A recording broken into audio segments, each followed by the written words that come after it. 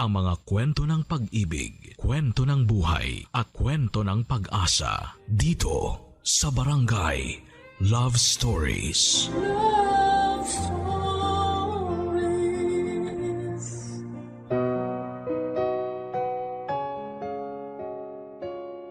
Ang kasal daw ay hindi parang kaning mainit na kapag napasok ka ay pwede mong iluwa.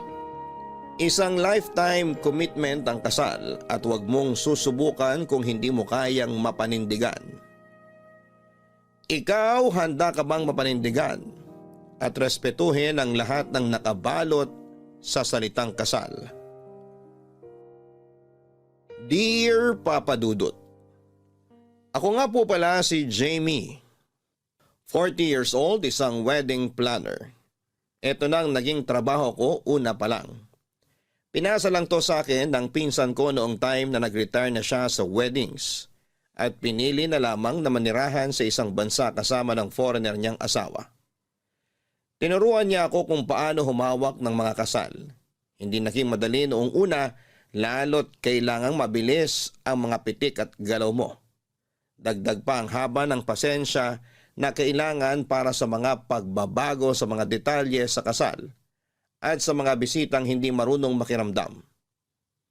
Mahirap ang buhay ng isang wedding planner. Puro lakaran, puro pakikipag-usap, puro pagpapasensya, at puro pagpapatawad. Hindi madali pero sa tuwing nakikita ko kung gaano kasaya ang mukha ng mga ikakasal ay parang nababawi rin kahit papaano ang hirap. Saka mo biglang susundutan na pwede pa sa susunod na kasal. Hanggang sa nakasanayan ko na ang buhay ng isang wedding planner. Wala na akong ibang nakitang trabaho na mas bagay sa akin kundi ito. Marami akong nalalamang kwento ng pag-ibig at napapaluha na lamang ako. Dahil kahit na hindi ko pa yon naranasan ay masaya na lang din na maging bahagi ng forever nila. Opo, single ako. Always the wedding planner, never the bride ang atake ng drama ko. Nakakatawang isipin na kaya kong planuhin ang kasal ng iba. Pero sarili kong kasal ay wala pa. Pero naisip ko na lamang baka hindi para sa akin ang kasal. Kaya ipinagpatuloy ko na lamang ang pagtatrabaho para sa forever ng iba. At ang isang hindi ko makakalimutan na pares na tinulungan ko ay sina Ron at Laika. Mas bata sa akin si Ron ng 5 taon at si Laika naman ay 10 taon. Nirefer sila sa akin ng dati kong kliyente. At sa kanilang dalawa iikot ang karamihan ng kwento ko sa inyo.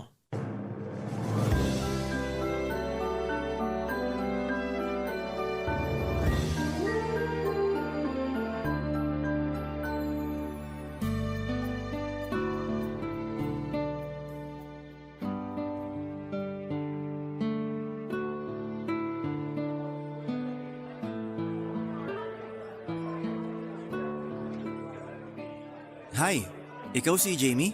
Hi! Oo, ako nga. Ron? Yes, Asan pala si Laika? mukhang malilate din. Hindi kayo sabay na pumunta rito? Ewan ko ron. Akala ko late na ako, mas late pa pala siya. Gusto mo ba hintayin natin siya o pwede na nating simulan yung usapan kahit na wala pa siya? Pwede namang introhan mo na lang ako sa mga plano. Pero wala rin naman akong say dyan. Si Laika pa rin ang masusunod. Siguro mas maganda na nandito na siya para hindi sayang ang laway ko. Okay. Magkwentuhan na lang muna tayo ng kahit na ano. Hindi naman siguro sayang sa laway yun, no? Pwede naman para komportable na tayo sa isa't isa. Matagal ka na ba sa trabaho mo? Oo. Halos 15 years na rin. Ang tagal na pala. Siguro umay ka na sa mga kasal, no? Sanay lang, pero hindi umay. Ang ganda kaya ng weddings, lalo kapag palitan na ng vows. Tapos kapag nagbibigay na ng messages ang mga mahal nyo sa buhay. Nakaka-touch. Magkaiba pala tayo. Ayoko ng kasal eh. Ha? Talaga ba? Eh bakit ikakasal ka ngayon? Sorry, na-late ako. May nakita kasi akong dress sa mall kanina. Natagalan ako mag-decide kung bibilin ko ba o hindi. Ang ending, binili ko pa rin. Pwede mo naman sanang balikan na lang yung damit after nitong meeting natin with Miss Jamie, di ba? Eh paano ko makuha ng iba? Tsaka wag ka nga. Pareho lang naman tayong late, no? Mas maaga ka nga lang ng konti sa akin. Di ba, Miss Jamie? Basta akong pinakamaaga sa inyong dalawa. Pasensya ka na ulit ha. Ayos lang yun. Basta wag lang kayo malilate sa mga susunod. Lalo na sa araw mismo ng kasal nyo kasi hirap na ako magpatawad nun. Basta wala akong makikitang mall bago ako pumunta ng simbahan. Siguradong hindi ako malilate. Simulan na nga natin para makauwi na rin. Nagmamadali kang umalis Parang wala kang ganang ayusin tong kasal natin. Naiinis lang kasi ako sa'yo. Sabi ko naman sa'yo na sabi na tayong pumunta rito. Pero nakuha mo pang mag-mall para maglakad-lakad. Tapos ang hirap mo pang tawagan. Mag-aaway pa ba tayo? Huwag mong sirain ang mood ko Kinakabahan na ako sa inyong dalawa. May kasal pa bang magaganap? Pasensya ka na Miss Jamie ha. Sagad kasi sa butong toyo nitong fiancé ko. Hayaan mo siya. Sorry Miss Jamie. Wala lang talaga ako sa mood. So inaamin mong kasalanan mo ngang lahat ng to. Wala akong aaminin kasi mali ka rin. Ren, edi tayong dalawang may mali rito. O sige na. Ako na lang ulit yung mali para tumigil ka na. Ako na lang ang mali para bago naman. Sorry sa joke ko. Wrong timing. Ayos lang yun Miss Jamie. Kami ang dapat mag-sorry kasi unang beses pa lang na nagkaharap-harap tayo tapos ganito pa yung nangyari. Sorry Miss Jamie, babawi na lang kami sa'yo. Promise, hindi kami tatawad sa mga i-offer mo na wedding package. Ay, bigla naman akong naging masaya sa sinabi mo. Sige, mag-away ulit kayo sa harapan ko next week, ha?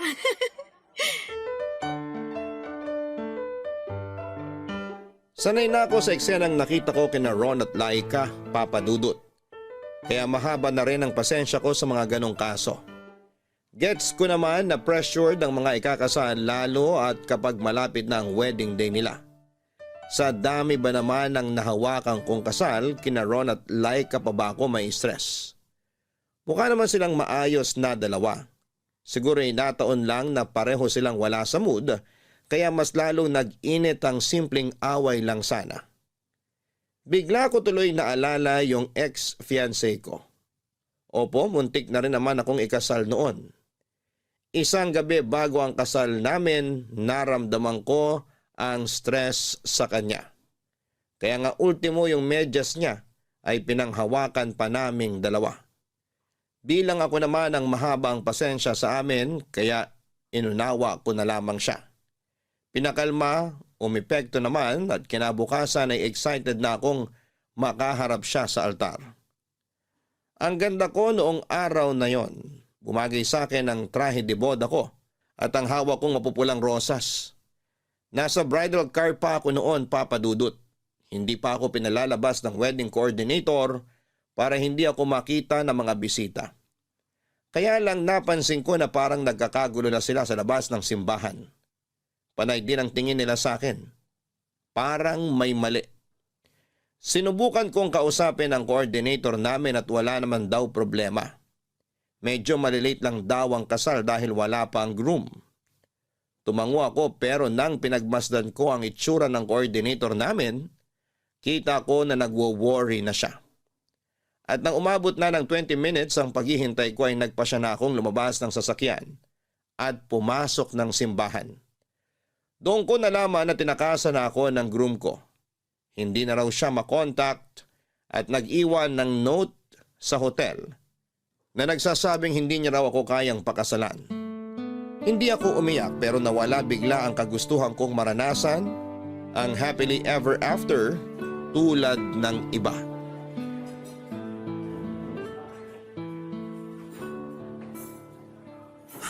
Sorry Miss Jamie, late na naman ako for the second time. Sorry talaga. Naku, okay lang. Kararating ko lang din naman. Nauna lang naman ako ng 10 minutes sa'yo. Umupo ka na. Malilate din siguro si Laika? Hindi. Anong hindi? Hindi siya makakarating. Uy, huwag mong sabihing hiwalay na kayo May mga nakausap na akong ibang wedding suppliers para sa kasal nyo. Hindi lang siya makakarating ngayon. Huwag kang kabado. May kasal pa rin na magaganap. Ay, akala ko naman kasi. May mga na-cancel bang kasal na hawak mo noon? Oo naman, normal yun. Paano yung bayad mo ron? Hindi ko na siningil. Masyado nang mabigat na hindi matutuloy yung kasal nila. Ayoko nang dumagdag pa sa mga pasani nila. Pero sayang naman ang effort mo sa pag-organize ng kasal nila. Tapos hindi matutuloy, di ba? May blessings pa rin namang dumarating pagkatapos noon, kaya okay na rin. Napakabait mo naman pala. Kung yung iba, baka i-post pa nila sa Facebook kapag hindi sila nabayaran. At naiintindihan ko rin naman sila ron. Siyempre, pinaghirapan din nila yung nalakarin. Masyado kang mabait. Baka kunin ka na sa itaas. Huwag mong sobrahan ha. Huwag mo namang ipagdasal. Pag kinuha ako ng maaga, wala na kayong mabait na planner. Sorry nga pala nung first time namin na nakaharap ka ha. Todo away pa kami ni Laika. Nakakahiya. Ayos lang yun. Normal yun sa ibang ikakasal. Ando na kasi yung pressure sa inyo eh. Huwag na lang natin pag-usapan. Pero teka nga, asan nga ba si Laika? Bakit hindi siya makakapunta? May kailangan siyang i-close na deal sa trabaho niya eh. Inuna niya yon. Pangdagdag din daw sa bayarin sa kasal namin. Sana pala nireschedule na lang natin tong meeting para naman may input din siya sa mapag-uusapan. Pinagkakatiwala naman niya sa akin tong meeting natin. I-guide mo na lang siguro ako. Wala akong alam sa ganito eh. Gets kita. Kadalasan kayo mga groom, umattend lang sa kasal ang gagawin nyo. Ang mga bride talaga ang mabusisi sa mga detalye. Hindi rin kasi ganun si Laika. Kahit ano lang meron, ayos na sa kanya. Basta may maganap lang na kasal. Maswerte ka naman pala. Hindi ka na mahihirapan sa kanya. Sana nga. So, simulan na natin? Paano ba? Ikaw bang mamimili sa isusuot na sapatos ni Laika? Ha? Hindi! Wala akong kinalaman sa sapatos niya. Natawa naman ako sa sinabi mo. Ay, sorry. Sabi ko naman sa'yo, wala akong alam sa ganito eh. Banu talaga. Sorry. Alam mo, ganito na lang. I-reschedule ko na lang tong meeting natin. Dapat kasama na si Laika. Baka kasi kung ano pang masabi mo ngayon. Mas mabuti pa nga. Pero babayaran ko na lang tong araw na kinita mo ko. Wag na. Wala rin naman akong ginagawa sa bahay kaya gusto ko rin namang lumabas. Bayaran mo na lang ako ng kwentuhan. Nako, kung kwentuhan lang pala ang bayad sa'yo, yayaman ka sa akin. So, simulan na natin? Paano ba? Ano bang size ng sapatos mo? Palong-palo ang sense of humor ni Ron sa akin, Papa Dudut. Kaya nasulit ko rin na lumabas ng bahay kahit kinailangan kong i-reschedule ang meeting namin para sa kasal nila ni Laika. Aaminin ko nung una ko siyang nakilala dahil nga cold at stressed siya noon. Hindi ko natipuhang makipag-usap masyado sa kanya. Nadagdag pa yung away nila sa harapan ko. Pero dahil nga relax lang si Ron noong second meeting namin ay kaya doon ko nakita na ayos din naman pala siya. Tulad ng ibang tao ay may mood lang siya na hindi maganda dala rin ng nakaka-stress na mga pangyayari sa paligid niya. Naintindihan ko na, napahaba nga ang usapan namin. Naparami pa ang orders namin ng pika-pika. Kahit busog na kami noon ay panay pa rin ang order niya. Libre na lang daw niya. Yun na lang daw ang kabayaran para sa pag-reschedule ng meeting. Sabi ko naman ay ayos lang talaga. Pero mapilit siya. Inabot kami ng ilang oras sa restaurant na yon. Kung ano-ano na lamang ang napag-usapan namin.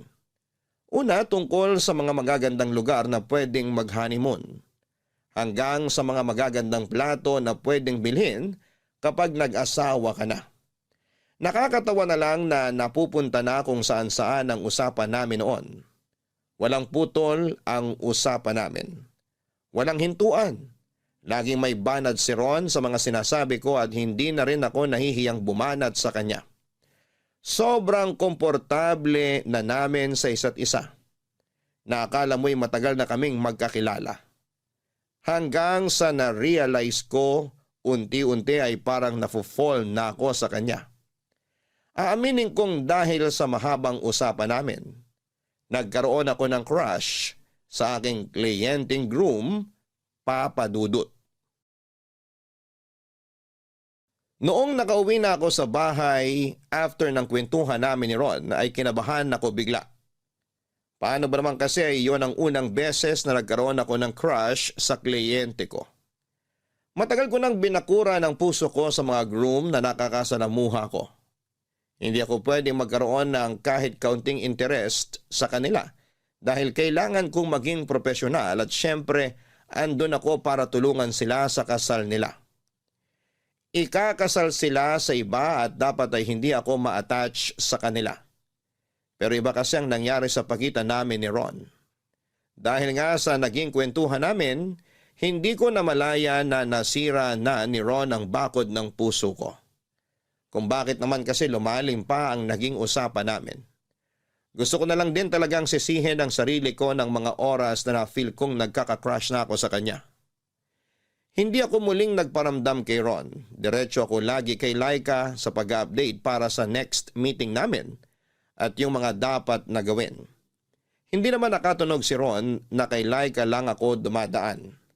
Kasi napag-usapan naman na namin na si Laika ang una kong dapat na makausap. Siya kasi ang bride. Siya ang mas nakakaalam sa dapat gagawin sa kasal. Mabuti na lang at gumana ang excuse na yon, Papa Dudut. 2 linggo din akong hindi nagparamdam kay Ron. Hanggang isang gabi ay nagulat na lamang ako na may tumawag sa akin. Hindi nakasave ang numero, inakala ko noong una na magdi-deliver yon ng parcel o baka bagong kliyente at mag-i-inquire sa rate ko bilang planner. Nagulat na lamang ako nang marinig ko ang boses ni Ron. Biglang kumabog ng malakas ang dibdib ko. May epekto pa rin pala siya sa akin. Akala ko natunaw ko na ang nararamdaman kong interest sa kanya dahil 2 linggo na rin kaming hindi nakapag-usap at nakapagkita. Ginulat mo naman ako, Ron.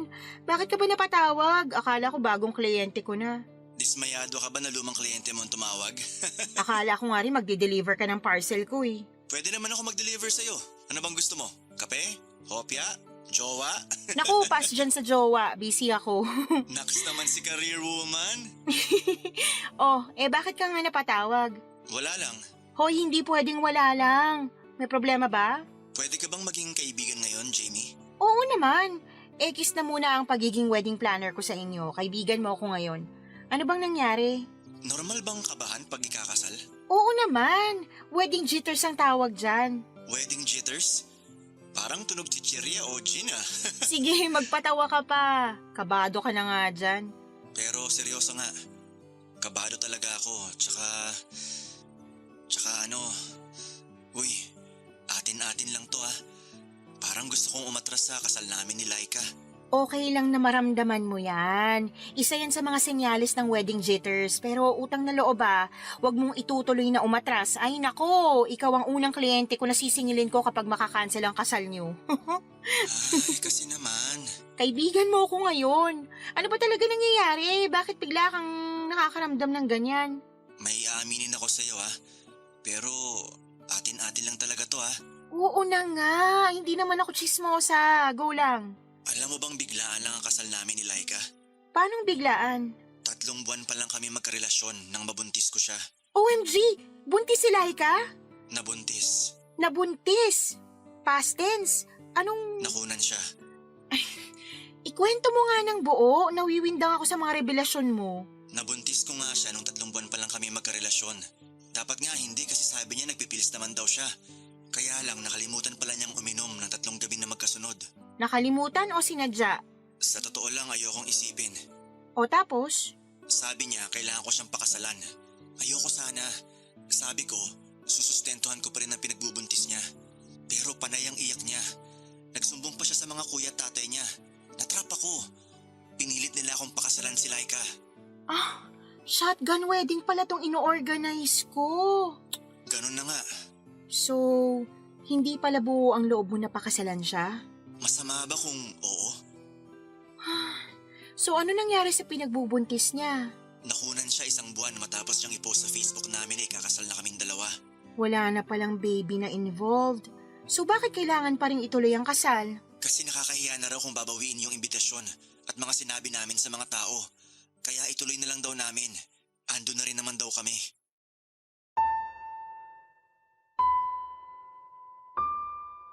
Ramdam ko noon ang bigat sa boses ni Ron habang nagkukwento. Ang hirap naman pala ng pinagdadaanan niya. Kaya naman pala noong unang beses ko silang nakilala ay napansin ko kaagad na parang wala siyang amor kay Laika. Kaya naman pala, napailing na lamang ako at lihim na nakaramdam ng inis kay Laika. Alam kong biktima rin si Laika ng sitwasyon pero dahil nga may crush ako kay Ron, kaya wala akong ibang napagbuntunan ng inis ko noon kundi si Laika. Doon nga rin inamin sa akin ni Ron na nawala na siya ng pagmamahal kay Laika, lalo't nakikita na nito ang totoong ugali ng fiancé niya. Masyado raw possessive at lagi na lang nakikipag-away. Mapagmataas at palaging pinamumukha kay Ron na mas mataas ang pinag-aralan niya at trabaho.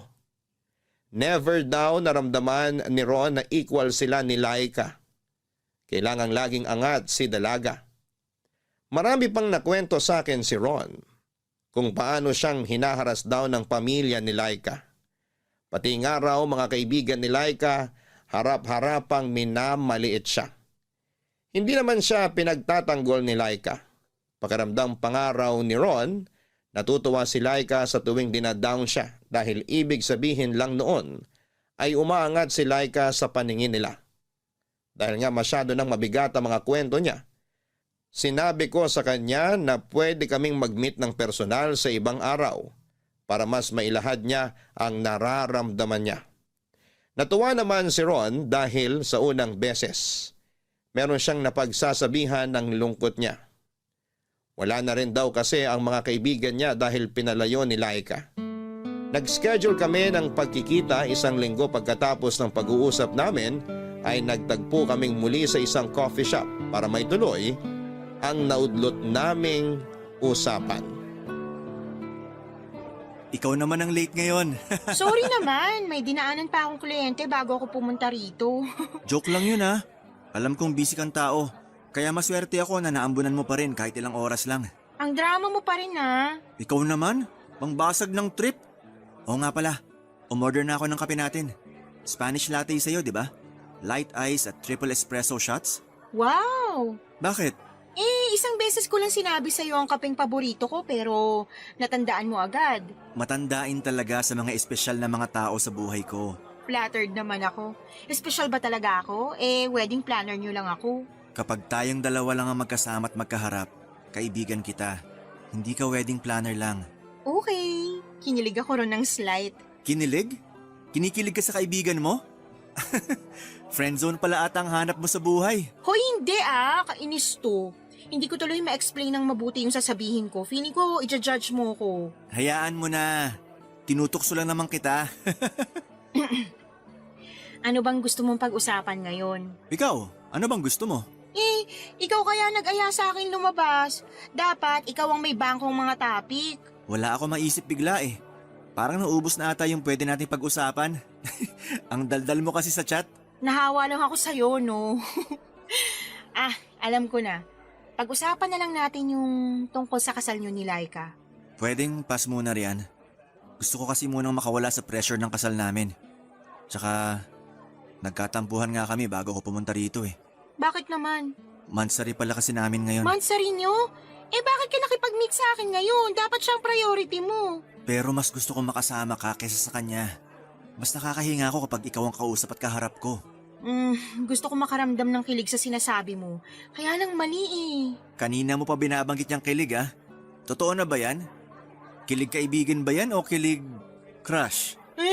Grabe sa crush ha. 40 na ako. Ikaw lagpas 30 ka na. Dapat wala na yung ganyan. Lolo ko nga kinikilig pa rin sa paglalambing ng lola ko eh. Wala sa edad yan. So ano nga? O sige na, aamin na ako.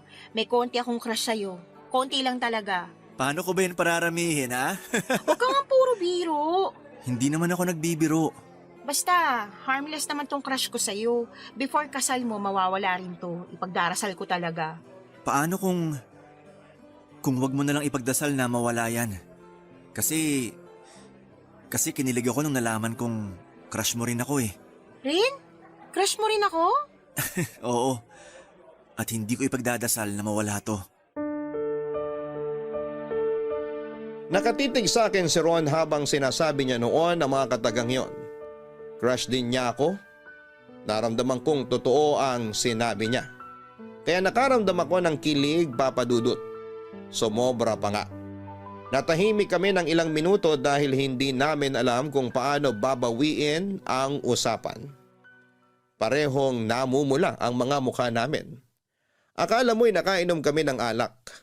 kung hindi kami tinawag ng barista para sa mga kapeng in-order ni Ron, hindi kami makakahinga ng maayos.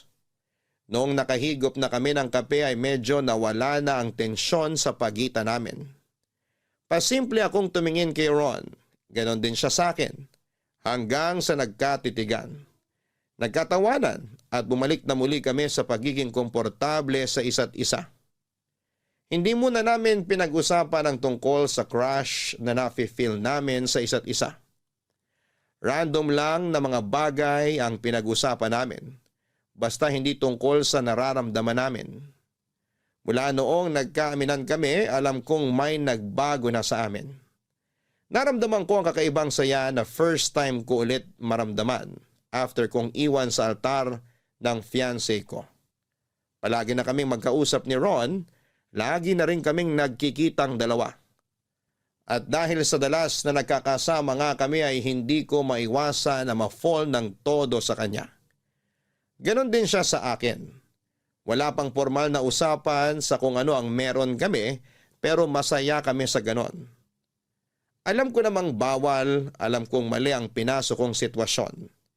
Pero hindi ko mapigilan ang sarili ko na lumapit kay Ron, lalo't siya ang bumuhay muli sa puso ko. Ang tagal ko nang pinatulog ang puso ko. Laging takot na sumubok magmahal ulit. Pero pagdating kay Ron ay nagbago ang lahat. Kaya kahit mali ay sige pa rin ako. Masaya naman na nakabangon muli ang puso ko. Nagpatuloy ang maling ugnayan namin ni Ron. At nung tumagal ay naging klaro na ako sa sitwasyon namin.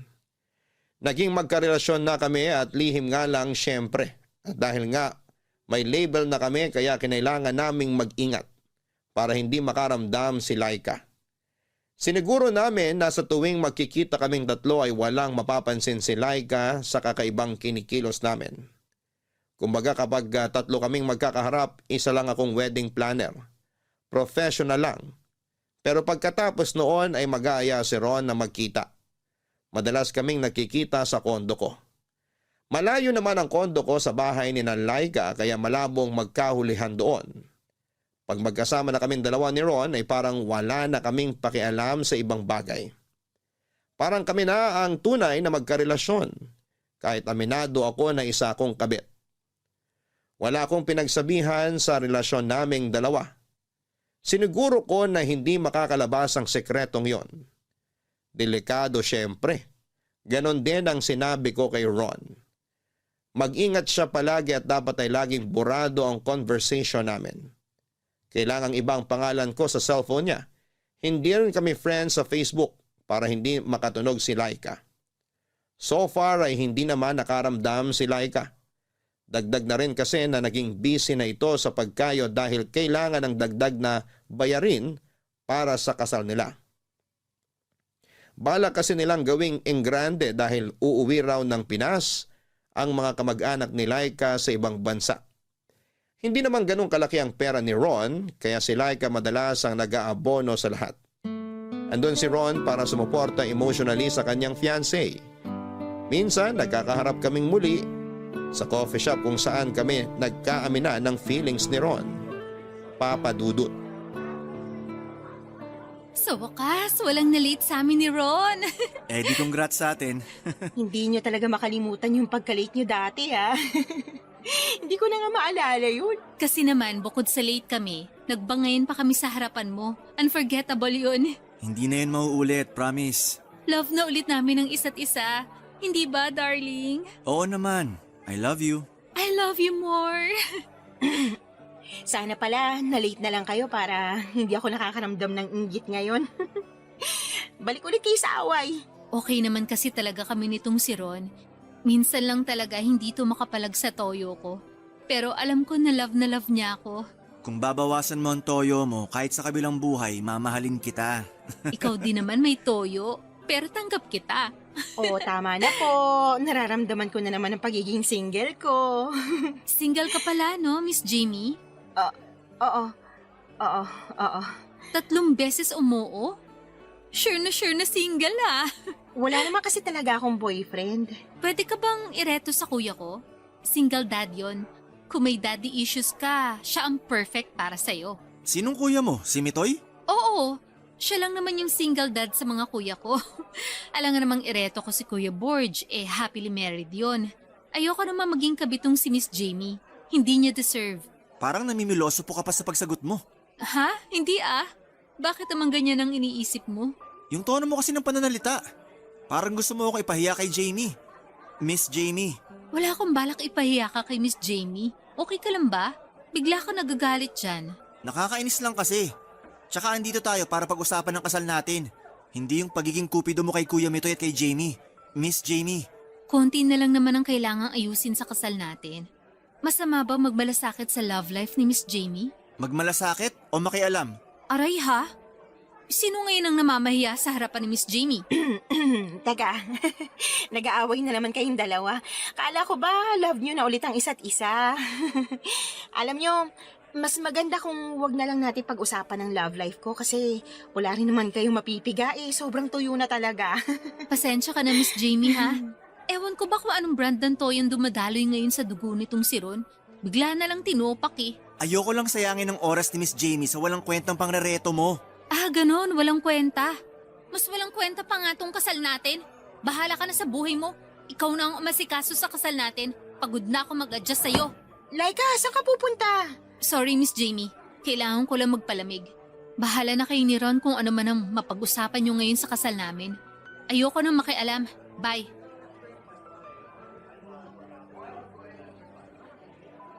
Bakit naman ganun ang trato mo kay Laika? Nagselos ako Masisisi mo ba ako? Nirereto ka niya sa kuya niya. Ayoko nun. Akin ka lang.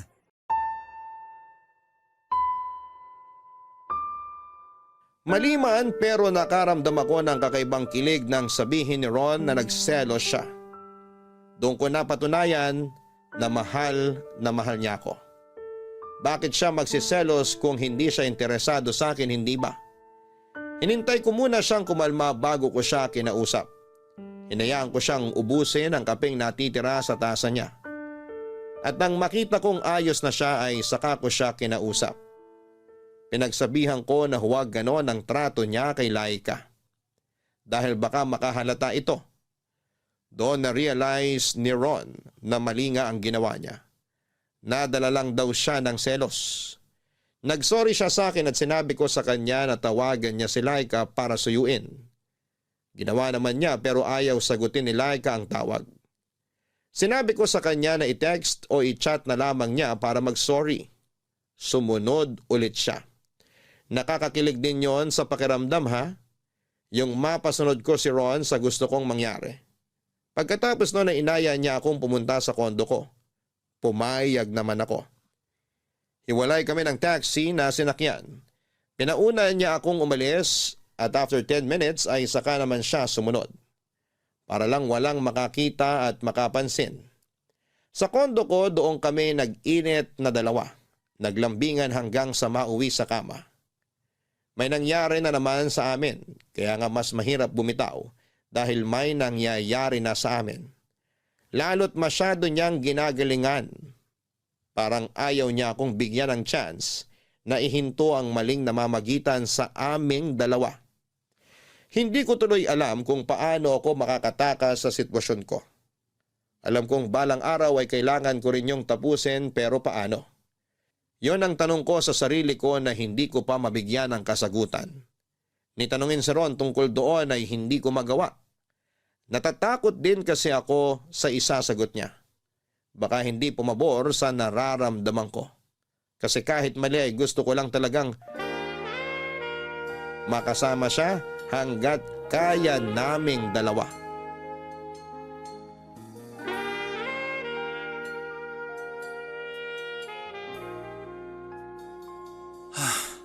Grabe ka. Masyado mo namang ginalingan. Ano bang vitamins mo? Bakit ang tibay mo sa kama? Kailangan kong galingan kasi bad mood ka kanina Mukhang next month na ako mapabad mood nito. Sinobrahan mo Thank you Para bang panghani mo ng galing ko? Parang nag-alangan ka ron kapag naririnig ko lang kahit anong term sa kasal para akong kinikilabutan. Kasi Alam mo naman na kung bakit. hindi ka ba Handang pakasalan si Laika? Alam mo na rin ang sagot dyan. Meron akong isang tanong na hindi ko talaga alam ang sagot. Ano yun? Paano na tayo? Kahit ako hindi ko alam ang isasagot dyan. Paano kapag kinasal na kayo ni Laika? Paano na tayo? Hindi ko rin alam. Gusto ko rin kasi ng klarong sagot. Kung meron man akong klarong isasagot sa'yo, yun ay yung mahal kita. Mahal na mahal. Pero hindi sapat para ako yung iharap mo sa altar. Hindi ko rin kasi alam kung paano to lulusutan, Jamie. Alam ko. Tumatawag si Laika. Teka, sasagutin ko lang. Huwag ka munang maingay. Okay. Hello, Laika? Hello, Ron? Saan ka? Hindi ka na ba galit sa akin? Hindi na. Sorry sa mga nasabi ko kanina, ha? Hindi ko sinasadyang ipahiya ka sa harapan ni Miss Jamie. Ayos lang yon. Sorry din ha. Sana hindi na tayo mag-away. Alam mo namang hindi ko matiis na magkaaway tayo. Ako rin naman eh. Nasaan ka ba? Ako? Andito sa mall. Kasama yung kumpare ko. Pwede bang umuwi ka na? Pwede naman. Pero okay lang bang mamayang 6 PM na lang ako umuwi? Meron pa kasi kaming titingnan ng kumpare ko eh. Sige, okay lang. Pero dalian mo ha? Kasi nakabili ako ng bagong 90s. Gagamitin ko sana sa honeymoon natin. Pero hindi na ako makapaghintay na isuot ngayon para makita mo. Parang mas gusto kong makita kang walang suot. Sag-aabal lang yung 90s eh. Kung uuwi ka before 6 p.m., wala na akong isusuot nun. Sige, nasa bahay na ako ng 5:59 PM. Maghubad ka na. Ang pili mo talaga. O sige na, hintayin kita. Baliligo na ako. Dalian mo. I love you. I love you more. Bye!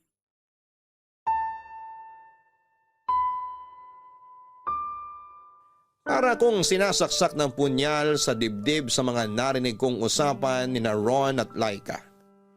Hindi nakatulong na naka-loudspeaker pa si Ron.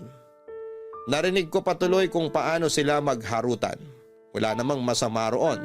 Engaged na sila. Sino ba naman ako, hindi ba isa akong kabit? Kahit sinabi pa ni Ron na ako ang mahal niya, pero hindi pa rin yon sapat para ako ang piliin niya. Hindi ko pinahalata kay Ron na nasaktan ako. Nakangiti pa rin ako sa kanya, ako pa ang nag-utos na mag-ayos na siya para makaalis na.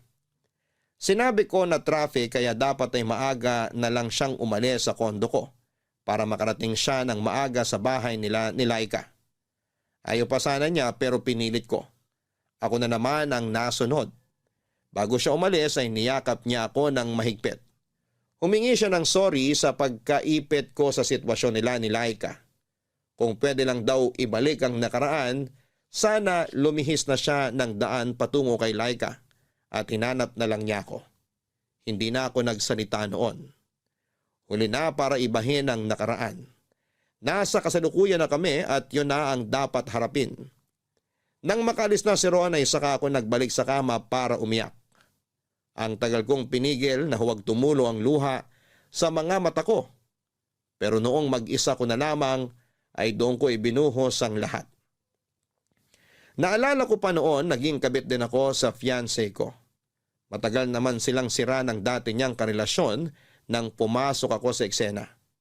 Mas naging klaro lang ang lahat para sa dati kong fiancé, ang lahat ng sumulpot ako sa buhay niya. Ako ang pinili niya at pagkatapos noon ay pinili rin niya akong pakasalan.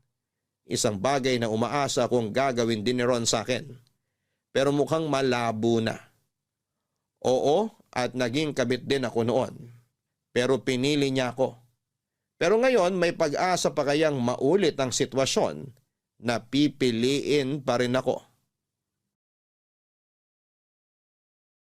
Palapit na nang papalapit ang kasal ni na Ron at Laika Papadudut at mas lalo lang din kaming napapalapit sa isa't isa ni Ron. Mas lalong lumalalim ang namamagitan sa amin. Maingat kami at wala pa ring nakakahalata pero nakakapagod din pala. Nakakapagod na palagi ka na lang nagtatago at palagi kang itinatago. Kailan nga kaya kami malayang makakalakad sa harapan ng mga tao? Nakakaumay na rin na sa kondo lang kami naging malaya.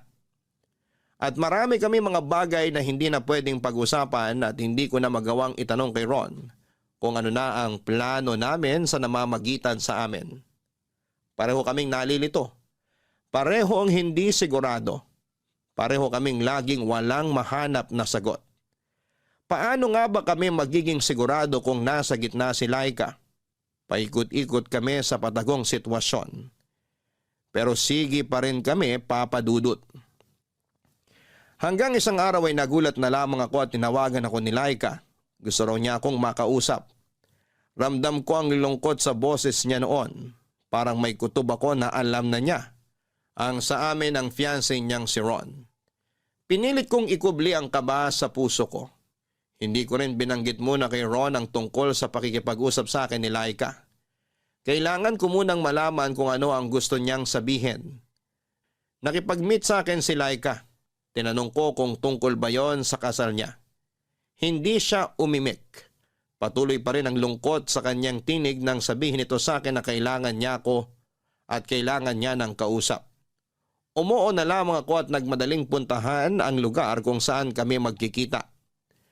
Nauna ako roon ng mahigit 30 minutos. Kailangan ko kasing paghandaan yon. Kailangan kong magpakalma at nang nakita ko na siyang lumapit sa akin ay doon na wala ang kalmadong itsura ko na pinaghirapan ko. Lalo na nung napansin kong mugto ang mga mata ni Laika, Papa Dudut. Laika, okay ka lang ba? Namumugto ang mga mata mo. Halata na ba? Gusto mo maghilamos ka muna para mabawasan yung pamumugto, tapos inom ka ng tubig para hindi namamagay ang pisngi at labi mo. Mukhang dehydrated ka sa kakaiyak eh. Teka, ikukuha kita. Huwag na, ayos lang ako. Kanina pa ako naghihilamos, wala na ring epekto. Sobrang bigat ba ng sasabihin mo sa akin? Pakiramdam ko. Ay, ito na naman. Naiiyak na naman ako. Iiyak mo lang, nandito lang ako. Makikinig ako sa'yo. Thank you, Miss Jamie, ha? Jamie na lang. Ituring mo ako ngayon bilang kaibigan, hindi bilang isang wedding planner nyo. Yun nga ang gusto ko mangyari eh. Maging kaibigan ka. Sana okay lang, ha? Oo naman. Wala kasi ako mapagsabihan ng nararamdaman ko eh. Natatakot ako magsabi sa mga kaibigan ko kasi ayoko ma-judge. Lalo na ng family ko. Tungkol saan bang sasabihin mo? Tungkol sa amin ni Ron. Bakit? Ano nangyari? Hiwalay na ba kayo? Parang papunta ng araw ni. Anong ibig mong sabihin? Kasi nararamdaman ko, lumalala na yung panlalamig niya. Lumalala? So ibig sabihin, matagal na siyang nanlalamig sa'yo? Oo. Sa'yo ko lang to sasabihin na. Kaya lang naman ako gustong pakasalan ni Ron kasi nabuntis niya ako nang hindi sinasadya. Tinakot siya ng family ko kaya napilitan siyang pakasalan ako. After nun, parang nawala na siya ng gana sa relasyon namin. Parang hindi niya na ako mahal. Buntis ka? Nabuntis. Nakunan din ako eh. Pero pinilit ko si Ron na ituloy pa rin yung kasal kahit nagmamakaawa na siya na wag na lang. Kaya nga, inako ko yung 90% na gastos ng kasal para hindi na siya umangal, para matuloy lang. Kasi ako naman may gusto nun eh. Bakit mo naman siya pinilit na ituloy pa yung kasal? Ramdam mo naman pala na yung panlalamig niya. Ikaw lang ang nahihirapan yan. Let go na. Kasi nakakahiya na kung babawiin ko pa. Pinagmalaki ko na nga sa Facebook, pati sa mga tiyahin ko sa ibang bansa. Inaasahan na nila makikita ako nakasuot ng wedding gown. Kung ako lang, hindi ko na lang itutuloy ang kasal. Makakahanap ka pa rin naman ng lalaking pakakasalan ka. Yung hindi na lang dahil nabuntis ka o dahil napilitan lang siya. Hintayin mo na lang yun. Promise, yung tamang lalaki para sa'yo, hindi man lalamig tulad ni Ron. Kahit naman nang lalamig si Ron, gusto ko pa rin siya eh. Siya lang talaga ang gusto ko. Kahit nga, nararamdaman kong hindi niya na ako mahal, nilalaban ko pa rin. Jamie, alam mo ba?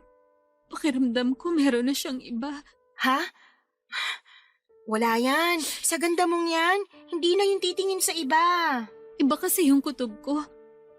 Nitong mga nakaraang buwan, lagi na lang siyang nakatutok sa cellphone niya.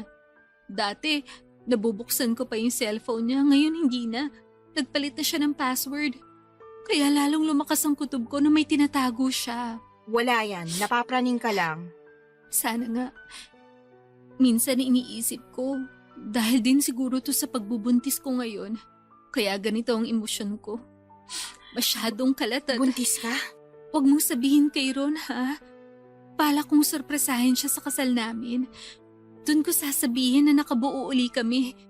Feeling ko, binalik ni Lord yung sanggol na nawala sa amin. Ang saya ko, Jamie. Pakiramdam ko, itong pagbubuntis ko mag-aayos sa relasyon namin ni Ron. Ano sa tingin mo?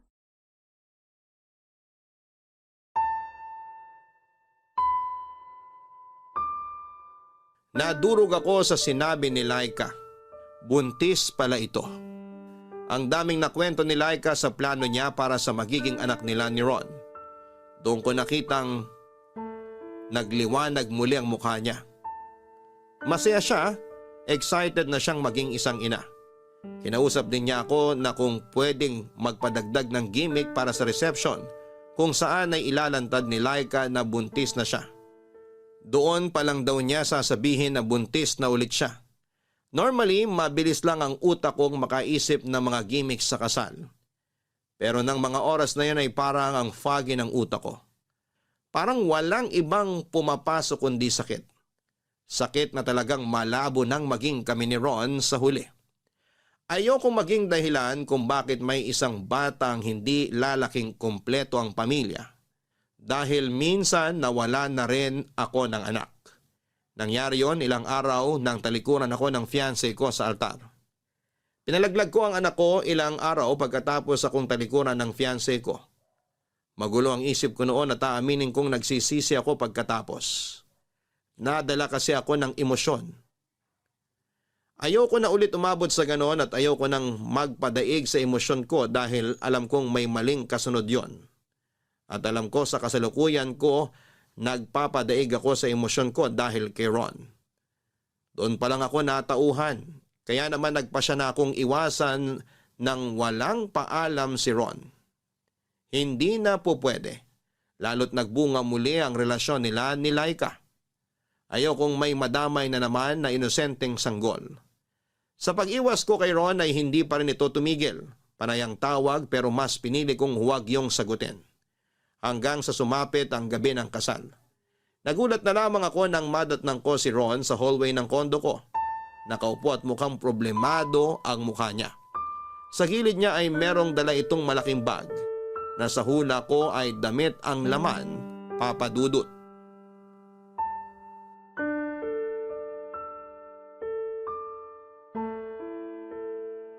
Anong ginagawa mo rito? Mag-usap tayo. Wala na tayong dapat pag-usapan. Bigla ka na lang nawala. Kasi ikakasal ka na. Bisperas ng kasal mo ngayon, oh. Dapat nandun ka kasama si Laika, hindi dito. Ayoko. Dito ang gusto ko. Ron, tapos na to. Bakit ba hindi naging klaro sa'yo tong pag-iwas ko? Ginagawa mo lang komplikadong lahat eh. Hindi na to magiging komplikado. Kasi ikaw ang pinipili ko. Nahihibang ka na. Umalis ka na nga. Hindi ako aalis. Hindi ko kayang mawala ka. Narealize ko lang lahat to nung hindi ka na nagpaparamdam sa akin. Para ko nababaliw. Huli na ang lahat, Ron. Binigyan kita ng ilang buwan para maging sigurado sa akin pero hindi mo ginawa. Duwag ka. Naduwag lang ako kasi hindi ko alam kung maibibigay ko sa iyo yung pag-ibig na kailangan mo. Hindi na ako marupok na madadala sa ganyang rasunan. Kung gusto mo ako may paraan. Kung ayaw mo, maraming dahilan. Oo. At nagdahilan ako nun kasi naguguluhan talaga ako. Ayoko masaktan kayo pareho ni Laika. Pero gusto mo safe ka. Kaya pinagsabay mo kaming dalawa. Hindi ko naman kasi intensyon na gano'n na mangyari. Wala nang mapupuntahan tong usapan natin. Hayaan mo akong kumbinsihin ka. Hindi na magbabagong isip ko. Bukas ng huling beses na makikita mo ako. Pagkatapos nun, ayusin mo ng relasyon mo kay Laika. Ayokong makasal kay Laika. Ikaw ang gusto kong pakasalan. Ikaw ang mahal ko, maniwala ka. Handa akong talikuran at kalabanin ng lahat. Huwag ka lang mawala. Wedding jitters. Nasabi ko naman sa'yo yun, di ba? Kabado ka lang at pressured sa kasal yun ni Laika kaya ka ganyan mag-isip pero lilipas din yan. Hindi na to wedding jitters, Jamie. Alam ko sa sarili ko na ikaw talaga ang pinipili ko. Alam mo kung sino dapat mong piliin? Ang mag-ina mo. Mag-ina? Sorry na lang kay Laika kung nasira kong sorpresa niya para sa kasal niyo bukas. Pero buntis si Laika. Buntis ang fiancé mo. Tumakas na lang tayo. Andito na lahat ng gamit na kailangan ko. Magsimula tayo sa malayo. Doon tayo bumuo ng sarili nating pamilya. Doon kita papakasalan. Magbabagong buhay tayo malayo sa nakaraan. Halika na, Jamie. Di ba mahal mo ako? Oo, mahal kita, Ron. Maniwala ka, mahal na mahal. Pero hindi na dapat eh. Meron kang ibang dapat mahalin. Sinalay kayo at ang magiging anak ninyo. Silang may karapatan sa'yo. At sana tanggapin mo yun kasi ako tanggap ko na eh. Wedding planner nyo lang ako. Hanggang doon lang ang pwede nating maging koneksyon. Pagkatapos ng kasal nyo bukas, magbabalik na ako sa mundo ko at ganun din kayo. Huwag na nating gawing komplikado to. Palayain mo na ako. Ayoko nang gumawa ng mali. Jamie, wag namang ganyan, please. Hindi ko kaya na mawala ka. Sa una lang tayo mahihirapan. Pero balang araw, hindi ka magsisisi na pinili mo ang mag-ina mo kaysa sa wedding planner nyo. Paalam, Ron. At best wishes sa'yo.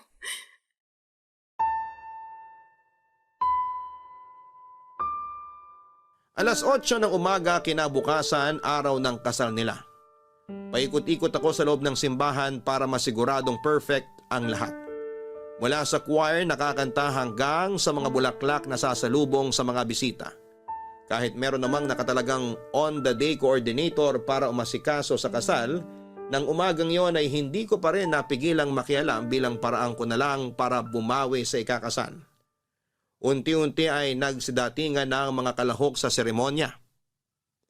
Mula sa mga flower girl hanggang sa mga dalagang abay, ayos na ang lahat. Dumating na rin si Ron, isang beses ko lang siyang tinapunan ng tingin, pero ramdam ko ang kakaibang lungkot nang mapatingin siya sa akin. Kinuha ko na lang ang tingin na yon bilang pamamaalam sa minsan naming pinagsamahan. Mabilis lang lumipas ang oras, maya-maya pa'y narinig na ang mga malamyos na tunog ng piano. Hudyat na lalakad na ang bride. Nasa gilid lamang ako noon at sinusubaybayan ang bawat hakbang ni Laika. Para akong naiiyak. Magkahalong pait at saya ang nararamdaman ko noon. Pait dahil hindi ako nagwaging makasama ang lalaking mahal ko. Pero saya dahil meron akong isang babaeng nabigyan ng chance sa pag-ibig. Nang magkaharap na sina Ron at Laika ay doon na pumatak ang mga luha ko. Lalo na noong tapunan ako ng tingin ni Ron. Hindi ko mabasa ang laman ng isip niya. Pero mabuti ng ganon.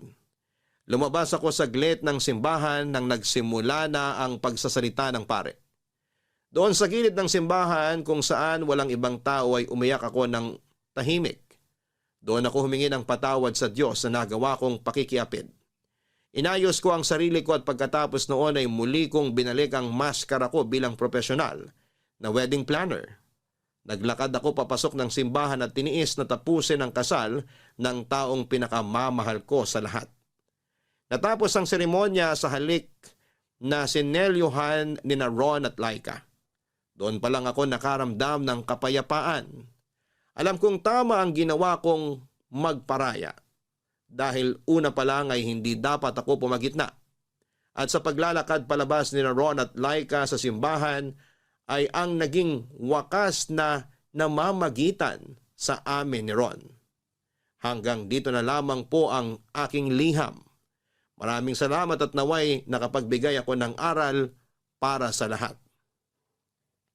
Ako ang inyong forever kapuso at kabarangay,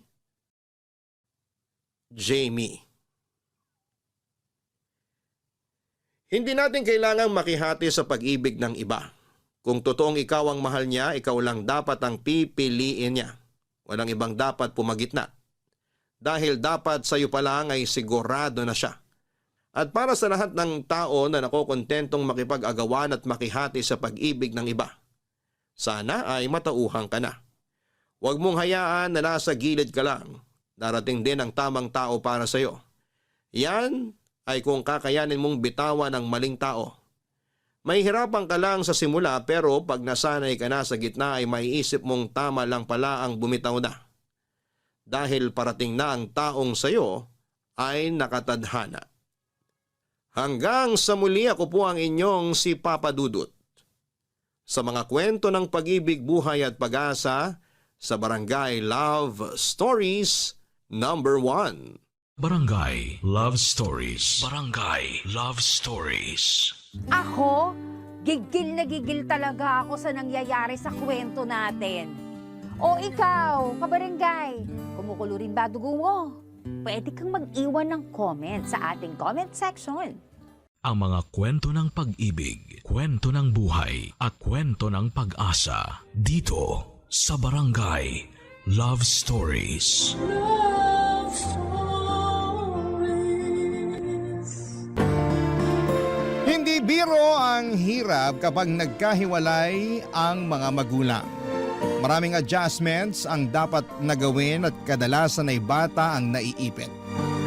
Ikaw, kabarangay, paano kaya sa tingin mo mapagtatagpo ang dalawang mundo ng dalawang magulang na nagkahiwalay? Pero kailangang magkalapit para sa anak na sa kanila ay parehong nakakapit. Dear Papa Dudut, ako nga pala si Joel, 35 years old at kakahiwalay lang sa naging girlfriend ko for almost 4 years. Siya pala si Cynthia. Kaedad ko lamang siya at meron kaming isang anak na 2 taong gulang pa lamang. Mahirap na desisyon ang makipaghiwalay sa nanay ng anak ko. Sino ba naman ang gustong mapunta sa isang broken family, hindi ba? Kaya lang ay hindi ko na matiis ang ugali ni Cynthia. Lagi niya akong pinaghihinalaan na may ginagawang hindi maganda. Palibasa noong time na naging kami ay malala pa ang trust issues niya dahil niloko siya ng dating boyfriend niya. Nagkaroon din sila ng anak pero nasa poder ng lalaki ang bata. Pinasa sa akin ni Cynthia lahat ng galit at tamang hinala niya sa kanyang ex-boyfriend. Noong una ay sinubukan ko namang tanggapin yon. Mahal ko eh. Kaya lang habang tumatagal ay nakakapagod din pala ang ganong klase ng sitwasyon. Nakadagdag din ang pagiging high maintenance niyang babae. Hindi siya nakontento sa kung ano lang ang kaya kong maibigay sa kanya. Alam naman niya na hindi ganong kalaki ang sahod ko. Galing kasi siya sa may kayang pamilya kaya hindi niya matanggap na maliit lamang ang naibibigay ko sa kanya. Yun madalas ang nagiging away din namin dahil nasasaktan ang pagkalalaki ko sa tuwing pinamumukha niya sa akin na hindi sapat ang naibibigay ko. Hanggang isang araw ay nakipaghiwalay na ako sa kanya, Papa Dudut. Biglaan lang ang lahat dahil napundi na ako sa pagbubunganga niya sa mga pagkukulang at mali ko. At dahil nga sa pakikipaghiwalay ko ay nagtanim siya ng galit sa akin at nakaapekto yon sa anak namin, Papa Dudut.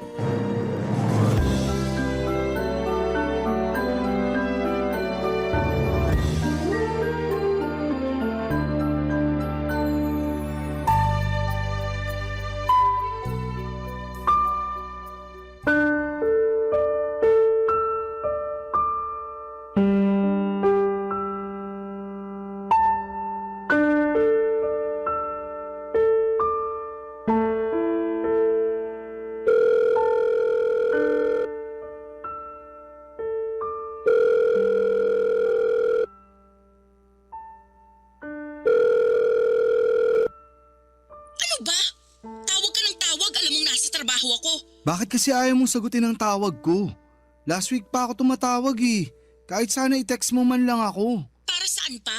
Hiwalay na tayo, di ba? Oo, hiwalay na tayo. Pero may anak tayo. Eh ano ngayon? Pwede bang maging mature ang usapan natin? Para na lang sa anak natin. Para sa anak natin? Sana naisip mo yan bago ka nakipaghiwalay sa akin. Hindi ko na kasi kaya ang ugali mo. Gustuhin ko mang magstay para sa anak natin. Pero nahihirapan na ako. At akala mo madali para sa akin na makisama sa ugali mo? O sige na, mali na rin ako. Tatanggapin ko na lang yun para sa anak natin. Puro ka na lang para sa anak natin, pero hindi ka naman nagpapakatatay sa kanya? Anong hindi? Sinusubukan ko naman dati pa. Hindi ako nagkulang sa sustento. Kulang na kulang ang sustento mo. Hindi sapat ang binibigay mo. Yan mismo ang dahilan kung bakit umayaw ako sa'yo. Hindi ka marunong makontento. Sino bang makukontento sa maliit na sustento mo? Alam mo kung magkano lang ang kinikita ko. Maliit na nga lang ang natitira sa akin. Sakto lang para may pangbili ako ng toothpaste at deodorant ko. Halos sa inyong mag-ina na pupunta lahat ng sahod ko. Dapat lang namang mapunta sa amin yun dahil obligasyon mo kami. sasabihin ko sa'yo, dapat hindi ka nakukontento sa maliit na sahod mo lalo't pamilyado ka na. Dapat nag-e-effort ka pa rin para maghanap ng trabaho na kayang bumuhay sa amin. Ginawa ko naman yun pero walang tumanggap sa akin. Kasi hindi naman ako nakapagtapos ng pag-aaral. Kaya hindi ko rin maiwan tong trabaho ko kasi ito lang ang tumanggap sa akin kahit hindi ako college graduate. Ang dami mong dahilan talaga. Hindi ka na uubusan.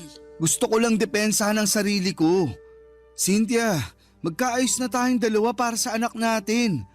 Maging maayos naman na sana ang pakikitungo natin sa isa't isa kahit hindi na tayo nagsasama. Huwag mong asahan na magiging maayos ang pakikitungo ko sa'yo kasi galit pa rin ako sa'yo. Baka naman pwedeng isang tabi mo man lang yung nararamdaman mong galit sa akin para naman makasama ko rin ang anak natin. At sinong nagsabi sa'yo na gusto ko pang ipakita sa'yo ang anak natin? Cynthia, ako ang ama niyan.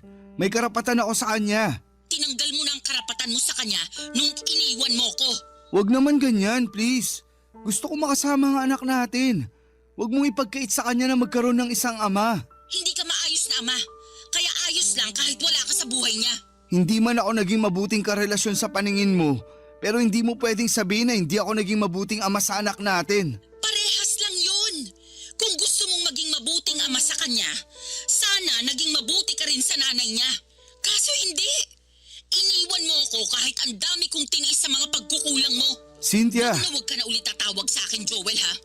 Hindi mo na pwedeng makita ang anak natin. Tapos na tayo, di ba? Tapos na rin ang koneksyon mo sa anak natin. Mangiyak-ngiyak ako sa katigasan ng loob ni Cynthia mula noong nagkahiwalay kaming dalawa, Papa Dudut. Pinagdamot na niyang makita ko ang anak namin. Nakiusap ako ng ilang beses para lamang ipasilip man lamang niya sa akin ang bata kahit nga video ko lamang sana pero ayaw niya. Nangutang ako ng malaking halaga para ibigay yon kay Cynthia pero tinanggihan niyang tanggapin yon. Hindi pa rin daw yon sapat. Ayaw niya talaga akong patawarin. Alam kong pinipersonal na lamang niya ako dahil sa pakikipaghiwalay ko sa kanya. Sinubukan kong lapitan ang mga kaibigan niya na nakilala ko at nakiusap sa kanila na baka pwedeng kausapin nila si Cynthia para lumambot na ang puso niya. Lahat sila'y walang nagawa, naging dahilan din yon para kagalitan niya ang mga kaibigan niya. Kaya mula noon ay hindi ko na sinubukang lapitan pa isa man sa mga malalapit sa kanya para maging tulay sa muling pagkikita namin ng anak ko. Napakasakit na hindi makita ang anak ko, siya na lamang ang buhay ko. Siya ang dahilan kung bakit nagawa kong tiisin ang ugali ni Cynthia dahil gusto kong buo kami. Pero may limitasyon din ang pasensya ng isang tao at sa huli mas pinili kong lumayo na lamang kay Cynthia kaysa naman sarili kong peace of mind ang mawala. Mas naging payapa ang buhay ko noong nagkahiwalay kaming dalawa. Pero malungkot ako dahil gusto kong makasama ang anak ko. Kaya lang ipinagkakait sa akin ni Cynthia. Palagi ako nakatambay sa subdivision kung saan ay nakatira si Cynthia. Mabuti na lamang at may kaibigan akong nakatira doon kaya malaya akong nakakapasok. Panay ang silip ko sa bahay ni Cynthia sa pag-asang makikita ko kahit saglit lang ang anak namin. Pero bigo ako. Isang araw hindi ko na natiis. Kumatok na ako sa bahay para personal na siyang harapin. Bala ko nang makiusap noon sa kanya ng harapan. Pero ibang humarap sa akin nang bumukas ang kanyang pinto. Papa Dudut.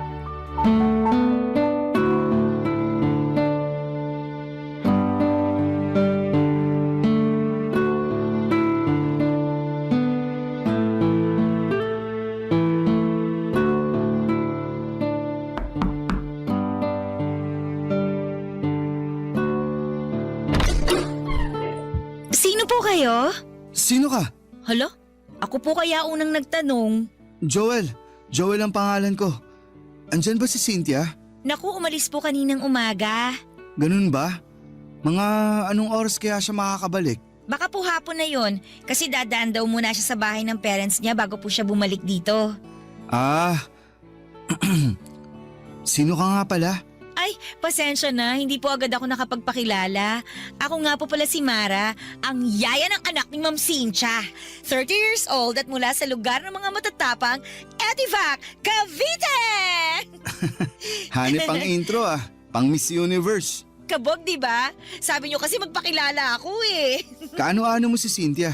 Ay, naku, teka lang po baka miyembro kayo ng Budol-Budol Gang ha? Kasi yung mga ganyang tanungan, napanood ko na yan sa balita eh. Hindi. Ay, ex-boyfriend ako ni Cynthia. Kayo po yung lagi niyang sinasabi na kampo ng demonyo. Naalala ko na. Kayo yung tatay ng anak niya. Ang sakit naman ng kampo ng demonyo. Pero sige, tatanggapin ko. Ganun ang tingin niya sa akin eh. Ang tindi nga po ng galit niya sa inyo. Ang dami niyang kwento tungkol sa inyo. Hula ko, wala siyang magandang nasabi tungkol sa akin no. Ang galing niyo naman pong manghula. Iniwalayan ko kasi siya, kaya sobrang bitter niya sa akin. Naiintindihan ko naman siya, kaya lang Kaya lang ano po? naiipit kasi yung anak namin. Doon ako nahihirapan. Ay, hindi po ba niya pinapakita sa inyong anak niyo? Mula nung nagkaiwalay kami, hindi na niya pinakita sa akin. Kahit makausapan lang po sa phone? Kahit yan, hindi pwede. Pinapahupa ko na muna ang galit niya sa akin. Pinagdarasal ko na lang na makamove on na siya agad para hindi na niya ipagkait sa akin yung anak namin. Mukhang matagal-tagal pa bago siya makamove on sa inyo, sir. Halos bumuga na nga ng apoy sa tuwing naaalala niya kayo eh. Mapagtanim din kasi ng galit yun. Hayaan mo na lang. Baka naman kasi minahal rin niya kayo ng sobra. Kaya nasaktan. Tapos naging bitter na dragon. Kaya nga eh. Minsan, pinagsisisihan ko rin na iniwan ko siya. Kasi mahal niyo pa ho, ano? Ay! Naiisip kong balikan siya para makita ko na yung anak namin. Sobrang desperado na ako, Mara. Gusto ko talagang makita kahit ilang minuto lang yung anak namin. Ay, paano kaya to? May naisip kasi ako pero baka mapag-initan ako ni Ma'am Cynthia kapag nalaman niya eh. Ano ba yun? Matutulungan mo ba ako para makasama ko ang anak ko? Hindi ko po may papangako, pero susubukan ko po na maipakita sa inyo yung anak nyo kapag wala po si Ma'am Cynthia dito. Kukunin ko na lang po yung number nyo, sir. Gusto mo lang ata akong maka-textmate eh. Hala si sir! May boyfriend po ako sa Cavite ha! Huwag kayong ganyan, loyal ako dun. Binibiro lang kita kasi masyado nang mabigat yung usapan natin eh. Sige, ito ang number ko. Pero palitan mo na lang ang pangalan ko para hindi makita ni Cynthia na nag-uusap tayo. Ay teka, sisave ko na po. Patingin nga po ulit. Ayan! Nasave ko na po yung number nyo. Ite-text ko po kayo mamaya ha. Salamat Mara Salamat. Sana matulungan mo akong makita ang anak ko. Hindi ko maitago ang saya ko nang makaharap ko si Mara. Nabuhayan ako ng pag-asa na muli kong makakapiling ang anak ko sa tulong ng kanyang yaya, Papa Dudut. Kinagabihan ay nag-text si Mara sa akin. Nakauwi na raw ang mag-ina ko. Kinuha niya ang Facebook account ko para isend ang pictures ng anak namin ni Cynthia. Palihim niyang ginawa yon habang nasa banyo ang ex ko. Yun ang unang beses na nasilayan ko ang mukha ng anak ko matapos siyang itago sa akin ng nanay niya. Kahit kasi sa Facebook ay hindi nagpo-post si Cynthia ng pictures ng anak namin. Kahit mga kamag-anak niya ay wala ring post tungkol sa kanilang mag-ina. Kaya hindi ko maitago ang sobrang gala ko nang sa wakas. Nakita kong muli ang anak ko kahit sa picture man lang. Sinabi sa akin ni Mara ang schedule ni Cynthia. Pinapadaan niya ako sa Huwebes dahil buong araw daw na wala si Cynthia dahil pupunta siya ng Pampanga para sa trabaho niya. May conference daw sila roon at gabi na siyang makababalik ng Maynila. Agad ako nag-leave ng trabaho para makasama ko ang anak namin.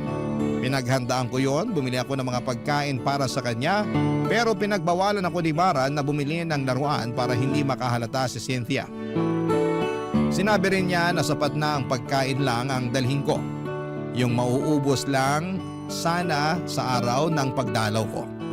Tinulungan ako ni Mara para makapagtago ng maayos kay Cynthia. Dahil oras na malaman ni Cynthia na nakakasama ko ang anak ko, ay baka mas lalo lamang siyang gumawa ng paraan para ilayo siya sa akin. Hindi ko yon makakayanan, Papa Dudut.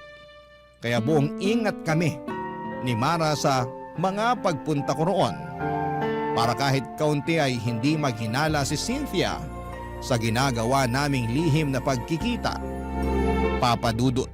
Barangay Love Stories. Barangay Love Stories. Papa Dudut, tubong Cavite nga si Mara. Sa mga sumunod na araw na pagdalaw ko ay marami na akong nalaman sa kanya. Meron na pala siyang anak na 6 years old mula sa kanyang ex-boyfriend. Nasa Cavite ang bata at nadadalaw niya kapag day off niya tuwing Sabado hanggang Linggo ng tanghali. May boyfriend din siya na kasama na niya sa bahay nila sa Cavite. Yun daw ang nag-aalaga ng anak niya. Mabait daw ang boyfriend niya at wala siyang masabing hindi maganda roon dahil siyang tumayo bilang ama ng anak niya. Nakita ko naman kung gaano niya pinagmamalaki ang boyfriend niya. Isang bagay na hindi nagawa sa akin ni Cynthia noong kaming dalawa pa lamang. Kinakahiya kasi niya ako noon dahil nga mas malaki ang kinikita niya at galing pa siya sa mayamang pamilya. Natatandaan ko pa, noong mga unang buwan na magkarelasyon kami ni Cynthia ay gusto niya sa dating kondo niya lamang kami magkasama. Ayaw din niyang mag-post kami ng picture na magkasama. Nasasaktan ako noon pero prangka naman niyang inamin sa akin na hindi ako gusto ng pamilya niya dahil may kaya nga sila sa buhay. Pero kahit na ganoon ay pinaparamdam naman sa akin ni Cynthia na minamahal niya ako. Pero atras abante lang din talaga siya sa relasyon namin.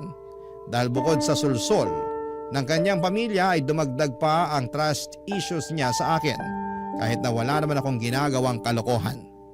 Kahit na hindi naging maayos ang trato niya sa akin ay never ko siyang niloko. Yun naman ang may pagmamalaki ko sa kanya hanggang dulo.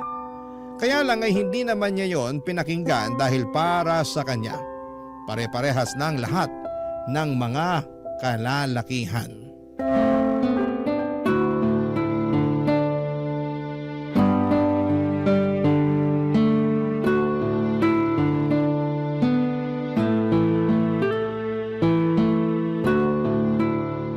Pinagod niyo po yung anak niyo, sir. Ang himbing kagad ng tulog, oh. Sorry na. Na-enjoy ko lang makipaglaro ulit sa kanya. Alam mo namang ang tagal ko nang hindi nakasama ang anak ko. Gets kita, sir. Ganyan din ako sa anak ko tuwing umuwi ng Cavite kapag day off ko. Parang ayoko nga patulugin para hindi matapos yung bonding naming dalawa eh. Ang sarap maging magulang, no? Mahirap pero masarap. Sinabi niyo pa, sir. Wag mo na nga akong tawaging sir. Halos magkaedad lang naman tayo. Tsaka close naman na tayo eh. Eh naku, nakakailang naman kung tatawagin ko lang kayong Joel. Hindi ako sanay. Tatay kayo ng inaalagaan kong bata. Pero hindi naman kita pinapasahuran. Kaya tanggalin mo na yung sir ha. O sige na nga, susubukan ko. Mara, salamat talaga ha. Naging tulay ka para makasama ko ulit ang anak ko. Alam mo, ilang beses ka nang nagpasalamat. Okay na nga yun. Masaya akong makatulong. Tsaka kailangan talaga ng bata na makasama din ang tatay niya. Sana ganyan din ang mindset ni Cynthia. Ay, kaso hindi eh. Dinamay niya yung personal na galit niya sa akin para hindi ko makita ang anak namin. Hintayin na lang nating makamove on si Ma'am Cynthia. Lalambot din yun. Parang hindi ko na nga inaasahan yan. Yung ex nga niya bago ako, hanggang ngayon sinusumpa pa rin niya. May mga ganong tao lang po talaga, mapagtanim ng galit. Kahit maliliit na pagkakamali, hindi niya kayang patawarin. Isang beses, alam mo ba, nakalimutan ko lang siyang batiin para sa mansari namin. Aba, hindi na niya yun pinalagpas. Lagi niyang sinusumbat. Keso wala raw akong pakialam sa relasyon namin. Eh, isang beses lang naman nangyari yun. Eh teka, may ganyang experience din ako kay Ma'am Cynthia. Minsan, nakalimutan ko ilabas yung basura. Ayun, mula noon may trust issues na siya sa akin. Halos oras-oras bago matulog, pinapaalala niya sa akin yung basura. Kahit hindi naman na naulit yun. Pero wala na siyang tiwala sa akin. Ang sabi niya, mauulit pa raw yung pagkalimot ko. Aabangan daw niya yon at ipamumukha niya sa akin. Ganyan nga siya. Gusto niyang mapatunayan lagi na tama siya. Kaya babantayin niya lahat ng galaw mo para makahanap ng butas. Gusto niyang may paglaban na hindi siya nagkakamali ng iniisip tungkol sa'yo. Ay, nakakapagod yun. Buti nga natiis niyo eh. Ikaw din naman, natiis mo siya. Wala naman po akong choice kundi magtiis. Malaki kasi ang pasahod niya sa akin eh. Hindi naman alagain yung anak niyo.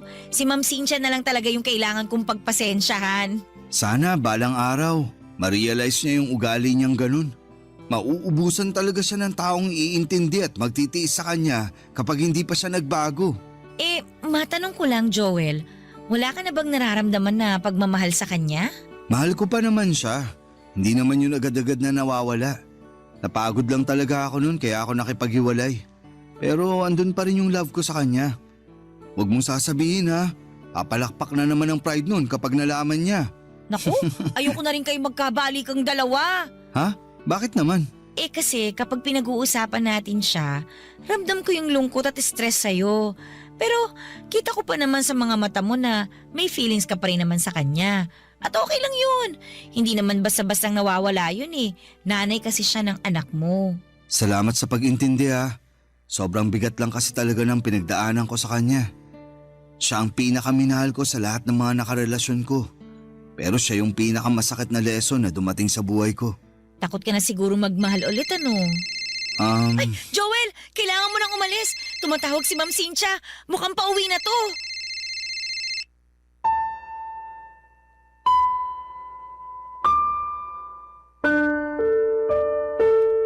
Nagpanik kaming dalawa ni Mara dahil nabaga ang pag-uwi ni Cynthia. Pinagdadampot ko na lamang lahat ng kalat at pagkain na pinagsaluhan namin ni Mara at ng anak ko bago ako lumabas. Nagmadali akong pumunta sa bahay ng kaibigan ko sa subdivision na yon. Doon muna ako magpapalipas bago ako mag-book ng masasakyan. Kailangan munang makauwi ni Cynthia bago ako lumabas ng subdivision para hindi kami magkasalubong na dalawa.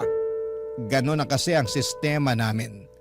Napakiusapan ko naman ang kaibigan ko. Naintindihan niya ang sitwasyon ko lalo't saksi siya sa naging relasyon namin ni Cynthia.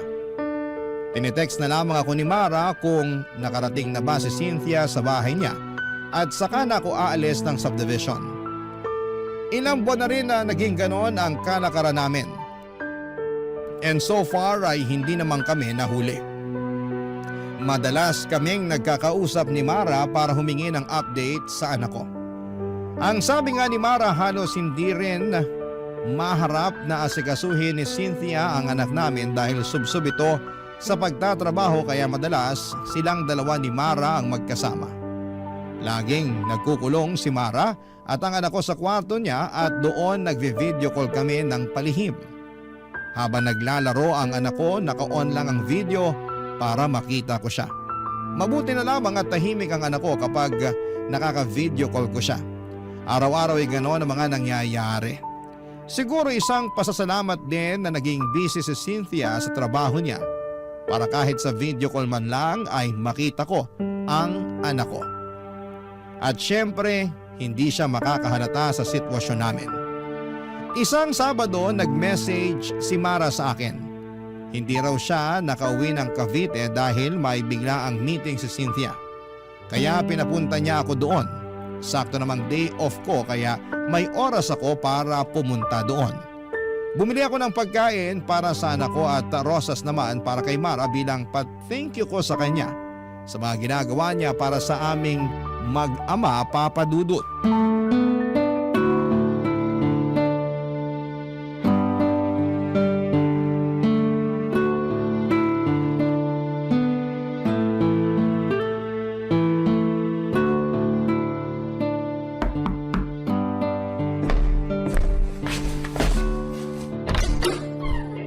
Oh, Joel!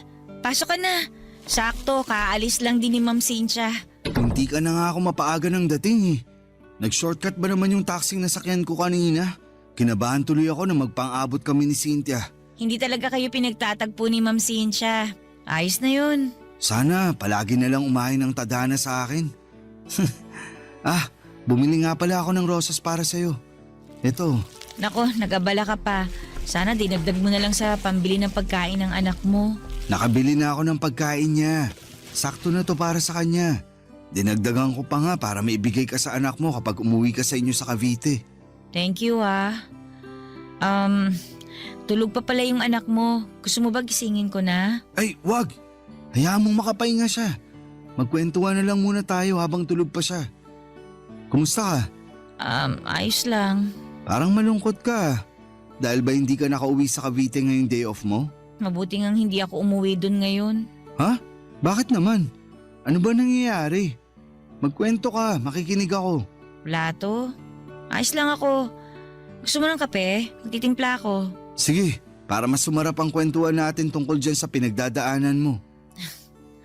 Ayos nga lang ako, Joel. Huwag mo na akong intindihin. Gusto kong makabawi sa'yo sa lahat ng tinulong mo sa akin. Kung makakabawi ako sa pakikinig, andito ako. 2 tenga, nakasanla sa'yo. Ang kulit mo Okay nga lang ako. Kahit sinasabi mong okay ka, halata naman sa mga mata mong hindi. Di tama nga ako. Ay, ano ba nangyari? Kasi nakikipag-iwalay na sa akin yung boyfriend ko Sabi niya, hindi na raw niya kaya na 1 beses lang sa 1 linggo kami magkita. Natatakot daw siya na baka may makilala ako dito sa Maynila. Napipili niya ako kung trabaho ko raw o siya. Anong sinabi mo? Sabi ko pag-iisipan ko. So may chance na iwan mo ang trabaho mo rito para sa kanya? Oo, kasi mahal niya yung anak ko Mabait naman siya. Mahal mo ba? Parang. Hindi mo naman pala mahal pero bakit nagstay ka sa kanya? Kasi bihira na lang yung maayos na karelasyon ngayon Maswerte ako na nakilala ko siya kasi minahal niya ako tapos damay pa yung anak ko. Naiintindihan kita. Nakakalungkot lang kung sakaling pipiliin mong iwan tong trabaho mo para sa kanya. Hindi pa naman ako sigurado sa magiging desisyon ko. Gusto ko pa rin naman tong trabaho ko, lalo na't napamahal na rin sa akin yung anak niyo ni Ma'am Cynthia. Salamat ha. Bilang magulang, masarap sa pandinig yung sinabi mo. Napakaswerte ng boyfriend mo sa'yo. Sana lang huwag kanyang i-pressure na mamili. May karapatan ka pa rin namang magdesisyon para sa sarili mo. Thank you Pwede bang payakap? Parang kailangan ko lang kasi ngayon. Sige. Halika rito. Kailangan ko rin naman ng yakap ngayon Papadudot, nagkayakapan kami ni Mara. Inakala kong sandali lang yon para medyo gumaan ang pakiramdam niya. Pero hindi siya kaagad bumitaw. Nakayakap siya ng mahigpit sa akin at kasabay noon ay nadinig ko ang pag-iyak niya. Halatang naguguluhan at nahihirapan siya sa problemang kinakaharap niya. Aaminin ko na pagyakap niyang yon ay may naramdaman akong kakaiba. Nakaramdam ako ng init sa katawan ko. Lalo na noong dinidikit pa niya ang bandang dibdib niya sa akin. Papadudot, tinawakan ko ang kanyang buhok at hinaplos-haplos yon para doon mabaling ang atensyon ko at hindi ako makagawa ng hindi maganda. Pero sa ginawa kong yon ay mas lalong dumikit sa akin si Mara. At nang kumala siya sa pagkakayakap sa akin ay agad niya akong hinalikan. Ako naman, Papadudot, ay nagpaubaya. May nangyari sa aming dalawa sa sala ng bahay ni Cynthia. Mabilis lamang yon dahil natakot din kami na biglang dumating si Cynthia. Nang matapos kami, nakayakap pa rin si Mara sa akin at sinabing yon ang unang beses na nakaramdam siyang muli ng saya. Sa piling ko lang daw niya naramdaman yon. Napangiti ako at aaminin kong magaan din ang loob ko kay Mara at nakikita ko siyang mabuting tao base na rin sa kanyang pananalita at kung paano niya kami asikasuhin ang anak ko. Pagkatapos noon ay tinawagan niya ang boyfriend niya at sinabing hindi na niya iiwan ang trabaho niya sa Maynila. Nakaramdam ako ng tuwa sa mga nalaman ko. Dahil kahit papaano, may magiging paraan pa rin ako para makasama ang anak ko. Dahil syempre oras na umalis si Mara ay mapuputol na ang pagkikita namin ng anak ko, Papadudot. Barangay Love Stories. Barangay Love Stories. Nakipaghiwalay na nga ang boyfriend ni Mara sa kanya, Papa Dudut. Mabilis lang naman yung tinanggap ni Mara dahil alam niyang hindi naman niya mahal ang lalaking yon. Alam niyang nadaan lamang siya sa kabutihan nito at sa ipinakita niyang pagmamahal sa anak niya. Doon na kami malayang nagkaroon ng lihim na relasyon. Yun nga lang ay nilihim namin ang lahat ng yon hanggat hindi pa natatanggap ni Cynthia ang hiwalayan naming dalawa. Hindi ko pwedeng sabihin sa iba ang namamagitan sa pagitan namin ni Mara. Alam kong mas lalo lang magtatanim ng sama ng loob sa akin si Cynthia kapag nalaman niyang kasambahay niya ang pinatos ko. Naintindihan naman yon ni Mara at sinabi sa akin na walang problema sa kanya kung patago muna kami dahil alam niya ang ugali ng ex-girlfriend ko. Napadalas na ang pagpunta ko kina Cynthia. Kahit andon si Cynthia ay nagagawa ko pa rin makipagkita kay Mara. Doon nga lang kami sa bahay ng kaibigan ko nagtatagpo kapag tulog na si Cynthia. Madalas nga, kapag dumadalaw na ako sa bahay ni Cynthia, hindi ko na halos nakakasama ang anak ko kasi mas madalas na kaming magkaharutan ni Mara. Nananabik din kasi ako sa feeling na merong nagmamahal sa akin. Pero hindi naman namin pinapabayaan ang anak ko ha, ikaklaro ko lang. Siyempre alam niyo naman na siguro yung pakiramdam ng mga unang buwan ng relasyon, hindi ba? Kumbaga nakaikot lang kayo sa mundo ng bawat isa at ini-enjoy ang lambingan at saya. Ganon ang nangyayari sa amin noon ni Mara.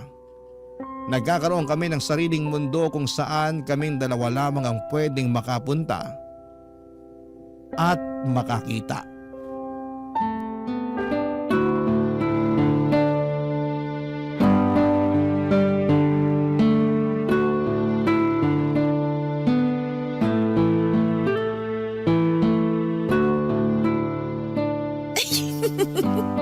Huwag mo naman masyadong pisilin yung tabako sa tiyan. Huwag mo na akong pigilan.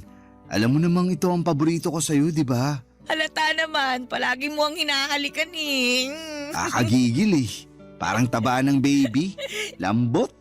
Hawak nga ulit. Ikaw talaga, tama na nga, nakikiliti na ako. Ang hirap magpigil. Ikaw kasi, nag-crop top ka pa. Mas lalo ko tuloy nakita ang bilbil mo. Teka nga, magja-jacket na lang muna ako para tumigil ka na. Wag na. Ganyan ka na hanggang kabagin ka.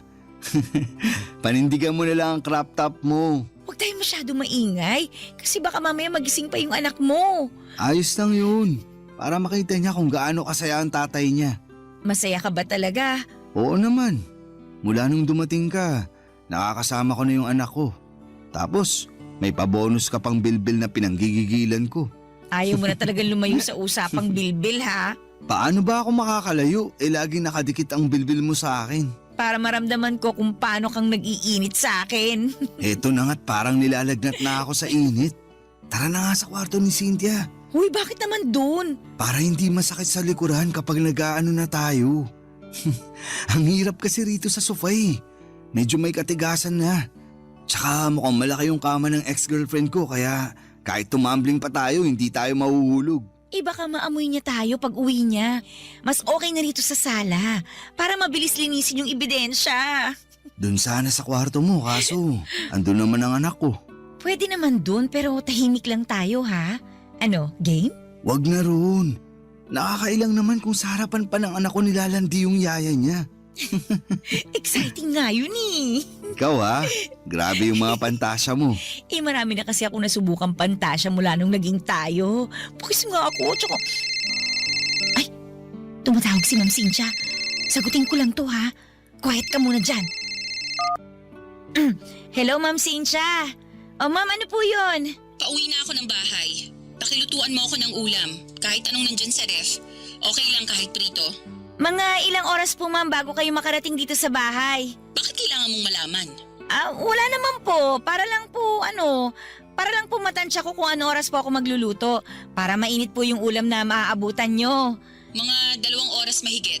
sa kapalitan mo na rin yung bedsheet ko. Nangangati ako ron eh. Sige po ma'am. Meron pa po ba kayong ipapagawa? Wala naman na. Asikasuhin mo na lang yung mga pinapagawa ko. Bye. Joel, Ano yun? tara na dun sa kwarto ng ex-girlfriend mo.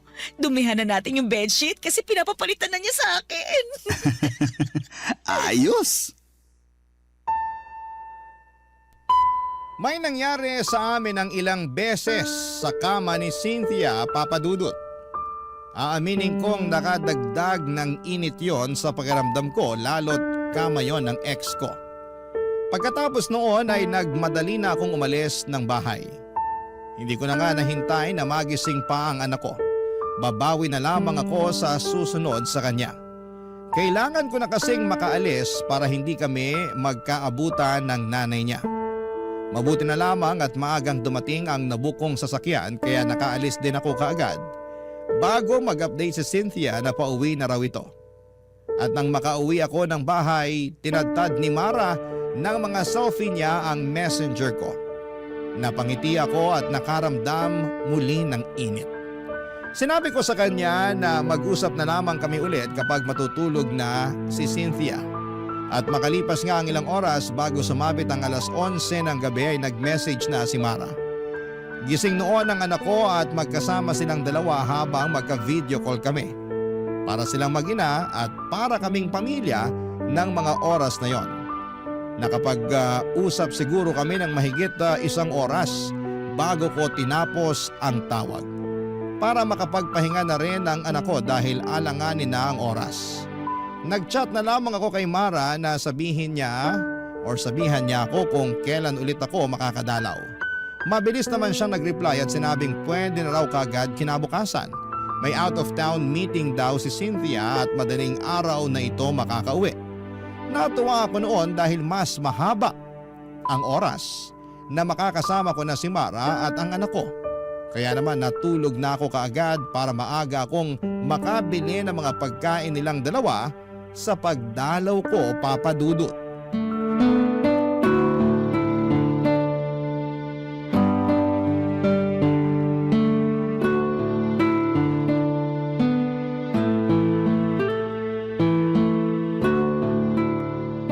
Uy, ang dami mo namang biniling pagkain. Gusto mo talagang kumapal pang bilbil ko, ha? Sakto lang yan para sa buong araw natin. Madaling araw pa talaga ang uwi ni Cynthia, di ba? Sabi nga niya baka bukas na raw ng tanghali ang uwi niya eh. Uy, ayos ah. Baka pwede pa ako makatulog dito nun. Para may experience ko namang matulog buong gabi kasama kayo ng anak ko. Gusto ko rin naman yon. Yaan mo, kapag lumamig na ang lahat, magagawa na natin yan. Sa ngayon, magtago lang muna tayo. Buti ka pa. Ang lawak ng pangunawa mo. Sana ganyan din si Cynthia. Wow! Cynthia! Akala nyo ganun ako katanga para hindi makahalata? 1 buwan ko nang alam ang ginagawa nyo. Palihim ako naglagay ng CCTV dito sa bahay, lalo na sa kwarto ko. Huminahon ka muna. Huminahon? May oras pa ba ako para gawin yon? Punong-puno na ako ng galit sa inyong dalawa. Ma'am, sorry po. Sorry saan? Sa pagpapapasok ng ahas dito sa bahay ko? Ay teka, ikaw pala ang ahas na pinapasok ko rito. Huwag mo siyang pagsalitaan ng ganyan. Ako ang may kasalanan. Ako ang namilit na ipakita niya sa akin ang anak natin. Anak lang ba natin ang gusto mong makita, Joel? Base sa mga CCTV footage na nakita ko, parang masabik kang mayakap at mahiga sa kama yung yaya ng anak mo. Grabe rin! Ginawa niyo pa sa kama ko ang kababuyan niyo. Sorry, pero ikaw naman kasi. Ako na naman ang mali, Joel. Nakikita mo ba kung anong ginawa mo? Mas lalo mong sinira ang tiwala ko sa'yo. Kung sa una pa lang sana hindi mo na ipinagdamot ang anak ko sa akin, edi hindi sana tayo aabot sa ganito. Pinapatikim ko lang sa'yo ang epekto ng pag-iwan mo sa akin. Sinabi ko naman sa'yo na huwag mong idamay ang anak natin sa problema natin pero… Sa ayaw at gusto mo, madadamay talaga ang anak natin. Lalo na ngayon, ang bababoy nyo. Habang nasa kabilang kwarto ang anak natin, nagawa mo pa talagang patungan ng yaya niya, Joel? Anong klaseng pag-iisip ang meron ka? Bakit init ng katawan ang pinapairal mo? Kasalanan ko po, Ma'am Cynthia. Huwag niyo pong sisihin si Sir Joel. At ngayon, Sir Joel ang tawag mo sa kanya? Patapos kang maghubad sa harapan niya? Iba ka rin ha? Nagmamahalan lang po kaming dalawa. Walang masama sa ginagawa namin. Nagmamahalan? Walang masama? Sigurado ka? Habang wala ako sa bahay na to, pinagkatiwalaan kita, Mara.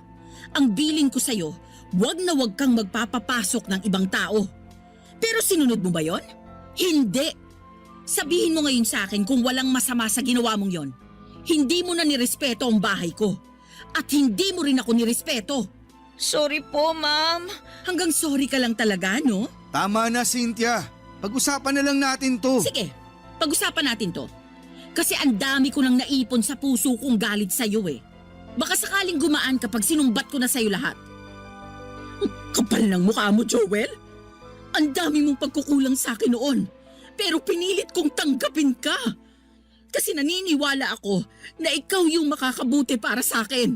Lalo na nung nabuntis mo ko. Pero anong ginawa mo? Nung time na gulong-gulo ko sa mga nararamdaman ko, iniwan mo ko. Pinabayaan mo ko. Hindi mo alam kung gaano kasakit sa akin na isipin yung future na hindi ka namin kasama ng anak mo. Hindi mo alam kung gaano kasakit sa akin na isipin na nagmamahal ka na ulit ng iba tapos makakalimutan mo na kaming mag-ina. Hindi naman mangyayari yun. Nagkaiwalay tayo pero hindi naman ibig sabihin ipababayaan ko na kayo. Mag-ina ko pa rin kayo at parte na kayo ng buhay ko. Mahal kita, Cynthia. Kahit ano pang nangyari sa atin, hindi na yun magbabago. Kung mahal mo ko, piliin mo ko ngayon. Anong ibig mo sabihin? Kung gusto mo pang makita pa ang anak mo, ako ang pipiliin mo. Cynthia. Kami ng anak mo o ang katulong ko? Mamili ka. Hindi ako makagalaw sa sinabi ni Cynthia, Papa Dudut. Hindi ko nga rin matignan si Mara dahil alam kong nasasaktan siya sa narinig niyang sinabi ng ex ko. Kahit ako ay naguluhan, lalo na noong pinangtakot na ni Cynthia sa akin ang anak namin. Sinabi niyang lilipat na raw sila ng lugar at hindi ko na sila kailanman makikita. Ang bigat ng loob ko habang iniisip ang posibilidad na mangyari yon. Nang hindi pa ako sumagot ay sinabi niyang pwede kaming magkabalikang dalawa, total ay mahal ko pa naman daw siya. Ayusin na lang daw namin at susubukan niyang baguhin kung ano man ang mga naging pagkakamali niya. Hindi pa rin ako nakapagsalita noon. Parehas kami ni Mara. Nang wala siyang makuhang sagot sa akin ay pinalis niya ako ng bahay. Pero bago niya ako paalisin, binigyan niya ako ng palugit na 1 buwan para pag-isipan kung sino ang pipiliin ko sa kanila ni Mara. Tahimik pa rin si Mara at kabado dahil anak ko na ang pinangsasangga ng nanay niya. Pinalis na rin ni Cynthia si Mara at umuwi muna si Mara sa Cavite at sinabi niyang hihintay na lamang niya kung anuman ang magiging desisyon ko. Sobrang hirap ng pinasok kong gulo. Sana ay matulungan niyo po ako. Oo, at may nararamdaman na ako para kay Mara. Nakikita ko siya bilang mabuting tao at mabuting karelasyon, pero aaminin kong mas mahal ko pa rin si Cynthia. Pero ang hirap na makasama pa siya. Pero paano ang anak namin kung sakaling hindi ko siya piliin na balikan? Higit sa lahat ay anak ko na ang pinakagusto kong makasama. Pero tulad ko ay ipit din siya sa sitwasyon. Sana po ay matulungan niyo po ako. Ako ang inyong kabarangay forever, Joel. Barangay Love Stories. Barangay Love Stories. Nalilito pa rin sa life ang ating kabarangay. Ano kaya ang maipapayo mo sa kanya? Ibahagi mo yan sa ating comment section para mabasa rin niya. Nagustuhan ng iyong napakinggan? Ituloy yan via live stream sa www.gmanetwork.com/radio. In Mega Manila, 97.1. Forever!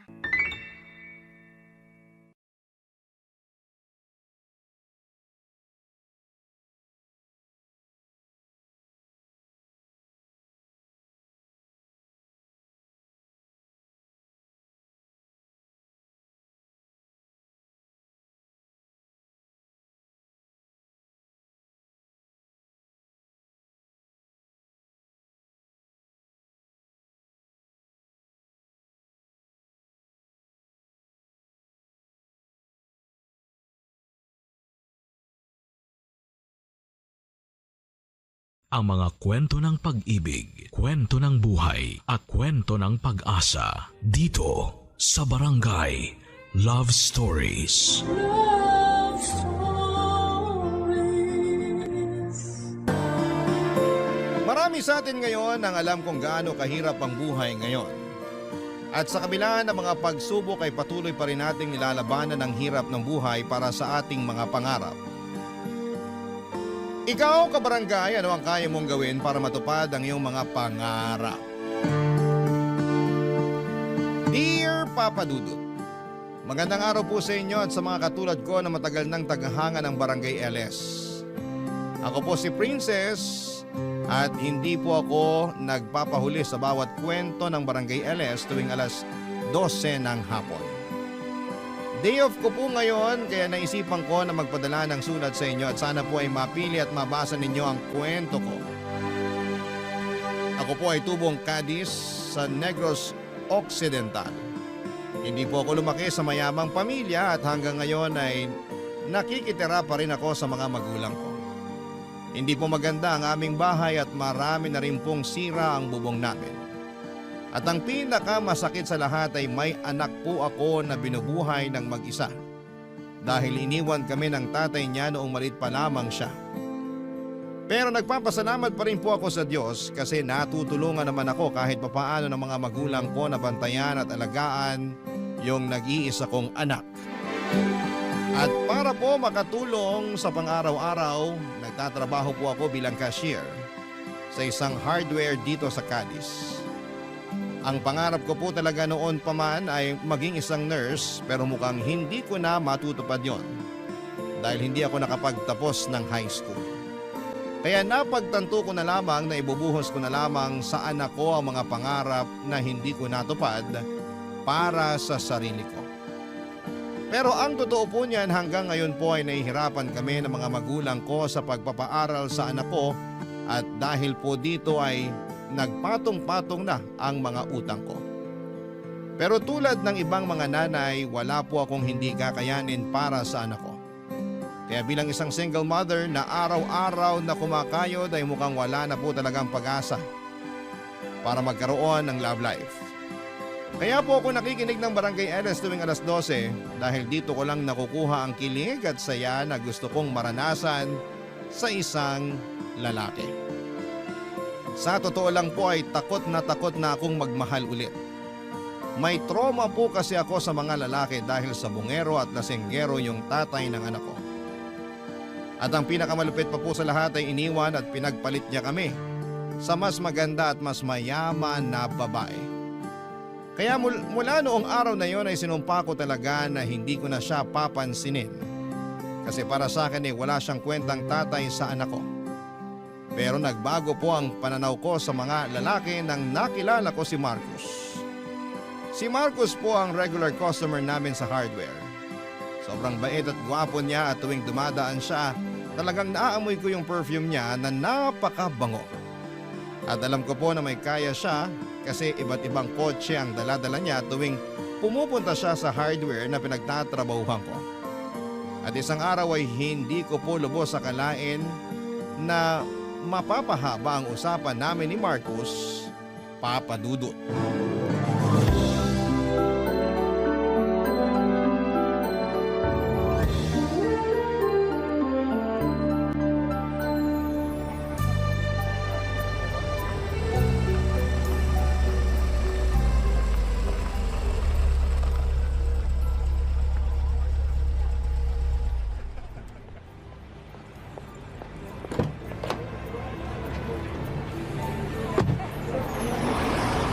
Princess, Good afternoon po, Sir Marcos.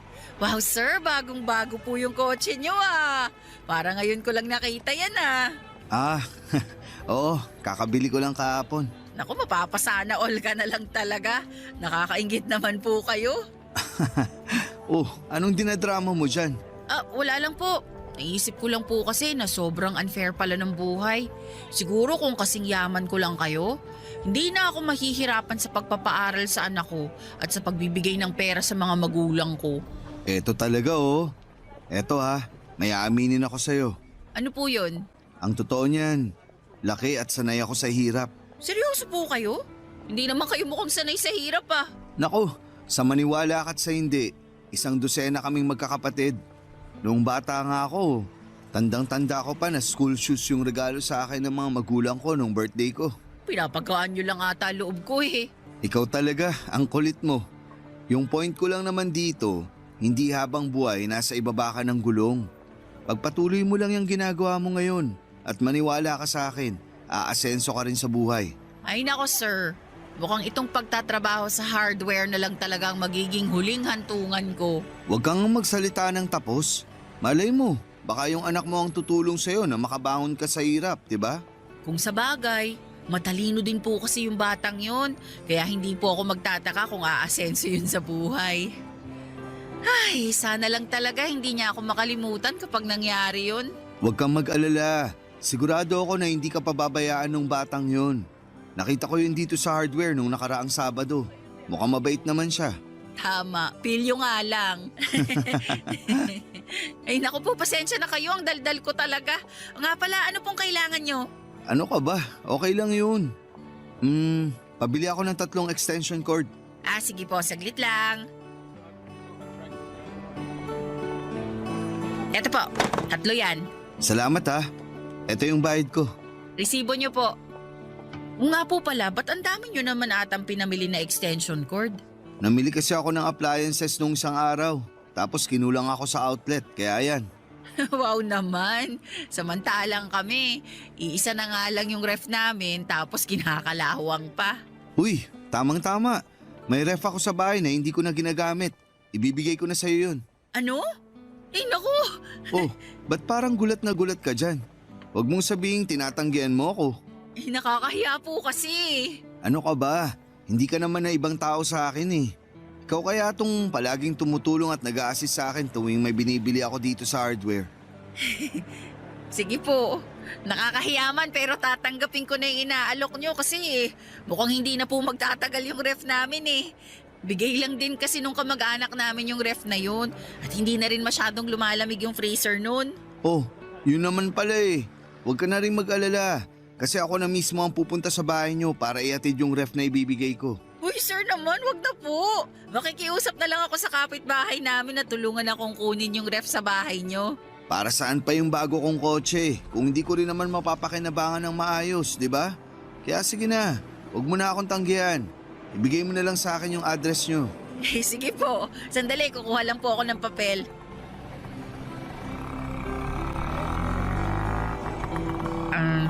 Ito na po yung address namin. Ayos! So, paano? Kita-kits na lang mamaya ha? Mauna na muna ako. May kailangan pa kasi akong gawin sa bahay. Sige po sir, ingat po kayo. Pagkatapos ng shift ko, papadudot ay dumaan si Marcos sa bahay namin at grabe. Hindi ko talaga lubos sa kalain at dalawa yung pintuan ng ref na ibibigay niya. Sobrang saya namin ng mga magulang ko noong nakita namin yung ref na inihatid ni Marcos sa bahay namin.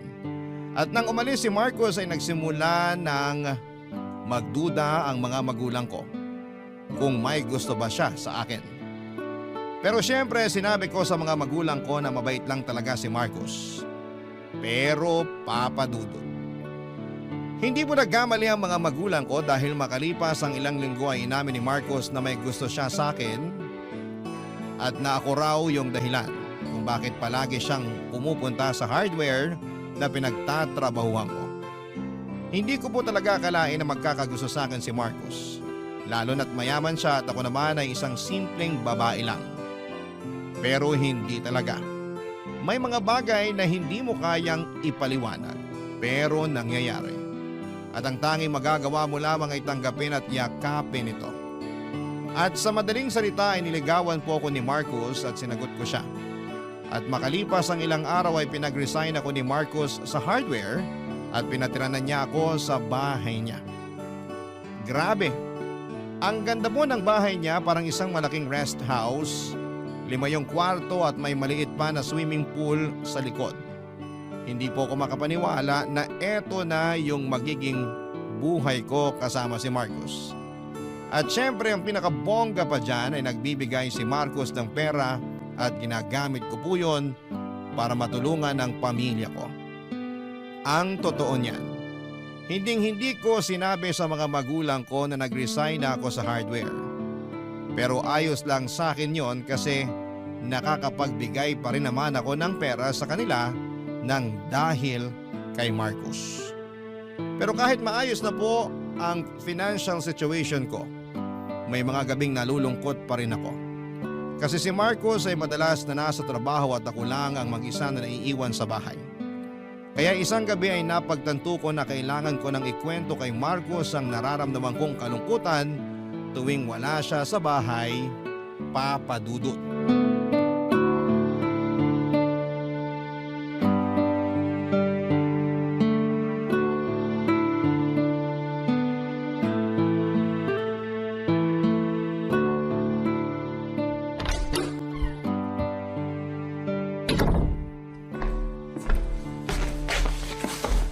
Ay, mahal! Mabuti naman at nakauwi ka na. Hi, mahal. Mukhang nanghihina ka ah. Okay ka lang ba? Kumusta yung trabaho mo? Ay, Uy, ano ba? Di ka naman nakikinig sa akin eh. sorry. Ayun, nakakapagod. Pero ayos lang naman. Nga pala, pinagluto kita ng paborito mong pagkain. Pinagtimpla na rin kita ng iced tea. Nasa mesa na lahat, nakahain na. Sige na, kumain ka na doon. Salamat. Pero bukas na lang siguro. Pagod na ako eh. Gusto ko nang matulog. Uy, nga pala, bago ka matulog, may aaminin muna ako sa'yo. Pero sana huwag kang magalit ha. Bakit? Ano ba yun? Nagpapasalamat ako sa'yo kasi nakakapag-abot pa rin ako ng pera sa mga magulang ko kahit wala na akong trabaho. Pero ang totoo niyan, nalulungkot ako tuwing wala ka dito sa bahay eh. Aba, natural. Kasi nagtatrabaho ako para sa ating dalawa. Alam ko naman yun, pero ang tagal na kasi simula nung huli tayong alam mo na. Utang na loob naman, princess. Anong gusto mo? Huminto ako sa pagtatrabaho at hayaan kong mamatay tayong dalawa sa gutom? Uy, kumalma ka nga. Ang kulit-kulit mo kasi. Yung sa akin lang naman, miss na kita. Kaya, Princess, tumigil ka. uy, sige na naman oh. Hindi ka ba talaga nakakaintindi? Ano bang problema mo? Bakit mo ako tinulak? Ba't ka ba nagkakaganyan? Ano, may nagawa ba ako masama sa'yo? Pagod ako sa trabaho. Yun lang yun. Alam mo, ang ganda-ganda nitong bahay mo at malaki yung perang na ibibigay mo sa akin. Pero may mga ibang pangangailangan din naman ako. Sige, kulitin mo pa ako at hindi lang yung pagtulak ko ang aabuti mo sa akin. Sama-sama mo naman. Alam mo, hindi ko maintindihan kung bakit mo pa ako niyaya makipag-live-in dito kung hindi mo naman pala ibibigay mga pangangailangan ko. Bakit? Hindi pa ba sapat sa iyo nakapag-resign ka sa hardware? Nakatira ka sa magandang bahay at nasusustentuhan mo yung pamilya mo nang dahil sa tulong ko? Siyempre, sapat na sa akin yun kasi alam mo namang hindi kami mayaman na tulad mo. Pero hindi ko na rin maiwasan na tanungin ang sarili ko kung mahal mo pa ba talaga ako. Oh, ba't yung pagmamahal ko naman sa iyo yung kine-question mo ngayon? Kasi hindi ka naman ganito dati eh. Nung nagtatrabaho pa ako sa hardware at nung nililigawan mo pa ako, ang sweet-sweet mo kaya sa akin. Pero bigla kang nagbago. Hindi ako nagbago. Talagang pagod lang ako. Sinong niloko mo? Umamin ka nga sa akin, Marcos. Bukod sa akin, may ibang babae ka pa ba? Ano? Pambihira. Saan naman ang galing yan? Kasi hindi ka naman manlalamig sa akin ng ganun-ganun na lang kung wala kang ibang babae. Wala akong ibang babae. Alam mo ikaw, hindi ka lang napagbigyan, nag-iinarte ka na. Hindi ako mag-iinarte kung wala akong basehan. Pwes walang kwenta yung basehan mo kasi napapraning ka lang. Ay, kung ako sa'yo, makontento ka na lang sana sa mga binibigay ko sa'yo. Kasi di hamak na mas malaki yung binibigay ko sa'yong pera kumpara dun sa kinikita mo nung nagtatrabaho ka pa sa hardware. Sandali lang, sinusumbat mo ba sa akin ang lahat ng naitulong mo? Ayaw ko sanang manumbat pero wala akong choice kasi pinipilit mo ako. Oo, alam kong mayaman ka. Pero sana wag mo namang ipamukha sa akin na wala akong kwenta. Asensya ka na. Sabi ko naman kasi sa'yo pagod ako. At pwede bang tigilan mo na yung kakaisip mo ng kung ano-ano? Wala akong babae. Talagang nape-pressure lang ako sa boss ko nitong mga nakaraang linggo. Ewan ko sa'yo! Uy, saan ka pupunta? Doon ako sa guest room matutulog. Ano ba naman yan? Bumalik ka nga dito. Di kita kayang tabihan ngayong gabi kaya manigas ka dyan. Sa may guest room po ako natulog ng gabing yon at kinaumagahan ay hindi ko pinansin si Marcos. Paulit-ulit siyang humihingi ng sorry sa akin pero talagang masama ang loob ko sa kanya noon. Pakiramdam ko kasi ay unti-unti nang nanlalamig si Marcos sa akin. At sa totoo lang ay nahihirapan akong tanggapin at unawain yon. Pero baka nga tama si Marcos, Papa Dudut, baka napapraning lamang ako at baka talagang pagod lamang siya sa trabaho kaya hindi na niya nabigyan ng atensyon yung mga bagay na dati ay importante sa amin. Pero masisisi niyo ba ako? Ang dami ng kwento ng mga asawa na pakiramdam nila ay nanlalamig na sa kanila mga mister nila tapos ay bigla na lamang nilang malalaman na may iba na palang babaeng kinakalantari ang mga mister nila. Nang mga panahong yun ay iniisip ko na lamang na at least ay nakapagbibigay pa rin si Marcos ng pera sa akin. At yun naman talaga ang kailangan namin ng pamilya ko.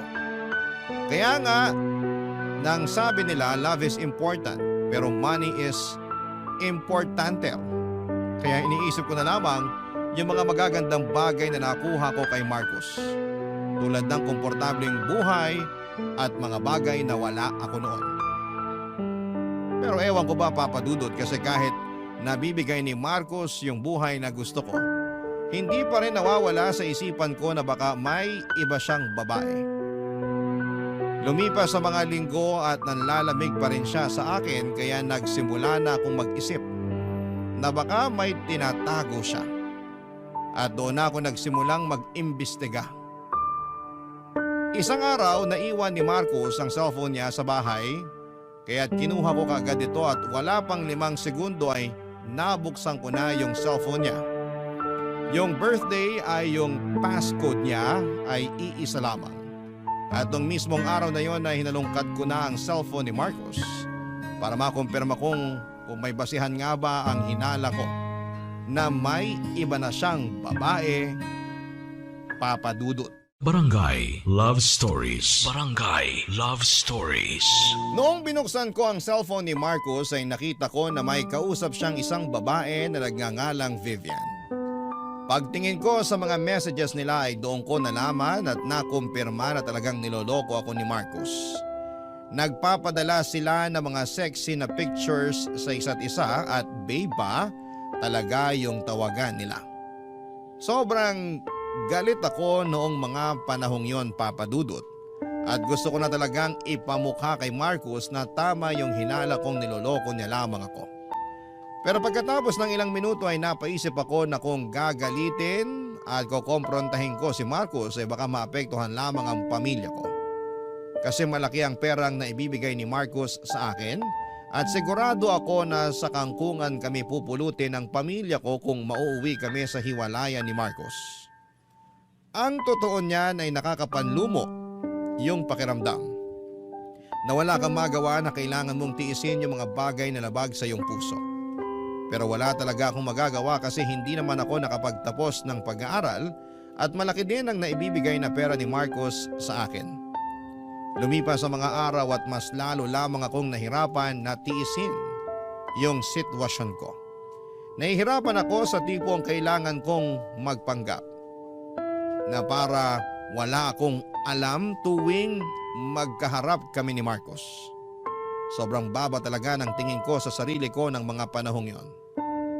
Kaya naman isang araw ay nag-decide akong kunin ang number ng babae sa cellphone ni Marcos at tinext ko siya gamit ang cellphone ko. Nagpanggap ako sa babae na ako si Marcos at sinabi ko na extra phone number yung ginagamit ko. At sinabi ko rin na gusto ko makipagkita sa kanya sa labas ng isang bar. Pero ang hindi niya alam ay ako na pala yung makikipagkita sa kanya, Papa Dudut.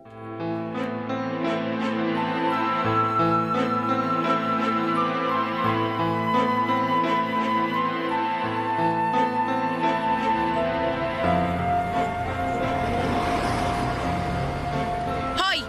Ikaw ba si Vivian? Hoy, Karen! Teka lang, kilala ba kita? At ba't alam mo ang pangalan ko, ha? Ako si Princess. At hindi na ako magpapaligoy-ligoy pa. Ako lang naman yung jowa ng lalaking nilalandi mo. I'm sorry, ano? Ako yung kamit mo dito sa labas ng bar.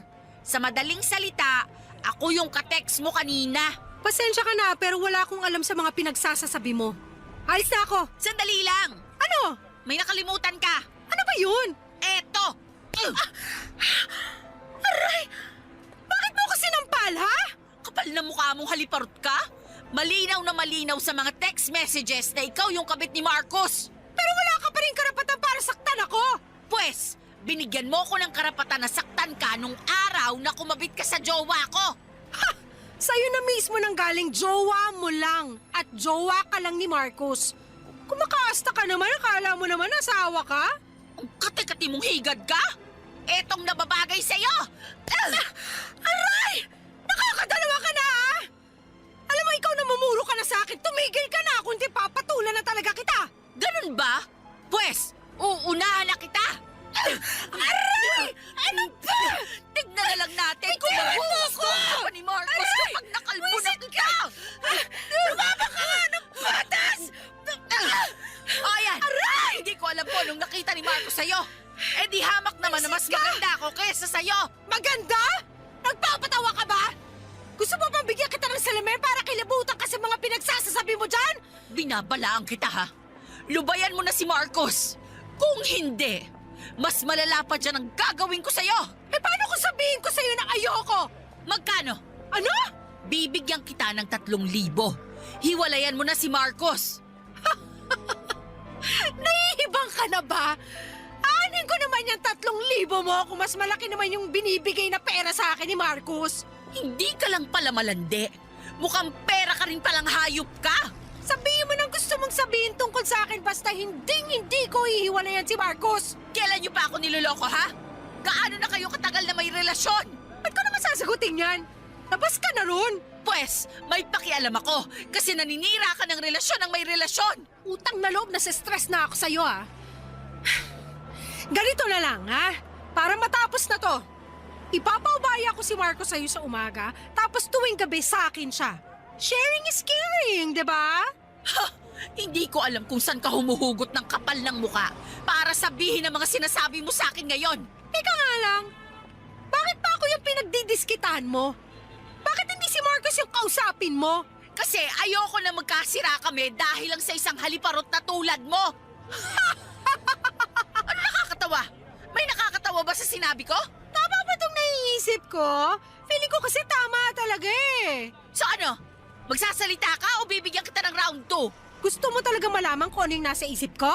O pues sige. Sa tingin ko, ako tong sinugod at pinagdidiskitahan mo kasi tulad ko, pineperahan mo rin si Marcos. At ayaw mo siyang mawala, tama? Hoy! Huwag mo akong itulad sa'yo! Hindi ako ganong klaseng babae! Eh, Josera! Princess nga ang pangalan mo pero mukha ka namang hampas lupa! Kaya hindi na ako magtataka kung pineperahan mo lang si Marcos. Nakapustahan tayo! Yung 3,000 na inalok mo sa akin kanina? Galing yun sa bulsa ni Marcos, no? Ang kapal din naman pala ng mukha mo! Ay nako! Huwag mo na kasing i-deny. Aminin mo na kasi pareho lang naman nating pinagkakakitaan si Marcos. Ang pinagkaiba nga lang, ako, kaya kong aminin sa sarili ko yon. At ikaw naman, patuloy ka pa rin naka-enroll sa maang-maangan School of Acting. Ha! Diyan ka na nga! Nang gabing yon ay marami ang nakakita sa amin ni Vivian sa labas ng bar habang nag-aaway kami. At nagmukha po kaming sirkos papadudot. Wala ni isa na nagtangkang umawat sa amin kasi natatawa at natutuwa sila sa mga eksena namin. Nang natapos na yung away namin ni Vivian ay saka ko lang na-realize na sobrang nakakahiya pala nung ginawa namin sa harapan ng maraming tao. At pag-alis ni Vivian ay malinaw na sa akin na ginagamit lamang niya si Marcos para sa pera. Nakakahiya mang aminin papadudod pero parang tama na rin naman yung sinabi ni Vivian na parang pera lang din ang habol ko kay Marcos. Oo, gwapo si Marcos at may pagmamahal ako na nararamdaman para sa kanya. Pero pakiramdam ko ay mas malakas pa rin ang hatak ng pera kaya ako nanatili sa relasyon namin. Kasi kung wala siyang pera malamang ay iniwanan ko na lamang siya noong nalaman ko na may ibang babae siya. Sobrang naiinis po ako sa sitwasyon kaya noong gabing yon, hindi na muna ako umuwi. Pumasok ako sa bar, nagpakalasing at doon ko rin naisipang i-stalk si Vivian sa Facebook. At doon ko nalaman na pareho kami ng sitwasyon. Tulad ko ay may anak din pala na binubuhay si Vivian. Ang totoo niyan, dapat ay magalit ako sa kanya kasi kabit siya ni Marcos. Pero sa totoo lang, mas naawa lang ako sa kanya. Siguro kasi pareho kaming nanay at malambot yung puso ko pagdating sa mga bata. Pagkatapos kong uminom sa bar ay umuwi na ako. Pero hindi ko pa rin sinabi kay Marcos yung nangyari sa amin ni Vivian. Hindi ko po talaga kayang i-process lahat ng kaguluhang nangyayari sa buhay ko. At kasabay noon ay ang patuloy ko na paglilihim kay Marcos tungkol sa mga nalaman ko. Ngunit ilang linggo ang lumipas ay nagulat ako nang makatanggap ako ng text mula kay Vivian. Niyayaya niya ako makipagkita sa isang coffee shop at sobrang nagulat ako noong natanggap ko yung text ni Vivian kasi hindi ko akalain na isi-save niya yung number ko. Sa totoo lang, Papa Dudot, ay ayaw ko sanang makipagkita sa kanya. Pero dahil na curious ako, ay pumayag na rin ako na makipagkita kay Vivian.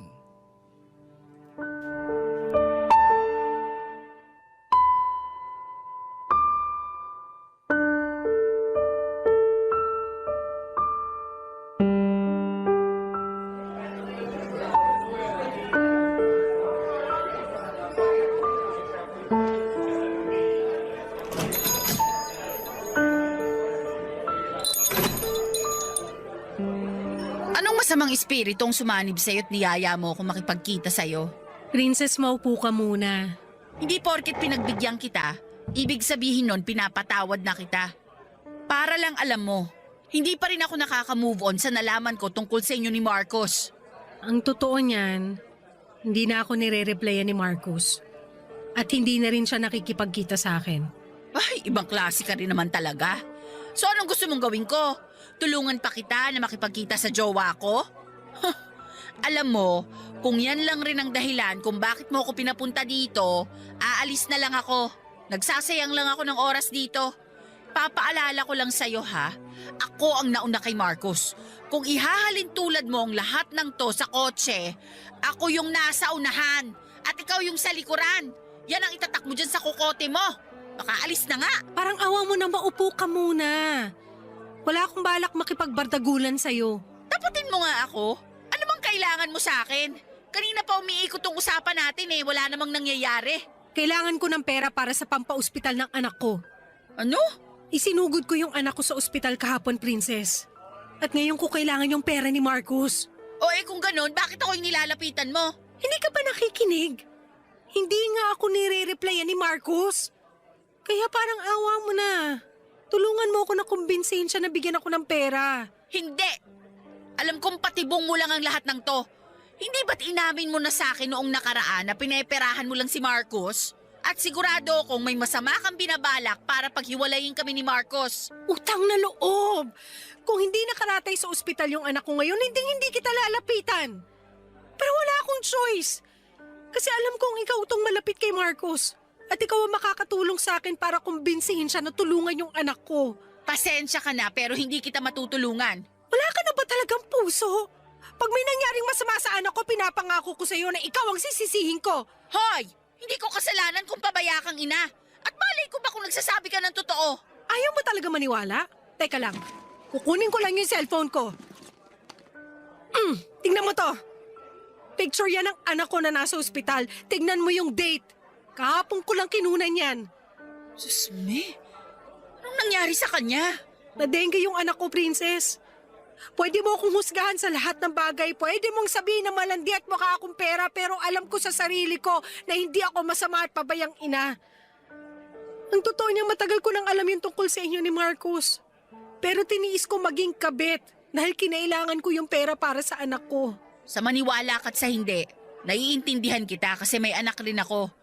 Pero hindi ko kayang manira ng relasyon para lang magkapera, Vivian. Nangyari na ang nangyari at wala na ako magagawa ron. Kaya parang awa mo na, tulungan mo na lang ako na makausap si Marcos. O eto, 5,000 yan. Sana makatulong. Salamat dito ha. Makakatulong na to sa pampaospital ng anak ko. Pero Vivian, pakiusap lang. Kung may natitira ka pang konting kahihiyan dyan sa katawan mo, lubayan mo na kami ni Marcos. Tatapatin na kita. Sa tingin mo ba hindi ako nandidiri sa sarili ko tuwing nakikipagsiping ako sa lalaking may jowa na? Sa tingin mo ba talaga pinangarap ko maging kabit? Hindi. Pero wala akong magawa. Kasi salat na salat ako sa buhay. Naniwala ka sa akin, huli na rin noong nalaman ko yung tungkol sa inyo ni Marcos. Pero pinili kong tiisin yun kasi wala na akong mga magulang. At ako na lang inaasahan ng anak ko. Kapag nalaman ng anak mo na minsan nang naging kabit yung nanay niya, sa tingin mo ba ipagmamalaki ka pa niya?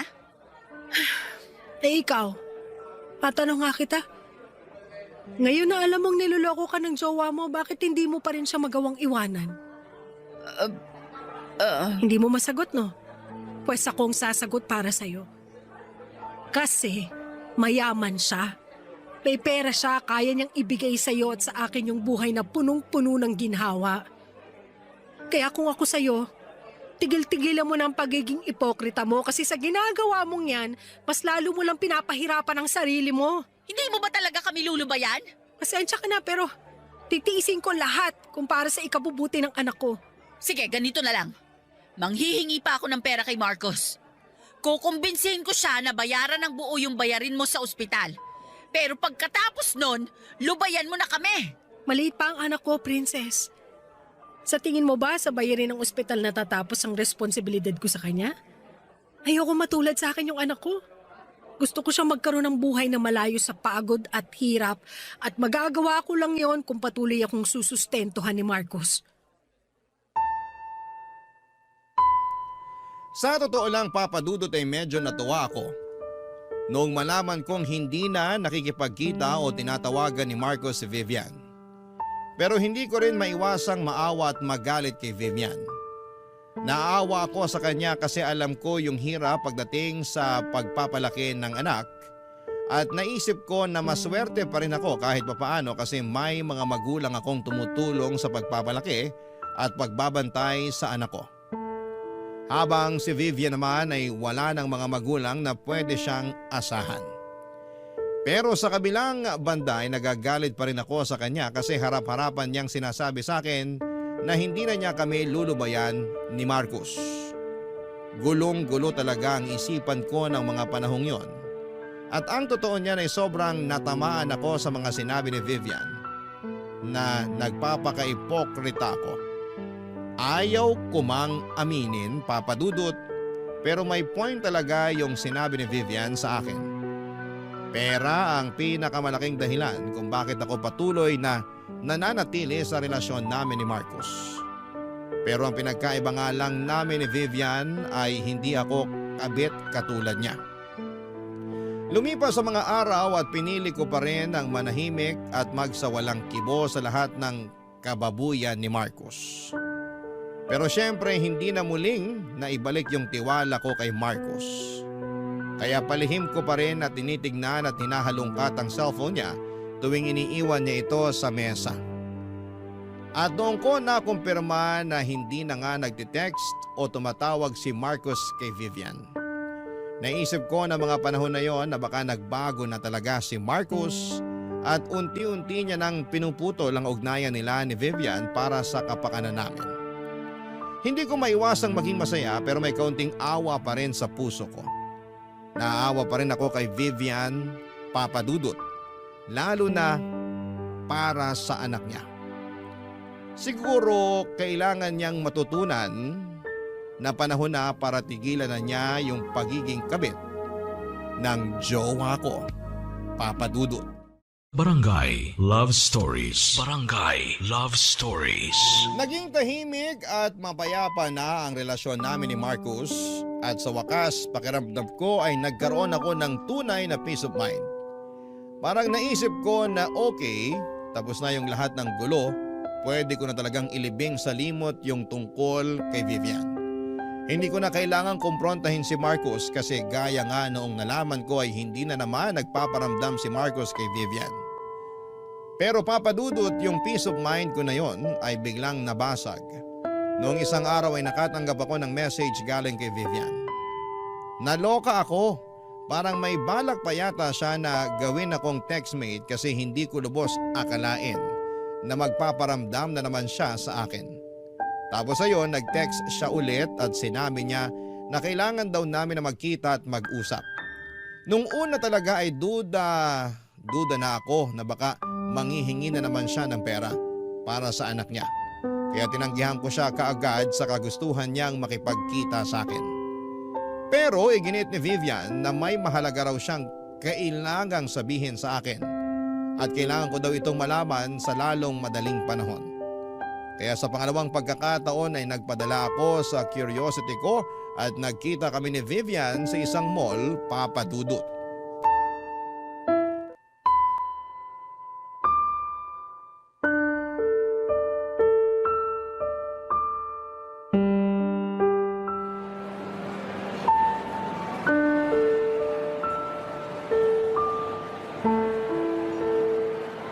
Princess!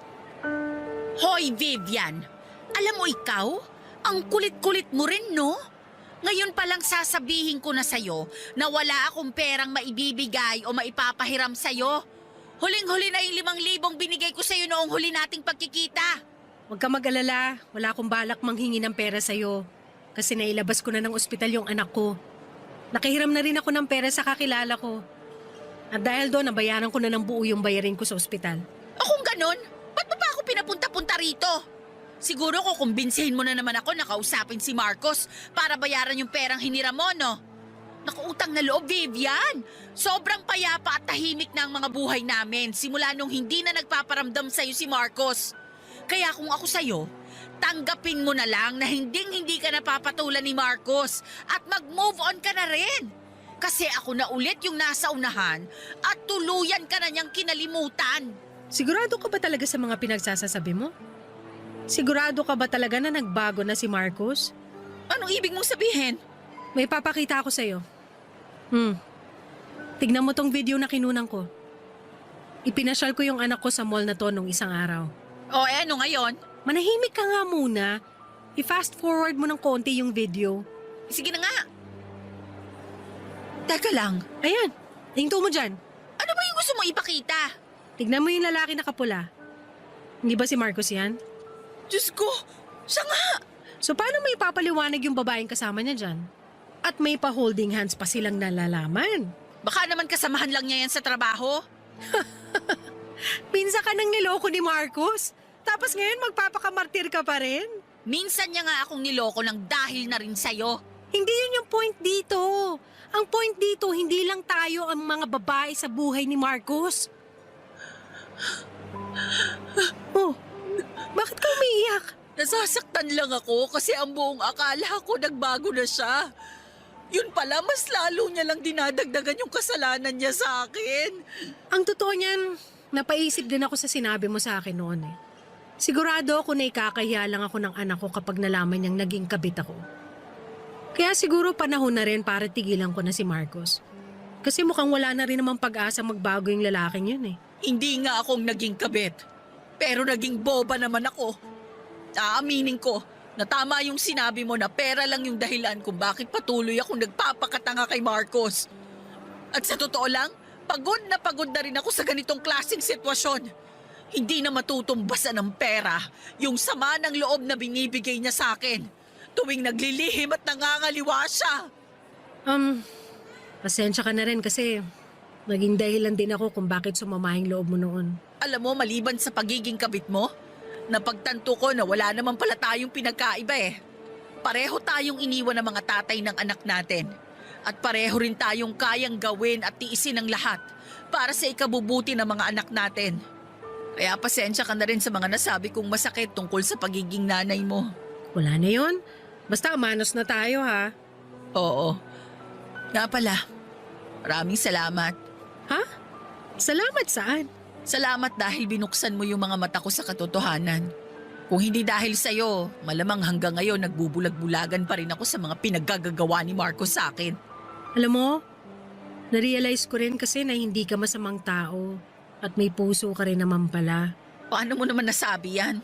Nung huli tayong nagkita, hindi ka nagdalawang isip na bigyan ako ng pera para sa anak ko. Kasi kung tutuusin, Hindi mo naman kailangan gawin yun. Pero ginawa mo pa rin. Kaya thank you ha. Ano ka ba? Wala yon. Ang totoo nga niyan, hindi na kita natiis nung ipakita mo sa akin yung picture ng anak mo. Kaya ayun. At dahil sa ginawa mo para sa akin, sigurado akong mabuti ka ring ina sa anak mo. Hindi ako hanga sa pagiging kabit mo.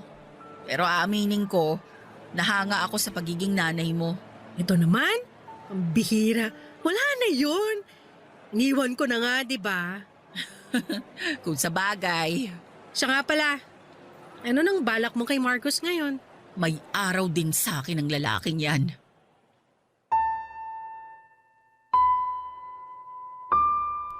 Nasaktan ako ng sobra nang malaman ko na hindi lang pala kami ni Vivian ng babae sa buhay ni Marcos Papadudut. At para ako nalulubog sa depresyon noong araw na ipinakita sa akin ni Vivian, yung video na may ka-holding hands si Marcos sa mall. Pero sa kabilang banda pakiramdam ko rin ay may nakahanap ako ng kaibigan noong araw na yon. At yon ay si Vivian.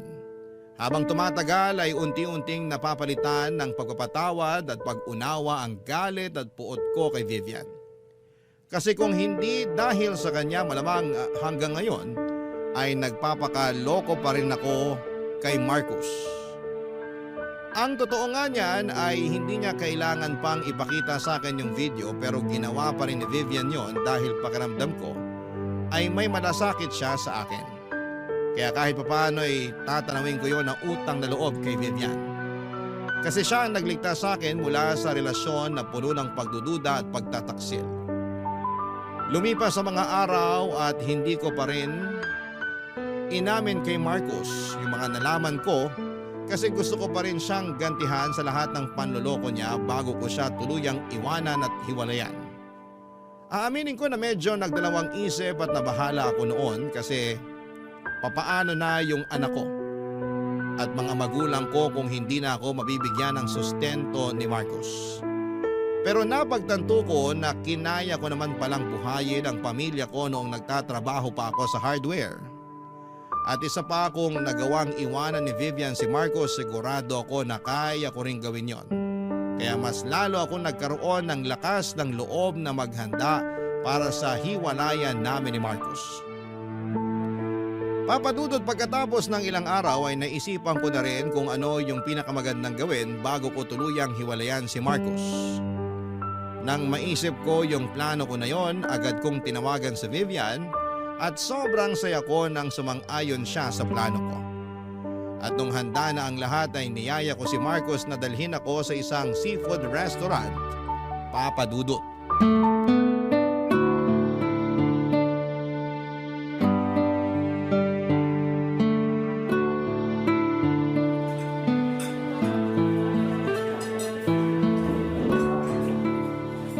Marcos, mahal. Thank you talaga ha at pinagbigyan mo ako sa kagustuhan kong kumain sa restaurant na to. Siyempre naman mahal. Kahit ano, para sa nag-iisa kong princess. Ay nako, tumigil ka nga. Mas lalo lang akong kinikilig sa'yo eh. Mahal, parang ang dami naman ata nito ah. Pasensya ka na, bigla akong nagutom eh. Kaya mo ba talagang ubusin to? Hindi. Pero tutulungan mo naman ako, di ba? Ah, okay. Pero pwede naman nating ipa-take out kung sakali. Ay, ayoko yung pinapa-take out yung pagkain. Hindi na kasi fresh kapag ganun eh. Kaya mas mainam kung dito na lang natin ubusin, di ba? Ah, sige. Ay, speaking of fresh, eto, tignan mo tong hipon nila. Fresh na fresh. Tikman mo to. Alam ko mahilig ka sa seafood kaya eto. O susubuan kita ha. Say ah. Ang sweet talaga ng princess ko. Sige na nga. Ang sarap, di ba? Masarap nga. Uy, wow. Mukhang masarap din tong milkshake. Sandali lang ha, matikman nga. Uy, ang sarap nga. Tikman mo rin to, dali. Sige, pero konti lang ha. Lactose intolerant kasi ako. Lactose ano? Lactose intolerant. Ibig sabihin, sumasakit yung tiyan ko at nasisiyar ako tuwing nakakainom at nakakakain ako ng mga dairy products. Ay, wala akong maintindihan sa sinasabi mo. Pero magtatampo ako pag hindi mo tinikman to. Sige ka. Sige na nga.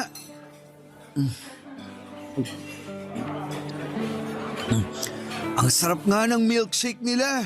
Sakto lang yung tamis. Mismo. Kaya ubusin mo yan para sulit yung babayaran mo dito. Sige. Pero alam mo kung saan bagay i-partner yung milkshake nila? Dito, sa buttered scallops. Mukhang nakakatakam, di ba? Matikman niya. Uy, ang sarap! The best! Mahal, hindi mo pwedeng palampasin to. Tikman mo na, dali! Pasa ko sa buttered scallops. Mukhang hindi nakakayanin ng tiyan ko kapag kinain ko pa yan. Ang dami-dami kasing butter eh.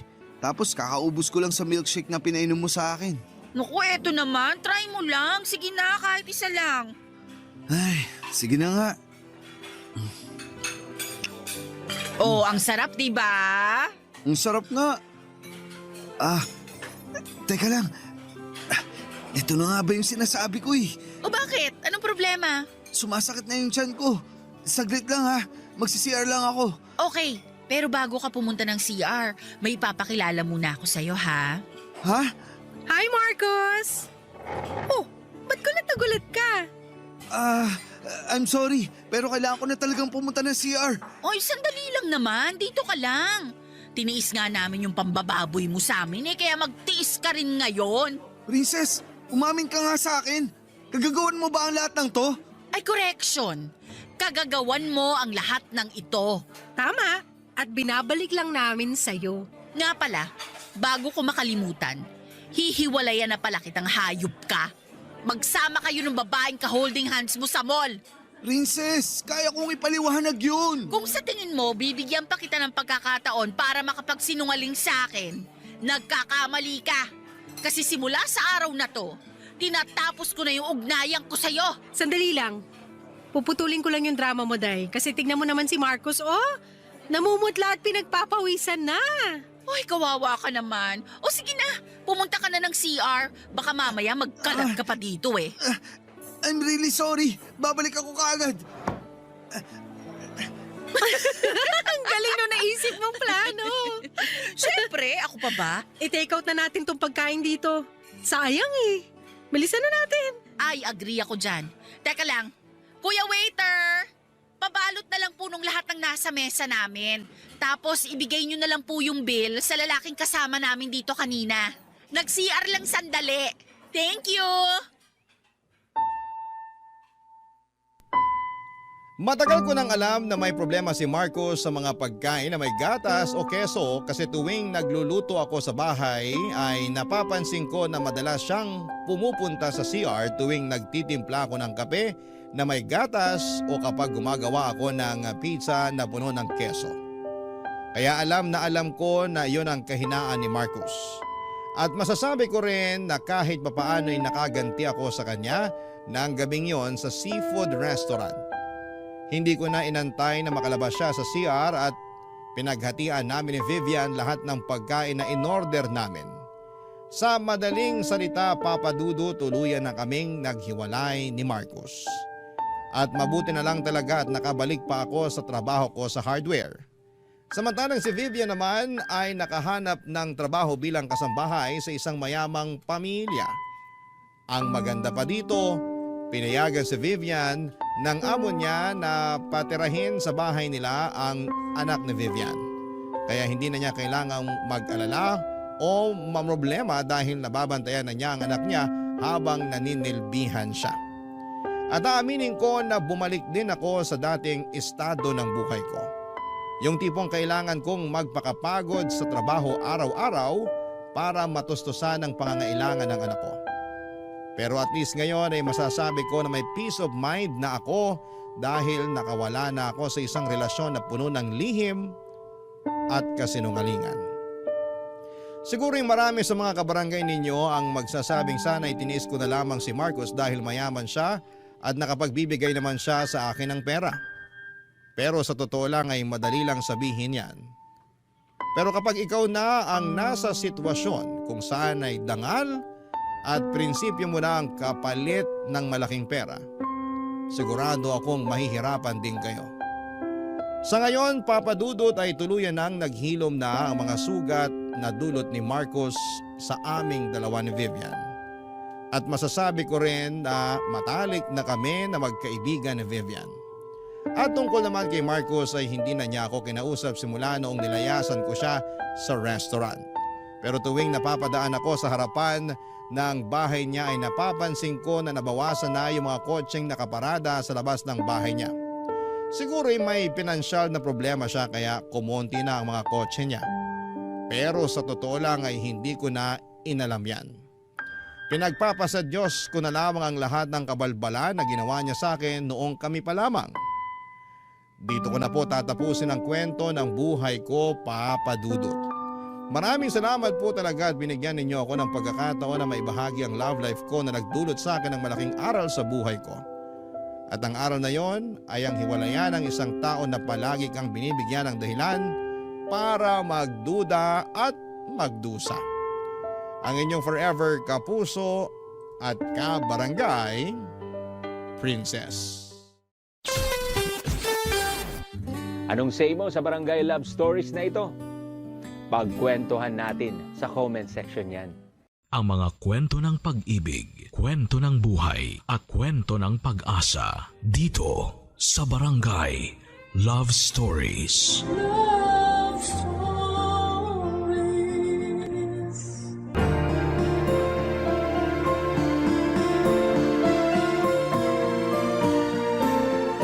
Sa buhay, dumarating talaga tayo sa punto na kailangan nating magkaroon ng matatag na puso at matalas na isip upang pangatawanan ang gusto nating maging. Hindi man natin agad-agad makikita ang resulta ng mga pagsasakripisyo natin ay lagi pa rin. May nangyayari at meron pa ring nagbabago. Ikaw, kabarangay, anong handa mong gawin para sa kabubuti ng iyong sarili? Dear Papa Dudut, naranasan niyo na bang maging aberya o dahilan ng pagkantala ng isang sitwasyon?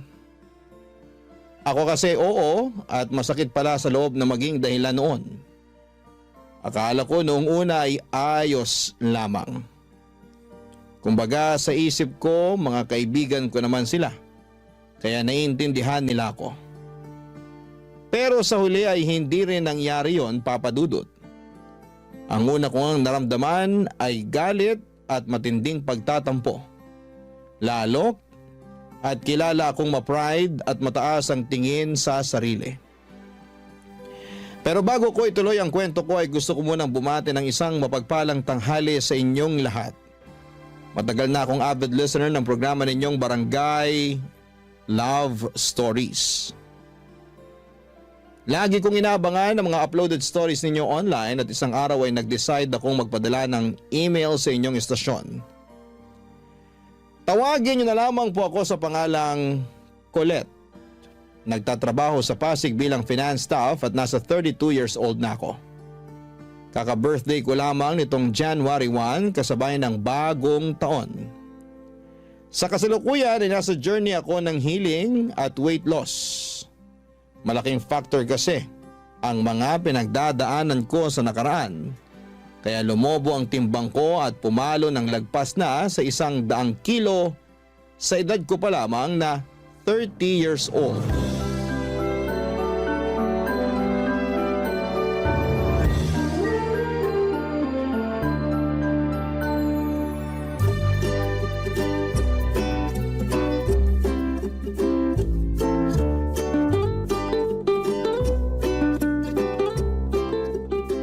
Grabe, ang dami namang masarap dito. Lalaki ba yan? Sira! Bakit naman ako maghahanap ng lalaki may boyfriend na akong tao? Meron nga, pero sira ulo naman. Hayaan mo na. Ako nga hindi na masyadong ini-stress ang sarili ko sa kanya eh. Hindi ko lang mapigilan. Di mo kasi deserve na harap-harapang pagmukhaing tanga, lalo nung pinaghintay ka niya dun sa date nyo. Nagkausap na naman kami. Sabi niya sinugod daw sa ospital mama niya. At sa taranta niya, hindi nakapagsabi sa akin. Ay, ganun ba? Oo, kaya wag ka namang gigil dun sa tao. Kumusta na raw ba mama niya? Okay naman, nakalabas na sa ospital. Inatake lang ng high blood kakakain ng maalat at matabang pagkain. Nag-birthday kasi yung ate niyang umuwi from US, kaya naghanda sila ng bongga. Sayang nga eh. Hindi ako naimbitahan kasi may seminar kami nun sa office. Nakita ko pa naman sa pictures na in-upload nila sa Facebook yung mga handa nila. Ay! May lechong baboy, crispy pata, inihaw na manok at liempo, at iba't ibang klase ng ulam. May masarsa, may masabaw, meron din pansit, spaghetti carbonara. Tapos yung mga paborito kong dessert na mango float at coffee jelly. Hala siya. O bakit? Nakakatakam naman talaga yung mga yun eh. Bigla tuloy ako nagutom. Nando na tayo. Pero papaalala ko lang sa'yo, nakakakain lang natin ng lunch. Ay talaga? Oo, duh. 1 oras pa nga lang nakakalipas. Dami ko rin nakain ha. Sarap kasi ng bulalo na niluto mo eh. Thank you. Pero hindi ako makapaniwalang 1 oras pa lang ang lumipas. Akala ko kasi 3 oras na. Grabe namang mga dragon mo na yan sa tiyan. Seryoso nga. Nagugutom na nga ulit ako, kaya eto. Naghahanap na ako ng ma-order online. Totoo? Oo, ito. Tingnan mo. Tingnan mo. Ano kayo masarap kainin? Hala si auntie. Bakit ba? Nagugutom nga yung tao eh. Hindi naman kita pinagbabawalang kumain. Kung gusto mo, go ka lang. Pero ang akin lang eh, maghinay-hinay ka. Hindi mo nga ako pinagbabawalan. Pero pinakikialaman mo naman ako. Kakawalang gana tuloy kumain. Wow ha? Ikaw? Mawawala ng gana sa pagkain? Pwede ba hindi mo ako maieme? Tigilan mo ako, Colette. Kilalang kilala mo na talaga ako? Aba syempre, para na tayong magkapatid. Kaya nga bilang nakakatanda mong ate, pinagsasabihan kitang ayus-ayusin mo yung pagkain mo. Lalo na yung mga kinakain mo. Pansin ko kasi marami ka na namang instant noodles sa cabinet. Tapos puro processed food yung nasa freezer mo. Marami ka rin soft drinks at junk food. Nag-grocery ka ba? Oo, kahapon lang. Lumagpas nga ako sa budget ko kasi marami akong kinuhang hindi naman kasama sa listahan ko. Nakaka-tempt naman kasi. Pero okay lang naman. Wala rin naman pagkain na nasasayang sa akin. Kaya pala nagulat ako. Kasi pang 5 tao yung supply mo kahit mag-isa ka lang dito sa apartment mo. Baka nakakalimutan mo. Pumupunta ka rin dito at pinagluluto kita katulad na lang nung kinain mong bulalo kaninang tanghalian. Oo, pero di katulad mo. Para lang akong pusa kumain. Kape-kape lang sa umaga, wala pang asukal. Tapos half rice lang sa tanghali at dasal na lang sa gabi. Ang boring naman ang buhay mo. Hindi kaya boring yun, no? Ikaw lang nagsasabi niyan. Basta, for me, boring yon. Kung ako siguro nasa sitwasyon mo, baka nategi na ako. Ay, ang OA naman? Tegi talaga agad? Oo. Sa bilis ko magutom, hindi ko kaya magdasal na lang sa gabi. May lang naman yung dasal. Pero alam mo namang di na ako nagdi-dinner, di ba? Oo. Tamang water na lang ako. Kasi bakit pa ako kakain? Gabi na rin naman. Hindi na ako magugutom noon dahil tulog na ako. Buti ka pa hindi nagugutom. Ako kasi kahit tulog, mas nananaig yung kalam ng sikmura kahit kumain naman ako ng pagkarami-rami bago matulog. So, no choice. Babangon talaga ako para mag-midnight snack. Grabe naman yung kahit kumain ng pagkarami-rami. Buti hindi ka binabangungot. Hindi naman ako naniniwala dun. At saka, mas babangungutin lang ako pag hinayaan ko magutom ako. Ay, iba rin. Kaya mabuti pa, tulungan mo na lang ako mamili ng masarap na merienda. Pasa ko dyan. Ako nga lang, di ba? Ako lang ang kakain, wag ka na. Papadudot, bata pa lamang ay tabain ako. Ako yung tipo na mahanginan lamang tumataba na. Malakas din kasi akong kumain at aaminin ko na ang pagkain ang naging takbuhan ko kapag stress ako sa personal kong buhay at sa trabaho. Katulad na nga lang noong nasa bingit ng alanganin ng relationship ko sa aking long-time boyfriend.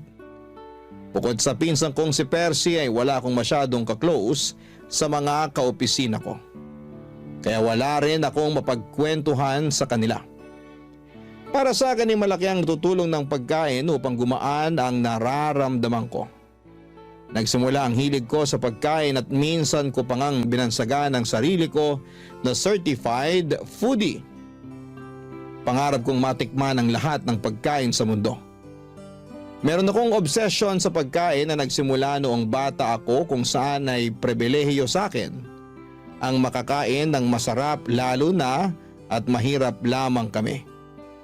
Maaga pang namatay ang nanay ko at nung nagkaroon ulit ng kinakasama ang tatay, nuknukan naman ang kadamutan sa pagkain ng madrasta kong yon. Sa kanya ko naranasang magutuman kaya ang ginagawa ko ay nagtatago ako ng pagkain at palihim na kinakain yon. Sa pagpapatuloy ng hindi maayos na relasyon ko sa aking boyfriend, itinuong ko sa pagkain ng lahat ng sama ng loob at hinanakit ko sa mga pagkukulang niya sa akin. Kaya nga makalipas lamang ng halos 2 linggo, nadagdagan ng 5 kilo ang timbang ko. Pumalo na ako noon sa 115 kilogram.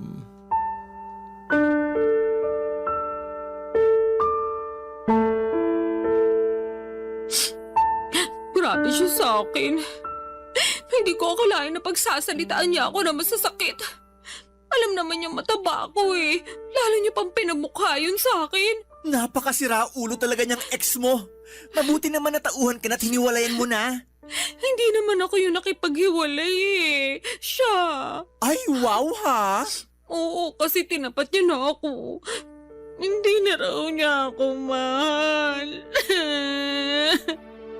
Hindi na raw niya nakikita ang sarili niya na pagkakasalan ako. Kaya yun, nakipag-iwalay na siya sa akin. Ang hindi ko lang maintindihan, bakit kailangan ka pa niyang pagsalitaan ng masakit? Ano ulit yung sinabi niya? Na mataba ka? Oo, baboy daw ako. Tapos nalilitan pa siya sa baboy. Kinumpara pa niya ako sa balyena. Ala, tala. Hindi naman totoo yun eh. Anong hindi totoo?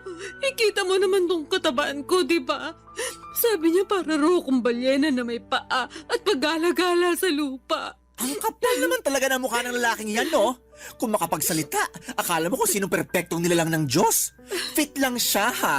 Matangkad na rin, sige. Pero mukha naman siyang dugong. Grabe ka naman dun sa tao. Anong grabe dun? Totoo naman. Lapad din ang nguso niya, tapos laki rin ang mata. Kung papangitan lang naman, may ibubuga talaga siya. Isama mo pa yung ugali niya, aba, may kalalagyan talaga siya sa impyerno.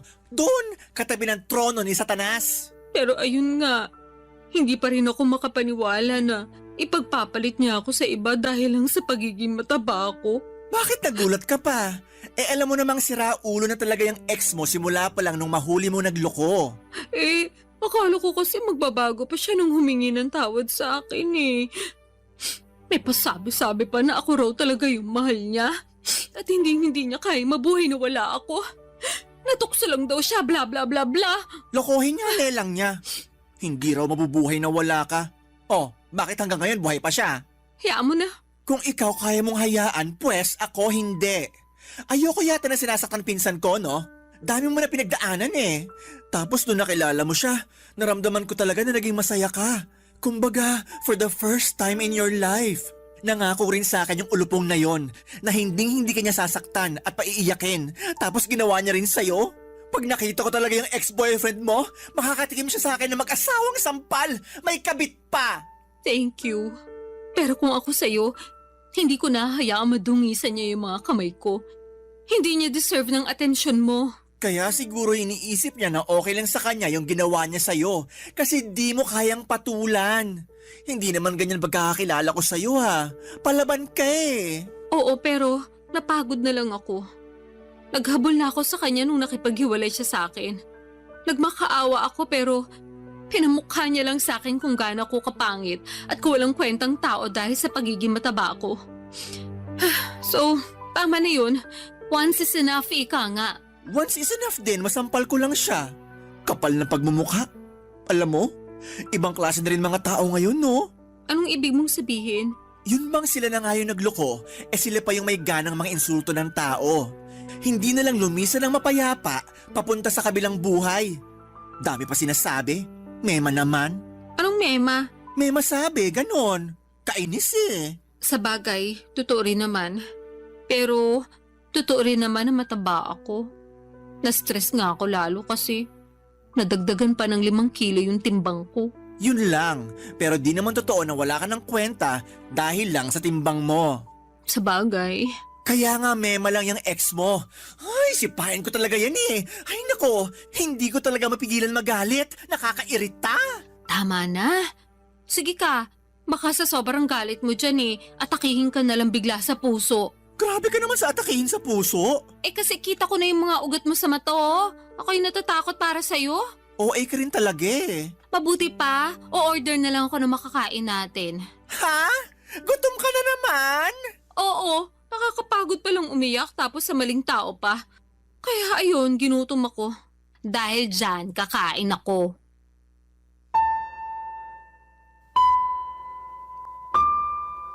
Papa Dudut, sobrang sakit maloko ng taong pinakamamahal mo. At masahol pa doon pinagpalit niya ako sa babaeng hindi hamak na mas payat at sexy sa akin. Laking insulto noon sa pagkatao ko gayong hindi naman ako payat at sexy noong nakilala niya.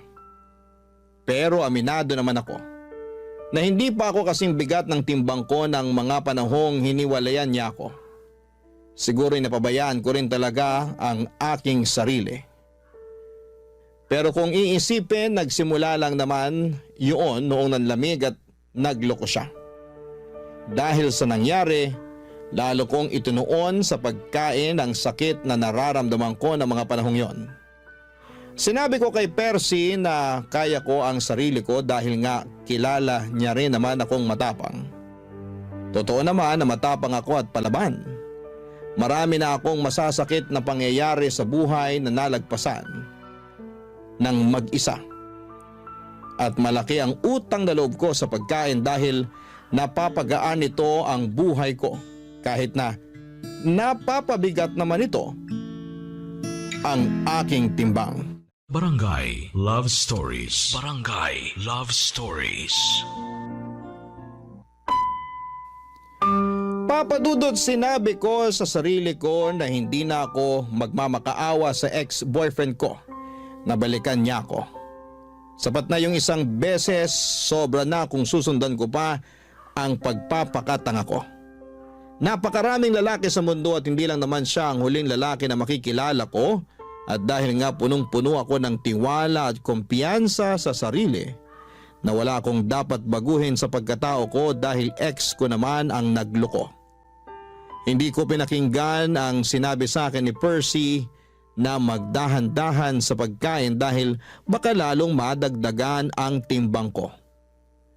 Alam ko naman na concern lamang siya sa kapakanan ko at hindi yon sa pinagbabawalan niya akong kumain.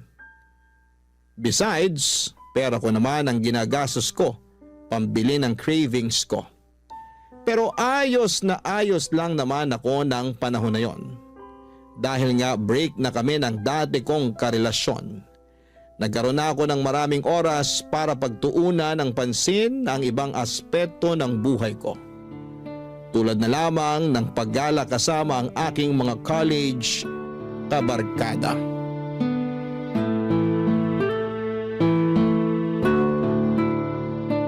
Eto, pasalubong ko sa'yo. Wow, keychain! Thank you! Matadagdagan na naman ang koleksyon ko. Ref magnet nga sana kaya lang wala naman dun sa hinintuan namin. Tapos hindi na ako nakapamili ng design kasi hindi na ako bumaba sa sasakyan. Nagpabili na lang ako sa isa naming kaibigan. Hayaan mo, sa susunod, ref magnet na ang ibibigay ko sa'yo. Okay na yon. Thank you ulit. Welcome! So, ano pa? Anong ano pa? Pasalubong ko? May dala ko dung pagkain, kainin mo. Ayoko, busog pa ako. Tsaka di naman yun yung tinatanong ko eh. Ano nga uli yun? Nakalimutan ko na kasi. Di ba nagpapakwento ko sa'yo bago mo inabot sa akin tong pasalubong mong keychain? Ay oo, kaya lang, nasa na nga ba tayo sa pinag-uusapan natin?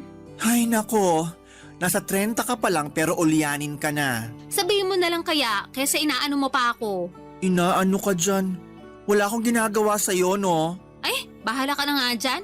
Eme lang, ikaw naman, di ka na mabiro. Kilala mo ko, hindi talaga ako mabibiro. Kaya sabihin mo na lang sa akin kung ano yung tinanong mo bago ko ibigay sa iyo yung keychain. Oo na, kamahalan. Pero ayun nga, tinatanong ko kung ano pang ginawa niyo ng mga barkada niyo dun sa resort. Sabi mo lang kasi maganda. Tapos nag-swimming kayo. Yun lang?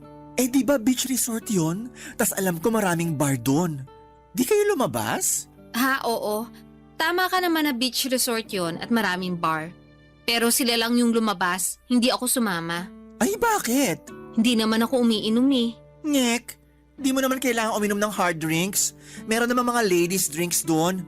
Kung ayaw mo pa rin, sana nag-juice ka na lang for the sake of party-party. Pagod ako nun, kaya nagpaiwan na lang ako sa tinuluyan namin. At saan ka naman napagod? Saan pa ba? Eh di sa biyahe. Tsaka after ng dinner na yun, nakapag-swimming na kami nung hapon hanggang gabi nung nagkayayaan sila. Kaya nga dapat mas lalo mong sinulit yung stay nyo doon. Di ka ba nakikinig? Pagod na nga ako. Ayoko na maglakad. Feeling ko hindi ko na kayang humakbang that time. Ay, ang OA talaga? O hindi OA yun na. Sinasabi ko sa iyo pagod ako. Oo na. OA, kaya natulog ka na lang pag alis nila. Actually, pag alis nila, nagpunta ako sa malapit na restaurant para kumain. Grabe, ang sarap pala ng pagkain nila doon. Medyo pricey nga lang pero sulit na sulit. 10 out of 10, babalikan! Wow! Wala nang energy para sumama sa mga kaibigan, pero may energy pumunta sa malapit na restaurant at kumain. Ano namang masama doon? Eh kumain lang naman ako. Naubos ko rin kaya yung order ko. Wala akong sinayang na pagkain, no? Hindi ka naman talaga marunong magsayang ng pagkain. Ay oo naman. Marami kayang nagugutom ngayon at yung magutuman ang pinakaiyokong pakiramdam sa mundo. Alam ko naman yon, kaya sige, move on na tayo. Hindi ako makakapag-move on sa sarap ng mga in-order kong pagkain. Parang ang naiwan pa sa dila ko until now. Nalalasahan ko pa. Baka naman di ka lang nag-toothbrush ha? Napakabaliw mo talaga. Eme lang. Oh, ano pa?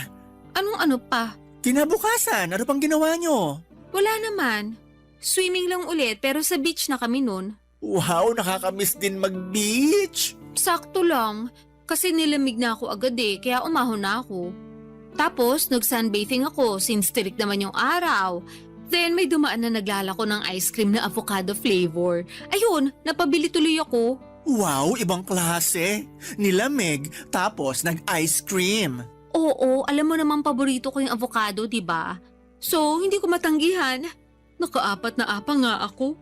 Uy, buti hindi sumamatchan mo. Hindi naman. Bakit? Grabe naman yung apat. Tiba-tiba si Manong sa'yo for sure. Hayaan mo na. Basta ako nag-enjoy sa ice cream ko. Parang wala ka namang ibang ginawa doon kundi kumain. Actually, tama ka. Kumain lang ako ng kumain. Ang susarap kasi ng mga pagkain doon. Tsaka naisip ko, hindi naman kami lagi nandun eh. Kaya dapat sulitin ko na. Papadudot, masaya talaga ako na makasama sa out of town at beach trip namin ng mga college friends ko. Matagal na rin kasi nila akong niyayaya kaya lang ay nasa circle namin yung guy na palaging pinagseselosan ng ex-boyfriend ko noon. Nakwento ko kasi sa kanya na naging crush ako noong kaibigan kong yon pero hindi ko naman ito tipo. Binasted ko pa nga noong nagtapat saktong graduation namin. At matagal na yon, bago pa kami nagkakilala ng ex ko. Pero patuloy pa rin niyang pinagseselosan yon hanggang sa pinag-awayan na namin ang pagsama ko sa mga gala ng barkada ko. Hindi nagtagal ay nagka-jowa rin naman ang kaibigan namin yon at nauna pa ngang kinasal sa amin. Pero patuloy pa rin siyang pinagseselosan ng boyfriend ko kaya ako na mismo ang umiwas sa mga yaya ng barkada ko. Nagtampo pa nga sila sa akin pero pinaliwanag ko naman ang panig ko, papadudot. Sa huli nauunawaan naman nila at narespeto ang kahilingan ko. At dahil nga wala naman akong kaklose sa mga kaopisina ko ay hindi rin ako nakakagala o nakakalabas. Masasabi ko na malaking bagay sa healing journey ko ang mga travel namin. Pangarap ko rin kasing makarating sa iba't ibang panig ng Pilipinas, lalo na at kumikita na ako ng pera at wala pa naman akong sariling pamilya. Kaso aminado ako, nasa tuwing gumagala kami mabilis akong mapagod at hapuin. Kahit nga ilang minutong paglalakad hinihingal na ako. Kaya mas gusto ko na lamang na magstay sa hotel at kumain. Bagay na sa tingin ko ay unti-unting kinainisan sa akin ng mga barkada ko. Kaya nga kinuwento ko yon kay Percy at ang solusyon niya ay simulan ko na raw ang Oplan Balik Alindog program. Bilang unang hakbang ay nag-enroll ako sa gym kung saan ay matagal na siyang miyembro, Papa Dudut.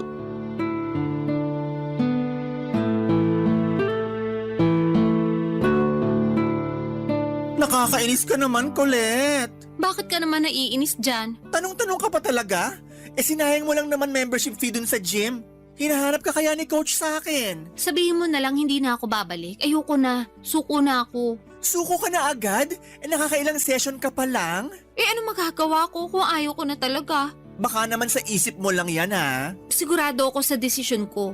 Pinag-isipan ko yun nung muntik na akong lagnatin dahil sa sakit ng katawan after nung first session. Grabe kaya pakaramdam ko nun. Kulang na lang magpa-ospital ako eh. Sobra naman yung magpa-ospital. Sa pagkakatanda ko, nag-treadmill ka lang naman nung unang araw mo. Correction, isama mo na yung pag-akyat baba natin dun sa hagdan papunta sa gym. Kung bakit kasi hindi uso elevator dun? Nasa 3rd floor din kaya yung inakyat baba natin. May elevator naman, pero under maintenance. Tsaka ayaw mo nun. Naka-warm up ka na nung umakyat ka sa hagdan. Magandang cardio rin yun para maramdaman mo namang may puso ka. May puso ako, no? Ramdam na ramdam ko sa tuwing kinikilig ko kung tikman yung bagong pagkain sa menu. Yan, dyan ka magaling sa pagkain. Ano namang masama doon? May batas ba na nagbabawal akong kumain? Walang batas at hindi masama. Bakit kasi ganyan ang tono mo? Para mo na rin sinabing wala akong karapatang kumain. Hindi naman ganyan punto ko. Ang akin lang, nagpatulong ka sa akin para makapagbawas ng timbang, di ba? Kesyo dami mo nang nararamdaman sa katawan mo at gusto mo namang makasabay sa trip ng mga kaibigan mo.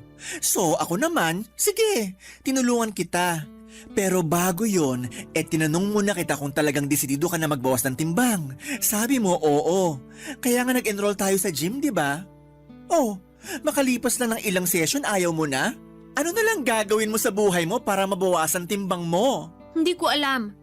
Parang ayoko na nga mabawasan ng timbang kasi okay naman ako. Anong okay? Paano ka naging okay? Medyo hassle nga lang pag nagko-commute, pero wala namang karapatang mang-discriminate yung mga driver porke mataba ako. Irereklamo ko talaga sila, sige. O sige, ando na tayo. Pero paano na lang yung overall health mo?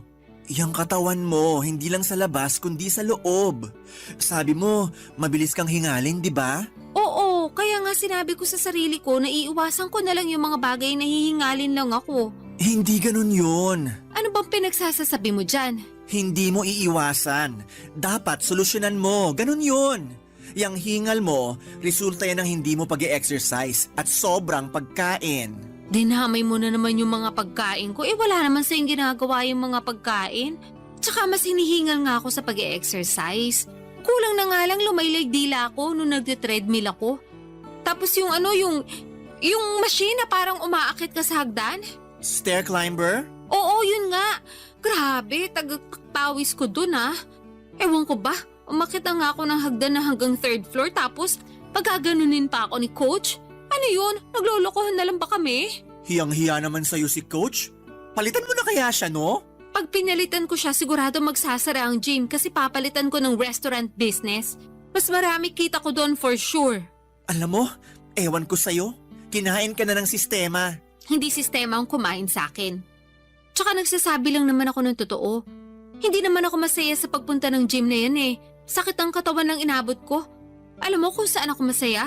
Oo, parang alam ko na kung saan. Sa pagkain? Tama! Ay, pag kumakain ako, parang nakalutang sa alapaapa mga paa ko. Lalo na syempre kapag masarap yung kinakain ko. Tsaka mas nai-enjoy ko yun, mas nagiging masaya ako. Delusional ka lang. Akala ko ba walang masama sa pagkain? Wala nga. Pero yung pagiging matakaw mo sa pagkain, yun ang masama. Sobra ka naman. Hindi ako magsasorry. Di wag. Mabuti pa, order na lang ako ng merienda. Ay nako. Bagay talaga sa yung pangalan mong Colette. Masyado kang makulit. Sa totoo lang, Papa Dudut, mabibilang sa daliri ko sa kamay kung ilang beses lamang akong pumunta sa gym na pina-enrollan sa akin ni Percy. 1, 2 o 3 lang yata, tapos ay ayoko na. Totoo naman na sayang yung pera na binayad ko sa membership fee, pero hindi na lamang ako nang hinayang doon dahil ayoko na. Suko na ako. Unang session pa lamang namin ay sobrang sakit na ng katawan ko. Halos hindi na ako makakilos na para bang akala ko ay mamamatay na ako ng mga panahong yon. Pero dahil sinabi ng pinsan ko na normal lang naman daw yon, nagpatuloy pa ako ng ilang session pa. Kaya lang ay hindi ko talaga kaya, Papa Dudut. Ako pa naman yung klase ng tao na hindi nagtitiis kapag nasasaktan na. Well, siguro ay nagawa kong tiisin yung pagiging unfaithful sa akin ng damukol kong ex-boyfriend. Pero pinangako ko sa aking sarili na yun na ang huling bagay na titiisin ko. Kaya kahit naiinis sa akin si Percy dahil sa hindi ko pagiging desidido na magpapayat ay wala na akong pakialam pa. Dahil doon ay natuon ulit ang atensyon ko sa labis na pagkain upang mabawasan ang aking stress. Barangay Love Stories. Barangay Love Stories. Papa Dudut, mabilis na lumipas ang 3 buwan mula sa dati kong timbang na 115 kilo ay pumalo na ako sa 150 kilograms. Sobrang taba ko na at ang bigat-bigat na ng katawan ko. Dagdag pa yung palagiang pagsama ng aking pakiramdam. May mga araw na ayoko nang bumangon sa higaan para pumasok sa trabaho dahil nakakapagod mag-asikaso. Bukod doon ay nahihirapan din ako mag-commute dahil sa timbang ko. Kita ko na rin sa salamin na lumolobo talaga ako ng husto. Lumaki ang mga braso ko at hita at nadagdagan ng isang layer ang bilbil ko sa tiyan at sa leeg ko. Umumbok din ang aking mukha at hindi ko na makita dahil sa dagdag na taba ng aking leeg. Doon ako nagsimulang ma-frustrate habang binabalikan sa isipan ko kung ano-anong klaseng pagkain ang kinain ko noong nakaraang 3 buwan. Na-realize ko na sobrang daming carbohydrates, maalat at matatamis na pagkain ng walang pasubali kong nilantakan.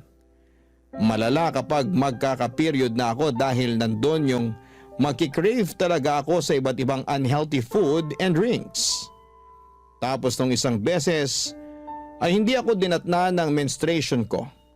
Akala ko'y delay lang pero dahil praning ako ay nagpakonsulta na ako sa isang OB gynecologist.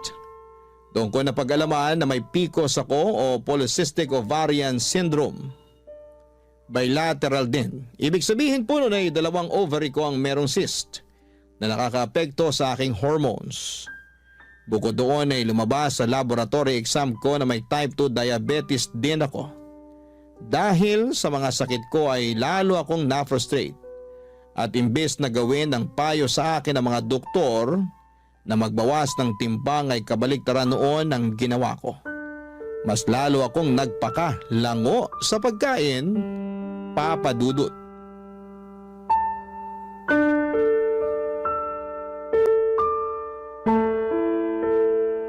Bakit ang daming balat ng chichirya at bote ng mga soft drinks sa sahig mo? Pati dun sa kusina, meron ka pang iniinit na ewan ko kung ano sa microwave. Ano ba yun ha? Ah, yun ba? Tirang spaghetti yun. Ilang araw na sa ref ko kaya ininit ko na. Yun lang trip kong kainin ngayon eh. Pwede bang makisuyo? Pakikuha pagtapos ng initin. Hirap na kasi akong tumayo eh. Akala ko ba wala kang ganang kumain dahil may sakit ka? Kaya nga ako pumunta rito sa apartment mo kahit na naiinis pa rin ako sa'yo. Thank you. Pero naisip ko ayoko magpatalo sa sakit ko, kaya kakain pa rin ako. Kinain mo rin ba yung lahat-lahat ng mga chichirya na yan? Tsaka ikaw din uminom ng mga soft drinks na yan? Oo, wala naman akong kasama dito eh. Ako lang. Kulit naman. Ano? Sisermonan mo na naman ako kasi kumain ako ng unhealthy food. O sige, kung hindi ako kakain, baka lalo ako magkasakit niyan. Yang mga pagkain na kinakain mo, yung dahilan kaya ka nagkakasakit. Pero sa mga pagkain na yan lang naman ako nagiging masaya. At least kapag kumakain ako, nabubusog ako. At saka yung mga pagkain na yan hindi nang iiwan. Hindi katulad ng mga barkada ko. Ayaw na nila akong isama sa mga gala nila. Ha? Bakit daw? Kasi pabigat lang daw ako. Literal ha? Tapos aberya.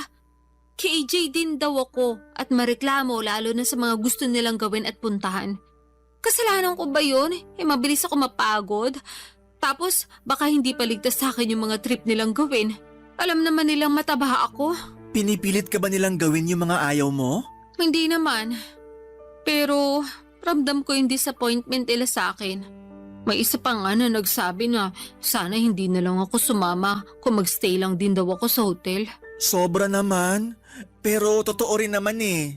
Nakakapanghinayang naman talaga. Lalo bihira lang kayo pumunta dun sa lugar. Kaya dapat sulitin nyo na. Sinusulit ko naman kaya nga kinakain ko lahat ng pwede kong kainin. Kaya lang hindi nila yun maintindihan. Palibhasa, hindi sila ang nasa posisyon ko. Alam mo, gusto kitang kampihan kasi pinsan kita. Pero may point din naman yung mga barkada mo. Siguro nga mas mabuti pa na hindi ka na nila isama kaysa naman ganun palagi yung tingin nila sa'yo. Yun bang pabigat tsaka aberya? Kasi masakit din naman sa part mo yun. Pero yun nga, di ko rin sila masisisi. Hindi mo ba talaga nakikita na dapat may baguhin ka rin sa sarili mo? Di na muna para sa iba, kahit sa sarili mo na lang. Alam ko namang meron pero hindi ko alam kung paano mag-uumpisa. At saka natatakot ako na baka huli na ang lahat lalo na meron na akong nararamdaman sa katawan ko. Nakapagpa-check up ka na ba? Oo, sa OB-gynecologist at saka sa endocrinologist. May PCOS ako at saka type 2 diabetes. Mataas din ang creatinine ko at saka blood pressure. Santisima! Bata-bata mo ba pero napakarami mo ng sakit. Kaya nga eh. Kailan ka pa ba nagpa-check up? Last week lang. Bakit ngayon mo lang sinabi sa akin? Nahihiya ako sa iyo eh. At saka natatakot ako na baka sabihin mo kasalanan ko rin naman kaya nangyari sa akin to. Naaalala ko kasi na sinabi mo masama ang pagiging matakaw. Oo, pero kailangan mo nang makakaramay. Lalo na sa sitwasyon mong yan. Okay lang naman ako. Karamay ko naman yung mga pagkain. Alam mo, hindi tama yan. Baka lalo ka lang mapasama sa ginagawa mong yan eh. Tsaka di ka naman pinagbabawalang kumain. Pero sana piliin mo naman yung mga pagkain na papapasukin mo sa katawan mo. Nahihirapan ako. Hindi ko alam kung paano ko magsisimula. Pakiramdam ko pag hindi ako nakakakain ng mga pagkain kinasanayan ko, mamamatay ako. Alam mo ba yung pakiramdam na yun? Ang hirap! Hirap na ako mag-control. Mas gusto ko nalang mamatay para matapos na itong mga nararamdaman ko. Gaga, alam mo namang hindi yan ang solusyon, di ba? Huwag ka munang mamatay. Marami pa tayong lugar na pupuntahan pag gumaling ka na. Please lang, huwag ganyan ang isipin mo. Ewan ko, nawawala na ako ng pag-asa na magbabago pa ang buhay ko. Papadudot mga bata pa lamang ay close na kami ni Percy. Dahil solong anak lamang ako at wala rin namang kapatid sa tatay at madrasta ko. Ang pinsang kong yon ang tumatayong nakatatandang kapatid sa akin. Hindi naman nagkakalayo ang edad namin, 2 taon lang ang tanda niya. Marami na kaming pinagsamahan at malaki talaga ang naitutulong niya sa buhay ko. Lalo na sa pag-encourage sa akin na magbawas ng timbang. Kaya nga kahit sinesermonan niya ako ng mga panahong yon ay thankful pa rin ako sa kanya dahil mas nauunawaan ko ang mga pagkukulang ko. Hindi lang sa ibang tao kundi lalong-lalo na sa aking sarili. Matapos ang pag-uusap namin yon ni Percy ay nagbalik tanaw ako sa aking nakaraan. Bumalik ako sa mga panahong nagsimula akong magkaroon ng unhealthy relationship sa pagkain. Alam ko kasi na walang kasalanan ng mga kinakain ko sa kondisyon ko dahil ako mismo ang nawala ng kontrol. Pero naniniwala din ako na hindi pa naman huli ang lahat lalo na kung desidido akong magbagong buhay. Kaya nga noong 2024 lang ay pinatapos ko muna lahat ng mga handaan bago ko pangatawanan ang New Year's resolution kong magpapayat ng tuluyan. Bilang unang hakbang, nagbawas ako ng kinakain lalo na yung unhealthy katulad ng junk food, soft drinks at sugary treats. Sobrang hirap. Lalo na at umabot na ako sa puntong naglalaway ako, makakita lamang ako ng mga paborito kong pagkain. Pero sa tulong ni Percy at ng aking dietitian ay kinaya ko naman. Sunod kong binawasan ay ang mga consumption food ng carbohydrates. Ang mga halimbawa noon ay kanin, tinapay at mga pasta. Pero hindi ko naman kagad inalis sa sistema ko, lalo na at meron akong mga sakit. Bukod doon ay nag-invest din ako ng treadmill. Ginagamit ko lang naman yon pag maulan, pero pag hindi naman ay sinasamahan ako ng pinsan kong maglakad-lakad sa gabi. Nagbabadminton at volleyball din kami, pampapawis. Kaya sa loob ng 2 buwan, nabawasan na ang timbang ko ng halos 10 kilo.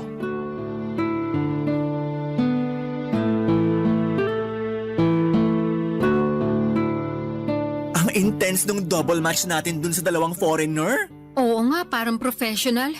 Ayun, talo tuloy tayo. Hayaan mo na, at least mga gwapo naman sila. Kuota mga mata ko sa silay. Sa bagay, ako rin naman. Gusto ko yung kumukorte talaga yung mga abs sa damit kasi pawis na pawis. Ay, sinabi mo pa. Pero speaking of pawis, grabe pawis ko dun sa laro natin Tagaktak! Ako nga hingal na hingal eh. Kulang na lang lumaylay dila ako sa court para pa akong hahapuin ng wala sa oras. Pero wala naman akong hika Mabuti naman. Kinabahan ako sa'yo eh. Nahalata ko nga sa reaksyon ng mukha mo. Kaya sinabi ko, Santissima, maawa naman sa'yo. Dami mo nang nararamdaman. Huwag na sana dumagdag pa yan. hindi naman siguro. At saka alam mo ba pakiramdam ko, unti-unti nang gumagaling ang katawan ko. Talaga? Oo. Di ba nabawasan na ako ng timbang? 10 kilo rin yon. Kaya nga alam ko na mataba pa rin ako, pero malaking bagay na rin sa akin yung 10 kilong yun, no? Oo naman. Hindi mo yun ma-achieve kung hindi mo piniling tulungan ang sarili mo. Baka nga imbis na makapagbawas ka ng ganun madagdagan pa ng 10 kilo yung timbang mo kung nagpatuloy ka lang sa pagkain. Kaya nga nangihinaya lang ako kasi ngayon ko lang na-realize ang importansya ng pangangalaga sa kalusugan sa pamamagitan ng pagkain ng tama. Nahihiya ako sa sarili ko dahil hinayaan kong tumaba ako ng ganito. Nawalan ako ng kontrol sa pagkain kasi akala ko yun lang yung kakampi ko sa lahat ng mga problema ko sa buhay. Ay, sa totoo lang, nahihirapan pa rin akong disiplinahin ang sarili ko. May mga araw na okay lang, magaan, na itatawid yung araw, pero meron na mabigat talaga. Paanong mabigat? Yung bang hindi ko mapigilang umiyak kasi nabitin ako sa pagkain na kinain ko. Na gusto ko pang kumain ng marami, pero alam kong hindi naman pwede. Nararamdaman ko yun lalo kapag magkakaroon na ako. Alam mo na, hirap maging babae. Nakaka-relate ako dyan. O bakit? May matres ka rin? Charot lang. Pero gusto ko lang din sabihin na proud ako sa'yo. Talaga? Kahit na mabagal yung progress ko? Hindi naman mabagal progress mo. Alalahanin mong nasa 2 buwan ka pa lang. Tsaka, oo, proud ako sa'yo. Kasi sinubukan mo mag-diet para sa kapakanan mo. Hindi lang para sumeksi ka, kundi para gumaling ka na rin. Naniniwala ako, pagkain din na makakatulong sa'yo para bumuti pakiramdam mo. Pero syempre, yung tamang pagkain ang tinutukoy ko Tapos samahan mo pa ng exercise at inumin yung mga gamot na reseta sa'yo. Palung-palo ka na. Totoo rin naman.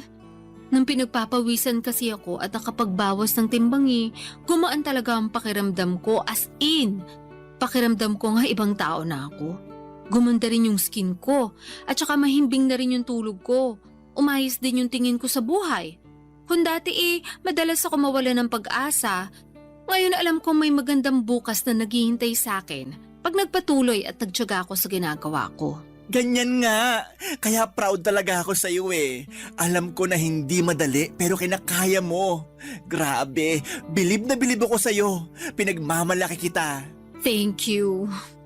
Pero kung tutuusin, hindi ko naman to magagawa kundi dahil sa iyo. Ikaw yung nandyan para tumulong sa akin kahit na maraming beses ako naging pasaway. Siyempre, parang kapatid na turing ko sa iyo. Mahal kita kahit na nung una pasaway ka.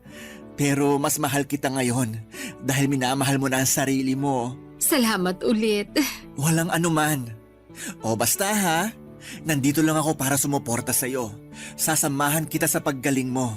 Kalmahan mo lang din kasi yung pagtaba nga inaabot ng ilang taon, pagpayat pa kaya. Yan din kasi yung pangunahing rason ng karamihan kaya sila nadadapa sa pagbabawas ng timbang.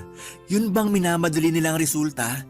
Wala namang buto na pag tinanim mo ngayon, tutubo na bukas. Sipag, tiyaga, disiplina at consistency ang kailangan para ma-achieve mo yung mabuti at magandang resulta para sa sarili mo.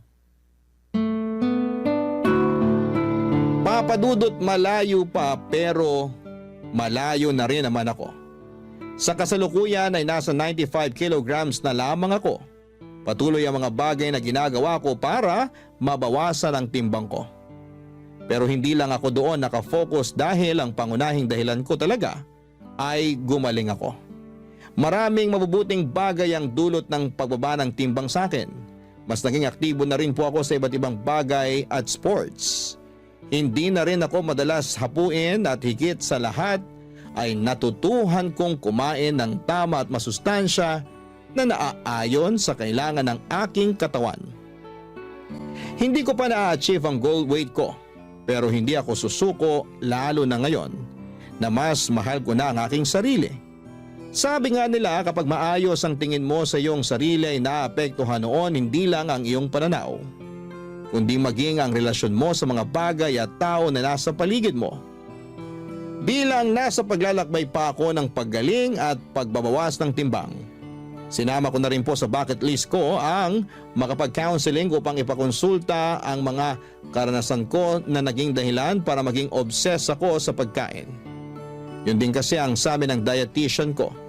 Sadyang ako lang yung hindi pa handa ng mga panahong yon. Maraming salamat po Papa Dudut, sakaling mapili po ninyong i-area ang sulat ko sa programang Barangay Love Stories. Malaking bagay na makapagbigay ako ng inspirasyon sa ating mga kabarangay. Susulat ako ulit para mag-update sa latest kong timbang at kung sakali na makahanap na rin po ako ng panibagong pag-ibig. God bless po sa inyong istasyon and more power pa. Ang inyong forever kapuso at kabarangay, Colette. Barangay Love Stories. Barangay Love Stories. Anong say mo sa Barangay Love Stories na ito? Pagkwentuhan natin sa comment section yan. Nagustuhan ng iyong napakinggan? Ituloy yan via live stream sa www.gmanetwork.com/radio.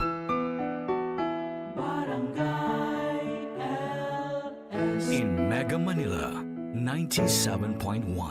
Forever!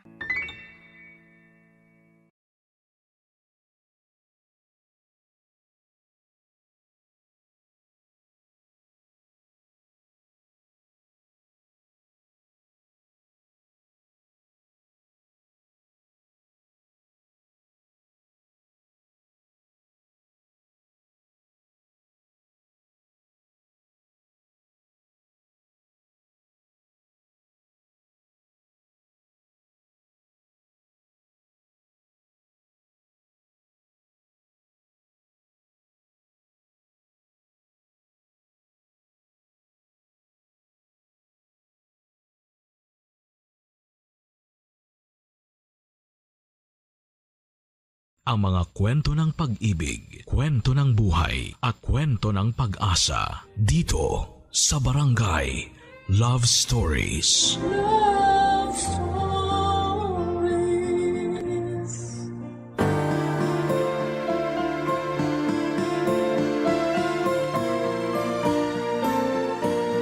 May kanya-kanya talaga tayong preference kung kanino natin gustong ibigay ang puso natin.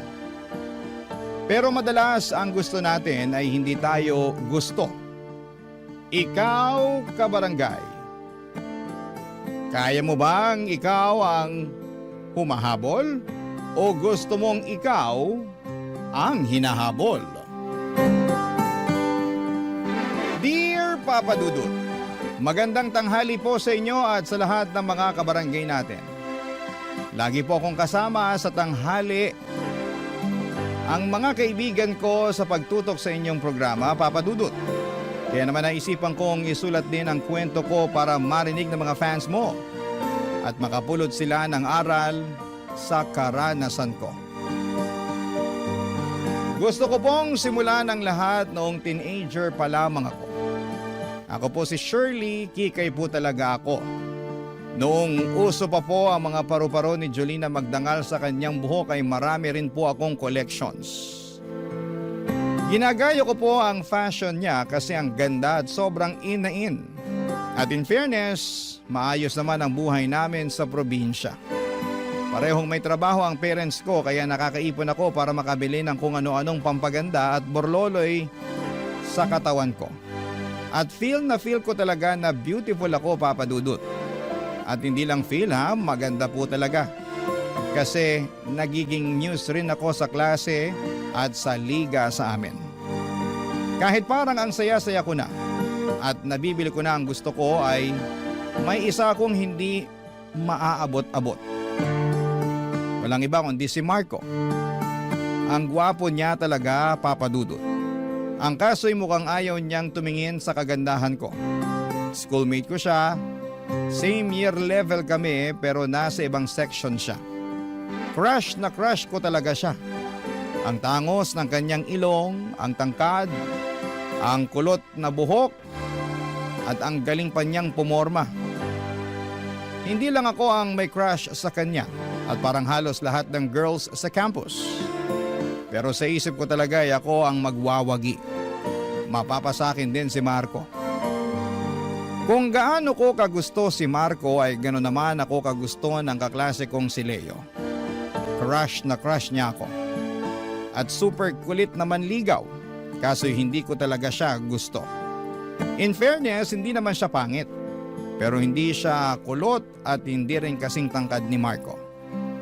Ang panlaban niya ay nasa first section siya kasama ko.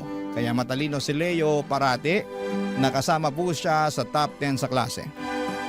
Kahit na hindi ako honor student ay hindi ibig sabihin na mapurol ang utak ko. Kasi nasa section 1 pa rin po ako. Matalino pa rin ako kaya minsan ay naiisip ko na baka pwede kong i-offer kay Marco na ako ang maging personal tutor niya.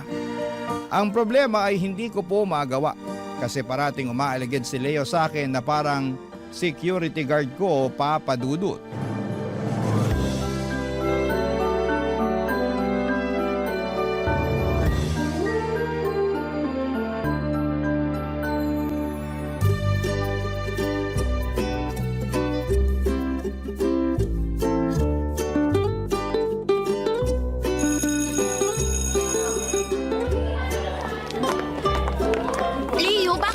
Sinusundan. Saan ka ba pupunta?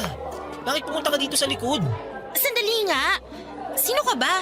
Grabe naman, may amnesia ka na. Huwag mo akong buwisitin ha. Sinisira mo plano ko eh. Plano? Anong plano, Shirley? Matalino ka, di ba? Pero hindi mo makuha. Okay, fine. Alam kong pumupunta ka dito para sumilip na naman sa classroom ni na Marco. Alam mo naman pala eh. Sa tagal ba naman na naging security guard kita? Grabe ka sa akin. Ay, Leo, wag mo na nga akong sundan. Kainis ka. Huwag mo sirain ang araw ko. Hindi ko naman sinisira. Pinapaganda ko nga eh. Ewan ko sa'yo. Ay teka, Shirley. Ito, kunin mo. Ano ba? Para sa'yo. Ano to? Buksan mo. Pinili ko talaga yan para sa'yo. Alam ko magugustuhan mo yan. Dito pa talaga? Ayokong parang ewan kang kakasilip kay Marco. Wala kang pake? May pake ako kasi gusto kita. Ewan ko sa'yo. Buksan mo na yung paper bag. Ano bang laman nito? Hindi mo malalaman kung hindi mo bubuksan. Binili mo to? Oo naman. Kasi mahilig ka sa hair accessories, di ba? Binili ko na lahat ng hair clip na nakita ko. Bagay sa'yo lahat yan. Kasi maganda ka, Shirley. Hindi naman masyado pero thank you ah. Teka, huwag ka muna mag-thank you. Kung nagustuhan mo yan, meron pa akong ibibigay sa'yo. Alam mo naman na matagal na kitang crush at nililigawan, di ba? Gusto talaga kita, Shirley. Sandali, wait lang ha. Ito, para sa itong chocolate at bulaklak. Itago mo nga nga yan, baka makita ako ni Marco. Mapurnada pa plano ko. Shirley naman, ako na nga tong nag-e-effort na ligawan ka oh. Mukhang bibig mo pa rin yung kulot na yun. Eh sa type ko ang kulot eh. Ay talaga? Tigilan mo na nga ako. Ibabalik ko na tong mga hair clip mo. Meron na ako niyan. Tinitingnan ko kaya araw-araw yung mga nasa buhok mo. Wala ka pa kaya niyan. Meron na sabi. Kunin mo na to. Ibigay mo na lang sa iba. Shirley, nag-effort ako para dito tapos hindi mo man lang tatanggapin. Hindi naman kita inutusan para gawin to eh. Eh mahal nga kita eh. Nako, hindi kita matatanggap. May nagmamay-ari na ng puso ko. At walang iba kundi ang Prince Charming ko. Si Marco. Puro ka Marco. Pinapansin ka ba? Hoy, problema ko na yun no. Kaya umalis ka na. Huwag mo akong ligawan kasi kahit kailan hindi kita magugustuhan. Ayoko sa pa-hair clip mo na yan. At ayoko sa binigay mong tsokolate at bulaklak. Grabe naman. Kaya alis na. Masasayang lang lahat ng pagod mo kakasunod sa akin. Kasi wala talaga, Leo. Hindi kita gusto. So, tsupi!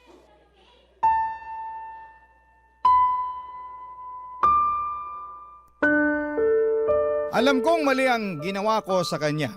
Pero nang mga oras na yon ay hindi ko isinaalang-alang ang damdamin ni Leo. Pinapahalagahan ko lang ang sarili ko. Kaya hindi ako nagdalawang isip sa pagbasted ko sa kanya ng maraming beses. Kahit harap-harapan ko nang sinasabi sa kanya na hindi ko siya gusto, ay sige pa rin siya ng sige sa panliligaw. Walang kapaguran ang paghanga niya sa akin. Para sa kanya, Papa Dudut, ay darating din daw ang umaga na magugustuhan ko siya.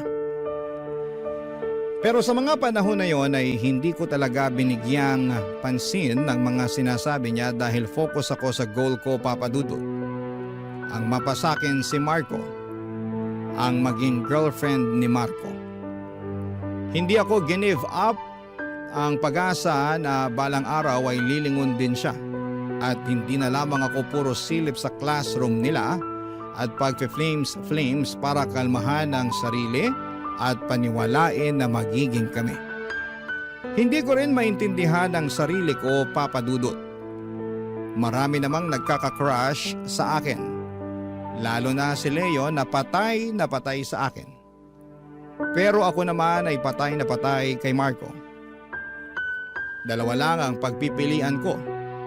Doon ba ako sa mahal ako o doon sa mahal ko? Siyempre nananaig pa rin ang pagmamahal ko kay Marco, Papa Dudut. Kaso isang araw ay nalaman ko na lamang na may iba na siyang mahal. May ibang babaeng nakakuha sa kanyang atensyon. Ang kaklase niyang si Tina na hindi naman kagandahan at baduy pang pumorma. Ang sakit sa dibdib ko nang silipin ko sila sa classroom at kitang-kita ng dalawa kong mga mata. Ang magkahawak nilang mga kamay, sina Tina at Marco. Magjowa na sila at ako'y inggit na inggit sa babae na parang gusto kong sabunutan. Pero sabi nga ng nakararami kapag jowa pa lang ay hindi pa mamay-ari ang bawat isa. So pwede pang maagaw. Kaya patuloy lamang ako sa mga plano sa pang-aakit kay Marco at umaasang hihiwalayan niya si Tina at ako ang ipapalit dito. Kami naman dalawa ang totoong bagay kasi, Papa Dudut.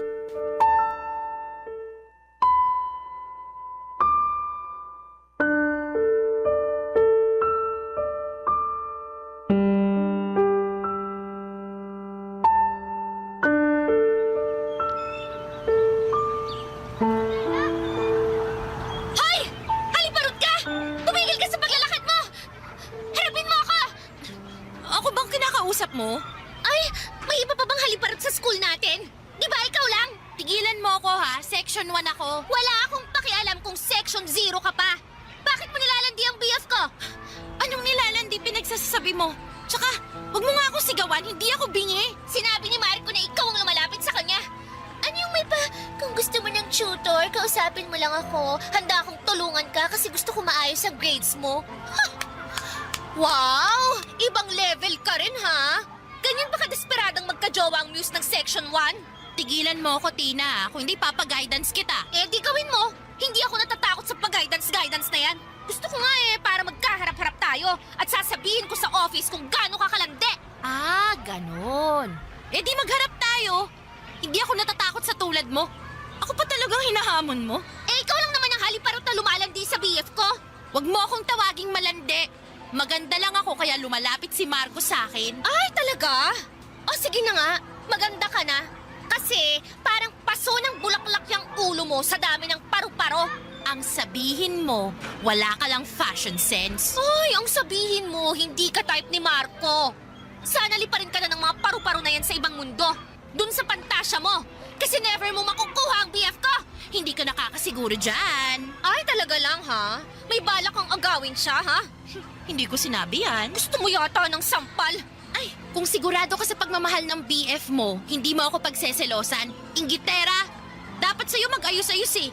May boyfriend ka ngang gwapo, pero mukha ka naman palaka. Bawiin mo ang sinabi mo ha? Hindi ako mukhang palaka. Hindi! Ay, paano kung hindi ko babawiin? May magagawa ka. Tinugalit mo talaga ako ha? Tina, tigilan mo si Shirley. Ay, ang aso mo nakasunod pala. Pero pagdating sa kalandian ng amo, hindi niya nabantayan. Pwede ba, Tina? Lubayan mo nga si Shirley. Malis ka na. Bakit? Hindi ba totoo ang sinabi ko? Kala mo hindi masakit yung pinagsasasabi mo na aso ko? Bakit? Hindi ba yun masakit, ha? Tama! Ikaw nga, daig mo pa aso na tahol ng tahol eh. Sabi mo, BF mo si Marco. Nakuha mo na siya, pero insecure ka nga lang. Hindi ako insecure, no? Ayoko lang may langaw na umaali-aligid sa BF ko. Lumayo ka nga kay Shirley. Bakit ka ba nakikisali dito? Umalis ka na. Oo na, alis ako.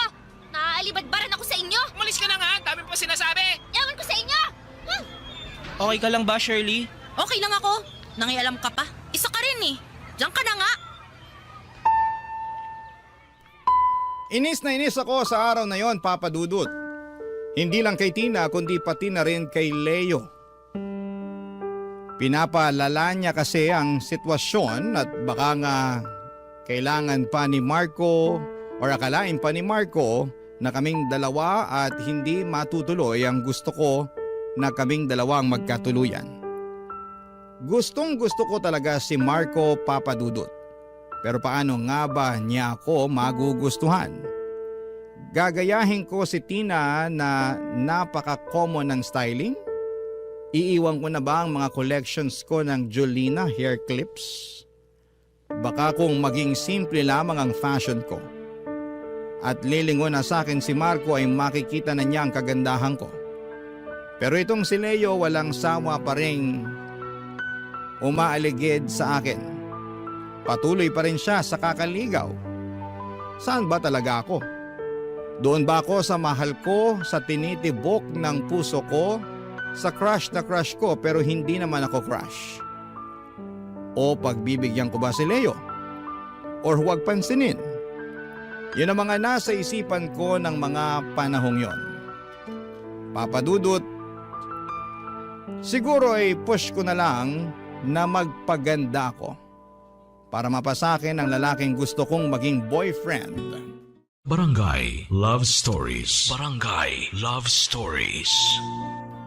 Alam po ninyo, Papa Dudut, sa kakasunod ni Leo sa akin at sobrang patay na patay nga niya sa akin, ay napag-isip-isip ko na baka pwede ko siyang bigyan ng pagkakataon para naman maranasan ko rin na magkaroon ng nobyo. Alam nyo pihikan ako. Kay Marco lang hindi. Pero hindi rin naman niya ako gusto.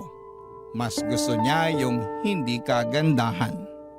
Si Leo naman ay hindi kasing gwapo ni Marco pero cute pa rin nang titigan ko siya isang araw nang hindi niya ako pansin habang sinasagutan niya ang assignment namin sa physics. Siyempre magaling siya sa klase at advantage ko yon kasi kapag hirap ako sa mga assignments ay to the rescue talaga siya. Binibigyan ako ng sagot. Naisip ko na lamang kung si Leo ang magiging husband ko. For sure may matino siyang trabaho. Pero erase. Hindi ko iniisip ang kasal-kasal. Hanggang boyfriend na siguro muna. Hanggang doon lang ang kaya ko. Para rin siguro makalimutan ko si Marco. Kaya isang araw ay pumayag ako makipag-date sa prom namin kay Leo, Papa Dudut.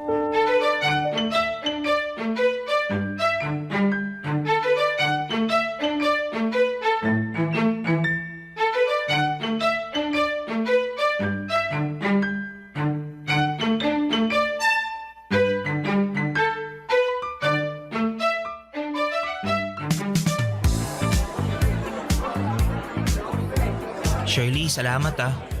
Saan? Dito, na pumayag ka na ako ang date mo sa prom. May choice pa ba ako eh? Kinausap mo na lahat na ikaw lang ang pwedeng maging prom date ko. Seryoso, salamat. So, masaya ka na? Oo, syempre naman. Abot langit. Pangarap ko kayang ikaw ang maging prom date ko. Tingnan mo, ngiting tagumpay kaya ako. Wow, congrats! Shirley, this time, pwede ba tanggapin mo na? Tanggapin ang ano? Ito. Anong meron sa bag mo? Para sa'yo. Teddy bear? Bakit? Medyo na-trauma ako dun sa, alam mo na. Pero kung gusto mo ng bulaklak, bukas bibigyan kita. Ano ka ba? Wag na. Salamat dito ah. May pangalan ba siya? Meron. Kaso baka ayaw mo eh. Bakit naman? So ano nang ang pangalan? Sasagutin ko yan kung sasagutin mo ko. Ano? Daya! Kaya nga hindi ako bumibitaw sa panliligaw sa iyo eh. Kasi gusto talaga kita. Sige na, sagutin mo na ako. Sige na nga. Tayo na. Sandali. Tama ba yung narinig ko? Ulitin mo nga. Sabi ko, tayo na. Oo, talaga? Oo. Yes! Yes! Salamat! Salamat! Salamat! Salamat! Sandali! Salamat! Sandali, hindi ako makahinga. Grabe ka naman kumakayakap. Ay, sorry. Sobrang saya ko lang kasi. So, anong pangalan niya? LL. As in, Leo and Lay. Parang tunog anak lang. Iba talaga sigurong nasa isip mo. Mag-college muna tayo bago yung anak-anak. Kaya si LL na muna ang anak natin. So, anong tawagan natin? Nanay, tatay? Ayoko, no? Sige, kahit ano. Basta, siya, LL siya. Payag ka na. May magagawa pa ba ako? Sobrang saya ko. Hindi ko akalain na papayag ka. Nakita ko naman yung effort mo eh. Kaya sabi ko, why not? Bibigyan kita ng pagkakataon. Nako, hindi ka talaga magsisisi. Saka, iingatan ko tong pagkakataon na to. Alam mo, tama yung sabi mo eh. Mag-aral muna tayo sa college. Magkaroon ng trabaho. Tapos, saka na tayo magpakasal at magkaanak. Para may magandang future ang magiging anak natin. Sa ngayon, si LL muna ang katabi mo sa inyo. Kasi ako naman ang yayakapin mo sa future. Hoy, parang ang manyak naman nun. Ako, ganyan naman talaga kapag magiging mag-asawa na tayo eh. Asawa agad? Kakasagot ko lang sa'yo ah. Ganun naman talaga dapat. Hindi to laro para sa akin no. Gusto ko na ikaw ang magiging future ko. Serious mo? Dapat naman talaga kitang seryosohin. Oh, masaya ka na. Sino ba namang hindi? Girlfriend ko na yung crush ko eh. Yay! Nako, dapat sabihin mo pala to no. Ano? Mahal kita, Shirley. Ha? Huy, mahal kita! Mahal din kita, Leo and LL. Okay na? Okay na, okay. Ang saya ng prom na to. Woo! Kitang-kita ko talaga kung paano kumikislap ang mga mata ni Leo ng gabing yon. Pero sa sumunod na araw, naging gaga ako. Binalik ko si LL kay Leo, hindi ko pala kayang maging GF niya. Iba pa rin ang nasa puso ko. Akala ko kung sasagutin ko si Leo at mawawala na sa isip ko si Marco, pero hindi papadudot. Lalo na noong nakita ko siya na napatingin sa akin noong umuwi ako sa prom. Nagpang-abot ang aming mga mata. Na-realize ko na siya pa rin ang gusto kong maging BF at hindi si Leo. Kaya hindi na ako nagpaligoy-ligoy pa. Isang red flag ang ginawa ko kay Leo. Nakipaghiwalay ako. Sobrang na-devastate ang puso ko at puso niya ng araw na yon. At hindi niya napigilan ang sarili na umiyak sa harapan ko. Nagmakaawa to give our relationship a chance kasi hindi pa nga nag 24 hours ay hiniwalayan ko na. Pero hindi na ako pumayag. Inayawang ko na siya. Simula noon ay hindi na ako kinukulit ni Leo. Iniiwas na niya ang mga mata niya sa akin at tinupad ang sinabi niyang hindi na niya ako guguluhin kung talagang walang chance na maging kami sa future. Araw-araw ay nakokonsensya ako pero pinangatawanan ko rin ang desisyon ko. Hanggang sa graduate kami ng high school. Dahil sa hindi pa rin mawala sa isipan ko si Marco, ako ang babaeng humahabol sa crush ko. Nag-enroll ako sa school kung saan nag-aral si Marco kasi hoping ako na kung single na si Marco one day ay baka mapapansin na niya talaga ako. At sa tagal kong naghintay, dumating ang araw na naghiwalay na nga sina Marco at Tina. Pwede na akong pumasok sa picture as GF kung bibigyan ako ng chance ni Marco Papadudut.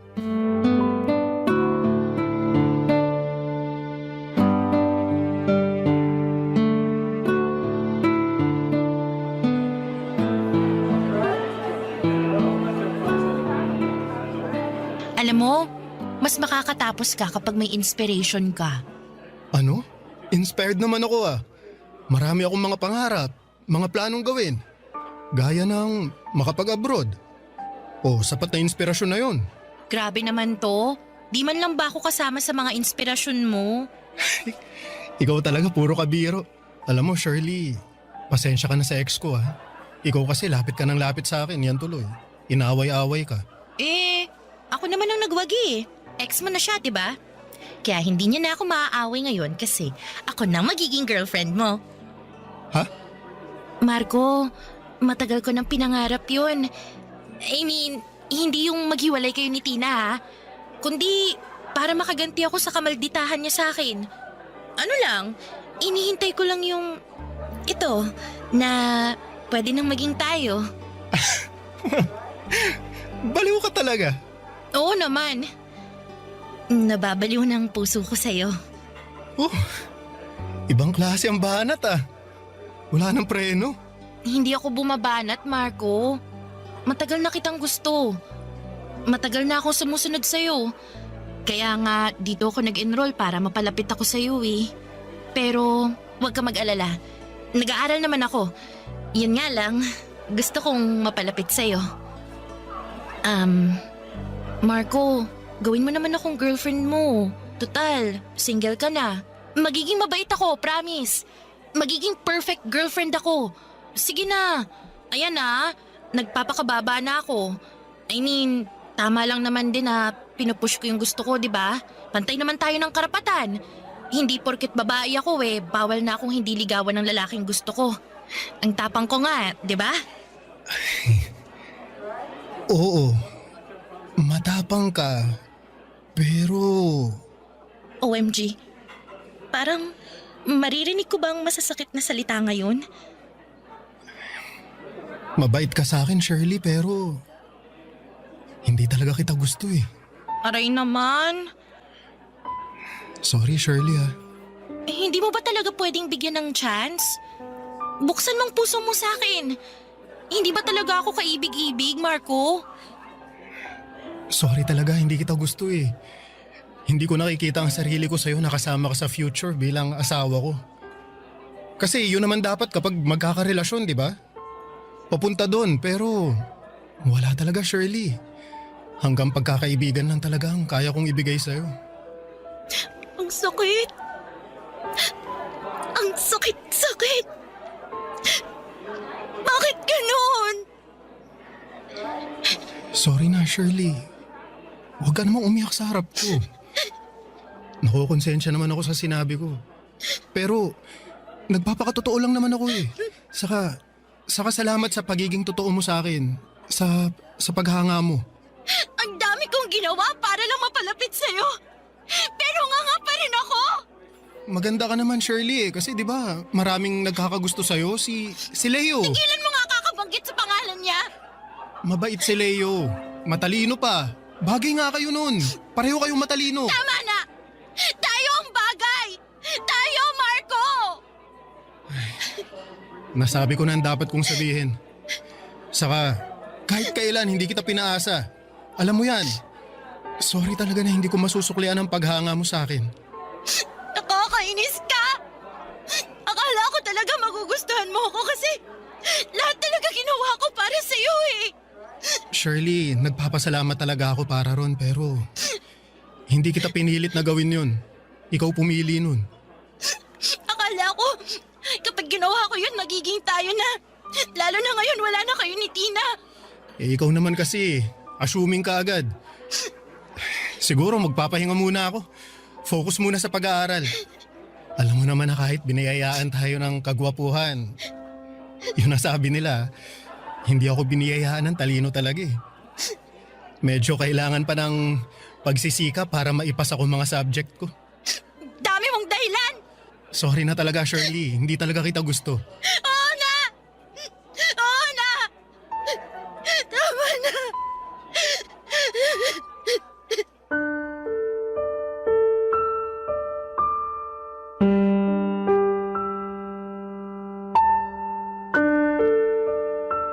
Papadudot, sobra akong nawasak sa mga oras na yon. Para po akong sinampal. Ang sakit-sakit pa lang mabasted at ang sakit-sakit pa lang hindi ka bet ng bet mo. Doon ko naalala ang ginawa ko kay Leo. Sa dami niyang effort para lamang mapasagot ako ay hindi ko binigyan ng halaga yon. Ngayong nasa college na kami ay hindi na niya ako kinukulit pero mukhang nami-miss ko naman yon. Sa mga oras na yon ay napapaisip ako na doon na kaya ako sa taong mahal ako. Pero mahal pa rin ba ako ni Leo? Kasi hindi na niya ako nililigawan after high school. Baka sobra siyang nagalit sa akin sa ginawa ko sa kanya na hindi man lang inabot ng 24 hours na naging magjowa kaming dalawa. Pero sa isip-isip ko ay pwede ngang si Leo na ang magiging boyfriend ko. Matalino, mabait, cute din naman, hindi amoy putok, at higit sa lahat ay mabibigyan ako ng magandang future kasi nakakatiyak ako na may maayos siyang trabaho dahil engineering ang kinuha niya. What if si Leo na lang talaga ang boyfriend ko? Baka mas maging masaya ako kapiling ang taong patay na patay sa beauty ko, Papadudot. Barangay Love Stories. Barangay Love Stories. Naisip ko, Papadudot, na lapitan na si Leo. Makipagbati sa kanya. Makipag-communicate kasi feel ko na along ay pinakawalan ako ang mahalagang tao sa buhay ko. Naalala ko na simula high school, walang bukang bibig si Leo kundi ako. Na super crush niya ako. Nako ang pakakasalan niya pagdating ng araw. Na magiging nanay ako ng mga magiging anak niya. Naalala ko rin lahat ng effort niya sa akin. Bawat Valentine's may parigalo pero hindi ko lang pinapansin. Araw-araw dati ay kinukumusta niya ako. Ayaw niya na may mamiss akong klase at assignments kaya tinutulungan niya talaga ako. Ganon pala talaga ako kamahal ni Leo. Pero makasarili ako. Hindi ko siya binigyan ng chance. Hindi ko sinaalang-alang ang damdamin niya noong after ng prom at hiniwalayan ko kaagad siya. Sa totoo lang ay mahal ko pala si Leo. Natakpan lang lahat dahil nga may parabang gusto akong patunayan na kaya kong mapaibig si Marco, Papadudot. Pero hindi pala. Hindi siya ang para sa akin at si Leo ang para sa akin. Kaya naman nakipag-communicate ako sa kanya hanggang sa nakipagkita na ako sa kanya, Papadudot.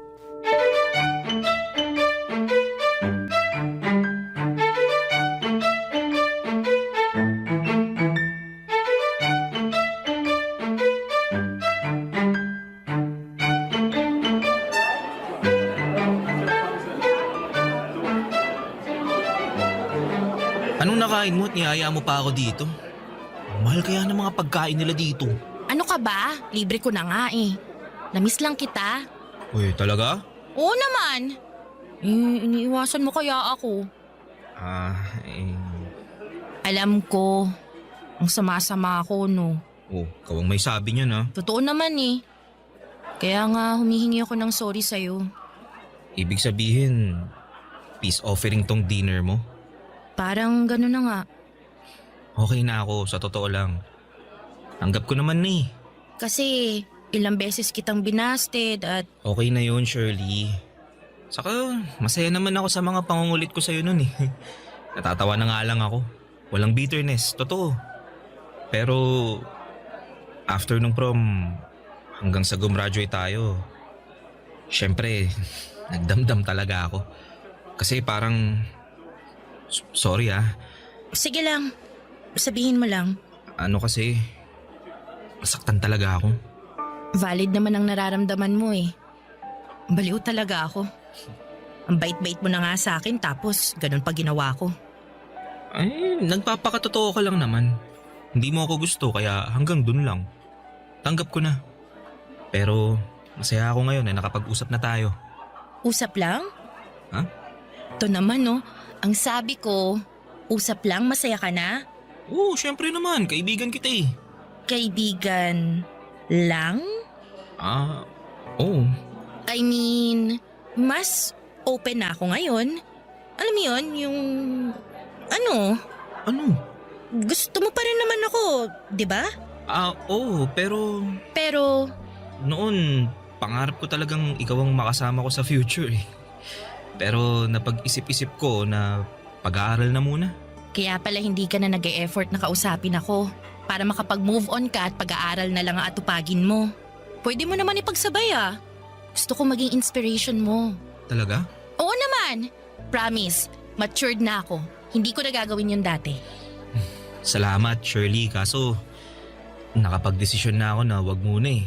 Sarili ko muna iisipin ko. Ayokong mahati ang panahon ko. Alam mo naman na hindi naman mayaman ng parents ko. Kaya kailangan kong maitawid ang pag-aaral ko. Yun muna nga atupagin ko. Sigurado ka ba? Hindi naman ako magiging pabigat sa'yo eh. Alam mo, na-realize ko na hindi ka pala mahirap mahalin. Totoo. Parang hindi ikaw yung Shirley na kilala ko. Ako pa rin to, Leo. Nagbago lang ang pananaw ko. Matagal akong naging bulag sa paniniwala ko. Alam mo na, pero nakita ko talaga kung gaano ka kasincere sa akin. Kaya gusto ko sanang bigyan ka ng pagkakataon para maging boyfriend ko. At sana, ako rin bilang girlfriend mo. Alam mo, kung yung dating Leo ang sinabihan mo ng ganyan, sobrang tuwang-tuwa na yun. Pero sorry hindi ko matatanggap yan eh. Matanong nga kita, ginagawa mo ba to kasi may nangyari sa'yo na baka panakipbutas mo lang ako? Uy, hindi Hindi sa ganun. Hindi ka pa nakipbutas. Tingin ko naman, gusto kita. Mahal na kita. Alam mo, totoo man o hindi na yun mahalaga eh. Matagal ko nang naisip na hindi na ako yung dating ako. Yung dating ako na may gusto sa'yo. Pasensya ka na talaga, Shirley. Hindi na ba magbabagong isip mo? Hindi na.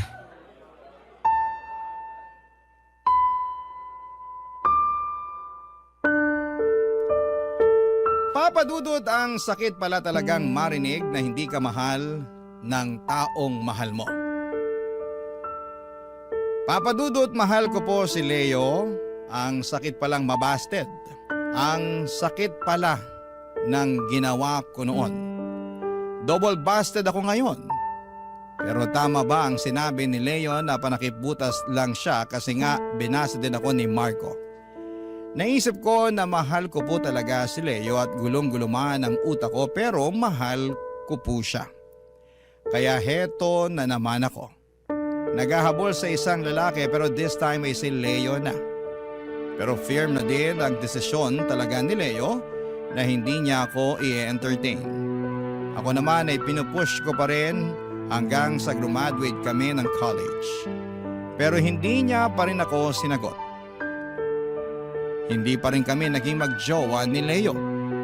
Wala siyang balak na ako ang babae para sa kanya na bumuo ng pamilya.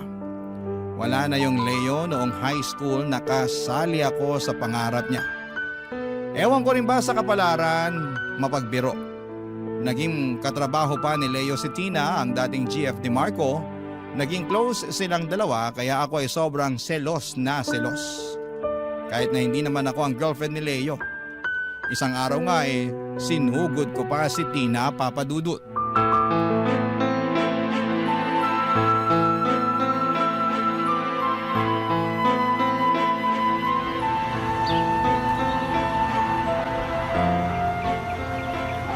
Tina, sandali. Pwede ba tayo mag-usap? Anong pag-uusapan natin? Tapatin mo ako. Inaakit mo ba si Leo? Ano? Inaakusahan mo ba ako, ha? Kita ko kung gaano mo inilalapit ang sarili mo kay Leo. Ano ka ba? Magkatrabaho kami. Kaibigan ko siya. Kaya kami malapit. Eh ikaw, sino ka ba para tanungin ako ng ganyan? Oh, nagsiselos? Bakit? Girlfriend ka ba niya? Sa pagkakaalam ko, hindi. Kaya anong karapatan mo para pagsabihan ako kung nilalandi ko si Leo? Kung nilalandi ko man. Hoy, tigilan mo na nga yung kakaselos mo na wala sa lugar. Alam mo, panira ka sa buhay ko. Anong panira? Ah, gets ko na. Hoy, hindi ko sinisira ang buhay mo. Ikaw ang may hawak ng buhay mo. Tsaka, hindi ba wala na kami ni Marco? Matagal na. Bakit hindi mo ibuhos ang energy mo dun sa kanya? O baka lahat ng lalaking malapit sa akin, yun ang gusto mong punteryahin? Bang klase ka? Kung maldita ka! Ah! Bitiwan mo ang buhok ka! Nakakainis ka! Baliw ka! Baliw! Teka, ano nangyayari sa inyo? Tumigil na kayo! Tigil na! Shirley, Tina, tama na yan! Pagsabihan mo yung babaeng yan, ha? Pinagseselosan ba naman ang pagiging close ko sa'yo? Kapal na mukha mo! Malandi ka kasi! Hindi ako malandi! Sino ba ang sunod ng sunod sa lalaki, ha? Ako ba? Ikaw! Inaakit mo sila! Pwede ba, Shirley? Tama na! Mag-usap na tayong dalawa, Shirley. Halika, sumama ka sa akin. Saan tayo pupunta? Basta!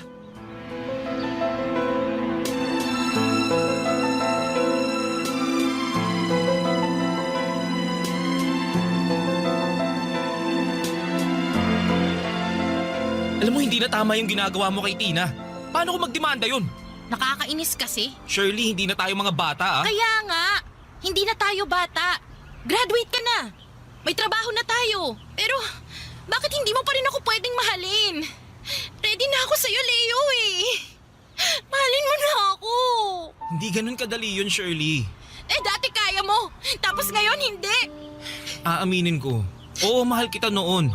Pero nagbago na ngayon eh. Nag-iiba ang gusto ng tao lalo na hindi mo ako pinahalagaan noon. Alam mo yan. Kaya nga humihingi ako ng sorry. Ngayon, pinapahalagahan na kita. Mahal kita, Leo. Hindi ka lang panakip butas. Totoong mahal kita. Salamat sa pagmamahal mo pero hindi ko kayang suklian yung nararamdaman mo para sa akin. Siguro kasi naramdaman ko noon na pinaglaruan mo lang ako. Kahit pinipilit kong sabihin sa sarili ko na wag nang isipin yun dahil bata pa tayo. Pero hindi mawala sa isip ko yun eh. Napatawad na kita. Pero hindi ko lang makalimutan eh. Kaya sorry. Leo naman, bigyan mo naman ako ng pagkakataon. Please. Mahal kita, Leo. Mahal na mahal. Sorry talaga, Shirley. Hindi ko kayang suklian yan. Hanggang pagiging kaibigan lang ang kaya kong ibigay sa'yo. Ayokong paasahin ka pa sa lahat ng to. Kaya kung kaya kong mag-move on sa lahat, alam kong kaya mo rin. Hindi. Alam kong mahal mo pa rin ako. Alam kong gusto mo pa rin ako. Shirley, makinig ka. Wala na. Wala na talaga. Sorry. Maraming lalaki dyan na handang magmahal sa'yo. Pero hindi ako yun.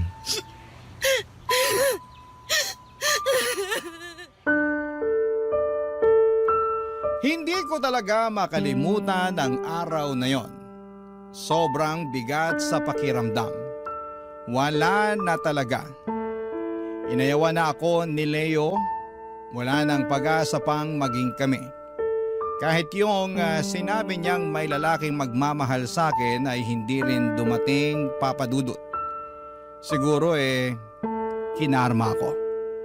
Malaki ang naging kasalanan ko kasi pinaglaruan ko siya noon. Kung sana'y naging tapat lamang ako na wala talagang chance at hindi ko siya pinaasa ay iba sana ang naging takbo ng kapalaran naming dalawa. Maaring kami siguro ang magkasama hanggang ngayon. Kaso nga lang ay nabulag ako sa isang lalaki noon. Nabalitaan ko, Papa Dudut, na kinasal si Marco pero hindi ako nasaktan. Pero noong nabalitaan kong kinasal na si Leo ay sobrang iniyakan ko talaga, Papa Dudut. Mahal ko pala talaga si Leo. Sinayang ko ang lalaking mahal na mahal ako noong high school. Sa ngayon ay single pa rin ako. Single, 47 years old, tita, at baka forever tita na lamang ako. Hindi ko na mahabol ang grace period para maikasal pa ako. Matanda na, lumipas na ang kabataan ko. Ang inyong forever kapuso at kabarangay, Shirley. Anong say mo sa Barangay Love Stories na ito? Pagkwentuhan natin sa comment section yan. Ang mga kwento ng pag-ibig, kwento ng buhay at kwento ng pag-asa dito sa Barangay Love Stories. Love Stories.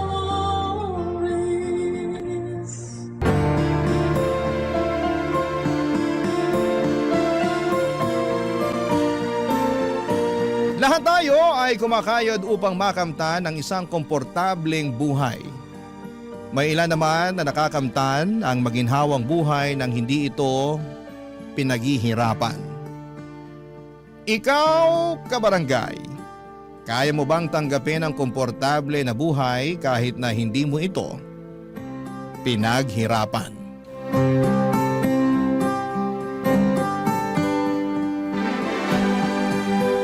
Dear Papa Dudut, magandang hapon po sa inyo. Ako po si Jersey at nais ko pong ibahagi sa inyo ang buhay ko na punong-puno ng pagsubok at aral.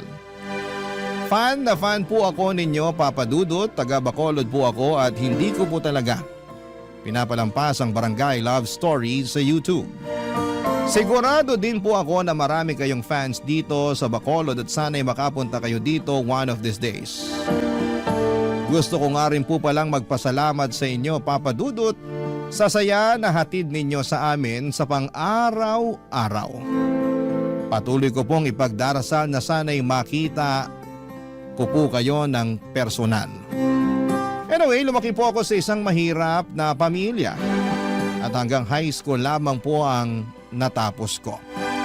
Dahil nga po sa hirap ng buhay ay isa lamang ang pangarap ko. Ang umasenso at maging mayaman. Ngunit alam nating lahat na hindi ganon kadali ang yumaman. Easier said than done. Ika nga. Hindi na rin po ako nakapagkolehiyo at ilang taon pagkatapos kong makagraduate ng high school ay nagtrabaho ako sa isang kilalang resort dito sa Bacolod. Ang pinsang ko po na si Nonette ang nag-refer sa akin sa resort na yon. Katulad ko po ay lumaki din siya sa mahirap na pamilya. Pareho kami na maganda at hindi nakapagtapos ng high school.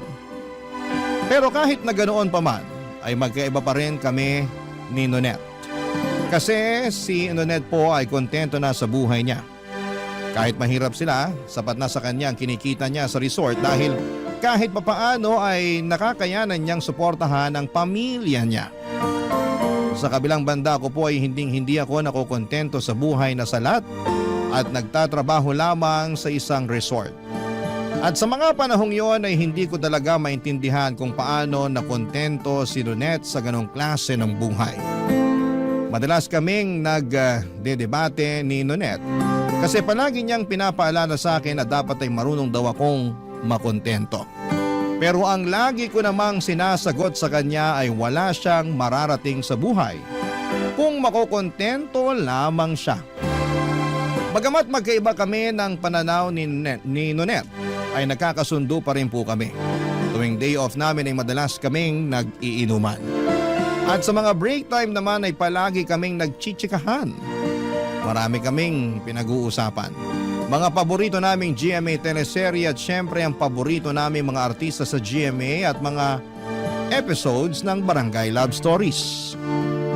Lumipas ang ilang linggo. At medyo nakaramdam kami ng pagod sa trabaho sa resort dahil holiday yon. At sobrang daming turista ang nagbabakasyon sa resort na pinagtatrabahuhan namin. Dahil sa sobrang pagod ay nag-decide kami ni Nonette na mag-inuman sa susunod na weekend. At nung nangyari na nga ang pinaplano naming inuman, nag-usap ulit kami ni Nonette tungkol sa mga pananaw namin sa buhay, Papa Dudut.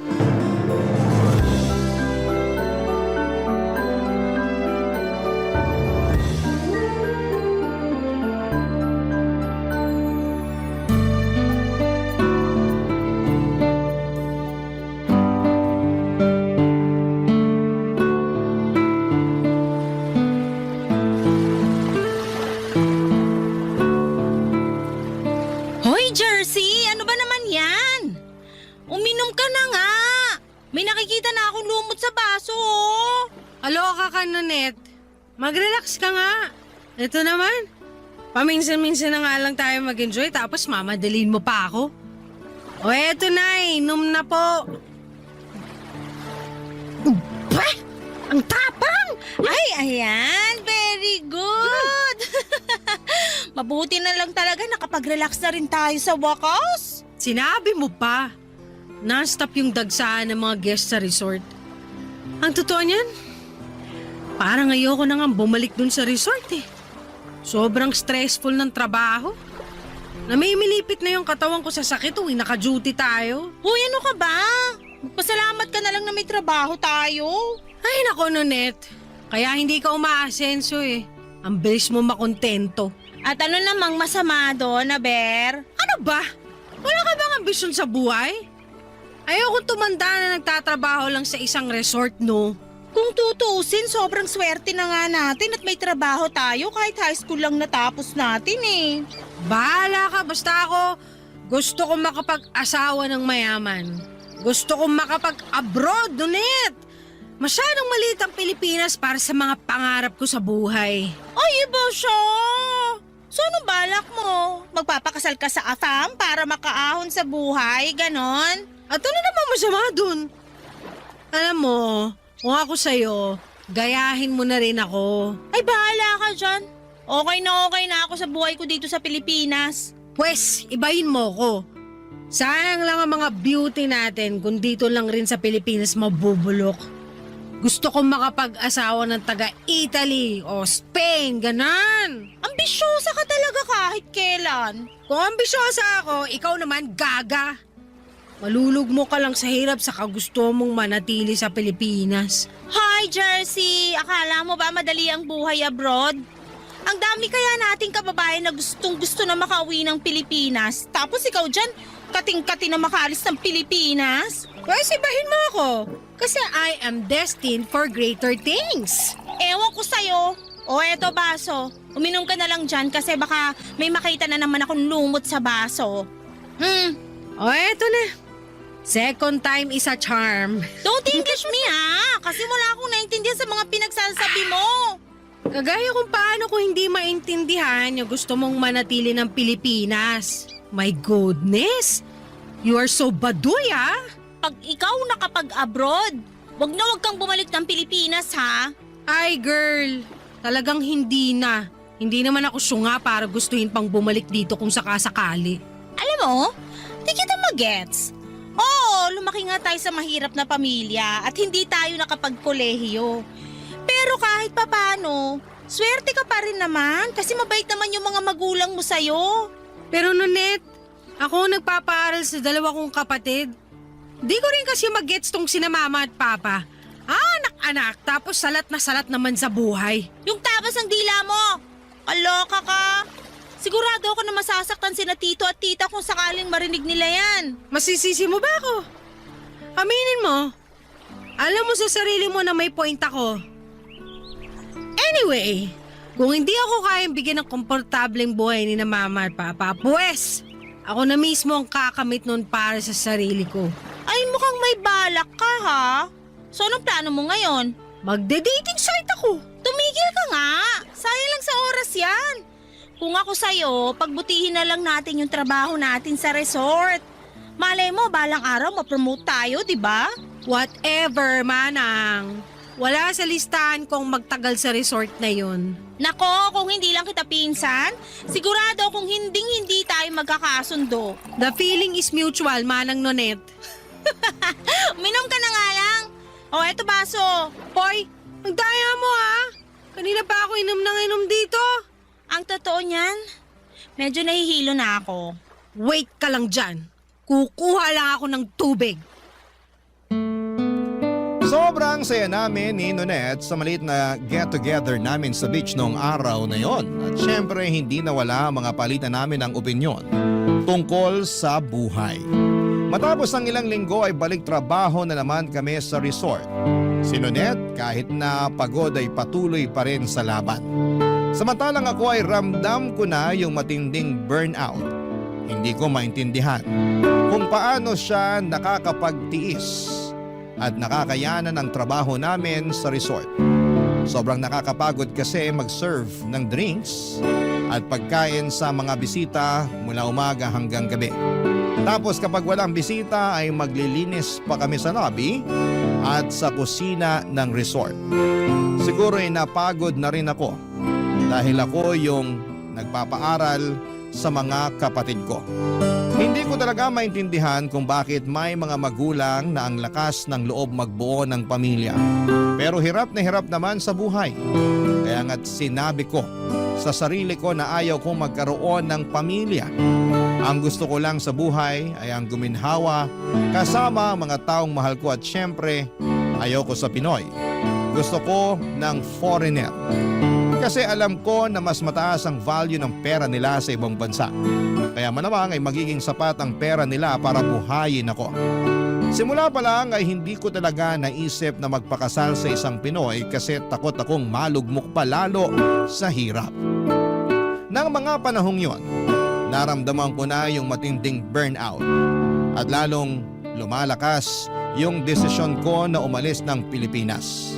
Sobrang hopeless rin yung paghahanap ko ng foreigner sa dating site.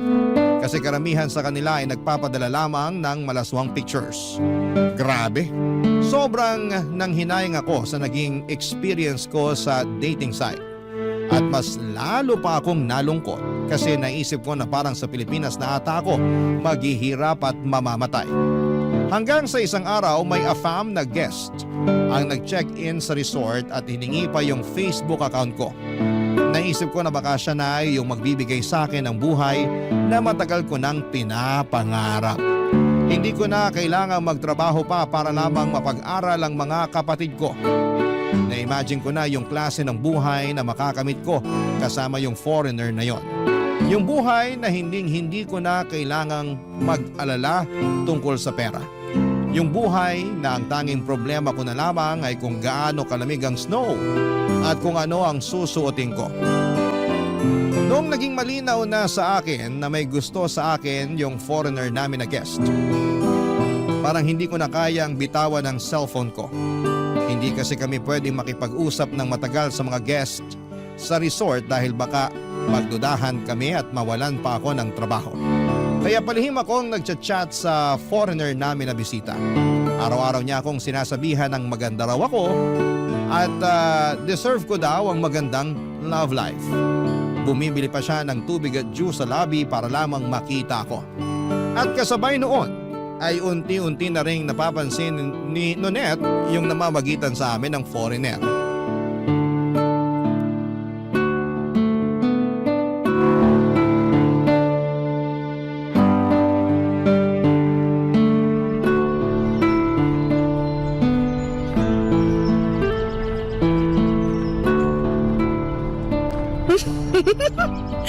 Ang sweet mo talaga. Sobrang gwapo mo pa. Ay, mahuhulog na ata yung panty ko sa'yo. Hoy, Jersey! Yung sahig sa kusina, ang dumi-dumi. Linisin mo na kaya. Patay tayo pag nakita ng boss natin yun. Ikaw nakaisip, di ba? Eh di ikaw ang gumawa. Kakaloka, utusan mo pa ako. Hoy, nilinis ko na yung 2 CR. At isa pa, ikaw ang naka-assign na maglinis ng kusina ngayon. At pwede ba mamaya ka na mag-cellphone? Pag tayo nawala ng trabaho, sinasabi ko sa'yo. Ako! Tong babaeng to, oh. Inggit ka lang kasi may kachat ako. Ha? May nahanap ka ng kachat dun sa dating site na sinalihan mo? Hindi galing sa dating site to. Pero mas kabog. Halika rito. May ibubulong ako sa'yo. Pero ipangako mong wala kang pagsasabihan, ha? Puro ka kalokohan. Bakit? Ano ba kasi yun? Yung guest sa room 14, palagi nang nagchat-chat sa akin. Alam kong may gusto yung foreigner na yun sa'yo kasi palagi kanyang tinititigan. Pero Jersey, bakit umabot na sa chat? Sigurado ako masisisante ka pag nalaman ng boss natin to. Manahimik ka nga dyan, Manang. Wait lang, ha? I love you too. So sweet. Ang landi mo talaga? Mamatay ka sa inggit. Jersey, sa totoo lang, natutuwa ako para sa'yo. Kasi bilang pinsan mo, masaya ako na may love life ka kahit papano. Pero kasi, may tamang oras at lugar para dyan. Lalong-lalo na guest pa natin yung chinachat mo. Sumabay ka na lang kasi. Hindi naman ako mapapahamak kung hindi ka magsusumbong, di ba? Jersey, binigyan tayo ni boss ng salary increase nung nakaraang linggo. At kung ibabudget mo lang yung pera mo, sigurado ako na hindi ka mahihirapan. Yun na nga yun. Ayoko mag-budget. Bakit ako magtitipid kung may lalaki namang kayang ibigay sa akin ng lahat ng gusto ko with no limitations whatsoever, di ba? Mag-isip-isip ka nga. Hindi pa nag-iisang linggo simula nung nakilala mo yung foreigner na guest. Masaya ako na may nagpapakilig sa'yo, pero sana naman, kilalanin mo muna yung tao. Isa lang ang kailangan ko malaman, Nonet. At yun ay ang laman ng wallet niya. Ay, speaking of, alam mo ba na ang daming tig-1,000 sa wallet niya? Tapos ang dami-dami niyang credit card. So may sinasabi ko sa'yo yung sinasahod natin sa isang buwan, parang isang oras niya lang ata kinikita. Ah, kaya naman pala kinikilig ka dyan. Kasi nakita mo na pala yung laman ng wallet niya. Huy! Aminin mo, gwapo rin naman siya, di ba? Sinasabi ko sa iyo, Nonet, hindi ko na to pakakawalan. Ay, wala ka na talagang ibang inisip kundi pera, ang magkaroon ng mayamang asawa at ang makapag-abroad. Kung gusto mong mabulok dito, be my guest. Pero wag ako. Bahala kang amaging dito. Hoy, naririndi na ako sa kaka-Ingles mo. Naluloka na ako sa iyo, ha? Bakit ba kasi hindi ka nalang makontento dito? Yung mga foreigner nga dito mismo sa Pilipinas nagre-retire kasi nagagandahan sila dito. Tapos ikaw naman nuknuka ng... ano nga ulit tawag nila dun? Yung mas sinusuportahan mo pa yung ibang bansa kaysa sa sarili mong bansa? Colonial mentality. Oo, yon. Ikaw yon. Ikaw na ikaw. Walang duda. Okay, sige, sabi mo eh. Ay, ayan, nag-chat na nga. Pakinggan mo, sabi niya, I want to meet you after your shift. Ay, perfect! This is it na talaga. My dreams are finally coming true. Ay, bakit di ka na lang kasi mag-focus sa pagpapaaral sa mga kapatid mo? Hello! Kung tutusin, hindi ko naman talaga obligasyon na pag-aralin sila, no? Responsibilidad yun ng mga magulang ko. Mabuti pa nga sa ibang bansa kasi may family planning yung mga tao dun. Pero dito sa atin, wala. Kaya tignan mo yung nangyari. Yung mga magulang ko nakaasa sa akin. Sobra ka naman. Kung tutuusin, hindi nga nangihingi ng pera sa'yo sina tito at tita eh. Kahit matatanda na sila, kumakayod pa rin sila para lang matustusan yung pang-araw-araw nyo. Ganun pa rin yun. Sa akin pa rin nila inaasa ang pagpapaaral sa mga kapatid ko. Sukang-suka na ako sa ganong siste. Ang yaman ng mga magulang ko eh. Ang yaman sa mga responsibilidad na inatang sa akin. Deserve ko yung buhay na wala akong obligasyon. Yung akin lang lahat ng pera ko at wala akong tinutustusan na kung sino. Grabe ka naman. Hindi ba bukal sa kalooban mo yung pagtulong mo sa kanila? Hindi! At hindi na ako makapaghintay na makalabas ng Pilipinas. Sigurado ako na ibang-iba ang kultura abroad at hindi ko na mararanasan yung katoksikan dito sa Pilipinas kahit kailan. Hay nako, bahala ka na nga dyan. I-double check ko pa yung inventory natin. Mag-map ka dun sa kusina, ha? At utang na loob, tigilan mo muna yung kaka-cellphone mo. Mamaya na yan pagkatapos ng shift natin. Alis na muna ako, maiwan na kita dyan. Inggitera.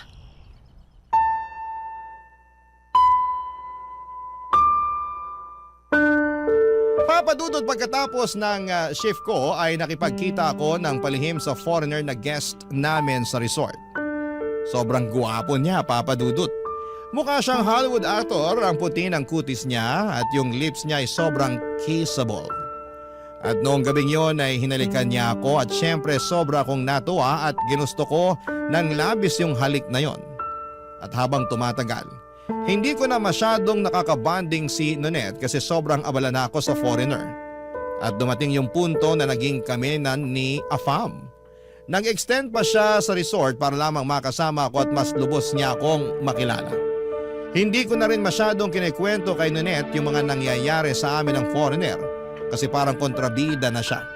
Tuwing nag-uusap kami ay puro siya duda at tanong tungkol sa Afam na boyfriend ko. At mas lalo pa kaming nag-aaway tuwing sinasabi niya na hindi ko pa raw kilala ang jowa ko. Feel ko noong mga panahong yon ay naiinggit lamang si Nonette sa akin. Kasi aasenso na ako sa buhay kasama ang aking Afam na jowa. Habang siya ay single at abala sa trabaho namin sa resort. Makalipas ang ilang araw ay pinag-resign na ako ng foreigner sa resort na pinapasukan ko. Hindi ko talaga makakalimutan yung saya at tuwa na nararamdaman ko noong sinabi niya yon. Kasi ibig sabihin noon ay handa siyang panindigan ako. At kasama sa paninindigan ng foreigner yung perang ibibigay niya sa akin. Nakakaloka, Papa Dudut, para akong nanalo sa loto. Gwapo, mayaman, mabait, parang ako na ata ang pinakaswerteng babae ng mga panahong yon. At sigurado ako na maiinggit ang kahit na sino na makakaalam tungkol sa love life ko kasama si Afam. At syempre tutol na tutol si Nonette sa ginawa kong pag-resign sa resort. Pero ano pa ba ang aasahan ko sa pinsan ko na yon? Halata namang naiinggit lamang siya sa takbo ng buhay ko. Tuluyan na ngang nag-check out si Afam sa resort at nag-rent siya ng condominium unit. Kaya naman nag-live-in na kami. Grabe ang ganda ng condo na inupahan niya. Namangha talaga ako sa mga facilities ng condominium. May gym, swimming pool at maliit na parke. Ano pa ba ang hahanapin ko, hindi ba? Ay nako, Papa Dudut. Yung condo unit na inupahan ni Afam ay parang kamukhang kamukha ng condo na pinapaupahan ninyo. Ang ganda at ang lakas makasosyal, parang sa hotel. Nang mga panahong kasama ko na si Afam sa kondo, aminin ko na medyo nakakabagot minsan. Pero hindi ko pinagsisisihan yung desisyon na yon. Ang masasabi ko lang talaga na mga panahong yon ay this is the life. At syempre hindi na ako magkakaproblema pa sa pera.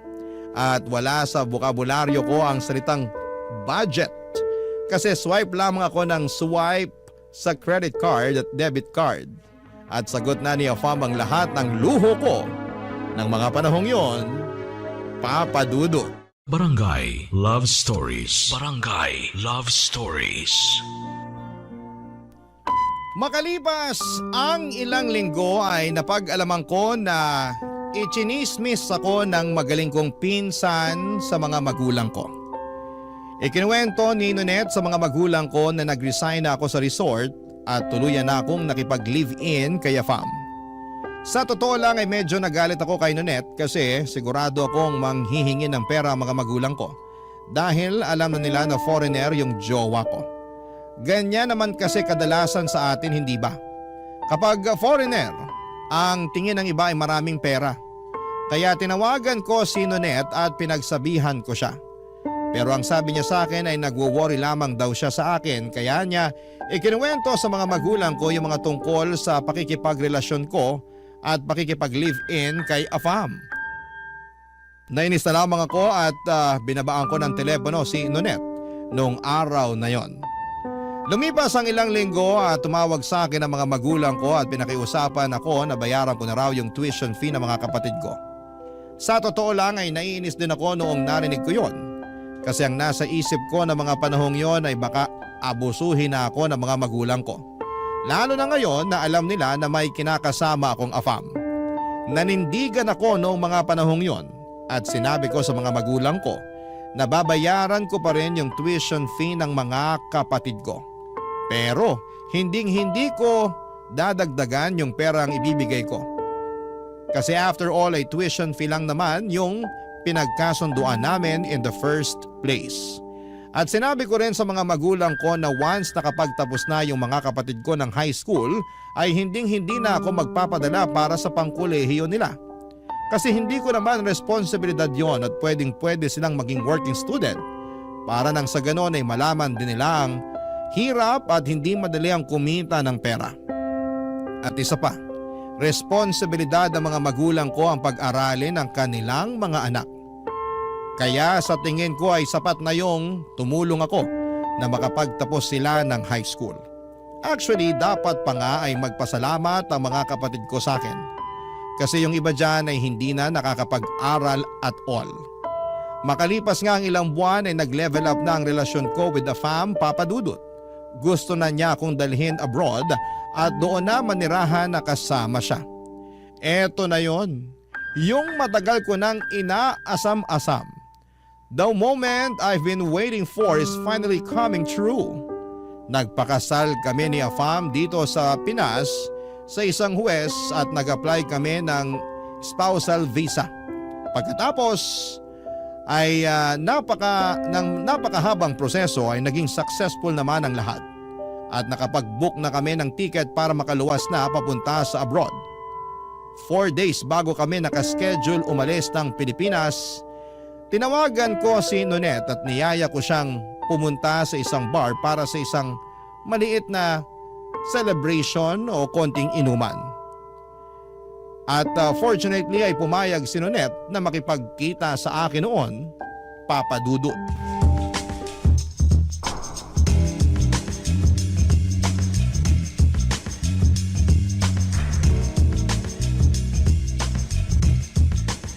Hoy! Nonet! Dito! Dito yung table natin! Halika rito, dali! Jersey, kamusta ka na? Ikaw ang kumusta? Nakakaloka ka? Kamusta yung trabaho mo sa resort? Nakakabagot pa rin ba? Mabuti na lang talaga at nag-resign na ako doon. Anyway, ayan. Nag-order ako ng maraming pagkain. Tapos bumili ako ng 2 tower ng beer. It's party time! Inuman na! Ah, bakit? Para saan to? Anong okasyon? Actually, mamaya ako pa sana to sasabihin eh. Pero dahil nagtanong ka na, sige, sasabihin ko na sa'yo. Alis na kami ng Pilipinas 4 days from now! Amazing, di ba? Seryoso ka? Sino pa ba nakakaalam nito? Wala, ikaw lang. Ayoko kasi na mabati yung pag-alis namin, kaya eto! Surprise! Grabe ka naman! Hindi ka nga nagpaalam sa mga magulang mo na aalis ka ng Pilipinas. Para saan pa? Una sa lahat, patuloy kong binabayaran yung tuition fee ng mga kapatid ko. At pangalawa, 24 na ako. Ano ba? Hindi ako katulad ng ibang tao dyan na matanda na pero nakaasa pa rin sa mga magulang. Ang toxic nun. Kilabutan ka nga sa mga pinagsasasabi mo, Jersey. Dapat nagpaalam ka pa rin sa mga magulang mo. Nonet, yung mga teenagers nga sa abroad, 18 years old pa lang bumubukod na sa mga magulang nila. Kaya hindi umaasenso ang Pilipinas eh. Tigilan mo yung pagkukumpara ng Pilipinas sa ibang bansa kasi magkaiba ang kultura natin sa kanila. Pero hindi ibig sabihin nun, pangit na yung kultura natin. Kalimutan mo na yung sinabi ko. Sorry, nakainom na kasi ako eh. Ano ba naman, ang tagal mo kasing dumating. Kaya inunahan na kitang uminom. Sige na, inom na. Ang dami pa nating ubusin oh. Sorry, pero wala ako sa mood uminom ngayon. Hello? Sinabi ko naman sa'yo na sa bar tayo magkikita, di ba? Tsaka isa pa, ano bang inaarte mo dyan? Meron ka ba ngayon? Sa totoo lang, hindi na ako natutuwa sa pinapakita mong asal. Nagbago ka na. Alam mo ba na sobrang nasaktan sina tito at tita nung pinamukha mo sa kanila na nagiging pabigat sila sa'yo? Tapos sinabihan mo pa daw sila na tigilan na nila yung kakaasa sa'yo? Nonet, sinabi ko lang naman sa kanila na wala silang mapapala sa akin kahit may foreigner na ako. Kasi ayoko naman na gawin nilang ATM yung asawa ko, no? Alam mo mismo sa sarili mo na simulat sa pool yung pag-aaral lang ng mga kapatid mong hinihingi nilang tulong sa'yo. At sa tingin mo, okay lang yon? Alam ko na matagal ka ng maldita. Pero hindi ko inaasahan na may mas lalala pa pala. Ang laki ng pinagbago mo. Uy, kung tutuusin, kasalanan mo lahat ng to. Kasi ikaw mismo ang nag-chismis sa mga magulang ko yung tungkol sa pakikipagrelasyon ko sa isang foreigner. Tinatanong nila ako kung kamusta ka na raw kasi hindi ka na raw nagre-reply sa mga text nila. Malamang, Pagkatapos mo ba naman sabihin sa kanila na nakikipagrelasyon ako sa foreigner, I'm sure manghihingi ng pera yung mga yun. Akala ko noon ambisyosa ka lang, pero hindi. Nuknukan ka rin pala ng yabang. Ngunit wag mo kong simulan. Inimbitahan kita dito to have a good time, hindi para sermonan ako. Sorry pero awang-awa na ako kina tito at tita. Matatanda na sila, dapat hindi mo sila tinatrato ng ganon. What's the big deal? Nandiyan naman yung mga kapatid ko para alagaan sila. Tama na yan, Nunet. Nasabi ko sa'yo, kaya na nila yun. Makapagsalita ka, parang di ka nila anak ka. Alam mo, Nunet, sa totoo lang, sana hindi na lang nila ako naging anak. Hey! Jersey! Sana man lang makipagkita ka at magpaalam ka ng maayos sa mga magulang mo bago ka umalis ng Pilipinas. Kahit yun na lang. Maawa ka naman sa kanila. May mas malalaki akong plano sa buhay. Ang target ko ngayon, magkaroon ng resident visa at patatagin ang relasyon naming mag-asawa. Bibisita na lang ako dito kapag naging residente na ako abroad. Bahala ka. Teka, saan ka pupunta? Hindi pa nga natin nauubos yung mga in-order ko. Uuwi na ako. Sana maging masaya ka sa piling ng asawa mo sa ibang bansa. Ba't nagagalit ka, ha? Kasi sobrang baluktot ng pangangatwiran mo at hindi ko na kayang umupo dito habang pinapakinggan kang minamalit ang mga magulang mo. Sabi ko na eh. Matagal ka nang naiinggit sa akin kasi nagawa ko mag-resign sa buwisit na resort na yon. Habang ikaw, wala kang choice kundi magpatuloy sa trabaho mo ron. Pasensya ka, Nunet. Pero hindi ko kasi hawak ang tadhana. Hindi ko kasalanan kung sa ating dalawa mas pinalad ako kaysa sa'yo. Sige, laitin mo pa ako. At baka makalimutan ko na pinsan kita. Inimbitahan kita dito kasi gusto ko na mag-enjoy tayo bago ako umalis. Pero sa pinapakita mo sa akin ngayon, pinagsisisihan ko pa na niyaya kitang uminom. Bahala ka sa buhay mo. Wait lang! Sayang naman yung in-order kong pagkain. Gusto mo ba ipa-takeout ko na lang sa waiter? Total, alis ka na rin naman. Pakidaan na lang sa bahay namin. Ibigay mo kina mama at papa yung ipapa-takeout ko. Ba't mo ba iutos sa akin? Ikaw mismo magbigay sa kanila. Ay, wag na pala. Kasi baka atakihin lang sina tito at tita pag nakita nila kung gaano kagaspang yung ugali mo. Dali-daling umalis si Nunet palabas ng bar ng gabing yon, Papa Dudut. Pinabalot ko na lamang lahat ng pagkain at inuwi ko na lamang. Grabe yung tampo sa akin ni Nunet ng gabing yon. At ang tanong na bumangon sa isipan ko noong mga panahong yon ay, bakit hindi kaya or hindi kaya ng pinsan ko na maging masaya para sa akin? Pero hindi ko na pinilit na hanapin pa ang sagot sa tanong na yon. Kasi mas gusto ko na lamang na mag-focus sa bagong buhay ko. 4 days later ay iniwan na namin yung maganda na kondo na inuupahan ng asawa ko at umalis na kami ng Pilipinas. Hindi ko na po i-mention kung taga saan ang asawa ko pero ang masasabi ko lamang ay sobrang ganda ng lugar. Papadudot malinis yung kalsada, malamig ang weather at talagang ibang-iba siya kumpara sa lugar na kinalakhan ko. Natatandaan ko pa yung first time na nakakita ako ng snow. Sobrang nakakamangha at nakakapanibago. Talagang humilata po ako sa snow kasi yung mga napapanood ko lang dati sa mga pelikula ay finally ay nararanasan ko na rin in real life. Hindi ko po makakalimutan na tawa lang ng tawa yung asawa kong foreigner noong time na yon habang ini-enjoy ko yung pagkamangha ko sa snow. At mas lalo lang akong naging masaya sa desisyon ko na umalis ng Pilipinas kasi namuhay ako ng marangya na parang isang prinsesa. Yung cabinet ko noong time na yon ay punong-puno ng sapatos at jacket kasi hindi ko na kailangang mamili pa kung ano ang bibilhin ko. Kapag may dilema ako between 2 or more items, I don't choose. I buy them all. Ganon ako ka-spoiled at kamahal ng asawa ko. Mapapasana all na lang talaga ang lahat sa buhay ko na yon. At tungkol naman sa mga naiwan na tao sa Pilipinas ay kinausap ko lamang sina mama at papa tuwing nagpapadala ko ng pera para sa tuition fee ng mga kapatid ko. Si Nonet naman ay hindi ako kinakausap. Pero friends pa rin kami sa social media. At somehow ay iyon ang naging assurance ko na okay pa kami kahit papaano. Kasi hindi pa niya ako binablock. Lumipas sa mga linggo at naging mapayapang takbo ng buhay ko sa ibang bansa. Hanggang isang araw, nabigla ako nang bigla akong tawagan ni Nonette. Hindi ko inaasahan na tatawagan niya ako kasi matagal-tagal na rin since nung last time na nagkausap kaming dalawa, Papa Dudut.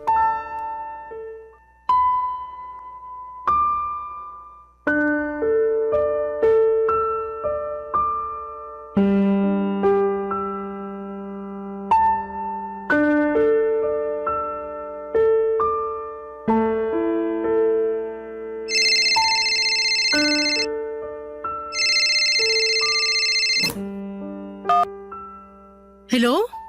Nonette? Jersey! Uy! Ang tagal na mula nung huli tayo mag-usap ah. Balita sa'yo. Jersey, I'm sorry kung ngayon lang ako nakatawag sa'yo pero... Uy, okay ka lang ba? Anong problema? Yung mama mo kasi... Tungkol ba to sa tuition fee ng kapatid ko? Huwag ka mag-alala, nakapagpadala na ako sa kanya last week. Pero kinlaro ko na hindi ko dadagdagan yung pera kasi yung tuition fee lang naman yung sagot ko eh. Wala nang iba. Sa totoo lang, dapat nga magpasalamat pa sila sa akin na sagot ko pa rin yung tuition fee ng mga kapatid ko. Kasi alam mo ba na dito, kahit high school student pa lang, nagtatrabaho na yung mga bata. Ang ganda sana kung pati sa Pinas ganun ang mindset ng mga estudyante. Makinig ka nga muna sa akin. Si tita kasi, nasa ospital siya ngayon. Ha? Bakit? Ano nangyari kay mama? Sobrang taas kasi ng lagnat ni tita kanina, kaya sinugod na namin sa ospital. Hala, mukhang alam ko na kung saan papunta tong usapan na to. Nasa labas ako ngayon ng hospital room ni tita, pero papasok na ako sa loob para makausap mo siya. Yan ang wag mong gagawin. I'm sure nagpapahinga na yung si mama, hayaan mo na muna. At nga pala, Jersey. Ay nako, pustahan tayo, alam na alam ko na yung sasabihin mo. Pero sige, hayaan kita magsalita. Ano yan? Sa susunod na linggo pa kasi yung sahod ko. Tapos sina tito at tita wala ring pera kasi kakabili lang nila ng grocery nung isang araw para sa mga kapatid mo. Jersey, walang-wala kami ngayon at kailangan namin ng pambayad sa ospital. Ano ba naman yan, Nonette? Mataas na lagnat lang yun. Bakit nyo kinailangan dalhin si mama sa ospital? Mas mabuti na yung sigurado. Tapos ngayon ako tong kinukulit nyo. Ewan ko ba? FYI lang hindi porket nakatira ako abroad, ibig sabihin nun pinupulot ko na lang ang pera. Utang na loob! Yung mama mo pinag-uusapan natin dito. Ganun na ba katigas ang puso mo para pag-isipan mo kami ng masama? Hindi mo ako masisisi kasi yan naman talaga yung gawain ng mga kamag-anak na naiiwan sa Pilipinas, diba? Yung manghingi ng pera sa kamag-anak nila na nagtatrabaho abroad at yung humilata na lang habang nag-aantay ng pasalubong. Naririnig mo ba ang sarili mo? Nakapag-abroad at nakapag-asawa ka lang ng foreigner, nagkakaganyan ka na? Sabihin mo na kung anong gusto mong sabihin pero hindi mo may tatanggi na may point yung pinagsasasabi ko. Siguro kung nandito ka lang sa Pilipinas, kanina pa kita sinampal. Subukan mo at ihilahin ko yung buhok mo hanggang sa makalbo ka. Wala ka ng pag-asa. Sarili mong mga magulang pinagsasalitaan mo ng ganyan. Pinaako lang sa'yo yung pag-aaral ng mga kapatid mo, nagkakaganyan ka na? Mismo! Pinaako! Pinaako sa akin ng isang bagay na hindi naman dapat pinaako sa akin in the first place. Ano ako, retirement fund para sa mga kapos? Hindi ko na-enjoy yung buhay ko ng lubusan kasi kinailangan ko silang tulungan. Kinailangan ko magtrabaho agad pag-graduate ko ng high school para matustusan ng pag-aaral ng mga kapatid ko. Yung mga magulang ko makaprecho rin kasi. Hikahus na nga kami. Gusto sa private school pa magtapos mga kapatid ko. Napakawalang kwenta talaga ng mindset na yon. O tapos ngayon na nakabangon na ako sa buhay, oras na para bumawi ako sa sarili ko. Hindi mo man lang ba naisip na kahit matanda na yung mga magulang mo, nagtatrabaho pa rin naman sila? Kaya na nga nilaglat si tita dahil sa sobrang pagod. Resulta yan ng pangit na family planning.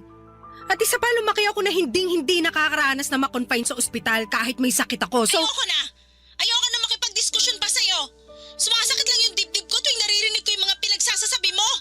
Halatang halata na hindi ka na magbabago. Pero huwag kang mag-alala. Ako na bahala kay tita. Maghahanap na lang ako ng paraan para mabayaran yung bill namin sa ospital. Hindi na kami hihingi ng kahit anumang tulong na galing sa'yo. Sana lang talaga hindi ka gambalain ang konsensya mo. Sarili mong nanay ayaw mong tulungan. Ibang klase ka rin naman. maniwala ka sa akin, makakatulog ako ng mahimbing sa gabi. Kasi namumuhay ako ng payapa dito na walang inaabalang tao, Nonet. Kayo lang naman tong gumagambala sa akin eh. Babayaran ko yung tuition fee ng mga kapatid ko hanggang sa makapagtapos sila ng high school. End of story. Sige na, bababa ko na to. Buisit kang babae ka. Wala kang kwentang pinsan at wala ka rin kwentang anak. Sobra kong napikon pagkatapos naming mag-usap ni Nonet, Papa Dudut. Ang gusto ko lang naman talaga ay mamuhay ng tahimik at payapa kasama ang asawa ko. Ang hangad ko noon ay makapag-move on at makapag-move forward sa bagong buhay ko nang hindi ako nagagambala. Kaya nung tinawagan ako ni Nonet ay sobrang napikon lang talaga ako. Kasi parang ang tingin ko sa mga tao sa paligid ko, hinahabol lamang ako dahil alam nilang foreigner ang asawa ko. Gaya nga po ng nabanggit ko kanina ay lumaki po ako na salat sa buhay. At hindi ko po makakalimutan kung paano yinurakan yung pagkatao ko. Lalo na nung bata pa lamang ako. Pinagtatawanan ako ng mga kaklase ko kasi sira-sira na yung mga gamit ko. At puro dilata at noodles lamang ang kinakain ko habang yung mga kaklase ko naman ay pinaghahandaan ng iba't ibang klase ng putahe for lunch. At hindi ko rin po makakalimutan na pagka-graduate ko ng high school ay pinag-uusapan na kaagad ng mga kaklase ko kung saang kolehiyo sila mag-aaral. Habang ako, ang iniisip ko noon ay kung saan ako magtatrabaho. Awang-awa ako sa sarili ko tuwing naiisip ko yung mga moments na yon, Papa Dudut. And going back po, blinako si Nonet sa mismong araw na yon kasi talagang napikon ako sa lahat ng sinabi niya sa akin. Tumagos sa puso ko yung mga sinabi niya, pero imbis na maunawaan ko yung gusto niyang ipahiwatig, mas lalo lang akong nagkimkim ng sama ng loob. Mas lalo ko pa ngang iniisip noong mga panahong yon na puro fake yung mga tao sa paligid ko. Kasi alam nila na mayaman ang asawa ko. At noong araw na yon ay sinabi ko sa sarili ko na wala akong ibang taong pagkakatiwalaan kundi ang asawa ko na lang. Kasi siya lang talagang nagmamahal sa akin ng totoo. Siya lang ang nakakapagbigay sa akin ng buhay na matagal ko nang inaasam. At siya lang ang nagpaparamdam sa akin na mahalaga ako dahil sa mga bagay na naibibigay niya sa akin.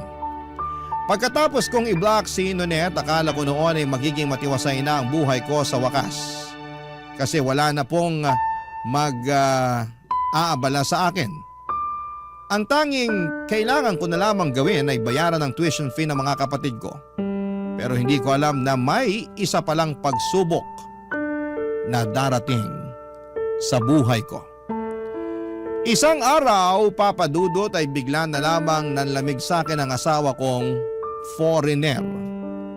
Lumalayo siya tuwing natutulog kami at hindi na ako masyadong kinakausap.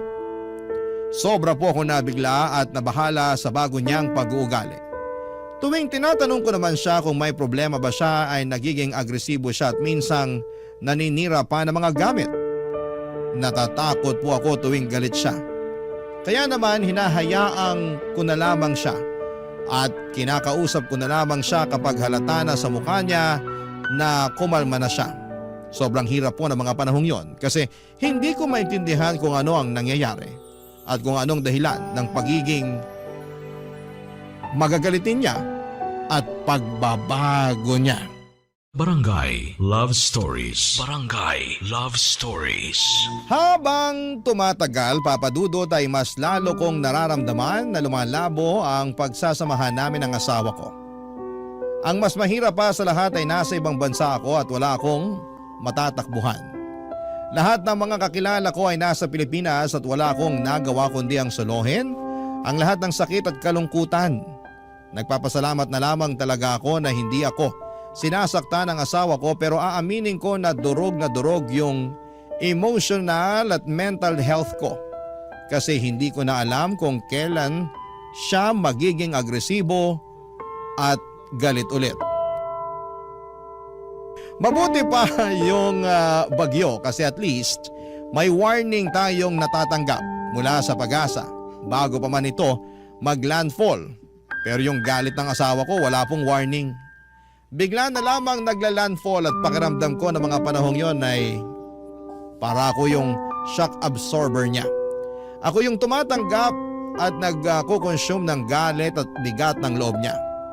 At ang pinakamasaklap sa lahat ay hindi niya sinasabi sa akin kung bakit nagbago ang pag-uugali niya. Talagang masakit kasi parang wala akong ideya kung anong nangyayari at kung anong dahilan ng lahat ng ito. At siguro ang pinakamasaklap sa lahat, Papa Dudut, ay hindi na ako ini-spoil ng asawa ko. Hindi na siya nagbibigay ng pera at hindi na niya pinapahiram ang credit card niya sa akin. Sinisigawan niya ako at nagwawala tuwing sinasabi ko sa kanya na may gusto akong bilhin. Parang lahat ng mga bagay na dati niyang ginagawa para sa akin ay bigla na lamang nawala. At simula na mangyari yon ay hindi na ako nagsalita pa. Naglilinis na lamang ako sa bahay at parang isang routine na lamang na tinatanggap ko. Pakiramdam ko ay para akong nawala ng halaga sa kanya, Papa Dudut. At ang masakit pa ay hindi ko alam kung anong dahilan ng lahat ng ito. Tuluyan na pong nagbago ang lahat. Noong isang araw, habang nag-vacuum ako ng bahay ay nakatanggap pa ako ng tawag mula sa Facebook account ni Mama. Sobra po ako nabigla sa mga nangyari noong sinagot ko yung tawag na yon. Ang bilis ng mga pangyayari to the point na hindi ko pa talaga na-absorb ang lahat ng mga nangyari sa usapan na yon. Parang bigla na lamang sumabog ang lahat. At ako'y nahulog sa isang sitwasyon na hindi ko po inaasahan, Papa Dudut.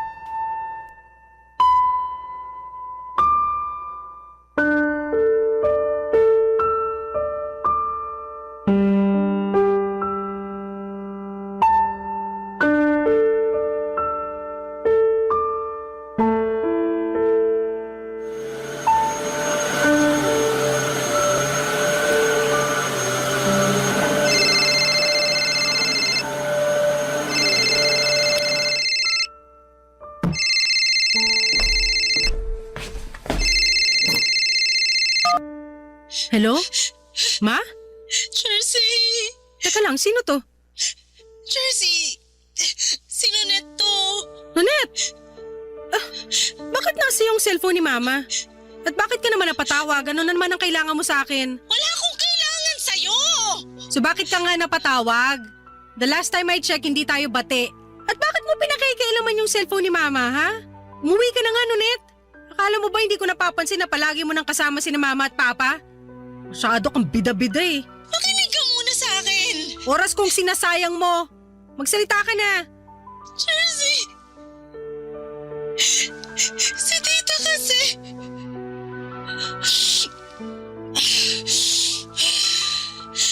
Yung mama mo, Jersey...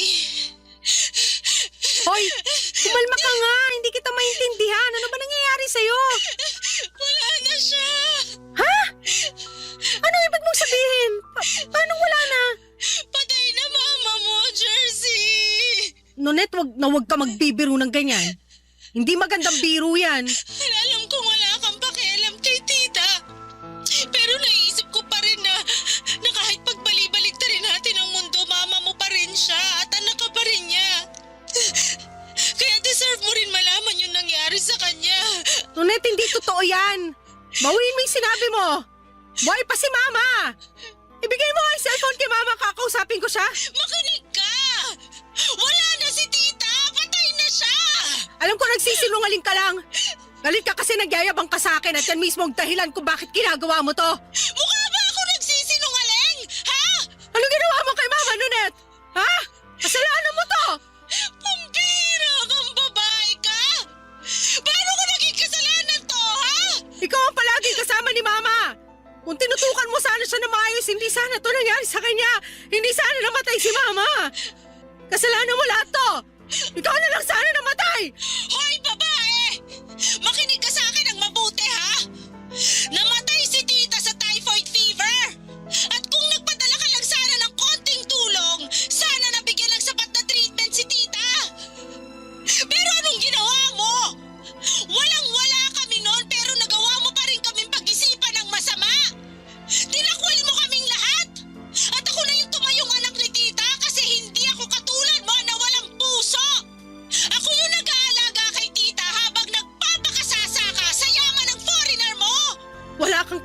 nahusgahan ako. Hindi ko ginusto to. Pero ginusto mo! Ito mismo yung gusto mo, di ba? Yung mawala sa landas mo yung mga magulang mo? At nangyari na nga, Jersey! Wala na si tita! At si tito, halos hindi na nga kumakain kasi hindi niya pa rin matanggap yung pagkawala ni tita! Nanette, nasan si Papa? Kumusta yung mga kapatid ko? Galit na galit silang lahat sa'yo! Ang totoo niyan, galit rin ako sa'yo eh! Pero deserve mo rin naman malaman yung nangyari sa mama mo! Bakit niyo ba ako sinisisi? Sobrang unfair niyo naman. Gusto ko lang naman magbagong buhay, yun lang. Malinis ang konsensya ko. Wala akong ginawa sa inyo para isisi niyo sa akin yung pagkamatay ni Mama. Mismo! Wala kang ginawa! Wala kang ginawa para iligtas yung sarili mong ina! Hindi ako nagkulang ng paalala sa'yo! Kahit na alam kong simulat sa pulpa lang, kinamumuhian mo yung pamilya mo! Tinawagan pa rin kita para ipaalam sa'yo yung mga nangyayari sa kanila dito! Pero ikaw lang naman tong walang puso na pilit pinuputol yung ugnayan mo sa kanila! Nonette, hindi mo ako masisisi. Natakot ako eh. Ayaw ko lang maramdaman yung pakiramdam na ginagamit ako dahil lang may kaya yung asawa ko. Buwisit na dahilan yan! Oo, Jersey, lumaki kayo sa hirap! Hindi ka nabigyan ni na tito at tita ng komportable na buhay, pero ni minsan, hindi ka nila minaltrato! Wala silang ginawa sa'yo para kamuhian mo sila ng ganito katindi! Alam mo kung bakit malapit ang loob ko kina tito at tita? Dahil alam ko sa sarili ko na mabuti silang tao! Kaya ako nasasaktan tuwing pinagsasalita mo sila ng masama! Ang sabihin mo, sinisiraan mo ko. Kaya ka lumalapit kina Mama at Papa dahil chinichismis mo sa kanila bawat detalye ng buhay ko. Para kang linta at ahas sa pinagsama. Yang inggit mo sa akin, nanunuot sa buto. Kaya mo ako sinisiraan kasi hindi mo matanggap na mas maganda na ngayon ang buhay ko kaysa sa buhay mong patapon pa rin hanggang ngayon. Kahit kailan, hindi ako nainggit sa'yo! Alam mo kung bakit? Kasi puno ng galit at poti ang buong pagkatao mo! Wala ka na nga sa Pilipinas pero hindi ka pa rin nagbabago! Ang kapal ng mukha mo para husgahan ako. Bawiin mo yung sinabi mo! Ayaw ko sanang sabihin to, pero sa palagay ko, mas matatahimik na si tita ngayon. Kasi hindi na niya mararanasan ang pangapi mo sa kanya! Sobrang nagulantang po ako nang sinabi ni Nonette na patay na si Mama. Nang malaman ko na yung unang beses na nagka-high fever siya, typhoid fever pala yun. Isang sakit na nakamamatay na madalas ay hindi agad natutukoy. Doon ko na na-realize na parang ako yung may kasalanan. Pero ayokong aminin noon kaya lahat ng sisi ay ipinasa ko po kay Nonette. Pero habang tumatagal ay naisip ko na naging sakim at madamot ako. At yun ang isa sa mga dahilan kung bakit hindi nabigyan ng tamang treatment si Mama. Sobrang lungkot ko po noon at gusto ko sanang makadalaw sa Pinas. Pero wala akong pera at may hindi rin kami pagkakaintindihan ng asawa ko. Alam ko na magagalit siya kapag nalaman niyang nagbabalak akong umuwi. Kaya nagtiis na lamang muna ako at hindi na ako nakadalo sa libing ni Mama. At si Nonette at Papa na lamang ang gumawa ng paraan para maitawid ng maayos ang burol ni Mama. At dahil nga hindi na ako binibigyan ng asawa ko ng pera, ay hindi ko rin nakayanan na magpadala para sa libing ni Mama. Lumipas ang mga gabi papadudot at nagtuloy-tuloy ang mga bangungot ko. Lahat ng nightmares ko, isang tao lang ang palaging laman, si Mama. Ang pinaka nakakatakot siguro ay yung nakita ko ang mukha ni Mama na puno ng dugo habang sinasakal niya ako at humihingi ng tulong. Hindi ko na kinaya kasi tumagal-tagal na yung mga ganong panaginip ko at pati konsensya ko ay binabagabag na ako. Kaya't ikinuwento ko na sa asawa ko lahat ng mga nangyari kay Mama at nagbabaka sakali akong bibigyan niya ako ng pera para makadalaw ako ng Pinas. Ang akala ko talaga ay dadamayan at maintindihan ako ng asawa ko. Pero imbes na damayan ako, sinampal niya ako at muling nagwala. Galit na galit siya. Sabi niya isawang-sawa na raw siya sa pagwawaldas ko ng pera niya mula pa noong umpisa. Ibinulgar din niya ang dahilan kung bakit nagbago ang ugali niya ay dahil nalugi na raw ang negosyo niya At kamakailan lang ay nag-file na siya ng bankruptcy. Na-overwhelmed daw siya dahil mawala na sa kanyang negosyong or nawala na ang negosyong pinaghirapan niya ng ilang taon. Pero hindi ako nakapagpigil, Papa Dudut. Sumabat ako at sinabi ko sa kanya na hindi sapat na dahilan yon para maltratuhin niya ako. Mas lalo siyang nagwala at doon ko naramdaman na wala ng pag-asa ang relasyon namin. Kaya unting-unting ibinenta ko na online yung mga bags ko, mga sapatos at shirts na pinamili ko hanggang sa nakalikom po ako ng sapat na pera para makabalik na sa Pilipinas. Tinakasan ko ang asawa ko at umuwi na ako sa amin. Noong nakarating ako sa amin ay itinakwil ako ni Papa at ng mga kapatid ko. Ako pa rin ang patuloy nilang sinisisi sa pagkamatay ni Mama. Wala na akong trabaho noon at wala na akong ibang malapitan kaya naman nag-decide ako na mag-apply muli sa resort kung saan ako dati nagtatrabaho at agad akong natanggap. Pero iba na ang takbo ng lahat. Kasi si Nonet na pala ang naging manager habang ako ay bumalik sa pagiging all-around staff. Sobrang bagsak na bagsak ang pride ko ng mga panahong yon. Lumipas ang mga buwan at hindi ko na kinaya ang mga pangyayari sa buhay ko.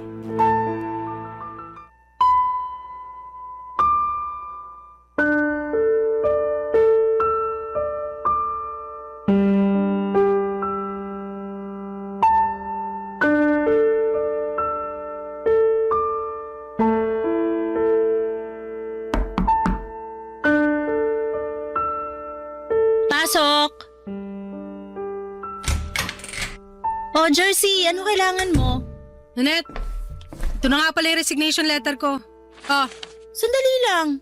Bakit ka naman magre-resign? Napapasahod ka naman namin na maayos At isa pa, kulang tayo sa staff ngayon. Nakahanap na kasi ako ng bagong trabaho. May hindi kasi nasabi sa akin. Anong totoong dahilan? Ba't biglaan tong resignation mo? Nakahanap na nga kasi ako ng bagong trabaho. Yung totoo, Jersey. Gusto mong malaman kung bakit ako magre-resign, ha? Hindi kasi katanggap-tanggap para sa akin na manager ka na habang ako, ganun pa rin yung posisyon ko dito. Naglilinis, nagsuserve. Ayoko yung pakiramdam na pinagmamastan mo ko habang ginagawa ko yung mga trabahong sabay pa nating ginagawa dati. Nabubwisit ako tuwing nakikita kita araw-araw at ilang buwan kong tinis yun. Pero hindi ko na talaga kaya. Teka nga lang, kung makapagsalita ka, bakit parang ako yung sinisisi mo? Hindi ko naman kasalanan kung ba't dito ka uli sa resort nag-apply Kaya nga ako alis, di ba? Siguro ang saya-saya mo na nakikita akong lugmok sa hirap habang tinatamasa mo yung mga benepisyo ng pagiging manager. Ay, sandali lang naman, Jersey. Hindi ko kasalanan kung nag-resign ka dati. Hindi ko kasalanan kung hindi ka nakontento sa sinasahod mo dito sa resort. At hindi ko rin kasalanan kung hinila ka pababa ng kasakiman mo. Sige! Ipagduldulan mo pa! Ano pa, Nonet? Ni isang malaking fail yung pagpapakasal ko at pagpunta ko abroad? Na hanggang ngayon wala na akong matakbuhang pamilya dahil kinasusuklaman na nila ako? Napatuloy ako nagtitiis sa kakarampot na sahod habang ikaw tiba-tiba ka sa natatanggap mo tuwing kinsenas? Ano pa, ha? Magsalita ka! Hindi ako nagkulang ng paalala sa'yo. Simulat sa pool pa lang, palagi ko nang sinasabi sa'yo na pagbutihin mo na lang yung trabaho mo, imbis na umasa ka sa foreigner para magkaroon ng maginhawa na buhay. Pero hindi ka nakinig sa akin. At higit sa lahat, nagbulag-bulagan ako sa lahat ng pang-iinsulto mo sa akin. Eh di ikaw na! Ikaw na yung madiskarte. Ikaw na yung masipag. Ikaw na yung magaling. Ikaw na lahat. Ang galing mo, Nonet! Ang galing-galing mo! Panalo ka na, champion! Alam mo, hindi naman sana issue yung pagkakaroon mo ng foreigner Hindi sana naging issue yung pag-abroad mo kung naging humble ka lang sana. Pero wala, pinamukha mo sa amin na ikaw tong mas nakaaangat dahil nagkaroon ka lang ng asawa na foreigner. Tingnan mo nga naman, who would have thought na malulugi pala ang negosyo ng asawa mo? Sandali lang. Nasabi ko nga na naghiwalay kami ng asawa ko. Pero wala akong pinagsabihan tungkol sa pagkalugi ng negosyo niya. Saan mo nalaman yan, ha? Paano mo nalaman? Sinearch ko online yung pangalan ng asawa mo at kalat na kalat sa internet kung paano nalugmok ang negosyo niya dahil pinangsugal at pinambisyo niya lang yung majority ng income niya. Wala kang karapatan para busisiin yung personal kong buhay. Labas yan sa trabaho mo. Hindi ko intensyon na usisain yung buhay ng asawa mo. Pero bilang manager, kailangan ko mag-background check sa mga empleyado ko para siguruhin na maganda ang takbo ng workplace ko. Workplace mo? Yabang mo naman. Parang kailan lang naglilinis ka lang naman ng CR dito ah. At parang kailan lang pinagyayabang mo sa amin na mas nakakataas ka, pero bilog ang mundo. Pero anyway, aaminin ko na kulang talaga kami sa staff ngayon at kailangan ka namin dito. I'm sorry kung nasasaktan ko na yung feelings mo ngayon. Buti naman at alam mo. Sorry talaga, nadala lang ako ng emosyon ko. Siguro kasi hanggang ngayon naalala ko pa rin kung paano mo ako pinag-isipan at pinagsalitaan ng masama. Pero Jersey, alang-alang na lang sa resort, maging professional na lang tayo sa isa't isa, please. Kung gusto mo, pwede ko rin dagdagan yung sahod mo para magstay ka lang. Magpapatawa ka ba? Anong tingin mo sa akin, Charity? Huwag mo naman sanang masamain. Ako na nga itong nakikiusap sa'yo na magstay eh. Gusto kong pangalagaan ang posisyon ko as manager. At isa sa paraan para magawa ko yun, pangalagaan din ng staff ko. At syempre kasama ka dun. So gagamitin mo pa talaga ako para iangat yung sarili mo? Kapal din naman talaga ng mukha mo. Hindi ganun yon. Ginagawa ko lang yung best ko as your manager. Hindi ko kailangan ng awa mo. Mas pipiliin ko na lang maghirap kaysa patuloy mo kong kaawaan. Tanggapin mo na yung resignation ko. Hindi ko na kailangan ng trabahong to. At mas lalong hindi na kita kailangan.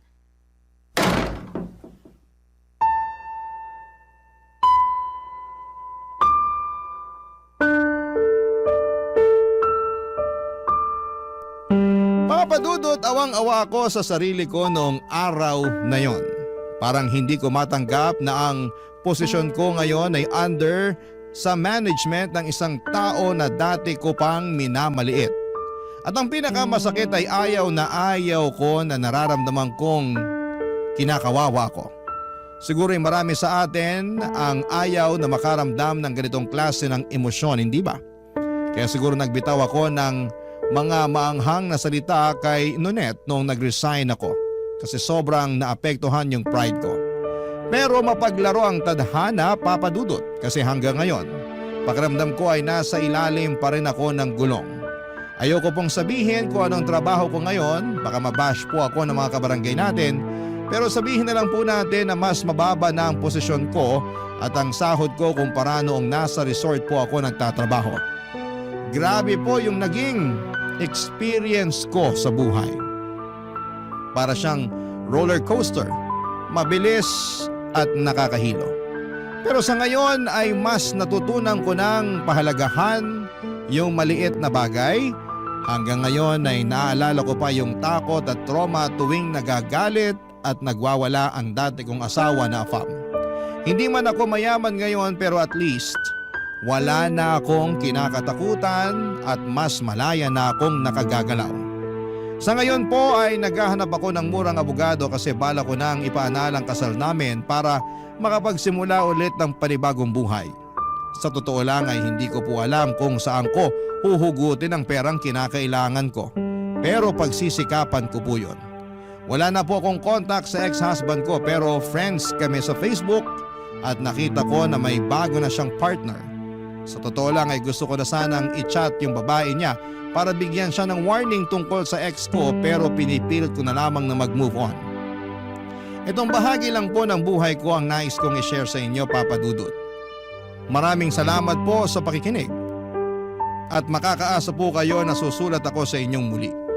Ang inyong forever kapuso at kabarangay, Jersey. Barangay Love Stories. Barangay Love Stories. Ano ang masasabi mo sa ating Barangay Love Stories today? Abangan namin ang sagot mo sa comment section.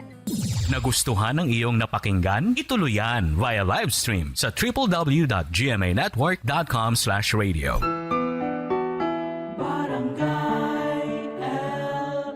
In Mega Manila, 97.1. Forever!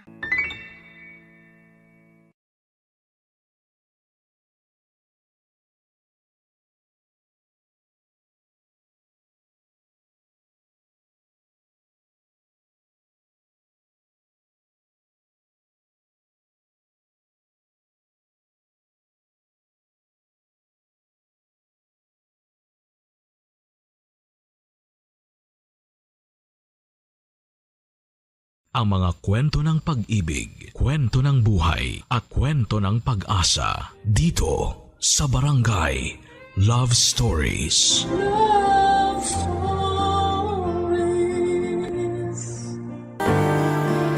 Masarap balikan ang kwento ng una nating pagmamahal. Yung unang beses na nagtagpo kayo pero masakit din palang balikan. Lalo na't hindi kayo nakaabot sa dulo tulad ng inyong mga pinangako. Ikaw kabarangay, naaalala mo pa ba ang first love mo? Dear Papa Dudut, ako nga pala si Lexie, 35 years old, single, 10 taon na akong walang karelasyon. Hindi dahil walang nanliligaw kundi dahil ayoko nang sumubok ulit. Ang first love at first boyfriend ko na si Brad, ang siyang huli ko na marahil na pag-ibig. Naging kaklase ko siya noong college, 18 years old pa lamang kami noon. Sa ganong edad na rin kami nagkamabutihan at nagkaroon ng relasyon. Iba talaga ang first love kapag binabalik-balikan mo. Ang sarap sa pakiramdam na malasap, yung unang kilig, at unang yakap mula sa kanila. Pero marahil yun din ang pinakamasakit. Lalo't hindi mo mapaghahandaan at maikukumpara ang pakiramdam oras na matapos na kayong dalawa. Kaya siguro after ni Brad ay hindi na ako nagkaroon ulit ng karelasyon. Natakot na akong masaktang muli, Papa Dudut. Sa paglipas naman ng panahon ay nakalimutan ko na rin si Brad. Naging busy na rin kasi ako sa trabaho at ibang bagay na nagbibigay sa akin ng saya. Tulad ng hiking at camping tuwing day off ko. Kasama ko madalas ang kabatch ko noong college at best friend ko na si Jam. May karelasyon na si Jam pero nasa ibang bansa. Kaya madalas pa rin kaming magkasamang dalawa at marami pa rin kaming oras para magbonding. Isa sa bonding namin ay yung buong araw kami sa bahay ng bawat isa. Tamad day lang. Walang ibang ginagawa. Nakahilata lang habang passive na nanonood ng telebisyon o nakikinig sa radyo sa inyo, Papa Dudut, habang nagpapapak ng mga junk foods at ibang comfort food namin. Isang hapon habang nakahiga ako sa sofa at si Jam naman ay nag-scroll sa kanyang Facebook, ay may balitang dumating.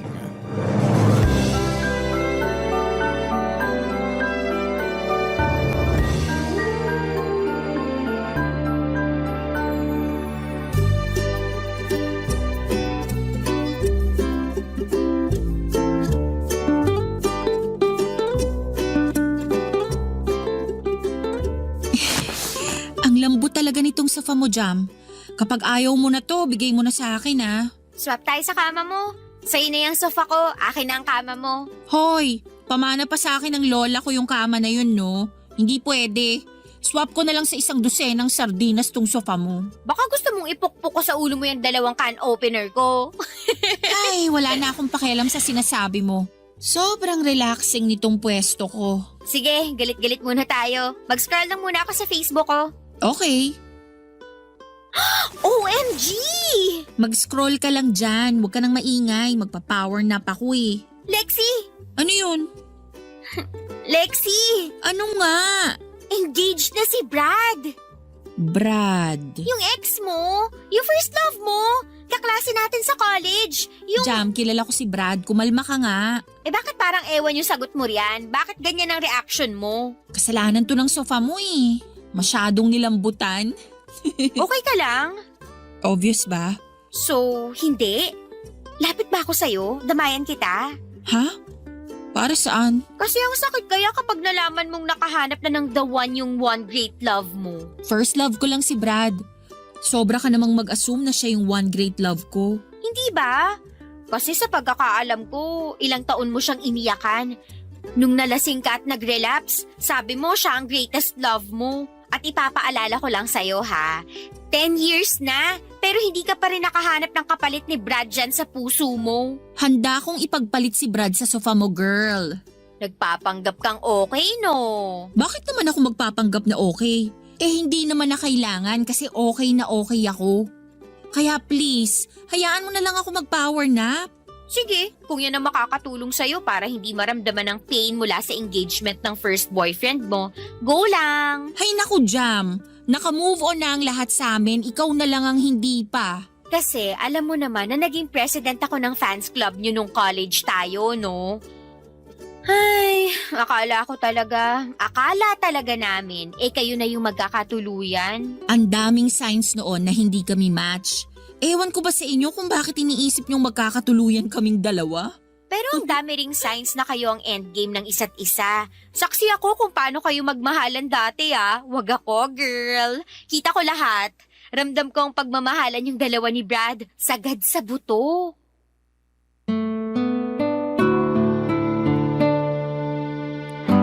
Hindi na lamang ako nagsalita sa huling sinabi ni Jam. Nagpanggap na lamang ako na hinila na ng antok. Nakapikit na ako noon at piniling huwag nang harapin pa si Jam. Baka kung ano pa ang masabi nito at baka kung ano pa ang maalala nito sa nakaraan namin ni Brad. Pero sa pagsapit ko or pagpikit ko ay bigla naman akong hinila ng nakaraan. Kung saan ay magkasama pa kami ni Brad. Tulad ng nasabi ko sa inyo, 18 years old lamang kami nang magkakilala. Napunta siya sa block section namin ni Jam. Nakatabi sa upuan, nakipagkilala siya sa akin kasi kailangan niyang humiram ng ballpen at humingi ng papel. Wala kasi siyang dalawang kahit na ano maliban sa kanyang sombrero. Yun ang simula ng naging close kami ni Brad. Kasama siyempre si Jam at lagi na kaming magkakasama kada subject, lagi kami magkakatabi. Siguro doon kami na-develop ni Brad dahil lagi kaming magkasama. Mas nakikita ko nang malapitan ang gwapo niyang mukha, makinis at palangiti siya.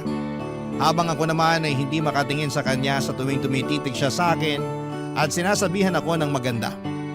Lagi niyang pinapansin ang namumula kong tenga. Tinanong niya noon kung bakit namumula ang tenga ko at ang sabi ko ay dahil sa init ng panahon. Pero ang katotohanan, namumula lang ang tenga ko kapag katabi ko siya. Kasi kinikilig ako at humahalo pa sa hiya ko sa tuwing magdidikit ang braso niya sa akin, Papa Dudut.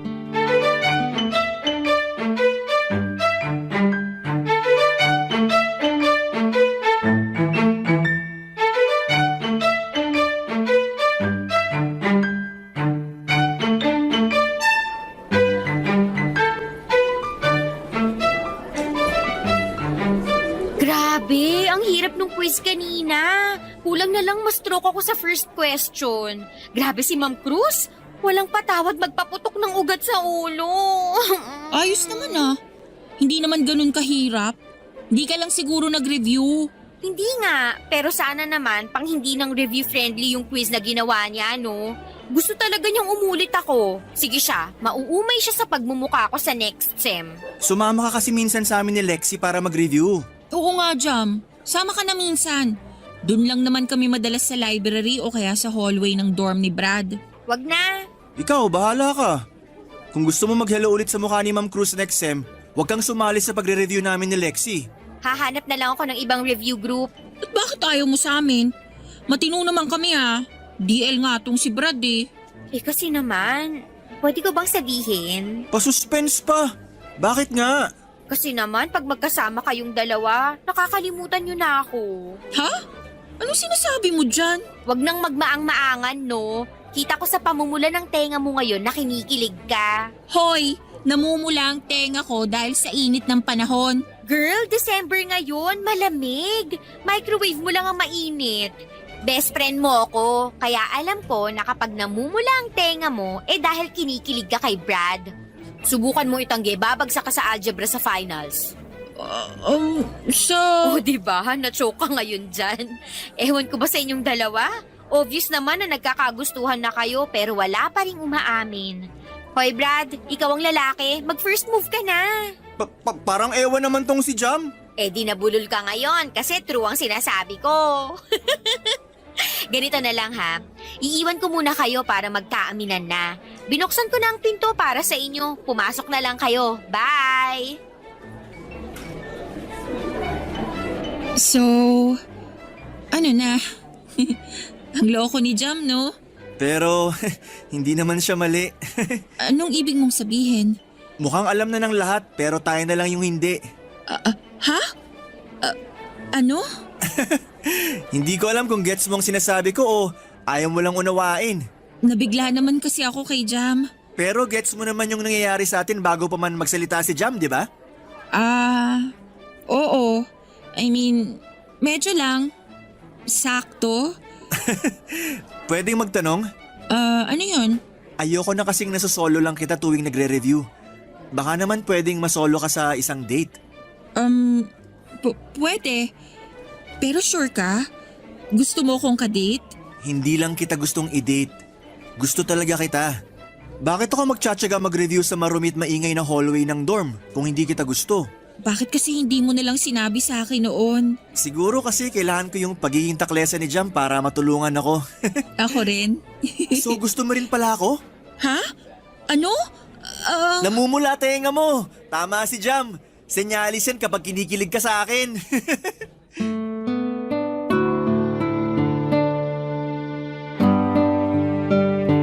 Papadudot, hindi na ako nakatanggi sa sinabi ni Brad. Totoo naman kasi, bakit pa ako magdi-deny? Sinumbong na ako ng tenga ko. Ngumiti na lamang ako sa kanya bilang pagsagot ng oo. Ang saya ni Brad, Papadudot. Napatalon pa ito at ang first date namin nangyari noong hapon na yon. Sa isang maliit na kainan lang malapit sa campus namin. Bihirang estudyanteng pumupunta roon dahil pangmatanda raw ang mga bentang pagkain. In-order namin ang large size special bibingkang bigas at dinuguan na may siling labuyo. Para sa amin, mas perfect na i-partner ang dinuguan sa bibingka kesa sa puto. Na-enjoy namin ang araw na yon. Pinicturean pa ni Brad ang pagkain namin at nag-selfie kami at pinost niya sa Facebook niya. Ang mga nakakita, Papadudot, ng post ni Brad na yon ay kinantsawang kami. Lahat sila'y natuwa dahil finally daw ay umamin na kami sa isa't isa. Nagbiro pa yung iba at sinabing nagpustahan pa sila na sa huli ay magiging kami rin. Nangunguna sa pang-aasar noon si Jam. Ano pa bang inaasahan namin siya yung tong tulay namin ni Brad, Papadudot. Malaki ang pasasalamat namin kay Jam. Dahil kung hindi dahil sa kanya, Papadudot, ay hindi kami magkakaaminan sa nararamdaman namin. Higit sa lahat ay hindi matutupad ang first date namin. Ang first date na nauwi sa first relationship namin ni Brad. Walang kasing saya ang unang relasyon at ang unang pag-ibig. Lalo na't maswerte kong natagpuan yon kay Brad. Pero tulad ng ibang first love, hindi rin naman kami pinalad na magkatuluyan, Papadudot. Barangay Love Stories. Barangay Love Stories. Sa paglilikot ng utak ko pabalik sa nakaraan, ay hindi ko maiwasang makaramdam ng kirot sa puso ko. Hindi ko yon pinaalam kay Jam at sinolo ko yon tulad ng mga nangyari sa nakaraan. Gusto kong umiyak dahil malinaw pa rin sa aking alaala ang lahat. Ewan ko ba kung mas naging malinaw ba ang lahat ng alaala ko kay Brad dahil sa nabalitaan kong ikakasal na siya o talagang hindi naman lumabo yon ni minsan. Sadyang maayos ko lang na naitago sa aking baul ng alaala ang aming nakaraan. Muling naglakbay ang utak ko noong 20 years old na kami ni Brad. Graduating na kami noon at siguradong magmamarcha kami dahil sinipagan naman namin sa pag-aaral at ginawa namin ang lahat para lamang makaabot kami ng diploma. Kakatapos noon ng finals namin, nag-celebrate kami sa paborito naming kainan kung saan namin binibili ang bibingkang bigas at dinuguan. Iyon at iyon lang naman ang ino-order namin kada matatapos ang exam week. Napansin namin na parang hindi sinasadyang naging tradisyon na yon para sa amin. Habang hinihiwan ni Brad ang bibingka at habang sinasaling ko naman sa mga mangkok namin ang dinuguan, may mga napagkwentuhan kami sa future na nagdulot ng takot sa akin, Papadudot.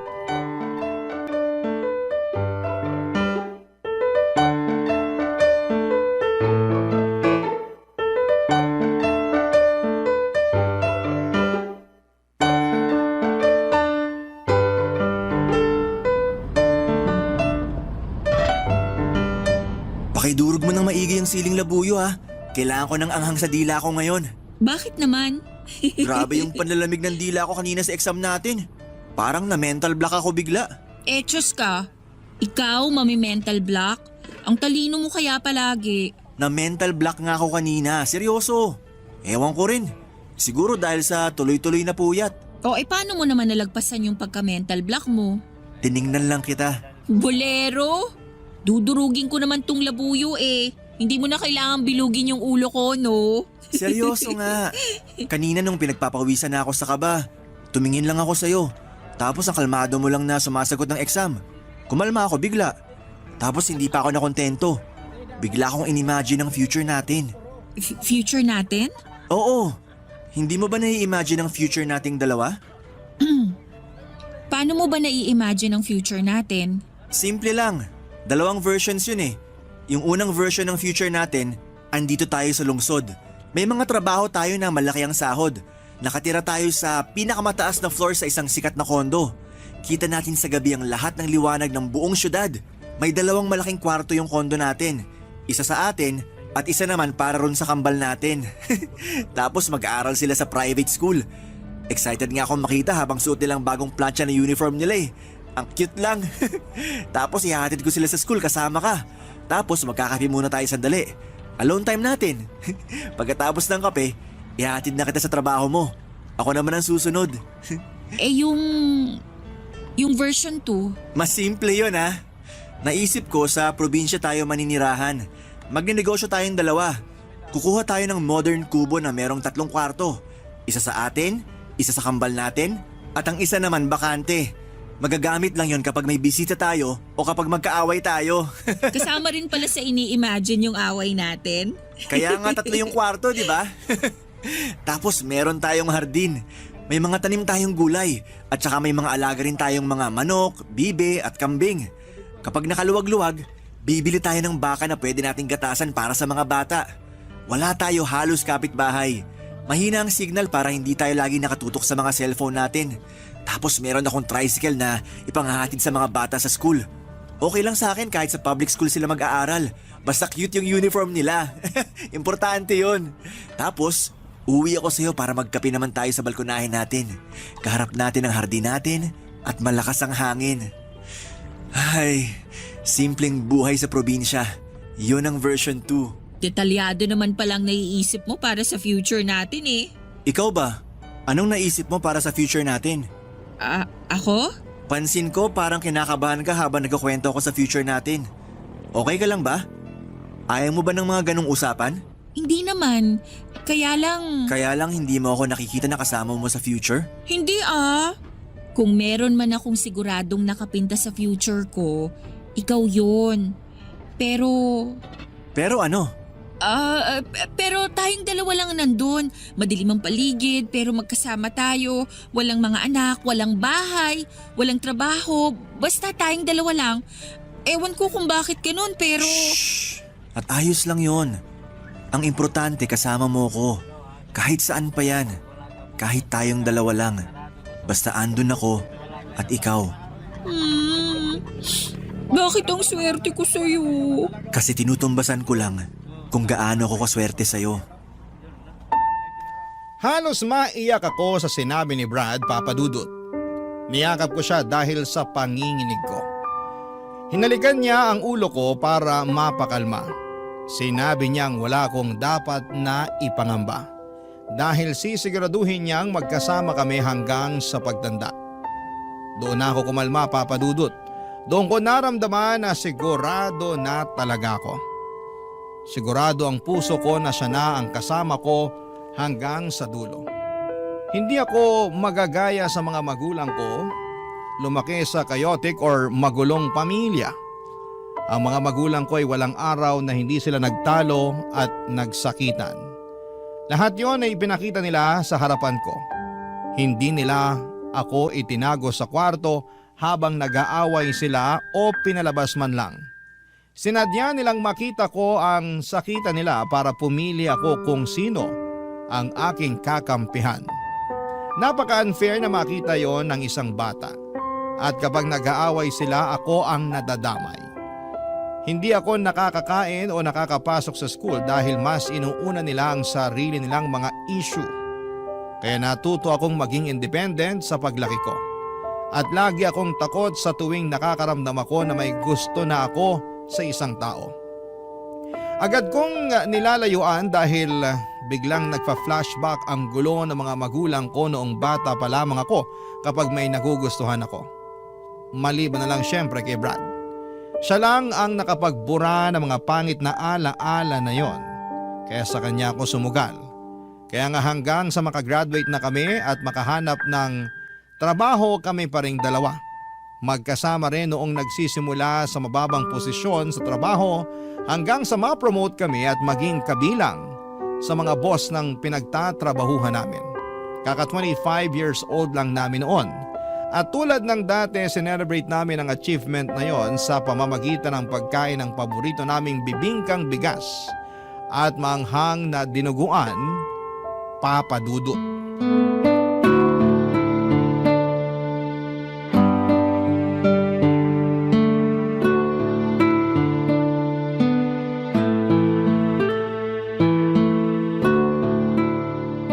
Grabe no?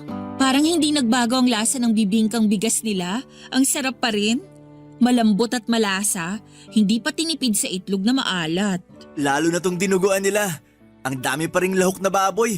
At yung anghang, palong-palo. Tradisyon na talaga natin to, no? Kapag may bagong milestone sa buhay natin, dito tayo palagi. Kahit na afford naman natin kumain sa mas mahal, dito pa rin tayo sa nakasanayan na. Bakit pa tayo kakain sa mahal? Lasang mahal na nga tong bibingkat dinuguan. Hindi pa nakakasawa. I-save na lang natin ang pera natin para sa mas importanteng bagay. Oo naman, tulad ng hiking, camping at sa pag-travel natin. At syempre sa future family natin. Future family? Ay, napaaga ata ako ng banggit. Anong ibig mong sabihin? Lexi. Brad. Alam ko hindi natin napag-usapan ulit ang tungkol sa future natin. Pero gusto ko lang simulan natin na mapag-usapan ulit. Pag-usapan hanggang mapunta sa totohanan. Brad. Ano to? Unang beses pa lang na nakatabi kita sa theology class natin. Alam kong yun na ang hudyat ni Lord na ikaw na yung itatabi niya sa akin habang buhay. Hanggang ngayon kahit ilang lubak na yung nadaanan natin, matibay pa rin tayo. Hindi pa rin tayo bumibitaw sa pagkakakapit sa isa't isa. At salamat kasi nagtitiwala kang hawakan yung kamay ko para makadaan na tayo sa future na hinanda ni Lord para sa atin. Kaya ngayon, dahil hawak mo pa rin ang kamay ko, magpapasalamat ako sa'yo. At kapalit nun ang pangako na habang buhay, hindi ako bibitaw sa'yo. Lexi, mahal ko. Handa mo ba akong samahan sa future? Hindi. I'm sorry. Natatakot ako. Hindi. Sorry ulit. Lexi! Mahal kita, Brad. Pero hindi mo ako maiintindihan eh. Hindi. Magulo to. Magiging magulo to balang araw. Mag-aaway tayo. Mapapagod ka sa akin. Maghihiwalay tayo. Masasaktan ako. Hindi ko kaya yun, Brad. Hindi. Huwag mo akong pakasalan, please. Para hindi tayo umabot sa ganun. Please. Hindi tayo aabot doon. Maniwala ka. Pero bakit umabot doon ang mga magulang ko? Bakit hindi sila umabot tulad doon sa pangarap mong future sa atin? Bakit hindi sila naging masaya? Bakit hindi ako naging masaya kasama sila? Dahil hindi tayo sila.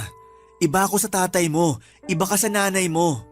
Tayo lang ang may alam na pwede tayo maging masaya sa future. Hindi mo alam yan. Lexi, hindi ko alam kung ano mangyayari sa future. Pero isa lang ang sigurado ko. Andun ka. Parati ka ng lahat sa akin sa kinabukasan. At kahit anong mangyari, sisiguruhin kong hindi tayo magagaya sa mga magulang mo. Magtiwala ka lang sa akin. Mamahalin kita hanggang masiguro kong hindi ka na matatakot ulit na silipin ng future. Kasi andito na ako eh.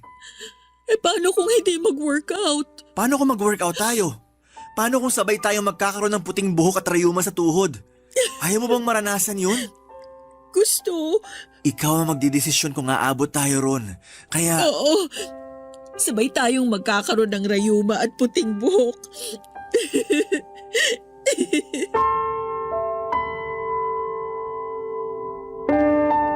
Rayuma at puting buhok. Ewan ko kung anong meron sa mga salitang yon pero bigla kong nakita ang itsura namin noon sa future. Parehong matatanda na kami at mahihina pero malakas pa rin ang pagmamahal para sa isa't isa. Yun ang nakita ko, Papa Dudut. Kung dati madilim at tanging kami lang ang magkasama. Pero nagkaroon ng kulay ang future namin sa paningin ko. Simple, payapa at masaya. Yon ang tatlong pakiramdam na nakasulat sa aming kinabukasan. At yon ang pinagdasal kong mangyari nang pumayag ako sa wakas. Napakasalan si Brad. 6 na buwan lang ang hinintay namin para maikasal. Ganon lang kaiksi ang preparasyon sa pag-iisang dibdib namin ni Brad. Hindi namin pinatagal yon dahil gusto lang namin ang simpleng kasal sa paborito naming simbahan. Kasama ang mga importanteng tao sa buhay namin, ganap na 4:00 ng hapon. Isang makulimlim na Sabado, kompleto na ang mga bisita. At nakaabang na sa labas habang nagkwekwentuhan. Si Brad nasa loob na ng simbahan at nagtatanggal ng kaba.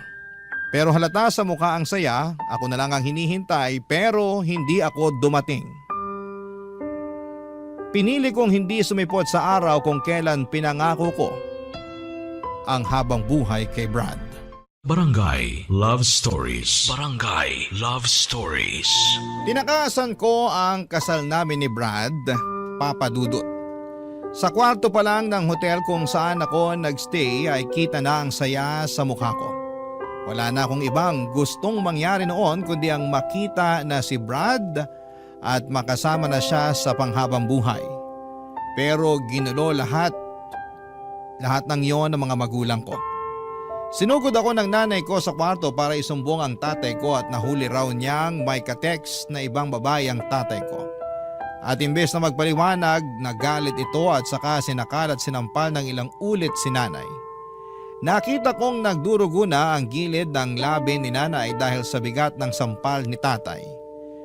Pinaretouch ko ng makeup niya sa makeup artist ko para hindi mahalata ang pangingitim ng basag niyang labi. Lumabas ako saglit para tawagan si tatay. Nang sinagot ni tatay ang tawag ko ay galit itong sinumbong ang pagiging bungangera ng nanay ko. Sinabi niyang hindi na raw siya pupunta sa kasal ko kung dadalo rin si nanay. Mamili raw ako sa kanilang dalawa kung sino ang makakasama ko sa altar. Papadudot ng hina akong tinapos ang tawag. Hindi ko na alam ang nangyari basta pumasok ako sa loob ng kwarto at saka kinuha ang wallet ko. Hindi naman ako pinansin ni nanay dahil abala ito sa pag-uutos sa makeup artist sa dapat na gawin. Hanggang sa nakita ko na lamang ang sarili kong bumaba ng hotel at pumara ng taxi. Habang suot ang trahe de boda, naghatid ako sa isang bus terminal patungo sa dagat. Wala akong pakialam noon kung pinagtitinginan ako ng mga tao sa paligid. Marami ang nagtataka, Papa Dudut, kung anong nangyari sa akin. Ako bang tumakas sa kasal o ang aking mapapangasawa? Walang nakakaalam, isa man sa kanila. Nang makarating na ako sa dagat, ay napaluhod na lamang ako at saka umiyak. Biglang nagbalik ang takot ko sa future na dati namang nawala na. Bakit kailangang mangyari yon? Bakit kailangang makaramdam ulit ako ng takot, Papa Dudut?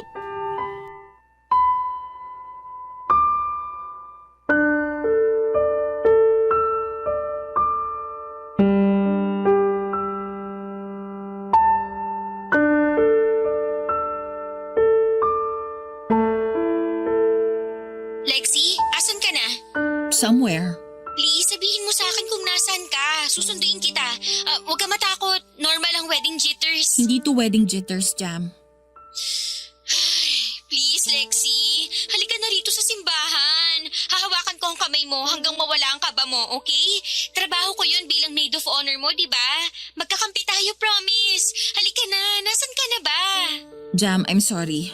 Lexi, andito na kasi kaming lahat. Saka gusto na naming makita kung gaano kakaganda ngayon.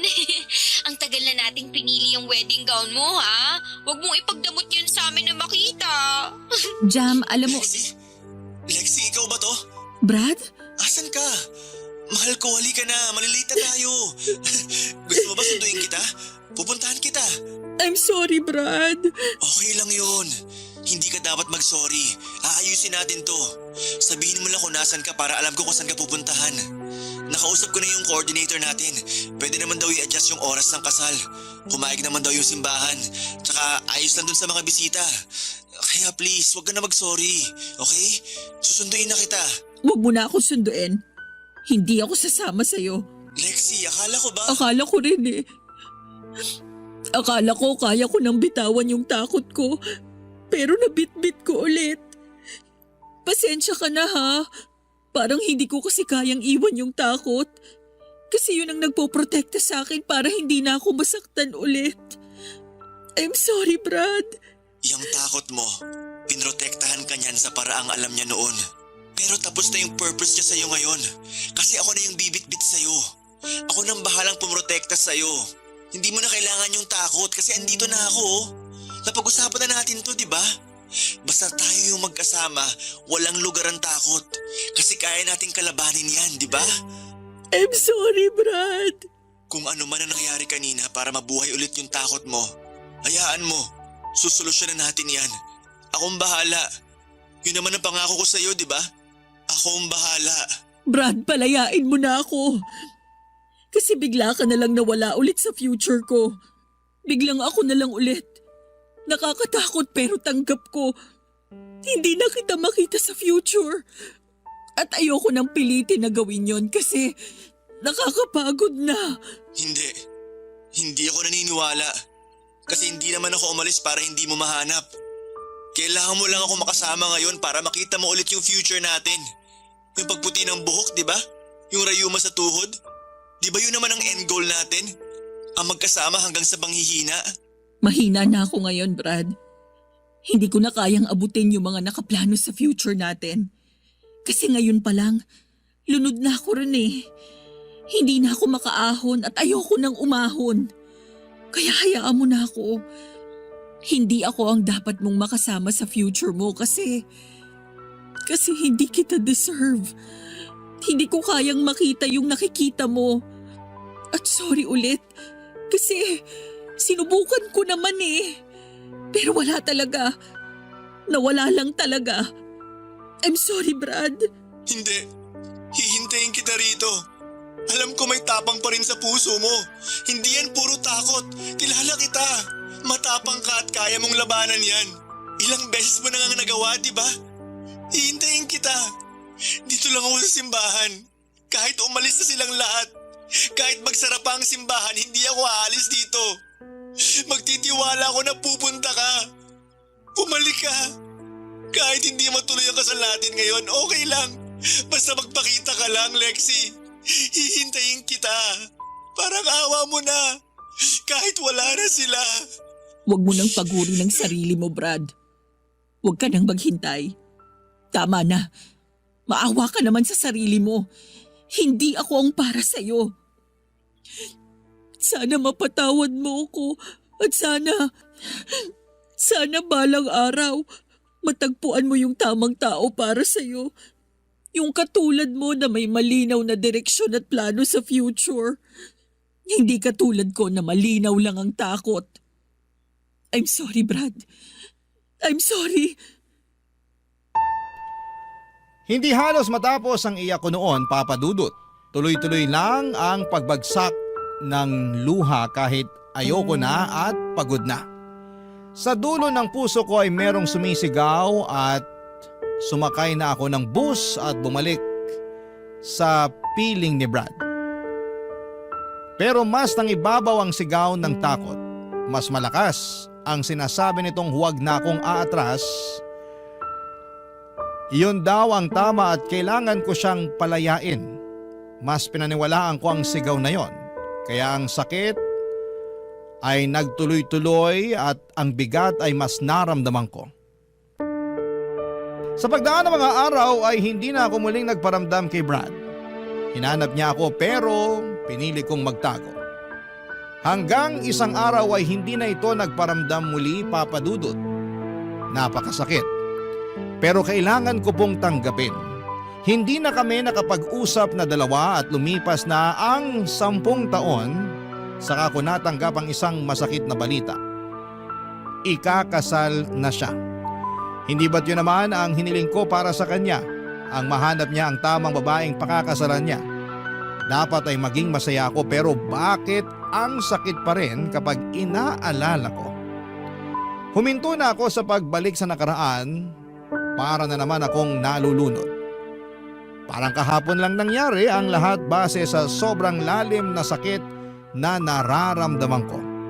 Hindi ko alam kung ano ang gagawin ko noon. Dinampot ko ang cellphone ko at tinawagan ang isang pamilyar na numero na hindi ko kailanman binura sa cellphone ko. Ang number ni Brad. Nanginginig akong nagdasal na sana'y hindi pa rin siya nagbago ng numero.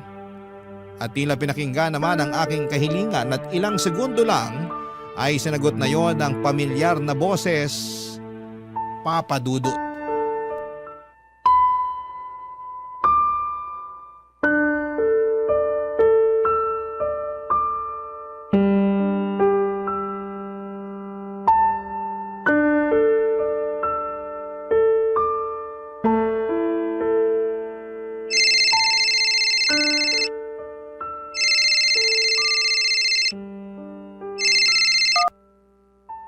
Hello, Lexi. Hi, Brad. Pinalita sa akin ni Jam. Ikakasal ka na raw. Congrats, ha? Thank you, Lexi. Hindi pa rin nagbabago ang boses mo. Ikaw din. Kumusta ka? Ayos naman. Nakakaraos pa rin sa buhay. Mabait pa rin ang Diyos sa akin. Sana sa'yo rin. Sobrang bait ng Diyos sa akin. Puro lang ako pasasalamat ngayon sa totoo lang. Halata naman. Pasensya na kung medyo inistalk ko yung Facebook mo, ha? Para lang masiguro na totoo yung sinabi sa akin ni Jam na ikakasal ka na raw. Okay lang yon. Nagawa ang Facebook para maging updated tayo sa buhay ng isa't isa. Lalo yung mga taong hindi na natin nakakasama. Lexi, huwag mo sanang masamain, ha? Bakit napatawag ka pa? Sa totoo lang, hindi ko rin alam eh. Nung nakita ko yung announcement ng kasal nyo, bigla kong naalala yung noon. Yung sa atin? Oo. Sorry kung hindi tayo nag-workout. Sorry kung hindi ko natupad yung pangako ko na tatanggalin ko yung takot mo sa future. Hindi mo naman obligasyon na tanggalin yung takot ko eh. Trabaho ko yun. Ako dapat ang gumawa nun. Sorry din kung nagmukhang ikaw ang responsable sa takot ko noon, ha. Pasensya na talaga. Sobrang dilim lang talaga noon. Naiintindihan kita. Noon pa man. Tumawag ako kasi sa totoo lang. Gusto ko lang ding maisara na yung chapter ng naging relasyon natin. Kasi kung magiging totoo ko ngayon sa'yo, hindi ko pa naisasara ng maayos yung libro natin eh. Kaya siguro, palagi akong hinahabol ng multo ng nakaraan natin. Laging mabigat. Laging nakakatakot. Closure. Kung yan na magpapapanatag sa loob mo at makakawala ng takot mo sa next chapter ng libro mo, ng buhay mo, sige. Huwag mo sana itong mamasamain, ha? Wala na akong balak na humabol sa'yo, kaya huwag kang mag-alala. Inosente lang ang tawag na to. Wala akong ibang plano kung hindi magpasalamat sa'yo sa pagsubok mo na makitang kasama mo ko sa future mo. Noon, minsan. Hindi madaling magplano ng future kasama ako, pero sa'yo ang swabe lang. Ang bilis ko lang ma-imagine kung ano yung magagandang plano mo sa atin. Noon. Kaya lang kasi, mas naniwala ako dun sa pinipintang future ng takot ko. Yung walang tayo, yung matatapos tayo. Sorry kung hindi naging enough yung assurance ko sa'yo, ah. Sinubukan ko naman. Akala ko matatalo ko yung nararamdaman mong takot pero aaminin ko, sumabay na rin akong maging mahina tulad mo. Natakot na rin ako kasi parang hindi ko kaya na mag-isa na lang na lumalaban para sa na-drawing kong future natin. Noon, hindi naman pwedeng ako lang ang magkukulay noon kasi Mas masaya kung kasama kita habang ginagawa yon. Pero Pero duwag ako. At tama ka. Nahila kita sa kaduwagan na yon. I'm sorry. Alam ko kung gaano kasakit ang ginawa ko sa'yo nung time na tinalikuran kita. Pero mas pinili mo pa rin maghintay kahit na alam mong hindi na ako babalik. hinintay talaga kita. Ilang taon. Hindi lang ako nagparamdam kasi sabi mo wag na. Alam ni Jam yun. Naisip ko baka nga kailangan mong makapag-isip-isip. Pero hindi mo alam kung ilang beses sa gabi ako nagdadasal sa Diyos na sana tanggalin na niya yung takot sa puso mo para bumalik ka na sa akin. Pero hindi yun nangyari. Hindi ka bumalik. Pero may dumating. Tama ka. May dumating. Naging madali at simple na lang ang lahat nung nakilala ko siya. Tama ka rin noon. May makikilala pa akong mas akma sa akin. At thank you kasi alam kong tumulong ka rin sa pagdadasal para makilala ko ang mapapangasawa ko ngayon. At ibabalik ko sa iyo naging hiling at dasal mo na yon. Hinihiling ko na balang araw kapag handa ka na at wala nang takot, makilala mo na sana yung lalaki na magpapakita sa iyo na masarap magkaroon ng puting buhok at rayuma sa tuhod kasama ang tamang tao.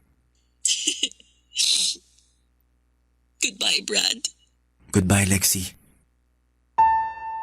At doon na nga tuluyang nagsara ng payapa ang kabanata namin ni Brad. Naisara ko na rin ng tuluyan ang libro na matagal ko nang itinatago. Ang gaan. Ang gaan sa pakiramdam na magkaroon ng katapusan ng kwentong hindi na para sa'yo. Kahit minsan iniisip mo yung ang happy ending mo, wala pa ako sa ending ko at parating pala mga kuroon. Yung tamang tao para sa akin ay on the way na. At habang bumabiyahe pa siya, gumagawa naman ako ng paraan para ayusin ko ang sarili ko. Para matanggal ang takot ko. Para kapag dumating na siya ay handa na ako papadudot. Hindi na muling aatras at sa wakas ay aabot na sa altar. Hindi ito madaling biyahe para sa akin, pero sa pagkapit ko sa Diyos at sa paniniwala na hawak din niya ang taong nakareserve para sa akin, biglang gumagaan ang lahat. Bigla akong gaganahan na ayusin ang sarili ko. Kaya para sa lahat ng mga natatakot, para sa lahat ng mga taong hindi nagkaroon ng magandang nakaraan, hindi pa huli ang lahat. Hanggat nakakabangon ka pa, hanggat nakakahinga ka pa, may oras pa para lumaban. At huwag kang mag-alala, nakikita ng Diyos ang iyong pinaghihirapan. Alam niya kung ilang beses kang umiyak at ilang beses kang bumangon. Huwag kang mag-alala, balang araw hindi ka na ulit masasaktan. Hindi ka na ulit iiyak at hindi mo na kailangang makaramdam muli ng takot. Kasi balang araw, andyan na siya. Kaharap mo na, kasama mo na, at naihanda na siya ng Diyos para makasama mo sa pagputi ng iyong buhok at pagsakit ng iyong mga tuhod. Marami pong salamat sa inyong lahat at sana po sa bawat nakikinig at naniniwala sa kwento ko, sana'y nakapagdala ko sa inyo ng pag-asa na hindi pa tapos ang lahat. Parating na siya, maniwala ka. Ang iyong kabarangay forever, Lexi. Ano ang masasabi mo sa ating Barangay Love Stories today? Aabangan namin yan sa aming comment section. Ang mga kwento ng pag-ibig, kwento ng buhay at kwento ng pag-asa dito sa Barangay Love Stories. Love Stories.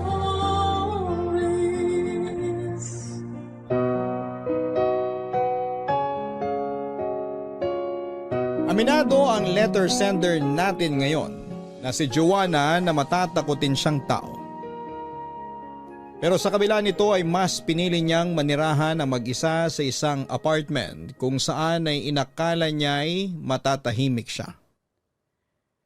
Pero dumating ang araw na ang mapag-isang mundo ni Joanna ay nabulabog noong napagtanto nitong sa kanilang apartment ay hindi pala siya nag-iisa.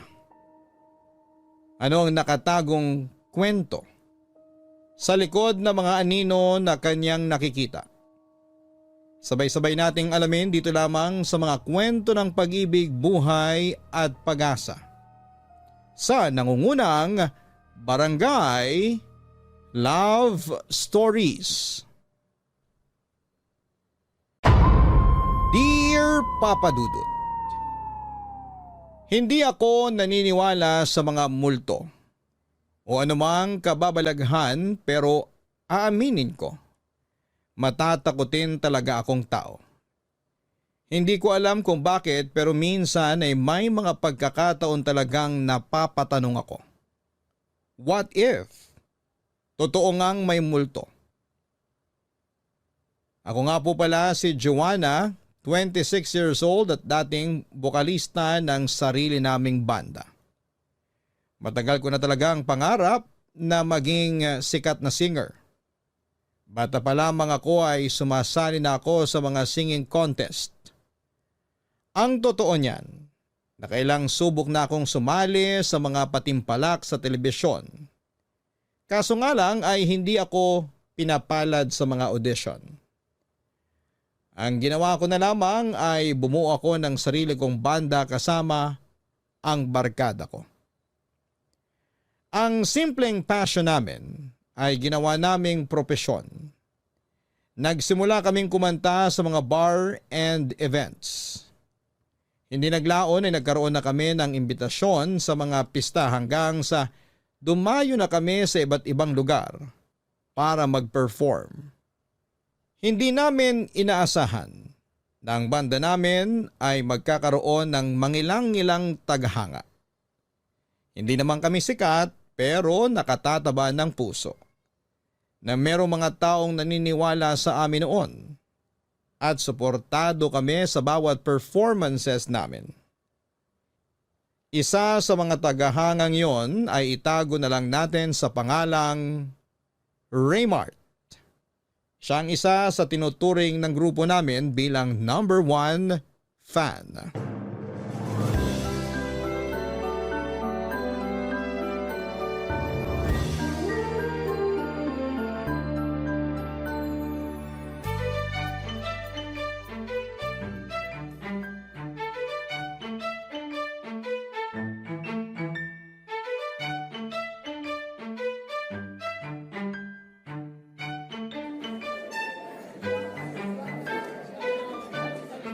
Joanna!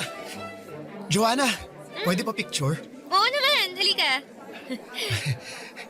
1, 2... Salamat! Walang anuman.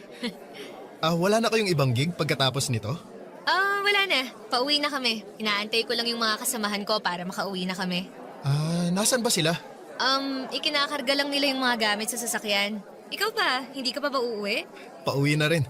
Hinanap lang talaga kita para makapagpa-picture ako. Matagal nyo na akong fan kasi simula nyo pa lang noon pero diehard fan nyo na ako. Talaga ba? Oo, lagi ko nga inaabangan yung mga post mo sa Facebook para malaman ko kung saan kayo magpa-perform Oh? Anong pangalan mo sa Facebook, ha? Raymart. Inad na kita noon kaso hindi mo pa ina-accept yung friend request ko Mag-iisang taon na rin siguro yun. Hala, sorry. Nabisi lang siguro kaya hindi ko napansin. Hindi, okay lang yun. At least ngayon, kilala mo na ako. Uy, salamat sa pagsuporta mo sa banda namin, Raymart, ha? Ay, walang anuman. Kahit hindi ako umiinom, nagpupunta talaga ako sa mga bar para lang panoorin kayo. Grabe, sobrang dedicated mo naman. Ano namang nagustuhan mo sa banda namin? Ang ganda ng boses mo Kakaiba, rakista na rakista talaga ang dating. Ay, naku, salamat, ha? Ay, ayan na pala yung sasakyan namin. Ano ba yan? Sige, uuwi na rin ako.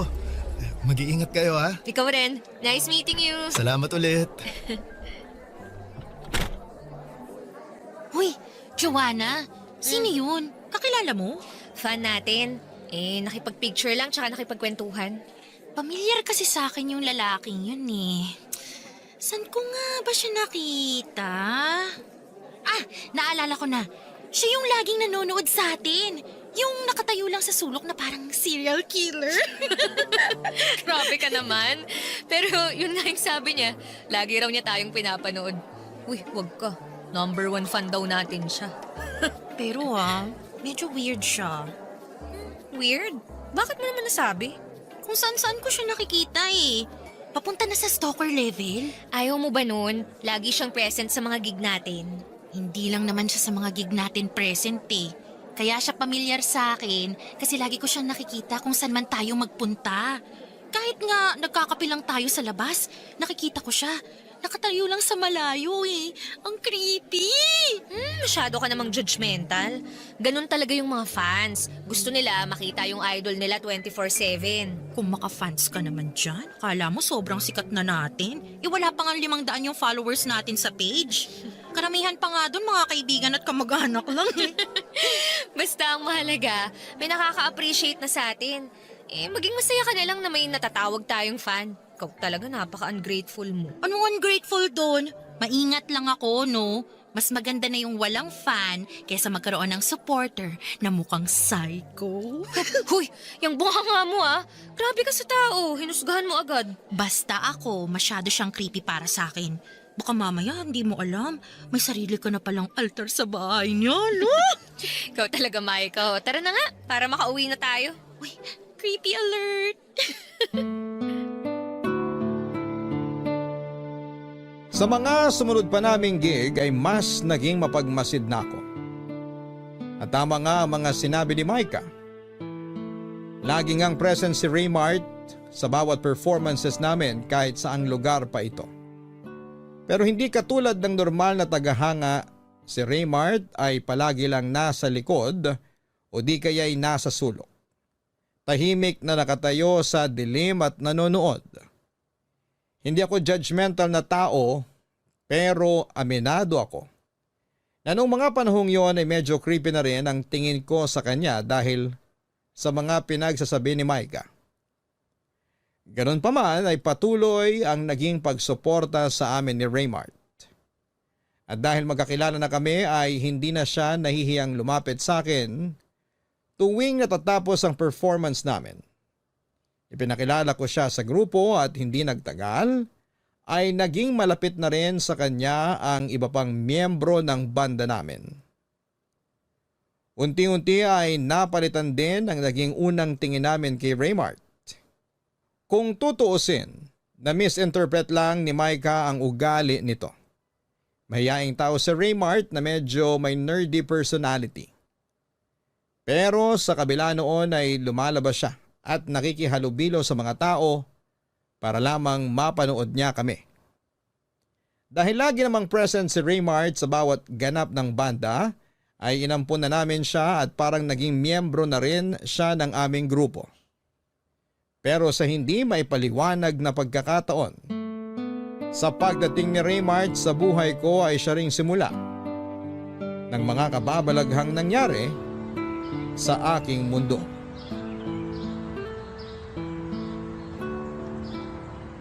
Alam mo, Raymart, hindi mo naman ako kailangang ihatid eh. Malapit lang naman dito yung apartment ko. Walking distance lang. Pagbigyan mo na ako, ayoko pang umuwi. Bakit naman ayaw mo pang umuwi? Gabi na Di ka pa ba pagod? Ngayon ko lang kasi naranasang magtagal sa labas. Ine-enjoy ko pa. Ha? Anong ibig mong sabihin? Noon kasi palagi lang akong nasa bahay. Pagising sa umaga hanggang sa pagtulog ko, yung bahay na lang talaga yung naging mundo ko. Totoo ba? Bakit naman? Di ako lumalabas kasi wala rin naman akong gaanong kaibigan. Pero simula nung naging kaibigan ko kayo ni Micah, ngayon ko lang na-experience yung pamamasyal at pagtampay sa mga kainan. Masarap pala sa feeling. Oo naman.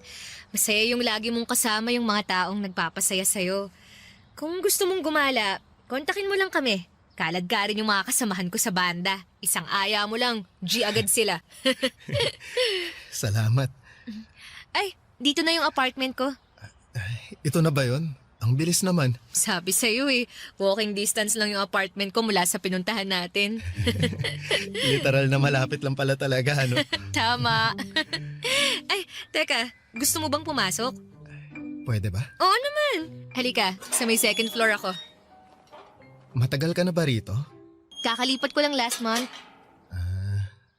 Bakit ka naman lumipat? Para mas malapit sa mga bar. Hindi na ako mahihirapang mag-commute. Di ba may sasakyan naman yung kasama mo? Pwede ka namang magpahatid sa kanya. Sus, tamad yun mag-drive. Tuwing nagpapahatid ako iniirapan ako nun. Palibhasa, pa-south kasi silang lahat. Ako lang yung malayo kaya nasasayangan din siya sa gas. Ako na lang yung lumipat para sa iisang direksyon na lang kami uuwi lahat. Ganun pala yon. Doon tayo sa may 204.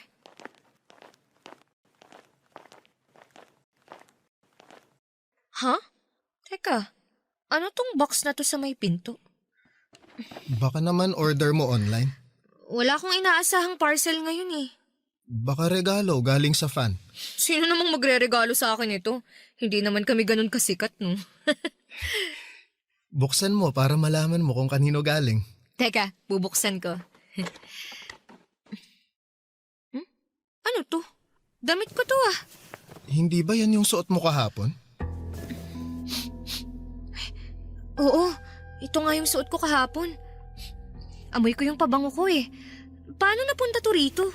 May nakalagay yatang note. Ito. Anong nakalagay? Patingin. Huwag mong iwang bukas ang pinto at bintana mo ngayong gabi. Ha? Walang nakalagay kung kanino galing? Wala. Hindi to magandang biro Baka naman pinaprank ka ng mga kasama mo. Hindi nila to gagawin sa akin kasi alam nilang matatakutin ako. Sino namang magpapadala sa'yo niyan? Yun ang hindi ko alam. At paano niya nakuha tong damit kong to? Hindi kaya may nakapasok dito sa apartment mo? Lagi naman akong naglalak ng pinto Kung gusto mo, sasamahan muna kita sa loob. Pwede ba? Kahit ngayon lang. Natatakot ako Ngayon lang ako nakatanggap ng ganitong klaseng regalo. O sige, sasamahan kita. Salamat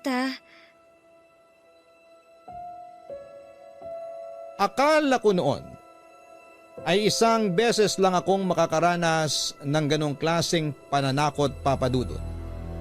Pero sa mga sumunod pang linggo ay nagpatuloy akong makatanggap ng mga kakaiba at weird na package. May natanggap akong box na naglalaman ng hubad na manika. Meron ding mga notes ng pagbabanta at pagpapaalala na palagi ko raw bantayan ang sarili ko, lalo na tuwing mag-isa ako dahil palagi raw na may nagmamasid sa akin ang hindi ko napapansin. Dahil hindi na maganda ang mga nangyayari ay naisipan kong makipag-ugnayan sa landlord ko. Humingi ako ng kopya ng CCTV sa floor namin para makita kung sino ang nagpapadala ng mga naturang packages. Pero sa kasamaang palad ay matagal na palang hindi gumagana ang mga CCTV na naka-install sa building namin. Dahil sa takot ay palagi ako nagpapasama sa mga bandmate ko tuwing mag-isa ako sa apartment. Kapag busy naman sila ay wala akong choice kundi ang magpasama kay Raymart. Hindi naglaon ay nakaramdam ako ng security sa piling ni Raymart. Sa bawat pagsasama naming dalawa ay unti-unti akong nakabuo ng koneksyon mula sa kanya. Hindi ko inaasahan na noong mga panahong yon ay unti-unti na palang nade-develop ang feelings ko para sa kanya, Papa Dudut.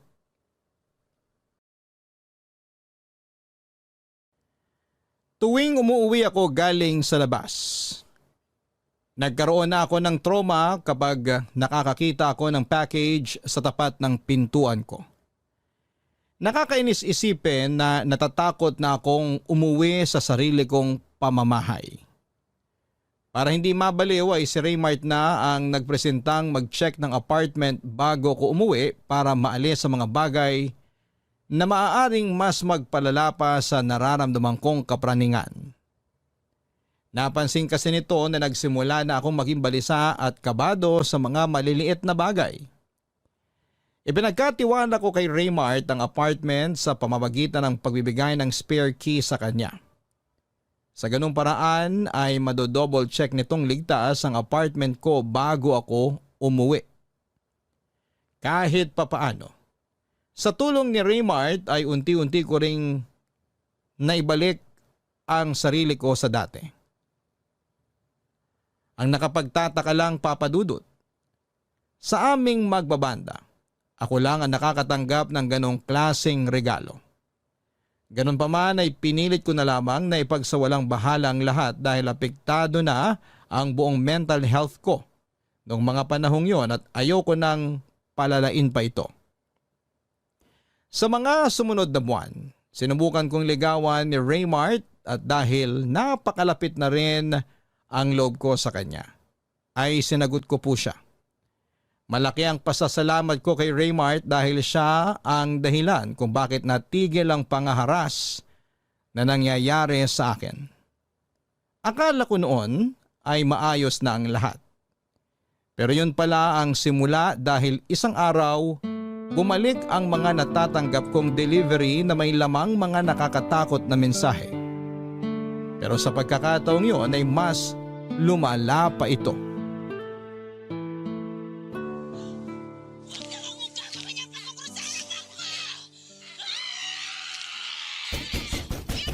Ayan na yata yung in-order nating pagkain online. Pero ba't ganun? Hindi man lang siya tumawag. Baka walang load. Pero ang weird wala namang umaakyat dito para mag-deliver ng pagkain. Usually, ako yung bumababa para kunin yung order kong pagkain eh. Baka pinaakyat na lang ng guard sa baba. Oh well, mas maganda na yun kaysa kanina pa ako gutom, di ba? Hindi na kailangang bumaba. Sandali, kukunin ko lang yung order. Ako na. Mamili ka na dyan ng next movie na papanoorin natin. Okay, sige.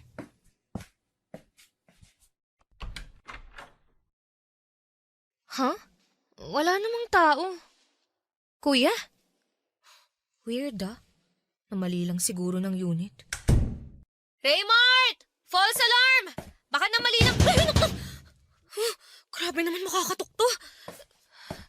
Sandali lang po. Wala kasing tao nung... Wala na namang tao? Ano ba? Gabi na nang titrip pa kayo? Kung sino ka mang katok ng katok dito, walang nakakatuwa sa ginagawa mo! Mga tao talaga ngayon. Wala nang maayos na ginawa. Sino ba yan? Hindi na ako nakikipagbiroan Kung sino ka man, hindi ako natatakot sa'yo! Magpakita ka! Joanna. Uy. Bakit? Okay ka lang? Ginulat mo naman ako! Sorry, ang tagal mo kasi. Akala ko merong problema. Walang tao Kanina pa may katok ng katok pero wala namang tao sa labas. Hindi yung order natin yung dumating? Hindi. Lo, baka minumulto ka na. Tumigil ka nga dyan, Raymart Hindi yan nakakatuwa. Pumasok na lang tayo. Teka, ano yan? Ano? Ano yun? Ha? Kanina pa ba to? Merong box dito sa paanan ng pinto Wala yun kanina. Kukunin ko na. Kanino naman kaya to galing? Baka galing na naman yan sa nananakot sa akin. Hindi kaya? Buksan mo. Ayoko nga. Baka kung ano na naman laman yan Baka naman galing sa fan mo, nahihiya lang magpakita. Buksan mo na. Huwag ka nang matakot, nandito naman ako Sige na nga.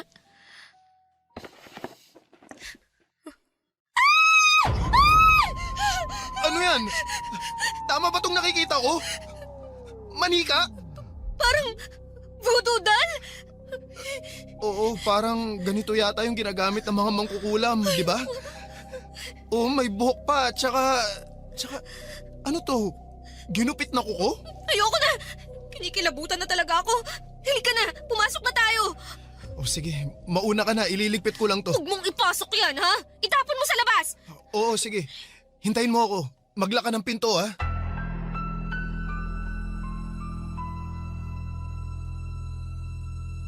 Papadudot, hindi ko na talaga gusto ang nangyayari noon. Kaya kinabukasan ay agad kong kinausap ang landlord ko tungkol sa nangyari. Ayon sa kanya, bantay sarado raw ng gwardya ang mga pumapasok sa apartment building namin. Kaya imposibleng galing sa labas ang taong nananakot sa akin. Malamang ay pinagtitripan lang ako nung mga kaibigan ko. Nung hingin ko sa kanya ang kopya ng CCTV sa hallway ay wala siyang naibigay. Dahil matapos ang reklamo ko ay hindi pa rin pala niya napapaayos ang sirang CCTV. Hindi ko alam kung may dalabang kababalaghan ng manikang dumating sa apartment ng gabing yon. Pero pagkatapos noon ay parabang nagbago na ang tingin ko sa paligid. Pakiramdam ko bawat kilos ko kahit nasaan man ako ay tila ba may nagmamasid sa akin. Kahit natutulog, kumakain o naliligo, parang may mga matang nakatingin sa akin. Nung minsan ngang nag-perform kami sa isang probinsya habang sinusuyod ko ng tingin ng mga taong nanonood sa amin ay isang malaking anino ang naaninag ko sa hindi kalayuan na nagbigay sa akin ng matinding kilabot. May pagkakataon pa noon na habang mag-isa lamang ako sa apartment.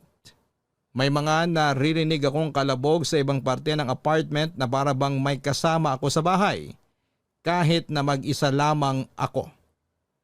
At may mga oras din na nakakarinig ako ng pagbukas ng pintuan habang mahimbing akong natutulog na hindi ko noon masyadong pinapansin dahil akala ko'y nananaginip lamang ako. Isang gabi, lumabas ako ng apartment para bumili ng pagkain sa convenience store. Pagbalik ko ay naging bala ko sa nadatnang ko sa apartment, Papa Dudut.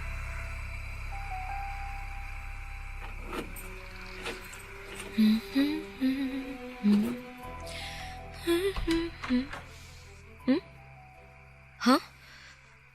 Bakit nakapatay yung ilaw? Bukas to nung iniwan ko ah. Hala, bakit ayaw gumana? May kuryente naman sa hallway ah. Ano yun? May tao ba dyan? Hello? Hello?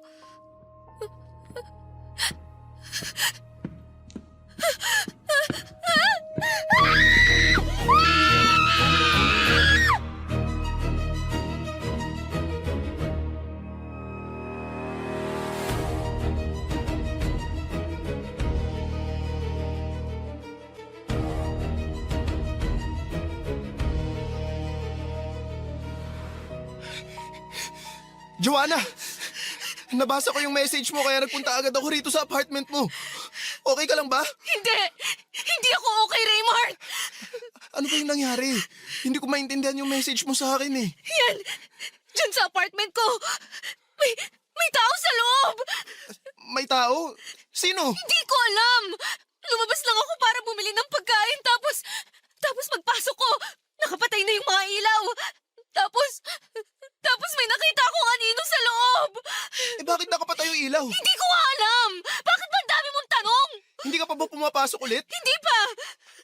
Wala pang lumalabas dito sa apartment mo simula kanina? Wala rin! So ibig sabihin, kung totoo ang nakita mo, nandito pa sa loob yung taong yon? Malamang. Gusto mo i-check ko ulit? Oo, pero sasama ako sa'yo. O sige, halika na. Bakit kaya walang ilaw? Buksan mo nga flashlight ng phone mo. Sandali lang. Ayan, nakabukas na. Raymart, natatakot ako. Joanna, nasaan yung circuit breaker ng apartment mo? Nandito sa may gilid. Kaya naman pala wala kang ilaw eh. Nakababa yung circuit breaker. Baka ibinaba nung kung sino mang pumasok sa apartment ko. Eh nasaan na yung taong nakita mo? Eh mukhang wala naman tao dito sa loob ah. Maniwala ka sa akin. May nakita akong anino kanina rito sa loob. Malaki siya. Joanna, baka naman guni-guni mo lang yun. Hindi ba uminom ka ng gamot kanina kasi sabi mo masakit yung ulo mo? Alam ko kung ano yung nakita ko. Eh nasaan siya ngayon? Hindi ko alam. Baka lumabas siya sa bintana. Tingnan mo yung bintana, nakabukas oh. Tatalon siya mula sa second floor? Eh ang daming tao sa baba. So anong gusto mong palabasin? Gawa-gawa ko lang to. Hindi naman sa ganun, pero... Umalis ka na. Joanna naman. Salamat sa pagsama sa akin, Raymart. Siguro nga, guni-guni ko lang yun. Okay na ako. Sasamahan na kita. Hindi na! Papadudot, kinausap ko si Micah tungkol sa mga nangyari. At ang agad niyang bungad sa akin, Baka si Raymart lang daw ang may pakana ng lahat. Dahil nagumpisa lang naman daw ang mga kakaibang nangyari mula nang makilala ko si Raymart. Papadudot, matapos ang pag-uusap namin ni Micah ay hindi ako nakatulog ng gabing yon. Sobrang daming tumatakbo sa isipan ko ng mga oras na yon. Inisip ko ang mga sinabi sa akin ni Raymart kung totoo nga ba ang mga nakita ko. Hindi ko alam pero parang ginagaslight ko na ang sarili ko that time na ilusyon at guni-guni lang ang mga nakikita at naririnig ko. Dahil sa mga natatanggap kong nakakatakot na package ay kung ano-ano na ang pumapasok sa isipan ko. Sa parehong pagkakataon ay hindi rin nawala sa isipan ko ang mga binanggit na posibilidad ni Micah. Paano nga kung si Raymart ang gumagawa ng lahat ng ito? At kung hindi naman si Raymart ay mahirap ding paniwalaan na minumulto o minamaligno ako. Malaki ang tiwala ko kay Raymart dahil sa mga tulong na ginawa niya sa akin. Siyempre, boyfriend ko siya kaya ayaw ko naman siyang paghinalaan. Pero tama si Micah na kaming dalawa lang ang maaaring pumasok sa apartment dahil kaming dalawa lang naman ang may hawak ng susi nito.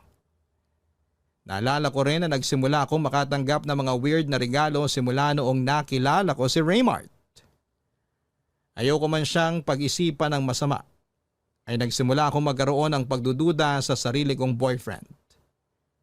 Pero ang hindi ko magets ay bakit niya ginagawa ito at bakit niya ako tinatakot. Noong nagkaroon ako ng pag-aalinlangan kay Raymart ay mas naging mapagmatyag pa ako tuwing kasama ko siya, papadudot. Sa mga sumunod na araw ay pinakiramdaman ko ang paligid ko. At sa hindi inaasahang pagkakataon ay wala akong naramdamang anumang kababalaghan. Wala akong mga iyapak na naririnig, mga kalabog at nangyayaring pagbukas ng pintuan at bintana. Pero tuwing dumadalaw si Raymart sa apartment o tuwing kasama ko siya, doon lang nagsisimulang maging weird ang paligid. Noong panahong yon ay mas lalong lumaki ang paniniwala ko na baka si Raymart nga ang gumagawa ng lahat. Para mapatunayan kung tao nga ba talaga o maligno. Ang nagbibigay pasakit sa akin ay ako na mismo ang nag-install ng CCTV sa sarili kong apartment. Maliban kay Micah ay wala nang ibang nakakaalam na naglagay ako ng CCTV sa apartment. Hindi ko ito pinaalam kay Raymart para makita ko kung siya ba talaga ang gumagawa ng lahat ng pananakot sa akin. Sa tulong ng landlord ko ay nagpakabit kami ng 2 CCTV sa apartment. Isa sa may sala at isa sa kwarto ko. Sa mga sumunod na araw ay nagantay ako ng kababalaghan. Pero ang nakapagtataka, kung kailan may CCTV na ay saka naman walang nangyari, papadudot. Mas napanatag ang loob ko noong nagkaroon ng CCTV sa apartment dahil nagkaroon ako ng chance na malaman kung ano ba talaga ang totoong nangyayari. Pero simula noon ay biglang tumigil ang panggugulo sa akin. Hanggang sa isang gabi kung kailan komportable na ako at wala ng takot ay biglang may gumimbal sa tahimik kong gabi.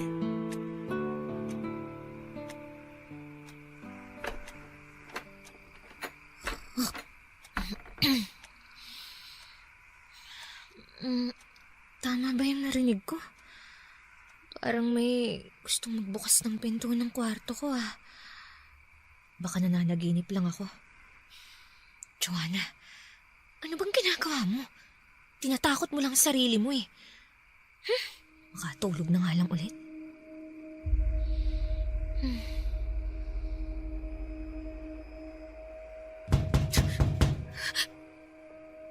Sino yan? Raymart? Ikaw ba yan? Raymart! Kung ikaw yan, hindi ako nakikipagbiruan sa'yo. Raymart, alam kong ikaw yan! Akala mo hindi ko alam tong ginagawa mo? trip mong to, ha? Nasaan na yung phone ko? Tatawagan kita. Akala mo maluloko mo ko.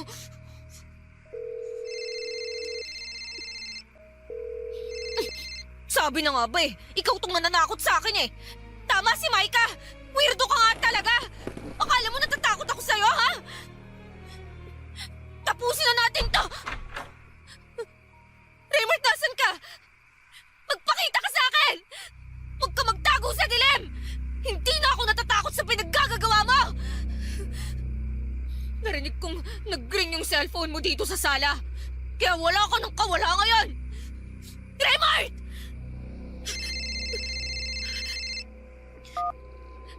Hello, Micah? Sabi na gising ka pa eh. Nakita ko kasing online ka sa Messenger. Online ako kasi may tinawagan ako. Tama yung hinala mo. Si Raymart na yung nananakot sa akin. Raymart? Anong ibig mong sabihin? Nandito siya ngayon sa apartment ko. Nagtatago. Girl, okay ka lang? Kaalis lang namin sa bar. Kasama namin ngayon si Raymart. Actually, papunta na nga kami dyan sa apartment mo ngayon. Ano? Tinatawagan kita kasi dadaan kami dyan. Nawawala kasi yung phone ni Raymart.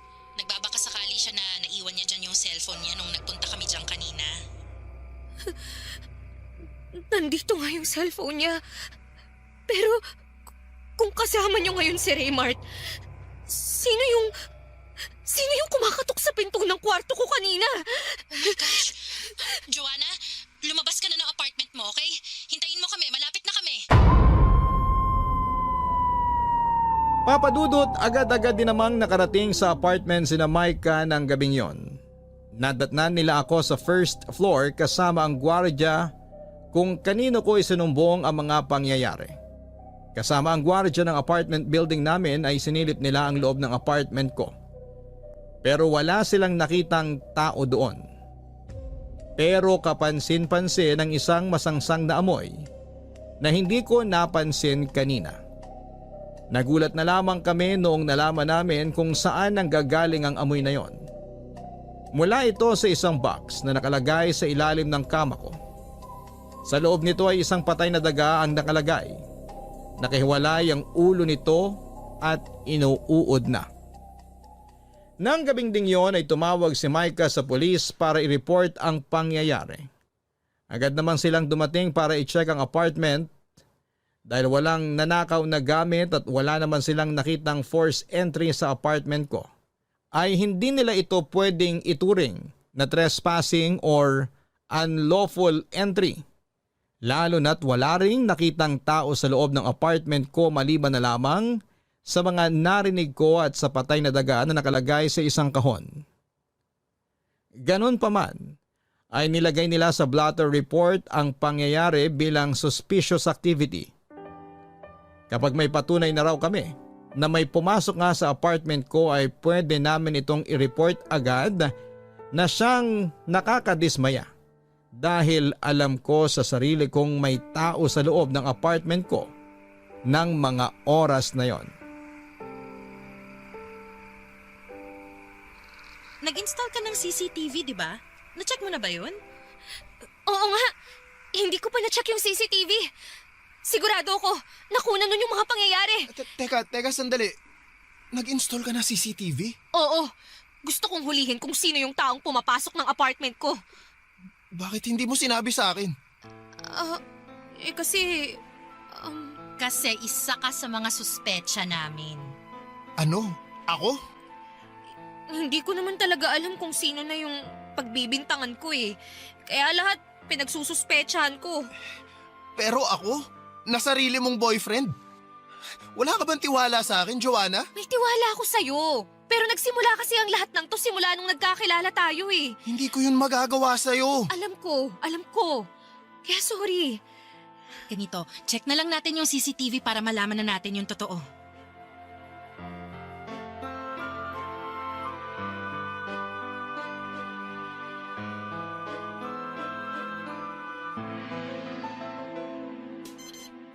Heto na yung CCTV footage. Tingnan nyo, bandang alauna, mamamatay yung ilaw. Kung sino man yan, malamang Alam niya kung nasaan yung circuit breaker. Ginawa na niya yan dati. Hindi ko na napansin na nawalan pala ng kuryente dahil tulog na ako neto. Teka, bakit may kuha pa ng CCTV kung wala ng kuryente? Battery operated yung in-order ko online. Ang problema, wala siyang night vision kaya hindi ganong clear yung video. Teka, tingnan nyo. May gumagalaw. Papunta siya sa kwarto ko. Tao ba yan? Parang ang laki niya masyado.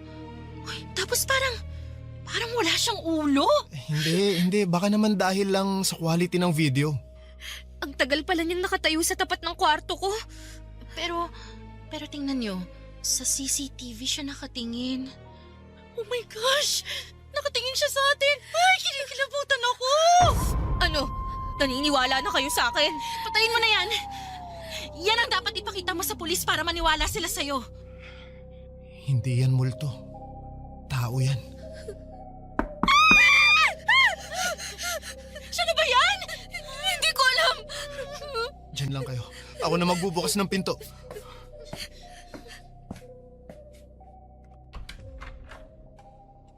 Magandang gabi.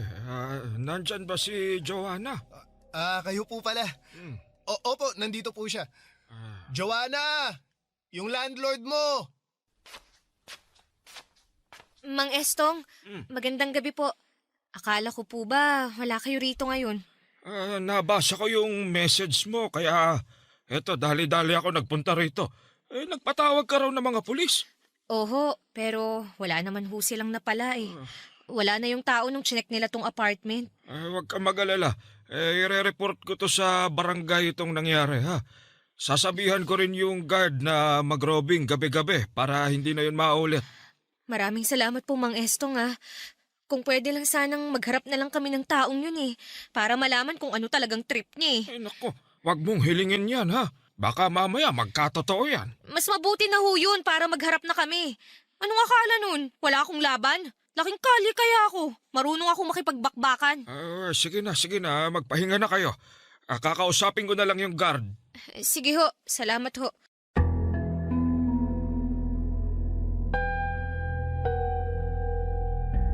Papa Dudut. Kahit papaano ay napanatag ako ng sa wakas. Ay tumulong na rin ang landlord ko sa matagal ko nang idinadaing na problema sa kanya. Sa katunayan ay siya na mismo ang nagpalit ng lock ng pintuan ng apartment ko. At nang mga panahong yon ay sinigurado ko na ako lang ang may hawak ng susi. Hindi ko ibinigay kanino man ang spare key nito. Tuwing gabi ay may mga tanod na ring nagroronda sa lugar namin. Nag-aabang ng mga taong pakalat-kalat pagsapit ng madaling araw. Na-report na rin namin sa pulis ang CCTV footage na nakuha ng gabing may pumasok sa apartment ko. Kahit may kaunting tampo pa sa akin si Raymart noon dahil isa siya sa mga taong pinaghinalaan ko, ay nag-offer siyang magstay pansamantala sa apartment ko para masamahan niya ako. Humingi naman din ako kaagad ng tawad sa kanya, Papa Dudut, dahil pinagdudahan ko siya. Akala ko noon ay magiging maayos na ang lahat.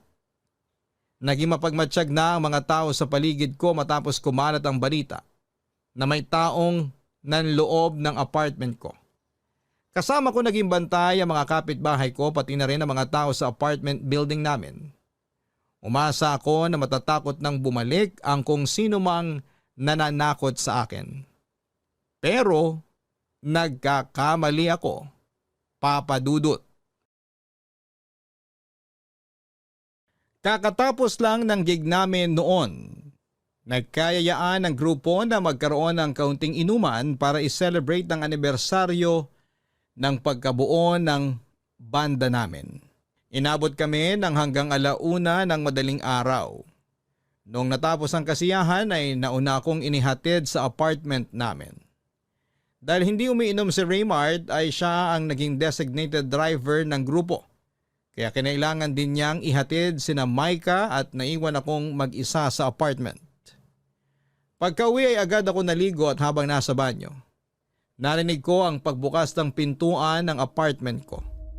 Hindi ko yon gaanong pinansin sa pag-aakalang si Raymart lamang yon. Nagpatuloy ako sa paliligo dahil gusto ko nang magpahinga ng mga oras na yon. Pero napagtanto ko na parang masyado naman yatang mabilis si Raymart sa paghatid kina Micah, gayong 4 na katao ang kinakailangan niyang ihatid. Doon ako nagsimulang kabahan, Papa Dudut. Pagbukas ko ng pinto ng banyo ay kinilabutan ako nang sinalubong ako ng kadiliman. Bukas ang ilaw noong pumasok ako ng banyo, pero paglabas ko ay nakapatay na naman ang lahat ng ilaw. Sa pagkakataong yun ay ramdam ko na hindi lamang ako mag-isa sa apartment. Raymart? Ikaw ba yung pumasok? Raymart!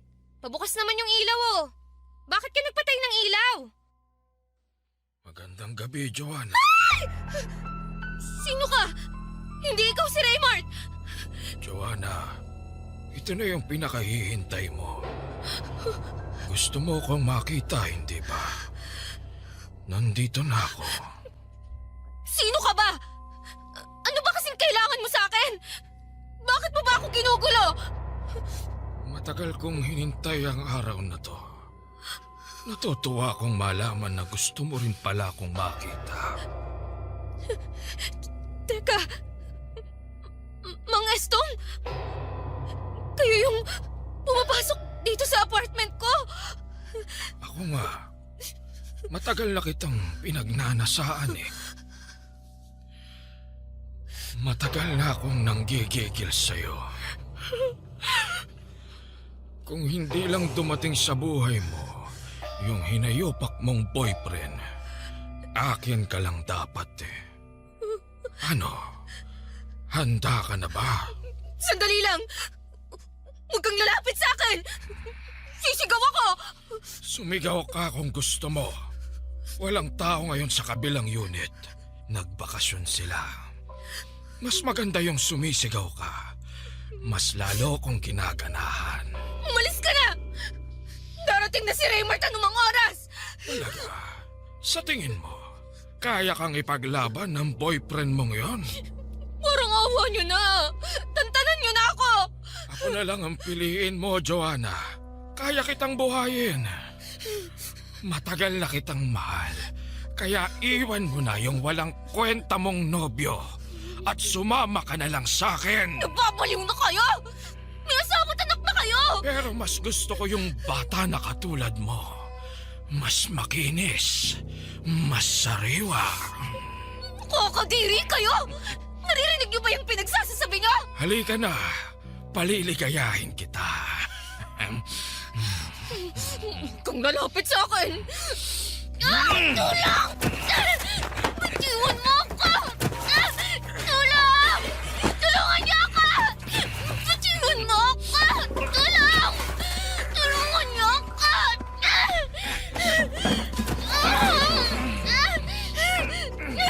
Tulungan niyo ako! Joanna! Hayop ka! Hayop! Mang Estong! Anong ginagawa mo sa girlfriend ko? Isa ka pa! Kontrabida ka sa buhay namin ni Joanna!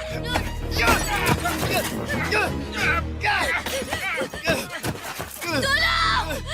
Mga kapitbahay! Tulungan niyo kami! Kung hindi mo lang kinulo ang buhay namin, masaya na sana kami ngayon ni Joanna! Naririnig mo ba yung pinagsasasabi mo? Nasisiraan ka na yata ng ulo! Hindi ko tatakutin si Joanna ng ganon kung hindi ka lang dumating sa buhay niya. Aagawin mo pa sa akin ang mahal ko! Kaya pala, sa tingin mo masisira mo kami dahil sa pananakot mo! Umanda ka sa akin!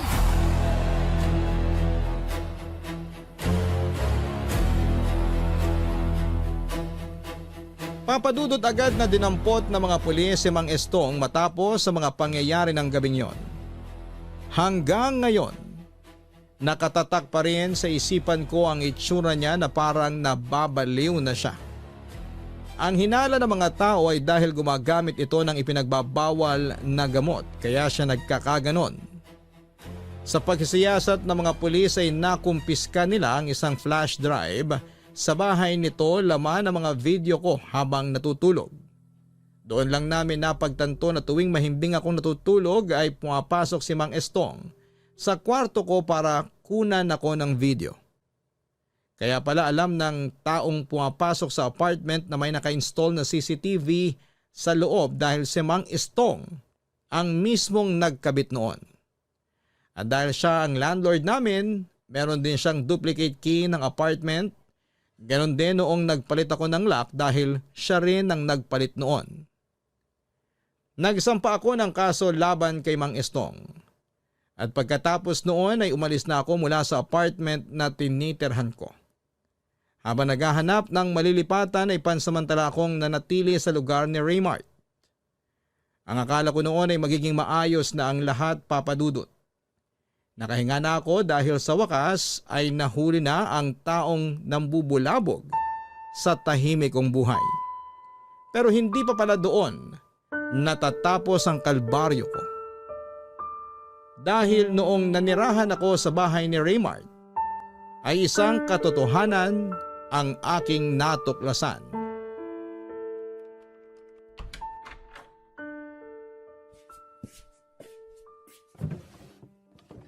Nasaan na ba yung laptop nun? Ayun. Ay, bongga. 2 palang laptop nito. Yayamanin ha? Hala? May password? Ano kayang password nun? Joanna. Sana gumana. Ay, Joanna nga yung password. Love na love talaga ako ng boyfriend kong to. Naks, picture ko pa talaga yung wallpaper ha? Pero, bakit parang wala namang laman? Iisang folder lang ang meron. Ano kaya to? Joanna ang nakapangalan sa folder eh. Para sa akin ba to? Puro mga picture ko to ah. Ang dami naman ito. Sandali. Ano tong isa pang folder? Mga video naman. Talagang well documented ako ah. Check ko nga itong isang video. Sure ka ba? Oo, sigurado na ako. Basta, gumamit ka ng proteksyon ha. Ayokong madisgrasya eh. Masyado pa akong bata para mabuntis. Huwag kang mag-alala, akong bahala sa'yo. Umiga ka na lang. Ako nang magtatrabaho. Oh my gosh! Ano to? Joanna! Halika na, kumain ka na! Bakit yan yung ginamit mong laptop? Personal ko yan ah! Ano to ha? Kinukunan mo ng video yung mga pagtatalik natin? Sandali lang. Mag-e-explain ako. Walang iya ka, Raymart! Ang baboy mo! Ako lang naman ang nanonood niyan eh. Wala akong pakialam! Bakit mo ako binibidyohan ng walang pahintulot ko? Ang dami nito, Raymart, oh! Kada ginagawa ba natin yun, lagi kang nagbi-video? Gusto ko lang naman na may balikan kapag mag-isa ako eh. Nakakadiri ka! Walang iya ka! Joanna! Lumayo ka sa akin! Kaya pala may 2 kang laptop! Para sa kalaswan pala yung isa! Maniwala ka sa akin. Wala akong masamang hangarin sa ginawa ko. Tumahimik ka! Kailan ba ako tatantanan ng mga siraulong tao? My gosh! Ito na. I-delete ko na yung mga video. Dapat lang! Dahil kung hindi mo gagawin yun, ipapakulong kita kasama ni Mang Estong! Joanna, sorry na. Patawarin mo ako. Nagawa ko lang naman yun kasi mahal na mahal kita eh. Araw-araw kitang namimiss. Kapag busy ka, lagi kong pinapanood yung mga video natin. Itiwan mo ako! Kinikilabutan ako sa'yo! Pare-pareho kayong lahat, mga manyakis! Joanna, sandali lang. Saan ka pupunta? Aalis na ako rito! At baka kung ano pang gawin mo sa akin!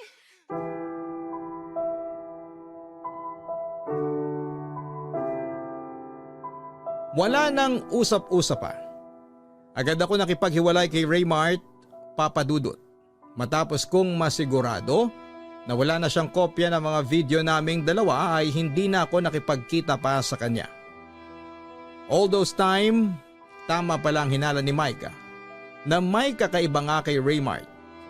Yun pala katulad ni Mang Estong ay obsessed din pala siya sa akin sa puntong bawat galaw ko ay meron akong video ni Raymart. Ilan pa sa mga napanood ko na nakasave sa laptop nito ay ang palihim niyang pagkuha ng video sa akin habang nagbibihis ako. Meron ding video habang naliligo ako. At para makalimutan ang mga masasamang pangyayari sa punto ng buhay kong yon, ay nagpakalayo-layo na ako. Tumigil ako sa pagbabanda at naghanap ng ibang trabaho. Dahil sa mga nangyari ay nagkaroon ako ng trust issues sa mga lalaking dumarating sa buhay ko. Dahilan na hanggang ngayon ay hindi pa ako nagkakaroon ng boyfriend kahit na 3 taon na ang nakakalipas. Ang ipinagpapasalamat ko na lamang ngayon ay tahimik ang buhay ko na pribado at wala ng taong nanggugulo. Ito po ang aking kwento. Maraming salamat at mabuhay po kayo. Ang inyong forever kapuso at kabarangay, Joanna. Sa mundo ngayon, mahalagang maging mabuting tao. Pero mas mahalaga ang maging maingat. Hindi lahat ng taong mabait o palakaibigan ay dapat agad na pagkatiwalaan. May mga pagkakataon na ang tila simpleng pakikitungo ay may mas malalim na dahilan na minsan ay nauuwi sa karahasan. Mga kabarangay, lagi tayong makinig sa ating kutob. Obserbahan natin ang kilos ng mga taong nasa paligid natin. At kilalanin muna nating mabuti ang mga tao bago natin sila papasukin sa ating mundo. Hanggang sa muli, ako po ang inyong si Papa Dudut sa mga kwento ng pag-ibig, buhay at pag-asa. Sa Barangay Love Stories number 1. Barangay Love Stories. Barangay Love Stories. Ang tindi ng Barangay Love Stories na to Hindi mo aakalaing talaga, literal na plot twist ang ending. Ikaw, anong akala mong ending sana? I-share mo na yan sa aming comment section.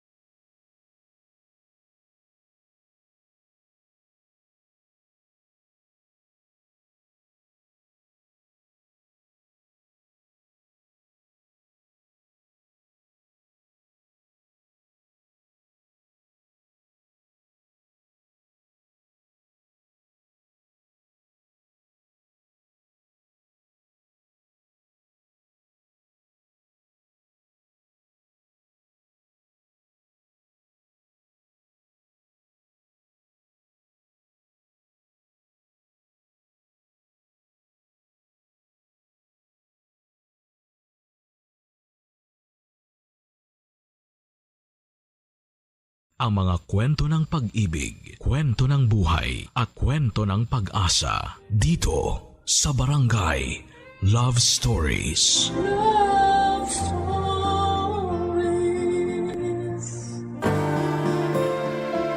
Magpakabuti tayo hindi lamang sa isang tao, kundi sa lahat.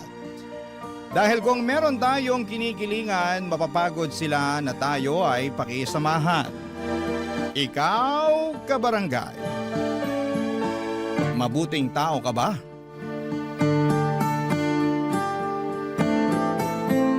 Dear Papa Dudut, naranasan nyo na bang mapunta sa isang sitwasyon kung saan ay nasadla kayo ng husto? Ako kasi ay oo, at yon ang gusto kong ibahagi sa mga kabarangay nating panatiko ng Barangay Love Stories. Pero bago ang lahat ay magpapakilala muna ako sa inyo. Tawagin niyo na lamang po ako sa pangalang Bobby, 38 years old at taga Mandaluyong. Itong mga nakalipas na araw ay sobrang lugmo ko at para bang wala ng bukas para sa akin.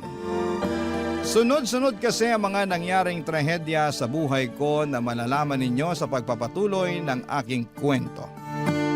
Pero magsisimula muna ang lahat noong 30 anyos pa lamang ako. Kami na lamang ng nanay ko ang magkasama noon sa bahay dahil nasa ibang bansa ang kuya ko para magtrabaho.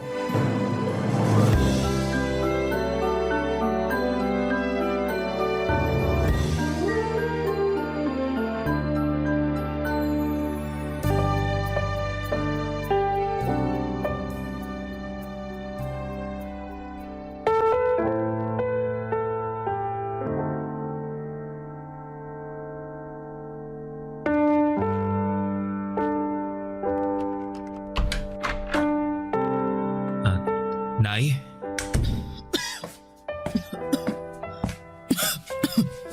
Nako, ang tindi ng ubo niyo. Ayos lang ako, anak.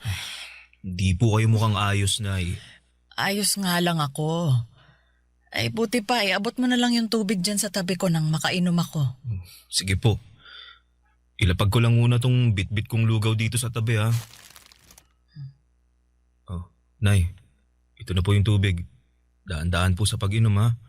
Salamat, anak. Kumusta na po ang pakiramdam nyo? Nag-aalala po ako para sa inyo. Huwag kang mag-alala. Ayos na naman ang pakiramdam ko eh. Hindi na ako mainit. Tingin ko bumaba na ang lagnat ko pero inuubo pa rin ako. Kaya nga pinagluto ko po kayo ng lugaw at dinala ng gamot para makainom na kayo pagkatapos kumain eh. Kaya lang, wala naman akong panlasa. Parang ayaw ko tuloy kumain. Ay, kahit konti lang po, Nay. Para makainom na kayo ng gamot. Ano pa nga ba? O siya kakain na ako. Yan. Very good po kayo, Nay. Very good ka dyan. Ano ako, bata? Di ba ganyan din naman kayo nung bata ako. Sinasabihan niyo akong very good kapag kumakain ako, lalo pag may sakit ako. Kaya ako naman na magsasabi niyan sa inyo ngayon. Sa bagay. Sinasabi ko nga sa'yo yun nun. Ang bilis talaga ng panahon, no? Dati-rati kayo ng kuya mo ang inaalagaan ko. Ngayon, kayo naman ang nag-aalaga sa akin. Kaibahan lang, nasa malayo ang kuya mo kaya ikaw lang ang mag-isang nag-aasikaso sa akin, anak. Matanong lang kita, no? Ano po yun? Hindi ka ba napapagod na alagaan ako? Nay naman, bakit naman po ako mapapagod? Nanay ko po kayo. Wala naman. Naisip ko lang kasi dapat sa edad mong yan may sarili ka ng pamilya. Kaso mukhang kasalanan ko kung bakit hanggang ngayon wala ka pa ring asawa. Nay, hindi niyo po kasalanan. Sadyang wala pa lang po talagang nagkakamali. Ano ba yung sinasabi mong wala pang nagkakamali? Masasabi ko na maswerte ang babaeng makakatuluyan mo dahil napakalambing mong anak, mapagmahal at maalaga. Mahilig pa sa mga bata. Kaya naman kung meron ka ng natitipuhang babae, ligawan mo na. Malay mo, siya na pala ang makatuluyan mo. Sa ngayon, wala pa naman po akong nagugustuhan pero sige po.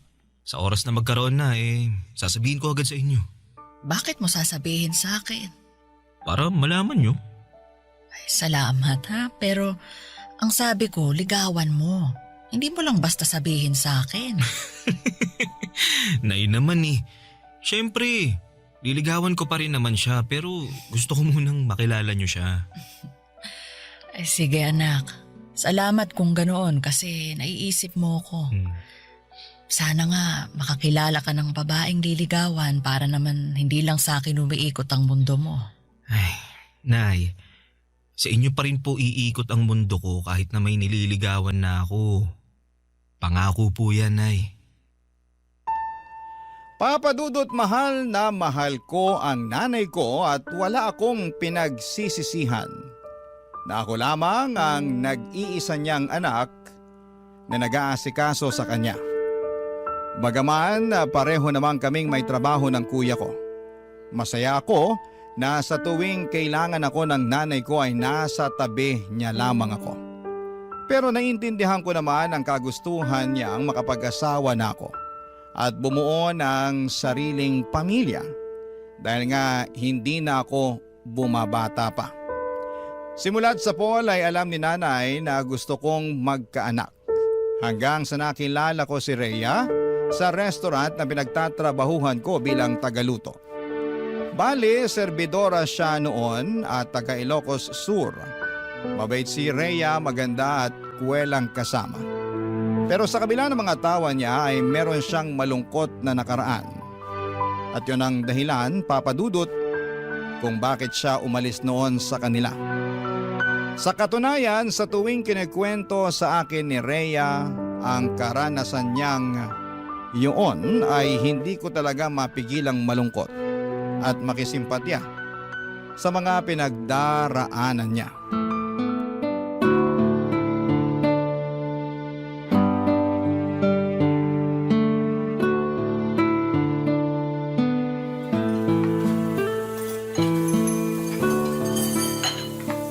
Kaya ayun, nangako ako sa sarili ko na magsisika para umasenso sa buhay.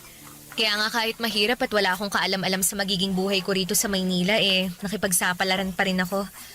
Gusto ko pagbalik ko sa Ilocos ibang Rhea na ako.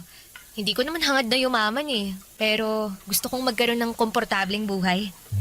Kaya lalo mo ako napahanga Ang lakas ng fighting spirit mo. Uy, thank you pero kailangan Malay mo, meron pang magandang buhay na naghihintay sa'yo pag nagpatuloy ka. Ay, sana nga meron. Pero ewan ko. Minsan, hindi ko pa rin mapigilang mawalan ng pag-asa. Lalo't parang ang layo-layo ko pa rin sa mga pangarap ko. May iba ka pa bang pangarap bukod sa mabigyan ng maayos na buhay yung mga magulang mo sa probinsya? Gusto ko rin makakilala ng lalaki na magiging katuwang ko sa buhay. Yung mamahalin ako at aalagaan. At magkakaanak, syempre. Lalo't hindi na ako bumabata, di ba? Baka kumunat na tong matres ko pag pinatagal ko pa ang pagbubuntis. Sobra ka naman sa kumunat. Para namang chichirya lang na nahanginan. Uy, seryoso ako dun Kung kayong mga lalaki walang problema sa pagkakaroon ng anak kahit may edad na kayo, ibahin nyo kaming mga kababaihan. Hindi naman sa nilalahat ko, no? Kasi meron pa rin namang mga babae na nabubuntis pag umedad na ng 35 pataas. Pero madalas nahihirapan na talaga. Ganun ba yun? Oo. Kaya nga sana makilala ko na rin yung matinong lalaki na makakatuwang ko sa buhay. Naniniwala kasi ako na may inilaan ng Diyos na makakapareha natin sa buhay na to. Ikaw ba? Ganun din ba ang paniniwala mo? Oo. Bakit parang hindi ka pa sigurado? Naniniwala naman ako pero mas naniniwala doon ang nanay ko. Kaya nga pinaghahanap na niya ako ng mapapangasawa dahil tumatanda na daw ako. Talaga? Anong sagot mo? Yun, sabi ko, sige. Kung may makikilala ako at magugustuhan ko liligawan ko na tapos ipapakilala ko agad sa kanya. Yun, natuwa naman at sobrang excited. Ewan ko ba dun? Ganun lang siguro talaga ang mga nanay. Sobrang excited na magkaroon ng apo. Ay, bigla ako tuloy na miss ang nanay ko. Kumusta na kaya siya? Hindi mo malalaman ang sagot kung hindi mo siya tatawagan. Tsaka na, wala na kasi akong load Tsaka patapos na yung break time natin. Baka mamaya sitahin na tayo pag nag-overbreak tayo. Ay, oo nga pala. Masyado pa namang sip-sip yung naninita na yun. Kala mo naman kung sinong tagapagmana ng kumpanya kung umasta. Uy, baka may makarinig sa'yo Uy, ano naman? Wala naman akong binabanggit na pangalan. Bato-bato na lang sa langit. Ang mag-react, pangit. Papadudo 3 buwan na noon si Rhea sa pinagtatrabahuhan namin at masasabi ko na naging sobrang close kami. Sa katunayan ay siya lamang ang dahilan kung bakit ako nag-stay sa pinapasukan ko. Gusto ko na kasing umalis noon dahil sobrang toxic na rin ang management namin. Alam ko naman na magiging malaking pagsubok na naman sa akin ang paghahanap ng mapapasukang trabaho. Lalo na high school graduate lamang ako. Bukod doon ay ayoko ring magtrabaho sa malayo dahil maiiwang mag-isa ang nanay ko sa bahay namin. Yun ang dahilan kung bakit hindi ko pa tinatanggap ang alok at tulong sa akin ng kuya ko na nag-ibang bansa na. Hindi nga nagtagal ay nagtapat ako ng pag-ibig kay Rhea at sinagot naman niya ako, Papa Dudut. Kasunod noon ay nabuntis ko siya, kaya lalo ako nagkaroon ng dahilan upang hindi na umalis ng Pilipinas. Barangay Love Stories. Barangay Love Stories. Papa Dudut, dahil sakto lamang ang kinikita ko sa aking trabaho ay wala pa akong sapat na ipon. Kaya naman, tinira ko muna sa bahay namin si Rhea. Winelcome naman siya doon ni nanay at sa katunayan ay sobrang saya nga ng nanay ko noong nalaman niyang magkakaapo na siya at palagi niyang hinihimas ang tiyan ni Rhea at kinakausap ang magiging anak namin. Bagay na kinagigiliwan naman namin ang kinakasama ko. Naging maayos naman ang pagsasama naming tatlo sa isang bubong. Hindi rin issue sa kuya ko na magkaroon na ako ng anak pero nilinaw niya na si nanay na lang daw ang susustentuhan niya. Naintindihan ko naman yon dahil hindi naman niya pinupulot ang pera sa abroad. Kaya nga sinabi ko sa sarili ko na magsisikap ako sa pagtatrabaho para makaipon ng pera, Papa Dudut.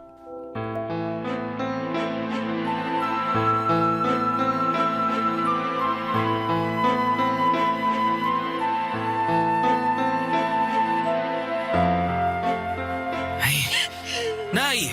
Rhea! Minahon lang naman po muna kayo. Paano ko hihinahon? Nakakainis yung Rhea na yan. Biruin mo, ayaw magkusot ng damit? Mas gusto pang i-washing, hindi naman natatanggal yung dumi. Natatanggal naman po eh. Anong natatanggal? May nakita pa akong kapiraso. Alam mo naman na ayaw kung may natitirang dumi, di ba? Saka bakit ka ba gamit ng washing machine kaya tuloy lalong lumalaki yung konsumo natin sa kuryente? Bakit ko po hindi gagamitin? Sayang naman. Nakatenga lang dun sa solo ko. Tsaka isang beses lang naman nagwa-washing sa isang linggo At para na rin mapabilis yung trabaho ko. Buti sana kung tinutulungan niyo akong maglaba hindi naman. Kung kaya lang ng likod ko, sana hindi ko na inasa ang paglalaba sa'yo. Bakit? Likod niyo ba ang maglalaba? Ay! Lintik na babaeng to! Oy, Bobby! Magsabihan mo nga yung kinakasama mo. Abalang masyado sumagot sa akin napakawalang galang. Mahal, huwag mo naman sagutin ng ganun si nanay. Bakit hindi? Sumusobra na siya. Ang dami niyang reklamo. Hindi na nga nagpapasalamat sa akin. Bakit ako magpapasalamat sa paglalaba mo? Responsibilidad mo yan kasi kinakasama mo na ang anak ko. Nay, huwag na po muna kayong sumabat dyan. Buti pa, mag-uusap muna kami ni Rhea. Liga, mahal. Doon tayo sa kwarto. Buti pa nga nakausapin mo yung babae na yan. Iyak ng iyak. Wala naman akong ginagawang masama sa kanya. Parang pinagsabihan ko lang Ay.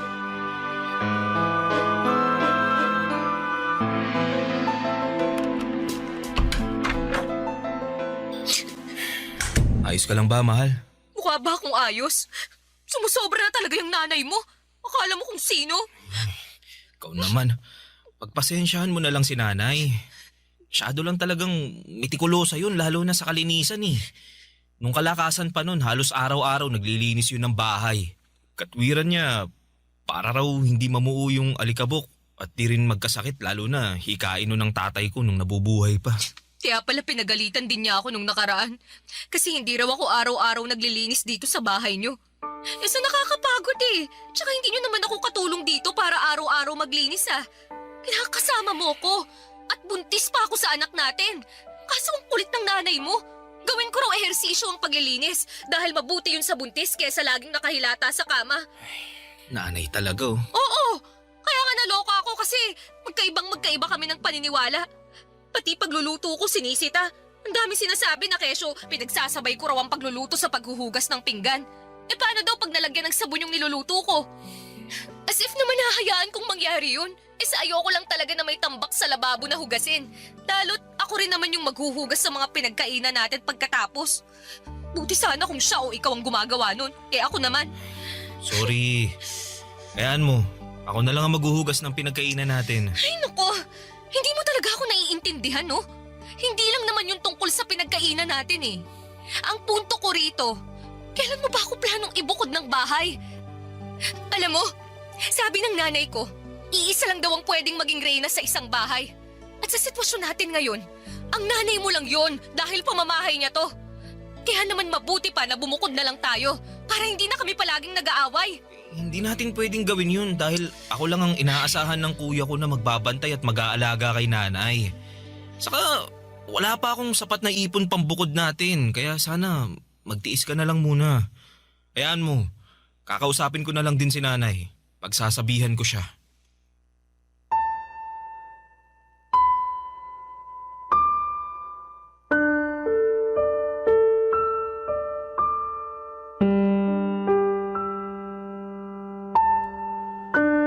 Papa Dudut, naiintindihan ko naman ang pinanggagalingan ni Rhea. At kahit na gustuhin ko na siyang ibukod ng tirahan ay hindi ko naman magawa dahil nga maiiwang mag-isa ang nanay ko. At ayoko ring mangyari yon kasi ako lamang ang inaasahan ni Kuya na magbabantay at mag-aalaga sa kaisa-isa naming magulang. Kaya naman sinabihan ko na lamang si Rhea na magtiis dahil hindi rin naman ibang tao ang nanay ko. Nakita ko naman na sa abot ng makakaya ni Rhea ay hinabaan niya ang kanyang pasensya. Pinakisamahan niya ng maayos ang nanay ko. Hindi rin naman sila palaging nag-aaway. May mga pagkakataon din na may pinagkakasunduan sila. Kaya naman masaya ako. Hindi nga nagtagal, Papa Dudut, pinanganak na nga ni Rhea ang baby namin. At masasabi ko na isa yon sa mga pinakamasayang sandali ng buhay ko. Ngunit doon pa lang pala magsisimula ang pinakamalaking pagsubok na pagdadaanan namin.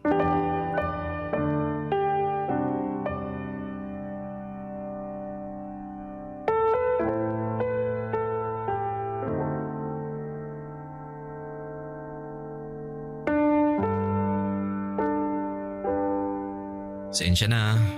Yan ang muna mabibigay ko. Dami ko kasing kaltas. Mga reklamo ng customer, ganun. Ha? Bakit nagre-reklamo sila? Di raw masarap ang luto ko. Ganito, ganyan. Kaya nga lagi akong pinagagalitan ng bisor natin eh.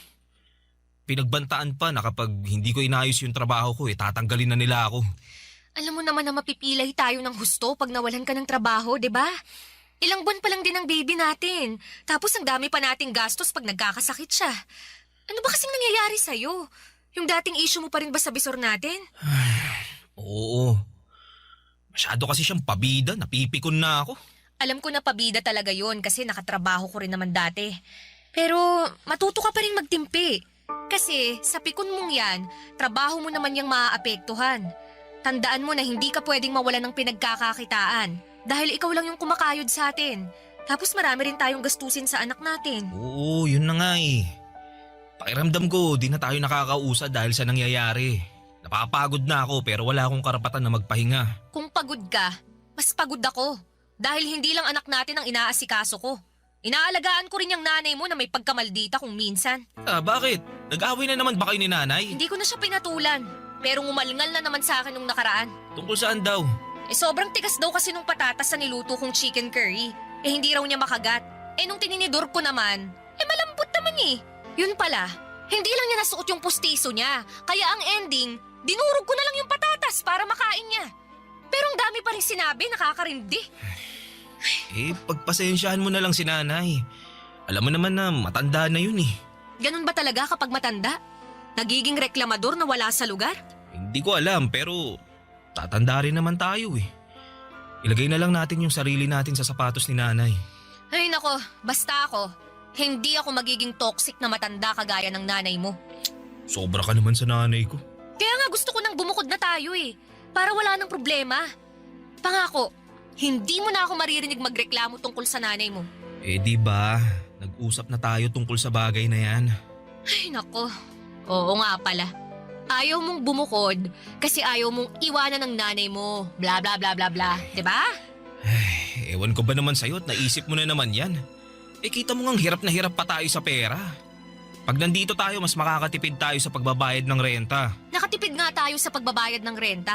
Pero mukhang mapapagastos ka sa akin pag tumagal-tagal ang pananatili ko rito at pakikisama dyan sa nanay mo. Ha? Teka, anong ibig mo sabihin? Kasi baka ipasok mo na lang ako sa mental dahil nabaliw na ako noon. Rhea naman eh. Seryoso ako doon, Bobby. Ay nako, kawawa naman ako. Papa Dudut, naging sakitin ang anak namin kaya naglabas-masok kami sa ospital. Dahil sa nangyari ay nagkautang-utang ako sa kuya ko, makabili lamang ng gamot para sa anak namin. Yun din ang dahilan kung bakit naghigpit kami ng sinturon. Dahil sa liit ng sweldo ko at sa laki ng gastos, para sa pangangailangan ng anak namin ay wala na halos matira sa akin. At yun nga ang pinag-ugatan ng away namin ni Rhea. At dahil maliit nga lang ang bahay namin ay naririnig ni nanay ang pag-aaway namin. Kaya hindi niya mapigilang makisali. Kapag nangyayari yon, Papa Dudut. Lalo lamang naiinis si Rhea dahil pakiramdam niya ay nagkakampihan kaming mag-ina para pagtulungan siya. Naipit ako sa sitwasyon ng sobra. Para akong tupang naligaw mula sa kawan na naglalakad ng walang direksyon. Barangay Love Stories. Barangay Love Stories. Papadudot nung sa tingin ko ay pasan ko na ang daigdig. Nang mga panahong yon ay meron pa palang ilalala ang sitwasyon. At yun nga ay noong nagkasakit ang nanay ko. Mabuti na lang at nandyan si kuya para suportahan ang pagpapagamot niya, lalo na noong nadiskubre namin na meron siyang early signs ng Alzheimer's disease. Nalugmok ako ng sobra, lalo at pareho pa sila ng anak ko na may sakit kaya naman lalong bumigat ang pasan-pasan ko sa aking mga balikat. Pero buti na lang at nandyan si Rhea para alagaan ang nanay ko kahit na meron silang hindi pinagkakasunduan. At tinutulungan niya rin ako upang gumaan ang pagdadala ko ng buhay. Masasabi ko na kahit mahirap ay malaki pa rin ang pasasalamat ko sa aking kinakasama, Papa Dudut.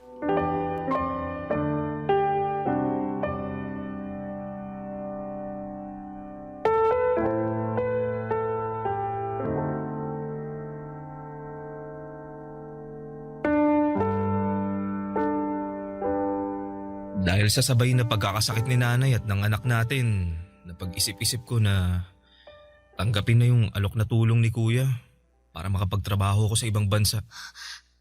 Ano? Aalis ka? Oo, sana. Wala talaga akong mapapala kung dito lang ako magtatrabaho sa atin. Tsaka di ba, gusto mo na maghanap ako ng ibang mapagkakakitaan na mas malaki ang sweldo? Ito na yun. Oo nga, pero iiwan mo talaga ako rito sa nanay mo? Anong ibig mo sabihin? Anong ibig kong sabihin? Hindi pa ba halata na pag umalis ka maiiwan ako rito para alagaan ng nanay mo habang inaalagaan ng anak natin? Konting sakripisyo lang naman. Anong konting sakripisyo pinagsasasabi mo? Nagsakripisyo na ako, Bobby. Inalagaan ko na ang nanay mo, pero baka nakakalimutan mo na may sakit siya. Mas mahirap na siyang alagaan kaysa sa anak natin dahil minsan nagiging bayolente na siya. Ilang beses na niya kaya akong nasaktan, pero binabaliwala ko lang kasi nga may sakit siya. Alam ko naman yun, kaya nga nagpapasalamat kami ni kuya kasi nandyan ka hindi pa lang talaga namin kayang kumuha ng ibang magbabantay at mag-aalaga kay nanay. Kaya ako na lang, kasi nakakalibre kayo sa akin, ganon. Naman sa ganun, Rhea. Totoo naman Napakakuripot niyang kuya mo. Manong man lang kumuha siya ng ibang tao na mag-aalaga sa nanay niyo. Kasi nanay niyo naman yan Hindi ko naman nanay yan. Nanay ko nga dun sa probinsya may sakit din pero hindi ko magawang alagaan. Buti sana kung wala tayong anak, Bobby. Pero alagain din yun. Tapos ngayon aalis ka. Iiwan mo ako rito mag-isa, ha? Anong gusto mong gawin ko? Manatili rito tapos araw-araw tayo mag-aaway dahil maliit lang ang sweldo ko. Akala ko pa naman gusto mong umasenso tong pamilya natin. At ngayon na may pagkakataon na tayo na makaluwag-luwag, ganyan ka naman umasta. Imbis na suportahan mo ako, mas inuuna mo pang bilangin yung paghihirap mo. Hindi ako nagbibilang ng paghihirap ko, ha? Hindi raw. Sa inyo nakikita ko Kasi yun ang gusto mong tingnan. Ni minsan ba? Pinasalamatan mo ako sa pag-aasikaso ko sa nanay mo at sa anak natin kahit na pagod na ako. Hindi naman, di ba? Kasi para sa inyo ng kuya mo, responsibilidad ko na alagaan yung nanay nyo dahil nakatira ako sa pamamahay nyo. Yun nga ang rason kaya gustong-gusto ko nang bumukod tayo. Kaya lang atrasado ka naman dahil sa nanay mo. Nanay ko ang pinag-uusapan natin dito, ha? Hindi siya ibang tao kaya magdahan-dahan ka sa mga sinasabi mo tungkol sa kanya. Wow naman, ha? Nakaka-touch naman na napakabuti mong anak sa nanay mo. Pero hindi ka naman mabuting kinakasama. Bawiin mo yung sinabi mo! Ayoko nga! Bakit ko babawiin? Totoo naman lahat ng yon. Buti pa dyan ka na. Saan ka pupunta? Sa kwarto. Tutulog na kasi baka bigla pang bumangon yung nanay mo at makisali sa away natin. Magkakampihan lang kayo. Kawawa naman ako sa inyo.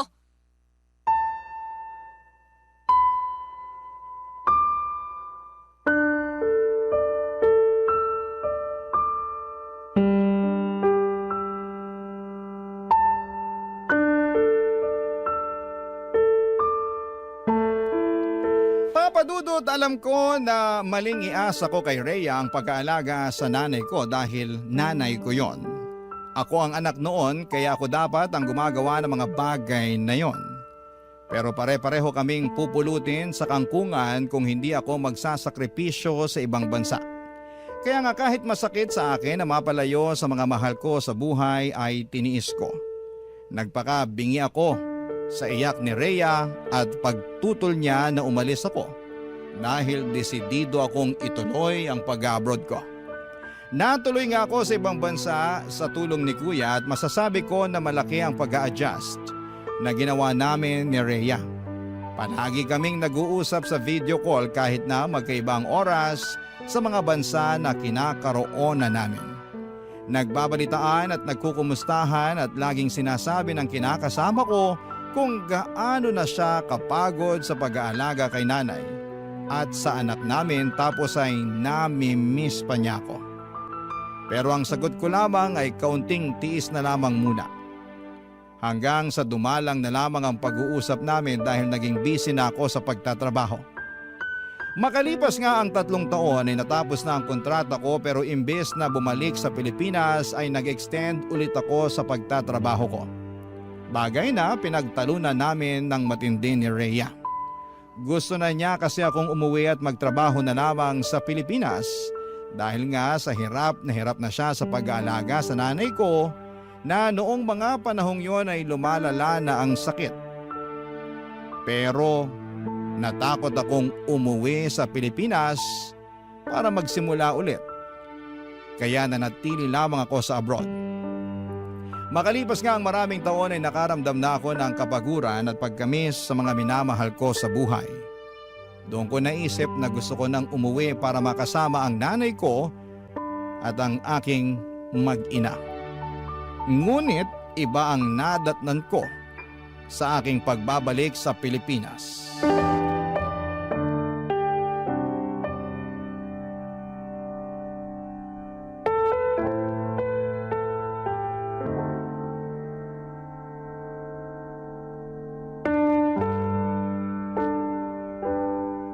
Rhea naman, halos kararating ko lang galing abroad. Tapos malalaman ko na lang na gusto mo kaming iwanan ng nanay ko. Oh, bakit hindi? Ang tagal kong hinintay ang pagbabalik mo para may mapag-iwanan na ako dyan sa nanay mo. Kahit naman paano may konsensya pa rin ako. Dahil ayoko siyang ipagkatiwala kung kani-kanino. Ngayon na nakabalik ka na, aalis na ako. Iiwan ka na namin ng anak mo. Rhea, parang awa mo na. Huwag kayong umalis ng anak natin. Paano na lang ako pag nawala kayo? Sino na lang ang makakasama ko mag-alaga kay nanay? Tagapag-alaga lang talaga ng nanay mong tingin mo sa akin, no? Di naman sa ganun. Anong hindi sa ganun? Ganun yun! Ilang taon kong inalagaan ng nanay niyo, Bobby. Ni ha, ni ho, wala akong narinig sa inyo ng kuya mo. Ilang taon mo rin akong narinig na nagsabi sa'yo na napapagod na ako. Pero hindi mo ako pinakinggan. Ang tagal mo sa abroad, pero hindi man lang pumasok sa kokote mo na maghanap ng mag-aalaga sa nanay niyo, no? Sinamantala niyo talaga na makatipid kasi nandito naman ako. Ang kakapal ng mukha niyo. Sana pala siningil ko kayo sa ilang taon kong serbisyo sa magulang niyo. Tawarin mo kami, Rhea. Di naman namin sinasadyang... Pwes patawarin mo rin ako kung mas gusto ko nalang iwan kayo. Dahil pagod na ako sa inyo. Di ba natin pwedeng ayusin yung pamilya natin? Kinakasama mo ko, may anak tayo. Kinakasama na wala namang pagmamahal sa akin? Di totoo yan. Totoo yan. Dahil yun ang pinaramdam mo sa akin. Yung hindi mo pakikinig sa akin sa tuwing magkikwento ako at maglalabas ako ng sama ng loob. At yung pagdidesisyon mong mag-extend sa abroad at hayaan akong mag-alaga rito sa nanay mo ang nagpapatunay na hindi mo talaga ako mahal. Kasi Bobby, kung mahal mo ko, iisipin mo rin ang kapakanan ko. Hindi lang sarili mo at sa kung paano kayo makakatipid ng kuya mo. Kaya nga nagsisisi na ako. Hayaan mo, babawi ako sa'yo. Lalo ngayon, nagdesisyon na ako na hindi na ako babalik sa ibang bansa. Ay, wow! Nagdesisyon ka na naman pala nang hindi ako kinukonsulta? Sa bagay, sino lang ba ako sa buhay mo para konsultahin mo? Ni hindi mo nga ako asawa eh. Hamak na nanay lang ako ng anak mo at tagapangalaga ng nanay mo. Bobby, pagod na ako! Ayoko naman kukulin yung buhay ko sa pag-aalaga sa nanay niyo. Naalala mo yung sinabi ko sa'yo noon? Na iba ko pang pangarap, ha? Na gusto ko rin makakilala ng isang lalaki na magiging katuwang ko sa buhay. Yung mamahalin ako at aalagaan. Akala ko ikaw na ang lalaking yun. Pero nagkamali ako. Gusto ko lang naman maranasang alagaan. Kasi pagod na akong mag-alaga. Rhea. Huwag mo akong hahawakan. Rhea, please. Mag-usap tayo. Pag-usapan natin to. Wala na tayong pag-uusapan. Dahil nakapag-desisyon na ako. At wala ka nang magagawa para baguhin pa yon. Tapos na tayo, Bobby. Simula sa araw na to. Hiwalay na tayo!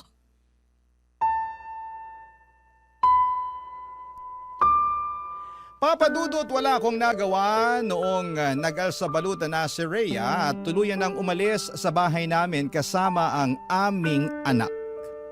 Hindi ko na sila napigilan pa, lalo at kasabay noon ay nagwala si nanay, kaya kinakailangan ko siyang intindihin. Durog na durog ang puso ko dahil sa pangyayaring yon, lalo na at hindi yun ang tagpong inaasahan kong dadatnan pag uwi ko sa Pilipinas. Makaraan ng 1 linggo ay nabalitaan ko na lamang sa dati naming katrabaho na meron na palang bagong kinakasama si Rhea. Galit na galit ako. Pero naisip ko na baka yung taong yun lang din ang nasa tabi niya noong mga panahong wala ako at hindi siya pinakikinggan. Kaya nga mas lalo lamang akong nasaktan at sumama ang loob sa aking sarili. Kasalanan ko talaga kung bakit ako iniwan ni Rhea. Akala ko, Papadudot, ay wala nang isasakit pa ang nangyari sa buhay ko. Pero neto lamang Hunyo ng taong ito ay biglang namatay ang nanay namin. At kahit na ilang buwan na ang lumipas ay hindi pa rin ako makausad. May mga gabi na lagi akong nagdarasal. At hindi na sana magising sa umaga ako para hindi ko na rin maramdaman yung matinding sakit na halos pumilas sa libu-libong piraso ng aking puso. Pero kahit na gano'n ang mga nangyari ay nananatili pa rin akong buhay. Umaasa na lamang ako na balang araw ay makakausad ako at makakaahon sa lusak na aking kinakasadlakan. Hanggang dito na lamang po ang sulat ko, Papadudot. Maraming salamat po sakaling mapili po ninyong i-ere sa programa ninyong Barangay Love Stories. God bless and more power sa inyong istasyon. Ang inyong forever, kapuso at kabarangay, Bobby. Anong say mo sa Barangay Love Stories na ito? Pagkwentuhan natin sa comment section yan.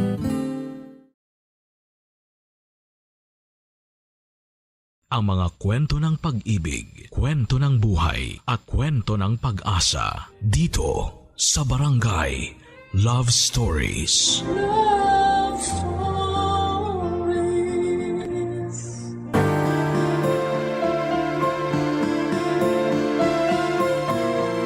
Ang pag-ibig ay sugal.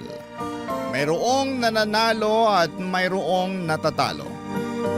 Pero siguraduhin natin na hindi udyok ng kapusukan at pagiging desperado ang bawat taya na gagawin natin. Ikaw, kabarangay, sumugal ka na ba sa pag-ibig? Dear Papadudot, sa loob ng ilang taon kong pamamalagi sa mundong ito, ang akala ko ay kilala ko na ang aking sarili. Pero totoo rin pala ang kasabihan na nagbabago ang nararamdaman ng tao at hindi yon isang kasalanan. Yan kasi ang eksaktong pinagdaanan ko. Kaya nagawa ko ang isang desisyon na naghatid sa akin sa kasalukuyang estado ng buhay ko na siyang gusto ko namang ibahagi sa inyo. Sumulat ako sa Barangay Love Stories upang magsilbing aral sa iba ang aking kwento. Ako nga po pala si Charlie. 35 years old, taga Caloocan at dating OFW sa Taiwan. Sa ngayon ay meron akong tindahan at bigasan na nagsisilbing aking hanap buhay. 10 taon din ako sa abroad bago ako nag-decide na bumalik sa Pilipinas taong 2023 dahil gusto ko nang bumuo ng sariling pamilya. Pero pinagtawanan lang ako ng aking mga kamag-anak at ilang malalapit na kaibigan dahil kilala nila akong bakla. Out loud and proud, Papa Dudut.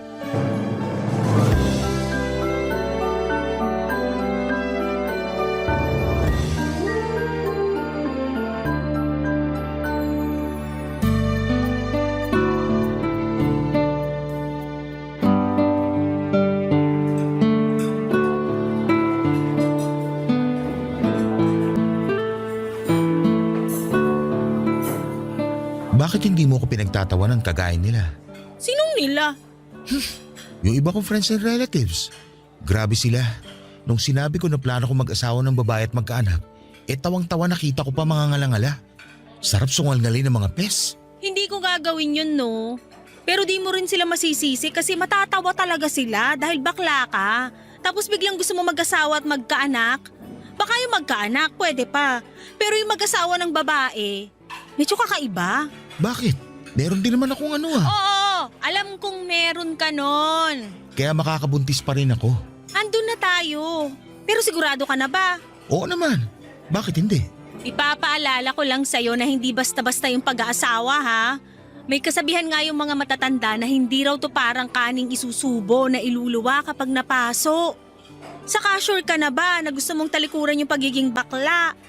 Pag nagkaasawa ka na kasi ng babae, dapat sa kanya ka lang nakatingin at wala ka ng karapatan na magkagusto sa iba.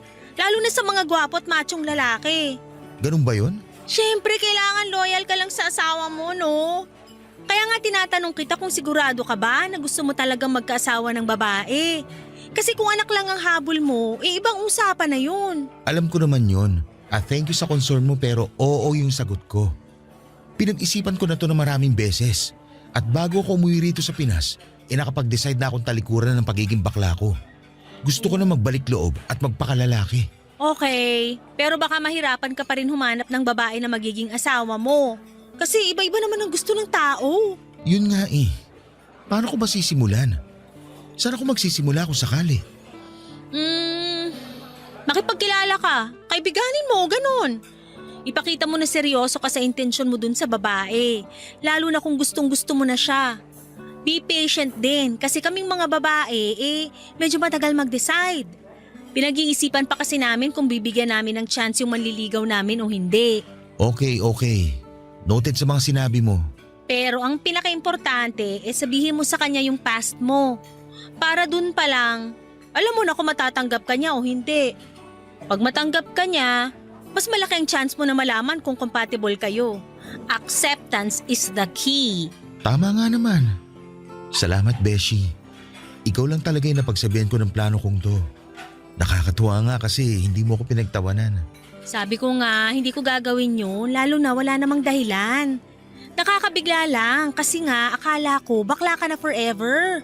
Pero darating din pala yung araw na gugustuhin mong magbago para bumuo ng sarili mong pamilya. Masaya naman ako sa pagiging bakla pero tingin ko mas magiging masaya ako pag nagkaanak ako at nagkaasawa. Saka hindi ako fan ng gender reassignment umeme na yan dahil gusto ko na nga magpakalalaki. Sayang naman tong ano ko kung hindi ko magagamit in a natural way. Grabe, nakakapanibago ka. Anong nakakapanibago, Besh? Last usap kasi natin baklang-bakla ka pa. Tapos ngayon nagpapakalalaki ka na. Change for the better, ika nga. Pero thank you talaga ha. Malaking bagay yung suporta mo at hindi panghusga. Hindi naman ako judge para humusga. Saka maliit na bagay lang yun kumpara sa pagiging mag-BFF natin for the longest time. Kaya wala yun. Suportado kita sa gusto mong gawin sa buhay mo. Basta hindi yun masama. Papadudot bukod tangi na ang BFF kong si Anaya ang nakaintindi sa pagbabagong gusto kong gawin sa buhay ko. Bagaman alam ng karamihan kung gaano ako kabakla ay sinuportahan niya pa rin ako para makahanap ng babaeng mamahalin. At nangako ako kay Anaya at sa sarili ko na sa oras na dumating na nga ang babaeng yon, sa buhay ko ay mamahalin ko siya ng gusto at todo-todo. Ewan, siguro'y bigla ko na lamang din talagang na-realize na gusto ko palang maging tatay at bumuo ng pamilya. Kaya nga, sinunod ko lahat ng suggestion ni Anaya kung paano ako makakakilala ng babaeng mamahalin ko. Desidido na akong magpakalalaki para lamang matupad ang mga pangarap kong magkaanak. Pero hindi pala yon madali at aaminin kong nakaka-stress at nakakapagod din.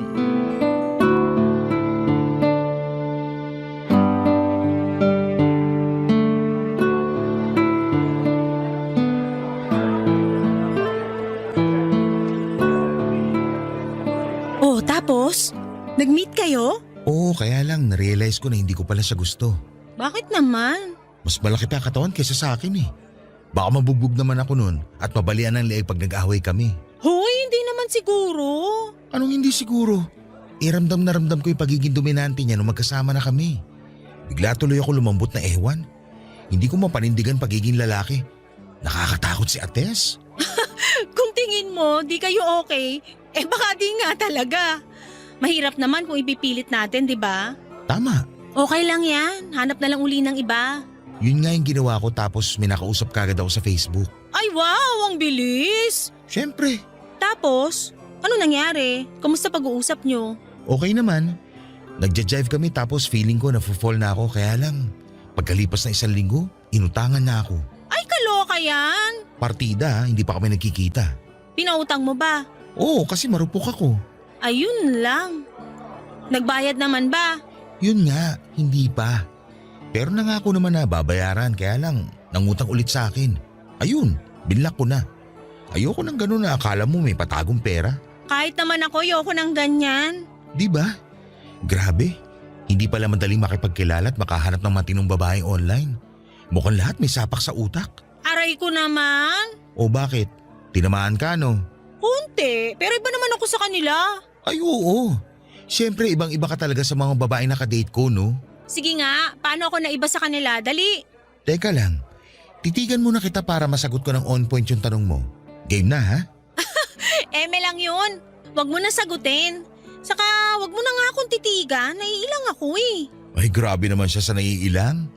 Hindi ka naman siguro matutunaw sa titig ko no? Hindi nga, pero wag na. Sino-joke lang din kita. Okay, fine.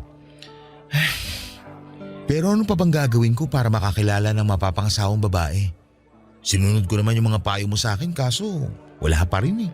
Diba, sabi ko rin, be patient. Sabi mo nga. Yun muna gawin mo tapos ituloy mo yung pakikipagkilala. Saka wag lagi online. Pwede ka rin mag-join ng community ng mga hilig mong gawin. Halimbawa, running, walking, cooking, and baking. Poetry, mountain climbing. Kahit nga pag-jump rope may group na sa Facebook eh. Makipagkaibigan ka dun. Malay mo dun mo mahanap yung babaeng para sa'yo. Alam mo, tama ka. Lagi naman akong tama. Ay wow, confident yan? Sarili ko nga lang kakampi ko most of the time tapos aawain ko pa. Hindi ko naman sinabing awayin mo sarili mo ha. Eme lang. Ay nako, puro ka eme. At ikaw naman parang di na mabiro. Huwag mo masyadong seryosohin mga trip ko. Paano kung gusto ka tang seryosohin? Ha? Wala. Sabi ko maganda ka pala. Ay, ba't ngayon mo lang nalaman yan? FYI, matagal na akong maganda. Alam ko naman yun. Pero noon kasi syempre mas maganda ako sa'yo. Baklang to? Sinong bakla? Walang bakla rito ha. Lalaki na ito. Oo nga pala, di ka na nga pala bakla. Sorry naman. Eme lang din. Buti pa, order na lang tayo ng drinks. Treat ko. Iyan ang gusto ko sa'yo, galante! Papadudot habang nagsasalita si Anaya at kino-comfort niya ako ay bigla na lamang akong natulala habang nakatitig sa kanya. And for some reason ay napangiti ako kasi nakita ko na meron pala siyang dimple sa pisngi. Nagulat na nga lang ako noong tapikin niya at gisingin sa pagde-daydreaming ko. Ewan ko ba, pero gandang-ganda ako sa BFF ko ng araw na yon. Sa kabila ng lahat ay alam kong imposible na makagustuhan kami kasi in a relationship na si Anaya. At malamang ay na-appreciate ko lang yung concern, sincerity at dedication niya na makahanap ako ng babaeng makakamatch. At kung papala rin ay magugustuhan at mapapangasawa na rin. Alam ko na suntok sa buwan ang gusto kong mangyari. Pero naniniwala ako kay Anaya na magtatagumpay pa rin kami. Napasabi na lamang ako ng mabuti na lamang at naging BFF ko siya. Dahil napaka-optimistic niyang tao, Papa Dudut. Barangay Love Stories. Barangay Love Stories. Papa Dudut, nagkamali ako. Noong inakala kong hindi ako magkakagusto kay Anaya dahil nakita ko na lamang ang sarili ko na hindi na interesado sa paghahanap at pakikipagkilala sa ibang babae dahil sa kanya. Mas gusto ko na lamang na siya ang kausapin at kinikilig ako sa tuwing lumalabas kami para magkita at mag-update ng mga ganap namin sa buhay. Posible pala yun, no? Yung ma-inlove ka sa best friend mo. Pero uulitin ko na hindi na pwede dahil in a relationship na si Anaya sa boyfriend niya for 5 years. Nakilala ko na rin naman yung lalaki na yon once sa video call kasi nasa Taiwan pa ako noong naging sila. Okay naman yung guy, gwapo, mestizo pero hindi katiwa-tiwala ang mukha. Hindi naman sa panghuhusga. Pero napatunayan kong tama ang kutob ko nang nagkwento sa akin si Anaya na ilang beses na raw siya nitong niloko at ang syunga na naman ng BFF ko dahil ilang beses na rin po itong pinatawad. At nung araw nga na yon na muli kaming magkita at napakwento na naman si Anaya ng problema niya.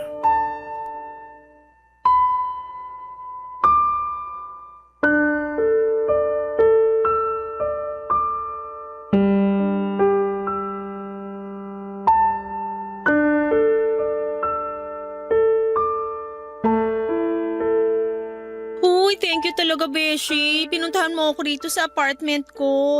Wala yun, no? Pero sure ka bang wala rito yung boyfriend mo? Kasi kung nagtatago siya dito sa bahay nyo, lumabas-labas na siya para mapangahan ko.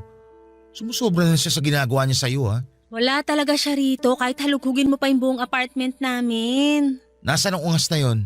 May team building sila sa Tanay for 2 days. Pero di ako sure kung totoo yung sinasabi niya. Malay ko ba, baka gawa-gawa lang niya yun kasi gusto niya lang makasama yung babae niya. At pinayagan mo naman? Oo. Boba ka pala eh. Anong magagawa ko? Maayos naman yung paalam niya. Maayos nga pero hindi mo alam kung nagsasabi siya ng totoo. Ganun na nga. Kung ako sa'yo, nagsakit-sakitan ako para hindi na siya umalis. Ayoko namang gawin yun, no? So, mas gusto mo na patuloy saktan niya sarili mo at magpakatanga sa lalaking yon? Anong magagawa ko mahal ko? Saka kasalanan ko naman kasi masyado akong pakialamera eh. Sinilip ko kasi yung phone niya, ayun. Nabasa ko pa tuloy yung recent convo nila ng babae niya sa messenger. Tapos wala ka man lang ginawa? Wala. Hinayaan ko lang sila. Ay, boba ka nga talaga. Ayoko na kasing mag-away kami uli ng boyfriend ko nang dahil lang doon. Huling away namin, kamuntik na niya akong hiwalayan, kaya nadala na ako. Kung ako sa'yo, matagal na ako nakipaghiwalay sa kanya. Buti sana kung hindi ito yung unang beses na niloko ka niya. Baka maintindihan ko pa siya at pinatawad ko siya. Day, hindi dapat nakaregister sa Anli ang pagpapatawad. Magising ka nga sa kabubuhan mo sa lalaking yun. Ay, ewan ko. Di ko rin maintindihan sarili ko. Parang tanggap ko naman na hindi yung sitwasyon namin. At alam ko kung paano ako makakaalis pero di ko ginagawa. Siguro kasi natatakot ako na baka di na ako makahanap ng kagaya niya. Ang tagal na rin namin eh. Mas matakot ka kung makahanap ka pa ng kagaya niyang manluloko at manipulative. Saka, ano mo yung tagal ng relasyon niyo kung puro sakit naman ang ulong binibigay niya sa'yo? No wonder napapanot ka na sa stress. Seryoso? Napapanot na ako? Joke lang, pero malapit na. Ha, alam mo na nga broken-hearted na yung tao pero gino-joke time mo pa ako. Sorry na. Pero ano ba magagawa ko ginusto mo naman yan. Dapat nga sa mga oras na to, hiwalay na kayo eh. Pero hindi pa rin eh. Hindi ko kasi talaga kayang makipaghiwalay. Mahal na mahal ko eh. Masyado ka lang nabubulagan. Mabuti pa, mag-inuman na lang tayo. Wala akong alak dito. Ako nang bahala, bibili ako sa labas. May malapit na convenience store dyan, di ba? Oo, meron. Samahan mo na rin ng mga sitsirya at saka shawarma. Gutom na ako. Baka mabilis ako malasing. Ako nang bahala. Inom tayo para mailabas mo lahat-lahat ng sama ng loob mo. Para kahit paano gumaan yung pakiramdam mo. Yun na lang maitutulong ko sa'yo saka syempre yung presence ko. Basta, andito lang ako. Iyakan mo, kwentuhan mo, paglabasan mo ng sama ng loob. Thank you talaga, Beshi. Hulog ka ng kisame. Che! Papadudot, bukal naman sa puso ko noong i-comfort ko si Anaya. At totoo rin ang galit ko para sa boyfriend niya. Pero loyal sa cheater niyang karelasyon ng kaibigan ko. Kaya masarap din siyang tuktukan sa ulo. Sa kabila ng lahat alam kong hindi na muna tungkol sa akin ng lahat dahil kailangan ako ni Anaya para samahan siyang umiyak at magmukmok. Doon ko na siya niyayang mag-inom para lalo niyang mailabas ang kanyang nararamdaman. Pero habang lalo kaming tinatamaan ng alak ay mayroon akong naiisip gawin. Bagay na maituturing kong hidden agenda. Hindi nagtagal ay tuluyan ng nalasing si Anaya at doon ko nakita ang kaharutan niya kapag merong alak sa kanyang sistema. Panay dikit niya sa akin kaya tinalaban ako at bigla na lamang lalong uminit ang aking katawan. Hindi nagtagal ay hinalikan ko si Anaya at laking gulat ko na hindi siya pumalag. Tapos ay lumalim ang mga halik na yon. Doon na may nangyari sa amin ng BFF ko, Papa Dudut. Kinabukasan, nag-decide kaming kalimutan na lamang ang lahat dahil malinaw pa sa sikat ng araw na nagtaksil siya sa boyfriend niyang manluloko. Kahit na anong paliwanag ko kay Anaya na ayos lamang yon dahil cheater naman ang boyfriend niya, ay pinagdiinan pa rin niya sa akin na ayaw niyang tumula dito. Aaminin kong nakaramdam ako ng konsensya sa ginawa namin pero hindi naman ako nagsisisi dahil mahal ko na rin naman si Anaya. Pero wala na akong nagawa noong humingi siya ng space para makapag-isip-isip. Hinayaan ko na lamang siya at pinagpatuloy ko ang pakikipagkilala sa ibang mga babae. Pero makalipas lang ang 3 linggo ay tinawagan ako ni Anaya at pinapunta niya ako sa apartment niya, Papa Dudut.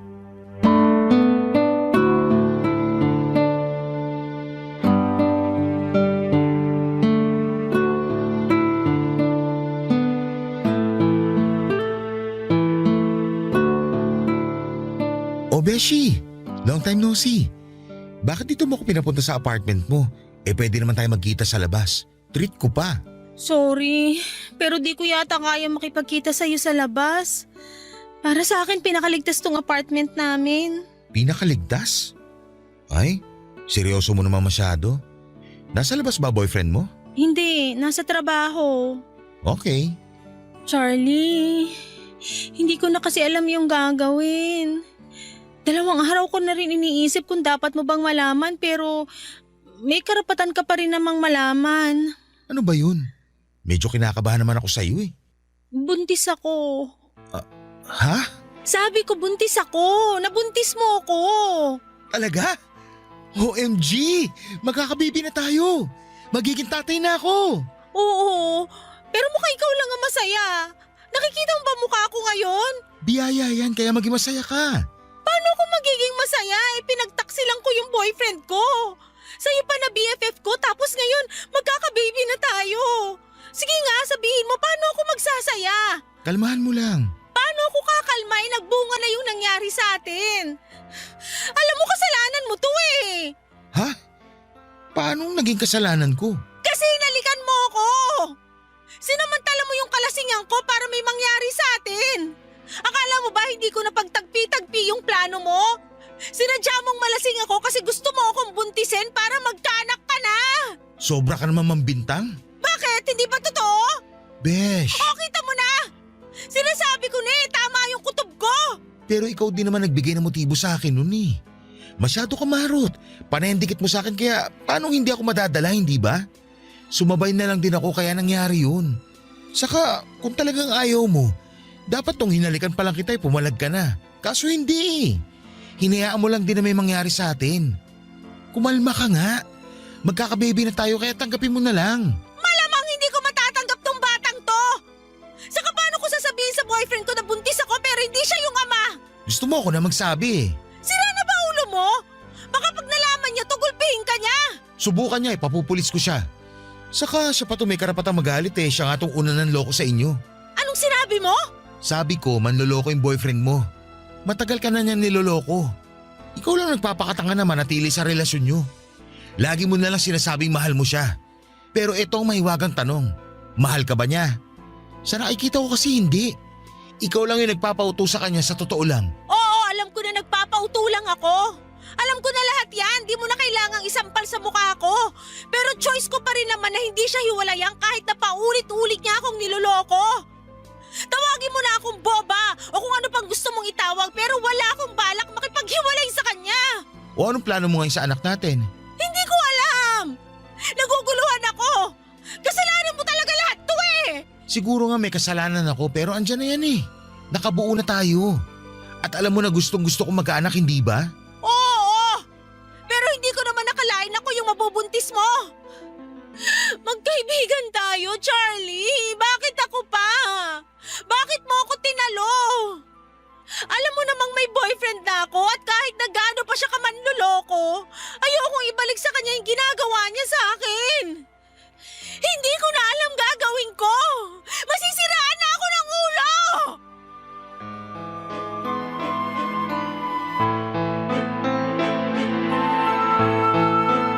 Papadudot, yung sandaling sinabi ni Anaya na buntis siya. At ako ang ama ay para bang gustong pumalapak ng dalawa kong tenga. Pero base sa itsura niya na hindi masaya ay agad na bumagsak ang mga balikat ko. Hindi kasi yon ang reaksyon na gusto kong makita sa kanya. Pero ano magagawa ko kung hindi nga niya ginustong may mangyari sa amin at ang masahol pa raw ay nagbunga yon ng bata. Masakit din palang makita na may namumuong galit sa iyo ang kaibigan mong tinuring na mahalaga sa buhay mo. Yon kasi ang eksaktong pinaramdam sa akin ni Anaya at sa magiging anak namin ng mga panahong yon.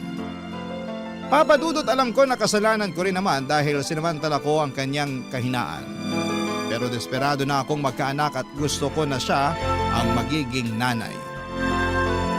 Minsan, may mga bagay talaga tayong magagawa ng dahil sa kapusukan.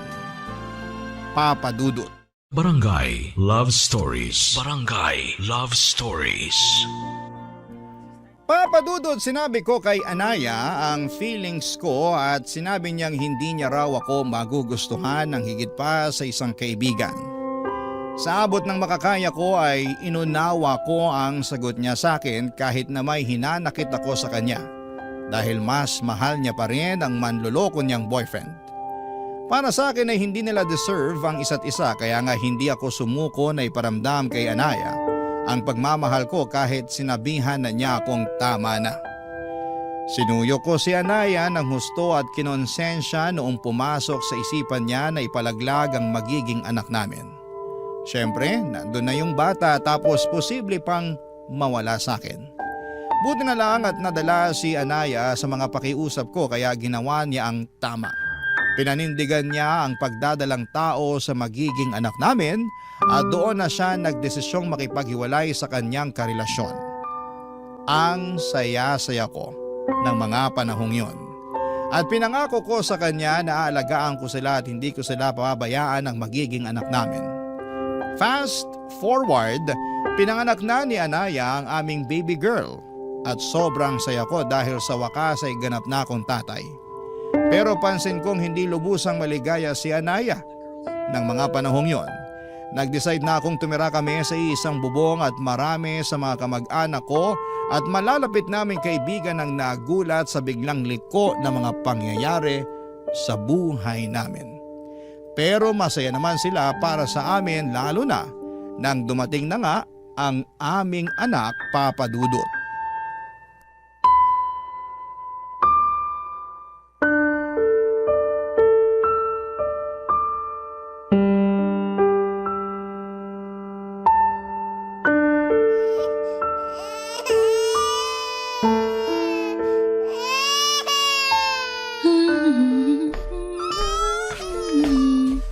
Uy, Anaya! Ano ba yon? Mamaya kabagin to kasi napasukan na ng maraming hangin sa tiyan.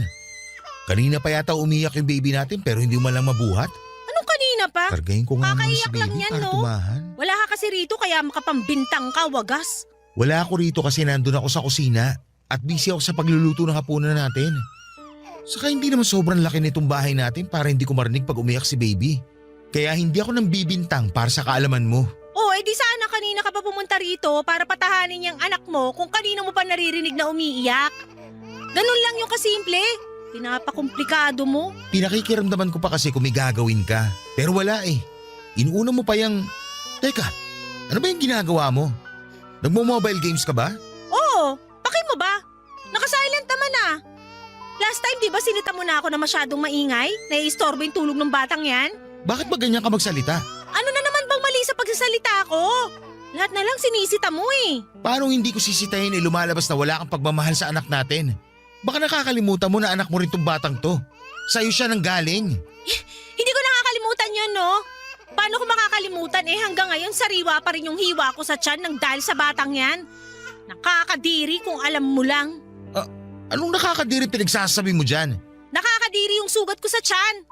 Tapos ang sakit-sakit pa pag nagkikikilos ako ng husto. Kaya paano ko mamahalin yung anak mo? Eh sa tuwing nakikita ko yan, naaalala ko lang lahat. Naalala ko kung paano mo ako pinagsamantalahan noon kaya nagkahiwalay kami ng boyfriend ko. Lahat yun bumabalik pag nakikita ko yung anak mo. Kaya hindi ko siya kayang mahalin katulad ng gusto mong mangyari. Kung galit ka pa rin, eh sa akin na lang. Huwag naman sana sa anak natin na wala namang kasalanan. Hanggang ngayon ba naman hindi ka pa rin makamove on? Mahal na mahal mo talaga yung ex mo, no? Oo! At wala ka ng pake! Meron akong pake. Kasi kami ng anak mo ang kasama mo ngayon. Bakit ba hindi mo na lang tanggapin yung buhay natin? Na tayo na yung magkasama. Na meron tayong anak at sariling pamilya. Saka nangako ko sa'yo na hindi ko kayo pababayaan ng anak natin.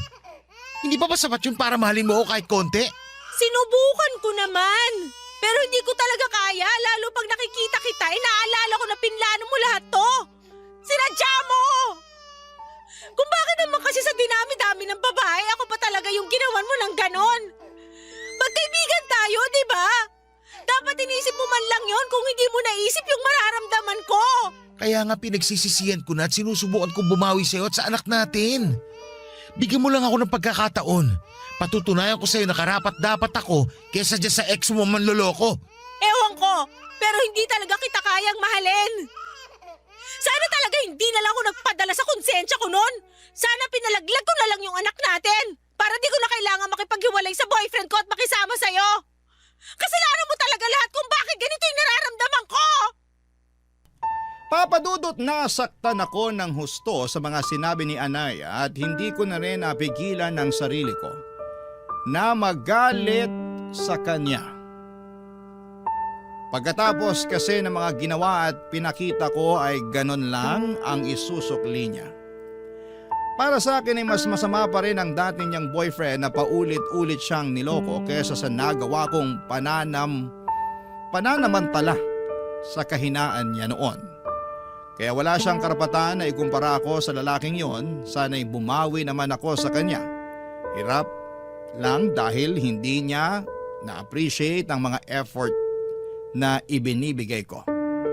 Sa kabila ng lahat ay patuloy kong sinuyo si Anaya upang mapamahal siya sa akin, pero natatabunan ng responsibilidad ko bilang tatay ang atensyon na dapat ay ibinibigay ko para sa kanya. Hindi niyo ako masisisi at ayaw naman niya kasing asikasuhin ang anak namin. Napansin ko na lamang na malamig ang pakikitungo niya sa baby namin simula nang pinanganak niya ito. Pero pinalagpas ko lamang yon hanggang sa sumapit ang first birthday ng anak namin. Kaya lang ilaking gulat ko nang nakita ko ang ex-boyfriend niya sa mga bisita. Yun pala, in-invite siya ni Anaya, Papa Dudut.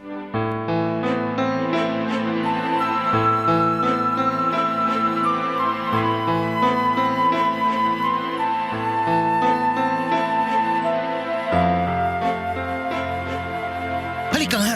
Halika! Mag-usap tayo dito! Charlie! Bitiwan mo nga ako! Bakit nandito yung manlolokong ex-boyfriend mo? Tinatanong ba yan? E di inimbitahan ko siya? Bakit ginawa mo yun i-birthday to ng anak natin? Wala naman kasi kung kaibigan o kakilala na pwedeng imbitahin kundi siya lang. Saka sabi mo ayos lang din naman na mag-imbita ako, di ba? Kaya bakit ka nagagalit dyan? Magagalit talaga ako kasi hindi ko naman nakalain na sa dinami-dami ng tao sa mundo, yung hayop na yan pa talaga pinaapak mo sa bahay ko. Huwag mo nga siyang tawaging hayop. May pangalan yung tao.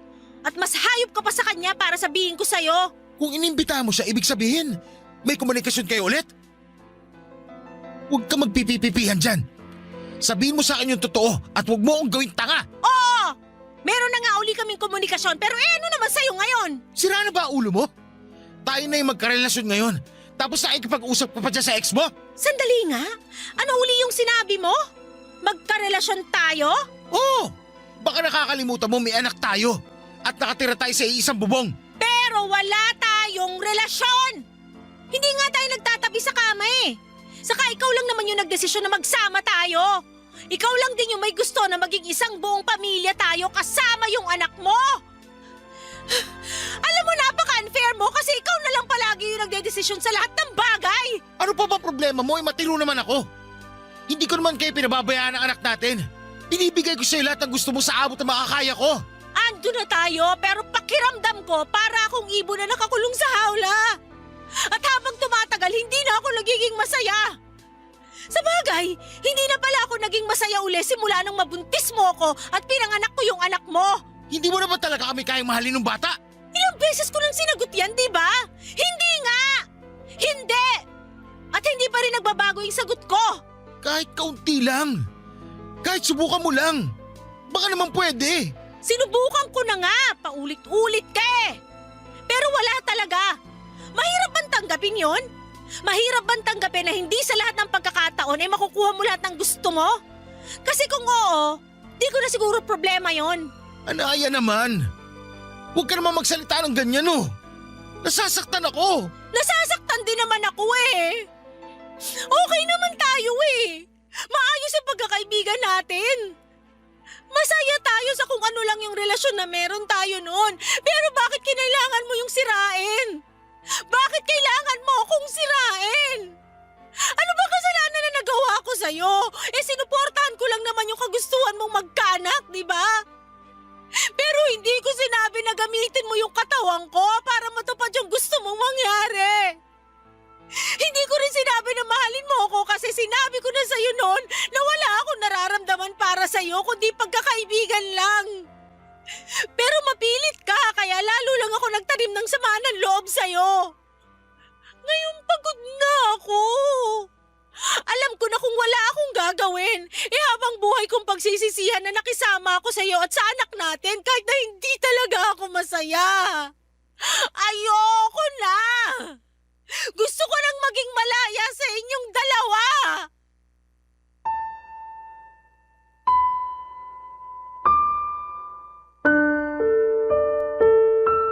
Papadudod sobrang sakit marinig ng mga sinabi ni Anaya sa totoo lang.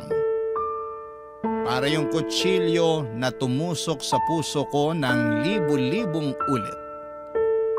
At wala na lang akong nagawa kundi ang umiyak ng mga panahong yon. Pinatapos lang namin ang birthday party ng baby namin at saka nag-alsa balutan si Anaya. Sinabi niya sa akin na ayaw na niyang tumira kasama sa amin ang anak niya. Noong tinanong ko kung saan siya pupunta ay hindi niya sinagot. Pero malakas ang kutob ko na sasama na siya sa ex-boyfriend niya. Kaya kahit masakit at masama ang loob ko ay hinayaan ko na siya. Papa Dudut, pagod na po akong ipaglaban ang nararamdaman ko para kay Anaya. Gayong ilang beses niya na ring sinabi na hindi niya ako kayang mahalin. At sapat na sigurong pinatunayan ko sa kanya na kaya ko siyang isalba laban sa manloloko niyang ex-boyfriend. Pero sa huli ay mas pinili niya pa rin ito. Ang lungkot-lungkot ko ng mga panahong yon pero alam ko na bunga lamang din yon ng kapusukan ko. Hindi lang pagkakaibigan namin ni Anaya ang nawala kundi pati na rin si Anaya na mahal ko. Sa kasalukuyan ay magkasama kami ng anak ko na namumuhay. At kahit na challenging ang maging tatay at nanay ay masasabi ko na masaya at kontento po ako sa buhay. Palagi ko pa rin naiisip si Anaya pero ayoko na lamang ilugmok ang sarili ko at umasa na isang araw ay magbabalik pa siya para sa amin ang anak niya. Dalangin ko na lamang kung saan siya naroroon ay nasa maayos siyang kalagayan. At sa wakas ay naranasan na ulit niyang maging masaya. Maraming salamat po Papa Dudut sakaling mapili po ninyong i-ere ang istorya ng buhay ko at sana'y kinapulutan po ito ng aral ng ating mga kabarangay. Lalo na yung mga mapupusok dyan sa pag-ibig. God bless and more power po sa Barangay Love Stories. Ang inyong kapuso at kabarangay forever, Charlie. Ano ang masasabi mo sa ating Barangay Love Stories today? Aabangan namin yan sa aming comment section.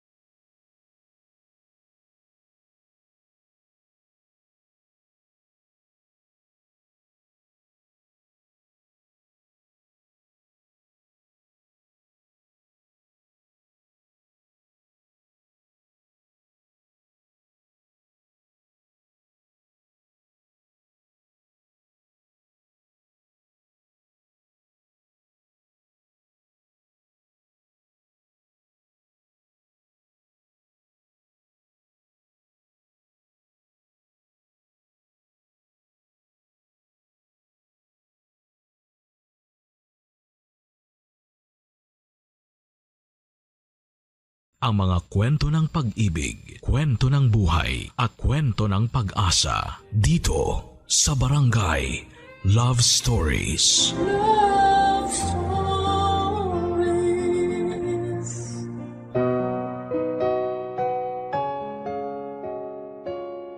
Sa likod ng bawat pangarap na ating inaasam ay ang matibay na pag-asang balang araw. Makakamit din natin ito. Subalit may mga pagkakataon na kapag nakamit na natin ang buhay na ating pinapangarap, saka lang natin mapagtatanto na hindi para ito para sa atin. Diyan iikot ang kwento ng ating letter sender ngayong araw na tawagin na lang natin sa pangalang Acela. Ano nga ba itong kanyang pinapangarap at bakit niya ito muntik ng pagsisihan? Sabay-sabay nating alamin ang kwento ni Acela dito lamang sa mga kwento ng pag-ibig, buhay at pag-asa sa nangungunang Barangay Love Stories. Dear Papa Dudut, magandang tanghali po sa inyo. Ako po si Acela. 35 years old, isang ina at isang asawa na matagal nang gustong makaranas ng totoong pagmamahal mula sa sarili kong pamilya. Ang buhay ko noon ay mayahalin tulad ko sa isang ibon na nakakulong sa hawla. Dati naman po akong malaya. Lahat ng gusto ko ay nagagawa ko, pero simula noong kinasal ako at nagkaroon ng anak ay parabang bigla na lamang akong naputulan ng pakpak. Nauwi ang buhay ko sa ganong klaseng kapalaran dahil lang sa isang pagkakamali. Isa itong pagkakamali na nangyari dahil sa pagiging inosente at labis na pagmamahal para sa isang maling tao. Ginusto ko naman ito noon, pero dumating ako sa puntong labis ko na itong pinagsisisihan. Matagal na panahon na simula noong nakaramdam ako ng tunay na kasiyahan. Maganda ang buhay ko noon, Papa Dudut. May masaya akong pamilya, kumpleto at walang kaproble-problema. Mayroon din akong maayos na trabaho at napapaligiran ako ng tapat at maasahang mga kaibigan. One of the boys ako noong bata pa lamang ako. Halos lahat ng mga kaibigan ko ay puro lalaki. Ang tawag nga sa barkada namin noon ay Kubo Boys. Dahil lagi kaming tambay noon sa isang kubo sa lugar namin pagkatapos ng klase. May mga pagkakataon noon na inaabot pa kami ng madaling araw na nagkwekwentuhan sa kubo na yon. Mga pangarap namin sa buhay at mga pagkakataon na gusto naming maranasan ang karaniwang na pag-uusapan namin sa lugar na yon. Doon nabuo ang pagkakaibigan na kailanman ay hinding-hindi ko makakalimutan. 5 kaming magbabarkada at ako lang ang nag-iisang babae sa grupo namin. Pero noong tumanda na kami at nagkaroon ng kanya-kanyang buhay, unti-unti ring nagkalayo ang landas naming 5. May isa na nanirahan sa ibang lugar, may isang nagtrabaho sa abroad, may isa namang pumanaw na. Ang tanging natitira na lang noon sa lugar namin ay ako at si Greg.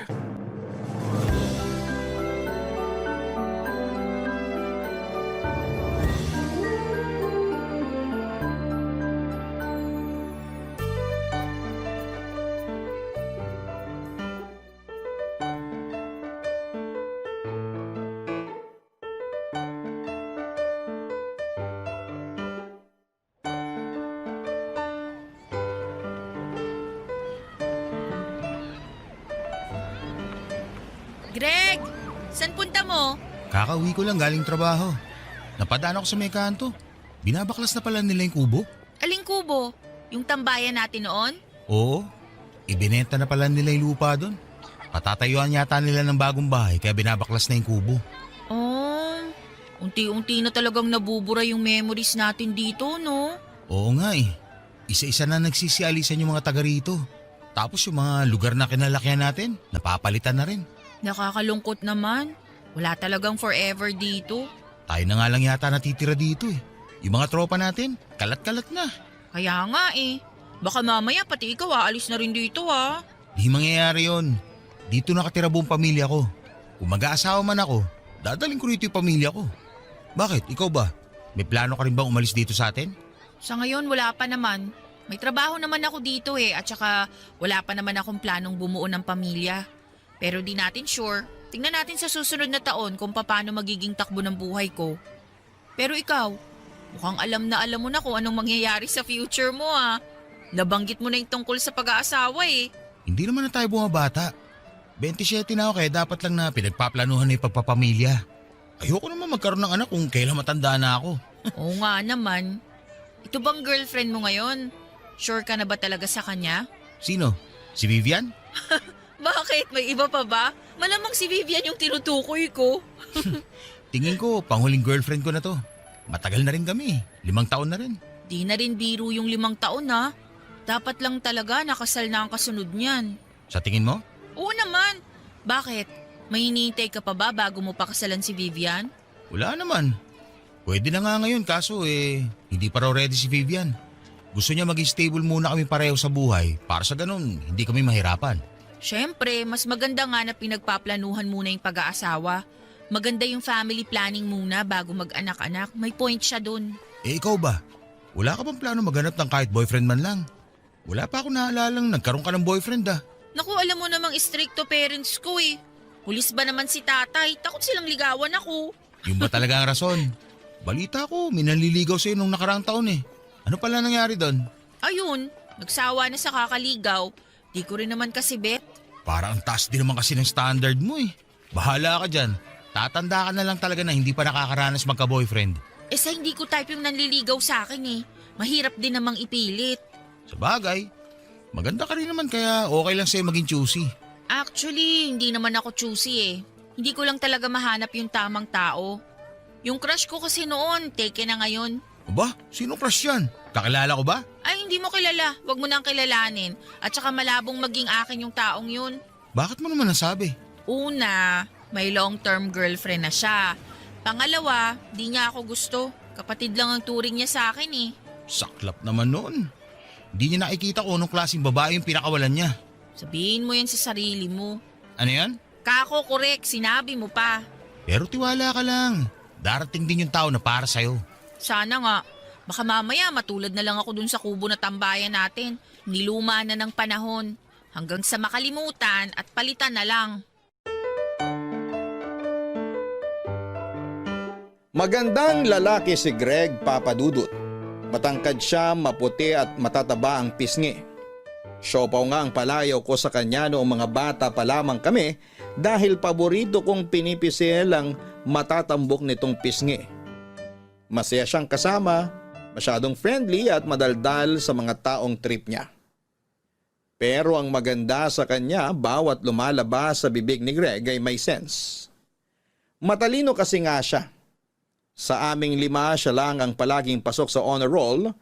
Mas matanda siya ng 3 taon sa akin at parang nakababatang kapatid na ang turing niya sa akin simulat sa pool. Kung little sister ang turing niya sa akin, ako naman ay hindi. Matagal na kasi akong may crush kay Greg Papadudut. Literal na mga bata pa lamang kami noon ay nahuhumaling na ako sa angkin nitong kagwapuhan. Pero hindi lang yon ang nagustuhan ko sa kanya. Medyo bad boy din kasi siya noon. Pasaway at sakit sa ulo. Pero ang lahat ng ito ay nababawi naman niya dahil matalino siya at hindi niya napapabayaan ang pag-aaral niya.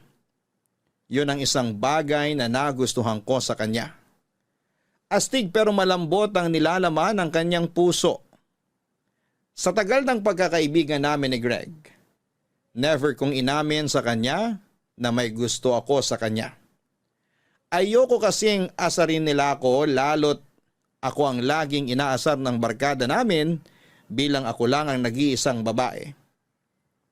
Saka isa pa ay strong ang personality na ipinapakita ko sa kanila noon. Hindi pasok sa binuo kong ugali ang pag-amin na may crush ako sa isa sa mga kaibigan ko. Kaya kinimkim ko na lamang ng matagal na panahon ang nararamdaman kong yon. Isa pa ay alam ko naman ang mga tipong babae ni Greg. Malayong malayo sa itsura ko at patunay nito ang ilang mga naging girlfriend niya na minsan na ring napasok sa barkadahan namin katulad ni Vivian.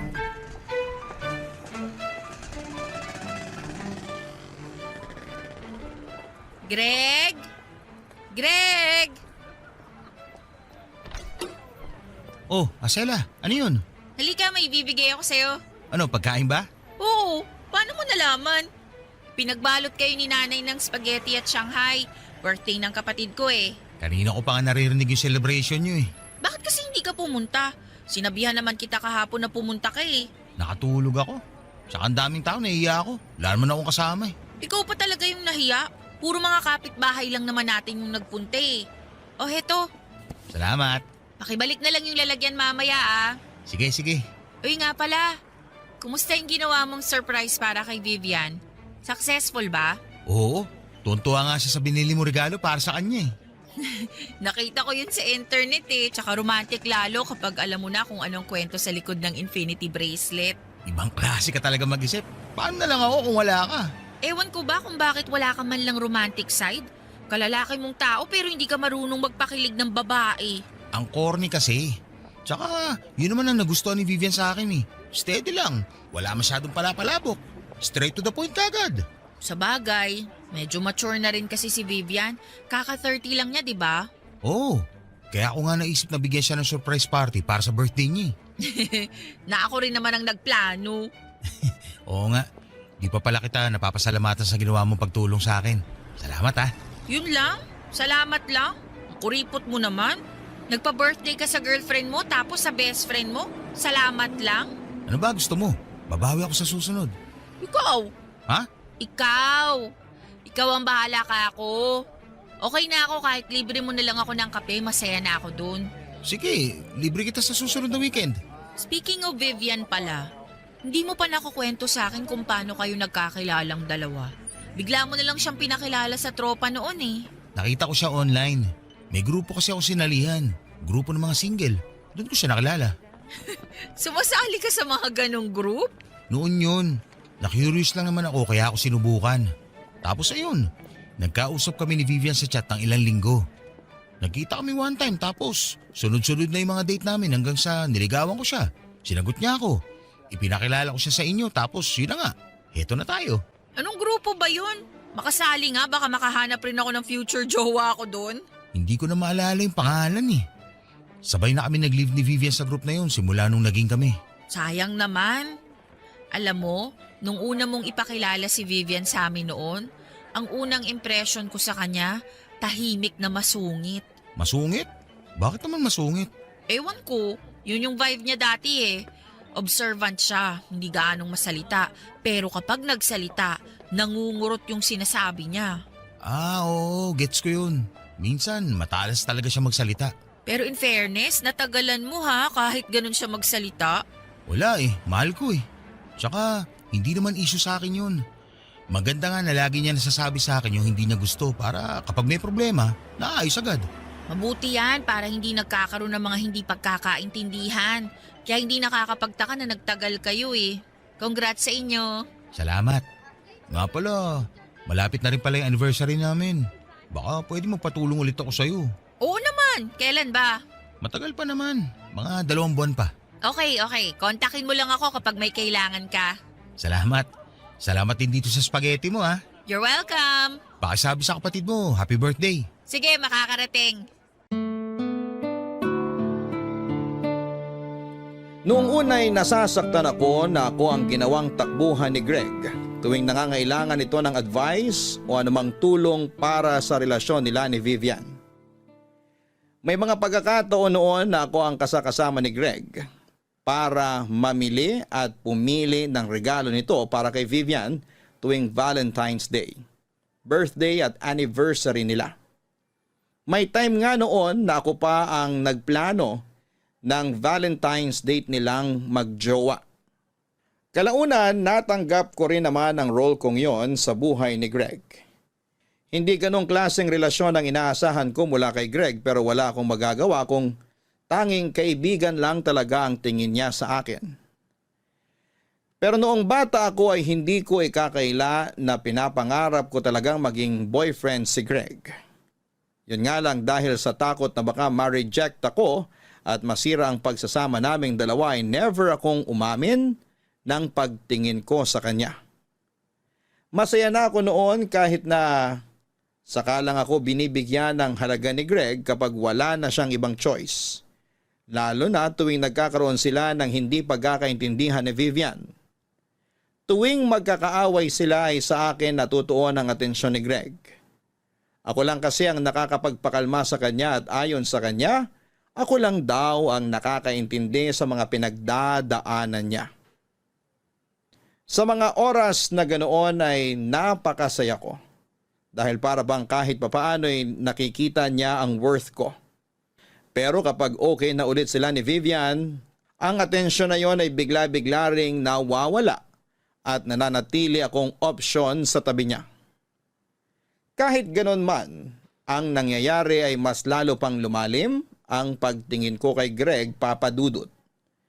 Naging loyal ako sa kanya sa puntong kahit may ilanang mga kalalakihan ang nanliligaw sa akin noon, ay hindi ko sila sinasagot. Umaasa kasi ako noon na mabigyan kaming dalawa ng pagkakataon ni Greg. Siyang pangarap ko noon. Isang pangarap na gustong gusto kong maabot, Papa Dudut. Papa Dudut, nagkaroon kami ng chance ni Greg na mas mapalapit pa sa isa't isa noong nagkaroon ng pandemic. Isa yon sa mga pangyayari sa buhay ko na hindi ko inaasahang mangyayari. Lockdown noon at pinagbawalan ng lahat na lumabas. Swerte ako dahil magkatabi lang ang bahay namin ni Greg. Kaya araw-araw pa rin kaming nakakapagkita. Isang bakod lang kasi ang pagitan ng bahay namin na kayang-kayang akyatin ni Greg. Tuwing bored kaming dalawa ay pinupuntahan niya ako sa bahay lalo na kapag walang tao doon. 3 lang kasi kaming nakatira sa bahay noong pandemic at pareho pang frontliner ang mga magulang ko. Nurse ang nanay ko samantalang pulis naman ang tatay ko, kaya para maging safe ay hindi sila umuuwi sa bahay. Sa halip ay naka-quarantine sila. Dinadalhan na lang nila ako ng grocery sa bahay twice a week para meron akong makain.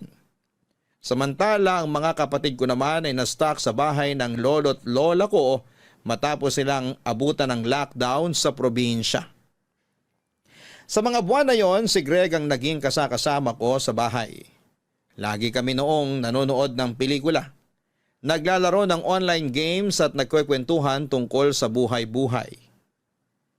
May nakalagay na nga noong hagdan sa may bakod namin para kung ako naman ang gustong bumisita sa bahay nila Greg, ay nakapupunta ako ng walang problema. Papa Dudut, hindi ko makakalimutan ang mga araw na yon dahil doon ay mas naging close sa akin si Greg, Papa Dudut. Umiiyak ka ba? Di oh. Umiiyak ka eh. Ang pula-pula na mata mo oh. Eh kasi naman, sa dami ng pwedeng panooring pelikula, bakit ba ito yung pinanood natin? Hindi ko rin naman alam na ganito yung ending nito eh.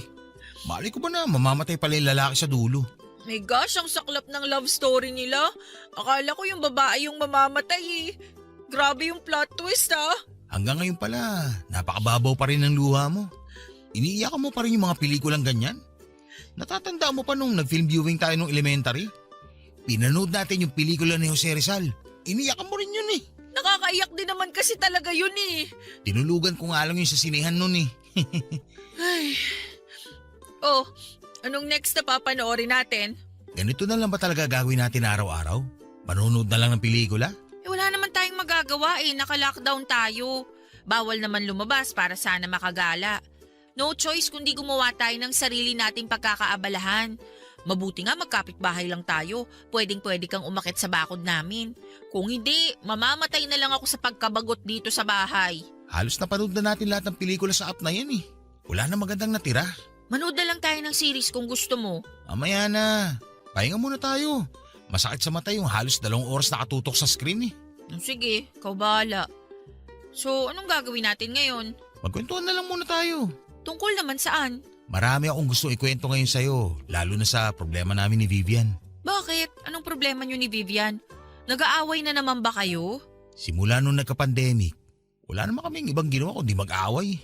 Ano na naman bang pinag-awayan ninyo? Tungkol daw sa pagre-reply ko na mabagal. Inaabot daw ako ng mahigit 1 oras bago ko ma-replyan ng mga chat niya. Ha? Para yun lang? Kaya nga eh. Buong araw na nga kami magkausap eh. Maliit lang ng konti sa pag-reply, galit agad. Ano gusto niya? Oras-oras kami magka-chat. Miss ka lang siguro nun ng sobra kasi nga matagal na kayong hindi nagkikita. Oo, alam ko yun. Pati rin naman siya, miss ko na rin eh. Pero hindi ba pwedeng magpahinga muna kami mula sa pagchat-chat? Di ba pwedeng kumain, maligo, matulog? Hindi naman oras-oras hawak ko phone ko eh. Eh medyo nakakainis nga yung ganun. Pero intindihin mo na lang siya. Konting pag-aaway lang naman yan. Sure ako bukas maaayos nyo na yan. Hindi niya na ako pinapansin. Dahil lang sa nangyari? Nagkasagutan kasi kami. May mga nasabi ako sa kanya na dinamdam niya. Ano ba yung sinabi mo? Sinabi ko kasi nakakasawa na siya. Na lumalabas na yung totoong ugali niya. Na kung pwede, tigilan muna niya ako kahit isang araw lang. Grabe ka naman. Alam ko, hindi ko naman sinasadyang sabihin yun sa kanya eh. Nadala lang ako sa bugso ng damdamin. Ngayon, ilang araw niya na ako hindi pinapansin. Pero ang tagal nyo nang magkasama. Dito pa ba masisira yung relasyon ninyo? Yun na nga ang problema eh. Ang tagal na namin magkasama. Ngayon lang kami naging ganito. Magkaiwalay, hindi nagkikita. Ibang-iba tong sitwasyon namin kumpara noon. Paano ko siya masusuyo kung hindi ko siya mapuntahan? Bigyan mo na lang siguro ng ilan pang araw. Intindihin nyo na lang ang isa't isa. Mahirap mag-adjust ng ganito. Long distance ba naman kayo? Kaya malaking adjustment talaga yun. Sana nga lang talaga wag siya mag-isip ng kung ano-anong bagay. Bakit? Pinag-iisipan ka ba niya ng masama? Sinabi niya na may iba na raw akong kausap kaya mabagal ako mag-reply. Naku, patay tayo dyan. Meron ba? Wala. Siyempre naman wala. O wala naman pala. Patunayan mo na lang sa kanya na wala ka talagang kausap na iba. Ikaw lang naman palagi kong kasama eh. Wala nang iba. Huwag siyang mag-alala sa akin, Kamo, kasi safe na safe ka sa akin.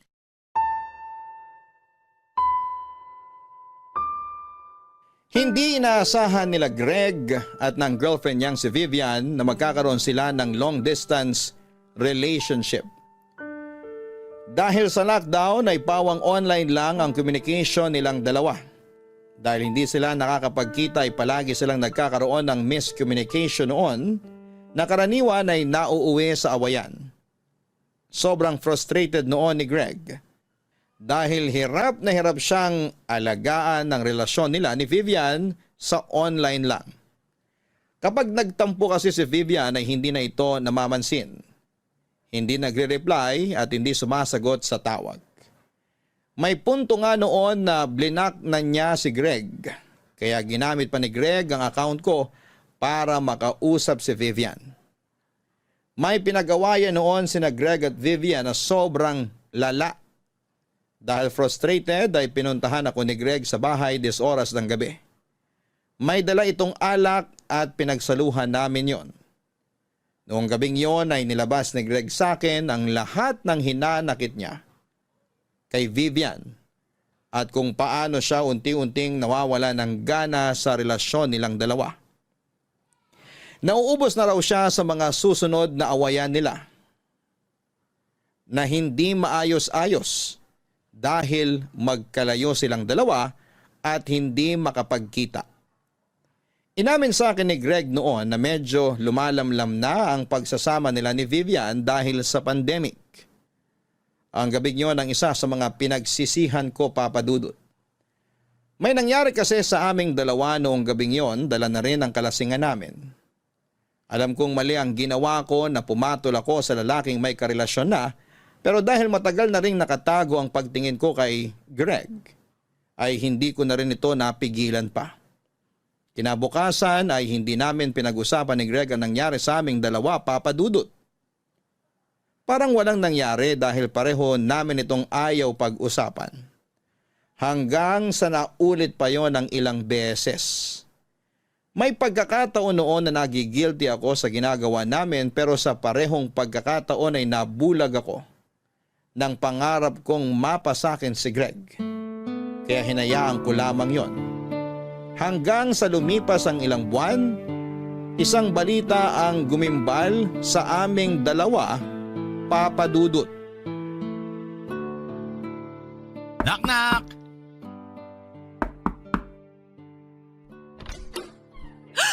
Akala ko naman kung sino. Bakit ka naman ang gugulat dyan, Greg? Hindi ba ako napansin na umakit ako ng bakod nyo? Akala ko nakatingin ka sa akin kanina eh.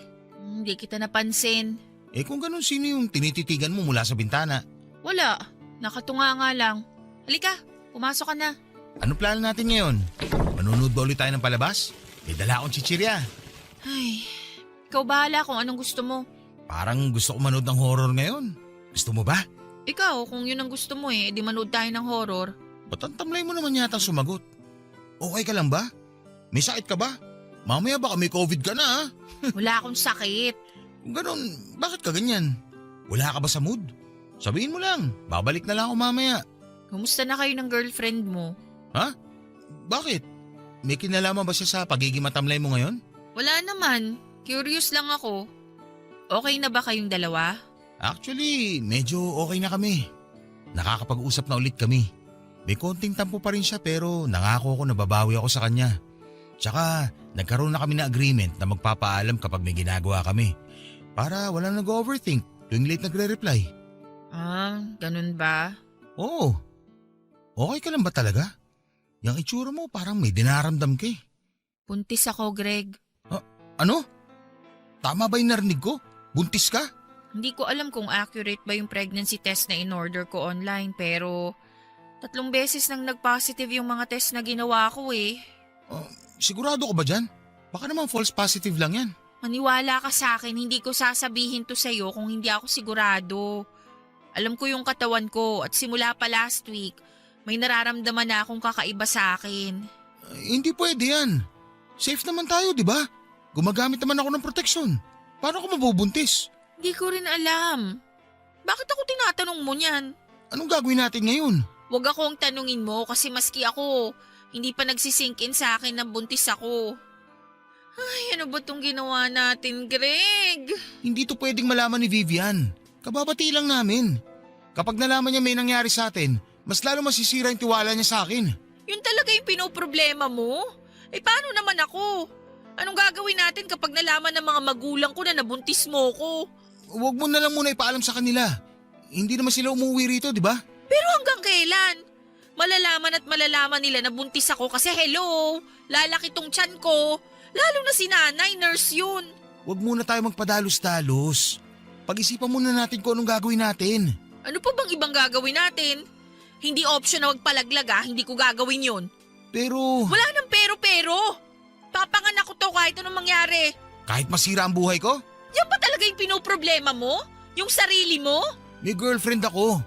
Girlfriend na pakakasalan ko at gusto ko makasama habang buhay. Kung ganun, bakit mo hinayaang may mangyari sa ating dalawa? Bakit mas pinili mong pagtaksilan si Vivian kung siya palang babaeng pakakasalan mo? Hindi ko alam. Nadala lang naman ako ng tukso eh. Maski ikaw rin naman, ginusto mo yung nangyari sa atin Oo, ginusto ko yun kasi mahal kita, Greg. Ano? Ano pinagsasabi mo? Matagal na akong may gusto sa'yo. Seryoso. Di mo ba talaga alam? Hindi mo ramdam? Sobrang manhid mo naman. Hindi ko alam. Dapat hindi na lang ako nagpadala sa damdamin ko eh. Simula pa lang alam ko nang mali yung ginagawa natin. Tignan mo, kinarma tuloy tayo. Ayusin natin to. Huwag ka mag-alala. Ayusin natin to. Noong nalaman ng mga magulang ko na nagdadalang tao ako, ay inilipat nila ako sa bahay ng tita ko para may makasama ako. Ayaw na nila akong iwang mag-isa sa bahay dahil wala na sila noong tiwala sa akin. Sobrang hiyang-hiya ako noon sa mga magulang ko dahil pansin ko ang pagkasira ng tiwala nila sa akin dahil sa mga nangyari. Nagkahiwalay kami ni Greg na mas lalong nagpahirap sa sitwasyon namin dahil hindi na ako pinapansin ni Greg noon tuwing mini-message ko siya. Lumipas ang 9 na buwan ay pinanganak ko ang baby ko, Papa Dudut. Sa bahay ako nanganak, ng mga panahong yon ay wala na kaming contact ni Greg. Iniiwasan niya ako dahil sa nangyari. Wala pa kasing kaalam-alam noon si Vivian na nabuntis ako ni Greg. Kahit na alam na ito noon ng buong pamilya niya. Noong lumuwag ang restrictions, saka lang nagkaroon ng panahon na makapag-usap ang pamilya ko at pamilya ni Greg. Malapit nang mag-1 taon ang baby ko noong nakita ni Greg ang anak niya. Sa nangyaring pag-uusap ay napagdesisyonan ng dalawang pamilya na ipakasal kaming dalawa. Ayaw kasing pumayag ng tatay ko na maging single parent lamang ako. Gusto niyang magkaroon ako ng tradisyonal na pamilya. Kaya kahit ayaw sa akin ni Greg ay napilitan siyang panagutan ako. Bilang isang babaeng matagal na pinangarap si Greg, na mapa sa akin ay hindi ako masaya sa naging desisyon ng mga magulang namin, Papa Dudut. Alam ko kasing ayaw akong makasama ni Greg. Ramdam ko yon sa mga galaw at trato niya sa akin. Simula noong nabuntis ako ay hindi na kami katulad ng dati na masaya. May pader nang namamagitan sa aming dalawa simula noong nagbunga ang pagkakasala namin. At yon ang isa sa mga bagay na hindi ko masikmura. Ang kamuhian ako ni Greg. Hindi nagtagal ay nalaman din ni Vivian ang nangyari. Hindi nagdalawang isip ang babae na hiwalayan agad si Greg. Hindi ako nakaligtas sa mga paninirang ginawa sa akin ni Vivian sa social media noon. Binansagan niya akong ahas, mga agaw, at kung ano-ano pa. Wala naman akong karapatang lumaban noon dahil alam kong ako ang nasa mali. Totoo na inagaw ko siya. Totoo na sinira ko ang relasyon nila ni Greg. Totoo na nagkasala ako at sobrang down ko noon dahil pakiramdam ko ay galit sa akin ang lahat ng tao. Sa totoo lang ay okay lang naman sa akin na itaguyod kong mag-isa ang anak ko. Hindi ko hinangad na pakasalan ako ni Greg dahil lang may anak kami. Hindi ko gustong agawin siya kay Vivian. Pero dahil ayaw ng tatay ko na masira ang pangalan niya ay pinilit niyang buuin ang pamilya namin ni Greg. Sa takot ay hindi na nakapalagpas si Greg. Ikinasal kaming dalawa at sa isang iglap ay nagkaroon ako ng pamilya pagkatapos ng pandemic. Papadudot, hindi itinago ni Greg ang disgusto niya sa akin. Mula sa pagiging malapit na magkaibigan ay parang kaaway ang naging turing niya sa akin. Ni hindi niya magawang hagka noon ang baby namin. Para ba siyang nandidiri? Pinaparamdam niya sa akin na hindi niya gusto ang mga nangyari. Ipinamukha niya sa akin na ako ang sumira sa mga plano niya sa hinaharap. Ako ang dahilan kung bakit hindi niya nakatuluyan ang taong minamahal niya. Walang iba kung hindi si Vivian. Ganun man ang naging takbo ng relasyon namin ay tinis ko na lamang ang lahat para sa anak ko. Tumira ako kina Greg dahil siya ang unang nakahanap noon ng trabaho. Naging stay-at-home mom ako para mabantayan ko ang baby namin. Sinubukan kong maging matatag kahit na alam kong hindi ako tanggap ng buong pamilya ni Greg, Papa Dudut.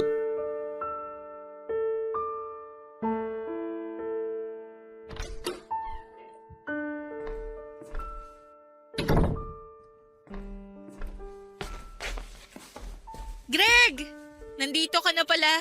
Kumustang trabaho? Maayos naman. Halika, kumain na tayo. Sakto, kakapainit ko lang ng ulam. Kumain na ako sa labas. Kumain ka sa labas? Di ba sinabi ko sa'yo na magluluto ako ng hapunan? Dinessage ako nila mama. Sakto nasa labas sila kanina kaya doon na kami nag-dinner. Ha? Sumama ka sa kanila? Nagpaalam naman yata sila sa'yo eh. Ba't parang gulat na gulat ka?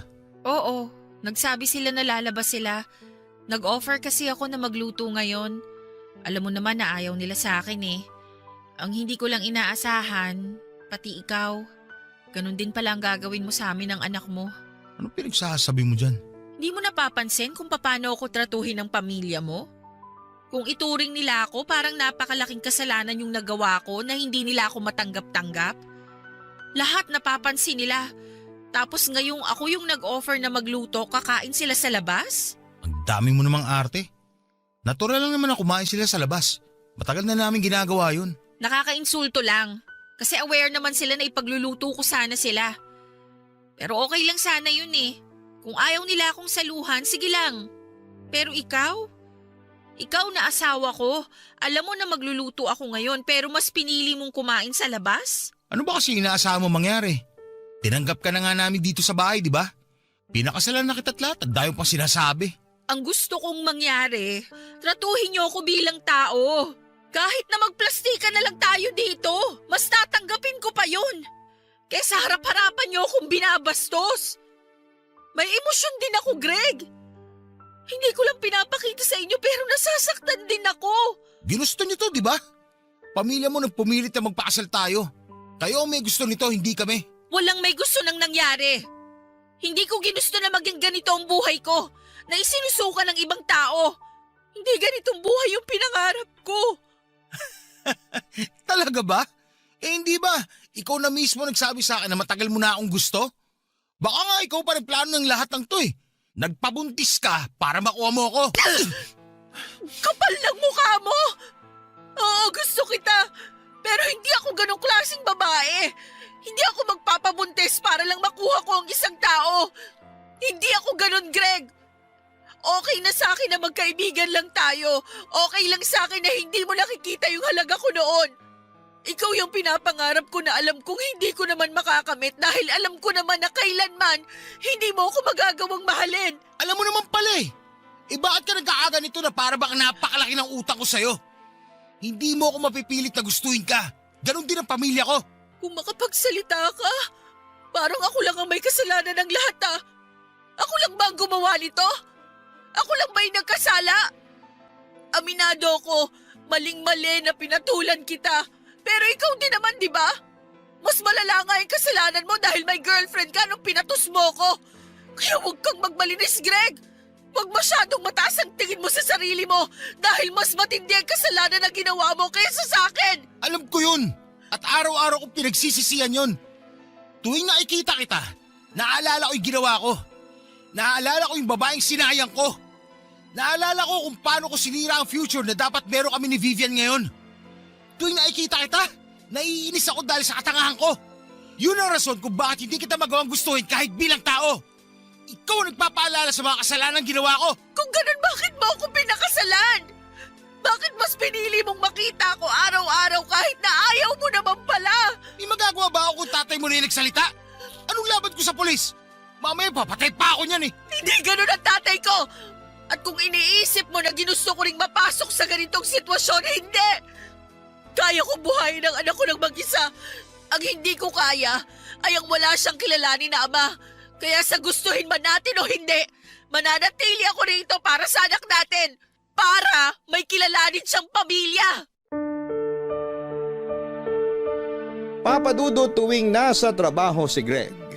Nagpupunta ako sa bahay namin kasama ang baby ko para lumayo sa mga biyanan ko. At least sa amin ay tanggap ako at hindi ako minamaliit. Kapag nasa bahay ako ay may pagkakataon akong makapagpahinga dahil nag-aagawan ang mga kapatid ko na alagaan at bantayan ang pamangkin nila. Saka na lang ako bumabalik kapag umuwi na si Greg. Hindi nagustuhan ng mga biyanan ko ang mga ginagawa kong yon. Sinabihan nila ako na tinatakasan ko lang ang trabaho ko sa bahay nila. Inaasahan kasi nila, Papadudot, na ako ang gagawa ng lahat ng mga gawaing bahay mula sa pagluluto, paglilinis at paglalaba kahit na dapat ang inaalagaan ko lang doon ay ang anak ko at ang asawa kong si Greg. Wala na akong pakialam noon kahit na ano pang sabihin nila. Tuwing nakakatapos ako ng gawaing bahay ay nagpupunta na ako sa bahay namin para makaiwas sa stress. Noong napansin ni Greg ang ginagawa ko ay kinausap niya ako na huwag ilayo ang bata sa mga lolo at lola nito. Pero sinagot ko rin naman si Greg na hindi ko gagawin yon kung hindi sana nila pinaparamdam sa akin ang disgusto nila. Masyado kasi silang obvious na ayaw nila sa akin. Ipinaalala ko kay Greg na kaya kong buhayin ang sarili kong anak mag-isa at kapag hindi nagbago ang turing nila sa akin, ay hindi na ako babalik pa sa bahay nila. Nahimasmasan si Greg matapos ko siyang i-real talk, Papadudot. Dahil after ng pag-uusap namin yon ay biglang nagbago ang ugali nito.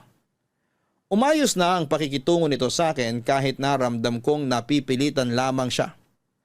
Mas maganda na yon kaysa noon na harap-harapan ang pambabastos nila sa akin na palaging nakikita ng anak ko. Nang mga time na yon ay tanggap ko na kailanman ay hindi talaga ako magagawang mahalin ni Greg, Papadudot. Pinilit ko na lang natanggapin ang katotohanan yon. Ang mahalaga ay buo at magkasama kaming pamilya. Sa sumunod na taon ay umayos ang pagtira ko sa bahay nila Greg. Nakita ko kung paano naging masaya ulit si Greg pero sa pagkakataong yon, nalaman kong hindi pala ako ang nagpapasaya sa kanya, kundi ibang babae, Papadudot. Greg, halika. Maupo ka na dyan at kumain ka na ng agahan para makapasok ka na sa trabaho. Salamat. Mukhang maaga ka ngayon ah. Una ako na yung traffic. Total, may oras ka pa naman. Baka gusto mong ipaghanda na lang kita ng lunch mo para makatipid ka. Hindi na. May extra naman ako eh. Kakain na lang ako sa labas.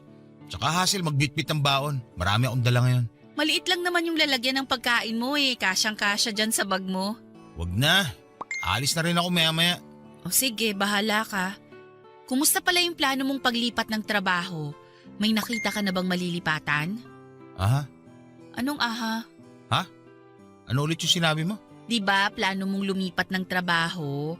Tinatanong kita kung kumusta na. May nahanap ka na bang malilipatan? Okay lang naman. Paanong okay?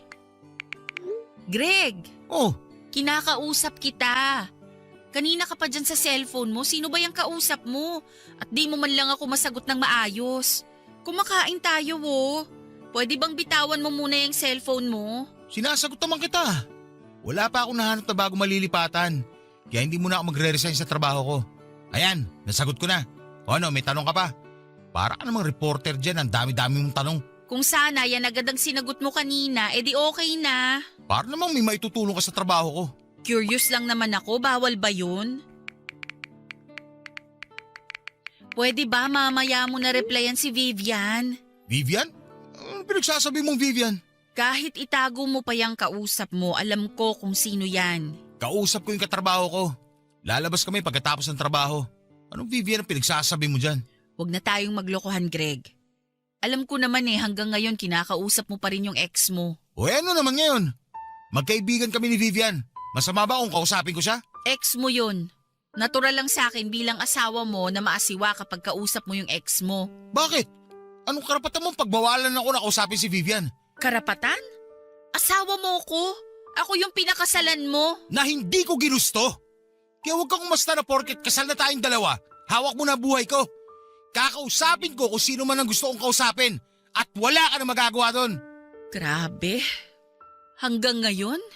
Nagbubuhay binata ka pa rin? Yun yung buhay na inagaw mo sa akin. Ah, talaga ba? Hanggang ngayon ako pa rin ba yung sinisisi mo sa nangyari sa atin? Ako lang? Ako lang yung may kasalanan kung bakit tayo nauwi sa ganitong sitwasyon? Ako lang talaga? Ang galing naman. O sige, ako na yung masama. Ako na yung sumira ng buhay mo. Pero tandaan mo, napilitan ka man o hindi, ako na ang asawa mo ngayon. At may karapatan ako sa'yo dahil ikaw ang ama ng anak natin. Ano nga yung gagawin mo? Pagbabawalan mo ang kausapin si Vivian? Pagbabawalan mo ang kontakin yung mga kaibigan ko? Sige, gawin mo. Pagbawalan mo ako pero hindi ibig sabihin nun na susundin kita sa gusto mo. Ano ulit yung hinahanap mo? Respeto, hindi ba? Kung gusto mong irespeto kita, irespeto mo rin yung mga bagay na gusto ko. Kahit kailan naman mula ako natanggap na respeto mula sa'yo pati sa pamilya mo Kung alam mo lang yung pagtitiis at paghihirap na ginagawa ko. Lahat ng yon tinitiis ko para lang... Hello? Oo, sandali. Papasok na ako sa trabaho. Message na lang ulit kita mamaya. Tapos ka na magsalita? Alis na ako. Sandali, Greg! Nag-uusap pa tayo! Greg!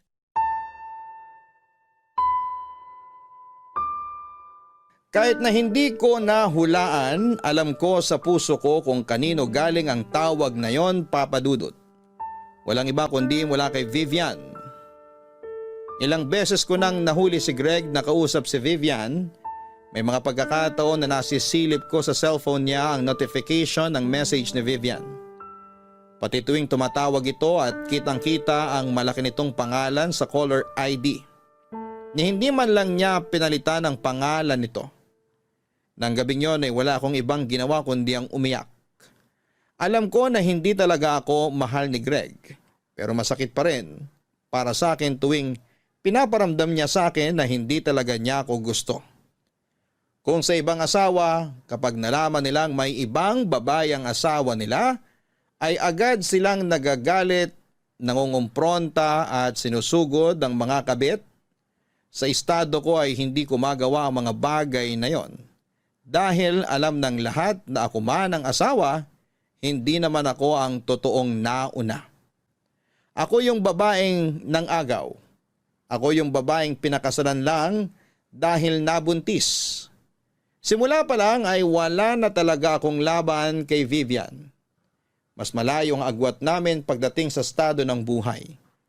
Hindi pa kasama rito na mas maganda siya, mas sexy, mas mataas siya sa anumang aspeto ng buhay kumpara sa akin.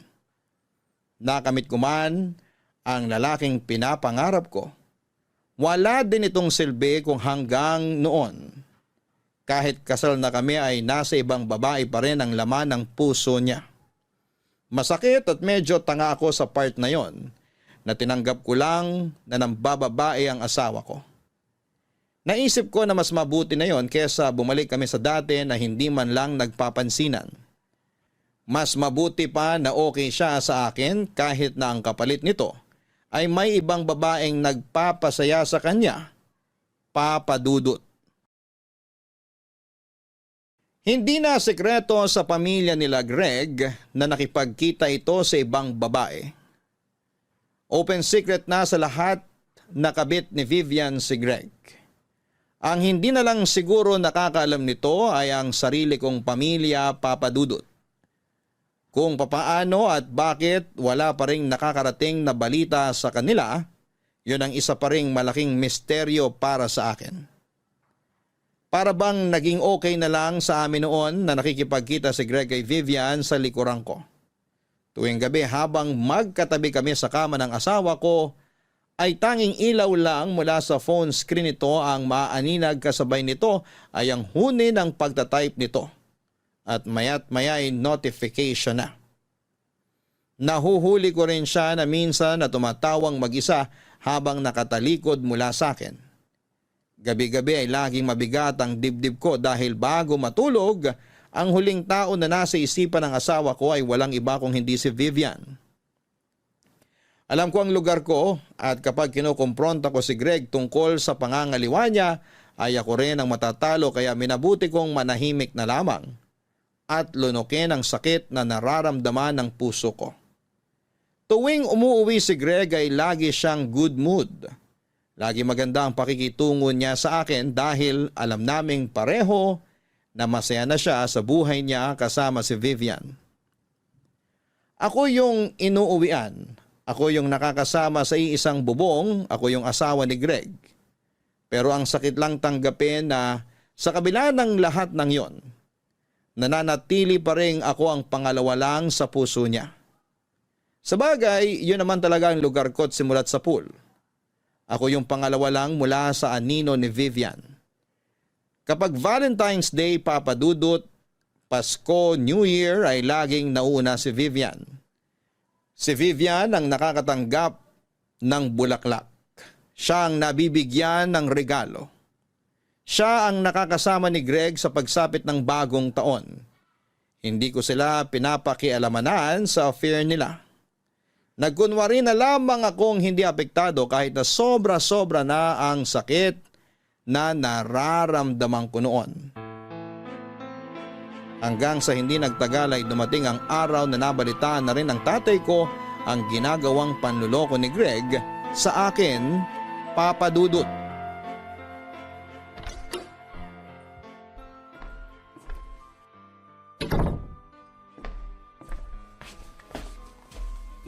Greg, mabuti nakauwi ka na. Kanina pa kita hinihintay. Huwag ka lumapit sa akin! Greg! Bakit nandito ka ba? Akala ko ba umuwi ka na sa inyo? Hindi. Hindi ako aalis dito hanggat hindi kita nakikita na okay ka. Anong pinagsasabi mong okay ka? Nakikita mo ba itong pagmumukha ko? Nagulpi ako, Osela. Mukha ba akong okay? Huwag mong sabihing inabutan ka ni tatay. Anong inabutan? Pinuntahan niya ako mismo sa trabaho ko. Sa harap mismo ng mga katrabaho ko, pinagmukha niya akong kriminal. Ipinahiya niya ako pati sa harapan ng boss ko. Sorry. Hindi ko naman alam na ganun ang gagawin niya eh. Ito ba yung gusto mo mangyari? Ha? Masaya ka na? Masaya ka na na puro pasato pagmumukha ko? Ito na! Nakabawi ka na! Ano, masaya ka na? Hindi ko ginusto na bugbugin ka ni tatay. Hindi ko yun hiniling sa kanya at kailanman. Hindi ako matutuwa na makita kang ganito. Eh kung hindi mo naman pala gusto mangyari to, bakit niya nalaman? Paano niya nalaman may nangyayari sa amin ni Vivian? Hindi ko alam kung paano niya nalaman ang totoo. Kahit gaano ako nasasaktan sa panlulokong ginagawa mo sa akin, hindi ako nagsumbong sa mga magulang ko dahil ayoko silang masaktan. Kung paano man niya nalaman, wala akong alam dyan. Itanong mo sa pamilya mo na konsentidor. Baka sila yung nagsumbong. Peste boy to! Greg, sorry. Sinabihan ko naman si tatay na wag makialam eh. Sinabi ko sa kanya na ako na mismo mag-aayos ng problema nating dalawa. Hindi ko talaga inaasahan na pupuntahan ka niya sa trabaho. Pasensya ka na. Sana mapatawad mo si tatay. Sa tingin mo maayos pa natin to? Wala na makakapag-ayos sa relasyon natin na Sela. Dahil simula pa lang, hindi na tayo magkasundo. Bugbugin pa ako ng tatay mo hanggang sa mamatay ako. Hindi na magbabago ang pagtingin ko sa'yo. Alam ko. Kaya nga hinahayaan na lang kita sa gusto mo eh. Hinahayaan lang kita kahit araw-araw akong nasasaktan. Tuwing gabi bago matulog, ang bigat-bigat ng dibdib ko pag nakikita kitang sobrang saya. Hindi dahil sa akin kung hindi dahil kay Vivian. Alam mo kung gaano kasakit para sa isang tao na makitang ibang taong nagpapasaya sa mahal niya? Oras-oras ko yung dinaranas, Greg. Pero kahit na alam kong never mo kong mamahalin, nagstay pa rin ako. Nandito pa rin ako sa tabi mo. Tinitiis lahat para sa anak natin. Alam ko na hindi mo ko mahal. Alam ko na kahit anong gawin ko, hindi ko makukuha ang pagmamahal mo kay Vivian. Alam ko yon. Pangalawa lang ako sa puso mo at tatanggapin ko yon para sa anak natin. Mabuti, alam mo! Halika na, may yelo sa ref. Lagyan natin ng yelo yung pisngi mo para hindi mamaga. Huwag na! Kailangan ko na mag-impake. Empake? Bakit? Para saan? Aalis mo na ako rito hanggat hindi humuhupa yung init ng ulo ng tatay mo. Huwag mo nang gawin yun. Ako nang bahalang makipag-usap kay tatay. Hindi mo nga siya napigilan, siguro na ako sa trabaho ko eh. Maniwala ka, kakausapin ko siya. Asela, binantaan ako ng tatay mo na papatayin ako kapag nakita niya pang magkasama tayo. Pero paano ang anak mo? Paano kung hanapin ka niya? Anong sasabihin ko sa kanya? Ikaw nang bahala. Magrason ka. Sabihin mo, nagtatrabaho ako sa malayong lugar. Basta, kung ano man ang maisip mo, ikaw nang bahala. Alam na ba to ng mga magulang mo? I-message ko na lang sila kapag nakalis na ako. Saan ka titira? Ba't ba ang dami mong tanong? Kaya ko ng sarili ko, Sela. Matanda na ako. Hindi ko kailangan ng concern mo. Problemahin mo na lang yung sarili mo. Kailan ka babalik? Di ko alam. Maiwan na kita. Mag-ayos pa ako ng gamit. Sandali lang. Tutulungan na kitang mag-ayos ng gamit mo.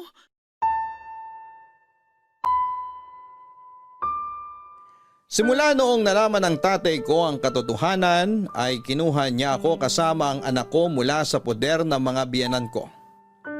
Doon ay tuluyan nang nasira ang tiwala ng pamilya ko sa pamilya ni Greg. Kung gusto nilang makita ang bata ay kinakailangan silang mismo ang magpunta sa bahay. Pero hindi na yon nangyari, Papa Dudut. Kayang-kaya ni Greg na talikuran ang sarili niyang anak para sa one true love niya. Noong time na yon, alam ko na sa sarili ko na hindi na talaga magbabago ang relasyon namin ni Greg. Hindi na talaga darating ang panahon na matututunan din niya akong mahalin. Hindi na magkakatotoo ang gabi-gabi kong panalangin na makaranas ng isang masaya at kumpletong pamilya. Umaasa pa rin kasi ako noon na baka panandalian lang ang pagsasama nila Greg at Vivian. Umaasa ako na balang araw ay ako rin ang pipiliin ito kapag natapos na ang lahat. Nalaman ko na lamang na matapos umalis ni Greg para pagtaguan ng tatay ko ay tumira siya sa apartment ni Vivian. Ang puso ko na may nakaturok ng kutsilyo ay parang sinaksak ulit ng panibago noong nalaman ko yon, Papa Dudut. Hindi ko ma-describe ang sakit na nararamdaman ko. Sobrang liit ng tingin ko noon sa sarili ko dahil kahit na anong gawin ko ay hindi talaga ako kayang mahalin o piliin man lang ni Greg. May pagkakataon noon na hinahanap-hanap ng anak namin si Greg dahil nami-miss na raw niya ang tatay niya. Patago ko noong tinatawagan si Greg para makausap niya ang anak niya. At tuwing nangyayari yon ay dinig na dinig ko ang boses ni Vivian mula sa background. Patunay na magkasama talaga silang dalawa. May time pa nga noon na ipinakilala mismo ni Greg si Vivian sa anak namin. Doon ako nahimasmasan. Grabe na ang pambabastos na ginagawa nila sa akin noon. Kaya naisip kong tapusin na lamang ang lahat. Makikipaghiwalay na ako kay Greg. At ilalayo ko na sa kanya ang anak namin. Matagal ko yung pinag-isipan pero ilang araw bago ang pagkikita sana namin ni Greg ay isang balita ang nalaman ko, Papa Dudut. Asela! Nandito ako! Greg, pasensya ka na, kararating ko lang. Pinatulog ko muna yung bata bago ako lumabas. Okay lang. Bakit mo pala ako gustong makausap? May gusto ko itanong sa'yo. Sakto. May gusto rin akong sabihin sa'yo. Pero sige, mauna ka na. Ano ba yung itatanong mo? Totoo ba yung nalaman kong balita? Anong balita? Nabuntis ka. Paano mo nalaman yan? Nabanggit sa akin ng kapatid ko. Alam mo naman ang chismis, mabilis kumalat. Totoo yung nasagap mong balita. Buntis nga ako. Ako ba tatay niyan? Wala naman akong iba eh. Sino pa bang magiging ama nitong dinadala ko kung di ikaw lang? Akala ko naman kung nabuntis ako ng ibang lalaki. Hindi ganon, Greg. Marunong akong rumispeto sa pagiging sagrado ng kasal. Hindi ko magagawang manloko dahil may anak ako. At ayokong masira ang pangalan ko sa kanya. Anong plano mo ngayon sa bata? Ipapanganak ko siya katulad nung nauna. May tatay man o wala, tataguyod ko sila kahit mag-isa lang akong magulang nila. Anong ibig mo sabihin? Nandito naman ako ah. Tatanggalan mo na ba ako ng karapatan sa mga anak ko? Nandito ka? Kailan? Never ka namang nagpakaama sa anak natin eh. Paano mo nasasabing nandito ka? Alam ko, marami akong pagkakamali noon. Marami akong pagkukulang bilang ama at asawa. Pero ayoko mawali sa akin yung anak ko, Asela. Lalo na't magkakaroon ulit tayo ng isa pang anak. Ngayon mo lang naisip yan? Ang tagal kong nagtiis.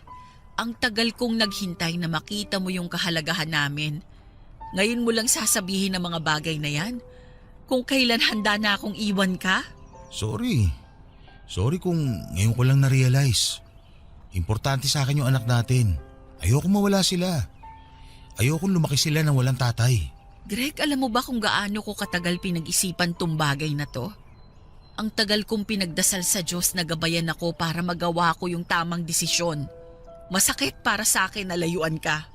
Pero kung yun ang mas makakabuti sa akin at sa mga anak natin, gagawin ko yon. Ngayong nakapag-isip na ako at nagkaroon ng sapat na tapang, ganito ang gagawin mo? Sasabihin mo sa akin na hindi mo kami kayang mawala sa buhay mo? Hindi ba ikaw mismo yung umalis? Iniwan mo kami? Yun ang totoo, Asela. Bigyan mo ako ng second chance. Patutunayan ko sa iyo yung totoo. Paano si Vivian? Hanggat kasama siya sa buhay natin, hindi kita matatanggap. Oo, mali yung ginawa ko na ako yung nang-agaw. Pero matagal na panahon na yun. Kasal na tayo. Magkakaroon na tayo ng pangalawang anak. At kung hanggang ngayon, hindi mo pa rin siya mapakawalan sa puso mo, mas mabuting siya na lang ang piliin mo kaysa sa amin. Iiwan ko siya. Tatapusin ko na kung ano man meron kami ni Vivian.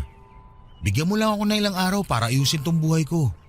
Pangako, ibibigay ko na sa inyo ang buong atensyon ko. Please, Asela. Patunayan mo muna na magbabago ka na. Ibalik mo yung tiwala ko sa'yo bago kita tanggapin sa buhay namin. Oo, gagawin ko yun, promise. Sana nga gawin mo. Sana totoo na to. Sana sa pagkakataong to, ako naman yung subukan mong mahalin. Magsimula ulit tayo. Subukan nating ayusin tong pamilya natin. Sige na, mauna na ako, Greg. Ihahatid na kita. Hindi na. Kaya kong umuwing mag-isa. Ayusin mo na yung kailangan mong ayusin. At kapag ready ka na, mag-usap na lang tayo ulit. Salamat. Sana mapatawad mo ako sa lahat ng kasalanang nagawa ko sa'yo. Sana may puwang pa rin ako dyan sa puso mo kahit ilang beses na kitang sinaktan. Alam kong mahirap paniwalaan itong mga pinagsasabi ko ngayon. Pero nung nalaman kong magkakanak ulit tayo, doon ko lang talaga napagtanto na hindi na ako binata. May 2 bata nang nakasalalay at umaasa sa akin. Hindi ko pwedeng talikuran yung responsibilidad ko na yun sa kanila. Katulad ng sinabi ko, ayusin mo muna yung issues mo bago ka bumalik sa amin. Mauna na ako.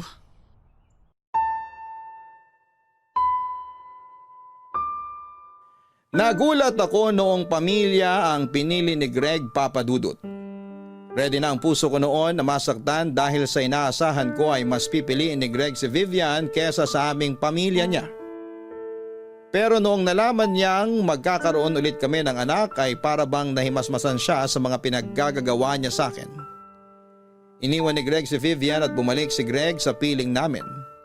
Kinausap nito ang tatay ko at humingi siya ng tawad sa ginawa niya at humingi ng ikalawang pagkakataon para patunayan sa aming lahat na nagbago na siya.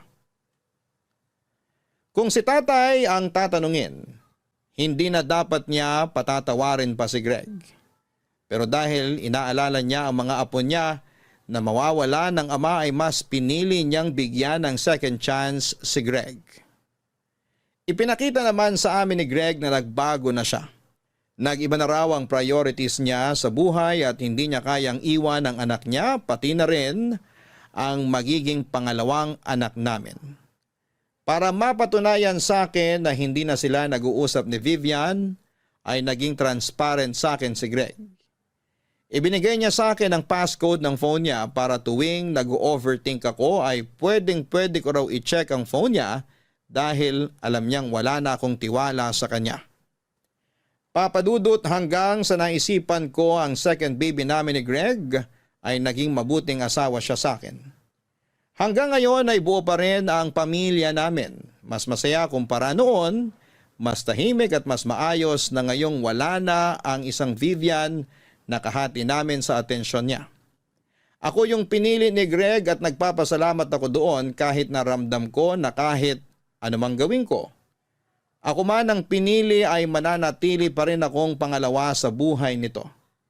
Wala na akong magagawa doon, ang mahalaga ay patuloy siyang nagpapakaama sa mga anak namin. Dito na po natatapos ang kwento ko, Papa Dudut. Maraming salamat at pagpalain po sana kayo ng Diyos. Ang inyong forever kapuso at kabarangay, Acela. Hindi madali ang magpatawad lalo na kung puso na ang nabasag. Pero mas mahirap ang mabuhay sa galit habang ang pamilya ay unti-unting nawawasak. Kung pinili mo magpatawad at muling magbukas ng pintuan ay gawin mo ito hindi dahil nakalimot ka sa sakit, kundi dahil pinili mong unahin ang pagmamahal para sa sarili mong pamilya. Hanggang sa muli, ako po ang inyong si Papa Dudut sa mga kwento ng pag-ibig, buhay at pag-asa sa Barangay Love Stories Number 1. Barangay Love Stories. Barangay Love Stories. Kwentuhan naman tayo dito sa comment section. Ang mga kwento ng pag-ibig, kwento ng buhay at kwento ng pag-asa dito sa Barangay Love Stories. Love Stories.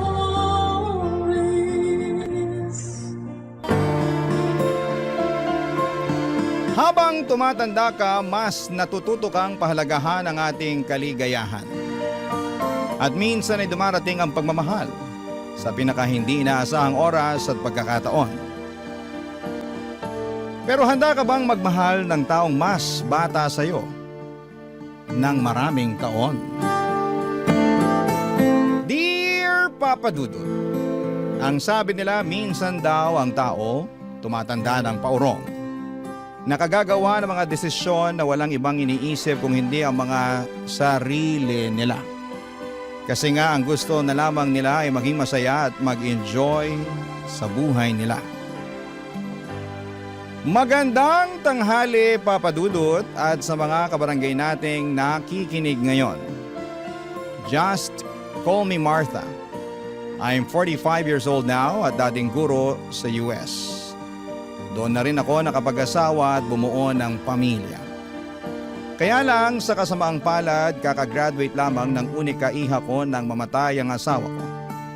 At nang magkaroon ng trabaho ang anak ko ay nag-decide na akong umuwi na lamang ng Pilipinas at magtayo ng sariling negosyo. Maayos ang buhay ko sa lumipas na mga taon. Kahit madalas na mag-isa lamang ako, wala naman akong dapat na isipin kung hindi ang sarili ko. Bukod sa maayos naman ang negosyo ay maayos din naman ang buhay ng anak ko sa US. Kaya naman ang mga panahon na yon ay puro pag-i-enjoy na lamang sa buhay ang ginagawa ko, Papa Dudut.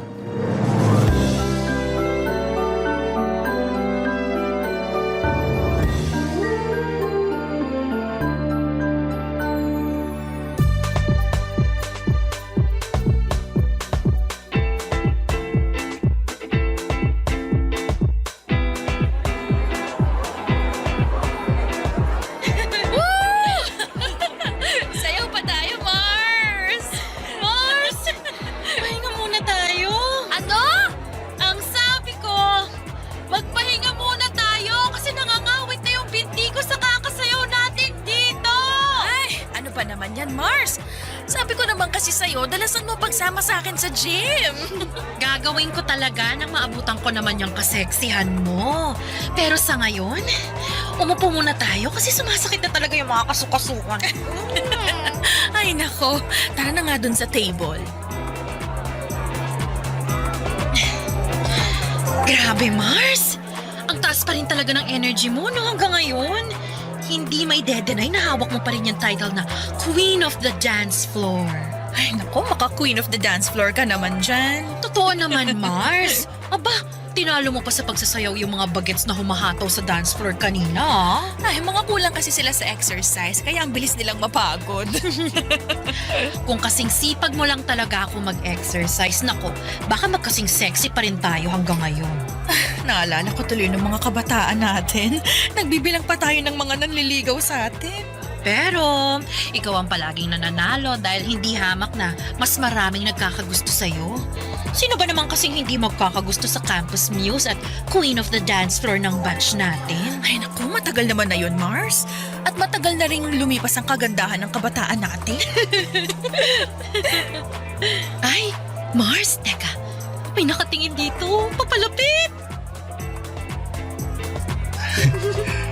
Hi ladies. Free cocktails nga pala para sa inyo. Wow! Free cocktails! Anong meron, Pogi? May special promo kasi kami tonight para sa mga best dancers sa floor kanina. Ay, kasama ba talaga ako dyan o para sa kaibigan ko lang yan? Hoy, Lani, ano ba yung sinasabi mo? Nakakahiya naman sa kanya. Baka mamaya kung anong isipin eh. Nako, ayos lang yon miss. Magaling ka naman talagang sumayaw kanina. I'm Jeric nga pala, isa sa mga DJ sa resto bar na to. Ah! Oo, alam ko! Alam mo? Ibig sabihin, kilala mo na siya? Ay, hindi ko siya kilala, pero alam kong DJ siya. Kanina ko pa kasi siya nakikita na tumitingin sa'yo mula dun sa pwesto niya sa booth. Alam mo, Mars, kanina ka pa humihirit ng ganyan ha. Nakakaya na talaga dito kay Jeric. Jeric, pagpasensyahan mo na tong kaibigan ko ah. Ganyan lang talaga yung kakulit. Ayos lang, miss. I'm Martha nga pala at siya naman si Lani. Nice meeting you, ladies. I guess it's time for you to enjoy the drinks and the night. Thank you ulit dito sa cocktail na binigay mo ha. You're welcome, Martha. See you later. Tama ba yung narinig ko, Mars? Tinawag ka niyang Martha! Ano namang problema doon? Ayun naman talagang pangalan ko. Wala man lang miss, ma'am o madam. Martha talaga ang FC ha? Alam mo Mars, malakas ang kutob ko na type ka ng bagets na yan. Ay, grabe ka naman mag-isip, Mars. Nagbigay lang ng cocktail, type na kaagad ako. Eh bakit naman hindi? Kanina ko pa kaya siya napapansin na panay ang tingin niya sa'yo mula dun sa may DJ booth. Tsaka, aminin mo, yummy si bagets. Oo, pero alam mo namang hindi ako pumapatol sa mas bata pa sa akin, no? Kasi ayokong ako yung mas nag-aalaga pagdating sa relasyon. Malay mo naman, mabago ni Bagets ang pananaw mo pagdating sa bagay na yan. Basta, malakas ang kutob ko, mukhang tinamaan sa'yo yang si Jerry.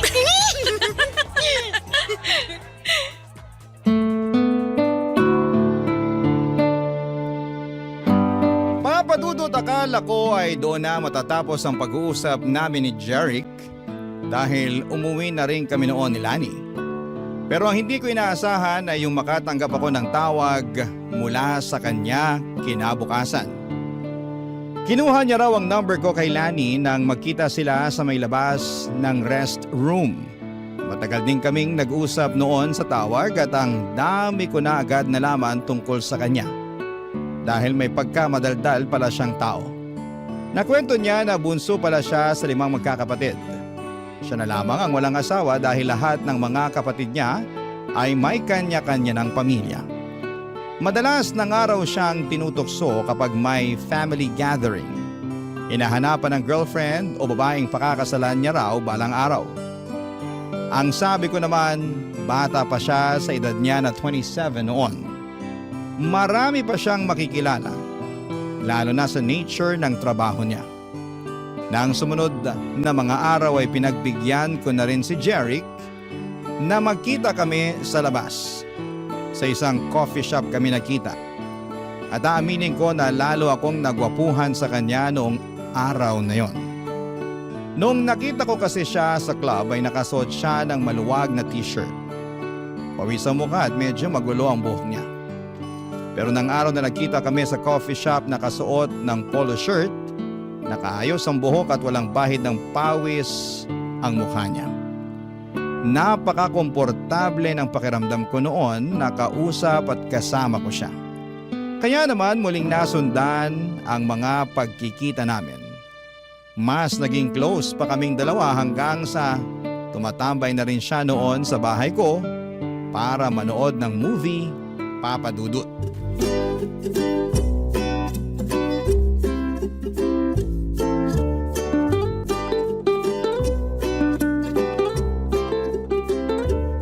Ang ganda ng ending ng movie, no?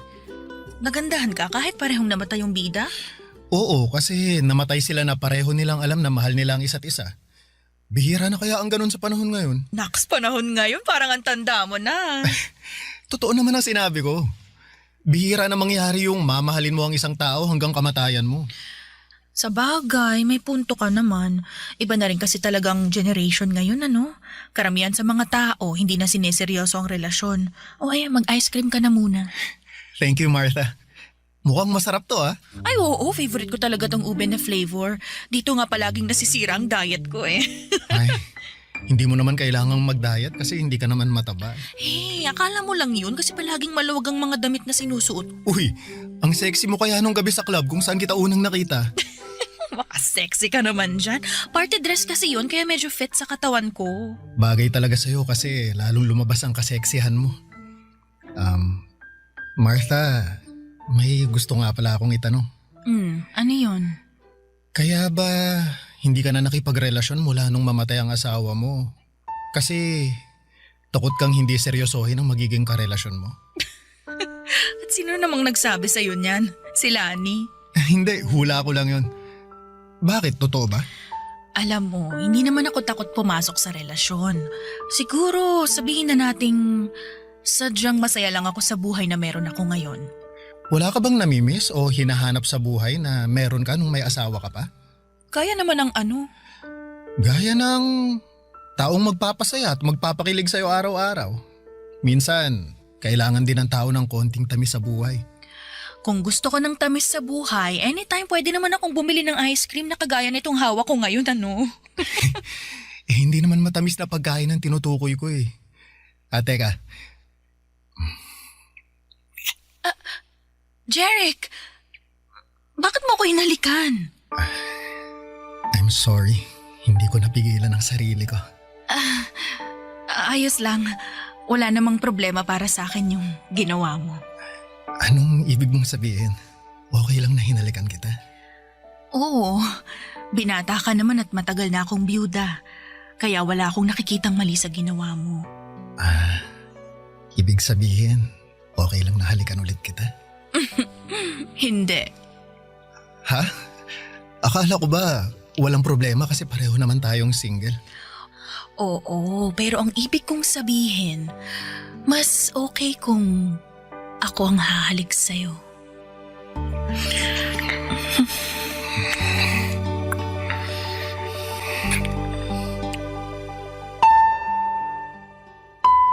Papa Dudut, hindi talaga ako attracted sa mga lalaki na mas bata sa akin. Never ako nag-entertain kapag alam ko na mas matanda ako. Ayoko kasi na ako ang nagdadala, pero iba ang charm ni Jeric. Kahit halos doble ang edad ko sa kanya ay nakita ko na medyo matured na siyang mag-isip at magsalita. Alam ko rin naman na hindi pera ang habol niya sa akin dahil may kaya rin siya sa buhay. Walang ibang responsibilidad kung hindi ang sarili niya. At ramdam ko na maganda ang intensyon niya para sa akin. Ayun nga lang ay hindi ko alam kung ano na ba ang estado ng relasyon namin noon. Pero ayos lang naman sa akin kasi wala pa rin sa isipan ko na pumasok sa seryosong pakikipagrelasyon. Ang mahalaga sa akin noon ay nag-e-enjoy ako sa kung ano ang meron sa aming dalawa ni Jeric Papadudut. Barangay Love Stories. Barangay Love Stories. Papadudot na uwi rin po sa relasyon ang namamagitan sa amin ni Jeric. Siya mismo kasi ang humingi ng label at assurance sa aming dalawa. Gusto niya raw kasi na masiguradong wala ng ibang lalaki ang aaligid sa akin. Kahit nga ang kaibigan kong si Lani ay kinikilig noon sa aming dalawa ni Jeric. Sinabi niya na mukhang seryoso daw sa akin si Jeric. Inamin ko naman noon sa kanya ang katotohanan na hindi ako seryoso sa kung ano man ang meron sa amin ni Jeric. Oo, masaya at nag-i-enjoy ako sa company niya. Lalo na at first time kong makipagrelasyon sa mas bata sa akin. Pero wala talaga sa isipan ko na seryosohin ang kung ano man ang namamagitan sa aming dalawa. Pakiramdam ko rin naman noon, Papadudot, ay nasa stage si Jeric ng pag-i-explore kasama na ang pakikipagrelasyon sa mas matanda sa kanya. Ramdam ko na pareho kami ng hinahanap sa isa't isa. Gusto lamang naming mag-explore at mag-enjoy. At natagpuan namin yon sa isa't isa noon, Papadudot.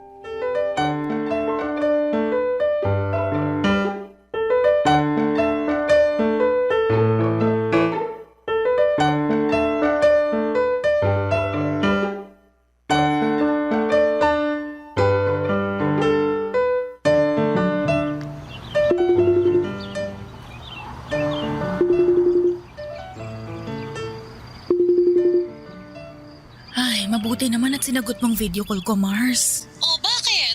Akala ko ba kasama mo si Jeric sa birthday celebration ng kabarkada niya ngayon? Oo nga, nandito kami ngayon sa bahay ng kaibigan niya. Eh bakit parang inip na yung mukha mo? Tsaka, bakit parang nasa labas? Eh, nandito ako sa may garden nila eh.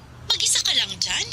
Oo, sinabi ko kay Jeric na magpapahangin lang muna ako dito sa garden. Nilalamok na nga ako dito eh. Ano ba kasing naisip mo at pumunta ka mag-isa dyan sa garden? Mars, naiinip na ako sa loob ng bahay kasama yung mga kaibigan ni Jeric. Yung iba sa kanila, ang lakas magyosi. Eh tapos hindi pa ako makarelate sa pinag-uusapan nila. Ano ba kasi mga pinag-uusapan nila na hindi ka makarelate, Mars? Eh, tungkol sa mga trending na video sa social media. Mga trending na sayaw at kanta. Tinuturuan pa nga nila ako ng dance step. Sabi ko masakit ang binti ko kaya sa susunod na lang. Dapat pinakitaan mo sila ng Martha dance step mo. Ay naku Mars, kung nakita mo lang sila kanina, iba ang mga trip nilang mga sayaw talaga. Hindi carry ng katawan ko. At saka alam mo ba, pati pala size at design ng bra at underwear pinag-uusapan na ng mga bagets ngayon. Ay talaga ba?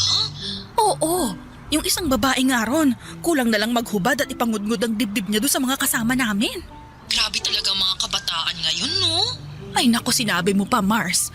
Akala ko liberated na ako sa lagay na to eh. Iba pa rin pala talaga yung mga kabataan ngayon. Ay oo, ibang-iba talaga sila ngayon kumpara sa atin. Pero, maiba ako. Alam mo, pakiramdam ko, seryoso na yan si Jeric sa relasyon yung dalawa. Ha? Bakit mo naman nasabi yan? Eh kasi pinakilala ka talaga niya sa buong barkada niya. Hindi ba normal naman yun? Kung kasing edad natin siya, walang espesyal dun sa ginawa niya. Pero dahil malayo ang agwat ng edad natin sa kanya, gusto niya na ipakita sa'yo at sa barkada niya na proud siya sa relasyon yung dalawa.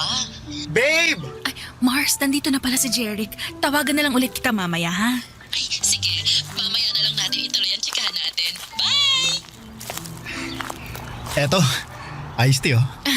Thank you, babe. Bakit pala hindi ka na bumalik sa loob? Honestly, medyo naiinip kasi ako eh. Hindi ako makasabay sa pinag-uusapan ng mga kaibigan mo. Ganun ba? Sobrang excited pa naman sila na makabanding ka. Lalo na si Paula, yung nagtuturo ng dance step sa'yo kanina. Hindi ko rin naman kasi masabayan yung dance step na tinuturo niya. Alam mo naman ako, hindi ako ganun sumayaw. Oo, alam ko. Sorry, binida ko kasi na magaling kang sumayaw eh, pero iba nga lang sa mga trip nila. Ayos lang. Pasensya na rin kung hindi ako makasabay sa trip ng mga barkada mo, ha? Pero hindi mo naman kailangang pilitin na sumabay sa kanila eh. Gusto mo ba umalis na lang tayo? Ha? Okay lang ba sa'yo? Oo naman. Ayoko na sayangin mo yung oras mo dito nang dahil sa akin, lalo na kung hindi ka naman pala nag-e-enjoy. Mabuti pa, manood na lang tayo ng sine. Maaga pa naman, kaya siguro may mapipili pa tayo ng magandang movie. Sige, Mas gusto ko nga yung idea mo na yan, babe. Sige, ako na lang ang taya ngayon sa movie ticket at popcorn natin. Uy, teka, anong ikaw? Ako ang taya kasi ako ang nagyaya na lumabas tayo ngayon eh. Kaya tara, magpaalam muna tayo sa mga kaibigan ko bago tayo umalis. Papadudot yun ang unang pagkakataon na nakilala ko ang mga kaibigan ni Jeric. Ayoko pa nga sanang sumama kaya lang ay napilitan na rin ako nang medyo magdrama siya sa akin. 3 buwan na rin kasi ang relasyon namin noon at matagal na niya akong kinukulit na gusto na niya akong ipakilala sa mga kaibigan niya. Palagi raw kasi niyang kinagkwento sa kanila at sobrang curious na sila na makilala ko. Kaya naman nang magpa-party ang best friend niya para sa birthday nito ay pumayag na akong sumama para makilala ito at iba pang mga kaibigan ni Jeric. Sa totoo lang, isa sa mga dahilan kung bakit ayaw ko makipagrelasyon sa mas bata sa akin ay yung mga bagay na kinasanayan nila. Mga party, alak, vape at kung ano-ano pa. Kahit na ilang taon akong tumira sa US ay hindi ako kasing liberated na mga ibang kabataan ngayon. At yung mga kaedad ni Jeric. Hindi rin ako makarelate sa mga pinag-uusapan nila na trending sa social media dahil hindi ako madalas na mag-internet talaga, papadudot. Bagay na nararamdaman ko ang pagkakaiba.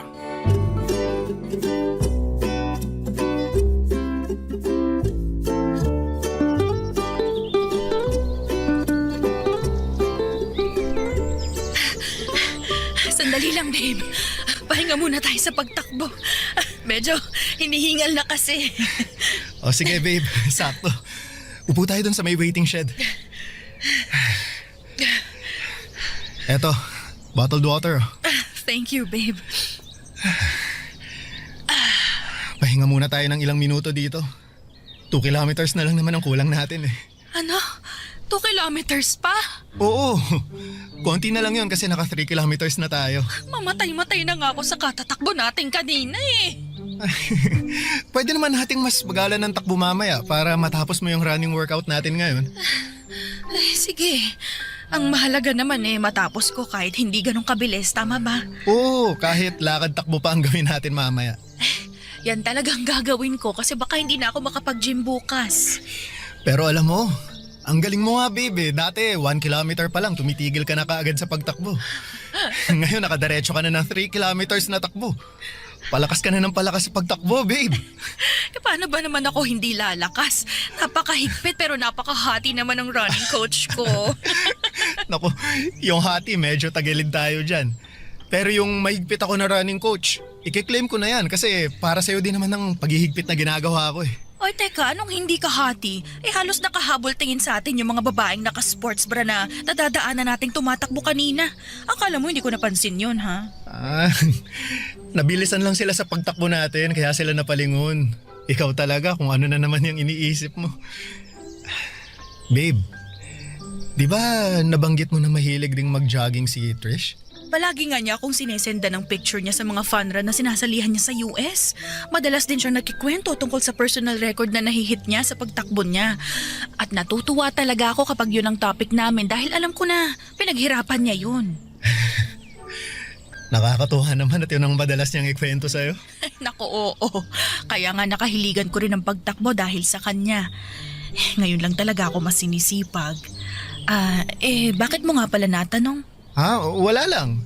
Iniisip ko lang kung ano kaya ang pwede naming pag-usapan na alam kong pareho kaming makaka-relate sa topic. Anong ibig mong sabihin na topic na pag-uusapan nyo ng anak ko? Ang ibig kong sabihin, gusto ko lang na maging komportable siya, nakausap ako. Pag pinakilala mo na ako sa kanya. Abay, bakit mo naman naisip ang tungkol sa bagay na yan? Syempre, doon din naman tayo kasi papunta, di ba? Ipapakilala mo rin ako sa anak mo bilang boyfriend mo. Kasi babe, gusto na kitang ipakilala sa parents ko eh. Plano ko nga na isama ka sa family gathering namin next week para makilala mo na rin ang ibang kamag-anak ko.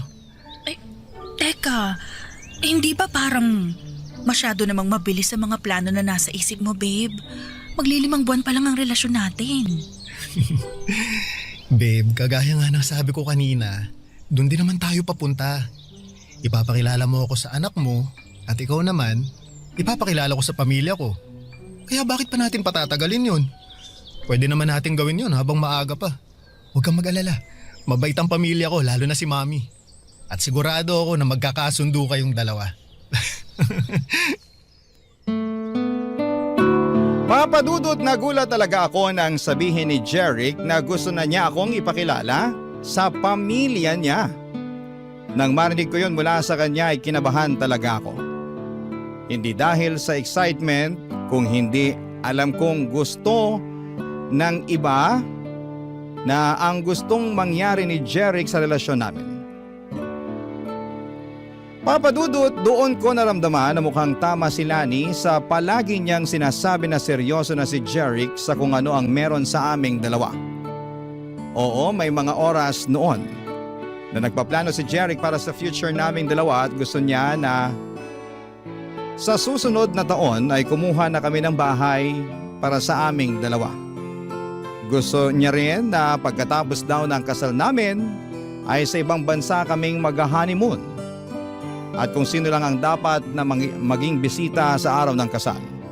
Marami pa siyang mga plano at hindi ko naisip talaga na seryoso siya sa mga bagay na yon, Papadudot. Pero kinakabahan ako ng dahil doon. Barangay Love Stories. Barangay Love Stories. Papadudot, nagsimula na po akong makaramdam ng pagkailang kay Jeric noon. Para bang nabawasan yung kilig at excitement na nararamdaman ko noon. Oo, at naging masaya ako sa relasyon namin, pero hindi talaga pumasok sa isipan ko na magiging seryoso siya sa akin. Na magiging seryoso kaming pareho. Kaya nga kapag nagtatanong siya kung kailan ko siya ipapakilala sa anak ko, ay umiiwas akong sagutin yon, Papadudot. Dahil wala akong balak na ipakilala siya sa anak ko na halos ilang taon lang ang tanda niya. Hindi ko rin ma-imagine ang sarili ko na magpapakasal ulit tapos sa mas bata pa sa akin. Doon na po ako nagdesisyon na simulang iwasan si Jeric. Binawasan ko yung mga oras na magkasama kami. Gumagawa ako ng dahilan kapag nag-aaya siya ng date. Sinasabi ko na umalis ako ng bahay at may mga kailangan na ayusin sa negosyo. Napapadalas tuloy noon ang pagdadrama niya sa akin. Dahil hindi ko sinasagot ang mga tawag niya. Sandamakmak na chat or text message naman ang natatanggap ko mula sa kanya. Hanggang sa isang araw ay hindi ko na siya naiwasan nang bigla siyang pumunta sa bahay, Papadudot. Sakto naman na may ine-expect ako na delivery kaya lumabas ako at pinagbuksan ko siya ng gate ng mga oras na yon.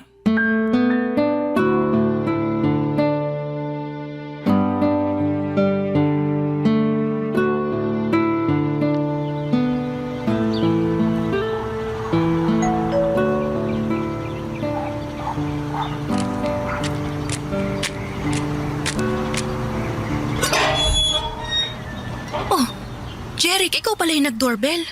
Oo, ako nga. Akala ko yung magde-deliver ng in-order ko na makeup sa online. Ah, ganun ba? Baka parating na rin yun mamaya. Pero mabuti't pinagbuksan mo na ako ng gate, babe.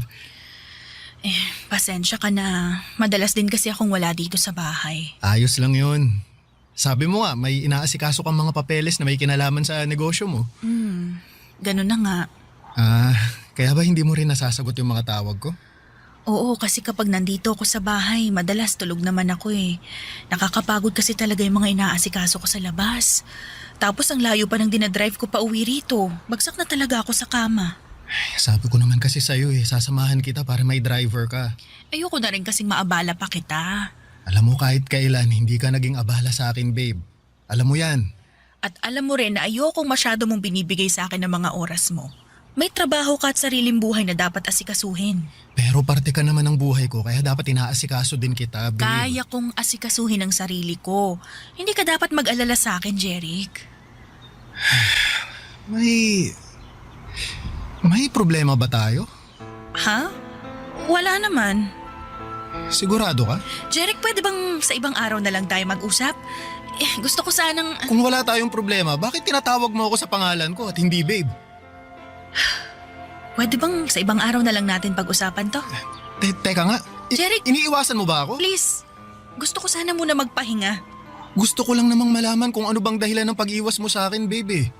Kung may nagawa ba akong hindi mo nagustuhan, pwede mo naman kasi akong kausapin eh. Ano? Kaysa... Gusto mo ba talagang malaman, Jeric? Gusto ko ng space. Space? Bakit? Anong nagawa kong mali para humingi ka ng space sa akin? Wala, okay? Wala kang nagawang kahit anong pagkakamali. Gusto ko lang huminga muna. Yung makakakilos ng hindi ko kailangan ipaalam sa'yo yung bawat galaw ko. Babe, kung nasasakal ka lang pala sa ginagawa ko, pwede naman akong mag-adjust. Hindi mo naman kailangan sagutin palagi lahat ng mga chat o tawag ko sa'yo eh.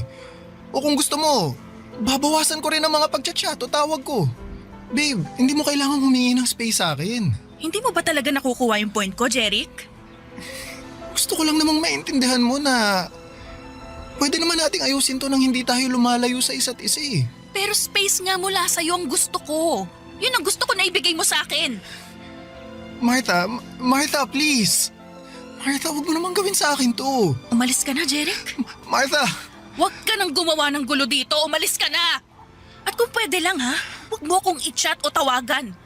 Gusto ko munang matahimik ang mundo ko mula sa'yo. Kaya please lang, layuan mo muna ako. Papadudot, ilang araw pa akong kinulit ni Jeric noon hanggang sa tuluyan na niya akong binigyan ng space. Sa totoo lang ay medyo nakahinga ako ng maluwag nang sa wakas ay nagawa kong humingi ng space sa kanya. Medyo nasasakal at nauumay na rin kasi ako sa sobrang kaswitan niya. At hindi ko na rin gusto ang mga planong binubuo niya para sa aming dalawa. Ayoko na siyang paasahin pa, Papadudot. Ayoko nang isipin niya na pareho kaming seryoso sa relasyon naming dalawa. Hindi ko naman kasi talaga alam na aabot sa puntong gusto niya akong pakasalan sa hinaharap. Nabanggit niya pa nga noon na kung hindi ko na raw siya mabibigyan ng anak, ay pwede naman daw kaming mag-ampon at sigurado daw siya na magiging mabuti pa rin kaming mga magulang. Yung mga plano niya na yon ay wala sa mga plano ko para sa sarili ko. Kaya bago pa mas lumalim ang nararamdaman niya para sa akin ay tinapos ko na ang namamagitan sa aming dalawa, Papadudot.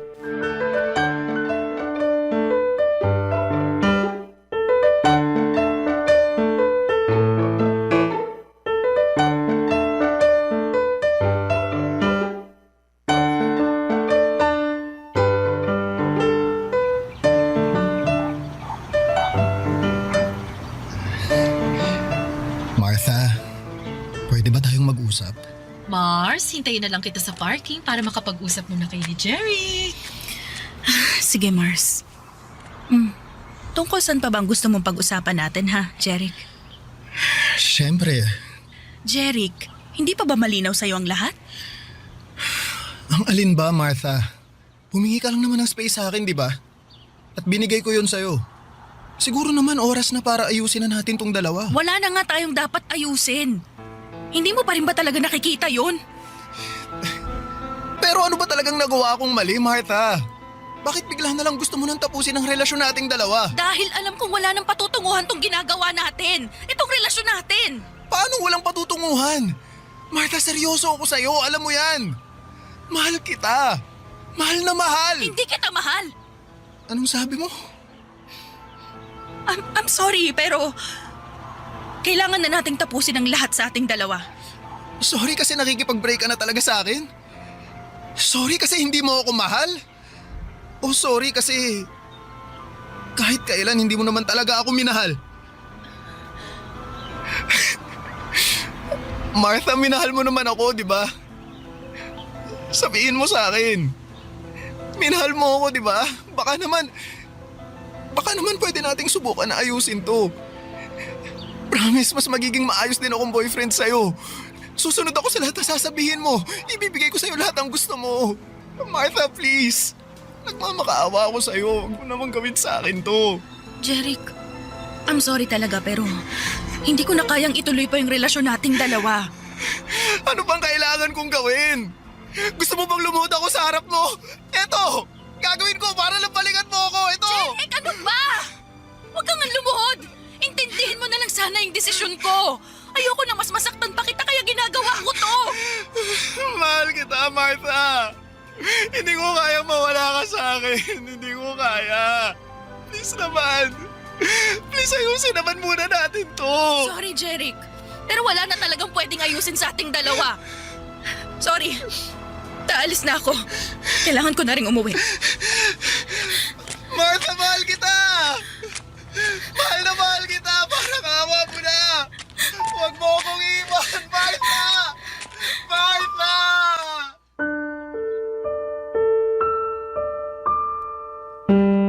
Papadudot, hindi rin naman naging madali sa akin ang pakikipaghiwalay kay Jeric. Kahit paano ay naging espesyal siya sa akin at aaminin ko na napakilig niya rin talaga ako. Para kung bumata ng 10 taon ng mga panahon na magkarelasyon kaming dalawa. Wala siyang ibang pinaramdam sa akin kung hindi puro kilig at saya lamang. Siguro kung nakilala ko siya noong kabataan ko at pareho kami ng edad ay baka siya na ang nakatuluyan ko. Pero hindi ngayon na gusto ko na lamang mag-enjoy sa buhay na mag-isa. Hindi rin kagad sumuko noon si Jeric, Papadudot. Sinubukan niya pa rin gumawa ng paraan para magkabalikan kami. Sa kabila ng ilang ulit na pagtataboy ko sa kanya, may ilang beses pa siyang pumunta sa bahay para subukan na kausapin ako. Pero hindi na ako lumalabas para harapin siya. Kinukulit niya si Lani na tulungan siyang makausap ako at may isang beses na pumunta siya sa bahay na lasing at sumisigaw sa labas. Napilitan akong lumabas para kausapin siya. Halos sumagulhol ulit siya at nagmamakaawa na balikan ko siya. Hindi ko na rin tuloy napigilan ang sarili ko na maluha noon dahil sa awang nararamdaman ko.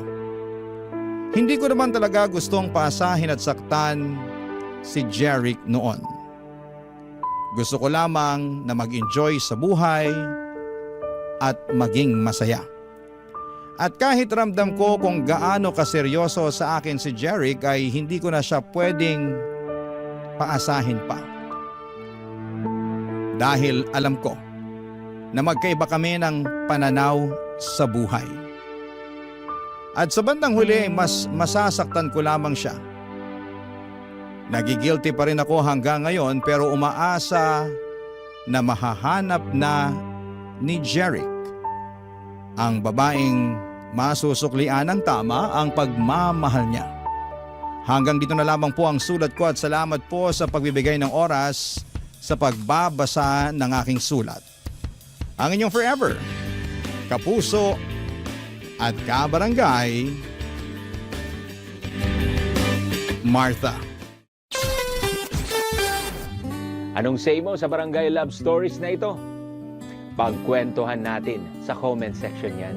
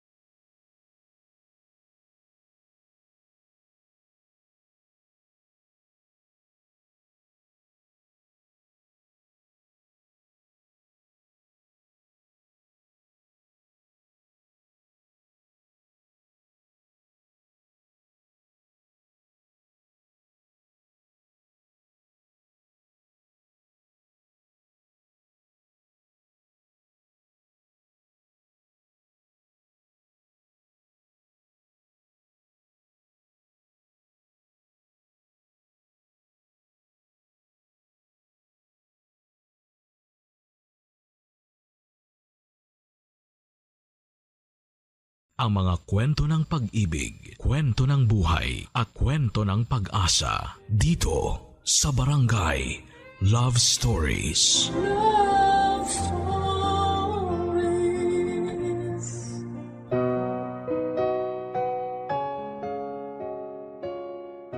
Wala nang mas hihigit pa sa puso ng isang ina, kundi ang kapakanan ng kanyang minamahal. Dahil ang pinagmumula ng kanyang tapang at dangal sa bawat araw na dumaraan ay walang iba kundi ang kanyang mga anak. Ikaw kabarangay, masasabi mo bang isa kang mabuting ina? Matagal nang magkaibigan sina Glenda at ang letter sender nating si Sharon. Maraming pagsubok na ang kanilang pinagdaanan at pareho nila itong nalampasan. Magkasama sila sa bawat saya at lungkot dahilan kung bakit mas tumatag pa ang kanilang pagkakaibigan. Pero dahil sa isang hindi inaasahang pagsubok, malalagay sa alanganin ang ilang taong kanilang pinagsamahan. Paano kaya nila malalampasan ang problemang dumating sa kanilang buhay? Yan ang malalaman natin dito lamang sa mga kwento ng pag-ibig, buhay at pag-asa sa nangungunang Barangay Love Stories.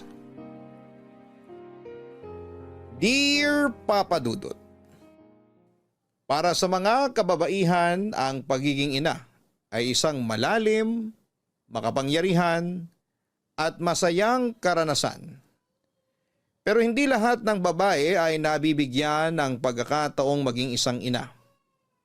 Marami dyan ang hirap magkaanak at makabuo ng bata. Isang bagay na nakaka-relate ako dahil pinagdaanan ko rin ito. Ako nga po pala si Sharon, 61 years old. Hindi man single parent pero mag-isa kong pinalaki ang kaisa-isa kong anak na si Aryan. Dahil buong buhay nito ay laging nasa laot ang tatay niya. Seaman kasi ang asawa ko kaya mag-isa kong pinalaki ang anak namin habang nasa malayong lugar ang kanyang ama. Milagro na ang turing namin ng asawa ko kay Aryan dahil matagal na panahon naming siyang inintay sa buhay namin. Sa kasamaang palad ay hindi na po siya nasundan, na okay lang para sa amin dahil sapat na ang blessing na yon, na kung tutuusin ay kamuntikan na naming hindi matanggap. Dahil miracle baby ang tingin namin kay Aryan, ibinigay namin ang lahat ng kagustuhan niya sa buhay. Siya ang aming unika iha, kaya sobrang spoiled siya sa kanyang ama. Kapag may kailangan siya o gusto na kailangang pagkagasusan, hindi nagdadalawang isip ang ama nito na magpadala ng pera. Yun na lang kasi ang tanging paraan niya para ipakita sa anak namin ang pagmamahal nito. Sa kabila ng pagiging spoiled ay hindi naging bratinela si Aryan. Alam niya kung ano ang limits niya dahil sinisigurado kong habang bata pa siya ay kailangan na niyang matutunan ang pagkakaroon ng mabuting loob. Mabait siyang bata, masunurin at lumaking may galang sa mga nakatatanda. Sweet siyang bata kahit na overprotective akong ina. May takot din siya sa Diyos at takot siyang makasakit ng kapwa niya. Pero katulad ng lahat ng bata ay dumarating ang panahon kung saan ay tumatanda rin sila. Noong nagdalaga si Aryan ay doon ako unang nakakita ng pagbabago mula sa kanya. Medyo lumayo ang loob niya sa akin na hindi ko naman binigyan ng malalim na kahulugan. Dahil tingin ko'y parte ng pagdadalaga niya yon. May mga panahon talaga na dumadaan sa rebellious phase ang mga bata lalo na noon sa edad niyang 22 years old.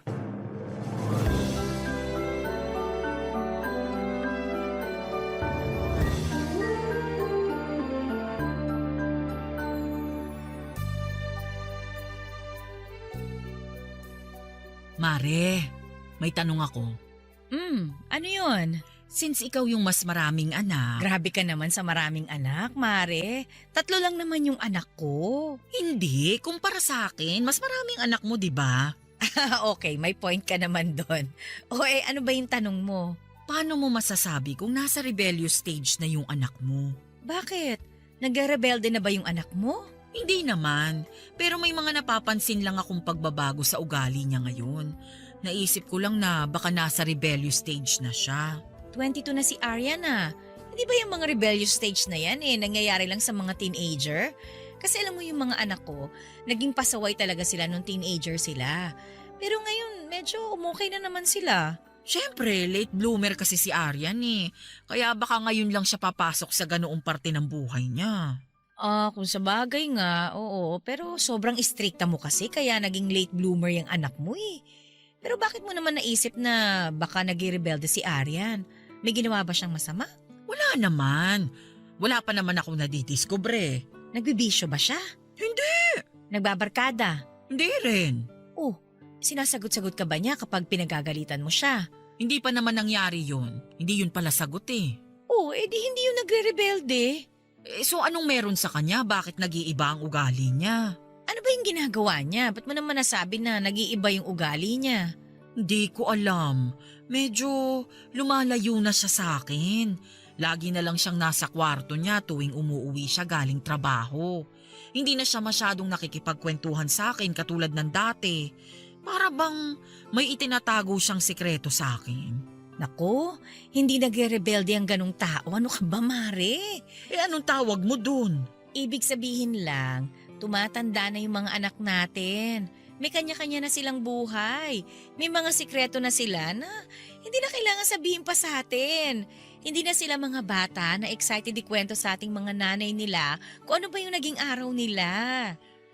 Ganun ba? Oo, ganun yun, Mare. Kala ko naman kung ano na. Nag-alala pa naman ako. Normal lang yun, Mare, no? Minsan, sinasarili nila yung mga problema nila kasi nahihiya na silang lumapit sa mga magulang nila para humingi ng tulong. Ma-pride na yung mga yan. Kasi nga, malalaki na sila Ang nasa isip nila, kaya na nilang solusyonan yung mga problema nila nang sila lang. Imbis na mag-alala ka dyan, Mare, dapat matuwa ka. Kasi alam mo ba kung anong ibig sabihin nun? Ano? Ibig sabihin lang nun, nakakatayo na sila sa sarili nilang mga paa. Hindi na sila dependent sa atin. Kaya na nila mga sarili nila, Mare. Nakakalungkot naman kung ganun. Hindi pa ako ready na malayo sa akin si Aryan Naku, ganyan talaga ang buhay. Hindi forever na magiging sa atin yung mga anak natin. Darating yung time na aalis din sila sa pugad nila para humayo at bumuo ng sarili nilang buhay. Ay, ang bilis talaga ng panahon. Parang kailan lang nung tinuturuan ko pang maglakad si Aryan. Tapos ngayon, kayang-kaya na nilang maglakad palayo sa nakagisna nilang buhay. Pero alam mo, yung mga sikreto-sikreto na yan sa ganyang edad, isa lang ang pumapasok sa isip kong rason yan. Ano naman yun? Baka naman may jowa na yung anak mo na ayaw lang ipaalam sa'yo. Ha? Bakit naman niya itatago sa akin yun kung sakali? Sobrang strikto mo kasi. Kaya malamang itatago sa iyo yun ng anak mo. Hindi mo ba naman kasi pinagbigyan mag-boyfriend nung nag-aaral pa siya? Yan tuloy. Nakakapag-usap naman kami tungkol dyan Pinapayagan ko na siyang makipagrelasyon, lalo na't nakapagtapos naman na siya ng maayos. Baka nga nahihiya lang. Ganyan din naman tayo noon, di ba? Ayaw nating ipaalam sa mga magulang natin na may boyfriend na tayo. Sa tingin mo, may boyfriend na si Aryan? Mas hindi naman ako ready doon. Nag-a-assume lang naman ako, Mare. Pero mas maganda na i-ready mo na yung sarili mo. Antayin mo na lang si Aryan mismo ang umamin sa'yo. If ever man na may boyfriend na talaga siya. Maganda ang anak kong si Aryan. Hindi ko yon sinasabi lang dahil anak ko siya kundi dahil yon ang totoo, Papa Dudut. Nakuha kasi nito ang features ng kanyang ama na half Japanese. May ilang mga kalalakihan noon ang nagtangkang ligawan si Aryan noong nag-aaral pa lamang ito pero ni isa sa kanila ay wala siyang sinagot. Dahil may usapan kami ng anak ko na bawal muna siyang mag-boyfriend hanggat hindi siya nakapagtapos ng pag-aaral at inirespeto ni Aryan ang desisyon kong yon. Kahit patago ay never nag-entertain ng lalaki sa buhay niya si Aryan. At very proud ako sa kanya na kahit papaano sinusunod niya ang bagay na yon na napag-usapan naming dalawa. Nakapagtapos siya ng may Latin Honors, Papa Dudut. Doon pala ang isang malaking tagumpay na yon para sa aming mag-asawa. Kaya naman noong nagkatrabaho siya ay unti-unti nang bumubuo ng sarili niyang mundo. Masakit man para sa akin ay unti-unti ko nang hinayaang buksan ni Aryan ang kanyang mga pakpak para magdesisyon para sa kanyang sarili. Alam ko noong mga panahong yon na kaya na niya ang sarili niya at marunong na siyang pumili ng mga tamang desisyon. Malaki ang tiwala ko sa kanya na hindi siya gagawa ng ikakasira ng kanyang buhay, pero ganon pa man, hindi ko pa rin naman tuluyang inalis ang sarili ko sa buhay niya. Bilang isang magulang, kailanman ay hindi matatapos ang trabaho namin para sa anak namin. Kaya noong nag-inala ako na baka may boyfriend na nga ang unika iha ko ay biglang lumabas ang pagiging protective mother ko, Papa Dudut. Oh, madam. Heto na yung in-order mong maha blanca. Ayan, matagal ko ng craving to eh. Buti naisip mong gumawa ulit. Lagi ka nag-request kaya gumawa na ako kasabay nung ilang order ng putot kutsinta na binibenta ko. Salamat, Mare. Mamaya na lang yung bayad ha, send ko na lang kapag okay na yung online banking. Down daw yung system ngayon eh. Okay lang. Mag-isa ka na naman dito sa bahay nyo? As usual. Nasan si Aryan? Nasa trabaho. Wala, off niya ngayon. Pero lumabas siya kasama ng mga kaibigan niya. Lagi naman yung lumalabas kada weekend eh. Kaya naman pala gusto mong ako mismo mag-deliver nito maha eh.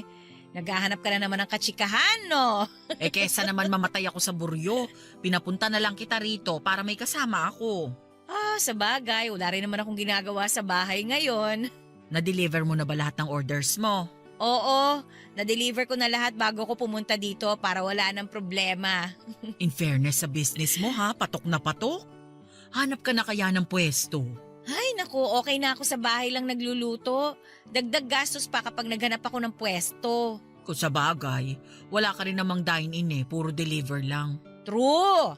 Ano na palang balita sa anak mo? Tuloy na ba yung paglipad niya sa Hong Kong? Yung panganay ko? Oo, tuloy na. Next month na yung flight niya. Yung pangalawa, si Mikel, nakalipat na ng trabaho? Naku, ba't naman siya lilipat ng trabaho? Nakwento mo yata noon na gusto nang lumipat ng trabaho ni Mikel kasi toxic yung mga katrabaho niya. Hindi si Mikel yon, yung bunso ko ang may gustong lumipat ng work. Yung bunso ba? Akala ko si Mikel. Ba't naman lilipat si Mikel? Kakapromote lang niya. Ay talaga? Ang galing naman. Mukhang totoo nga na siyang nagmana sa tatay matalino. Ay naku, sinabi mo pa. Kung hindi lang talaga namatay ng maaga yung tatay nila, ay naku, sigurado akong proud na proud yun sa mga achievement ng mga anak niya. Sure naman akong proud yun ngayon. Maiba tayo, Mare. Kumusta na pala si Aryan? Alam mo na ba yung rason kung bakit nagiging mailap siya sa'yo? Ay buti na banggit mo yan. Mukhang totoo nga yung sinabi mo na may boyfriend na siya. Ay talaga? May ipinakilala na ba siya sa'yo? Wala pa naman. Pero napapansin ko sa mga galaw niya talagang nagsusumigaw na may boyfriend na nga siya. Ano naman yung mga napapansin mo? Kapag dumadaan ako sa kwarto niya, kahit nakasara yung pinto, may naririnig akong kausap niya. Nagtatawanan sila, naghaharutan sa 10 oras ng gabi. Yun lang? Paano naman kung kaibigan lang pala niya yung kausap niya sa cellphone? Ay meron pa, nahuli ko rin siya na may naghatid sa kanya sa bahay. Pero hindi ko nakita yung itsura ng lalaki kasi hindi na siya lumabas ng sasakyan. Baka naman katrabaho lang niya yun. O heto, ngumingiti siya ng mag-isa habang naguhugas ng pinggan. Dalawa lang ang rason niyan kung bakit siya ngumingiti mag-isa. Either may nagpapakilig na sa kanya o nababaliw na yung anak mo. O baka naman baliw na sa taong nagpapakilig sa kanya. Correct! So ano naman ang mararamdaman mo kung sakaling ang may boyfriend na yang si Aryan? Masaya naman ako. Nasa legal age naman na siya para magkaroon ng karelasyon eh. Masyado nang ang late ka mo. Ano ka ba? Basta sana, ang hiling ko sa kanya, mapunta siya sa maayos na lalaki. Matalino naman yan si Aryan eh. Sure akong marunong yung pumili ng jojowain. Hindi yung papatol sa putyo-putyo lang, Mare. Sana nga. Kasi minsan kahit gaano pa katalino ang isang tao, nabobobo pa rin sila kapag pag-ibig ng pinag-uusapan. Ay, magtiwala ka na lang sa anak mo, Mare. Hindi naman agad-agad makakahanap yan ng lalaking para sa kanya. Basta ang mahalaga, nandyan ka once na maging broken-hearted siya. Huwag naman sana siyang maloko. Ako yung masasaktan eh. Nako, ganyan talaga ang pag-ibig. Ikaw naman, Mare, para namang hindi ka dumaan dyan. Hindi naman po ako controlling na ina, Papa Dudut. Alam ko kung ano ang limit ko sa pagiging istrikta dahil minsan na rin akong dumaan noon sa stage ng buhay na pinagdadaanan ni Aryan. Yan ang isa sa mga phases na kailangang bantayan natin ang anak natin dahil oo nga't hindi na sila bata pero hindi pa sila ganon katanda para makapag-isip ng tama. May mga pagkakataon na mas nauuna ang emosyon nila kesa sa paggamit ng utak at ayoko namang mapunta sa maling direksyon ng anak ko. Ang nais ko lang noong mga panahong yun ay gabayan si Aryan sa unang salang nito sa pag-ibig para sa ganon. Kapag nagkaproblema ang anak ko ay mabilis ko siyang matutulungan. Isa sa mga bagay na nagustuhan sa akin ng anak ko ay hindi ako masyadong nakikialam sa buhay niya. Lalo na noong nagdalaga siya, Papa Dudut. Binibigyan ko kasi siya ng oras para mag-decide para sa sarili niya. At kung ano man yon ay lagi ko siyang sinusuportahan.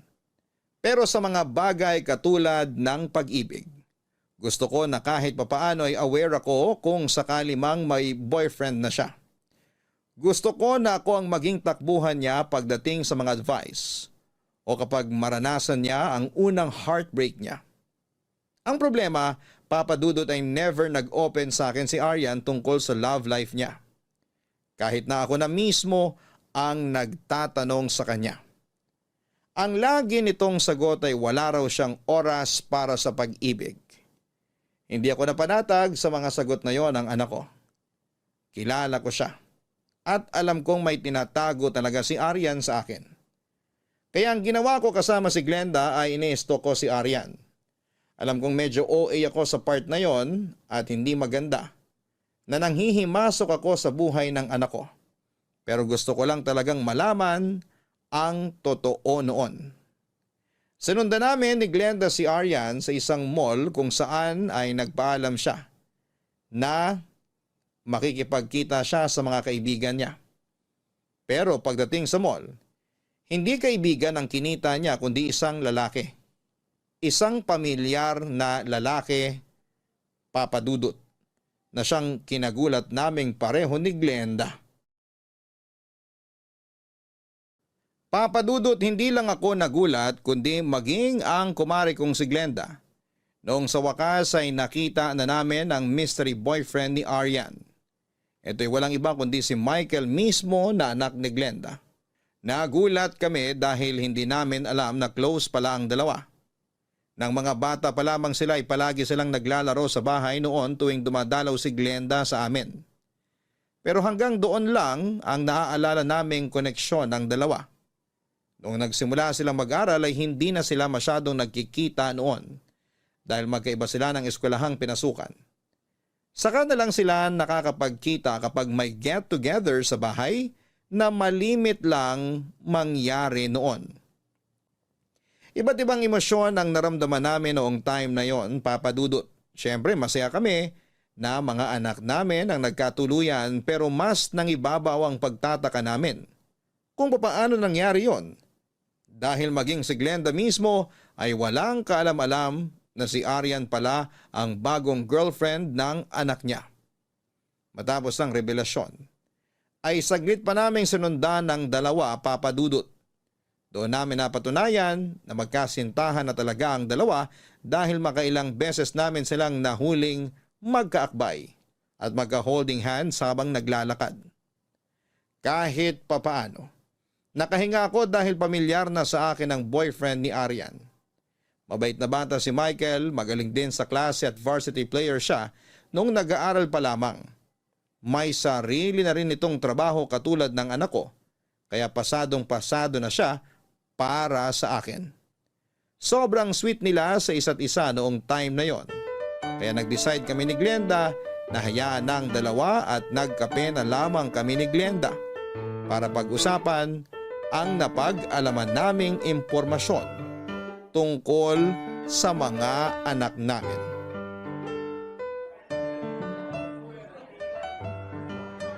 Oh, totoo ba talaga itong nakita natin? Si Aryan at Mikel? Ay naku Mare, maniwala ka sa akin, pati ako nagulat. Hindi mo ba alam na may girlfriend si Mikel? Alam ko na may girlfriend siya, pero hindi naman kasi ako nakikialam sa love life ng mga anak ko. Kaya hindi ko kilala kung sino yung girlfriend niya ngayon. Kung ipapakilala nila sa akin yung girlfriend nila, tatanggapin ko. Pero so far, yung panganay ko pa lang yung nagpapakilala ng girlfriend niya sa akin eh. Grabe, napakapituloy ako nang wala sa oras kahit na hindi naman ako mahilig sa kape. So ano, nasolve na natin yung sikretong tinatago ng anak mo.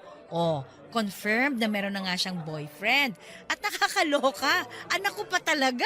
Oo nga, nagulat ako. Paano? Ibig kong sabihin, oo, magkakilala sila. Pero hindi ko alam na close pala sila. Matagal na panahon na silang hindi nagkikita, diba? Yun na nga rin ang ipinagtataka ko eh. Kasi simula nung nagbinata ang mga anak ko, hindi na sila sumasama sa akin kapag bumibisita ako sa inyo. Kaya hindi ko talaga alam kung paano sila nagkaroon ng relasyon. Hindi naman sila magkatrabaho, diba? Baka naman sa social media, no? Siguro friends sila sa Facebook. Baka nga. Ibang klase na rin kasi ngayon, ano? Madali na lang makahanap ng love life dahil sa internet. Nung panahon natin, kailangan pang sumulat ng love letter. Pero mas maganda noon. Kasi talagang effort kung effort, di ba? Naaalala ko naman yung asawa ko noon. Talagang snail mail ang labanan. Actually, nakatago pa rin sa baul ko yung mga sulat niya sa akin noon eh. Oo nga, inggit na inggit nga ako sa'yo noon eh. Kasi kada linggo, may natatanggap kang sulat mula sa jowa mo. Napaka-sweet, grabe. Ako naman kasi, kapitbahay ko yung napangasawa ko eh. At least ikaw, lagi mong kasama noon ang nobyo mo. Ang hirap kaya ng LDR nung panahon natin.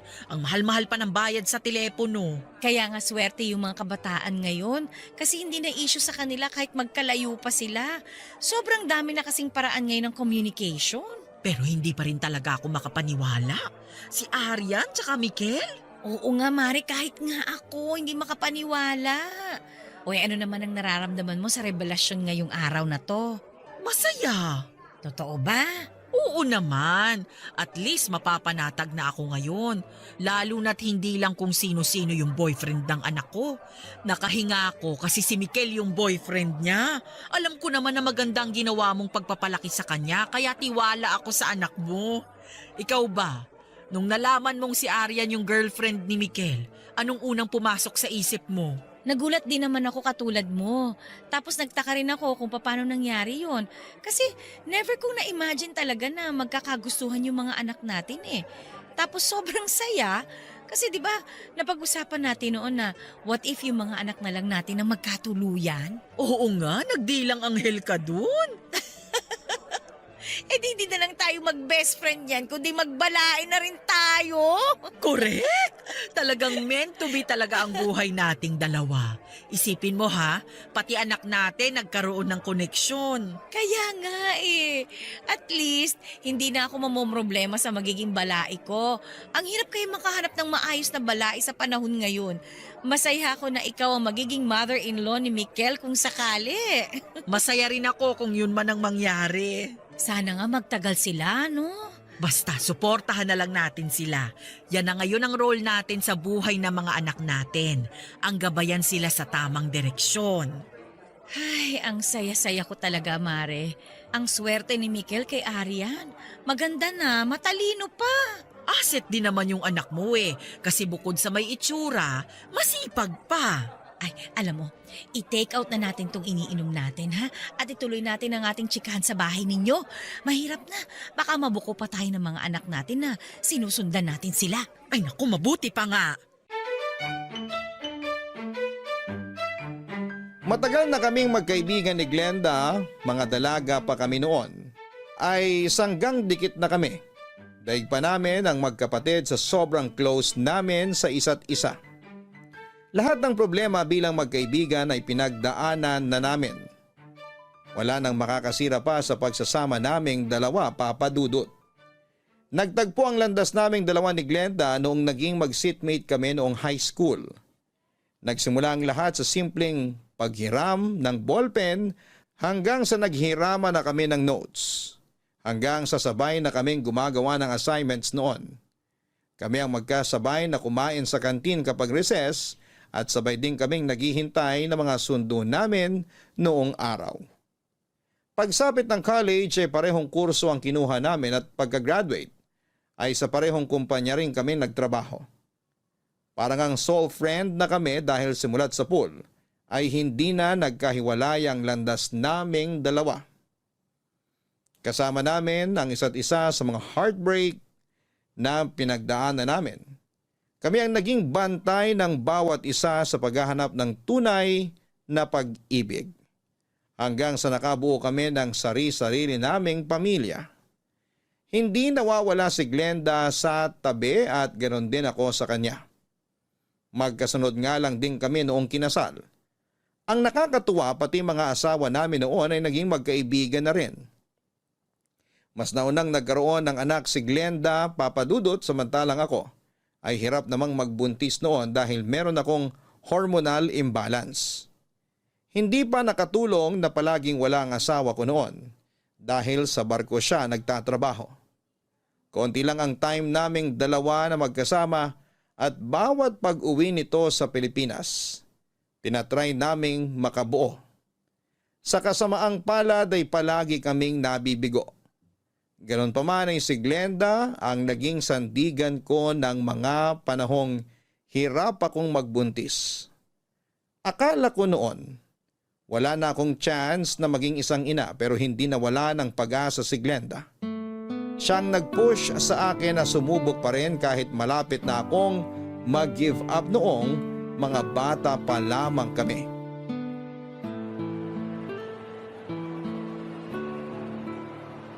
Mare, mauna na ako sa may counter para makapila tayo agad. Marami pa namang tao ngayon. Ay hindi, sasama na ako. Wala na naman akong bibilin eh. Sigurado ka ba? Oo, wala na. Bumili lang ako ng bagong punda at comforter. Okay. Akala ko kasi may gusto ko pang bilhin eh, lalo na sa baby section. Ha? Anong baby section? Ay nako, akala mo ba hindi ko napansin? Ang tagal-tagal mo kaya kanina sa baby section. Ah, yun ba? Wala. Tumitingin-tingin lang ako ng bagong damit para sa panganay ko. Panganay? 3 taon na yung panganay mo. Yung mga damit na chine-check mo kanina parang pambagong panganak eh. Sabihin mo nga, may tinatago ka sa akin oh. Buntis ka ba ulit? Ay, okay, sige. Sasabihin ko na sa'yo ang totoo. Buntis ako.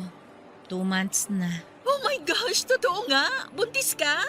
Oo, magkaka-second baby na kami ng asawa ko. Mari, congrats! Pero bakit inabot ka pa ng 2 months bago mo to sinabi sa akin? Pasensya ka na ha. Nahihiya kasi akong sabihin sa'yo tong balitang to eh.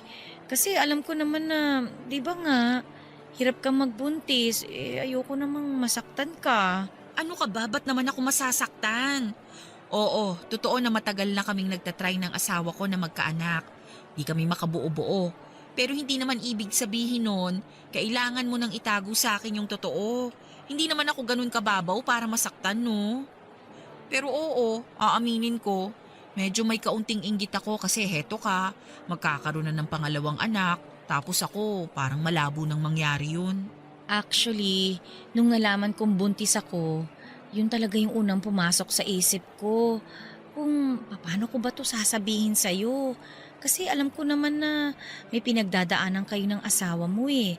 Baka maging insensitive ang dating ko. Hindi ko naman itatanggi. Minsan masakit makarinig ng mga ganyang balita. May konting kirot sa puso. Pero hindi ibig sabihin no na hindi ako masaya para sa'yo. Sobrang saya ko kaya para sa inyong mag-asawa. Di ka insensitive sa part na yon. At saka mas lalo akong magtatampo sa'yo kung itatago mo sa akin to tapos saka ko lang malalaman kapag nanganak ka na. Salamat Mare ha, naiiyak tuloy ako. Ang lakas mo! Kung ako nasa sitwasyon mo, hindi ko alam kung paano ko dadalhin yung emosyon ko. Kasi kung ako yan ako, hindi ko na rin alam kung anong gagawin ko. Lalo na't pareho nating pangarap na sabay manganak. Hindi ko rin alam kung paano ko kinakaya eh. Pero ang tanging pinanghahawakan ko lang ay yung pananampalataya ko sa Diyos. Lagi kong sinasabi sa sarili ko, hindi pa man ngayon, pero darating din. Tiwala lang talaga. Maraming beses ko nang gustong sumuko pero sa bawat dasal ko, nakakaramdam ako ng kapayapaan. Tama yan, tiwala lang talaga. May tamang panahon ng lahat. Kung kailan handa ka na, ibibigay talaga niya. At habang hinihintay mo yun, hindi ka nag-iisa. Nandito lang ako. Salamat. Baka gusto mong bumalik sa baby section. Sasamahan kitang mamili. Hindi mo na kailangang magtago, no? Sure ka ba? Oo naman.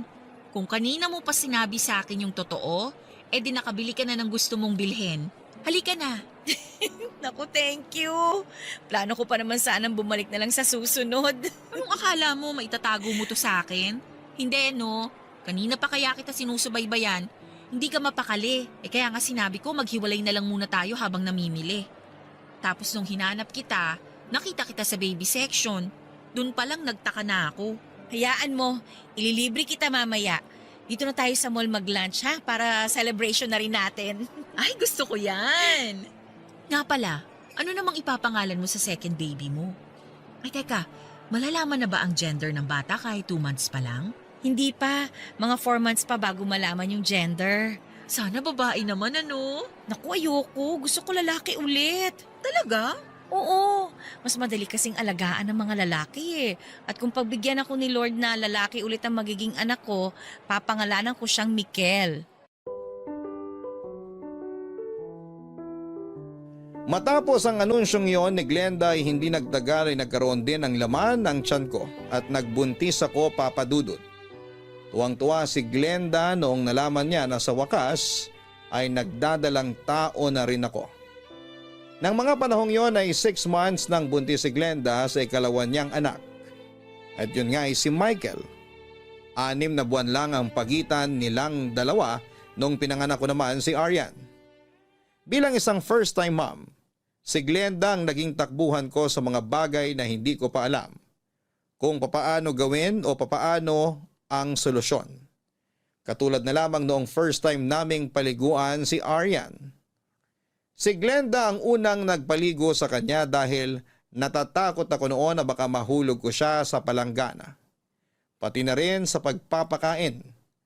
Hindi ko alam kung kailan ang tama o baka sobra na siya sa kinakain niya, Papa Dudut. Mahirap ang maging solong magulang lalo na't noong mga panahong yon ay mag-isa lamang akong nag-aalaga sa anak ko.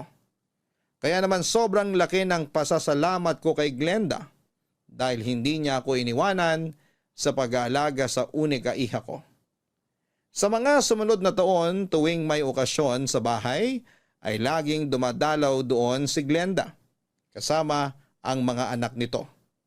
Playmates noon sina Aryan at Michael. Siguro yun ang naging dahilan kung bakit nahulog ang loob nila sa isa't isa. Dahil magkakilala na sila simula't pagkabata pa. Hinayaan namin ni Glenda ang mga anak namin na pasukin ang magulong mundo ng pag-ibig.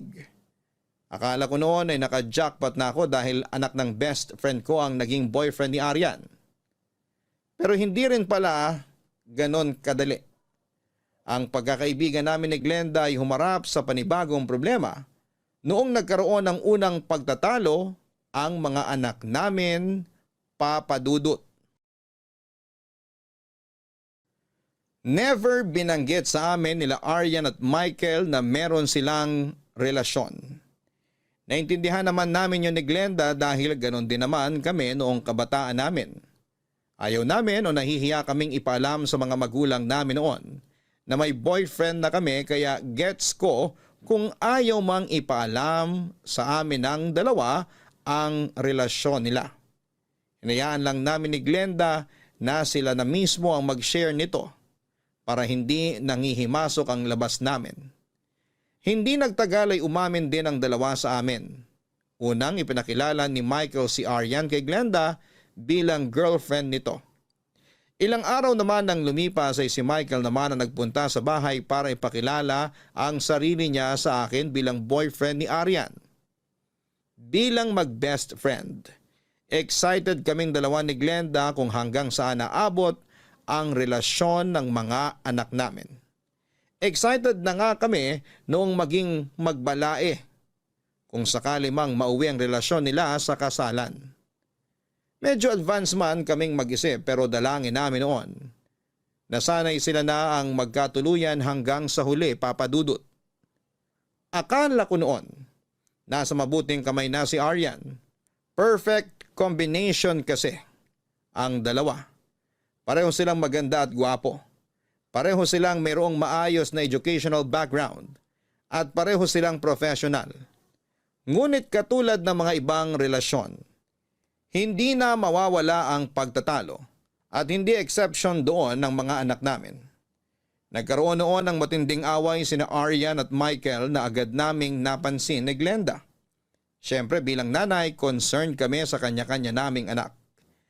Pero kahit gaano kalala ang pinagawayan nilang dalawa, ayaw magsalita ni Aryan at Michael.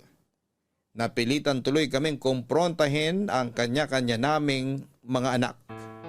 Doon na lamang nag-open up sa akin si Aryan sa kung ano ang nangyari at bakit nagkaroon ng away ang magkasintahan.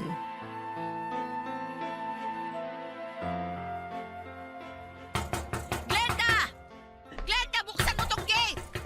Sandali lang, nandyan na! Ang aga-aga, sino naman tong sigaw ng sigaw? Oh, Mare! Bakit? Anong ginagawa mo dito nang ganito kaaga? Nasaan si Mikel? Si Mikel? Eh, natutulog pa siya. Bakit? Ano bang kailangan mo sa anak ko? Ilabas mo rito si Mikel at mag-uusap kaming dalawa! Ay, teka sandali. Bakit ka pa sumisigaw? Kumalma ka nga muna. Paano ako kakalma? Alam mo ba kung anong ginawa ng anak mo sa anak ko? Ay, hindi ko alam. Ano ba nangyari? Nag-away si Aryan at Mikel! Oh, tapos? Eh, natural lang naman yun sa magkasintahan, di ba? Walang relasyong perpekto. Lahat dumadaan sa ganyang awayan. Oo, walang perpektong relasyon. Pero hindi ko ito-tolerate yung pananakit na ginagawa ng anak mo sa anak ko. Mari naman, lumalabas na naman ang pagka-OA mo. Magulis-dili ka nga muna. Ano ba pananakit ang sinasabi mo dyan? May pasa sa braso si Aryan. Ayaw man aminin ng anak ko na si Mikel ang may gawa nun. Alam kong anak mo ang nagbigay ng pasa sa kanya. Teka lang ha, tama ba tong naririnig ko, Mare? Pinaparatangan mo yung anak ko na nananakit ng babae? Itanong mo kay Mikel para magkaalaman na. Pinayagan ko silang mag-out of town kasama ang mga kaibigan nila. Tapos pagka-uwi nila, namumugto na yung mata ng anak ko. Tas malalaman ko ngayon na yung anak mo, mahimbing nang natutulog na parang walang nangyari. Samantalang yung anak ko, puno ng pasa yung katawan. Tinanong mo ba si Aryan kung ano nangyari? Baka naman tumama yung braso niya sa kung ano kaya nagkapasa. Glenda, gamitin mo naman yung common sense mo. Maghahanap ka pa ng rason, eh nag-awa yung dalawa. Sinaktan ni Mikel si Aryan kaya siya may pasa ngayon. Eh hindi ko gusto yung lumalabas dyan sa bunganga mo, Mare ha? Pinalaki ko na maayos yung anak ko. Alam kong hindi sila mananakit ng ibang tao, lalo na't babae. Ano hindi? Eh nagawa na nga niya. Pwede ba? Ilabas mo rito si Mikel para siya mismo ang makausap ko. Sa tabas mo namang yan, tingin mo, hahayaan ko yung anak kong humarap sa'yo? Wag na, no? Ako ang kausapin mo kung gusto mo. Tsaka, mahaba-haba yung dinrive ng anak ko mula sa pinanggalingan nila. Kaya hayaan ko siya magpahinga hanggat kailan niya gusto. Kung gusto mong makausap si Mikel, bumalik ka na lang rito pag kalmado ka na. Hindi na mangyayari yon. Dahil hindi ko napapayagan si Aryan na makipagkita sa anak mo. Teka lang nga, Sharon. Hindi ba napag-usapan na natin kung hanggang kailan tayo makikialam sa relasyon ng mga anak natin? Eh sa ginagawa mong ito, masyado ka na nang hihimasok eh. Hindi mo pwedeng pagbawalan yung dalawa na magkita. Alam ko kung anong mas makakabuti sa anak ko. Hindi ko pinalaki si Aryan para saktan lang ng ibang tao. Hindi ko hayaang maulit-ulit yung nangyari sa kanya, kaya mas mabuti pang wag na silang magkita. Huwag ka naman magpadalos-dalos sa mga desisyon mo. Matatanda na yung mga anak natin. Marunong na sila magdesisyon para sa mga sarili nila. Hayaan mong sila mismo ang umayos nito, hindi tayo. Yan! Yan yung problema sa'yo eh. Hinahayaan mo lang kasi yung mga anak mo porket matatanda na sila. Pwes, ibahin mo ako. Hindi ako ganon. Magkaiba tayo ng pagpapalaki ng anak. Hindi kita pinakikialaman sa style mo. Kaya wag mo rin akong pakialaman. Ang akin lang naman, isipin din natin yung boundary natin bilang ina. Kung nagkasakitan sila, hindi ko rin yun ito-tolerate. Hayaan mo't kakausapin ko si Mikel para malaman ko kung ano ba yung totoong nangyari. Pero hanggat hindi ko alam yung totoong kwento, hindi ako magbibigay ng judgment doon sa dalawa. Eh, ganun din sana ang gawin mo. Palibhasa, hindi mo anak yung agrabyado dito eh. Kaya nasasabi mo yung mga ganyang bagay. Alam mo, umuwi ka na muna. Hindi tayo makakapag-usap ng maayos kung ganitong nilalamon ka ng galit mo. Kakausapin ko si Mikel. At kung siya mismo ang may mali, kami ang pupunta sa bahay ninyo para humingi ng tawad. Sa ngayon, Mare, hayaan mo muna magpahinga yung anak ko dahil pagod siya eh. Sana maintindihan mo. Papadudot na galit sa akin si Aryan noong nalaman niyang sinugod ko si Michael sa bahay nila. Hindi ko alam kung bakit ako pa yung napasama, gayong concerned lang naman ako sa kapakanan niya. Bilang ina, nag-init agad ang ulo ko noong nakita kong may mga pasa ang anak ko. Alam ko na medyo napadalos-dalos ako sa part na yon, pero valid din naman siguro yung naging reaksyon ko. Gets ko rin naman si Aryan kung bakit nagalit siya sa akin. Ang punto niya lang kasi ay dapat silang magkasintahan ng umayos sa sarili nilang gulo at hindi na dapat nakikisawsaw kaming mga magulang nila. Pero dahil natamaan ng ego ko ng mga panahong yon ay lumabas ang pagiging istrikto ko. Pinagbawalan ko si Aryan na makipagkita kay Michael dahil ang pinakaayoko sa lahat sa isang relasyon ay kapag may pisikalang nangyayari. Hindi ko inalagaan at pinalaki ng maayos si Aryan para lang sakta ng ibang tao. Hindi nagustuhan ni Aryan ang naging desisyon kong yon. Pero dahil ako pa rin ang ina niya ay wala siyang nagawa kundi sundin ang utos ko. Pero dahil sa nangyari ay mas lumayo sa akin ang anak ko. Hindi ko alam kung tama ba ang ginagawa ko noon, pero pinanindigan ko ang desisyon ko kahit na hindi ako kinakausap ni Aryan. Noong time na yon ay hindi pa kami nagkakausap ulit ni Glenda matapos akong sumugod sa bahay nila. Dumaan ang isang araw at nagulat ako nang biglang nagpakita si Michael sa bahay. Hindi si Aryan ang sadya nito kundi ako. Humingi siya ng tawad sa akin at inamin niya ang pagkakamali niya. Hindi raw naman niya ginusto ang nangyari. Nadala lang siya sa emosyon niya at nangako siyang hindi na mauulit ang bagay na yon. Pinagsabihan ko si Michael at binigyan ng warning bago ko siya pinatawad. Pagkatapos noon ay sumama siya kay Aryan para naman humingi ng tawad kay Glenda. Naging okay ulit ang dalawa. Ang problema dahil sa kanila ay hindi na kami okay ni Glenda. Kaya naman ako na mismo ang gumawa ng paraan para magkabati kami ulit ng kaibigan ko. Glenda? Glenda, nandiyan ka ba?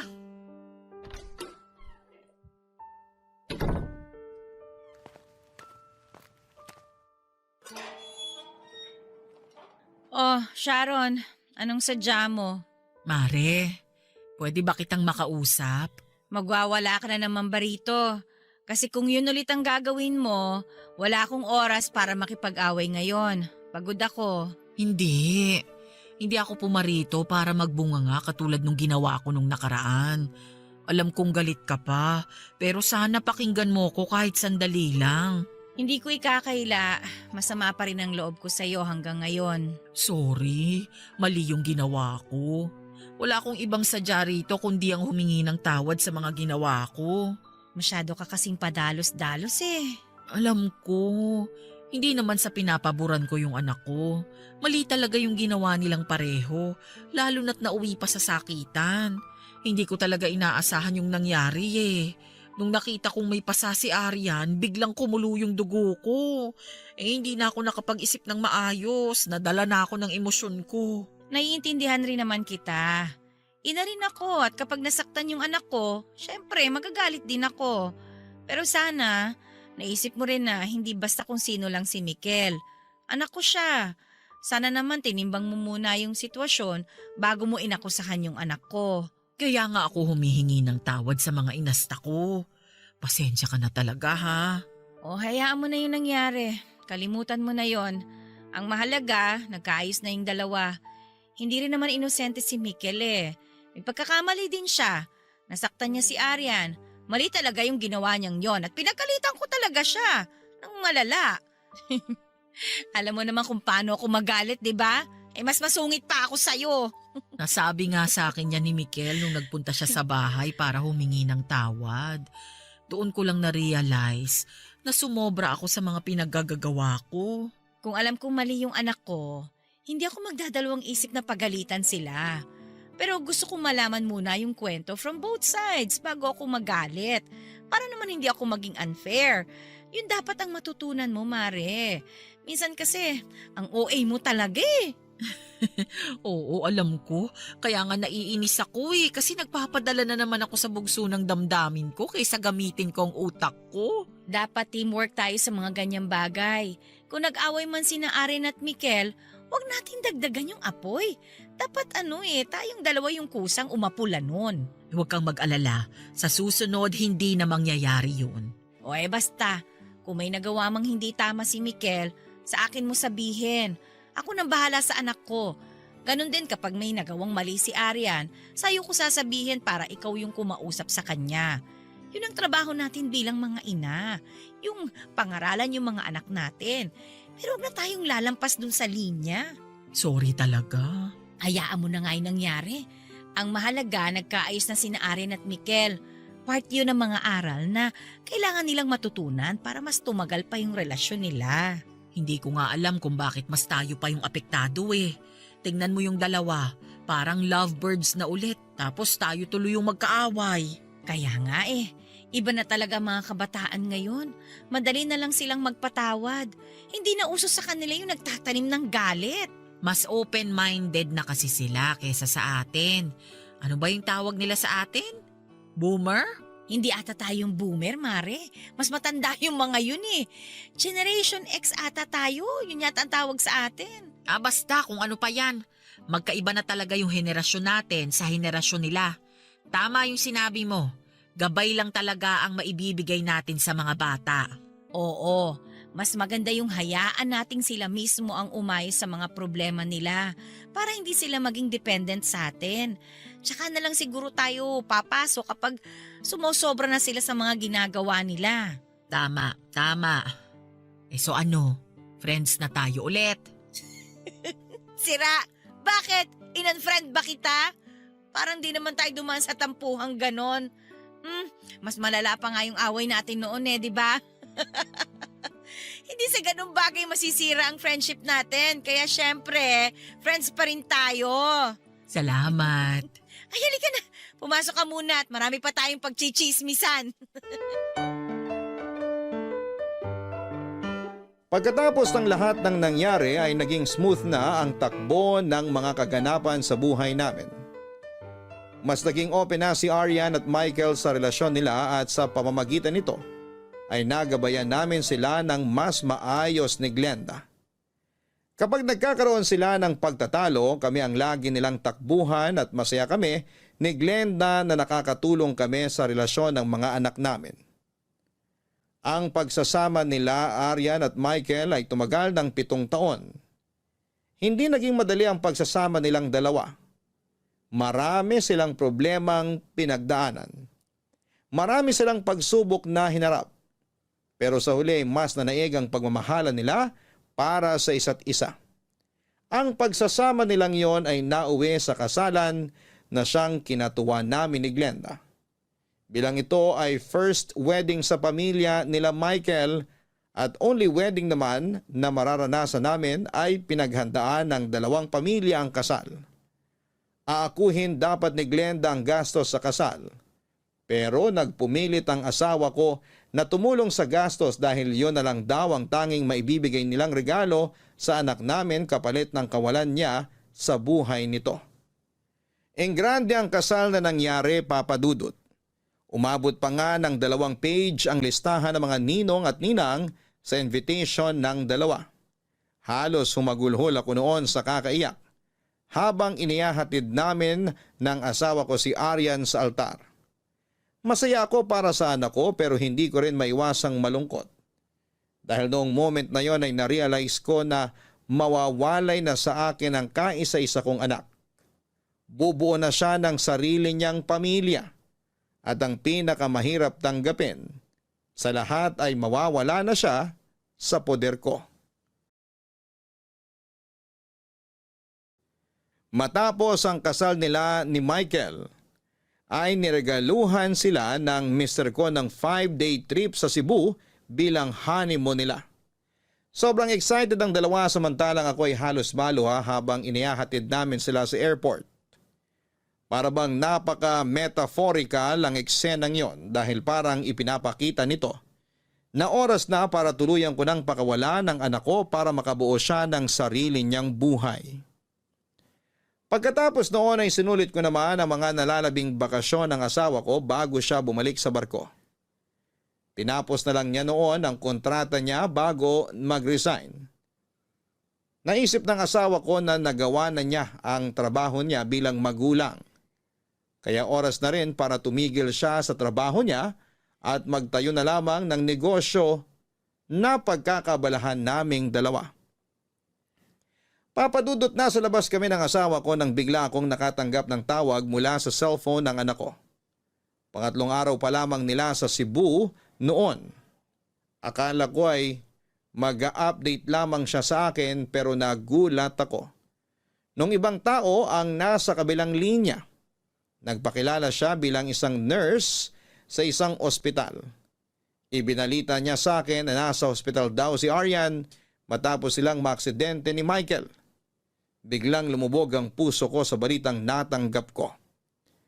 Nanlambot ang tuhod ko at muntik na akong mapaupo sa sahig. Agad-agad kong tinawagan si Glenda para ipaalam sa kanya ang balitang natanggap ko. Noong araw ding yon kasama si Glenda ay agad kaming naghanap ng available flight papunta ng Cebu.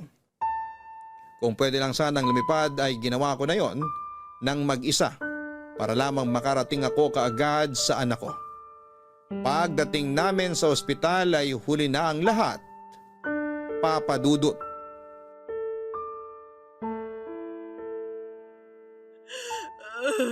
Mare, etong tubig. Uminom ka muna. Hindi ko kailangan ng tubig. Kailangan ko ang anak ko. Sharon, kumalma ka lang. Okay lang sa kanina eh. Humihinga pa siya.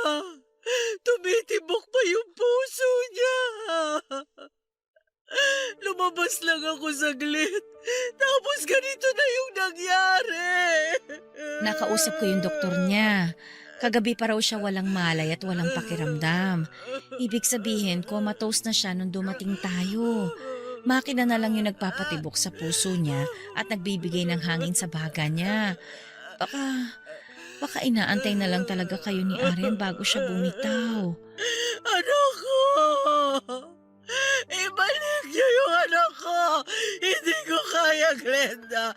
Hindi ko kaya mawala si Arian! Alam ko mahirap itong sitwasyon mo ngayon pero kailangan mo magpakatatag, Sharon. Please, nag-aalala ko para sa kondisyon mo.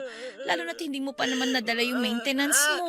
Mas mabuti pa katakihin na lang ako rito para mamatay na rin ako. Huwag ka namang ganyan. Huwag ka magsalita ng ganyan. Masakit na nga itong pagkawala ni Arian. Kung pati ikaw mawawala, hindi ko na ito kakayanin. Bakit? Bakit kailangan mangyari ito sa akin? Walang sino man ang gustong mamatayan ng mahal sa buhay. At totoo, hindi natin kailanman maiintindihan kung bakit nangyayari yung ganitong klase ng trahedya sa buhay natin.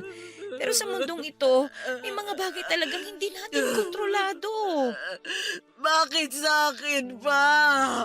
Anong kasalanan ko? Bakit kailangan ko maparusahan ng ganito?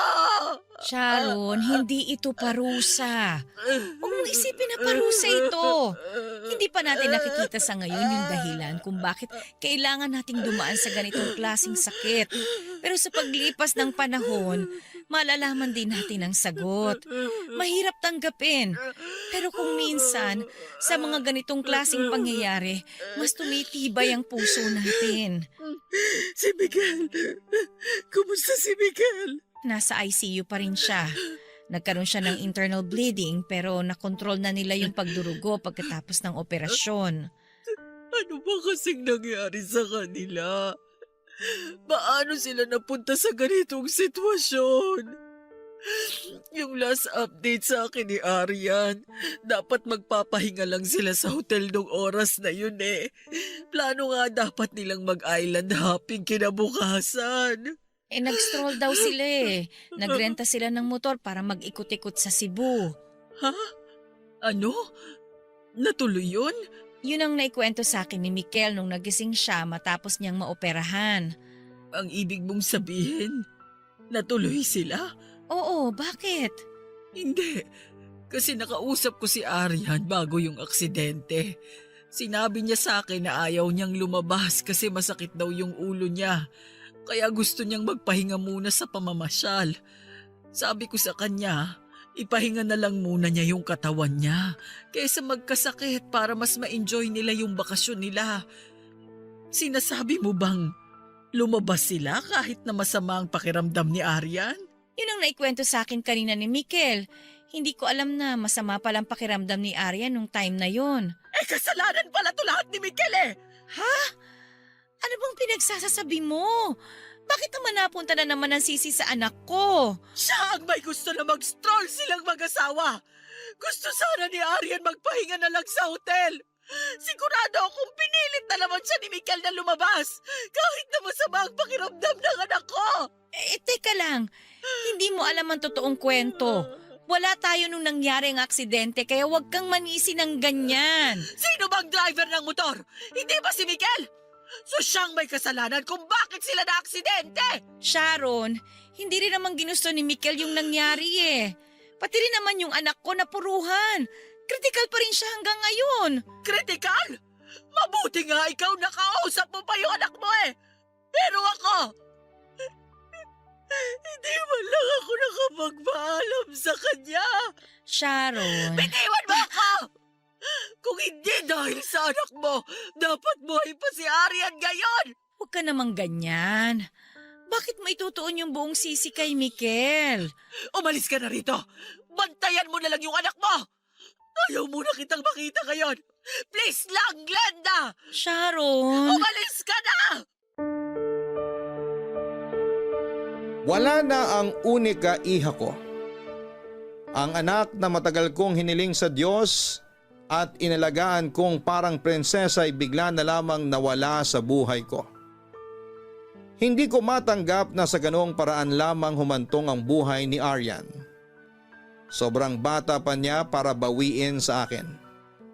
Marami pa siyang pwedeng gawin at maranasan sa buhay na kailanman ay hindi na niya magagawa pa. Sa kalagitnaan ng pagluluksa namin ay lumayo ako sa mga tao. Nang mga panahong yon ay galit ako sa mundo, galit ako sa asawa ko, galit ako kay Glenda, galit ako sa lahat. Sobrang laki ng tampo ko noon sa Panginoon dahil hindi ko maunawaan kung bakit gano'n na lamang niya kaagang kinuha mula sa akin si Arian. Never pumasok sa isipan ko na mas mauuna pang mawala ang anak ko kesa sa akin. Walang magulang ang may gusto ng ganong karanasan na ikaw mismong ina ang maghahatid sa iyong anak sa kanyang huling hantungan. Ilang linggo ang lumipas at tuluyan na ring bumigay si Michael. Doon lang ako natauhan, Papa Dudut. Hindi lang ako ang nawalan ng anak.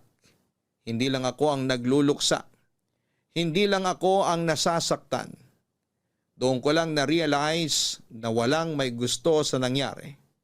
Na-guilty ako na habang kinakamuhian ko si Glenda dahil sa pagkamatay ni Arian ay pilit pa rin niya akong sinasamahan sa pagluluksa ko.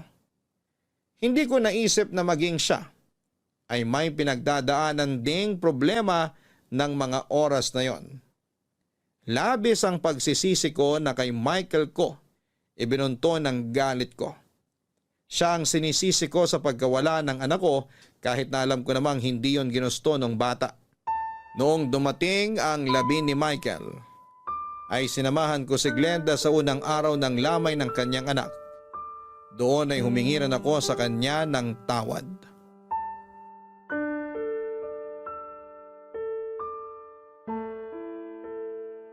Glenda. Sharon. si Mikel. Wala na ang anak ko. Nakikiramay ako. Nagkaroon ng infection yung sugat niya. Tapos yung infection, napunta sa dugo niya kaya nagka-septic shock siya. Diyos ko, ano na bang nangyayari sa atin? Bakit sabay pa tayong nawala ng anak? Akala ko magiging okay na ang lahat eh. Nagpaplano na nga kami kung anong gagawin namin pagkabalik namin dito sa Maynila. Ready na ang lahat eh. Glenda, pasensya na kung hindi kita nasamahan ng mga panahon na yun. Naiintindihan ko naman. Nagluluksa ka sa pagkawala ng anak mo. Kaya wag mo nang isipin yun. Ang mahalaga, nandito ka na ngayon kasi kailangan ko talaga ng karamay. Sorry kung sinisi ko si Mikel sa nangyaring aksidente. Sorry kung iniwan kita kung kailan mas kailangan mo ng kaibigang nadamay sa'yo. Sorry talaga. Wala kang kailangang ihingi ng tawad. Natural lang para sa taong nagluluksa na maghanap ng masisisi. Ang masakit lang sa akin yung isipin na totoo yung punto mo. What if nagpahinga na lang sila nung araw na yon? Paano kung hindi na lang sila lumabas? Hindi sana buhay pa sila ngayon. Wag, please. Wag mong isipin yung bagay na yan. Hindi na natin sila maibabalik pa. Kahit ano pang hiling ang gawin natin. Nakakabigla yung nangyari. Hindi natin inaasahan na mararanasan natin tong ganito kasakit na pangyayari sa buhay natin. Pero ang mahalaga, nandito tayo ngayon na nagdadamayan. Hindi mo kailangang dalhin lahat ng bigat mag-isa. Nandito lang ako, handang makinig kahit kailan mo kailangan. Sorry kung hindi ako naka-attend sa libing ni Arian, ha? Gustuhin ko man, hindi ko maiwan-iwan si Mikel nung panahong yun. Huwag kang mag-sorry. Alam ko na mas priority mo ang kalagayan ni Mikel nung oras na yon. Mag-isa ka lang na nagbabantay sa kanya, kaya naiintindihan ko. Nakasama ko naman yung bunso mo eh. Sobrang laki ng naitulong niya sa akin kasi sinamahan niya ako sa burol at libing ni Arian. Ang sakit. Hindi ko pa rin talaga matanggap. Parang bawat oras, naghihintay pa rin ako sa pagpasok ni Mikel sa may gate. Hinihintay ko pa rin yung tunog ng kotse niya na nagpa-park bago pumasok sa loob ng bahay para ikis ako sa pisngi. Ganyan din ako kay Arian. Bago ako magluto, nagme-message ako sa kanya kung anong gusto niyang ulam. Ngayon wala na. Wala nang nagde-decide kung anong uulamin namin. Ang hirap ano? Ang sabi nila, wala raw mas masakit pa kaysa sa mauunang mamatay ang anak. Totoo pala yun. Para kang pinupunit. Ang saklap lang isipin na hindi man lang nila na-enjoy yung pagiging mag-asawa nila. Hindi man lang nila nasimulan yung bagong buhay nila bilang isang pamilya. Minsan naiisip ko, kung pwede lang na sana ako na lang yung kinuha kaysa sa anak ko eh. Yan din ang tumatakbo sa isip ko ngayon. Sana ako na lang yung nawala. Kahit papano, alam kong hinihintay ako ng asawa ko sa kabilang buhay. Pero siguro may dahilan ng Diyos. Kahit hindi natin maintindihan ngayon, siguro mas ligtas sila na kasama siya. Mas payapa ang buhay nila sa kabilang buhay, kaya maaga silang kinuha. Nangako sila sa simbahan na till death do they part. Pero kahit sa kamatayan, hindi sila pinaghiwalay. Oo nga eh. Sa tingin mo, magkasama na kaya sila ngayon? Sure ako. Masaya na ngayon sila. Kung nasaan man sila. Hindi siguro nakayanan ni Mikel na mag-isa lang ang asawa niya sa kabilang buhay. Kaya siguro sumunod na rin siya. Ganon niya kamahal si Arian eh. Kahit buhay, itataya niya para sa kanya. Alam ko naman yon. Ramdam ko kung gaano nila kamahal ang isa't isa. Ay, nakakapagod umiyak. Pero kapag titigil ako, mas lalo kong nararamdaman yung lungkot eh. Mare, salamat ha. Salamat na kahit papano may kasama ako ngayon. Hindi ko alam kung kakayanin kong mag-isa. Nandito lang ako. Hindi kita iiwan. Nasa tabi mo lang ako. Wala rin naman akong kasama sa bahay. Kaya dito na lang muna ako. Maraming salamat. Ay, sandali. May tao yata. Baka makikiramay. Hindi, diyan ka lang. Ako nang haharap sa kanila. Bawal manundo ng bisita ang taong namatayan. Ako nang bahalang humarap sa mga tao. Salamat. Kung may kailangan ka, sabihan mo lang ako.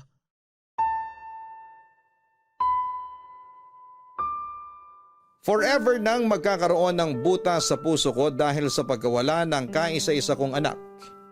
Isang butas na kailanman ay hindi na mapupunan. Alam kong walang ina ang makakapag-move on sa ganong klase ng trahedya. Hanggang sa bawian ako ng buhay, ay araw-araw kong iisipin ang buhay na hindi na mararanasan ni Aryan at Michael. At tuwing naaalala ko sila ay sobrang laki ng panghihinayang ko.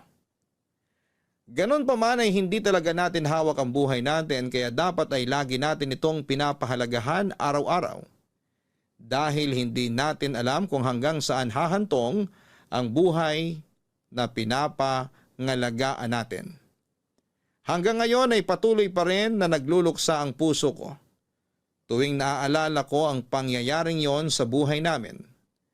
Mahirap mang tanggapin ang katotohanan ay nagtulungan kami ni Glenda na labanan ang sakit at tanggapin ang katotohanan. Katulad ng dati, inangat namin ang isa't isa at muli naming hinatid ang bagong hamon ng aming buhay. Siguro kung wala si Glenda sa tabi ko ay hindi ko makakayanang lampasan ang parting yon ng buhay ko. Kaya napakalaki ng pagpapasalamat ko sa kaibigan ko. Dahil nagkaroon ako ng sandalan noong nangangailangan ako ng masasandalan. Papadudot, dito na po nagtatapos ang kwento ko sa inyo. Para sa mga katulad kong magulang, gusto ko lang ipaalala sa inyo na hindi natin hawak ang oras ng ating mga anak. Hindi natin alam kung tayo ang mauunang mawala o sila. Kaya naman hanggat kasama pa ninyo ang inyong mga anak, huwag kayong magdadalawang isip na ipakita sa kanila kung gaano ninyo sila kamahal. Dahil sila ang biyaya sa atin ng may kapal na kailanman ay hinding-hindi mapapalitan. Hanggang sa muli, papadudot ang inyong forever kapuso at kabarangay, Sharon. Walang salitang sasapat para ilarawan ang sakit ng isang inang nawala ng anak. Ito'y parang katahimikan na sumisigaw. Luha na walang patid at pusong hindi kailanman magiging buo, ngunit kahit ganon, matuto tayong mabuhay hindi para kalimutan sila, kundi para ituloy ang mga ala-alang hinding-hindi natin makakalimutan. Hanggang sa muli, ako po ang inyong si Papa Dudut sa mga kwento ng pag-ibig, buhay at pag-asa sa Barangay Love Stories number 1. Barangay Love Stories. Barangay Love Stories. Ano ang masasabi mo sa ating Barangay Love Stories today? Aabangan namin yan sa aming comment section. Ang mga kwento ng pag-ibig, kwento ng buhay at kwento ng pag-asa dito sa Barangay Love Stories. Love Stories. Huwag sasama ang loob kung tayo man ay tinuturuan ng mga nakatatanda sa atin. Hindi dahil marami na silang nagawang tama, kundi minsan mas marami pa silang nagawang mali at yon ang ayaw na nilang pagdaanan pa natin. Ikaw kabarangay, Natuturuan ka ba?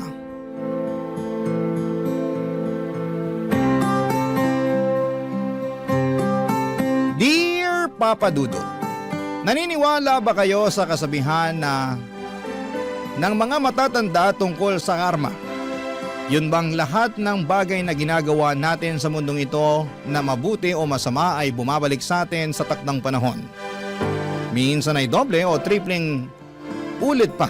Kaya naman inihalin tulad ito sa pagtatanim ng mabuting buto upang mabuting karma rin ang anihin mo. Siguro yun nga ang pinagdaraanan ko, kaya naman napasulat ako sa programa ninyong Barangay Love Stories. Pero bago ang lahat ay gusto ko munang kunin ang pagkakataon na ito upang magpasalamat sa inyong istasyon at kay Papa Dudut dahil sobrang nakakaaliw ang mga istorya ng buhay na itinatampok ninyo. Maraming salamat talaga. Ako nga pala si Danilo. Hindi ko totoong pangalan. Taga Taytay Rizal at nasa 29 years old na ako. Kung babalikan ko ang aking kabataan, noong araw ay masasabi kong nuknukan ako ng sutil.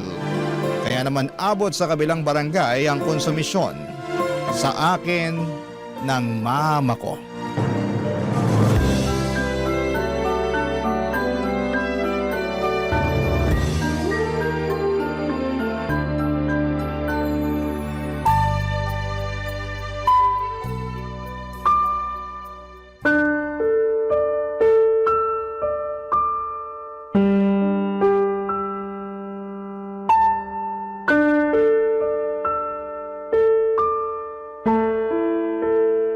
Mahabaging langit, Danilo! Ano ba namang klase to mga grado mo? Puro palakol! Duda tuloy ako kung makakapasa ka nito sa high school. Ilang beses ko po bang dapat ulit-ulitin na sabihin sa inyo na ayaw ko na nga po mag-aral? Kayo lang yung pilit ng pilit sa akin. Tapos nagre-reklamo kayo na ganyan mga grado ko. Sino hindi magre-reklamo? Ikarekla-reklamo naman talaga to. Tsaka ano na lang ang sasabihin sa'yo ng namayapa mong papa nito, nak? Siguradong kinahihiya ka na nun sa langit. Yan po yung ayaw ko sa inyo eh. Dinadami nyo palagi si Papa wala na nga yung tao. Baka imbis na nananahimik na yung kaluluwa nun sa langit, palagi pang naiistorbo at nangungonsume, kakabanggit niya ng pangalan niya sa tuwing pinagagalitan nyo ko. Paano hindi ako magagalit? Kagalit-galit naman kasi itong pinaggagawa mo sa pag-aaral mo. Baka nakakalimutan mong hindi ka bumabata. 20 anyos ka na, di ba? Opo. Sa edad na yan, dapat nasa kolehiyo ka na pero hindi ka pa nakakapagtapos ng high school. Ay nako, paulit-ulit naman po tayo eh. Konti na lang po, maiirita na talaga ako sa inyo. Aba? Ikaw pa umiga ng mairita sa akin, ha? Kasi naman po ang kulit nyo eh. Paano ako naging makulit kung kapakanan mo lang naman yung iniisip ko? Tsaka hindi naman ako makikinabang sakali makapagtapos ka ng pag-aaral. Ikaw din naman, di ba? Baka nakakalimutan mo na mas madali makapaghanap ng trabaho yung mga kabataang may tinapos. Alam ko naman po yun. Alam mo naman pala, pero palagi mo binabaliwala yung mga pangaral ko. Hindi ko po binabaliwala. Pero nakakaturete na kasi kayo eh. Tsaka para naman kayong di makaintindi. Ilang beses ko na sinabi sa inyo na ayoko na nga mag-aral. Ang tanda-tanda ako na rin para pumasok sa eskwelahan. Siyempre nahihiya na rin ako, no? Mas mahiya ka sa akin dahil ako nagpapaaral sa'yo. Hindi ko naman po sinabi na pag-aralin niyo ako ah. Tsaka kung makakumpara kayo sa akin sa ibang tao, lalo dun sa mga anak ng mga kazumba nyo na nakagraduate na, akala nyo naman talaga na pakinabangan nila yung mga tinapos nila. Anong ibig mong sabihin?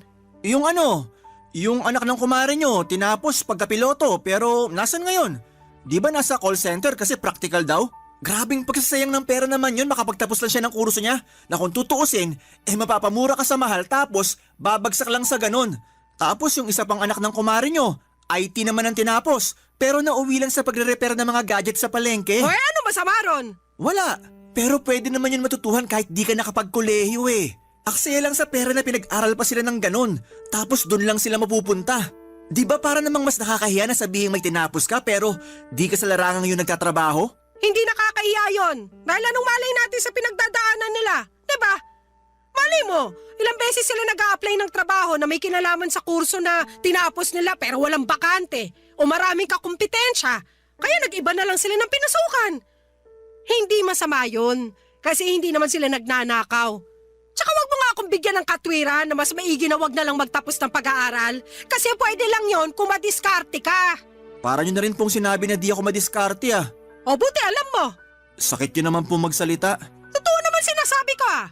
Napakakupad mo. Hindi ka mautusan sa bahay. Reklamador ka, kulang ka rin sa diskarte. Kaya paano ka aasenso sa buhay niyan? Yun na nga lang pag-aaral mo ang susi. Para kahit paano magkaroon ka ng alas pag naghanap ka na ng trabaho. Ay, ewan ko na lang talaga sa yung bata ka.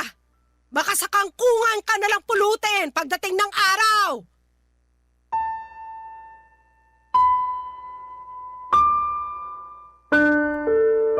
Papadudot kung may ibang kabataan na nagkakandara pang makapag-aral, pues baliktarin niyo po ako. Dahil hindi ako yung klase ng kabataan na sabik sa pag-aaral. Pero gusto ko lang pong linawin na hindi ako proud sa bagay na yon ngayong matanda na ako. Pero noong mga panahong yon kasi wala talaga sa puso ko ang kahalagahan ng edukasyon, dahilan kung bakit hindi ko iniintindi ang mga sinasabi sa akin ng mama ko. Kumbaga pasok lang sa kanang tenga at labas naman sa kaliwa ang ginagawa ko. Dahil sa mahabang grado or mababang grado na nakukuha ko sa eskwelahan simula nang tumungtong ako ng elementarya at nadala ko na nga ito noong high school ako, ay hindi na ako umaasang makakagraduate katulad ng gustong mangyari ng nanay ko. Pero mapilit siya kaya gumawa ako ng isang bagay para matakasan ang pag-aaral. At makalipas lamang ang 2 buwan ay binalita ko yon kay mama.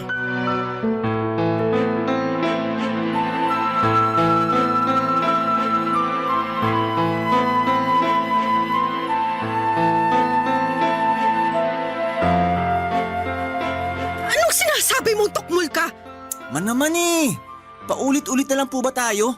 Nasasayang laway ko kasasalita, di naman pala kayo nakikinig. Ay, ma, bakit niyo po ako binatukan? Nakuha mo pa magtanong? Nakakairita ka! Ano po bang nakakairita sa sinabi ko kung yun naman po yung totoo? Hindi mo ba talaga makuha kung bakit ako nagkakaganito? Siguro nga mahina talaga ang ulo mo para hindi mo pa rin makuha yung punto ko. Grabe naman kayo, ininsulto niyo pa ako. Kakainis ka kasi! Ewan ko kung anong klaseng utak meron ka para maisip mo pang bumuntis at magkaanak. Hindi mo nga alam kung paano buhayin yung sarili mo. Paanong hindi ko po alam hindi na naman po ako bata. Kaya ko na ang sarili ko at patutunayan ko yun sa inyo. Pwede ba Danilo? Huwag mo nga ako pasikatan ng ganyan. Paanong kaya mo ng sarili mo? Hanggang ngayon ako pa rin naglalaba ng mga damit mo. Patay yung mga brief mo, ako rin na naglalaba. Kailangan nyo pa po ba talagang sabihin yan? Aba oo naman, bakit hindi? Pwede ko naman yan ipagawa sa nanay na magiging anak namin. Total gawain ng mga babae yan. Yan! Diyan ka magaling! Yung iasa sa ibang tao, yung mga bagay na dapat ikaw na mismo ang gumagawa. Tsaka ganyan na lang ba talaga kababa ang tingin mo sa aming mga babae? Tagalaba, tagaluto, tagalinis ng bahay? Kasi kung oo ba, hindi ka na rin naiiba sa tatay mo. Manang-mana ka sa kumag na yon. Man naman kung di nyo ako kinukumpara sa ibang tao ginagaya nyo naman ako kay Papa.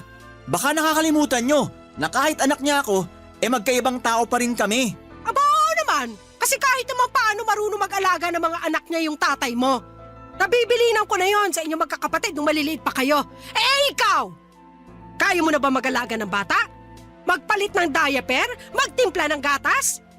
Tingin ko kasi hindi pa dahil mas mukhang alagain ka pa kaysa sa anak mo.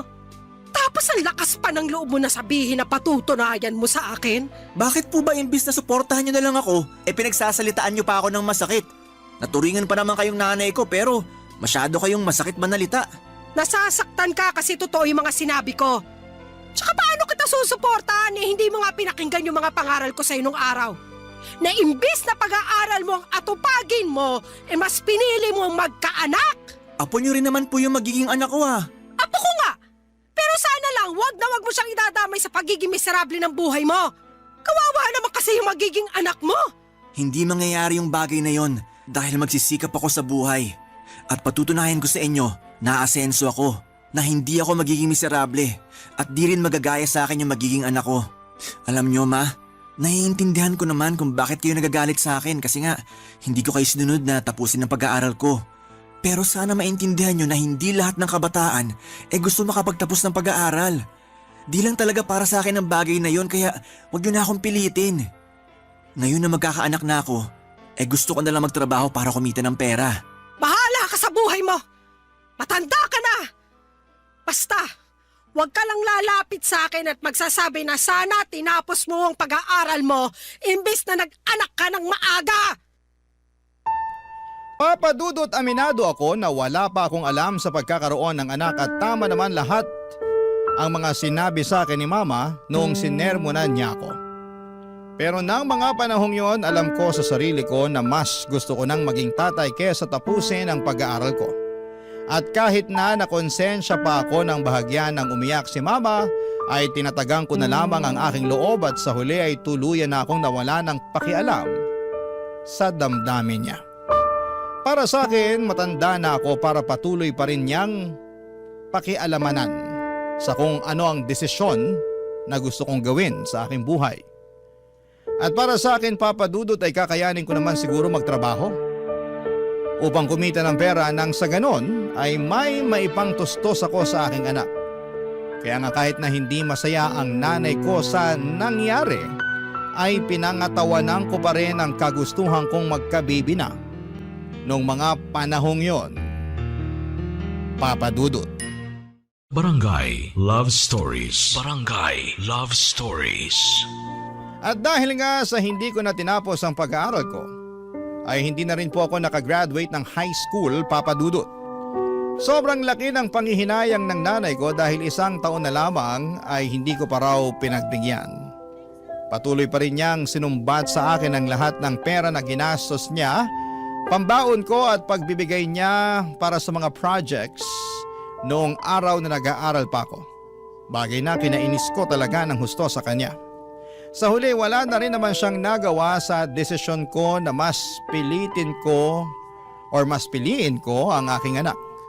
Kaya lang inarealize ko na mahirap pala talagang kumita ng pera. Maswerte kami kasi pensyonado ang namayapa naming tatay, kaya naman kahit papaano ay may nakukuha ang nanay ko. Namatay kasi ang tatay ko noong nasa 2nd year high school pa lamang ako at kabilin-bilinan nga niya kay Mama na pagtapusin ako ng pag-aaral.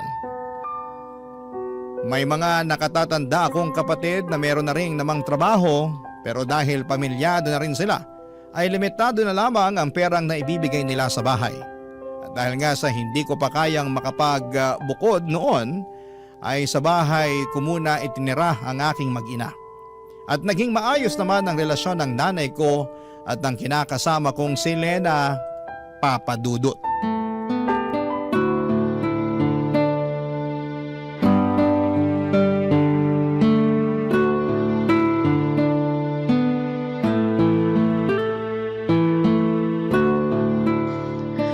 Alam mo, Lena, ito ha. Payong nanay lang.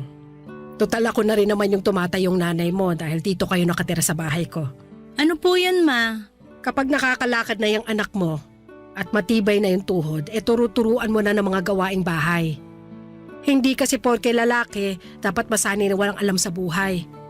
Hindi dapat kalakihan ng apo ko na palaging umaasa sa mga babae, sa mga bagay na pwede naman nilang gawing mag-isa. Yun naman po talaga ang plano kong gawin pag lumaki na po yung anak namin ni Danilo. Na paunti-unti, tuturuan ko siya na gumawa ng mga gawaing bahay para may alam naman siya. Oo, kasi yan yung bagay na hindi ko nagawa at naturo nun kay Danilo. Biruin mo ha, 4 silang magkakapatid at si Danilo lang ang lalaki. Siyempre, dahil nga uniko iho, spoiled ng tatay, kaya pinagbawalan ako na paggawain ng mga gawaing bahay. Palibhasa, magkalinyang pag-iisip ng mag-amang yon. Kaya nga lagi ko sinasabi kay Danilo na manang-mana siya sa tatay niya.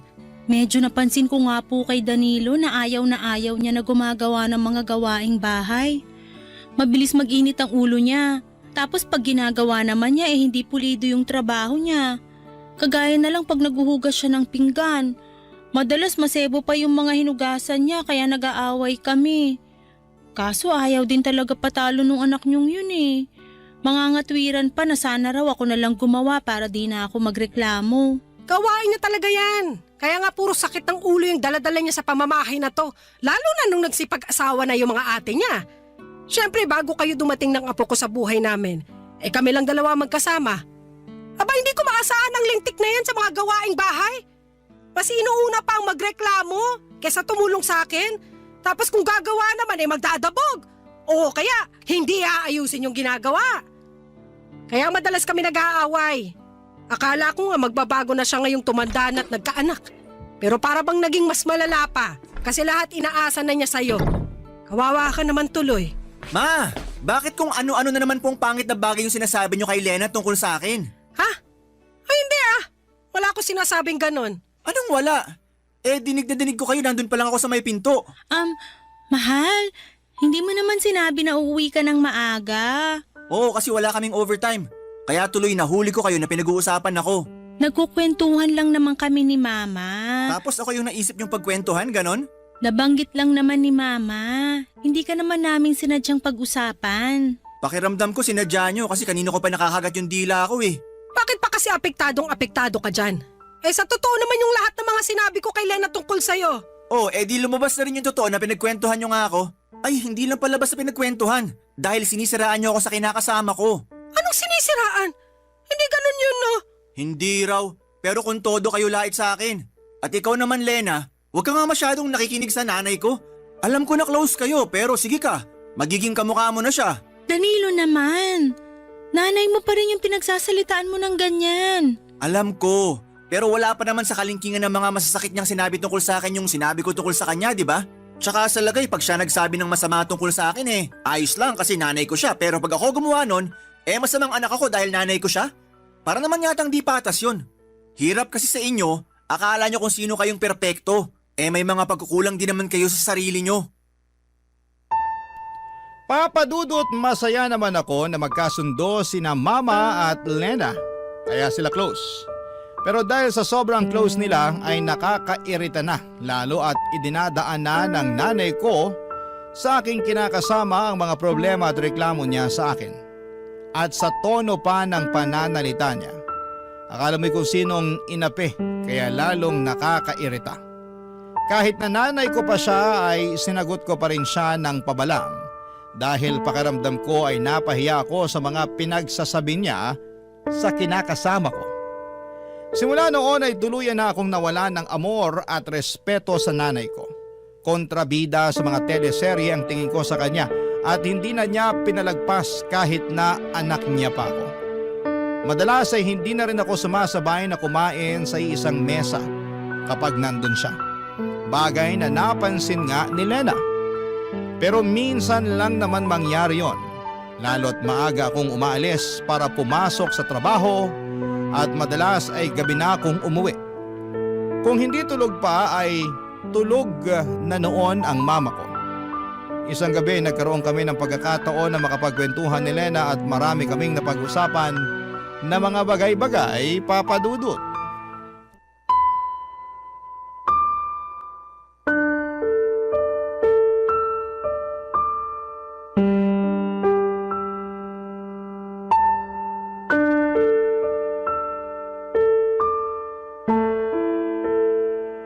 Namimuhan ka na naman dahil 5 beses kang na-late sa cut-off nyo. Oo, di mo ba nabasa dyan? Nagsorry na lang ako para kunwari may pakay ako sa memo nila. Paano nangyari yun? 10 minuto lang naman yung layo ng tinitira natin sa pinapasukan mo. Paano ka nalilate? Ha? Ano kasi? Ano? Ang nilagay mo lang kasi rito sa incident report mo hindi na mauulit. Ano yun? Wala man lang rason. Wala rin namang kwenta na magrason pa kasi nandyan na nga yung memo, di ba? Sige. Balik tayo sa tanong ko. Ano nga yung rason? Bakit ka nalilate? Bakit kasi inaalam mo pa? Kita mong tapos na naman, di ba? Sagutin mo na lang tanong ko. 1, 2. Oo na. Ikaw talaga, no? Ginawa mo pa akong bata. May nalalaman ka pang pabilang-bilang dyan. Danilo, 3. Huwag mo nang hintayin mag-4, makakaltukan kita. Minsan kasi, hindi namin napapansin ng mga kasamahan ko na 8:00 na pala. Tapos napasarap pa yung yosi at kwentuhan namin sa kantin. Ang aga-aga namang chismisan yan. Hindi naman palagi. Anong hindi palagi? Nung nakaraang buwan namemohan ka rin dahil panay ka over break. Tapos magdadahilan ka pa na hindi palagi. Alam mo, lokohin mo na lelang mo, wag ako. Oh, ayan ka na naman. Nagagalit ka na naman. Ay, sige nga. Sabihin mo, paano ako hindi magagalit habang tumatagal papangit ng papangit tong record mo sa kumpanya nyo Parang kailan ka lang naman nagsimula rito. Baka nakakalimutan mong hindi ka pa nga regular dito pero wagas na tong mga memo mo. Malapit ko na tong ipalaminate at i-display dyan sa dingding ng bahay natin. Sige ka. Grabe naman. Ano yan, wall of shame? Bakit hindi? Mukha naman kasing proud na proud ka pa sa mga memo mo. Kaya i-display na natin para naman makita ng mga bisita ni Mama. Alam mo, kakadikit mo kay Mama, nagiging kaugali mo na siya. Anong sinabi mo? Katono mo na rin siya magsalita. Yung pagganyan mo ba? Yung may nalalaman ka pang display. Ganyan-ganyan si Mama sa akin nun eh. Kadidikit mo kasi sa kanya, kaya nahawa ka na ng ugali niya. Ano namang masama doon? Masama yun, kasi pareho na kayong nakakainis. At kami pa palang nakakainis. Kasalanan ba namin na nagkakaintindihan kami pag tungkol sa iyong usapan? Saka wag mo ngang ibahin ang usapan. Wag mong isali yung mama mo rito kasi labas siya rito. Hirap sa'yo, hilig mo mandamay ng iba eh. Bakit kaya hindi mo ayusin at baguhin yung ugali mo, no? Sobra ka naman. Sobra na kung sobra, pero pamilyado ka na. Hindi ka na binata na pwedeng magpabanjing-banjing sa trabaho mo. Di na pwede yung aalis ka kung kailan mo gusto, lalo na may anak ka nang sinusuportahan. Hindi ko naman kayo pinababayaan ah. May nabibigay ako sa iyong pera tuwing sahuran. Meron nga, pero kulang. Alam mo, di naman ako magrereklamo kung sapat lang talaga eh. Pero mapapanot na lang ako sa kakabudget, hindi ko talaga mapagkasya yung sahod mo. Buti sana kung hindi ka pala hingi ng masarap na ulam. Gusto mo pa palaging nagkakarne. Palibasa wala kang alam sa presyo ng kilo nun sa palengke. Ay, magkaroon ka naman ng pangarap para sa amin ng anak mo.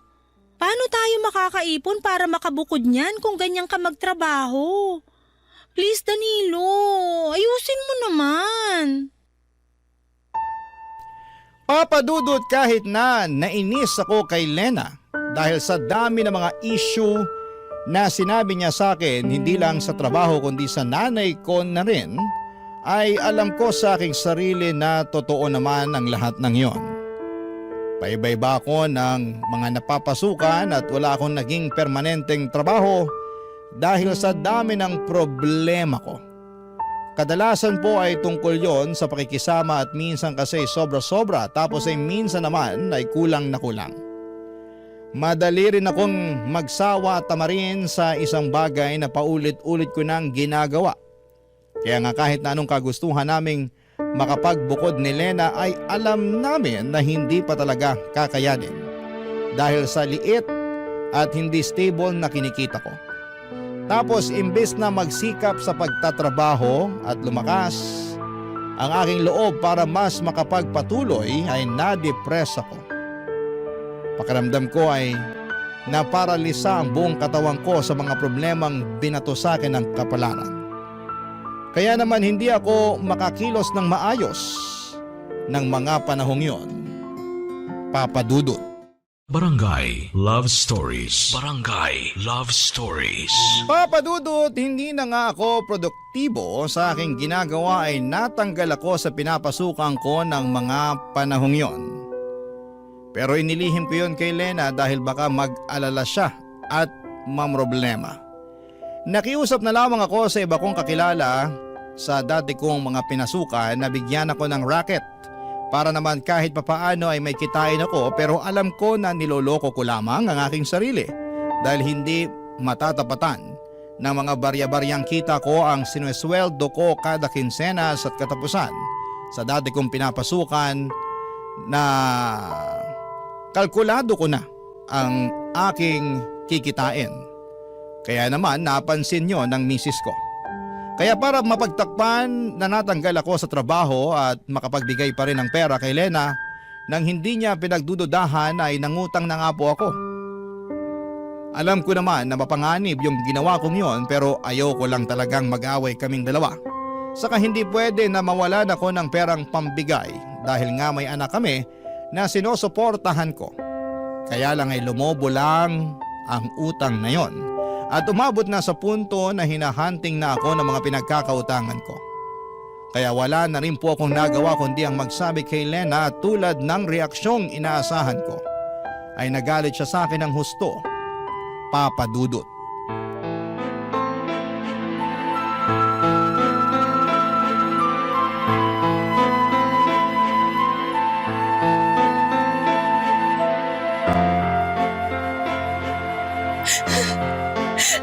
Danilo, ano bang pumasok sa isip mo para gawin yung bagay na yun? Marami. Sa sobrang dami di ko na alam ano talaga yung tama sa mga naiisip ko. Kaya nagpadalos-dalos ka na lang sa desisyon mo, ganun ba? Akala mo siguro yun yung tamang gawin, pero hindi mo na naisip yung balik nitong problema sa atin.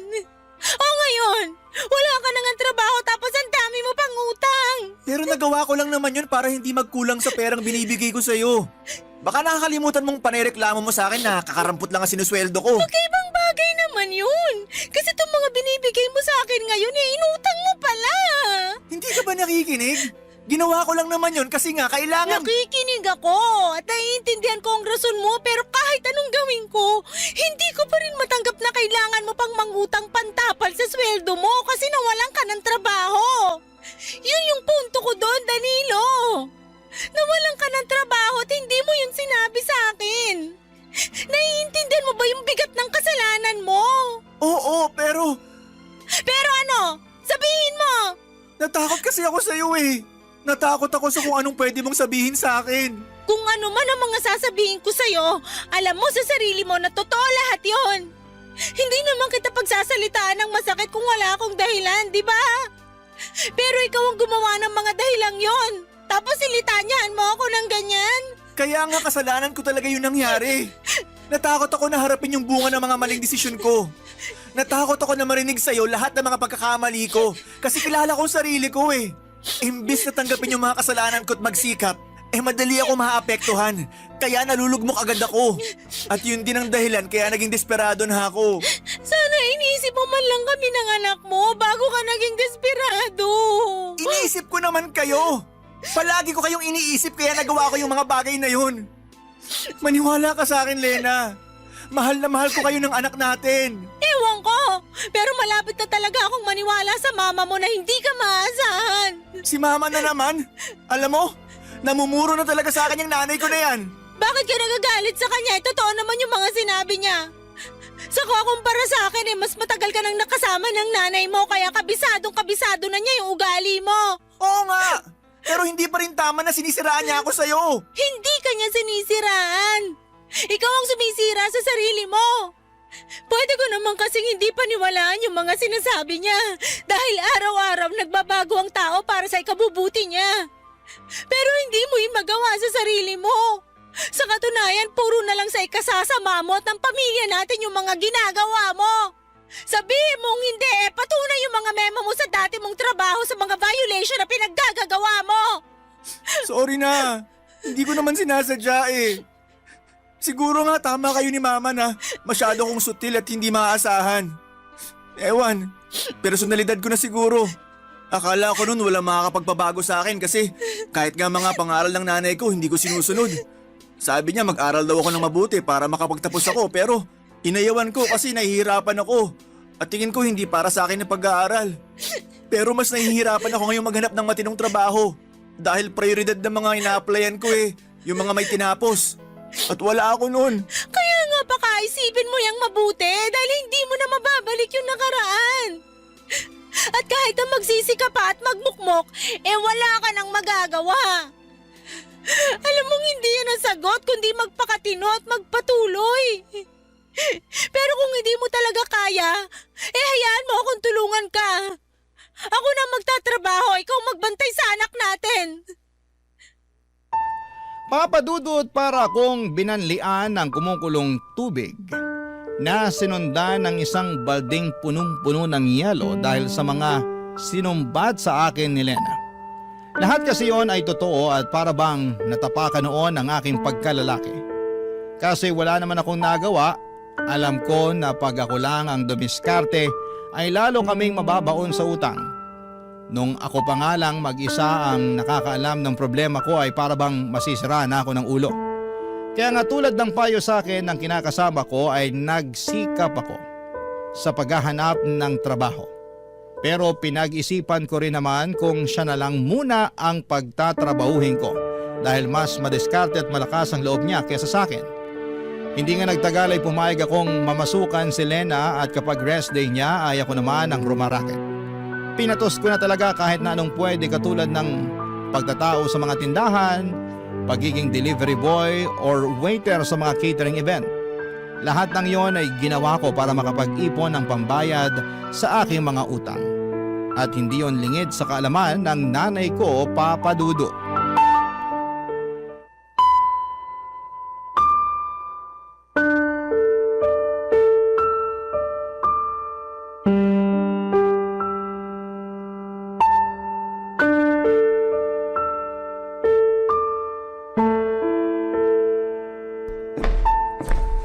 Ma, pwede ba mag-usap tayo?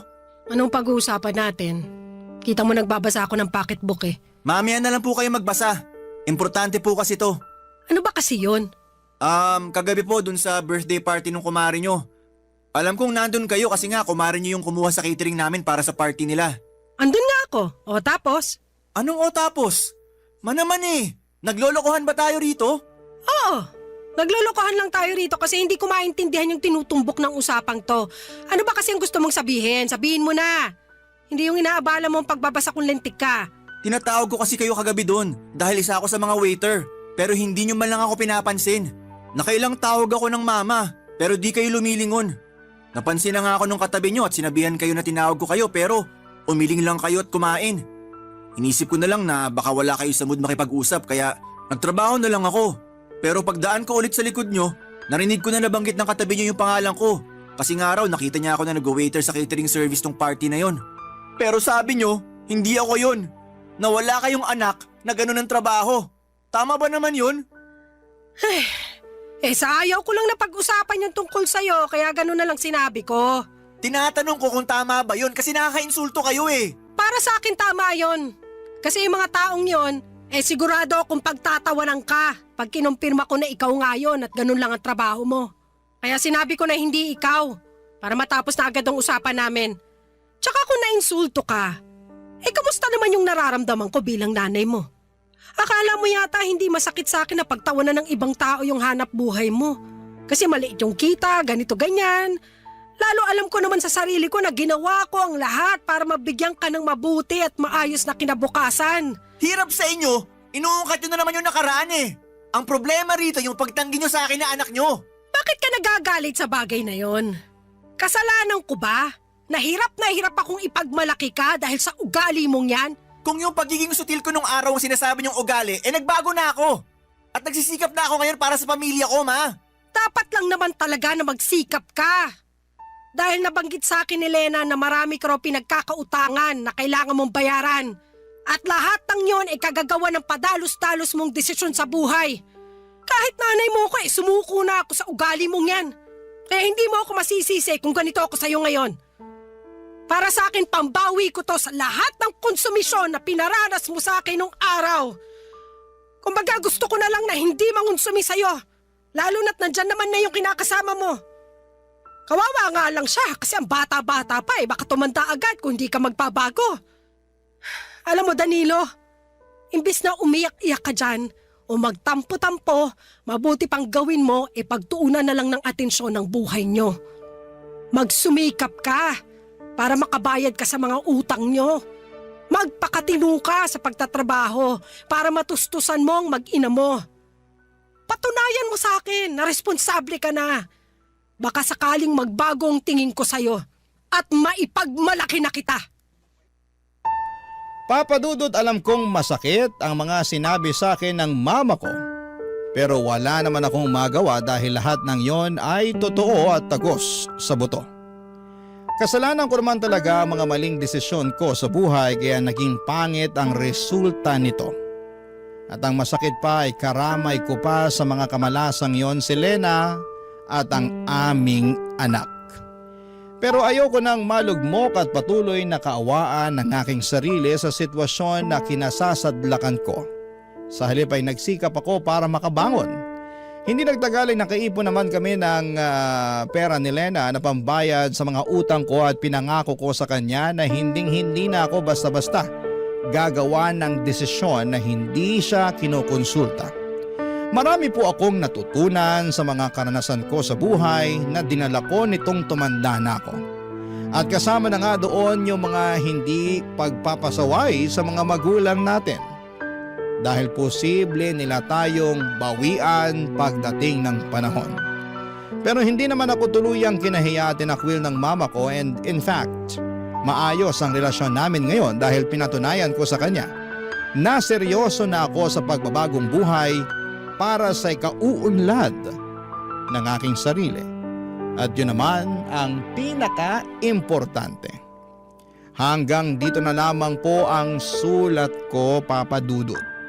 Maraming salamat po sakaling mapili po ninyong i-ere sa programa ninyong Barangay Love Stories. God bless and more power sa inyong istasyon. Ang inyong forever kapuso at kabarangay, Danilo. Anong say mo sa Barangay Love Stories na ito? Pagkwentuhan natin sa comment section yan.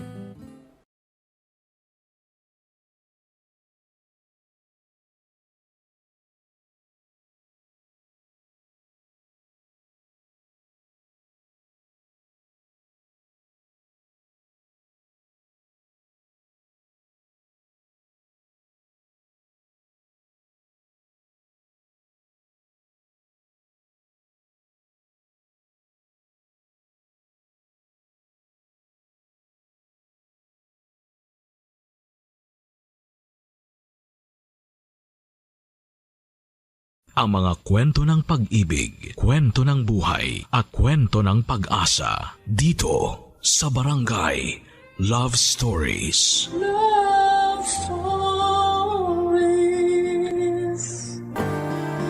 May mga sakit na dulot ng kahapon na mahirap takasan.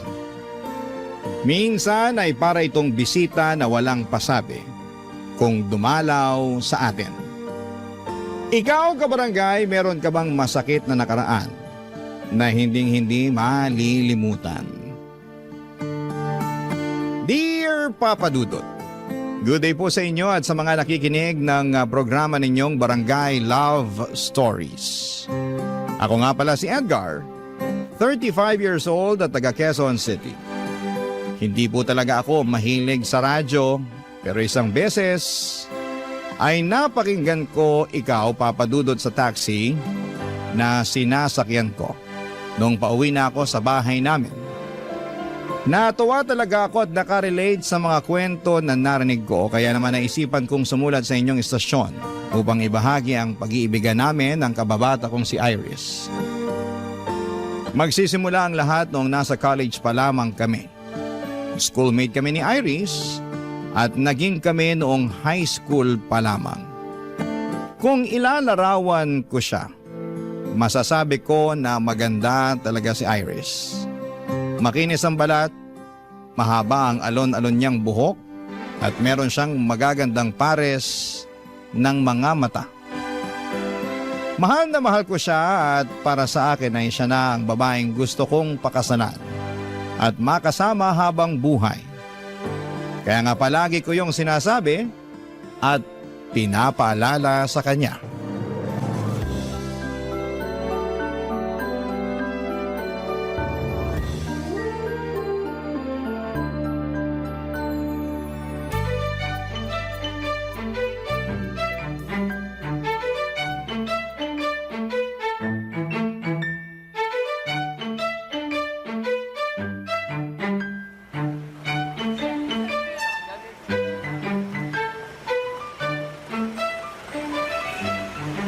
Nagustuhan mo ba yung fishball sauce nila Manong dito? Ay oo, ang sarap. Naparami tuloy ako ng lagay kanina. Ayos lang yun. Gusto mo pa, magsabi ka lang ha. Libre ko. Naku, baka maubos naman yung allowance mo kakalibre sa akin ng fishball Sus! Mura lang naman yung fishball eh. Ayos na yun. Tsaka date natin to kaya ako ang taya. Thank you, pero marami-rami pa naman akong natusok kanina. Tingin ko ayos na to. Okay, sige. Kain ka lang. Salamat. Hayaan mo, sa susunod kapag nakagraduate na tayo at meron na tayong sari-sariling trabaho, ako naman ang manlilibre sa'yo. Siyempre, hindi porke ikaw yung lalaki, ikaw na dapat ang laging taya sa mga date natin. Ililibre mo rin ako ng fishball? Hindi lang fishball. Kahit anong masasarap at mamahaling pagkain na gusto nating kainin. Ano bang pangarap mong kainin? Parang wala naman.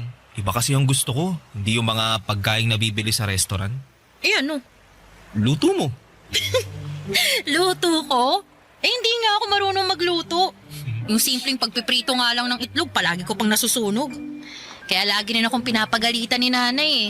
Paano raw ako mag-aasawa kung pagprito lang ng itlog hindi ko pa magawa ng tama? Anong sagot mo? Sabi ko, wala pa naman sa isip ko yung pag-aasawa kasi mga bata pa tayo. Tama naman, di ba? Oo, tama naman. Tsaka, nag-aaral pa tayo at yun ang mas focus ko. Kaya, pasensya ka na dahil hindi mo muna matitikman ang masarap na version ng luto ko. Dahil hindi ko pa yan priority na pag-aralan. Baka kasi pag sumarap ng mga luto ko isipin ng nanay ko na gusto ko na mag-asawa. Uy, pero wag naman sasama loob mo ha. Kagaya nga ng sinabi ko, mga bata pa tayo at nag-aaral pa lang. Hindi naman masama ang loob ko. Tsaka, naintindihan ko naman ang punto mo eh. Sure? Promise? Sure. Promise. Kaya kung ako sa'yo, mangarap ka ng masasarap na pagkain na gusto mong orderin at kainin sa mga future date natin. Kasi, sagot ko na yan. Ako nang bahala. Sinisigurado ko sa'yo na magiging asensado ako sa buhay. Lalo na sa magiging trabaho ko. Alam mo naman na gustong-gusto ko magtrabaho sa opisina at magkaroon ng mataas na posisyon, di ba? Oo. Kaya nga, wala pa talaga sa isip ko ang pag-aasawa kasi gusto ko muna unahin yung career ko. Ikaw ba? Anong pangarap mo pagka-graduate natin? Ang makasal tayo. Kasasabi ko nga lang na hindi ko pa priority yung pag-aasawa Kulit mo naman. Ikaw naman parang binibiro ka lang. Siyempre, magtatrabaho muna ako kagaya mo para makapag-ipon pampakasal natin. Naku, wag ka agad mag-ipon pampakasal natin. Mag-ipon ka muna para sa sarili mo. Ano namang gagawin ko sa perang yun? Marami. Pwede mong gamiting investment. Pwede kang bumili ng mga property, ganun. Pwede rin pang business, pang travel, o di kaya emergency fund. Naku, dami naman nun. Marami talaga. Kaya dapat yun ang unahin mo, no? Kaysa yung pampakasal natin. Ayaw mo lang yata akong pakasalan eh. Hoy, hindi ko sinabi yan, ha? Pero sana naiintindihan mo talaga ako, ha? Alam mo, naniniwala kasi talaga ako na malaki at malawak pa tong mundo na ginagalawan natin para manatili tayo sa iisang tabi lang.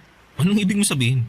Kasi kapag nagkapamilya na tayo, doon na lang tayo nakafocus. Lalo na sa mga magiging anak natin. Alagain kasi sila. Gusto ko naman makasal sa'yo at maging nanay sa mga anak natin sa hinaharap. Pero, tsaka na yun, mas gusto ko munang tuparin yung mga pangarap ko para sa aking sarili. Pag okay na ako, tsaka na tayo magpakasal.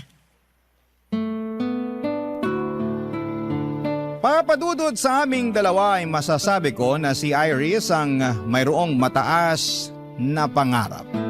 Hindi naman sa minamaliit ko ang pangarap ko kundi magkaiba lang talaga kami ng gustong gawin sa oras na makapagtapos na kami at makapagtrabaho. Priority ko kasi ang pagbuo namin ng sariling pamilya. Samantalang si Iris ay gusto munang bumuo ng career, bagay na sinusuportahan ko rin naman. Hindi nga nagtagal ay natupad na nga ang isa sa mga pangarap namin ni Iris nang makapagtapos kami sa kolehiyo. At makalipas lamang ang isang linggo ay nabalitaan ko na may job interview na si Iris mula sa kumpanya na matagal na pala niyang inaplayan. Samantalang ako ay gusto munang magpahinga dahil nakakapagod mag-aral ng ilang taon. Noong natanggap ni Iris ang trabaho ay saka naman ako nag-apply ng mapapasukan. Hindi nagtagal, pareho na kaming may sariling trabaho at makaraan ng 2 taon ay nag-decide na kaming mag-live-in, Papa Dudut.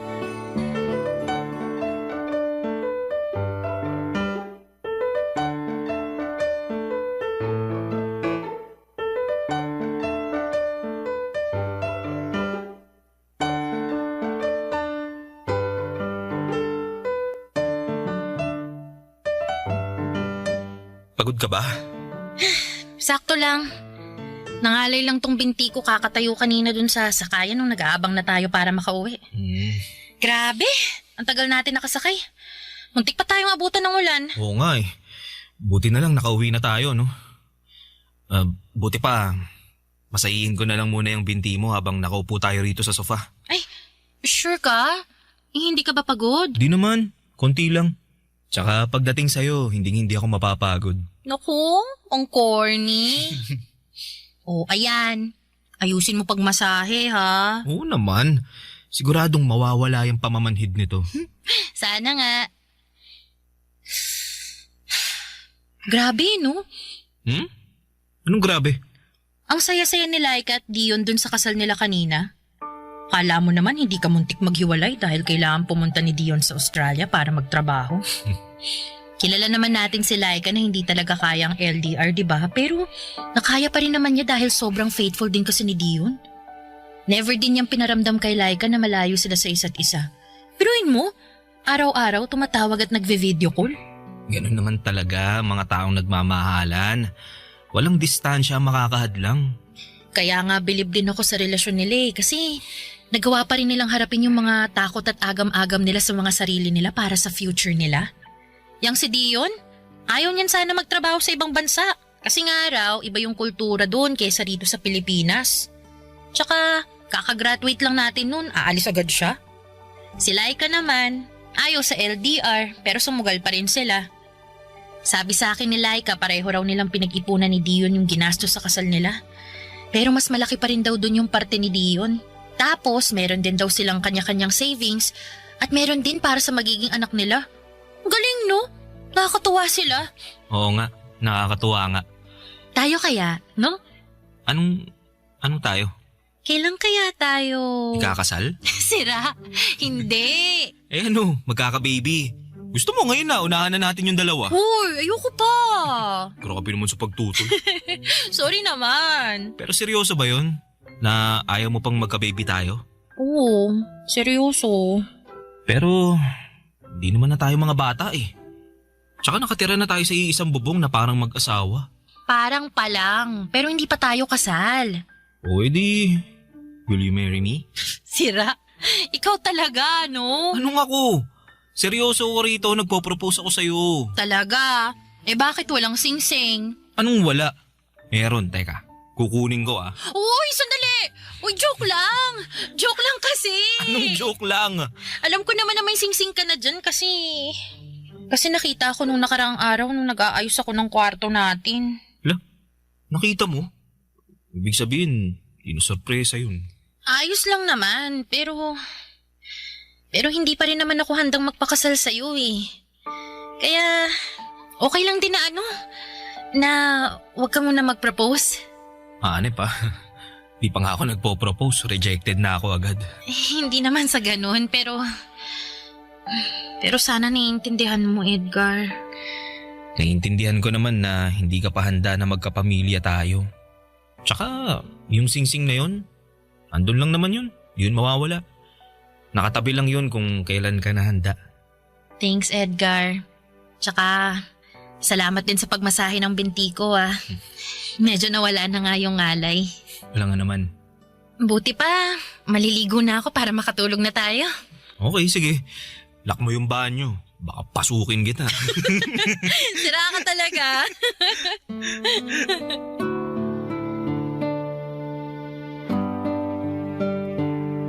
Papadudot, aaminin kong nalungkot ako sa pagtanggi ni Iris at bahagyang nadismaya dahil buong akala ko ay handa na siyang makasal. Dahil nakatira na kami sa isang bubong.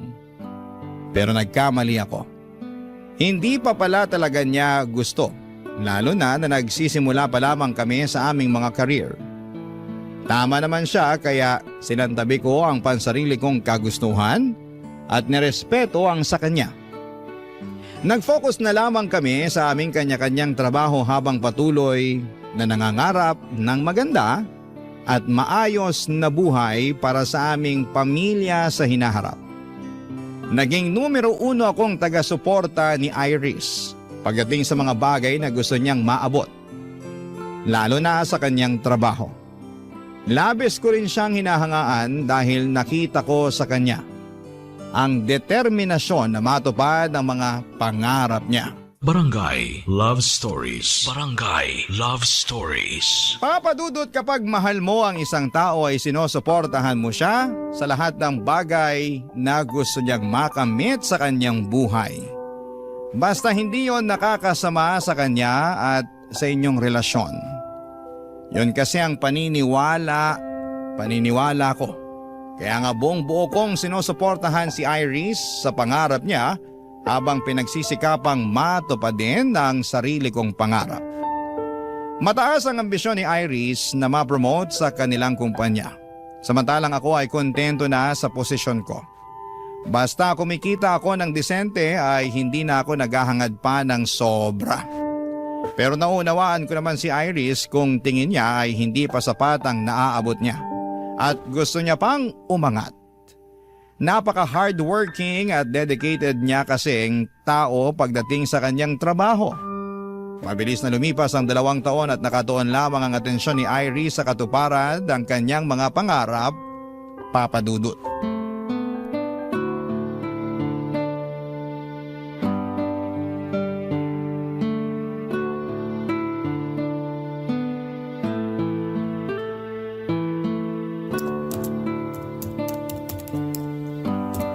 Babe, kanina ka pa dyan sa harap ng laptop mo ah. Hanggang dito ba naman sa bahay, nagtatrabaho ka pa rin? Grabe ka naman sa kanina pa. Mga 30 minutes pa lang naman ako nagtatrabaho ah. Tsaka, kailangan ko na kasing gawin to eh. Dahil baka matambakan ako pag sa opisina ko pa to ginawa. Wala ngang alam yung boss ko kundi magparash ng trabaho kahit nga hindi pa nakakasayad yung puwet ko sa upuan. Gaano pa ba katagal yan bago matapos? Di ko alam. Ano ba yan? Ano ba yan? Ano ba to? Trabaho ko nga. Alam ko, nakikita ko. Pero gusto ko lang naman napansinin mo ko dahil malapit na ako magselos dyan sa trabaho mo eh. Ano ka? Bata para magselo sa trabaho ko? Babe naman eh. Yung kasi ang pinapalabas mo eh. May paselos-selos ka pang nalalaman may trabaho ka rin naman. Meron nga pero ginagawa ko lang sa opisina at hindi ko inuuwi dito sa bahay natin. So, anong pinapalabas mo? Masama na kahit hanggang dito sa bahay nagtatrabaho ako? Hindi sa ganun babe. Pero ang akin lang sana magkaroon naman tayo ng quality time. Yun bang tayo lang at wala kang trabahong ginagawa? Anong tayo lang? Magkasama naman tayo sa bahay ah. Hindi pa ba sapat yun? Iba naman yun eh. Paanong iba? Sige nga, ipaintindi mo sa akin kasi nabobo ko bigla eh. Babe naman eh. Wag mo akong mababe-babe ha. Pinaglaanan kita ng ilang minuto para ipaliwanag kung anong ibig mong sabihin dyan kahit na busy ako rito sa trabaho ko. Yan na nga ang point ko. Palagi kang busy sa trabaho mo na ultimo rito sa bahay, nagtatrabaho ka pa rin kaya napapabayaan mo na ako. Paano kita napapabayaan hindi ka naman toddler para intindihin ko, di ba? Ano, batang paslit ka ba? Sabihin mo para ipagtimpla kita ng gatas at maipagheli kita nang makatulog ka na dyan. Iris naman eh. Akala mo yata nakikipagbiruan ako sa'yo eh, no? Itong mukhang to, tingnan mo, mukha ba ako nakikipagbiruan? Seryoso ako, Edgar. Alam mo, inistorbo mo na nga ako rito sa ginagawa ko. Sinira mo pa yung mood ko. Dapat chill lang ako lalo na't nasa bahay ako eh. Kasi wala yung maiingay kong kaopisina na puro chismisan lang ang alam. Pero heto ka, pinasasama ang loob ko dahil sa tantrums mo. Di ako nagtatantrums ha. Anong hindi? Anong tawag mo dyan sa ginagawa mo? Humihingi lang ako ng oras sa'yo. Pwes, busy ako. Sorry, kaya wala akong mabibigay na oras sa'yo. Kita mo nagkukumahog na akong matapos tong ginagawa ko, tapos ini-stress mo pa ako? O di yan, imbis na natapos ko to agad, wala na. Bumagal ako lalo na kasi inistorbo mo. Sobra ka naman sa inistorbo. Bakit? Totoo naman ah. Naglalambing lang naman yung tao. Wag mo muna akong lambingin ah, kasi wala nga ako sa mood. Buti pa, lumayo-layo ka muna. Nakakapikon ka na. Nakakasira ka ng momentum eh. Wala ka bang ibang gagawin? Gumawa ka kaya ng kahit ano, wag mo lang ako istorbohin. Kaya mo't, alis na! Alis! Oo na. Makapagtaboy naman to. Ano tingin mo sa akin, aso? Bahala ka na mag-analyze, basta ako busy dito. Tsaka huwag ka munang bumalik sa kwarto ha. Ayoko sabi ng istorbo. Papa Dudut na uwi nga sa pagtatalo at tampuhan ng simple kong paglalambing kay Iris.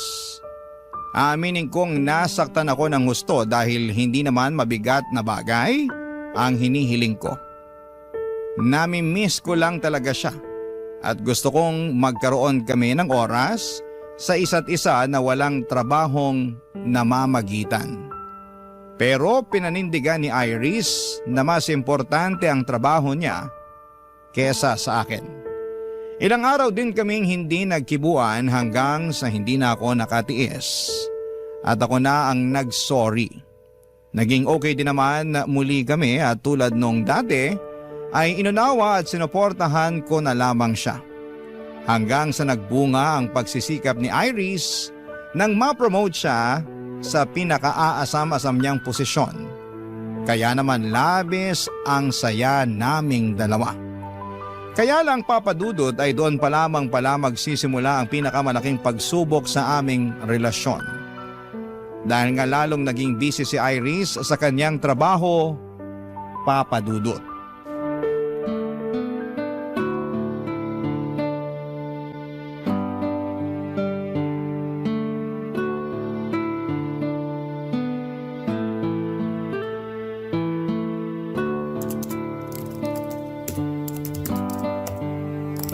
Babe, bakit nakatuto ka na naman sa laptop mo? Nag-email kasi tong boss ko. May pinapagawa siya na kailangan ko rin maipasa ngayong araw. Kaya gagawin ko muna. Mamadali kasi yun lagi. Di ba pwedeng mamaya na lang yan? Mauhuli na tayo sa lakad natin eh. Hindi ka ba nakikinig? Nagmamadali lagi yung boss ko. Gusto niya may balik sa kanya kagad kung ano man yung pinapagawa niya. Sobra namang demanding yan, rest day naman natin. Oo, pero ganun talaga. Sandali lang ba talaga yan? Tingin ko hindi kasi ang dami pala niyang email. Oy, naku. Huwag mo sabihin na gagawin mo lahat yan ngayon. As usual, trabaho ko to eh. Tsaka, kailangan magpag-good shot ako sa boss ko lalo na't kakapromote ko pa lang. Di mo naman kailangan gawin yan eh. Tsaka dapat marunong rumispeto yung boss mo sa personal mong oras. Yaman mo na. Ganun talaga ang mga boss eh. Tsaka sila rin naman, hindi uso yung personal na oras pag nagdedemandang may-ari ng kumpanya. Kahit na. Hindi naman tayo robot na nakaprogram lang para gumawa ng trabaho na iuutos nila. Tao tayo, no? Yan ka na naman eh. Ako na naman. Hindi mo na naman naiintindihan yung trabaho ko. Palibasa, hindi mo maranasang maging busy sa buhay mo. Di naman yata tama na ikumpara mo yung trabaho ko sa trabaho mo. Hindi ko naman kinukumpara. Sinasabi ko lang kasi mukhang hindi naman tayo nagkakaintindihan eh. Nagagalit ka na naman eh. Akala ko ba proud and happy ka na na-promote ako? Proud and happy naman talaga ako. Pero may importante kasi tayong lakad ngayong araw, di ba? Papunta na nga sana tayo kung di lang nag-email sa'yo yung boss mo eh. Tingin ko, di na ako makakasama sa lakad natin. Ano ka mo? Paano na lang yung birthday party ni Mama? Tuloy pa rin naman yung kahit wala ako dun, di ba? Oo nga, pero hahanapin ka nila sa akin, Iris. Hintay lang ka na lang. Sabihin mo, busy o may emergency. Bala ka na. Basta, di na ako makakasama. Sus, anak naman ng toko. Kung ako sa'yo, lalakad na ako dahil baka magtaka yung mama mo kasi wala ka pa dun. Paano ako lalakad hindi nga kita kasama? Mapapatawad naman siguro ako ng mama mo kung hindi ako umattend ng birthday party niya, di ba? Pero yung boss ko, hindi. Kaya kailangan ko na talaga tong gawin. Sana maintindihan mo. Ako na lang ba palaging iintindi sa'yo? Gusto mo na lang ba palagi yung boss mo ang masusunod? Paano naman ako at yung gusto ko? Edgar, please. Huwag mo naman akong stressin, no. Dami-dami ko pang gagawin. Nakikita mo ba tong sangkatutak na email sa akin? Di ko nakasalanan yan. Ginusto mo naman yan eh. Tsaka bahala ka ma-stress dyan. Buti pa alis na ako. Kung ayaw mo sumama, wag. Bahala ka sa buhay mo. Gawin mo na lang yung trabaho mo. Total, mas mahalaga naman yan sa'yo at mas mahal mo pa nga yata yan kaysa sa akin. Edgar naman eh. Huwag mo naman akong kontrolin. Pinagsasasabi mo. Di kita kinokontrol, no? Gusto mo na unahin ko yung ibang bagay kaysa sa trabaho ko na hindi hamak na mas importante. Paano hindi pagkontrol yung kung yung gusto mong masusunod? Kinokonsensya mo pa ako eh. Mukha namang wala kang konsensya eh. Kaya bahala ka na dyan, alis na ako. Edgar! Diyan ka na. Papa Dudut, hindi totoo na gusto kong kontrolin ang buhay ni Iris. Kaya naman naggalit ako nang sabihin niya sa akin ang bagay na yon. Sa katunayan ay mas kinokontrol pa nga siya ng trabaho niya. Kaya naman apektado ang aming relasyon. Pero hindi yon nakikita ni Iris dahil mas galit siya sa akin at para sa kanya ay sarili lamang ang iniisip ko. Pero hindi yun totoo dahil sinusuportahan ko siya at patuloy na sinusuportahan pa rin sa mga bagay na gusto niyang makamit, lalo na sa trabaho niya. Kaya bago pa kami mauwi sa matinding away ay nagdesisyon na akong umalis mag-isa. Samantalang si Iris ay nagpaiwan sa bahay para gawin ang mga trabaho niya. Siyempre hinanap siya ng parents ko pero nagdahilan na lamang ako na may nakakahawa siyang sakit kaya hindi ko na siya sinama pa. Naniwala naman sila pero pinayuhan nila akong umuwi ng maaga upang may makasama sa bahay ang aking nobya, Papa Dudut. Barangay Love Stories. Barangay Love Stories. Papa Dudut, hindi kami agad nagkaayos ni Iris matapos ang away naming yon. Tumagal pa ng 1 linggo bago kami nagpansinan. Sa katunayan ay bigla na lamang kaming nag-usap na parabang walang nangyari. Noong nagtangka akong pag-usapan namin ulit ang away namin ay agad sinabi ni Iris na kalimutan na lang daw namin yon kasi ayaw na niyang ma-stress pa. Pero ramdam ko na malaki na ang pinagbago ni Iris, lalo na sa pakikitungo niya sa akin. Oo, magkasama pa rin kami sa isang bubong at magkatabi sa kama pero mas gusto na lamang niyang nakatalikod sa akin kapag matutulog kami. Ayaw niya na hinahawakan, niyayakap o dinidikitan ko siya. Hindi na rin kami sabay kumain lalo sa hapunan dahil madalas na siyang ginagabi galing sa trabaho. At kumain na raw siya. Pag rest day naman namin ay natutulog lamang si Iris maghapon para makabawi daw ng lakas. O di kaya ay lumalabas siya para makipagkita sa mga kaibigan niya. Kaya nga naisipan kong bumawi sa kanya sa pamamagitan ng pag-aasikaso sa kanya at pagluluto ng paborito niyang pagkain nang sa ganon ay unti-unti ko ulit makuha ang loob niya. Kaso'y hindi naman pinapansin ni Iris ang mga effort ko hanggang sa isang gabi ay kinausap niya ako.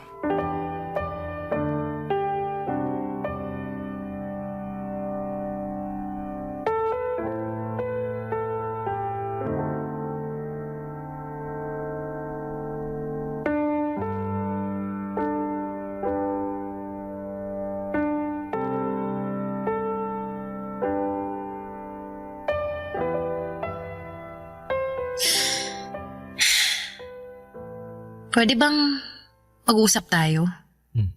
Nag-uusap na tayo ah. Ano pa bang klaseng pag-uusap yung gusto mo?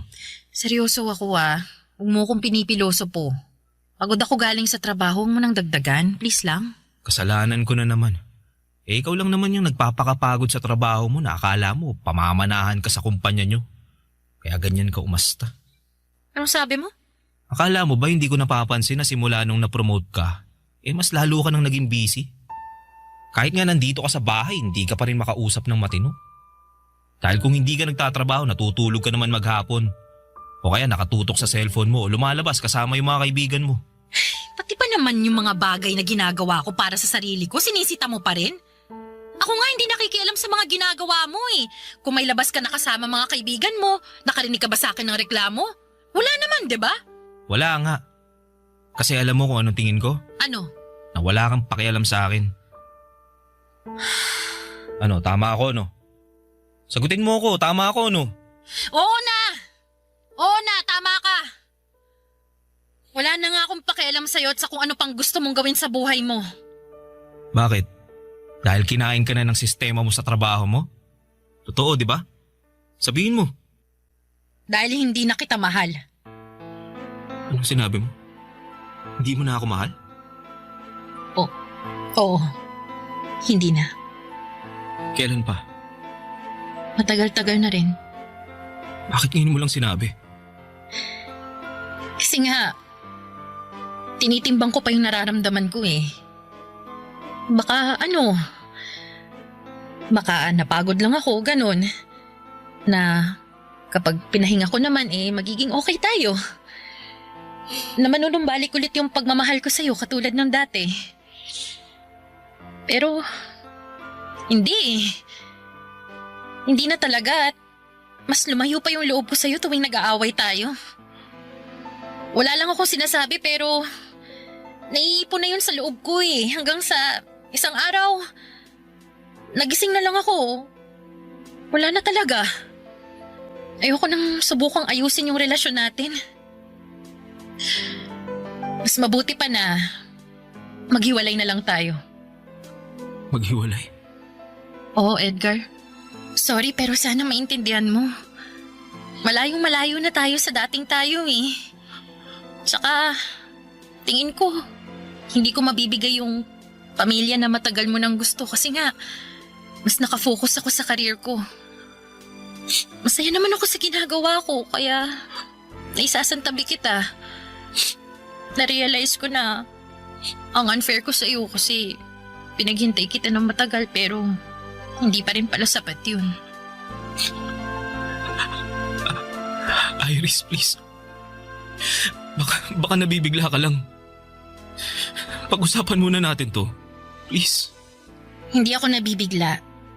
Seryoso na ako sa desisyon ko. Kaya, sana maintindihan mo yun. I'm really, really sorry, Edgar. I'm really sorry.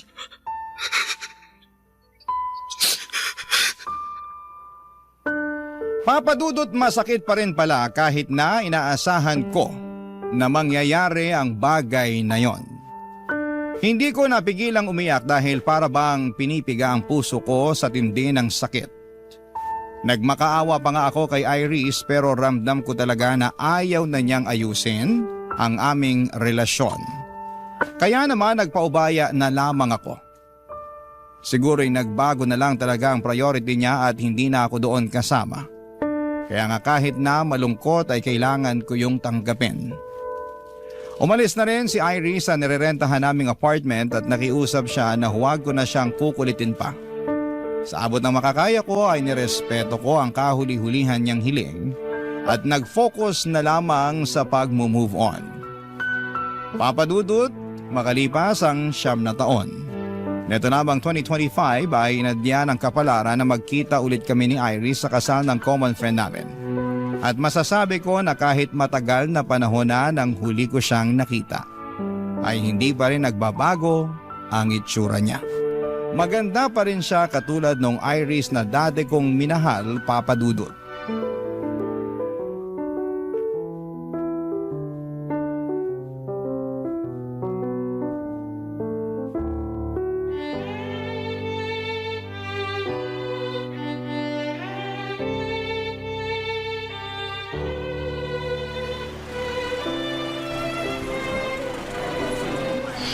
I'm sorry, Edgar, pero matagal na akong kinakain ng konsensya ko eh.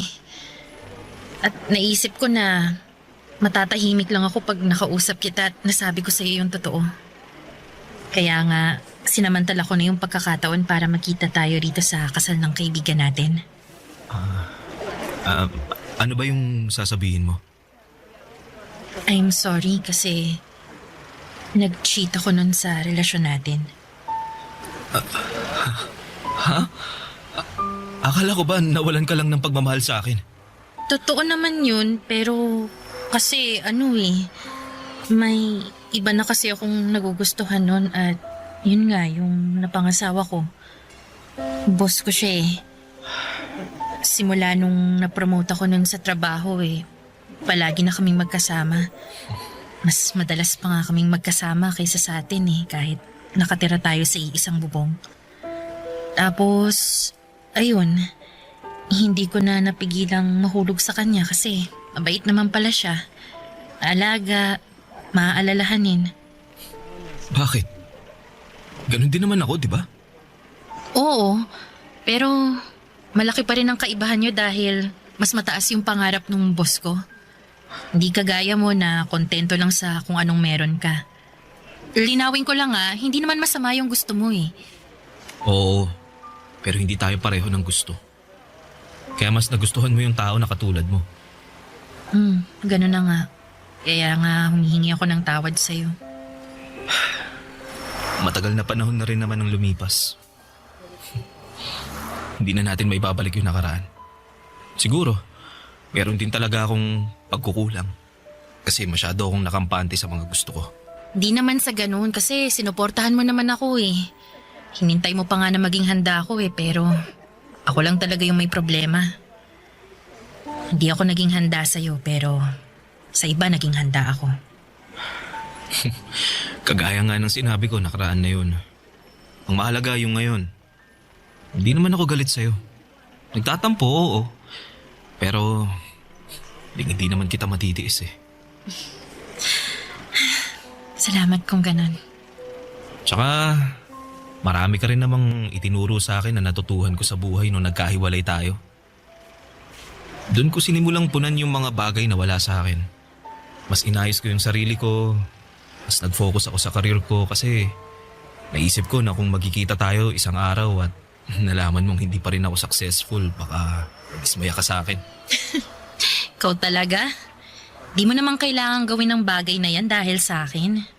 Gawin mo yan para sa sarili mo. Ginawa ko na nga. Pero tama ka na hindi ko na dapat isipin na para sa'yo yun dahil matagal naman na tayong tapos eh. Oo. Pero ano ba yung sinabi mo kanina tungkol sa asawa mo kaya hindi ka okay? Bakit? May nangyari ba? Meron. Kamamatay lang kasi niya nitong January dahil sa cancer. Kaya nga nasabi ko na medyo hindi pa ako okay. Ganun ba? I'm sorry at condolence. Ikaw, kumusta ka na? Single ka pa rin ba o may sarili ka ng pamilya? Meron na. May asawa na ako at 2 anak. Ganun ba? Oo. Kaya nga nasabi ko kanina na hindi ko na dapat isipin kung ano ang sasabihin mo sakaling magkita tayo ngayon. Kung successful ba ako o hindi. Kasi mas dapat kong isipin kung ano ang sasabihin ng pamilya ko. Lalo na ng mga anak ko. Kaya dapat maging successful ako para sa kanila.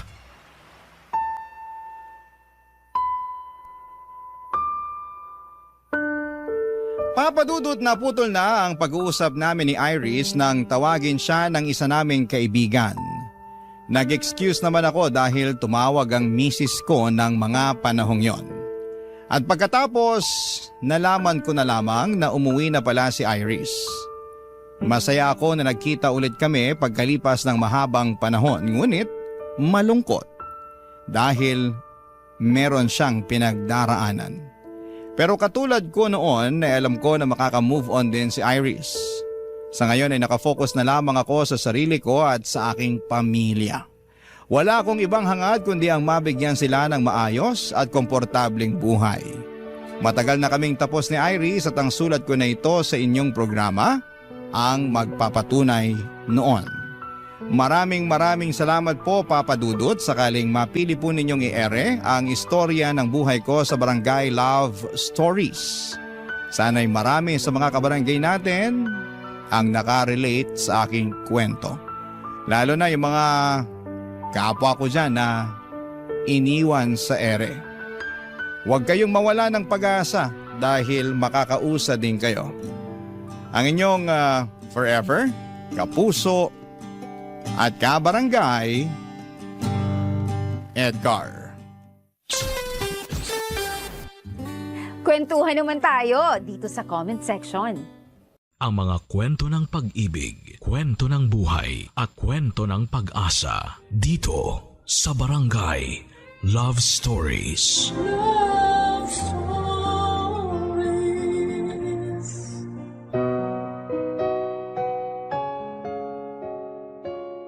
Pinagtatagpo ang mga taong nag-iibigan sa iba't ibang paraan. Sabi nila ay tadhana raw ang gumagawa ng paraan para makilala natin ang taong itinakda para sa atin. Ngunit hindi tadhana ang magbibigay ng perpektong pag-ibig, kundi ito lamang ang maghahatid sa atin sa taong kaya tayong mahalin kahit na hindi tayo perpekto. Sa kwentong pinadala ng sender natin ngayong araw, sa anong paraan kaya niya makikilala ang taong magpapatibok ng puso niya? Pakinggan ang kwento ni Raya dito sa mga kwento ng pag-ibig, buhay at pag-asa sa nangungunang Barangay Love Stories. Dear Papa Dudut, mapagpalang araw sa iyo Papa Dudut dahil may mga kakilala na rin po ako nagpadala ng liham sa Barangay LS ay naisipan ko rin pong sumulat para ibahagi ang love story ko. Raya nga po pala ang pangalan ko pero nickname ko lamang po talaga ito. Nanggaling po ako sa isang broken family. Mas pinili ni tatay na bumuo ng bagong pamilya sa kabit niya kesa sa amin ni nanay. Kaya naman hanggang ngayon ay kami na lamang ang magkasama. Malaki po ang naging sakripisyo niya para sa akin. Kung ano-ano ang pinagkakitaan niya para lamang mapatapos niya ako sa college sa kursong Business Administration major in Operations Management. Nang makatapos ako ay nag-start akong magtrabaho bilang admin assistant sa isang kumpanya. 2 taon lang ako roon dahil lumipat na ako sa ibang kumpanya at natanggap naman ako bilang marketing associate. 3 taon din ako roon bago nag-offer sa akin ng best friend kong si Albi na mag-manage ng ipapatayo niyang milk tea shop. Naging kaklase ko po si Albi noong college. May kaya po ang mga magulang niya na may lahing Chinoy kaya business-minded. Medyo malamya siyang kumilos pero straight naman po siyang lalaki. Nag-aaral po lang kami noon ay may sarili na siyang negosyo. May computer shop po siya noon na pinababantayan niya kapag may pasok siya. Pero kapag weekends ay siya mismo ang nagbabantay. Siya yung gusto laging kagrupo ng mga kaklase ko noon dahil magaling siya sa reporting at sa paggawa ng mga business projects namin. Pati thesis namin ay minani lamang niya noong college. Kaya nung nag-offer siya na maging magkasosyo kami, ay hindi ko siya tinanggihan, Papa Dudut. Hindi ko naman po kailangan maglabas ng pera, industrial partner po ako kumbaga. Hindi ko na lang po babanggitin kung paano yung hatian namin. Pero napakalaking tulong niya po talaga noon sa amin ng nanay ko. Nakaipon ako paunti-unti hanggang sa maipaayos ko na yung bahay namin. Tumaas ang sales namin noong pandemic, kumuha kami ng 2 staff sa milk tea shop para may katulong na ako roon. Pero dahil sa pagiging busy ko noon ay hindi ko na nabigyan ng pansin ang love life ko.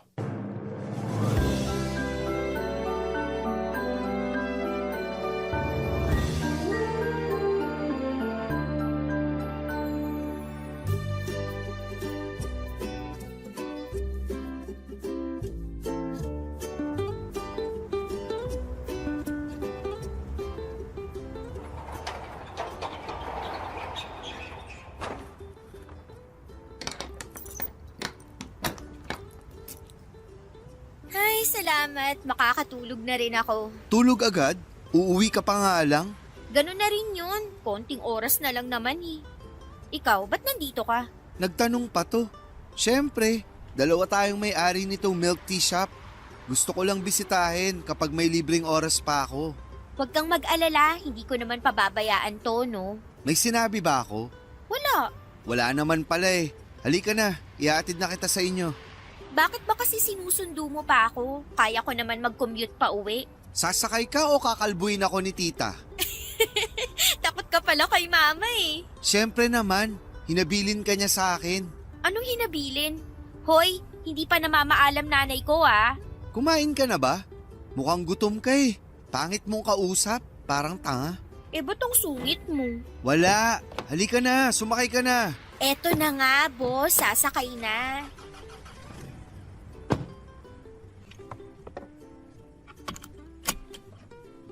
Pwede ka ba sa Sabado? Bukas tayo nun, di ba? Anong meron? Date. Magde-date tayo. Huh? Gagi, hindi pa ako nagpapaligaw. Ano ba? Bakit ka tumatawa? Utu-utu ka kasi. Seryoso, pwede ka nga? Depende kung anong gagawin natin. A-attend lang naman tayo ng party. May celebration kasi kina Gino. Kasi graduation ng kapatid niya sa Sabado. Oh, sa kaibigan mo naman pala eh. Bakit isasama mo pa ako? Kailangan ko ng kasama. Baka kasi harutin ako ng mga babae niyang bisita. Alam mo naman tong kaibigan mo. Malakas talaga ang appeal sa mga babae. Alam mo, kahit may 365 days sa loob ng isang taon at 366 days pag leap year, walang araw na naging gwapo ka sa paningin ko. Wow, may patrivia ka pa. Sasabihin mo lang naman na pangit ako sa paningin mo. Sa iba mo na lang kasi sabihin yan. Baka sakaling maniwala sila sa'yo. Pag sa'kin kasi, kapag tinititigan kita, nagmumukha kang Cyclops. Cyclops? Iisa lang mata nun ah. 2 yung sa akin. Singkit ka kasi, kaya pag pinagsama yan, parang iisa lang. Sama ng ugali nito. Mas lalo ka. Alam mo, para makabawi ka sa panlalait mo sa akin, samahan mo na lang ako sa Sabado. Di ka na pwedeng tumanggi. Isasama na talaga kita. Para namang may magagawa pa ako. Ayan! Kahit napipilitan ka lang, basta may kasama ako. Bakit? Hindi mo ba kaya mag-isa? Kaya nga, pero ayoko may babaeng lapit ng lapit sa akin. Ay, oo na. Nasabi mo na yan kanina eh. Basta, ihahatid mo rin ako agad pa uwi ah. Oo, akong bahala sa'yo. Sana ikaw rin ang bahala dun sa best friend mong pet peeve ko. Bakit ba kasi inis na inis ka kay Gino? Crush mo yun, no? Yak, kilabutan ka nga. Yung mukhang yun, magugustuhan ko. Galit na galit agad ah. Diyan din nagsimula sina mama at papa noon. Kunwari, hate na hate yung isa't isa. Pero tingnan mo, nakalimang anak na. Kayo ni Gino, tingin ko, kaya niyong sumampu. Tumigil ka nga, mag-drive ka na kaya. Eto na nga.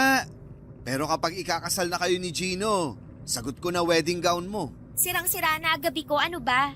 Sorry, tatahimik na. Papadudot, na-meet ko na ang best friend ni Alvin na si Gino ng ilang beses. Pero hindi ko talaga gusto ang pagiging feeling close niya at pangaasar sa akin tuwing nagkikita kami. Sobrang pet peeve ko talaga siya. Parang ginagaya niya kasi si Albi.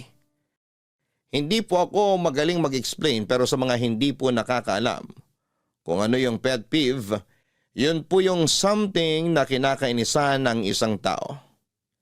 At sa case ko po ay si Gino yon. Yung mukha niya, yung boses niya at lahat po ng ginagawa niya ay kinakainisan ko ng sobra.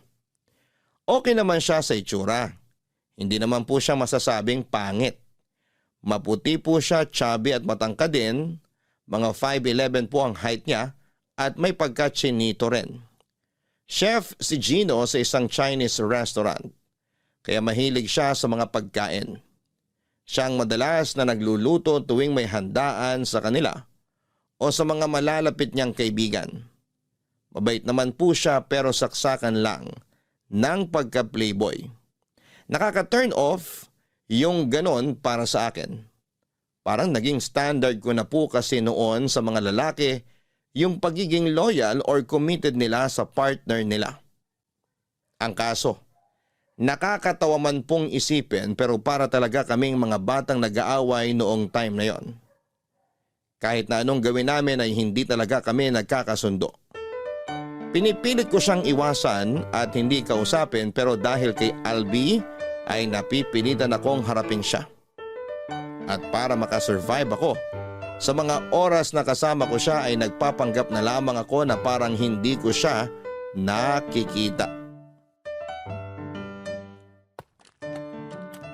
Ay, salamat. Makakauwi na rin. Sus! Para namang hindi ka nag-enjoy sa party. Medyo lang. Ganyan pala kapag medyo nag-enjoy lang, nagbabalot ng mga handa. Uy, grabe ka naman. Konti lang kaya tong nilagay ko sa bag ko. Grabe. Wala ba kayong ulam sa bahay nyo? Ang sasarap kasi ng mga ulam. Saka inalok din naman nung nagpahanda, no?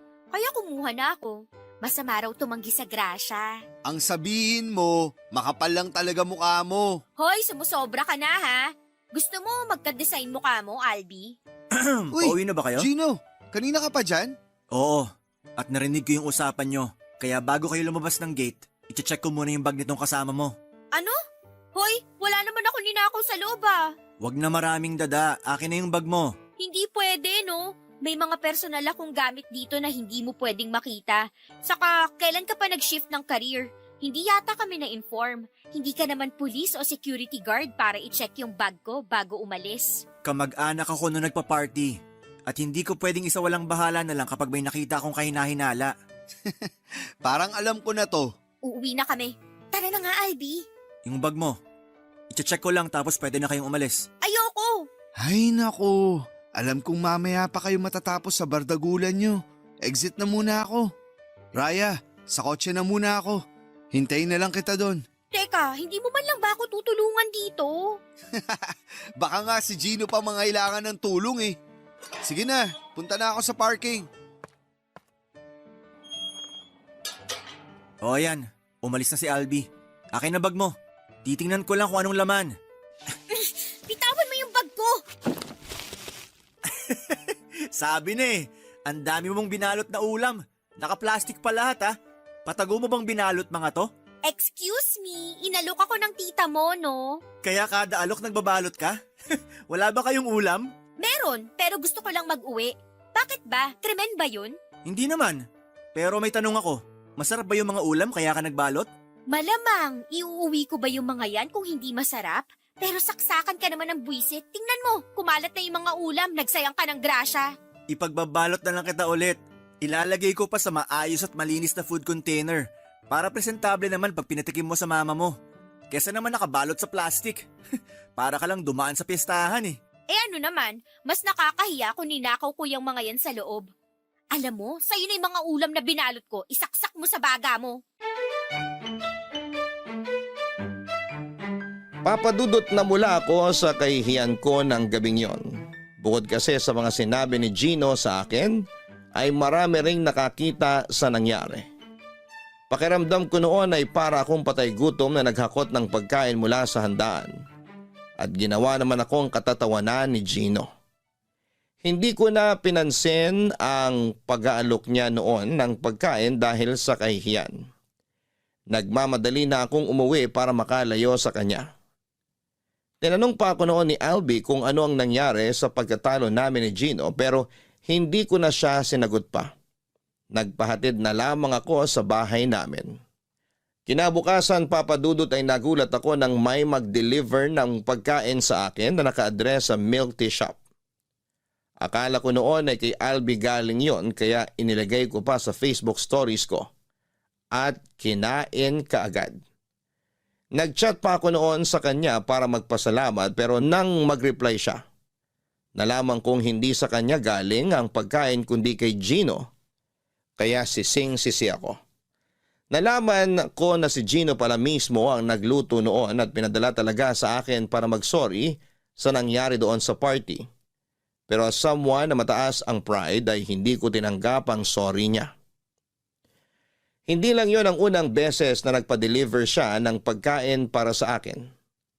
May time pa na siya mismo ang nagdadala sa shop na mas lalong nagpatindi ng iritasyon ko sa kanya. Kaya naisip ko talaga noon na hindi ko magugustuhan si Gino kahit na ano ang gawin niya.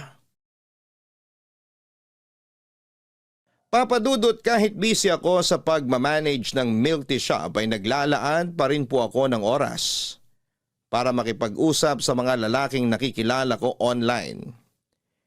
Naisip ko kasi noon na baka kapag may nagpapakilig na sa akin ay hindi ko na mararamdaman ang inis ko kay Gino tuwing nakikita ko siya. Pero kahit na umaabot naman sa talking stage ay wala pa rin akong nagugustuhang i-meet sa kanila. Until one time, may nag-text sa akin na unknown number. Nagpakilala siya bilang customer sa milk tea shop. Suki raw namin siya pero ayaw namang sabihin kung ano ang pangalan. Medyo nainis ako noon dahil ayoko talaga ng mga taong pamisterious. Pero noong nanghingi siya ng payo, sa sisimulan niyang negosyo ay narealize ko na seryoso naman pala siya. Nickname niya lang ang binigay niya sa akin. Hindi na rin ako nagtanong pa ng personal details niya dahil akala ko ay manghihingi lang talaga siya ng advice. Pero yung simpleng pag-uusap namin ay nauwi sa biruan at na-enjoy ko na yung pag-uusap namin, Papadudot. Hindi nagtagal ay hiningi ko na ang pangalan niya sa Facebook dahil na-curious talaga ako noon kung ano ang itsura niya. Sa pagbabaka sakaling makilala ko siya. Natatandaan ko naman ang mukha ng mga suki namin sa shop. Pero nadismaya ako nang makitang dami account lang ang ibinigay niya. Sa pag-aakalang pinagtitripan niya lamang ako ay blinako na ang number niya, gayon din ang account na ibinigay niya sa akin. Kanina mo pa di ginagalaw yung pagkain mo. Okay ka lang ba? Oo, okay lang ako. Okay daw, pero nananamlay ka naman. Ano ba kasi yung dinaramdam mo? Huwag mong sabihing broken ka. Alam na alam ko namang wala ka pang boyfriend at wala ring nagtatangkang manligaw. Kaya wala pang mananakit sa'yo. Ano kasi, may naging textmate ako nitong mga nakaraang linggo. Textmate? Uso pa ba yun? Ayaw niya kasi magpakilala eh. Tapos, nung hiningi ko Facebook account niya, dummy account naman binigay sa akin. Kaya yun, naisip ko na baka niloloko niya lang ako. Pinagtitripan, ganun. Bakit mo naman kasi in-entertain? Sira ka rin eh. Nung una kasi, nanghihingi lang siya ng advice sa sisimulan niyang business. Coffee shop naman daw. Tapos, doon nag-start yung madalas yung pag-uusap. Sus! Para-paraan lang yun. Hindi talaga yung nanghihingi ng advice sa'yo. Gusto niyang makipag-usap at kumagat ka naman. Binlock ko na siya, no? Kahit na, in-entertain mo pa rin siya bago mo ginawa yun. Ibig sabihin, kilala ka na niya. Baka nga marami ka nang nasabi sa kanya tungkol sa'yo eh. Saka yung pagtatanong niya tungkol sa business, paano kung nagmamanman na pala siya? Mamaya magnanakaw na pala yung nakakausap mo. Binubudol ka na, hindi mo pa alam. Ang OA mo. Ganun ba kabobo tingin mo sa akin? Kalma! Hindi naman ako nakikipag-away sa'yo. Masyado kang mainit. Hi guys! Anong ginagawa rito ng maligno na yan? In-invite ako ni Albi. In-invite mo yan? Tapos hindi mo man lang ako sinabihan. Sorry na. Alam ko naman kasing hindi ka papayag eh. Naisip ko lang naman na baka ito na yung tamang oras para magkaayos kayo. Paano naman kami magkakaayos? Yang mukhang yan, hindi nga mukhang sincere eh. Kahit wala pa siyang sinasabi, nakakairita na siya. Tiisin mo na lang. Siya kasi magbabayad nitong kinain natin. Ano? Uy, teka. Wala sa usapan yan ha. Gusto mong makabawi kay Raya, di ba? Pinagdamutan mo siya ng pagkain. Kaya dapat, galante ka ngayon. Simulan mo na yung pagbawi mo. Sana sinabi mo kanina. Akala ko kasi libre mo. Hindi pa naman ako nagdala ng pera. Sus! Dami-dami mong card dyan sa wallet mo. Pwede naman yun. Pero may isa pa akong offer sa'yo. Hindi mo na kailangang magbayad. Wala kang gagastusin kahit piso. Ano namang kapalit? Halika, lapit ka. Ibubulong ko sa'yo. O eto, malapit na ako. Sabihin mo na. Ang gagawin mo... Nakikiliti yung tenga ko. Ano ba kasi yung pinag-uusapan nyo? Parang kayo na lang nagkakaintindihan. Huwag kang magulo. Para sa atin din to. Chill ka lang dyan, okay? Bahala kayo. Yung sasabihin mo, ano na? Nangangalay na ako kakayuko. Ito na nga. Halikan mo sa pisngi si Raya. Kapag nagawa mo yun, sagot ko na lahat ng order natin ngayon. Pati gas mo for 1 month. Gas? Game! Dito na lang ako papwesto. Ano? Hoy, ayaw kitang katabi. Doon ka sa tabi ni Albi. Nandun ka na kanina, lumipat ka pa. Ang bango mo kasi. We, pag ako chinacharot mo lang, tatalsik ka talaga mula dyan sa kinauupuan mo. Totoo yun. Tsaka ang ganda ng cheeks mo. Natural lang yung pagkapula. Bakit mo ba sinasabi yan? Lumayo-layo ka nga. Masyado ka nang malapit eh. Gusto ko lang kasing gawin to. Mwah! Papadudot galit na galit ako noon sa ginawa ni Gino. Lalo na noong sabihin niyang dare lamang yon sa kanya ni Albi. Napagsabihan ko sila noon na para mga bata kung mag-isip at hindi man lang naisip na ma-offend ako. Lalo na hindi talaga kami okay ni Gino. Kaya mula noong araw na yon ay hindi ko muna kinausap ang kaibigan ko. Inaharap ko lamang siya tuwing may mahalaga akong concern tungkol sa business namin. Hindi naman mapakali noon si Gino at wala siyang tigil sa kakasori sa nagawa niya. Umabot pa siya sa puntong pumupunta siya sa bahay namin. Sinabi niya sa nanay ko ang ginawa niya at humingi rin siya ng dispensa. Pero ang hindi ko inaasahan ay noong kinilig pa ang nanay ko sa ginawa niya. Hindi ko alam kung ano ang ginawa niya at nagustuhan siya ng nanay ko para sa akin. Kaya sa halip na magkaroon kami ng distansya sa isa't isa ay mas napadalas pa ang aming pagkikita dahil si mama na mismo ang nag-i-invite sa kanya. Aaminin kong medyo nawawala na noon ang inis ko kay Gino at gusto ko na lamang din na maging okay kami dahil doon masaya si mama. Pero nagbago ang isip ko noong malaman ang tungkol sa kanya. Nang minsang magkayaang uminom sina Albi at Gino, nagpasundo sa akin ang kaibigan ko dahil sa sobrang kalasingan. Hindi naman ako marunong mag-drive noon kaya nag-book na lamang ako ng taxi. Pinuntahan ko siya sa bar na sinasabi niya. Hindi na rin daw kayang mag-drive ni Gino kaya hindi sila makauwi. Naabutan ko sila na pareho nang nakasubsob sa mesa. Paglapit ko kay Albi ay napansin ko yung cellphone ni Gino na nakabukas noong time na yon. I-off ko sana yon noong mabasa ko ang pamilyar na conversation na mukhang binasa pa niya bago siya makatulog. Parang umakyat lahat ng dugo ko noon sa ulo dahil sa galit ng may mapagtanto, Papa Dudut. Hoy, gumising ka nga dyan. Mag-usap tayo. Oh, bakit ba? Nahihilo nga yung tao eh. Wala akong pakialam. Tumayo ka dyan. Pwede bang bukas na lang? Ang sakit na ng ulo ko. Nasusuka pa ako. Kahit iluwa mo pa yung bituka mo, wala akong pakialam. Tumayo ka dyan. Mag-usap tayo. May kasalanan ka sa akin. Pahingi mo ng tubig, please. Hindi ako utusan. May kamay ka naman, di ba? Bakit ba kasi galit na galit ka? Ano bang problema? Ito, ano to? Nakita ko tong conversation natin sa phone mo, kaya hindi ka na makakapagsinungaling sa akin. Ha? Anong conversation? Basahin mo! Magmamaang-maangan ka pa? Isip ako ng isip kung sino yung nan-trip sa akin. Ikaw lang naman pala. Sorry, sasabihin ko naman talaga dapat sa'yo eh. Kumahanap lang ako ng tiyempo kasi alam kong galit ka pa sa ginawa ko last time. At ngayong alam ko nang gusto mo lang akong pagtripan, sa tingin mo matutuwa pa ako sa'yo? Nakakaloko ka na, Gino. Hindi ka na nakakatuwa. So ano palang plano mo nun? Makikipag-close ka sa akin nang hindi nagpapakilala kung sino ka talaga? Doon pa lang sa nagpakilala kang suki namin, ginawa mo na akong tanga. Ang ayos ng pakikipag-usap ko sa'yo kasi akala ko matino kang tao. Pasensya ka na. Hindi ko kasi alam kung ano pa yung pwede kong gawin para mapalapit sa'yo. Alam ko naman kasi kung gaano mo kahit na makita ako o makausap. Kaya nanloko ka na lang, ganun ba? Masaya ka ba sa ginawa mo? Hindi naman sa ganon. Eh anong trip mo sa buhay? Bakit mo ginawa sa akin yun? Napaka-childish mo naman, Gino. Sa edad mong yan, naiisip mo pa yun? Napaka-immature mo. Alam mo, hindi ko na talaga alam yung gagawin ko para tigilan mo ko. Kasi sa totoo lang, kung hindi dahil kay Albi, hindi naman kita kakausapin. Walang dahilan para maging malapit tayo sa isa't isa. Kaya wag kang umakto na parang close na close tayo.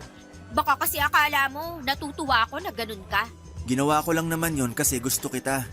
Gusto kitang ligawan, Raya. Gustong gusto ko na lagi kitang nakikita. Yung magkasama tayo.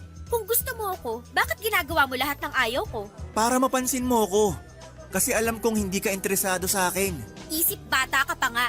Paano ka naging chef at nagka-business nang ganyan yung pag-iisip na meron ka? Nakakatawa ka, alam mo ba yon? Kaya siguro walang babaeng tumatagal sa'yo kasi ayaw nilang matali sa isang lalaking kagaya mo. Pasensya ka na. Huwag kang mag-alala. Hindi na mauulit yon.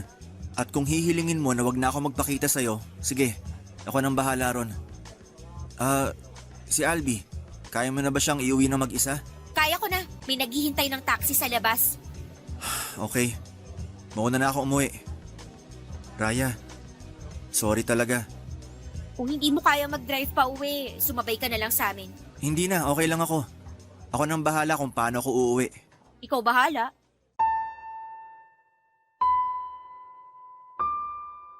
Papadudot walang kalam-alam si Albi sa naging pagtatalo namin noon ni Gino dahil sa kalasingan niya. Ang alam lamang niya noon ay hinatid ko siya sa bahay nila. Nagulat na lamang siya sa mga sumunod na araw noong bigla na lamang akong iniwasan ni Gino. Napansin niya yon dahil every Saturday po talaga ng gabi tumatambay si Gino sa shop namin. At noong time na yon ay hindi talaga pumunta si Gino kahit na anong pilit sa kanya ni Albi. Lumipas po ang ilang araw na umabot na rin ng halos isang buwan, Papadudot, na kahit anino ni Gino ay hindi ko talaga nakikita. Hindi na siya pumupunta sa shop at sa bahay namin. Hinahanap na siya noon ni Mama sa akin. Nagtataka kung bakit hindi na raw pumapasyal sa amin pero nagpapadala pa rin siya ng paboritong pagkain ni Mama na siya mismo ang nagluto. Natouch po ako noon at nakonsensya sa mga pinagsasabi ko sa kanya. Siguro nga ay may nagawa siyang mali na kinakainis ko ng sobra pero sa ipinapakita niya, hindi naman po siya masamang tao at wala talagang masamang intensyon sa akin. Kasi kung balak niya lang naman na paglaruan ako, hindi na niya kailangang alalahanin ang nanay ko. Papadudot, kahit iniiwasan ako ni Gino, ay may mga pagkakataon pa rin nagkakasama kaming dalawa dahil kay Albi. Hindi na po ako galit noon sa kanya pero sobrang awkward ng sitwasyon namin. Hindi ko alam kung paano ko siya kakausapin o kung tama ba na ako yung maunang magbukas ng usapan. Sa pagkakataong yon ay wala pa ring alam si Albi sa dahilan kung bakit hindi kami nag-uusap ni Gino. Normal naman kasi sa amin yon. Pero noong ilang beses na kaming nagkita sa pagsama niya kay Albi sa shop, doon pa lang nakahalata ang kaibigan ko. Nagtanong siya kung ano raw ang meron sa amin ni Gino at hindi kami nagbabangayan. Ang sabi ko lang naman noon ay baka nagsawa na sa pakikipagbangayan sa akin ang kaibigan niya. Wala ni isa sa amin ni Gino ang nagbukas ng usapan kay Albi. Siguro'y naisip rin ito na mutual friend namin si Albi at gagawa siya palagi ng paraan para magkaayos kami. Pero dahil matagal na kaming magkaibigan, ay hindi na ako nakapaglihim pa nang muli siyang magtanong sa akin. Hindi na siya nagulat na hindi kami okay ng kaibigan niya pero aminado siya noon na mas gusto niyang nakikita kaming nagbabangayan kahit natungkol pa yon sa walang kwentang bagay kesa sa hindi kami nagkikibuan. Kinumbinsi niya ako na makipag-ayos na lamang kay Gino dahil marami din naman akong nasabi na hindi maganda.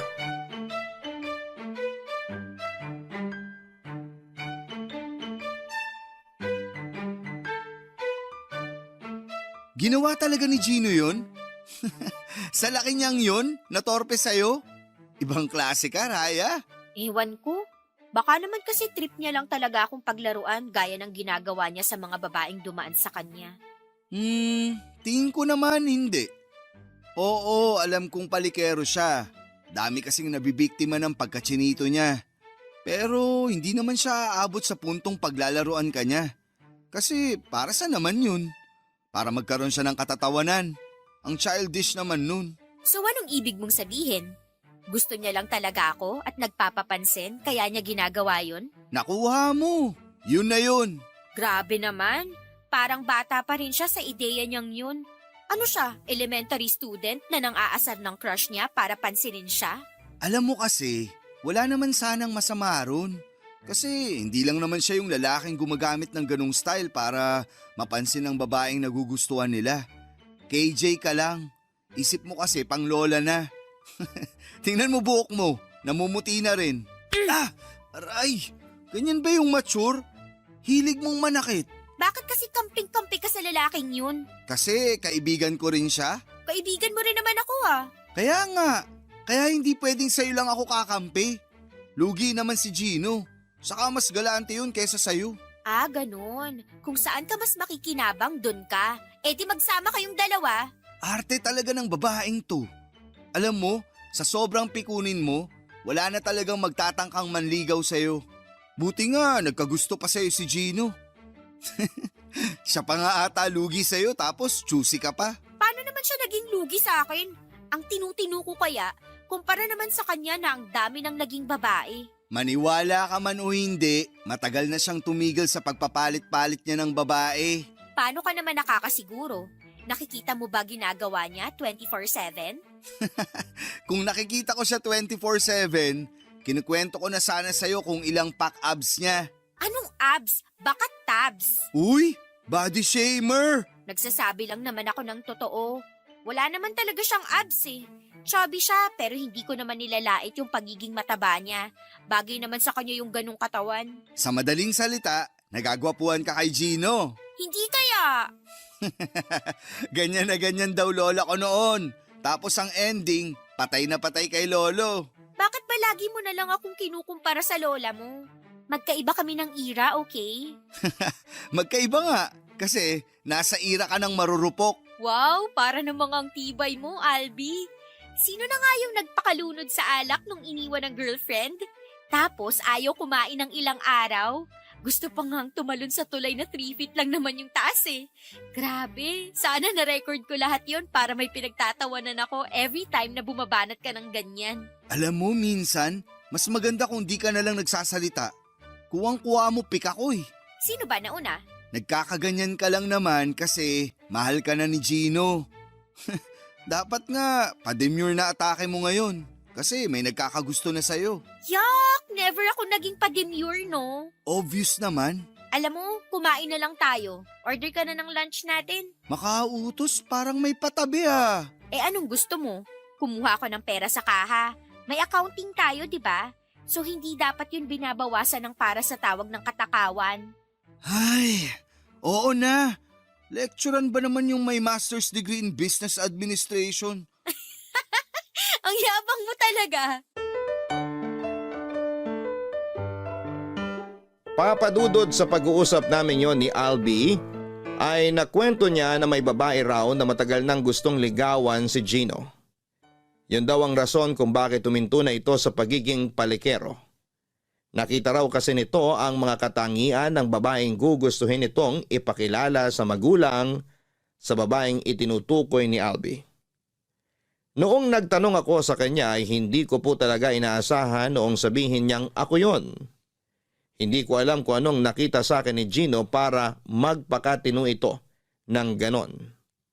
Mula noong nalaman niya ang dahilan nang iwasan namin ang kaibigan niya, palagi na siyang gumagawa ng paraan para madalas kaming magkasama. Kunwari, iimbitahan niya akong kumain sa labas pero kasama naman pala niya si Gino.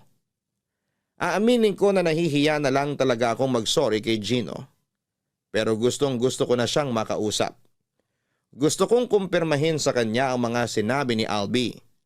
Hindi para ipahiya siya o ipamukha na hindi ko siya magugustuhan kahit kailan. Kundi para aminin na na-appreciate ko lahat ng ginagawa niya. Pero parang universe na po talaga ang gumagawa ng paraan noon para magkausap kami. Noong pumunta kami sa birthday ni Albi ay nagkaroon ako ng lakas ng loob na kausapin siya noong medyo nakakainom na ako. Gino. Uy, Gino, pansinin mo naman ako. Bakit ba? Pwede ba akong makisabay? O kaya hatid mo na lang ako sa bahay? Kapal ng mukha ako, no? Sigurado ka? Baka naman lasing ka lang. Oo, medyo nakainom nga ako. Kaya nga, natatakot ako mag-commute. Medyo nahihilo na ako. Baka mapatapat pa ako sa manyak na driver. Tapos, dalhin ako sa ibang lugar kapag nakatulog ako sa biyahe. Hanggang ngayon pala overthinker ka pa rin. Ganun na nga. Pasensya ka na ah. Wala kasi akong ibang malapitan. Si Albi, tulog na sa kalasingan kaya hindi niya na ako mahahatid pa uwi. Hindi ako nagdala ng kotse. Big bike yung dala ko. Kaya mo ba sumakay ron? Oo, kaya ko naman. Sigurado ka? Sabi mo nahihilo ka, di ba? Baka mahulog ka pa. Alam mo, kahit hindi pa ako sumasakay sa big bike mo, nahulog na ako. Pinagsasabi mo. Nahulog na ako sa'yo. Ay, lasing ka na nga. Hindi kita pwedeng isakay sa motor ng ganyan yung estado mo. Baka maaksidente lang tayo. Baka naman mga chicks mo lang talaga pinapayagan mong sumakay sa big bike mo. Wala pa akong pinapasakay na babae sa motor ko. Sorry. Sige, mag-aabang na lang ako ng taxi. Akala ko ba natatakot ka mag-commute ng lasing? Tatawagan ko na lang si Mama habang nasa biyahe ako. Kailangan ko rin kasing makauwi. Wala siyang kasama sa bahay eh. Huwag mo na siyang tawagan. Baka masira pa tulog niya. Oo nga no. Ay, sasamahan na lang kita mag-commute. Ha? Wag na. May sasakyan ka naman pa uwi tapos magko-commute ka pa. Sasamahan na kita pa uwi. Pero... Huwag na matigas ulo mo, Raya. Nakainom ka kaya hindi ka pwedeng bumiyahe na mag-isa. Bakit ikaw? Hindi ka ba uminom kanina? Hindi ako uminom kasi wala maghahatid sa akin pa uwi. Naantok na ako. Sandali, magbubook na lang ako ng taxi. Mag-abang na lang tayo ng dadaan dito. Sure ka? Oo. Lapit ka konti. Ha? Sumandal ka na lang sa akin habang naghihintay. Inaantok ka na, di ba? Wag na, nakakahiya. Halika na. Hindi mo naman ako kailangang hilahin. Lalapit naman ako eh. Shh! Sumandal ka na lang sa braso ko. Aalalayan na lang kita kapag nakaidlip ka. Thank you ah. Basta wag kang susuka. Wala akong dalang extra shirt. Sabi ko nga sa'yo, nahihilo ako. Baka masuka ako sa taxi mamaya. Lunukin mo na lang. Ano?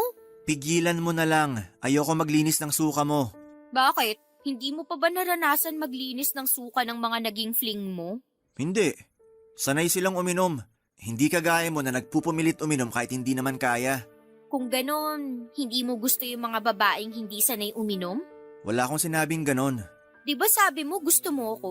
Nakainom ka. Tsaka na natin pag-usapan yan. Baka naman joke mo lang yun. Tapos, kaya ayaw mo ko isakay sa big bike mo kasi baka mapagkamalan akong girlfriend mo. Isasakay kita sa motor ko. Pero kapag hindi ka nalasing. Papadudot medyo nakainom lang naman ako ng gabing yon. Kaya malinaw sa akin kung ano ang mga sinasabi ko kay Gino. At aaminin ko na kilig po talaga ako noon sa mga sagot niya. Kahit naramdam ko pa rin ang lamig ng pakikitungo niya. Nakasandal lang ako sa kanya habang naghihintay kami ng daraang taxi. Mga 10 minutes po kaming nakatayo roon bago kami nakasakay. Ang nakakahiya pa noon, Papa Dudot, ay nakatulog ako sa biyahe nang nakayakap sa braso niya. Pagdating namin sa bahay, nagpaalam pa si Gino kung pwede siyang pumasok at magstay muna roon sandali. Pumayag naman po ako. Pero sa halip na siya yung asikasuhin ko dahil bisita siya roon, ay kabaliktaran pa ang nangyari. Dahil doon ay inabot na siya ng madaling araw sa bahay namin kaya nag-offer na ako na doon na lamang siya matulog. Nagulat po ako noong hindi siya tumanggi, Papa Dudut. Sa sala siya natulog at wala siyang kaarte-arteng umiga sa sofa. Kahit na alam kong hindi siya komportable roon dahil sa height niya. Kinabukasan ay hindi ko po napaghandaan ang panunukso sa amin ni Mama. Akala niya po kasi ay kami na ni Gino. Natawa na lamang po noon si Gino sa mga pinagsasabi ng nanay ko. Samantalang hiyang-hiya naman ako sa kanya. Nang magpaalam na siya para umuwi. Nag-chat siya sa akin at sinabing mag-uusap daw kami kapag maayos na ang pakiramdam ko. Papadudod sinundo ako ni Gino sa bahay namin para sa isang dinner date. Dinala niya pa ako sa Chinese restaurant kung saan siya nagtatrabaho. Nagulat ako noong ipinakilala niya ako sa mga katrabaho niya roon bilang someone special sa buhay niya. Ewan ko ba, Papa Dudut, pero wala po talagang mapaglagyan ng kilig ko ng gabing yon. Doon na rin kami kumain, nagpa-reserve siya ng table para sa aming dalawa sa rooftop ng restaurant. Siya nagluto ng mga kinain namin ng gabing yon. At ang mas nakakatuwa pa ay hindi niya nakalimutan yung dadalhin niya para kay Mama. Mula noong mangyari ang dinner date namin ay parang bulang naglaho ang inis na nararamdaman ko para kay Gino. Mula sa pagiging pet peeve, siya na yung naging favorite person ko. Gaya ng dati, walang kaalam-alam si Albi na okay na kaming dalawa. Hindi alam ng kaibigan ko na madalas na kaming nagkikita after ng closing ng milk tea shop. Tinupad ni Gino ang sinabi niya na isasakay niya ako sa motor niya. Hindi pa namin napag-uusapan ang tungkol sa nararamdaman namin sa isa't isa pero sa tingin ko noon ay nanliligaw na siya. Akala ko po noon ay hindi ko mararanasan yung ganong treatment mula sa isang lalaki. Nang mas nakilala ko siya, saka ko lang nakita yung maturity na hindi ko nakikita sa kanya noon dahil sa inis ko sa kanya. Ibang-iba siya sa Gino na lagi kong kabangayan sa harapan ni Albi. Sa pagkakataong yun ay siya na yung Gino na walang ibang ginawa kundi ang pakiligin ako, Papa Dudut.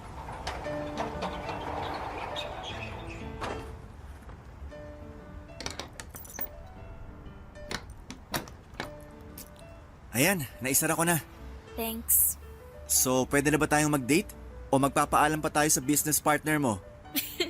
Bakit naman ako magpapaalam sa kanya? Walang pakialam sa love life ko yun, no? Akala mo lang wala, pero meron. Sige na, oo na. Meron na akong meron.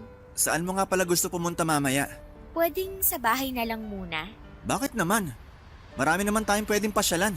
Alam mo naman si Mama, hindi siya sanay na hindi kami sabay kumakain ng hapunan. Baka magtampo sa akin yun. Walang magtatampo ngayong gabing to. Doon na lang tayo mag-dinner sa inyo. Makikikain ako. Talaga? Oo naman. Mas masaya yun. Ano, tara na? Ano to? Bakit kayo magka-holding hands? Albi, nandyan ka pala. Oo, kanina ko pa nga kayo nakikita bago ako bumaba ng kotse. Anong meron? Kayo na ba? Bakit hindi ko alam? Hoy, teka lang. Kumalma ka naman sa pagtatanong. Isa-isa lang. Pare, kung ano yung iniisip mo, tama yun. Pero paano? Saka kailan pa naging kayo?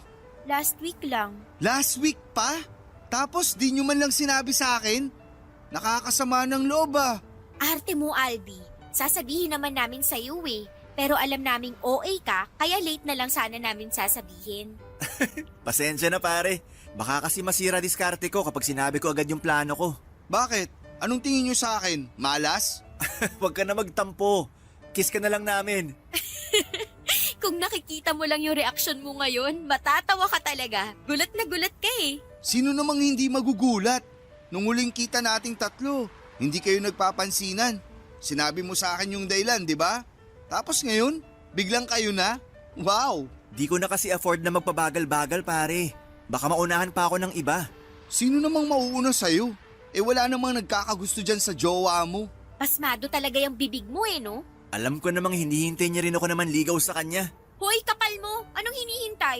Joke lang. Ito naman parang di ko mahal. Gagi! Ang cringe pala marinig yan mula sa inyo. Parang mas okay yung nagbabangayan kayo kaysa sa sweet kayo sa isa't isa. Pero mas okay kung pipikit ka na lang pare. Wala kang jowa eh. Ang yabang nyo, mag-iwalay din kayo. Magkakajowa ka rin pare. Ipagdarasal namin ni Raya.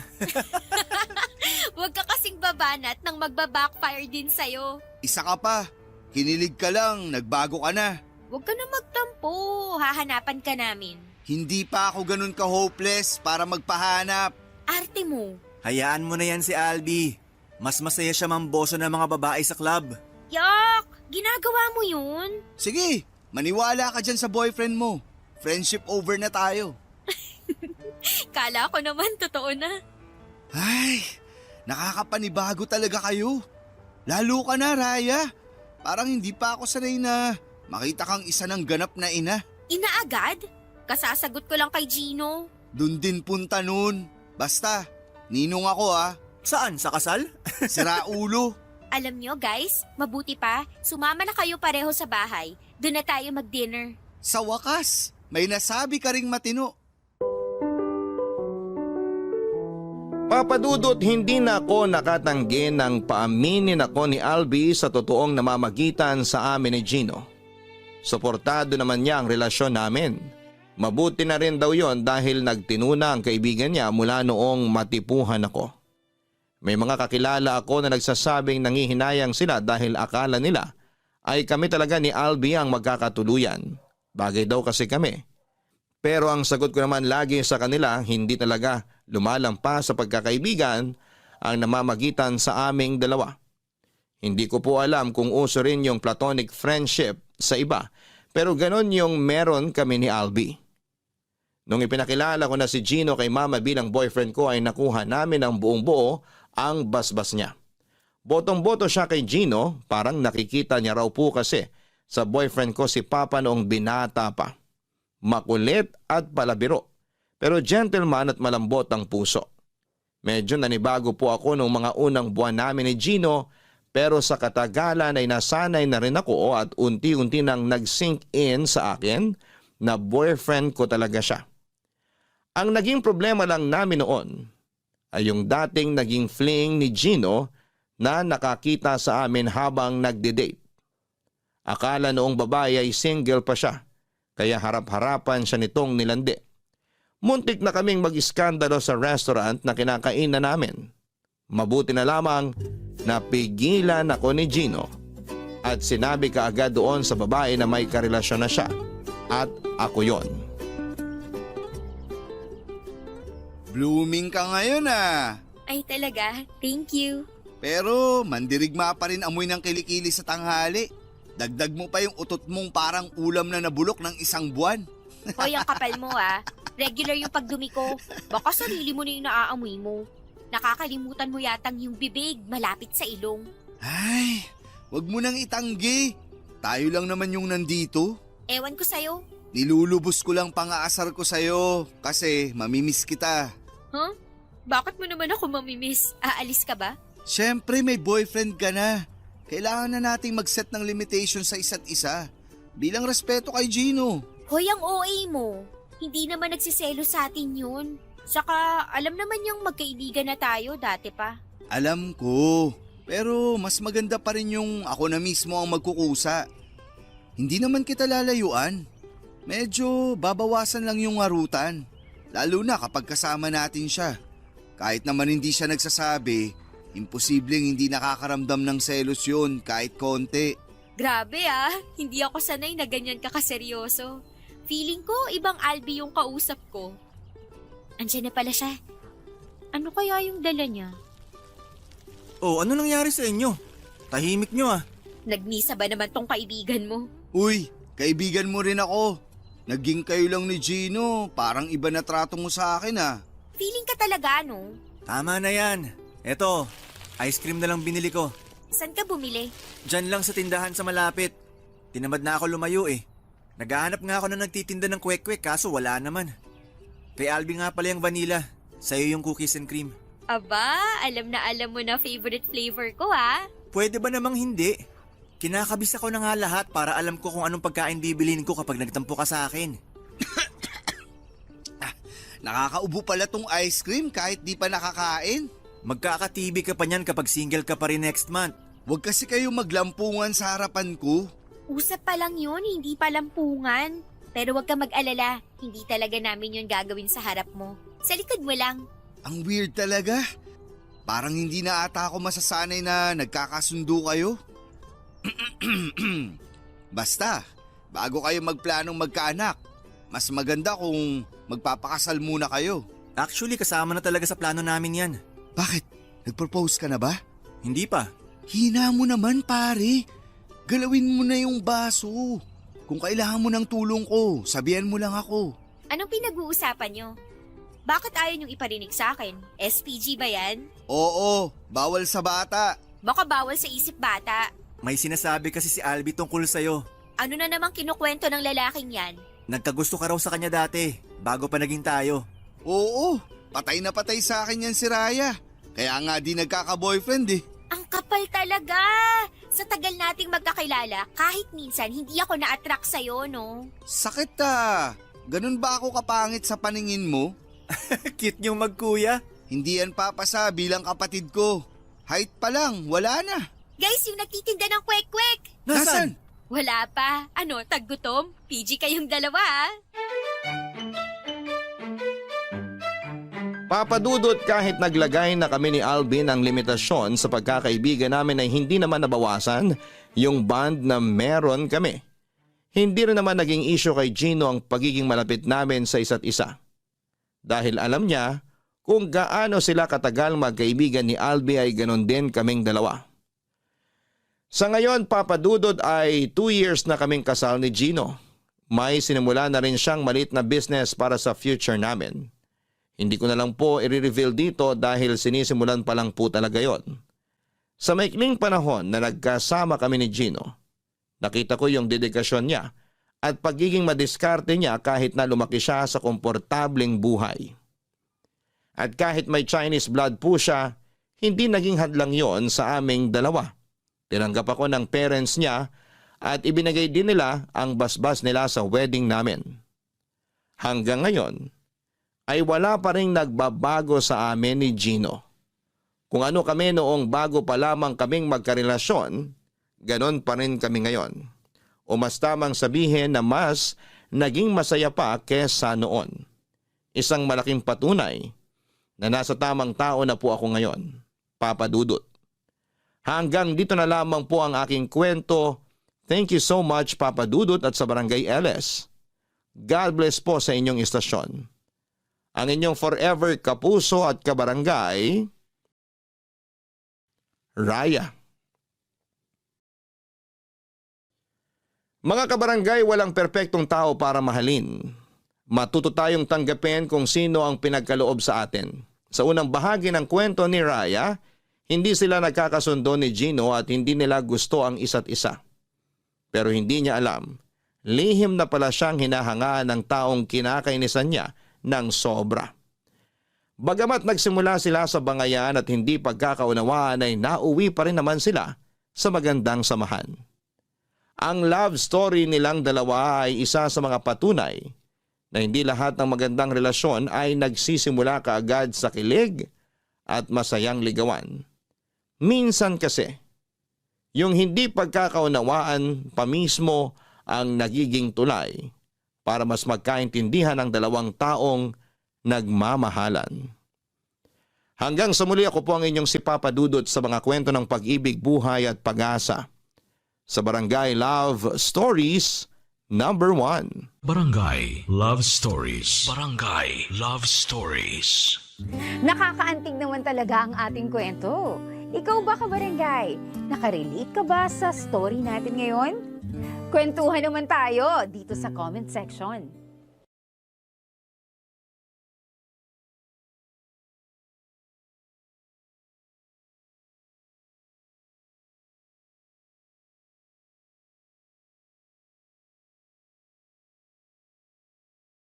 Ang mga kwento ng pag-ibig, kwento ng buhay at kwento ng pag-asa dito sa Barangay Love Stories. Love Stories.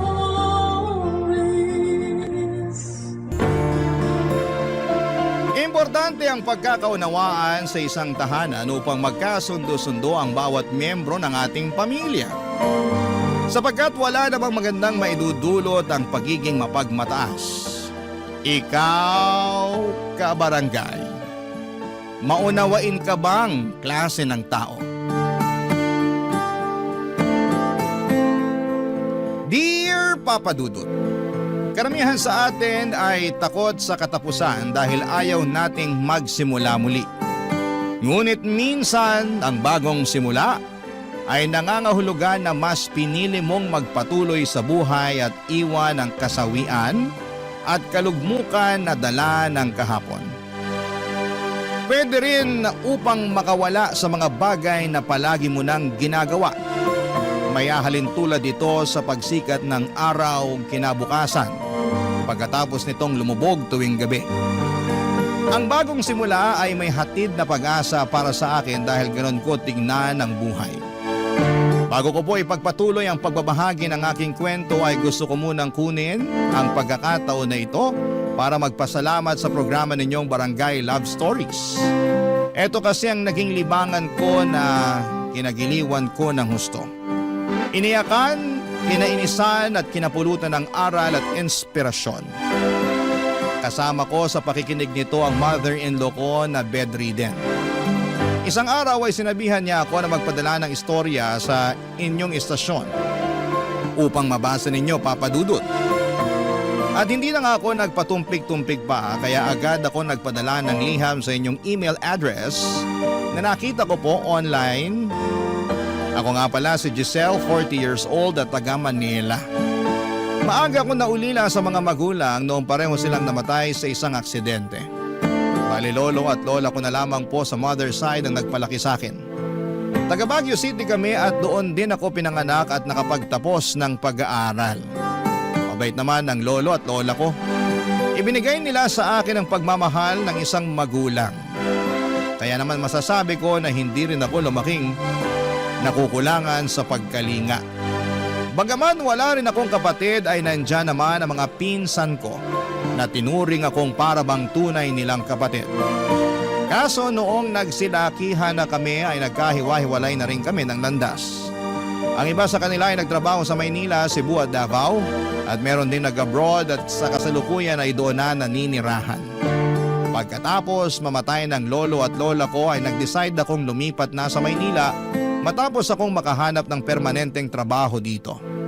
At doon na rin dumating sa buhay ko si Wendell, Papa Dudut.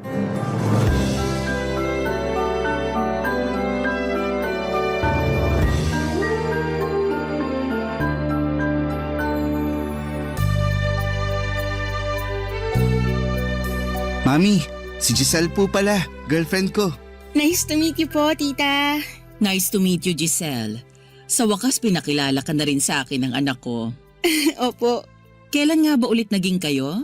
Bale, last week lang po talaga ako sinagot ni At Giselle. niligawan mo siya ng 1 taon, tama? Opo, Mi. Bakit naman umabot ng ganong katagal, Giselle? Hindi mo pa ba mahal ang anak ko noong mga panahon na yon? Hindi naman po. Hindi po kasi priority ni Giselle ang pagbo-boyfriend that time, pero mapilit po ako. Gusto ko po kasi talaga siya, kaya sinabi ko sa kanya na patutunayan ko yun. Ah, oo. Iba ka nga pala pag nagkagusto. Talagang gagawin mo ang lahat para makuha lang to. Opo, tsaka seryoso po ako kay Giselle. Mabuti naman naramdaman mong seryoso sa'yo ang anak ko. Gano'n na nga po. Kaya nga po nung nanligaw siya pumayag ako. Doon ko mas nakita na seryoso sa akin si Wendell, tapos unti-unti nahulog na ako sa kanya. Pero inabot pa rin ng halos 1 taon ng panliligaw sa akin ng anak ninyo. Bakit? Hirap ka bang pagkatiwalaan ng anak ko kahit na nahulog ka na sa kanya? At nalaman mo na rin na seryoso siya sa'yo? Siguro po kasi hindi pa naman ako nagkaka-boyfriend. Kumbaga, wala pa akong karanasan.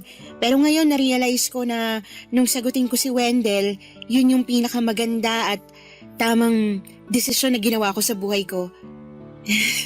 Iba po kasing magmahal at mag-alaga ang anak ninyo. Siyempre, pinalaki ko sa pagmamahal ang anak kong yan. Nag-iisang lalaki rin sa magkakapatid, kaya kabilin-bilinan ko na pag magkaka-girlfriend o asawa na siya, tratuhin niya ng maayos, katulad ng pagtrato niya sa akin at sa mga kapatid niyang babae. Kaya naman po pala lumaking mabuting tao si Wendell kasi mabuting tao din po ang mami niya. Naku, sinabi mo pa, babe. Ang mami ko yung pinaka-the best mami sa lahat. Kaya nga mahal na mahal ko siya Halata nga. Nambola ka pa talagang bata ka. Ilang beses ko po bang dapat sabihin na di na ako bata? Kaka-30 ko nga lang po, di ba? Baka mamaya isipin ni Giselle masyado akong mamas boy. Ano naman kung maging mamas boy ka? Magiging problema ba yon, Giselle? Wala naman po kasi nanay naman niya kayo. Huwag kang mag-alala. Ganito lang naman talaga ako sa mga anak ko, pero hindi naman ako katulad ng ibang mga nanay dyan na sobra kong makialam sa buhay ng mga anak nila. Yung kulang na lang diktahan ko ang buhay ng mga anak ko at sabihin sa kanila kung ano ang dapat nilang gawin sa isang sitwasyon o pagkakataon. Hindi ako ganong klase ng nanay. Kahit yung namayapa kong mister, hindi rin ganon sa mga anak namin. Tinuruan namin sila na rumispeto sa aming mag-asawa at sa ibang tao. Pero hindi namin pinakikialaman ang mga desisyon nila sa buhay.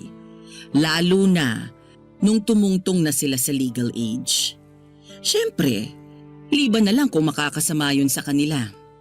Diyan na kami makikialam para sumuway at magpaalala.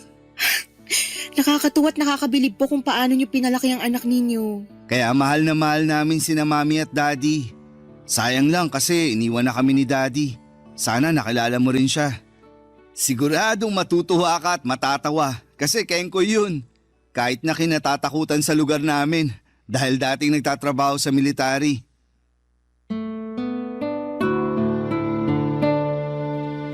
Papa Dudut, pinakilala sa akin ang katrabaho ko si Wendell nang minsan akong sumama sa birthday party niya na ginanap sa isang hotel. Second cousin niya kasi ito and that time ay pareho kaming single. Pero choice kong hindi pumasok sa pakikipagrelasyon dahil mas focus ako sa aking career. Kaya nga noong naging kami ay malapit na rin ako noong mag-30 anyos. Kung ilalarawan ko si Wendell ay marami akong masasabing mabubuti at magagandang bagay sa kanya. Bukod sa gwapo, mapagpasensya, maunawain ay napaka-gentle and sweet ng boyfriend ko. 1 taon din niya ako niligawan at masasabi ko na sobrang tiyaga niya at hindi siya napagod sa akin. Doon ko napatunayan kung gaano siya kaseryoso sa intensyon niya sa akin at pagmamahal. Hindi po nagtagal ay pinakilala niya ako sa mami niya. Hindi kasama ang mami ni Wendell sa naturang birthday party kung saan kami nagkakilala dahil nasa out of town trip sila ng kanyang asawa. Kung ilalarawan ko ito ay masasabi ko na may pagka-estrikta at matapang ang boses nito. Pero mabait din naman. Pinaramdam niya sa akin na suportado niya ang relasyon namin ni Wendell kaya naging panatag na ako sa kanya. Noong nabuntis ako ay tumira muna kami sa bahay nila pansamantala kaya doon ko lalong nakilala ang nanay ng kasintahan ko.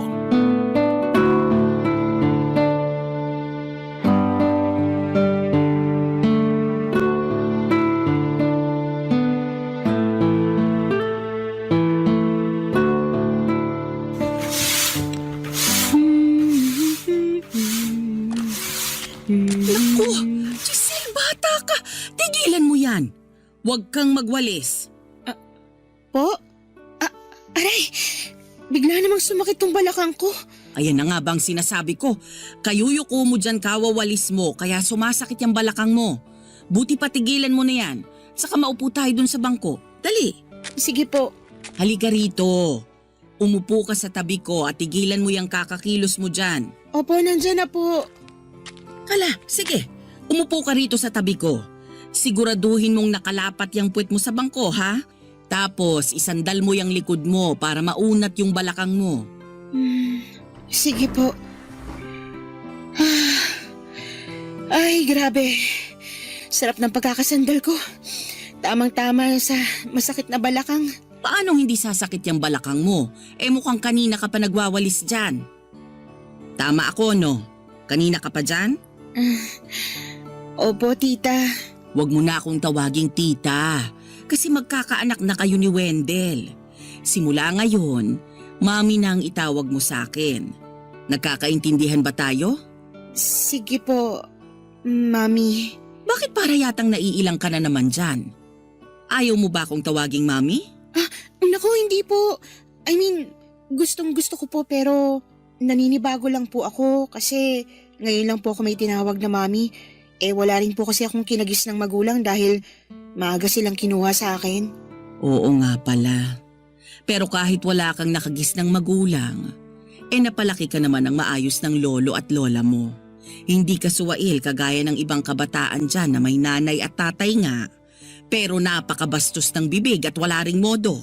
Hindi nyo rin naman po pinalaking bastos at walang modo si Wendell kaya alam ko na katulad nila lolo at lola na nagpalaki sa akin ng maayos, ganun din po ang ginawa ninyo sa anak ninyo. Halata naman kasi lagi kayong binibida sa akin ni Wendell at lalo ko napatunayan na totoo yung mga sinasabi niya sa akin kasi unti-unti ko po kayong nakikilala simula nung tumira kami rito sa inyo. Hindi pa po ako nakakapagpasalamat pero salamat po talaga kasi pumayag kayong magstay ako rito lalo ngayong buntis ako sa anak namin ni Wendell. Bakit ko naman kayo ipagtatabuyan? Gusto ko nga nandito ka para katulad mo, mas makilala pa kita ng husto. Sa totoo lang, may mga nakwento na rin si Wendell tungkol sa'yo. Pero iba pa rin kapag personal kitang nakilala, hindi ba? At ngayon pa nga lang, napatunayan ko na kung gaano katigas yung ulo mo. Po? Ano pong ginawa ko? Nakuha mo pa talagang magtanong. Hindi ba katigasan ng ulo yung pagwawalis mo sa bakuran? Tingnan mo, sumakit patuloy yung balakang mo. Buntis ka pa naman. Bawal na po ba magwalis ang buntis? Hindi, pero hanggat maaari, iwasan mong magpakapagod. Unang apo ko pa naman yung dinadala mo. Natatakot ako na baka may mangyaring masama sa inyong mag-ina. Kaya dapat makinig ka sa akin. Sa bagay, tama po kayo. Pasensya na po, Mi. Wala yun. Basta hindi na mauulit. Opo, tatandaan ko po yan. Salamat. Ay, alam mo, tinanggap kita sa pamilya at pamamahay namin kasi nakita kong mahal na mahal ka ng anak ko. Matagal na rin simula nung huli niyang naramdaman yan sa isang babae pagkatapos siyang iwan nung huli niyang nakarelasyon. Katulad mo, tinanggap ko rin ng maayos yung babaeng yun. Pero sinaktan lang niya ang anak ko. Kaya nga ayoko na maulit yun sa pagkakataong ito. Pero huwag kang mag-alala. Kasi nakikita ko at nararamdaman ko namang ibang-iba ka sa babaeng yon.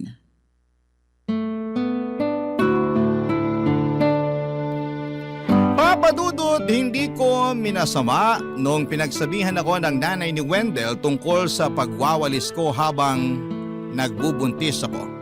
Kasi alam ko na iniisip lamang niya ang kapakanan namin ng anak ko. Unang apo rin kasi niya ang dinadala ko, kaya gano'n na lamang siya ka-protective. Bukod doon ay may pinag-usapan pa kami tungkol sa plano niyang pag-alis ko sa aking pinagtatrabahuhan. Hindi ako na-offend o nag-isip ng masama noong sinabi niya yon sa akin dahil mabuti naman ang kanyang intensyon. That time ay nasa 3 buwan na ako ng pagbubuntis ko. At alam niya na napaka-stressful ng nature ng trabaho ko kaya gano'n na lamang ang pagkabahala niya. Kaya naman kinausap ko si Wendell tungkol sa suhestyon ng mami niya. Bagay na agad niyang sinang-ayunan. Sinabi niya sa akin na siya na ang bahala sa amin na magiging anak namin kaya hindi na ako nagdalawang isip na umalis sa pinagtatrabahuhan ko. Sa totoo lang ay gusto ko na rin talagang bumuo ng pamilya na mga panahong yon. At malakas ang paniniwala ko na sinadya ng Diyos na makilala ko si Wendell at mapatunayan niya sa akin sa kanyang sarili. Alam ko na nasa mabuting at tamang tao na ako, Papa Dudut, ng mga panahong yon. Barangay Love Stories. Barangay Love Stories.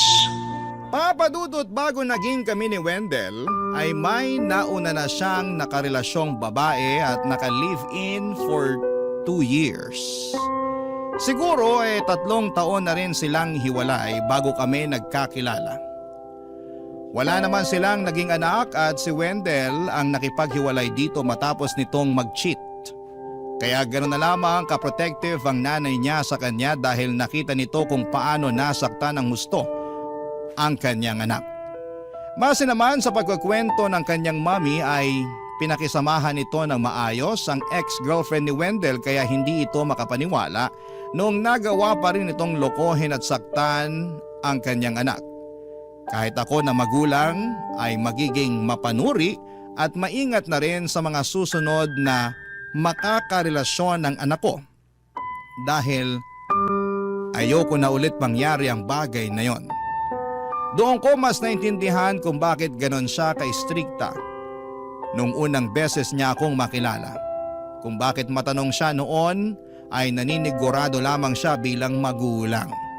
Kaya nga noong nakilala ko na siya ng husto ay mas gumaan at pumanatag na ang kalooban ko sa kanya. Hindi nagtagal ay pinanganak ko na ang panganay namin ni Wendell at ang mami niya ang nag-alaga sa akin simula pa lamang noong nasa ospital ako hanggang sa makauwi sa bahay nila. Kahit na wala akong nanay, ramdam ko na anak rin ang turing niya sa akin.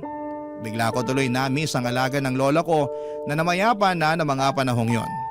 2 taon din na inalagaan ng mami ni Wendell ang baby namin bago po kami nag-decide ng kinakasama ko na bumukod na. Suportado naman kami ng nanay niya pero hindi maikakailan na malungkot ito nang nangyari ang pag-alis namin. Hindi nagtagal ay nagpakasal kami ni Wendell sa huwes upang opisyal nang maging mag-asawa, Papa Dudut.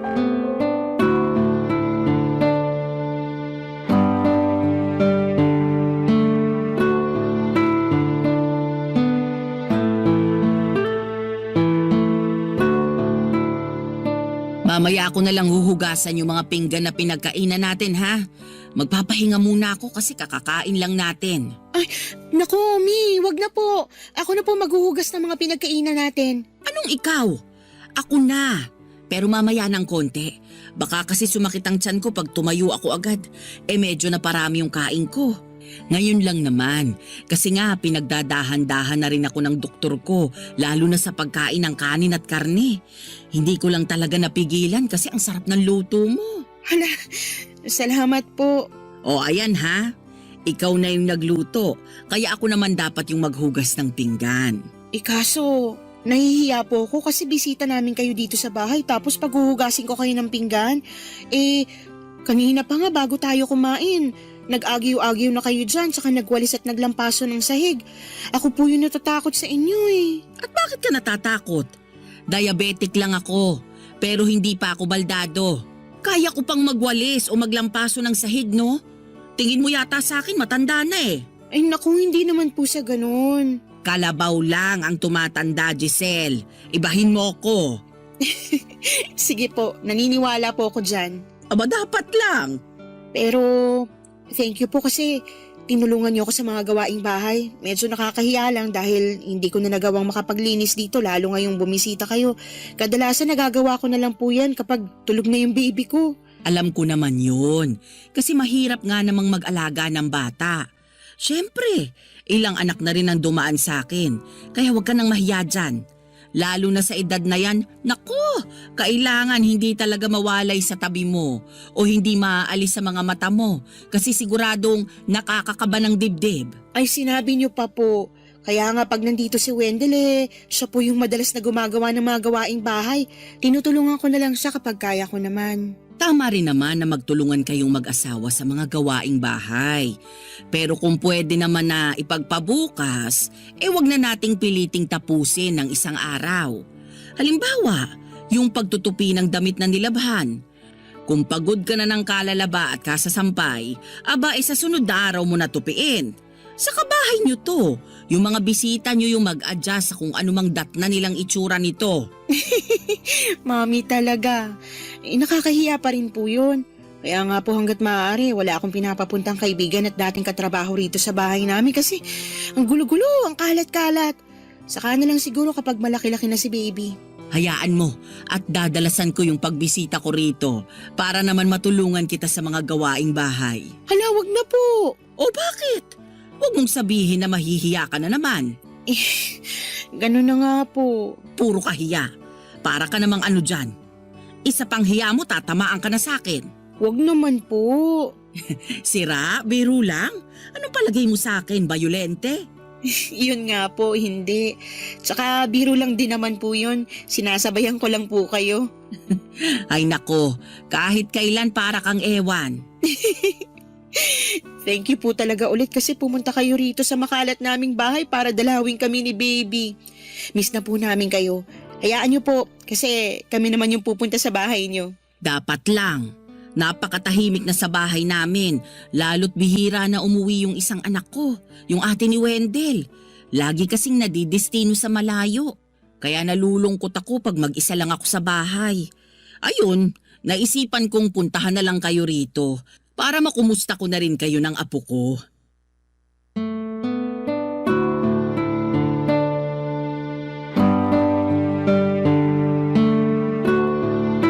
Papadudod, sobrang thankful ako sa pagkakaroon ng mabuti at maalalahaning mother-in-law. Lagi kasi siyang present sa buhay ng apo niya at tinutulungan niya rin kami kahit na hindi na kami nakatira sa kanila. Sobrang na-appreciate ko ang pagbisita niya sa akin para maglinis ng bahay namin at ipagluto ako dahil alam nga niya ang hirap ng isang ina.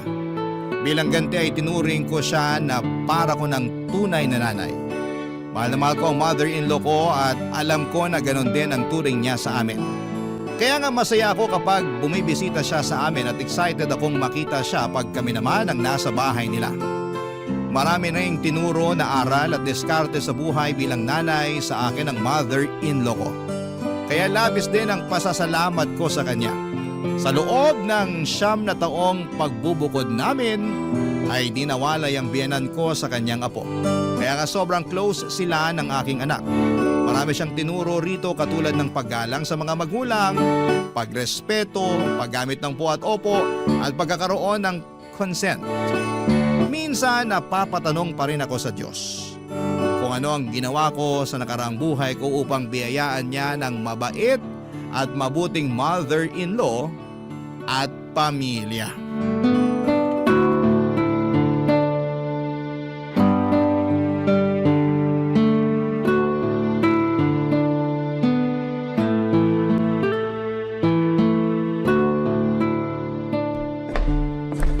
Babe, ano yung sinusulat mo? Recipe ng plano kong i-bake na low-carb cake para kay Mami. Ano yung low carb? Yun bang pwede sa mga diabetic pero in moderation pa rin? Alam ko kasi na gustong-gusto niya ng makakain ng cake eh. 'Di ba? Paborito niya yon. Oo, naaalala ko nung mga bata pa kami. Palagi siyang bumibili ng cake kahit walang okasyon. Doon ko nga natutunan yung konsepto na pwede ka naman palang bumili ng cake kahit di mo birthday. Pero syempre, dapat may pambili ka pa rin. Kaya nga nung na-diagnose siya na may diabetes, bumagsak talaga yung katawan niya ng husto. Lalo't di na niya nakakain ng madalas yung paborito niyang pagkain. Kaya nga gagawa ako, pero hindi ko rin naman dadamihan yung paggamit ng artificial sugar para safe pa rin sa kanya. Tsaka para na rin sa atin. Naisip ko, panahon na para magsimula tayong kumain ng healthy, lalo na nasa lahi niyo yung pagiging diabetic. Oo, pero naniniwala ako na malaking factor pa rin sa mga nagkakaroon nito yung lifestyle nila. Kaya suportado mo ako dyan sa plano mong pag-healthy living natin. Excited na tuloy akong simulang gawin to kahit na medyo challenging kasi kakaiba yung paraan ng pagbe-bake nito sa typical na kinasanayan natin eh. Pero kaya ko to. Naniniwala ako na kaya ko to. Ikaw pa ba? Sa ating dalawa kung anong ginusto mo kakayanin mo talagang gawin. Kaya nga bilib na bilib ako sa asawa ko. Pakis nga. Sus ng bola ka pa talaga. Ang sabihin mo, gusto mo lang kumis. Bawal ba? Sinabi ko ba? Sige, kiss na. Ayan, sige. Kahit kailan talaga para kang bata. Daig mo pa yung anak natin. Sa inyong dalawa, mas malambing ka talaga. Oo naman.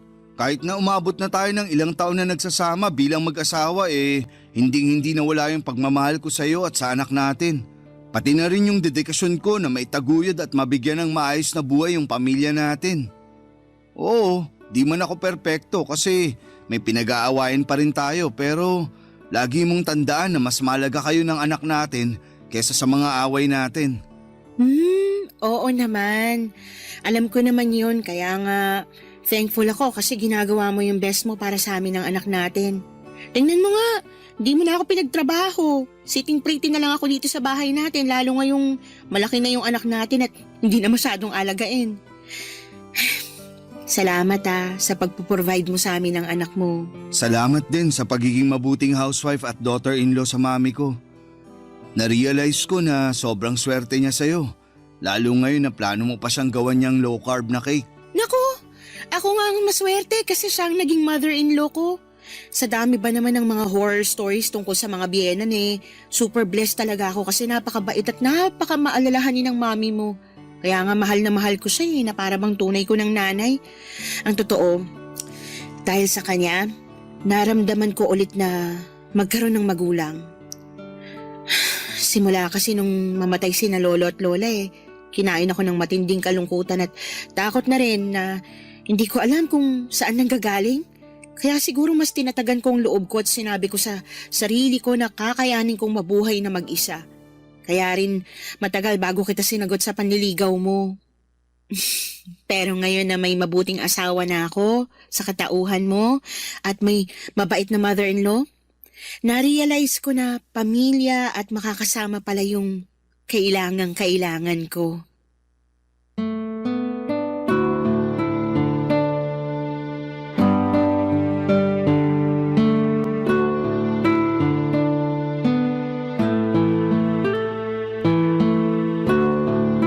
Papadudot ramdam ni Wendell na mahal ko ang kanyang nanay kaya masaya siya sa naging pag-uusap naming yon. At masaya rin ako dahil maligaya ang aking asawa. Gusto ko ring magpasalamat sa Panginoon kasi siya ang binigay sa akin upang makaisang dibdib ko. Maging tatay ng anak namin at makasama hanggang sa aking pagtanda kong luluubin. Marami-rami na rin kaming pinagdaanan ni Wendell. Hindi naman sa lahat ng pagkakataon ay maayos ang aming pagsasama. Sa totoo lang ay meron ding mga sandali na umiiyak ako at napapagod sa pakikisama sa kanya. Kaya nagsumbong agad ako sa mami niya. Sinabi ko po ang lahat ng saloobin ko rito at masaya ako dahil nauunawaan niya ang pinanggagalingan ko bilang kapwa babae at nanay. Nang malaman ng mami niya ang gusot sa aming pagsasama ay agad siya nitong kinausap at pinagalitan. Marami raw siyang napagtanto lalo na sa kahalagahan ng pamilya kaya pinangako niya na mas priority niya kami ng aming anak. Hindi naman yun tungkol sa pambababae kundi sa kawalan niya ng oras sa amin dahil sa trabaho, kaya ako ang sumasalo sa mga gawaing bahay at pag-aalaga sa aming anak. Simula noon ay malaki na ang naging pagbabago ng mister ko. Natutuhan niyang magbalanse sa trabaho at sa pamilya. Kaya naman sobra-sobra ang pasasalamat ko sa nanay niya na nagsisilbi naming gabay bilang mag-asawa. Kaso, neto lamang bagong taon ng 2025 ay may nangyari sa pinakamamahal kong mother-in-law. Bagay na labis naming kinagulat ng husto. Papa Dudut. Barangay Love Stories. Barangay Love Stories. Papa Dudut, na stroke ang mother-in-law ko nitong January 2025 lamang. Isang linggo matapos magbagong taon ay sobrang nagulat at hindi pa rin ako makapaniwala sa mga nangyari. Dahil malakas pa siya at magkakasama pa kaming nag-celebrate ng New Year. Noong na-ospital ang mami ni Wendell ay ako ang sumama at nagbantay sa kanya. Akala namin ay okay na kasi at ang sabi niya ay mild stroke lang naman daw ang nangyari at wala na rin siya sa kritikal na kondisyon. Pero noong araw na bago siya ma-discharge sa ospital ay na-stroke ulit siya. Dahilan para tuluyan nang maparalisa ang ibabang bahagi ng kanyang katawan. Natakot talaga kami ng husto kasi akala namin ay kukunin na ng kamatayan sa amin ang mother-in-law ko. Tandang-tanda ko pa na nag-iyakan na kami noon kasi akala namin ay hindi na siya makaka-recover pa. Pero salamat sa Diyos dahil hindi naman nangyari ang kinakatakutan namin yon, pero nananatiling wala pa rin katiyakan kung magiging maayos at mabuti ba ang kondisyon ng mami ng asawa ko. Kitang-kita ko kung paano bumagsak ang mga balikat at pag-asa ni Wendell kung sakaling hindi na nga gumaling ang nanay niya.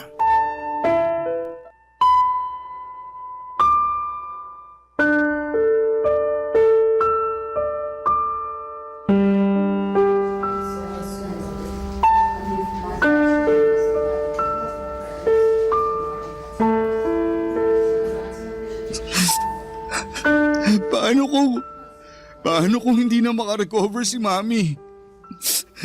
Paano kung kunin na talaga siya sa atin ng Diyos? Parang hindi ko matatanggap yun, babe. Naniniwala ako na hindi pa bibitiw si Mami, babe. Di ba, nung binisita natin siya kanina lang bago tayo pumunta rito sa chapel, gising na siya. At nakikipaglaro na sa anak natin kahit paano. Oo, hindi niya maigalaw yung mga binti niya, pero nagagalaw pa naman niya yung mga kamay niya. At kahit na nanghihina, pinipilit pa rin niyang magsalita. Ayun na nga. Mas lalo lang ako nasasaktan kasi nagkakagano na si Mami. Hindi ko talaga matanggap na sa dinami-rami ng tao sa mundo, lalo na yung mga masasama, sa kanya pa nangyari yun. Bakit siya pa yung na-stroke, di ba? Tridor kasi talaga yung sakit na yan at may edad na rin naman si Mami. Pero kagaya nga nung sinabi ko, hindi pa siya bibitaw kasi ayaw pa nun na iwan tayo. Gusto niya pang makita na gumraduate sa high school at makapag-college ang anak natin, di ba? Oo. Lagi niya sinasabi na gusto niyang pumasok sa Air Force yung anak natin. Kasi pangarap yun ng tatay namin bago siya napasok sa Army. Pero syempre, kung ano pa rin ang gusto yung kurso ng anak natin, yun yung masusunod. Nakikita ko naman na gustong sundin ng anak natin yung pangarap ng lolo niya. Halata naman kasi na napakahilig sa mga eroplano. Kaya nga Kaya sana hindi pa mawala sa atin si Mami. Malakas ang Mami mo. Sigurado akong lalaban siya. Babe, lalabanan niya yung sakit niya. Sana nga kasi hindi pa ako nakaka-recover sa pagkawala sa amin ni Daddy noon.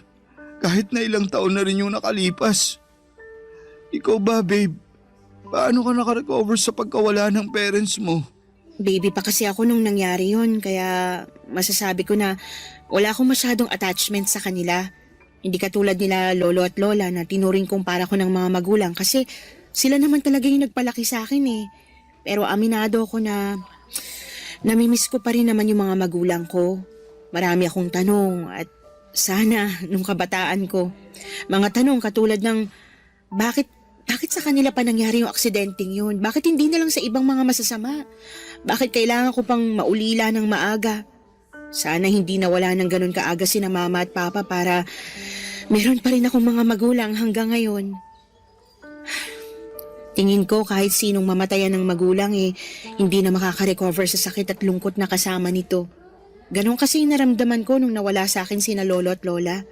At kahit na ilang taon na rin yung lumipas, lagi ko pa rin silang naaalala.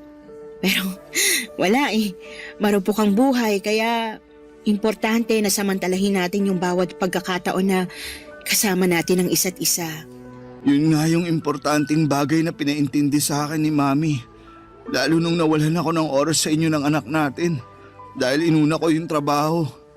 Alam ko naman na hindi masama yung ginawa ko pero di ko pa rin nabalanse. Akala ko masisira na yung pamilya natin. Sa totoo lang, natakot ako ng husto. Buti na lang to the rescue si Mami kaya mas nalinawan ako sa mga pagkukulang ko sa inyo. Kaya nga sana magpagaling siya kasi babawi pa ako sa kanya bilang pasasalamat sa pagsalba sa pamilya natin. Oo naman. Gagaling si Mommy. Lalakas siya at makaka-recover. Salamat, babe. Walang anuman. Ay, buti pa magdasal tayo para bumilis ang paggaling at pagbuti ng kalagayan niya.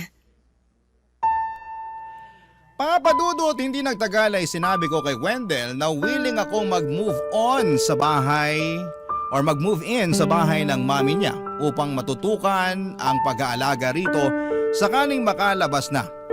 Hindi yun inaasahan ng mister ko pero alam ko na noong mga panahong sinabi ko kay Wendell ang gusto kong gawin namin para sa nanay niya ay handa akong tanggapin ang responsibilidad na maaatang sa aking balikat. Lalo na kami na lamang talaga ang pwedeng gumawa noon dahil ang ibang kapatid ni Wendell ay nagtatrabaho na sa malayo. Kaya nga noong napagkasunduan na naming lilipat kami sa bahay ng mother-in-law ko upang masamahan siya at maalagaan, pag-uwi niya doon ay sinimulan na namin ang paghahakot ng aming gamit. Kahit po na nakakatakot na at nakakapagod ang bagong simula, ay masaya naman ako at nagagalak ang aking puso dahil sa desisyon kong yon.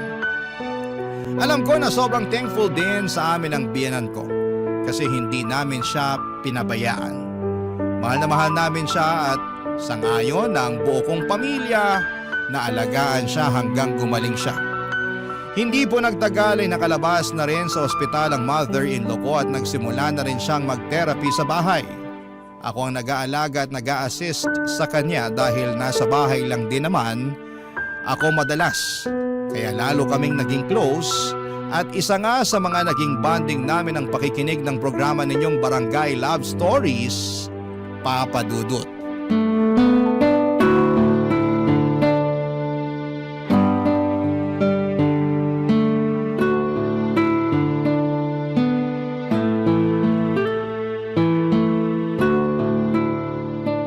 Grabe naman yung ginawa ng babaeng yun sa biyenan niya.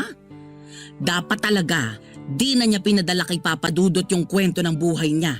Nakakainis lang Kaya nga po Alam ko naman po na medyo paka-elemera yung biyena niya pero mali pa rin yung sagot-sagutin niya ng ganun. Tawag doon, respeto pa rin. Kasi mas matanda pa rin naman sa kanya yung tao. Pero minsan, marami rin talagang mga biyenan na akala mo alam nila ang lahat sa mundong ibabaw. Katulad na lang nung biyenan niyang letter sender na pinakinggan nating kwento sa radyo. Kaya ayun, nasagot-sagot tuloy siya ng manugang niya. Pero mali pa rin talaga. Tingin ko po pareho silang may mali kasi hindi nila piniling magpakumbaba sa isa't isa. Oo, yun nga yung eksaktong tawag doon. Dapat naman kasi kahit matanda ka na at ikaw yung biyenan, nakikinig ka pa rin sa manugang mo. Kung ikaw naman yung manugang at mas bata pa, matuto ka pa rin respetuhin yung biyenan mo. Nanay pa rin yan ng asawa mo, no?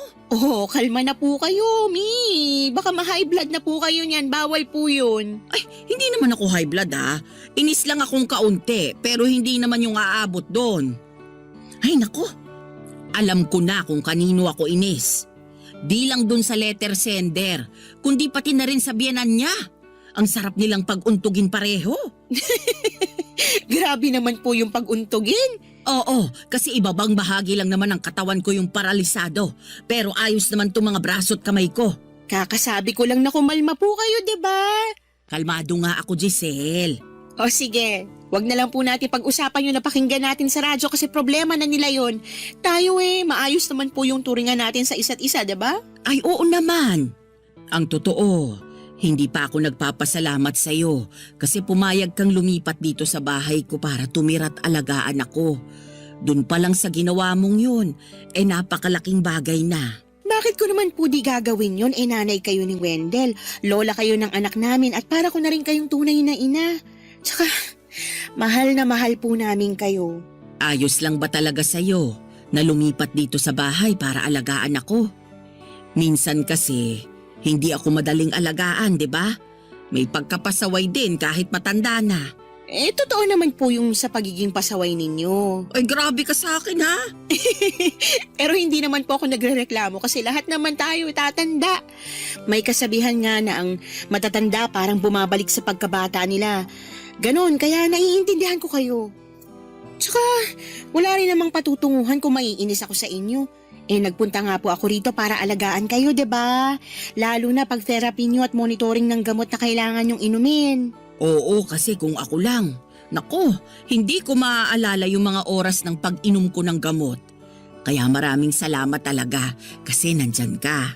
Pati na rin si Wendell, saka yung apo ko na palagi akong nililibang sa mga kwento niya pag pumapasok siya sa eskwelahan. Speaking of apo nyo, nabanggit na po ba niya na gusto niyang magpiloto ng Air Force? Talaga? Hindi pa. Naku, nasabi ko pala. Pero umakto na lang po kayo na hindi nyo alam Alam ko naman na bata pa siya at po pwede pang magbago ang pangarap niya pero naniniwala ako na kung ano yung ginustong maging ng anak ko, tutuparin po niya talaga.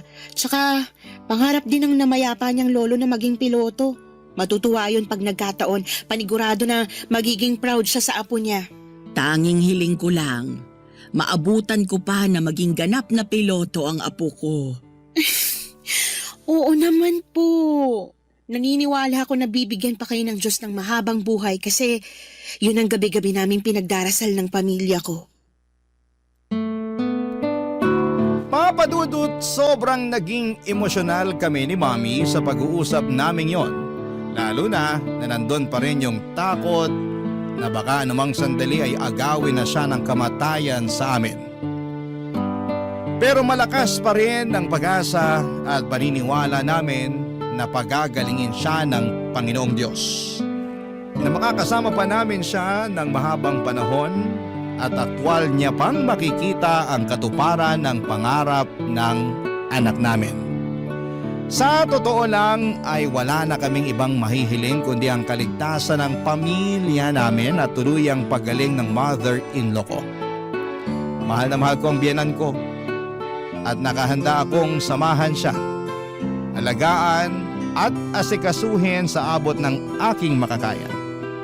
At ni minsan ay hindi ako nagsisisi at napapagod na gawin ang bagay na yon sa kanya. Kaya nga muli ay gusto kong magpasalamat sa inyong programa sakaling mapili po ninyong i-area ang storya ng buhay namin. Gusto ko na rin pong kunin ang pagkakataon na ito upang magpasalamat sa napakabait at napakabuti kong mother-in-law. Hanggang dito na lamang po ang sulat ko, Papa Dudut. Sana po'y kinapulutan po ito ng aral at inspirasyon ng mga kabarangay natin. God bless po sa Barangay Love Stories and more power sa inyong istasyon. Ang inyong forever, kapuso at kabarangay, Giselle. Kwentuhan naman tayo dito sa comment section. Ang mga kwento ng pag-ibig, kwento ng buhay at kwento ng pag-asa dito sa Barangay Love Stories. Love Stories. May iba sa atin na hindi ipinanganak na mayaman at may iba din sa atin na ikinakahiya ito. Ikaw, kabarangay, kinakahiya mo ba ang estado mo sa buhay? Dear Papa Dudut, magandang araw po sa inyong lahat, lalo na sa mga nakikinig ngayon. Ako po si Melissa at yung unang beses po na narinig ko yung tungkol sa Barangay LS ay mula sa mga kaklase ko na palagi nakikinig sa inyo tuwing lunch break. Kaya mula noon ay naging parte na rin po kayo ng araw-araw kong pakikinig at inspirasyon. Sa totoo lang po, Papa Dudut, ay medyo nag-aalinlangan akong ibahagi ang kwento ko sa inyo. Dahil aminin ko na hindi ako naging perpektong anak at may mga panahon na naging sutil din ako. Pero nararamdaman ko na kailangan ko na itong ilabas para kahit papaano ay maibsan ko ang bigat na matagal ko nang dinadala sa puso ko. Hindi po ako lumaki sa isang pamilyang mayaman. Ang papa ko ay isang construction worker habang ang mama ko naman ay isang selbidora sa isang maliit na kainan. Habang lumalaki ako ay aaminin ko po na may mga pagkakataon na naiinggit ako sa mga kaibigan ko na may mga bagong cellphone, laptop at iba pang mga gamit na bago. Samantalang ako ay lagi akong nagtitiis sa mga second-hand na gamit dahil mas kailangan namin ng pera para sa pang-araw-araw na pagkain at para ayusin ang mga sirang bahagi ng maliit naming bahay. Pero kahit na ganoon, ay nagpapasalamat pa rin ako kasi nakikita ko naman nagagawin nila mama at papa ang lahat para magkaroon ako ng magandang kinabukasan. Laging sinasabi ni mama at papa na ang pinakamahalaga ay ang makapagtapos ako ng pag-aaral dahil naniniwala silang yon ang susi para maiahon ko ang pamilya namin mula sa kahirapan. At sa akin naman ay okay lang po yun kasi nakikita ko kung gaano sila nagsusumikap para sa kinabukasan ko.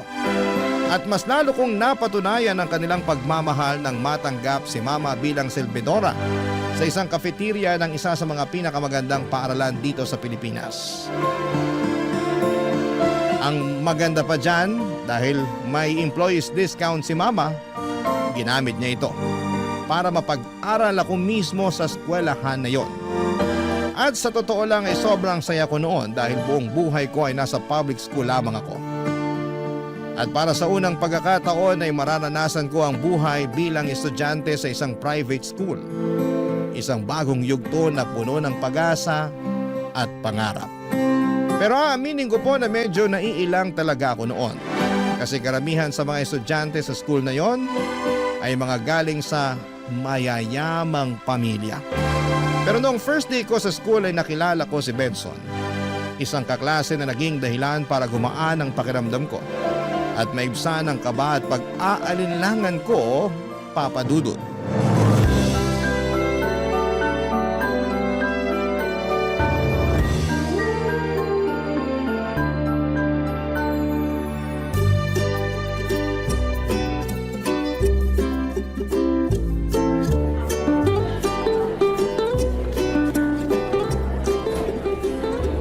Kuya!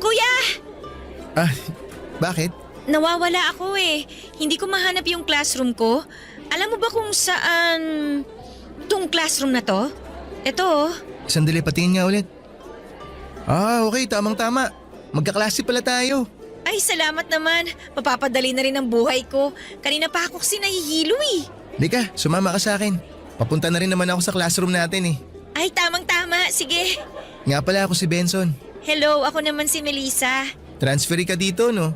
Ngayon lang kasi kita nakita eh. Oo. May isang oras pa tayo bago magsimula yung klase. Gusto mo tambay muna tayo sa cafeteria?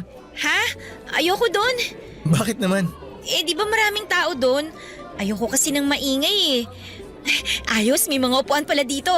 Dito na lang muna tayo. Okay, ikaw bahala. Sige, dito muna tayo.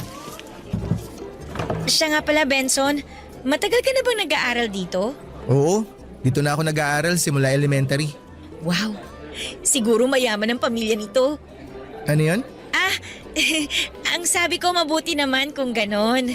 Ikaw ba? Saan school ka galing? Galing din ako sa private school na malapit sa house namin. Pero pinilit ko talaga yung mommy and daddy ko na ilipat ako dito kasi feeling ko mas magkakaroon ako ng magandang job opportunities in the future kung dito ako makakapagtapos. Mismo! Yan din yung dahilan kung bakit ako dito gusto makapagtapos ng mga magulang ko. Ay, nga pala.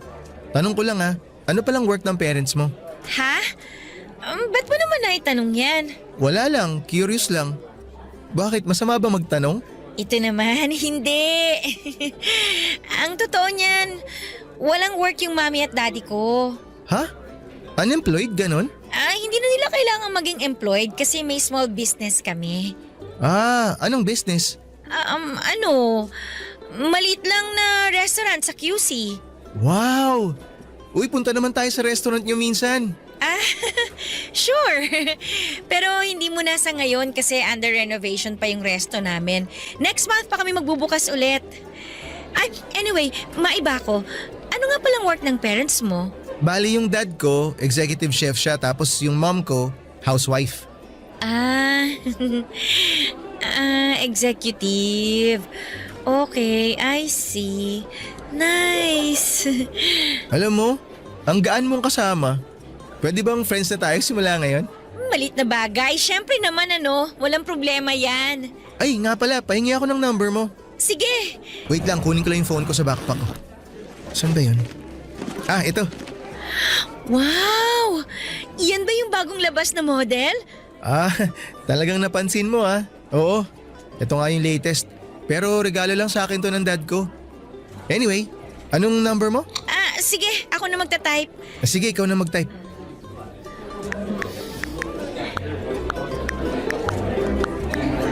Ito na yung phone mo. Thank you Tawagan ko yung cellphone mo para ma-save mo yung number ko. Wag! Ha? Bakit? Hindi ko kasi dala yung cellphone ko kasi nasira kasi yung phone ko tama, nasira. Tapos kaka-pre-order ko lang ng bagong phone. Tapos hindi pa dumadating. Pero don't worry. Eto papel tsaka ballpen. Isulat mo na lang yung number mo dyan para ma-save ko kagad yung number mo kapag dumating na yung in-order kong phone. Sige. Isusulat ko na lang number ko dito sa papel. Eto. Yan. Thank you. Halika na. Pasok na tayo sa classroom. Hindi ko na po mabilang kung ilang beses akong nagsinungaling kay Benson noong araw na yon. Kung ano-ano na lamang talaga ang sinabi ko. Lahat para lang maitago ang katotohanan at para hindi siya magduda o mahalata na galing ako sa isang mahirap na pamilya. Sinabi ko na may negosyo sina mama at papa at sinabi ko rin na nasira lamang ang cellphone ko. Kahit ang totoo ay luma na ang cellphone ko at halos hindi na gumagana yung speaker. Nahihiya po talaga ako kasi pakiramdam ko ay hindi ako bagay sa mundong ginagalawan ni Benson at ng mga kaklase ko. Pero mas lalo akong ninervyos nang nagyaya si Benson na kumain sa cafeteria. Alam ko po kasi na doon nagtatrabaho si mama at kapag nakita niya ako roon ay siguradong babatiin niya ako. At malalaman ni Benson at ng iba ko pang kaklase na anak lamang ako ng isang empleyado sa cafeteria. Noon pa man ay may takot na akong baka ma-judge nila ako o baka tingnan nila ako ng mababa dahil lamang sa estado ng pamilya ko sa buhay. Kaya kahit alam kong mali ay ginawa ko ang lahat para maitago ang katotohanan. Alam ko pong may mga makakarinig ng kwento kong ito na maiinis o hindi makakaintindi pero sana ay maunawaan ninyo ako na lumaki akong laging nasa gilid, laging naiiba at ngayon lamang ako nakapasok sa ganitong klase ng mundo. Kaya kahit minsan lang ay gusto ko sanang maramdaman na belong ako, na hindi ako naiiba. At kaya kong makipagsabayan sa mga sosyal na mga estudyante. At nung nakapasok na kami ni Benson sa classroom namin ay mas lalo pa akong kinain ng insecurities ko. Sa harapan kasi namin may nakaupo na isang napakagandang babae. Ang kinis ng kutis, ang buhok ay halatang bagong ribbon. Ang gamit niyang cellphone ay pareho sa cellphone ni Benson at kitang kita talaga na talagang mayaman siya. Mamahalin ng bag, ang sapatos at pati na rin ang relo. Habang tinitingnan ko siya ay parang lalo akong nanliliit sa sarili ko. Lalo kong nafe-feel na hindi ako kabilang sa mundo nila. Hindi ko napigilan ang sarili ko at nagtanong na ako kay Benson kung sino yung babae na nasa harapan namin, Papa Dudut.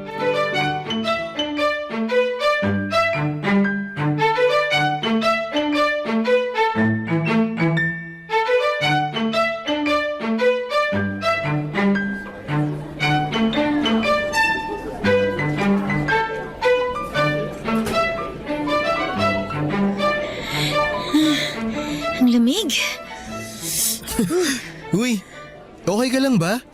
Ba't namumutla ka dyan? Paano ba naman kasi ang lamig-lamig ng aircon dito? Ha? Talaga ba? Okay lang naman yung temperature ng aircon sakto lang. Bakit? Di ka ba sanay sa aircon? Ito talaga, patawa. Siyempre sanay ako doon, no? Duh. Pero, ano kasi, feeling ko lalagnatin ako. Kaya eto, mabilis akong giniginaw. Ah, okay. Siya nga pala, Benson. May itatanong ako sa'yo. Ano yun? Sino siya? Sino? Ayan o, yung babaeng nasa harap natin. Ah, si Avery ba? Oo, ang ganda niya, no? Okay lang. Oh, bakit parang hindi ka naman sang-ayon sa sinabi ko? Talaga maganda naman siya. Hindi kami close niyan eh. Bakit naman? May ugali kasi yan. Paano mo naman nasabi? Sakit sa ulo ng teachers yan dito. Grades niyan, puro pasangawa. Ah, ganun ba? Ba't mo naman biglang natanong si Avery? Teka, huwag mo sabihin sa akin na iinggit ka sa kanya. Ito naman, nagagandahan lang ako sa kanya, yun lang yun. Kasi kung naiinggit ka sa kanya, sinasabi ko na sa'yo. Hindi ka dapat mainggit. Eto atin-atin lang to, huwag ka maingay Sige, ano ba kasi yun? Yang si Avery, mata pobre yan. Alam mo ikaw, kalalaki mong tao, pero chismoso ka. Hoy, hindi ko ugali ang manira ng kapwa, no? Talagang mata pobre lang yan. Kasi may isang beses, narinig ko yan sa hallway kausap yung mama niya. Totoo ba? Anong sabi niya sa mama niya? Pinipilit niya yung mama niya na paalisin yung maid nila kasi amoy pulubi daw. Seryoso ba? Oo, kaya di ko kinakausap yan eh. Well, pwera na lang kung may group activity na kasama siya. Pero bukod dun, hindi ko pinapansin yan. Kala ko nga magkaibigan kayo niyan eh. Paano mo naman nasabi na magkaibigan kami ni Avery?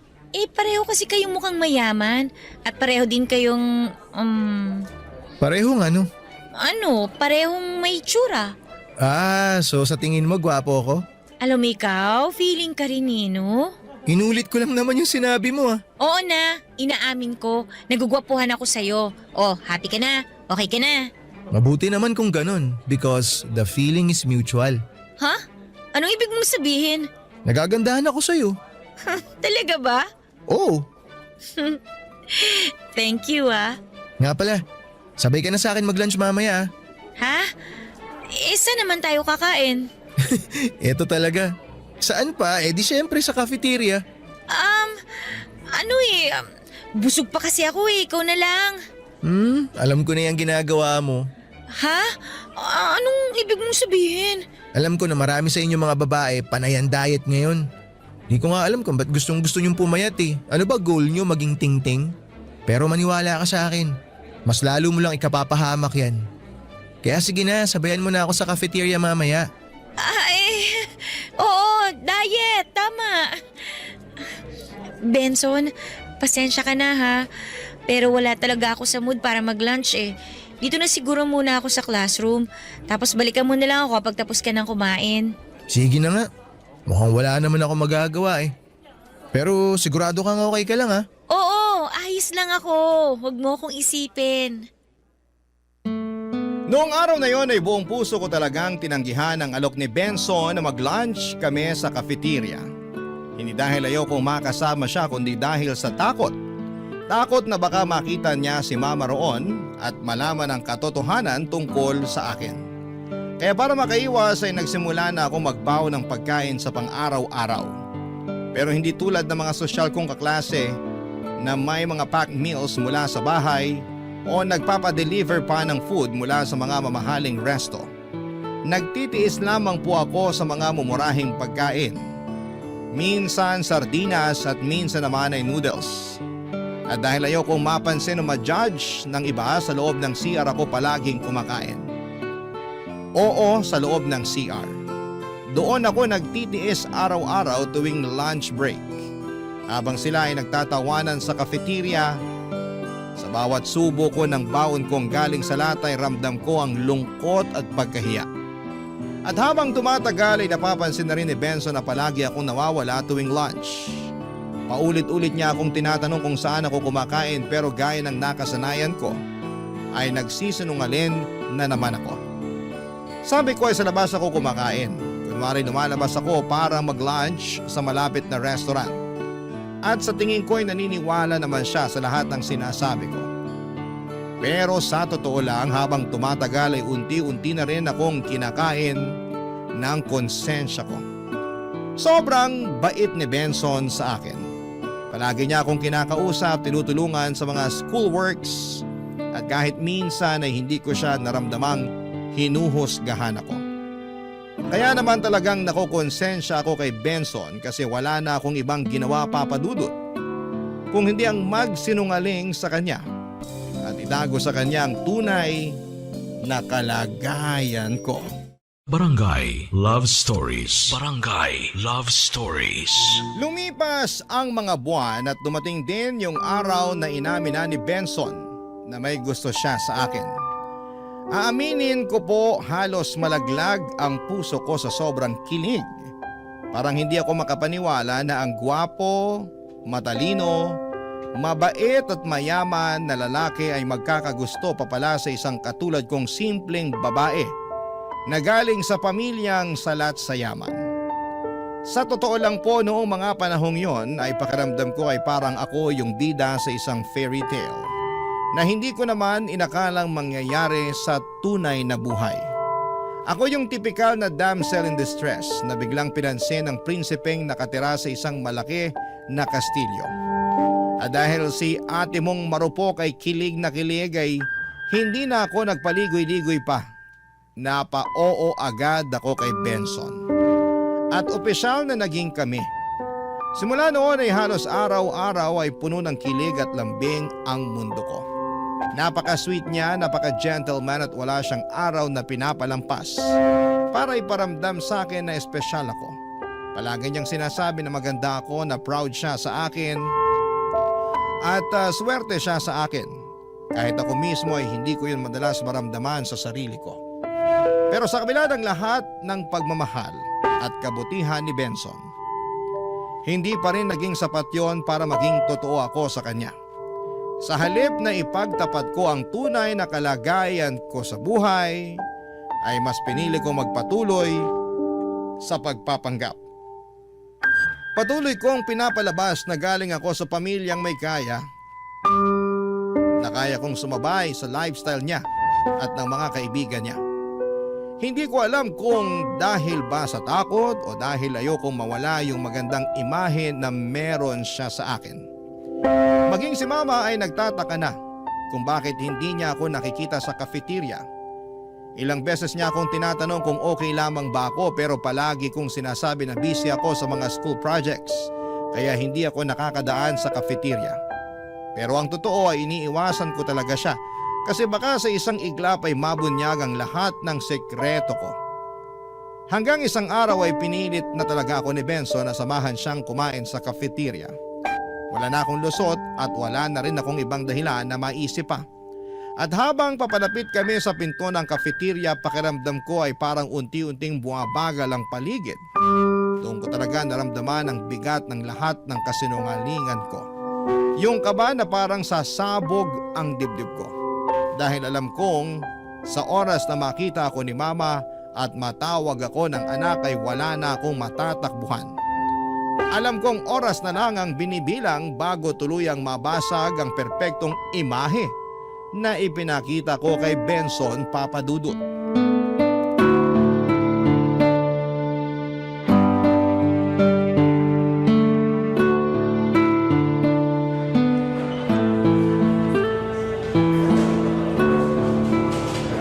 Uy, Melissa.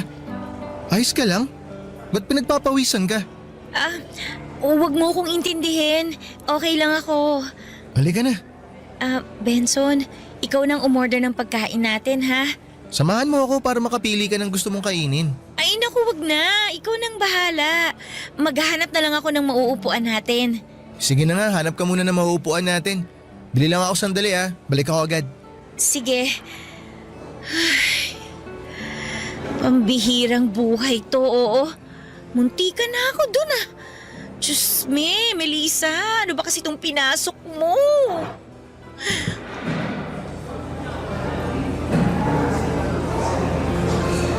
Melissa, sandwich na lang yung binili ko para mabilis. Ano ba yan? Bakit ka nakayuko? Ano kasi, inuubo ako eh. Ganun ba? Kawawa naman pala yung baby ko. Che, ewan ko sa'yo. Kumain na nga lang tayo. At parang ang sensitive mo, hindi ka na mabiro. Sandali lang. Si Avery ba yun? Wow! Oh, bakit ka napawaw? Ang social ng lunch niya. Palagi ko yan nakikita sa mga pinapanood ko sa internet. Yung sushi ba yung tinutukoy mo? Oo, yun! Alam mo, eto ha, tatapatin na kita. Tsaka sana magsabi ka sa akin ng totoo. Uulitin ko yung tanong ko nung first day of classes. Naiinggit ka ba kay Avery? Ito talaga? Paano mo naman nasabi yan? Grabe ka. Kasi palagi mo siyang nababanggit from time to time eh. Tapos palagi mo ring napapansin yung mga gamit at kinakain niya. Alam mo, naiintindihan ko naman kung bakit maiinggit ka kay Avery. Kasi sino ba naman ang hindi maiinggit sa isang babae na maganda at sobrang yaman? 'Di ba? Pero ano? talagang napapangitan at nasusuka kasi ako sa ugali ng babaeng yan eh. Kaya kung ako sa'yo, hindi ako maiinggit dyan. Huwag mo gawing role model yan. Sobrang judgmental mo. Hindi ako judgmental. Ilang taon na kaya kami magkaklase niyan. Kaya alam na alam ko kung paano umasta yan. At sinasabi ko sa'yo, hindi mo dapat hinahangaan yan. Ay, sana talaga dumating yung araw na kakaibiganin niya ako. Isa pa yan. Ilang buwan ka nang pumapasok dito ha. Pero ni minsan, hindi man lang siya nag-abala na kausapin ka. 'Di ba? Baka naman nahihiya lang yung tao. Ay, change topic na nga lang tayo. Nga pala, siguro panahon na para mag-isip tayo ng call sign. Call sign? Oo, yung tawagan nating dalawa. 'Di ba? Sige na nga. Anong call sign ba yung gusto mo? Ewan, babe o baby na lang siguro? Ano sa tingin mo? Baduy nito. Gamit na yan eh. Mine na lang kaya? Napaka-jeje mo nito. Wala na akong maisip eh. Pero kung okay lang sa'yo, mahal na lang kaya? Classic! Sige na nga, okay na rin sa akin yan. Yan. I love you, mahal. I love you too, mahal. Ay nga pala, mahal. Bago ko makalimutan. Kailan magbubukas yung family business nyo? Ha? Family business? Yung restaurant nyo sa QC. Oo. Wala, under renovation pa rin eh. Pero kapag nagbukas na kayo ulit, sabihan mo ako para makadalaw man lang ako. Sure. Pero bakit sa restaurant pa namin? Ang dami-dami namang restaurants dyan. Syempre, gusto ko rin naman suportahan yung family business nyo kahit papano. Hay nako, wag na. Kasi baka malasin lang yung restaurant namin pag dumalaw ka pa. Ganun ah. Kik-kik ng pisngi mo talaga eh. Sarap kurutin. Hinding-hindi talaga nagkulang si Benson sa akin bilang boyfriend. Lahat ng meron siya, oras, pagmamahal, atensyon ay ibinibigay niya sa akin ng buong buo.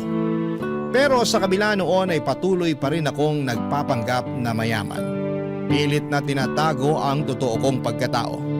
Maingat ako sa bawat kilos at sa bawat kwento para lamang walang makahalata.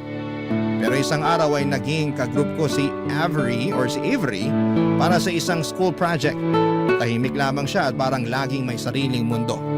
Pero noong nagkaroon kami ng chance na mag-usap ng mas matagal, doon ko nalaman na pareho pala kami ng hilig sa K-pop.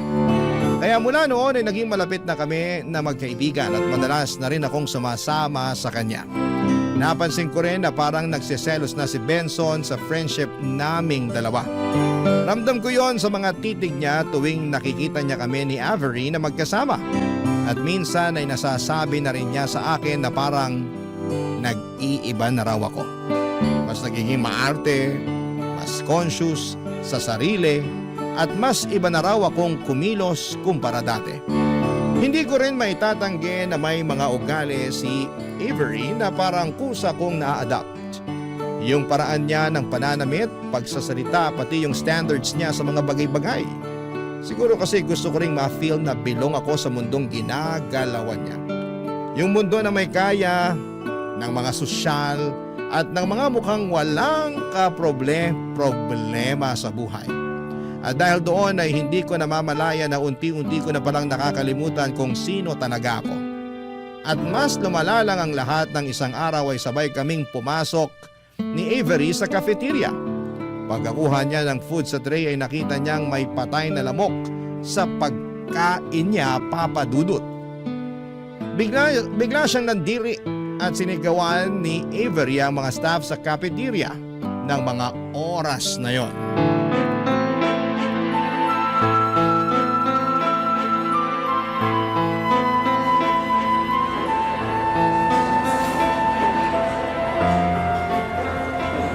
Mahal, pigilan mo nga yung kaibigan mo.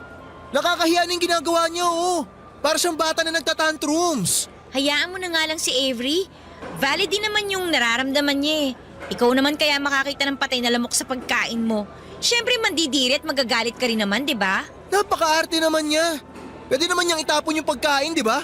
Ba't hindi na lang siya humingi ng bago? Yaan mo na. Muntik niya nang masubo eh, kaya ayan. Mahal, kawawa naman yung ali na sinisigawan ni Avery. Awatin mo yung kaibigan mo ron. Pigilan mo siya. Ay nako, ayoko na madamay pa dyan, no? Halika, lumabas muna tayo. Meron tayong dapat pag-usapan. Sige. Bakit? Ano ba yun? Tatapatin na kita. Gusto ko na iwasan mo na yan si Avery. Bakit naman? Ba't ko naman iiwasan yung tao? Eh wala naman siyang ginagawang masama sa akin ah. Sawang-sawa na kasi ako sa kayabangan ng babaeng yun. Tsaka unti-unti ko na rin napapansin ha, nahahawaan ka na ng kagaspangan ng ugali niya. Grabe ka naman kung makapagsalita. Misunderstood lang yung tao. Hindi siya mahilig makipaghalubilo sa ibang tao eh. Kaya ayan, ang tingin tuloy ng marami sa kanya, suplada. Kung hindi naman suplada, snabera. Misunderstood? Anong misunderstood dun? Hindi mo ba nakita kanina kung paano niya pagsalitaan yung ali sa cafeteria? Grabe, ang lakas ng tama niya. Kung makasigaw siya dun sa ali, akala mo siya yung bumubuhay dun sa matanda. Kapal ng mukha niya. Alam mo, lahat tayo may ugali naman eh. May kanya-kanyang tama lang naman.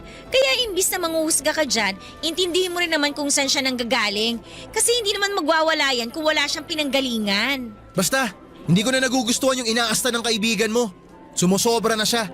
Kaya please lang, iwasan mo na yan si Avery. Sandali lang. Ba't pakiramdam ko parang kinokontrol mo ko? Hindi kita kinokontrol. Hindi ganun yun. Hindi mo ba nakikita na bad influence siya sa'yo? Doon ako nanggagaling. Kasi ako nakikita ko na nahahawa ka na sa kanya. Kaya sana naman wag mong masamain yung concern ko sa'yo. Hoy Benson, pakikisamahan ko kung sino ang gusto kong pakisamahan, okay? At wala kang karapatan na diktahan ako kung sino ang gusto kong maging kaibigan. Boyfriend lang kita, no? Pero hindi mo ako pagmamay-ari. Ganun na ba talaga ang tingin mo sa akin? Oo, ang kulit mo eh. Ay, may tatanong ako sa'yo at sana magsabi ka rin sa akin ng totoo. Ano yun? Napapansin ko kasi na para bang diring-diri ka kay Avery tuwing pinag-uusapan natin siya. Umamin ka nga, may namagitan ba sa inyo noon? Wala. Yung ayaw ko sa lahat ay yung pinagsisinungalingan ako. Ilang beses mo nang siniraan si Avery sa akin. At alam kong hindi mo gagawin yon kung wala kang pinaguhugutan. Ay, oo na, amin na ako. Oo, may namagitan sa amin ni Avery noon. Ex-girlfriend ko siya. Kung ganon, bakit hindi mo kaagad sinabi sa akin? Hindi naman na kasi mahalaga yun eh.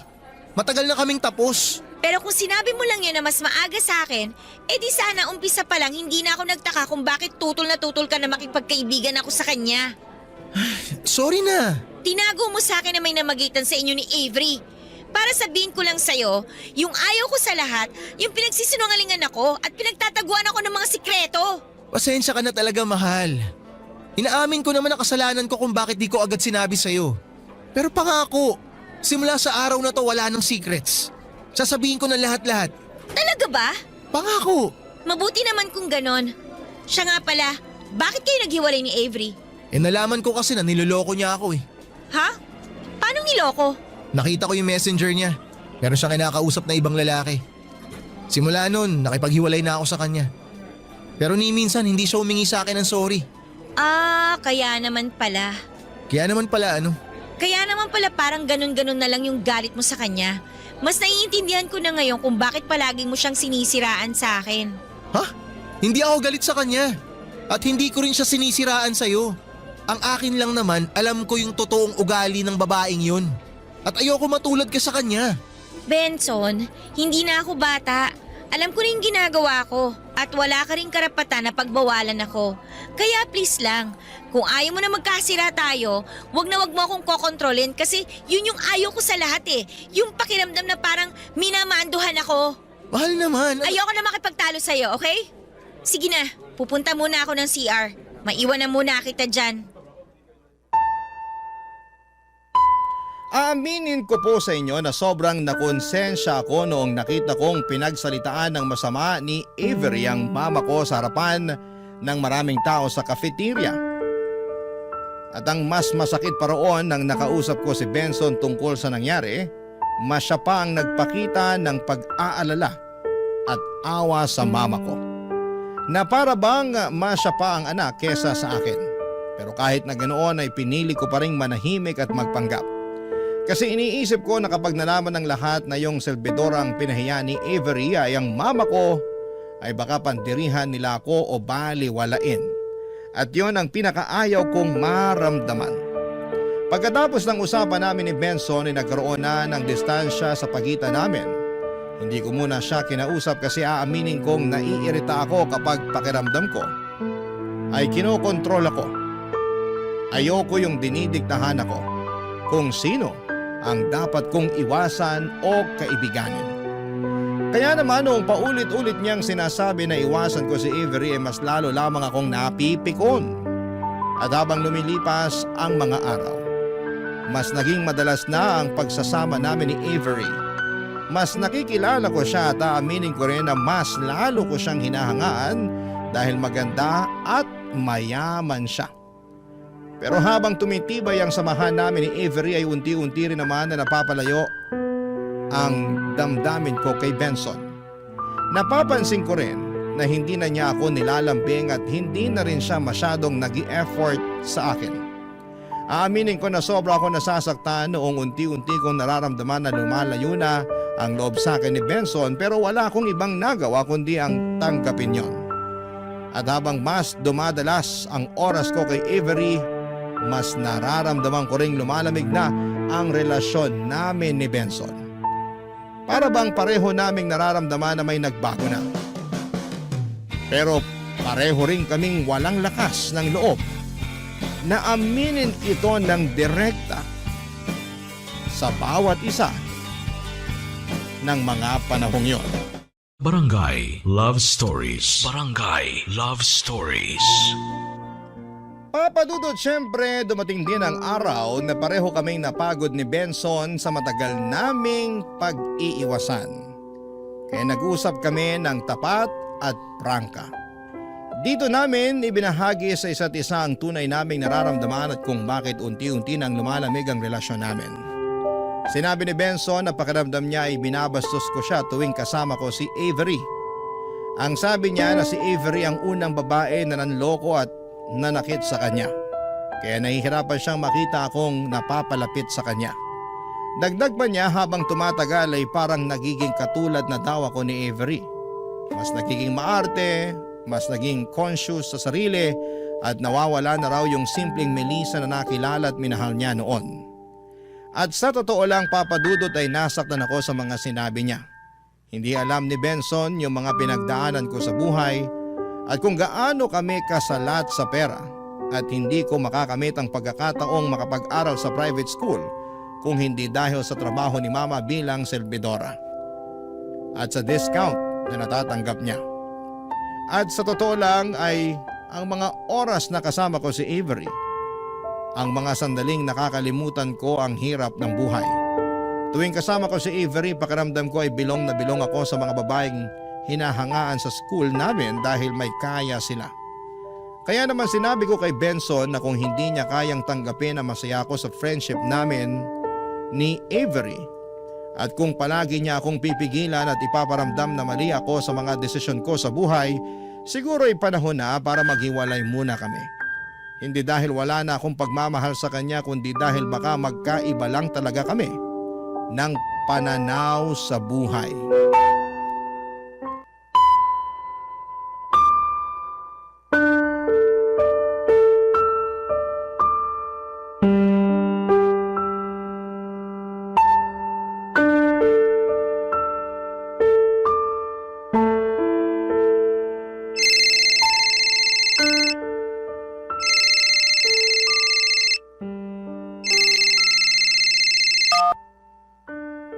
Oh, Benson, kumusta ka? Okay lang naman. Ikaw, kumusta ka? Okay lang ako. Medyo matagal na rin mula nung huli tayo nagkausap na maayos. Kaya nga eh. Bakit ka ba napatawag? Pakiramdam ko nung huli tayo nag-usap, parehong mainit mga ulo natin. Pero ngayon, gusto ko na sanang linawin kung ano ba talaga ang meron tayo. Ang totoo niyan, matagal ko nang gustong pag-usapan yan. Kasi habang tumatagal, palabo na ng palabo tong relasyon natin eh. Yun na nga eh. Benson, aaminin ko na hanggang ngayon, mahal na mahal kita. Aaminin ko rin sa'yo na mahal pa rin kita, Melissa. Pero, sa tingin ko, panahon na para magkanya-kanya tayo. Sandali lang. Hinihiwalayan mo na ba ako? Ayoko sanang gawin to, pero pinapalaya na kita. Teka, tinawagan kita kasi gusto ko sanang ayusin tong relasyon natin. Pero bakit ganun? Bakit parang pakiramdam ko ayaw mo nang bigyan tayo ng second chance? I'm sorry, pero kasi, Sige na, sabihin mo na sa akin. Ano ba talagang dahilan kung bakit sumusuko ka na? siguro mas mabuti kung tsaka na lang muna natin pag-usapan to. Anong tsaka na lang tayo mag-usap? Nandito na to eh. Kaya sige na, sabihin mo na sa akin yung totoo. Pasensya ka na pero nasasakal na kasi ako sa'yo eh. Nasasakal ako sa'yo tuwing pinagsasabihan mo ko kung ano yung dapat at hindi ko dapat gawin. Pero hindi mo man lang ba naiisip o napapansin na lahat ng mga sinasabi ko sa'yo para din naman sa ikabubuti mo? At ano naman yung ikakabuti ko? Yung lumayo sa mga taong gusto ko na maging kaibigan dahil lang ayaw mo sa kanila? Sobrang unfair naman yata nun. Masyado ka manipulative at controlling. Pero napakapangit ng ugali ng taong yun. Ng taong gusto mong maging kaibigan. Hindi mo ba naiintindihan yun? Hindi mo ba talaga napapansin na habang tumatagal, mas lalo kang nahahawa sa kagaspangan ng ugali niya? Sinasabi mo lang yan kasi minsan mo na siyang naging ex. Hindi ganun yun. Sinasabi ko to kasi alam ko mismo kung anong klaseng tao siya. At nakita mo naman, di ba? Kung paano niya itrato yung mga tao mas mababa sa kanya. Hindi siya mabuting kaibigan. Hindi siya mabuting tao. Maniwala ka sa akin, Melissa. Malabo nang magbago yung babaeng yun. Tungkol pa rin ba to sa nangyari dun sa cafeteria? Kasalanan din naman kasi nung tatanga-tanga serbidora yun eh. Dapat chinecheck nila na maigi yung mga pagkain bago nila iserve sa mga student. Kung ako yung nasa kalagayan ni Avery nung araw na yon, malamang sa malamang gagawin ko din yung ginawa niya. Ang totoo niyan, dapat hindi na sila nag-hire ng mga matatandang serbidora eh. Actually, kung sa akin nangyari yung nangyari kay Avery, malamang ipapakain ko sa hampas lupang serbidora na yon yung lamok. Naririnig mo ba yung sinasabi mo? Ayan! Yan mismo ang dahilan kung bakit ayoko na maging kaibigan mo yung si Avery. Hindi ka naman ganyan dati. Hindi ganyan ang pagkakakilala ko sa'yo. Dahil siguro hindi mo naman talaga ako kilala. Wala ka namang ibang ginawa kundi husgahan at questionin ang bawat galaw ko eh. Sinabi ko na to kanina at sasabihin ko ulit sa'yo. Nakakasakal ka na. Kaya ayoko na. Pagod na ako. Utang na loob, Benson, tigilan mo na ako. Kung lagi mong mamasamain yung concern ko sa'yo, sige. Siguro nga panahon na para tapusin na natin to. Yun nga, tapusin na natin to. Salamat na lang sa lahat. Alam mo, hindi ko ginusto na umabot tayo sa ganito. Ang gusto ko lang naman bumalik yung dating Melissa. Yung Melissa na simple, yung Melissa na hindi nang hihingi ng validation galing sa ibang tao. Ha? Ano ba pinagsasabi mo dyan?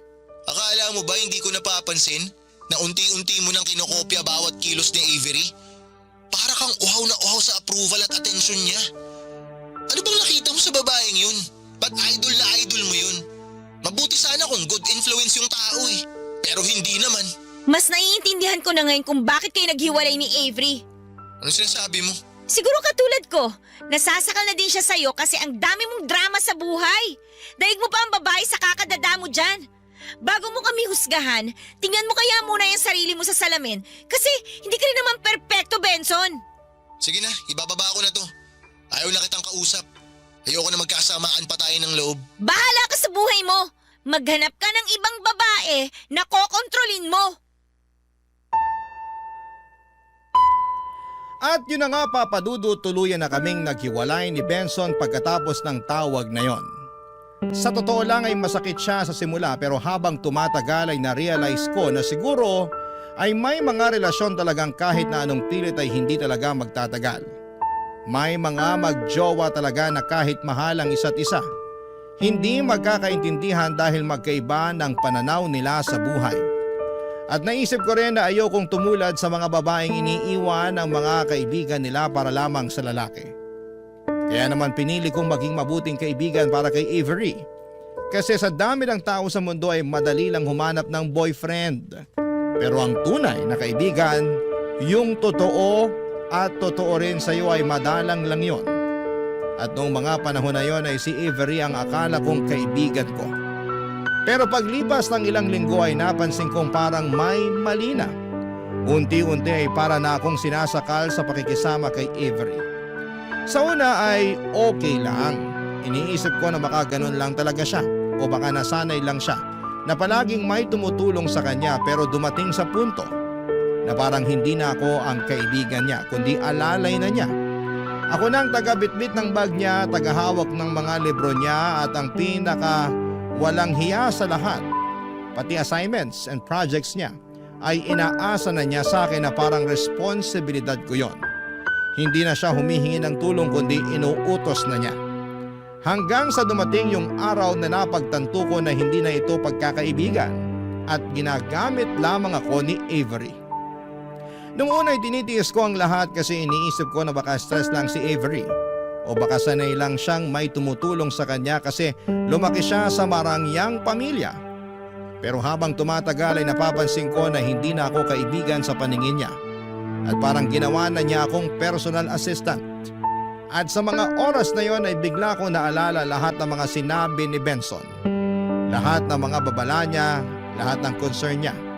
Doon ko lang lubos na naintindihan at kahit ayaw kong aminin, siya din pala ang tama sa huli. Kaya naman makalipas ang ilang araw ay nilakasan ko ang loob ko at naisipan ko na baka sakaling hindi pa huli ang lahat. Baka pwede pa kaming mag-usap ni Benson at kung papala rin ay baka pwede pa kaming magkabalikan. At noong nakasalubong ko si Benson sa hallway ng school namin, hindi na ako nagdalawang isip na lapitan at kausapin siya kaagad, Papa Dudut.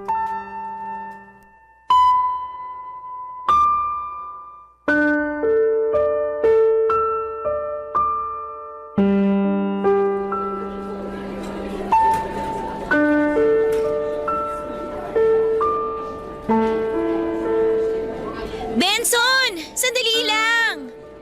Oh, ba't mo ako kinakausap? Di ba sabi mo nasasakal ka na sa akin? Please naman oh, huwag ka na magtampo. Kinakausap na nga kita ng maayos eh.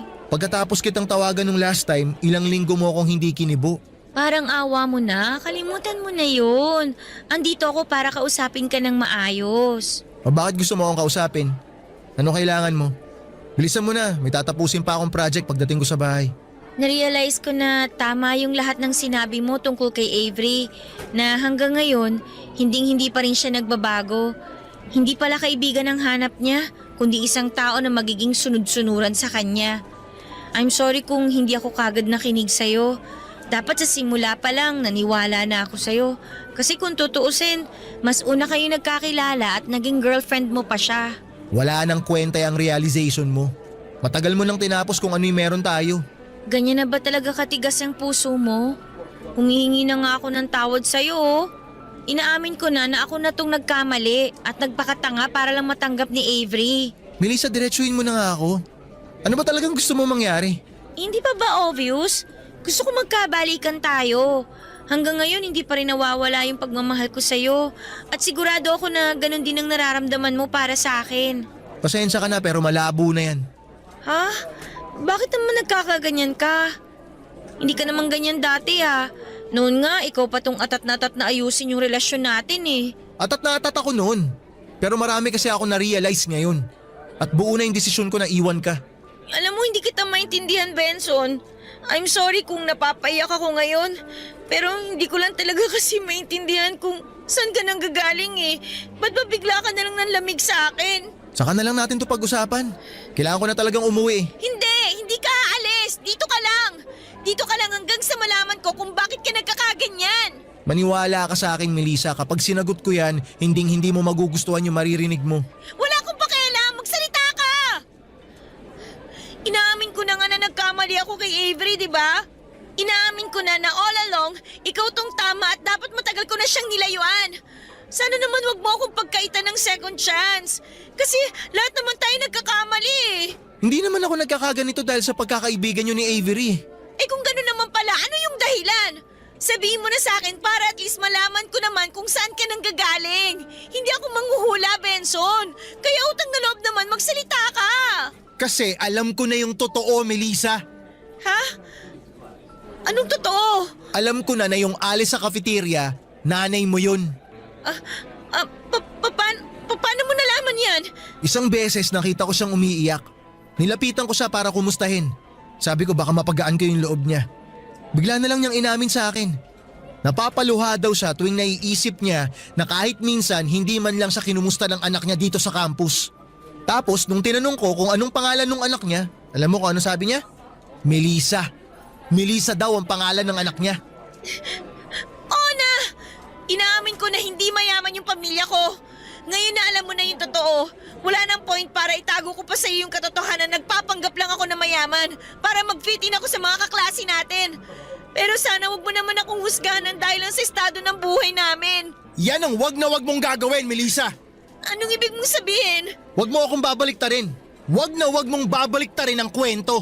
Hindi kita hinuhusgahan at lalong hindi ako nandidiri dahil mahirap kayo. Wag kang magsinungaling, Melissa.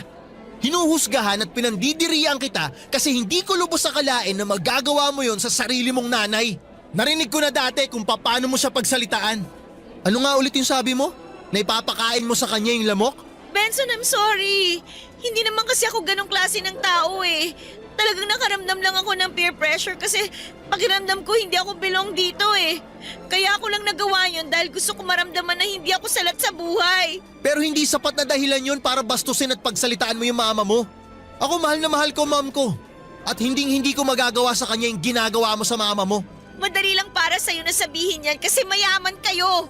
Lumaki ka sa marangyang pamilya kaya kahit kailan, hindi mo maiintindihan kung saan ako nanggagaling. Hindi sapat na dahilan yung kahirapan, Melissa. Para walang hiyain mo yung mama mo ng ganun. At maniwala ka man o hindi, hindi ko magagawang bastusin ang mom ko kahit malugmok kami sa hirap. I'm sorry.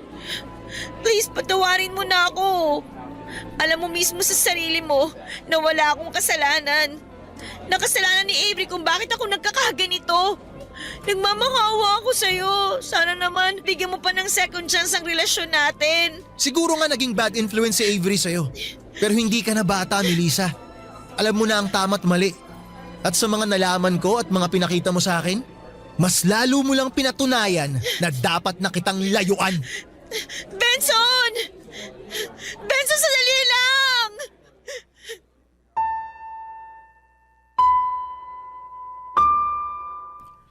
Sobrang nagulantang at nadurog ang puso ko ng araw na yon. Hindi ko mapigilan ang luha ko at pakiramdam ko ay parang binagsakan ako ng bagyo at kidlat sa iisang iglap.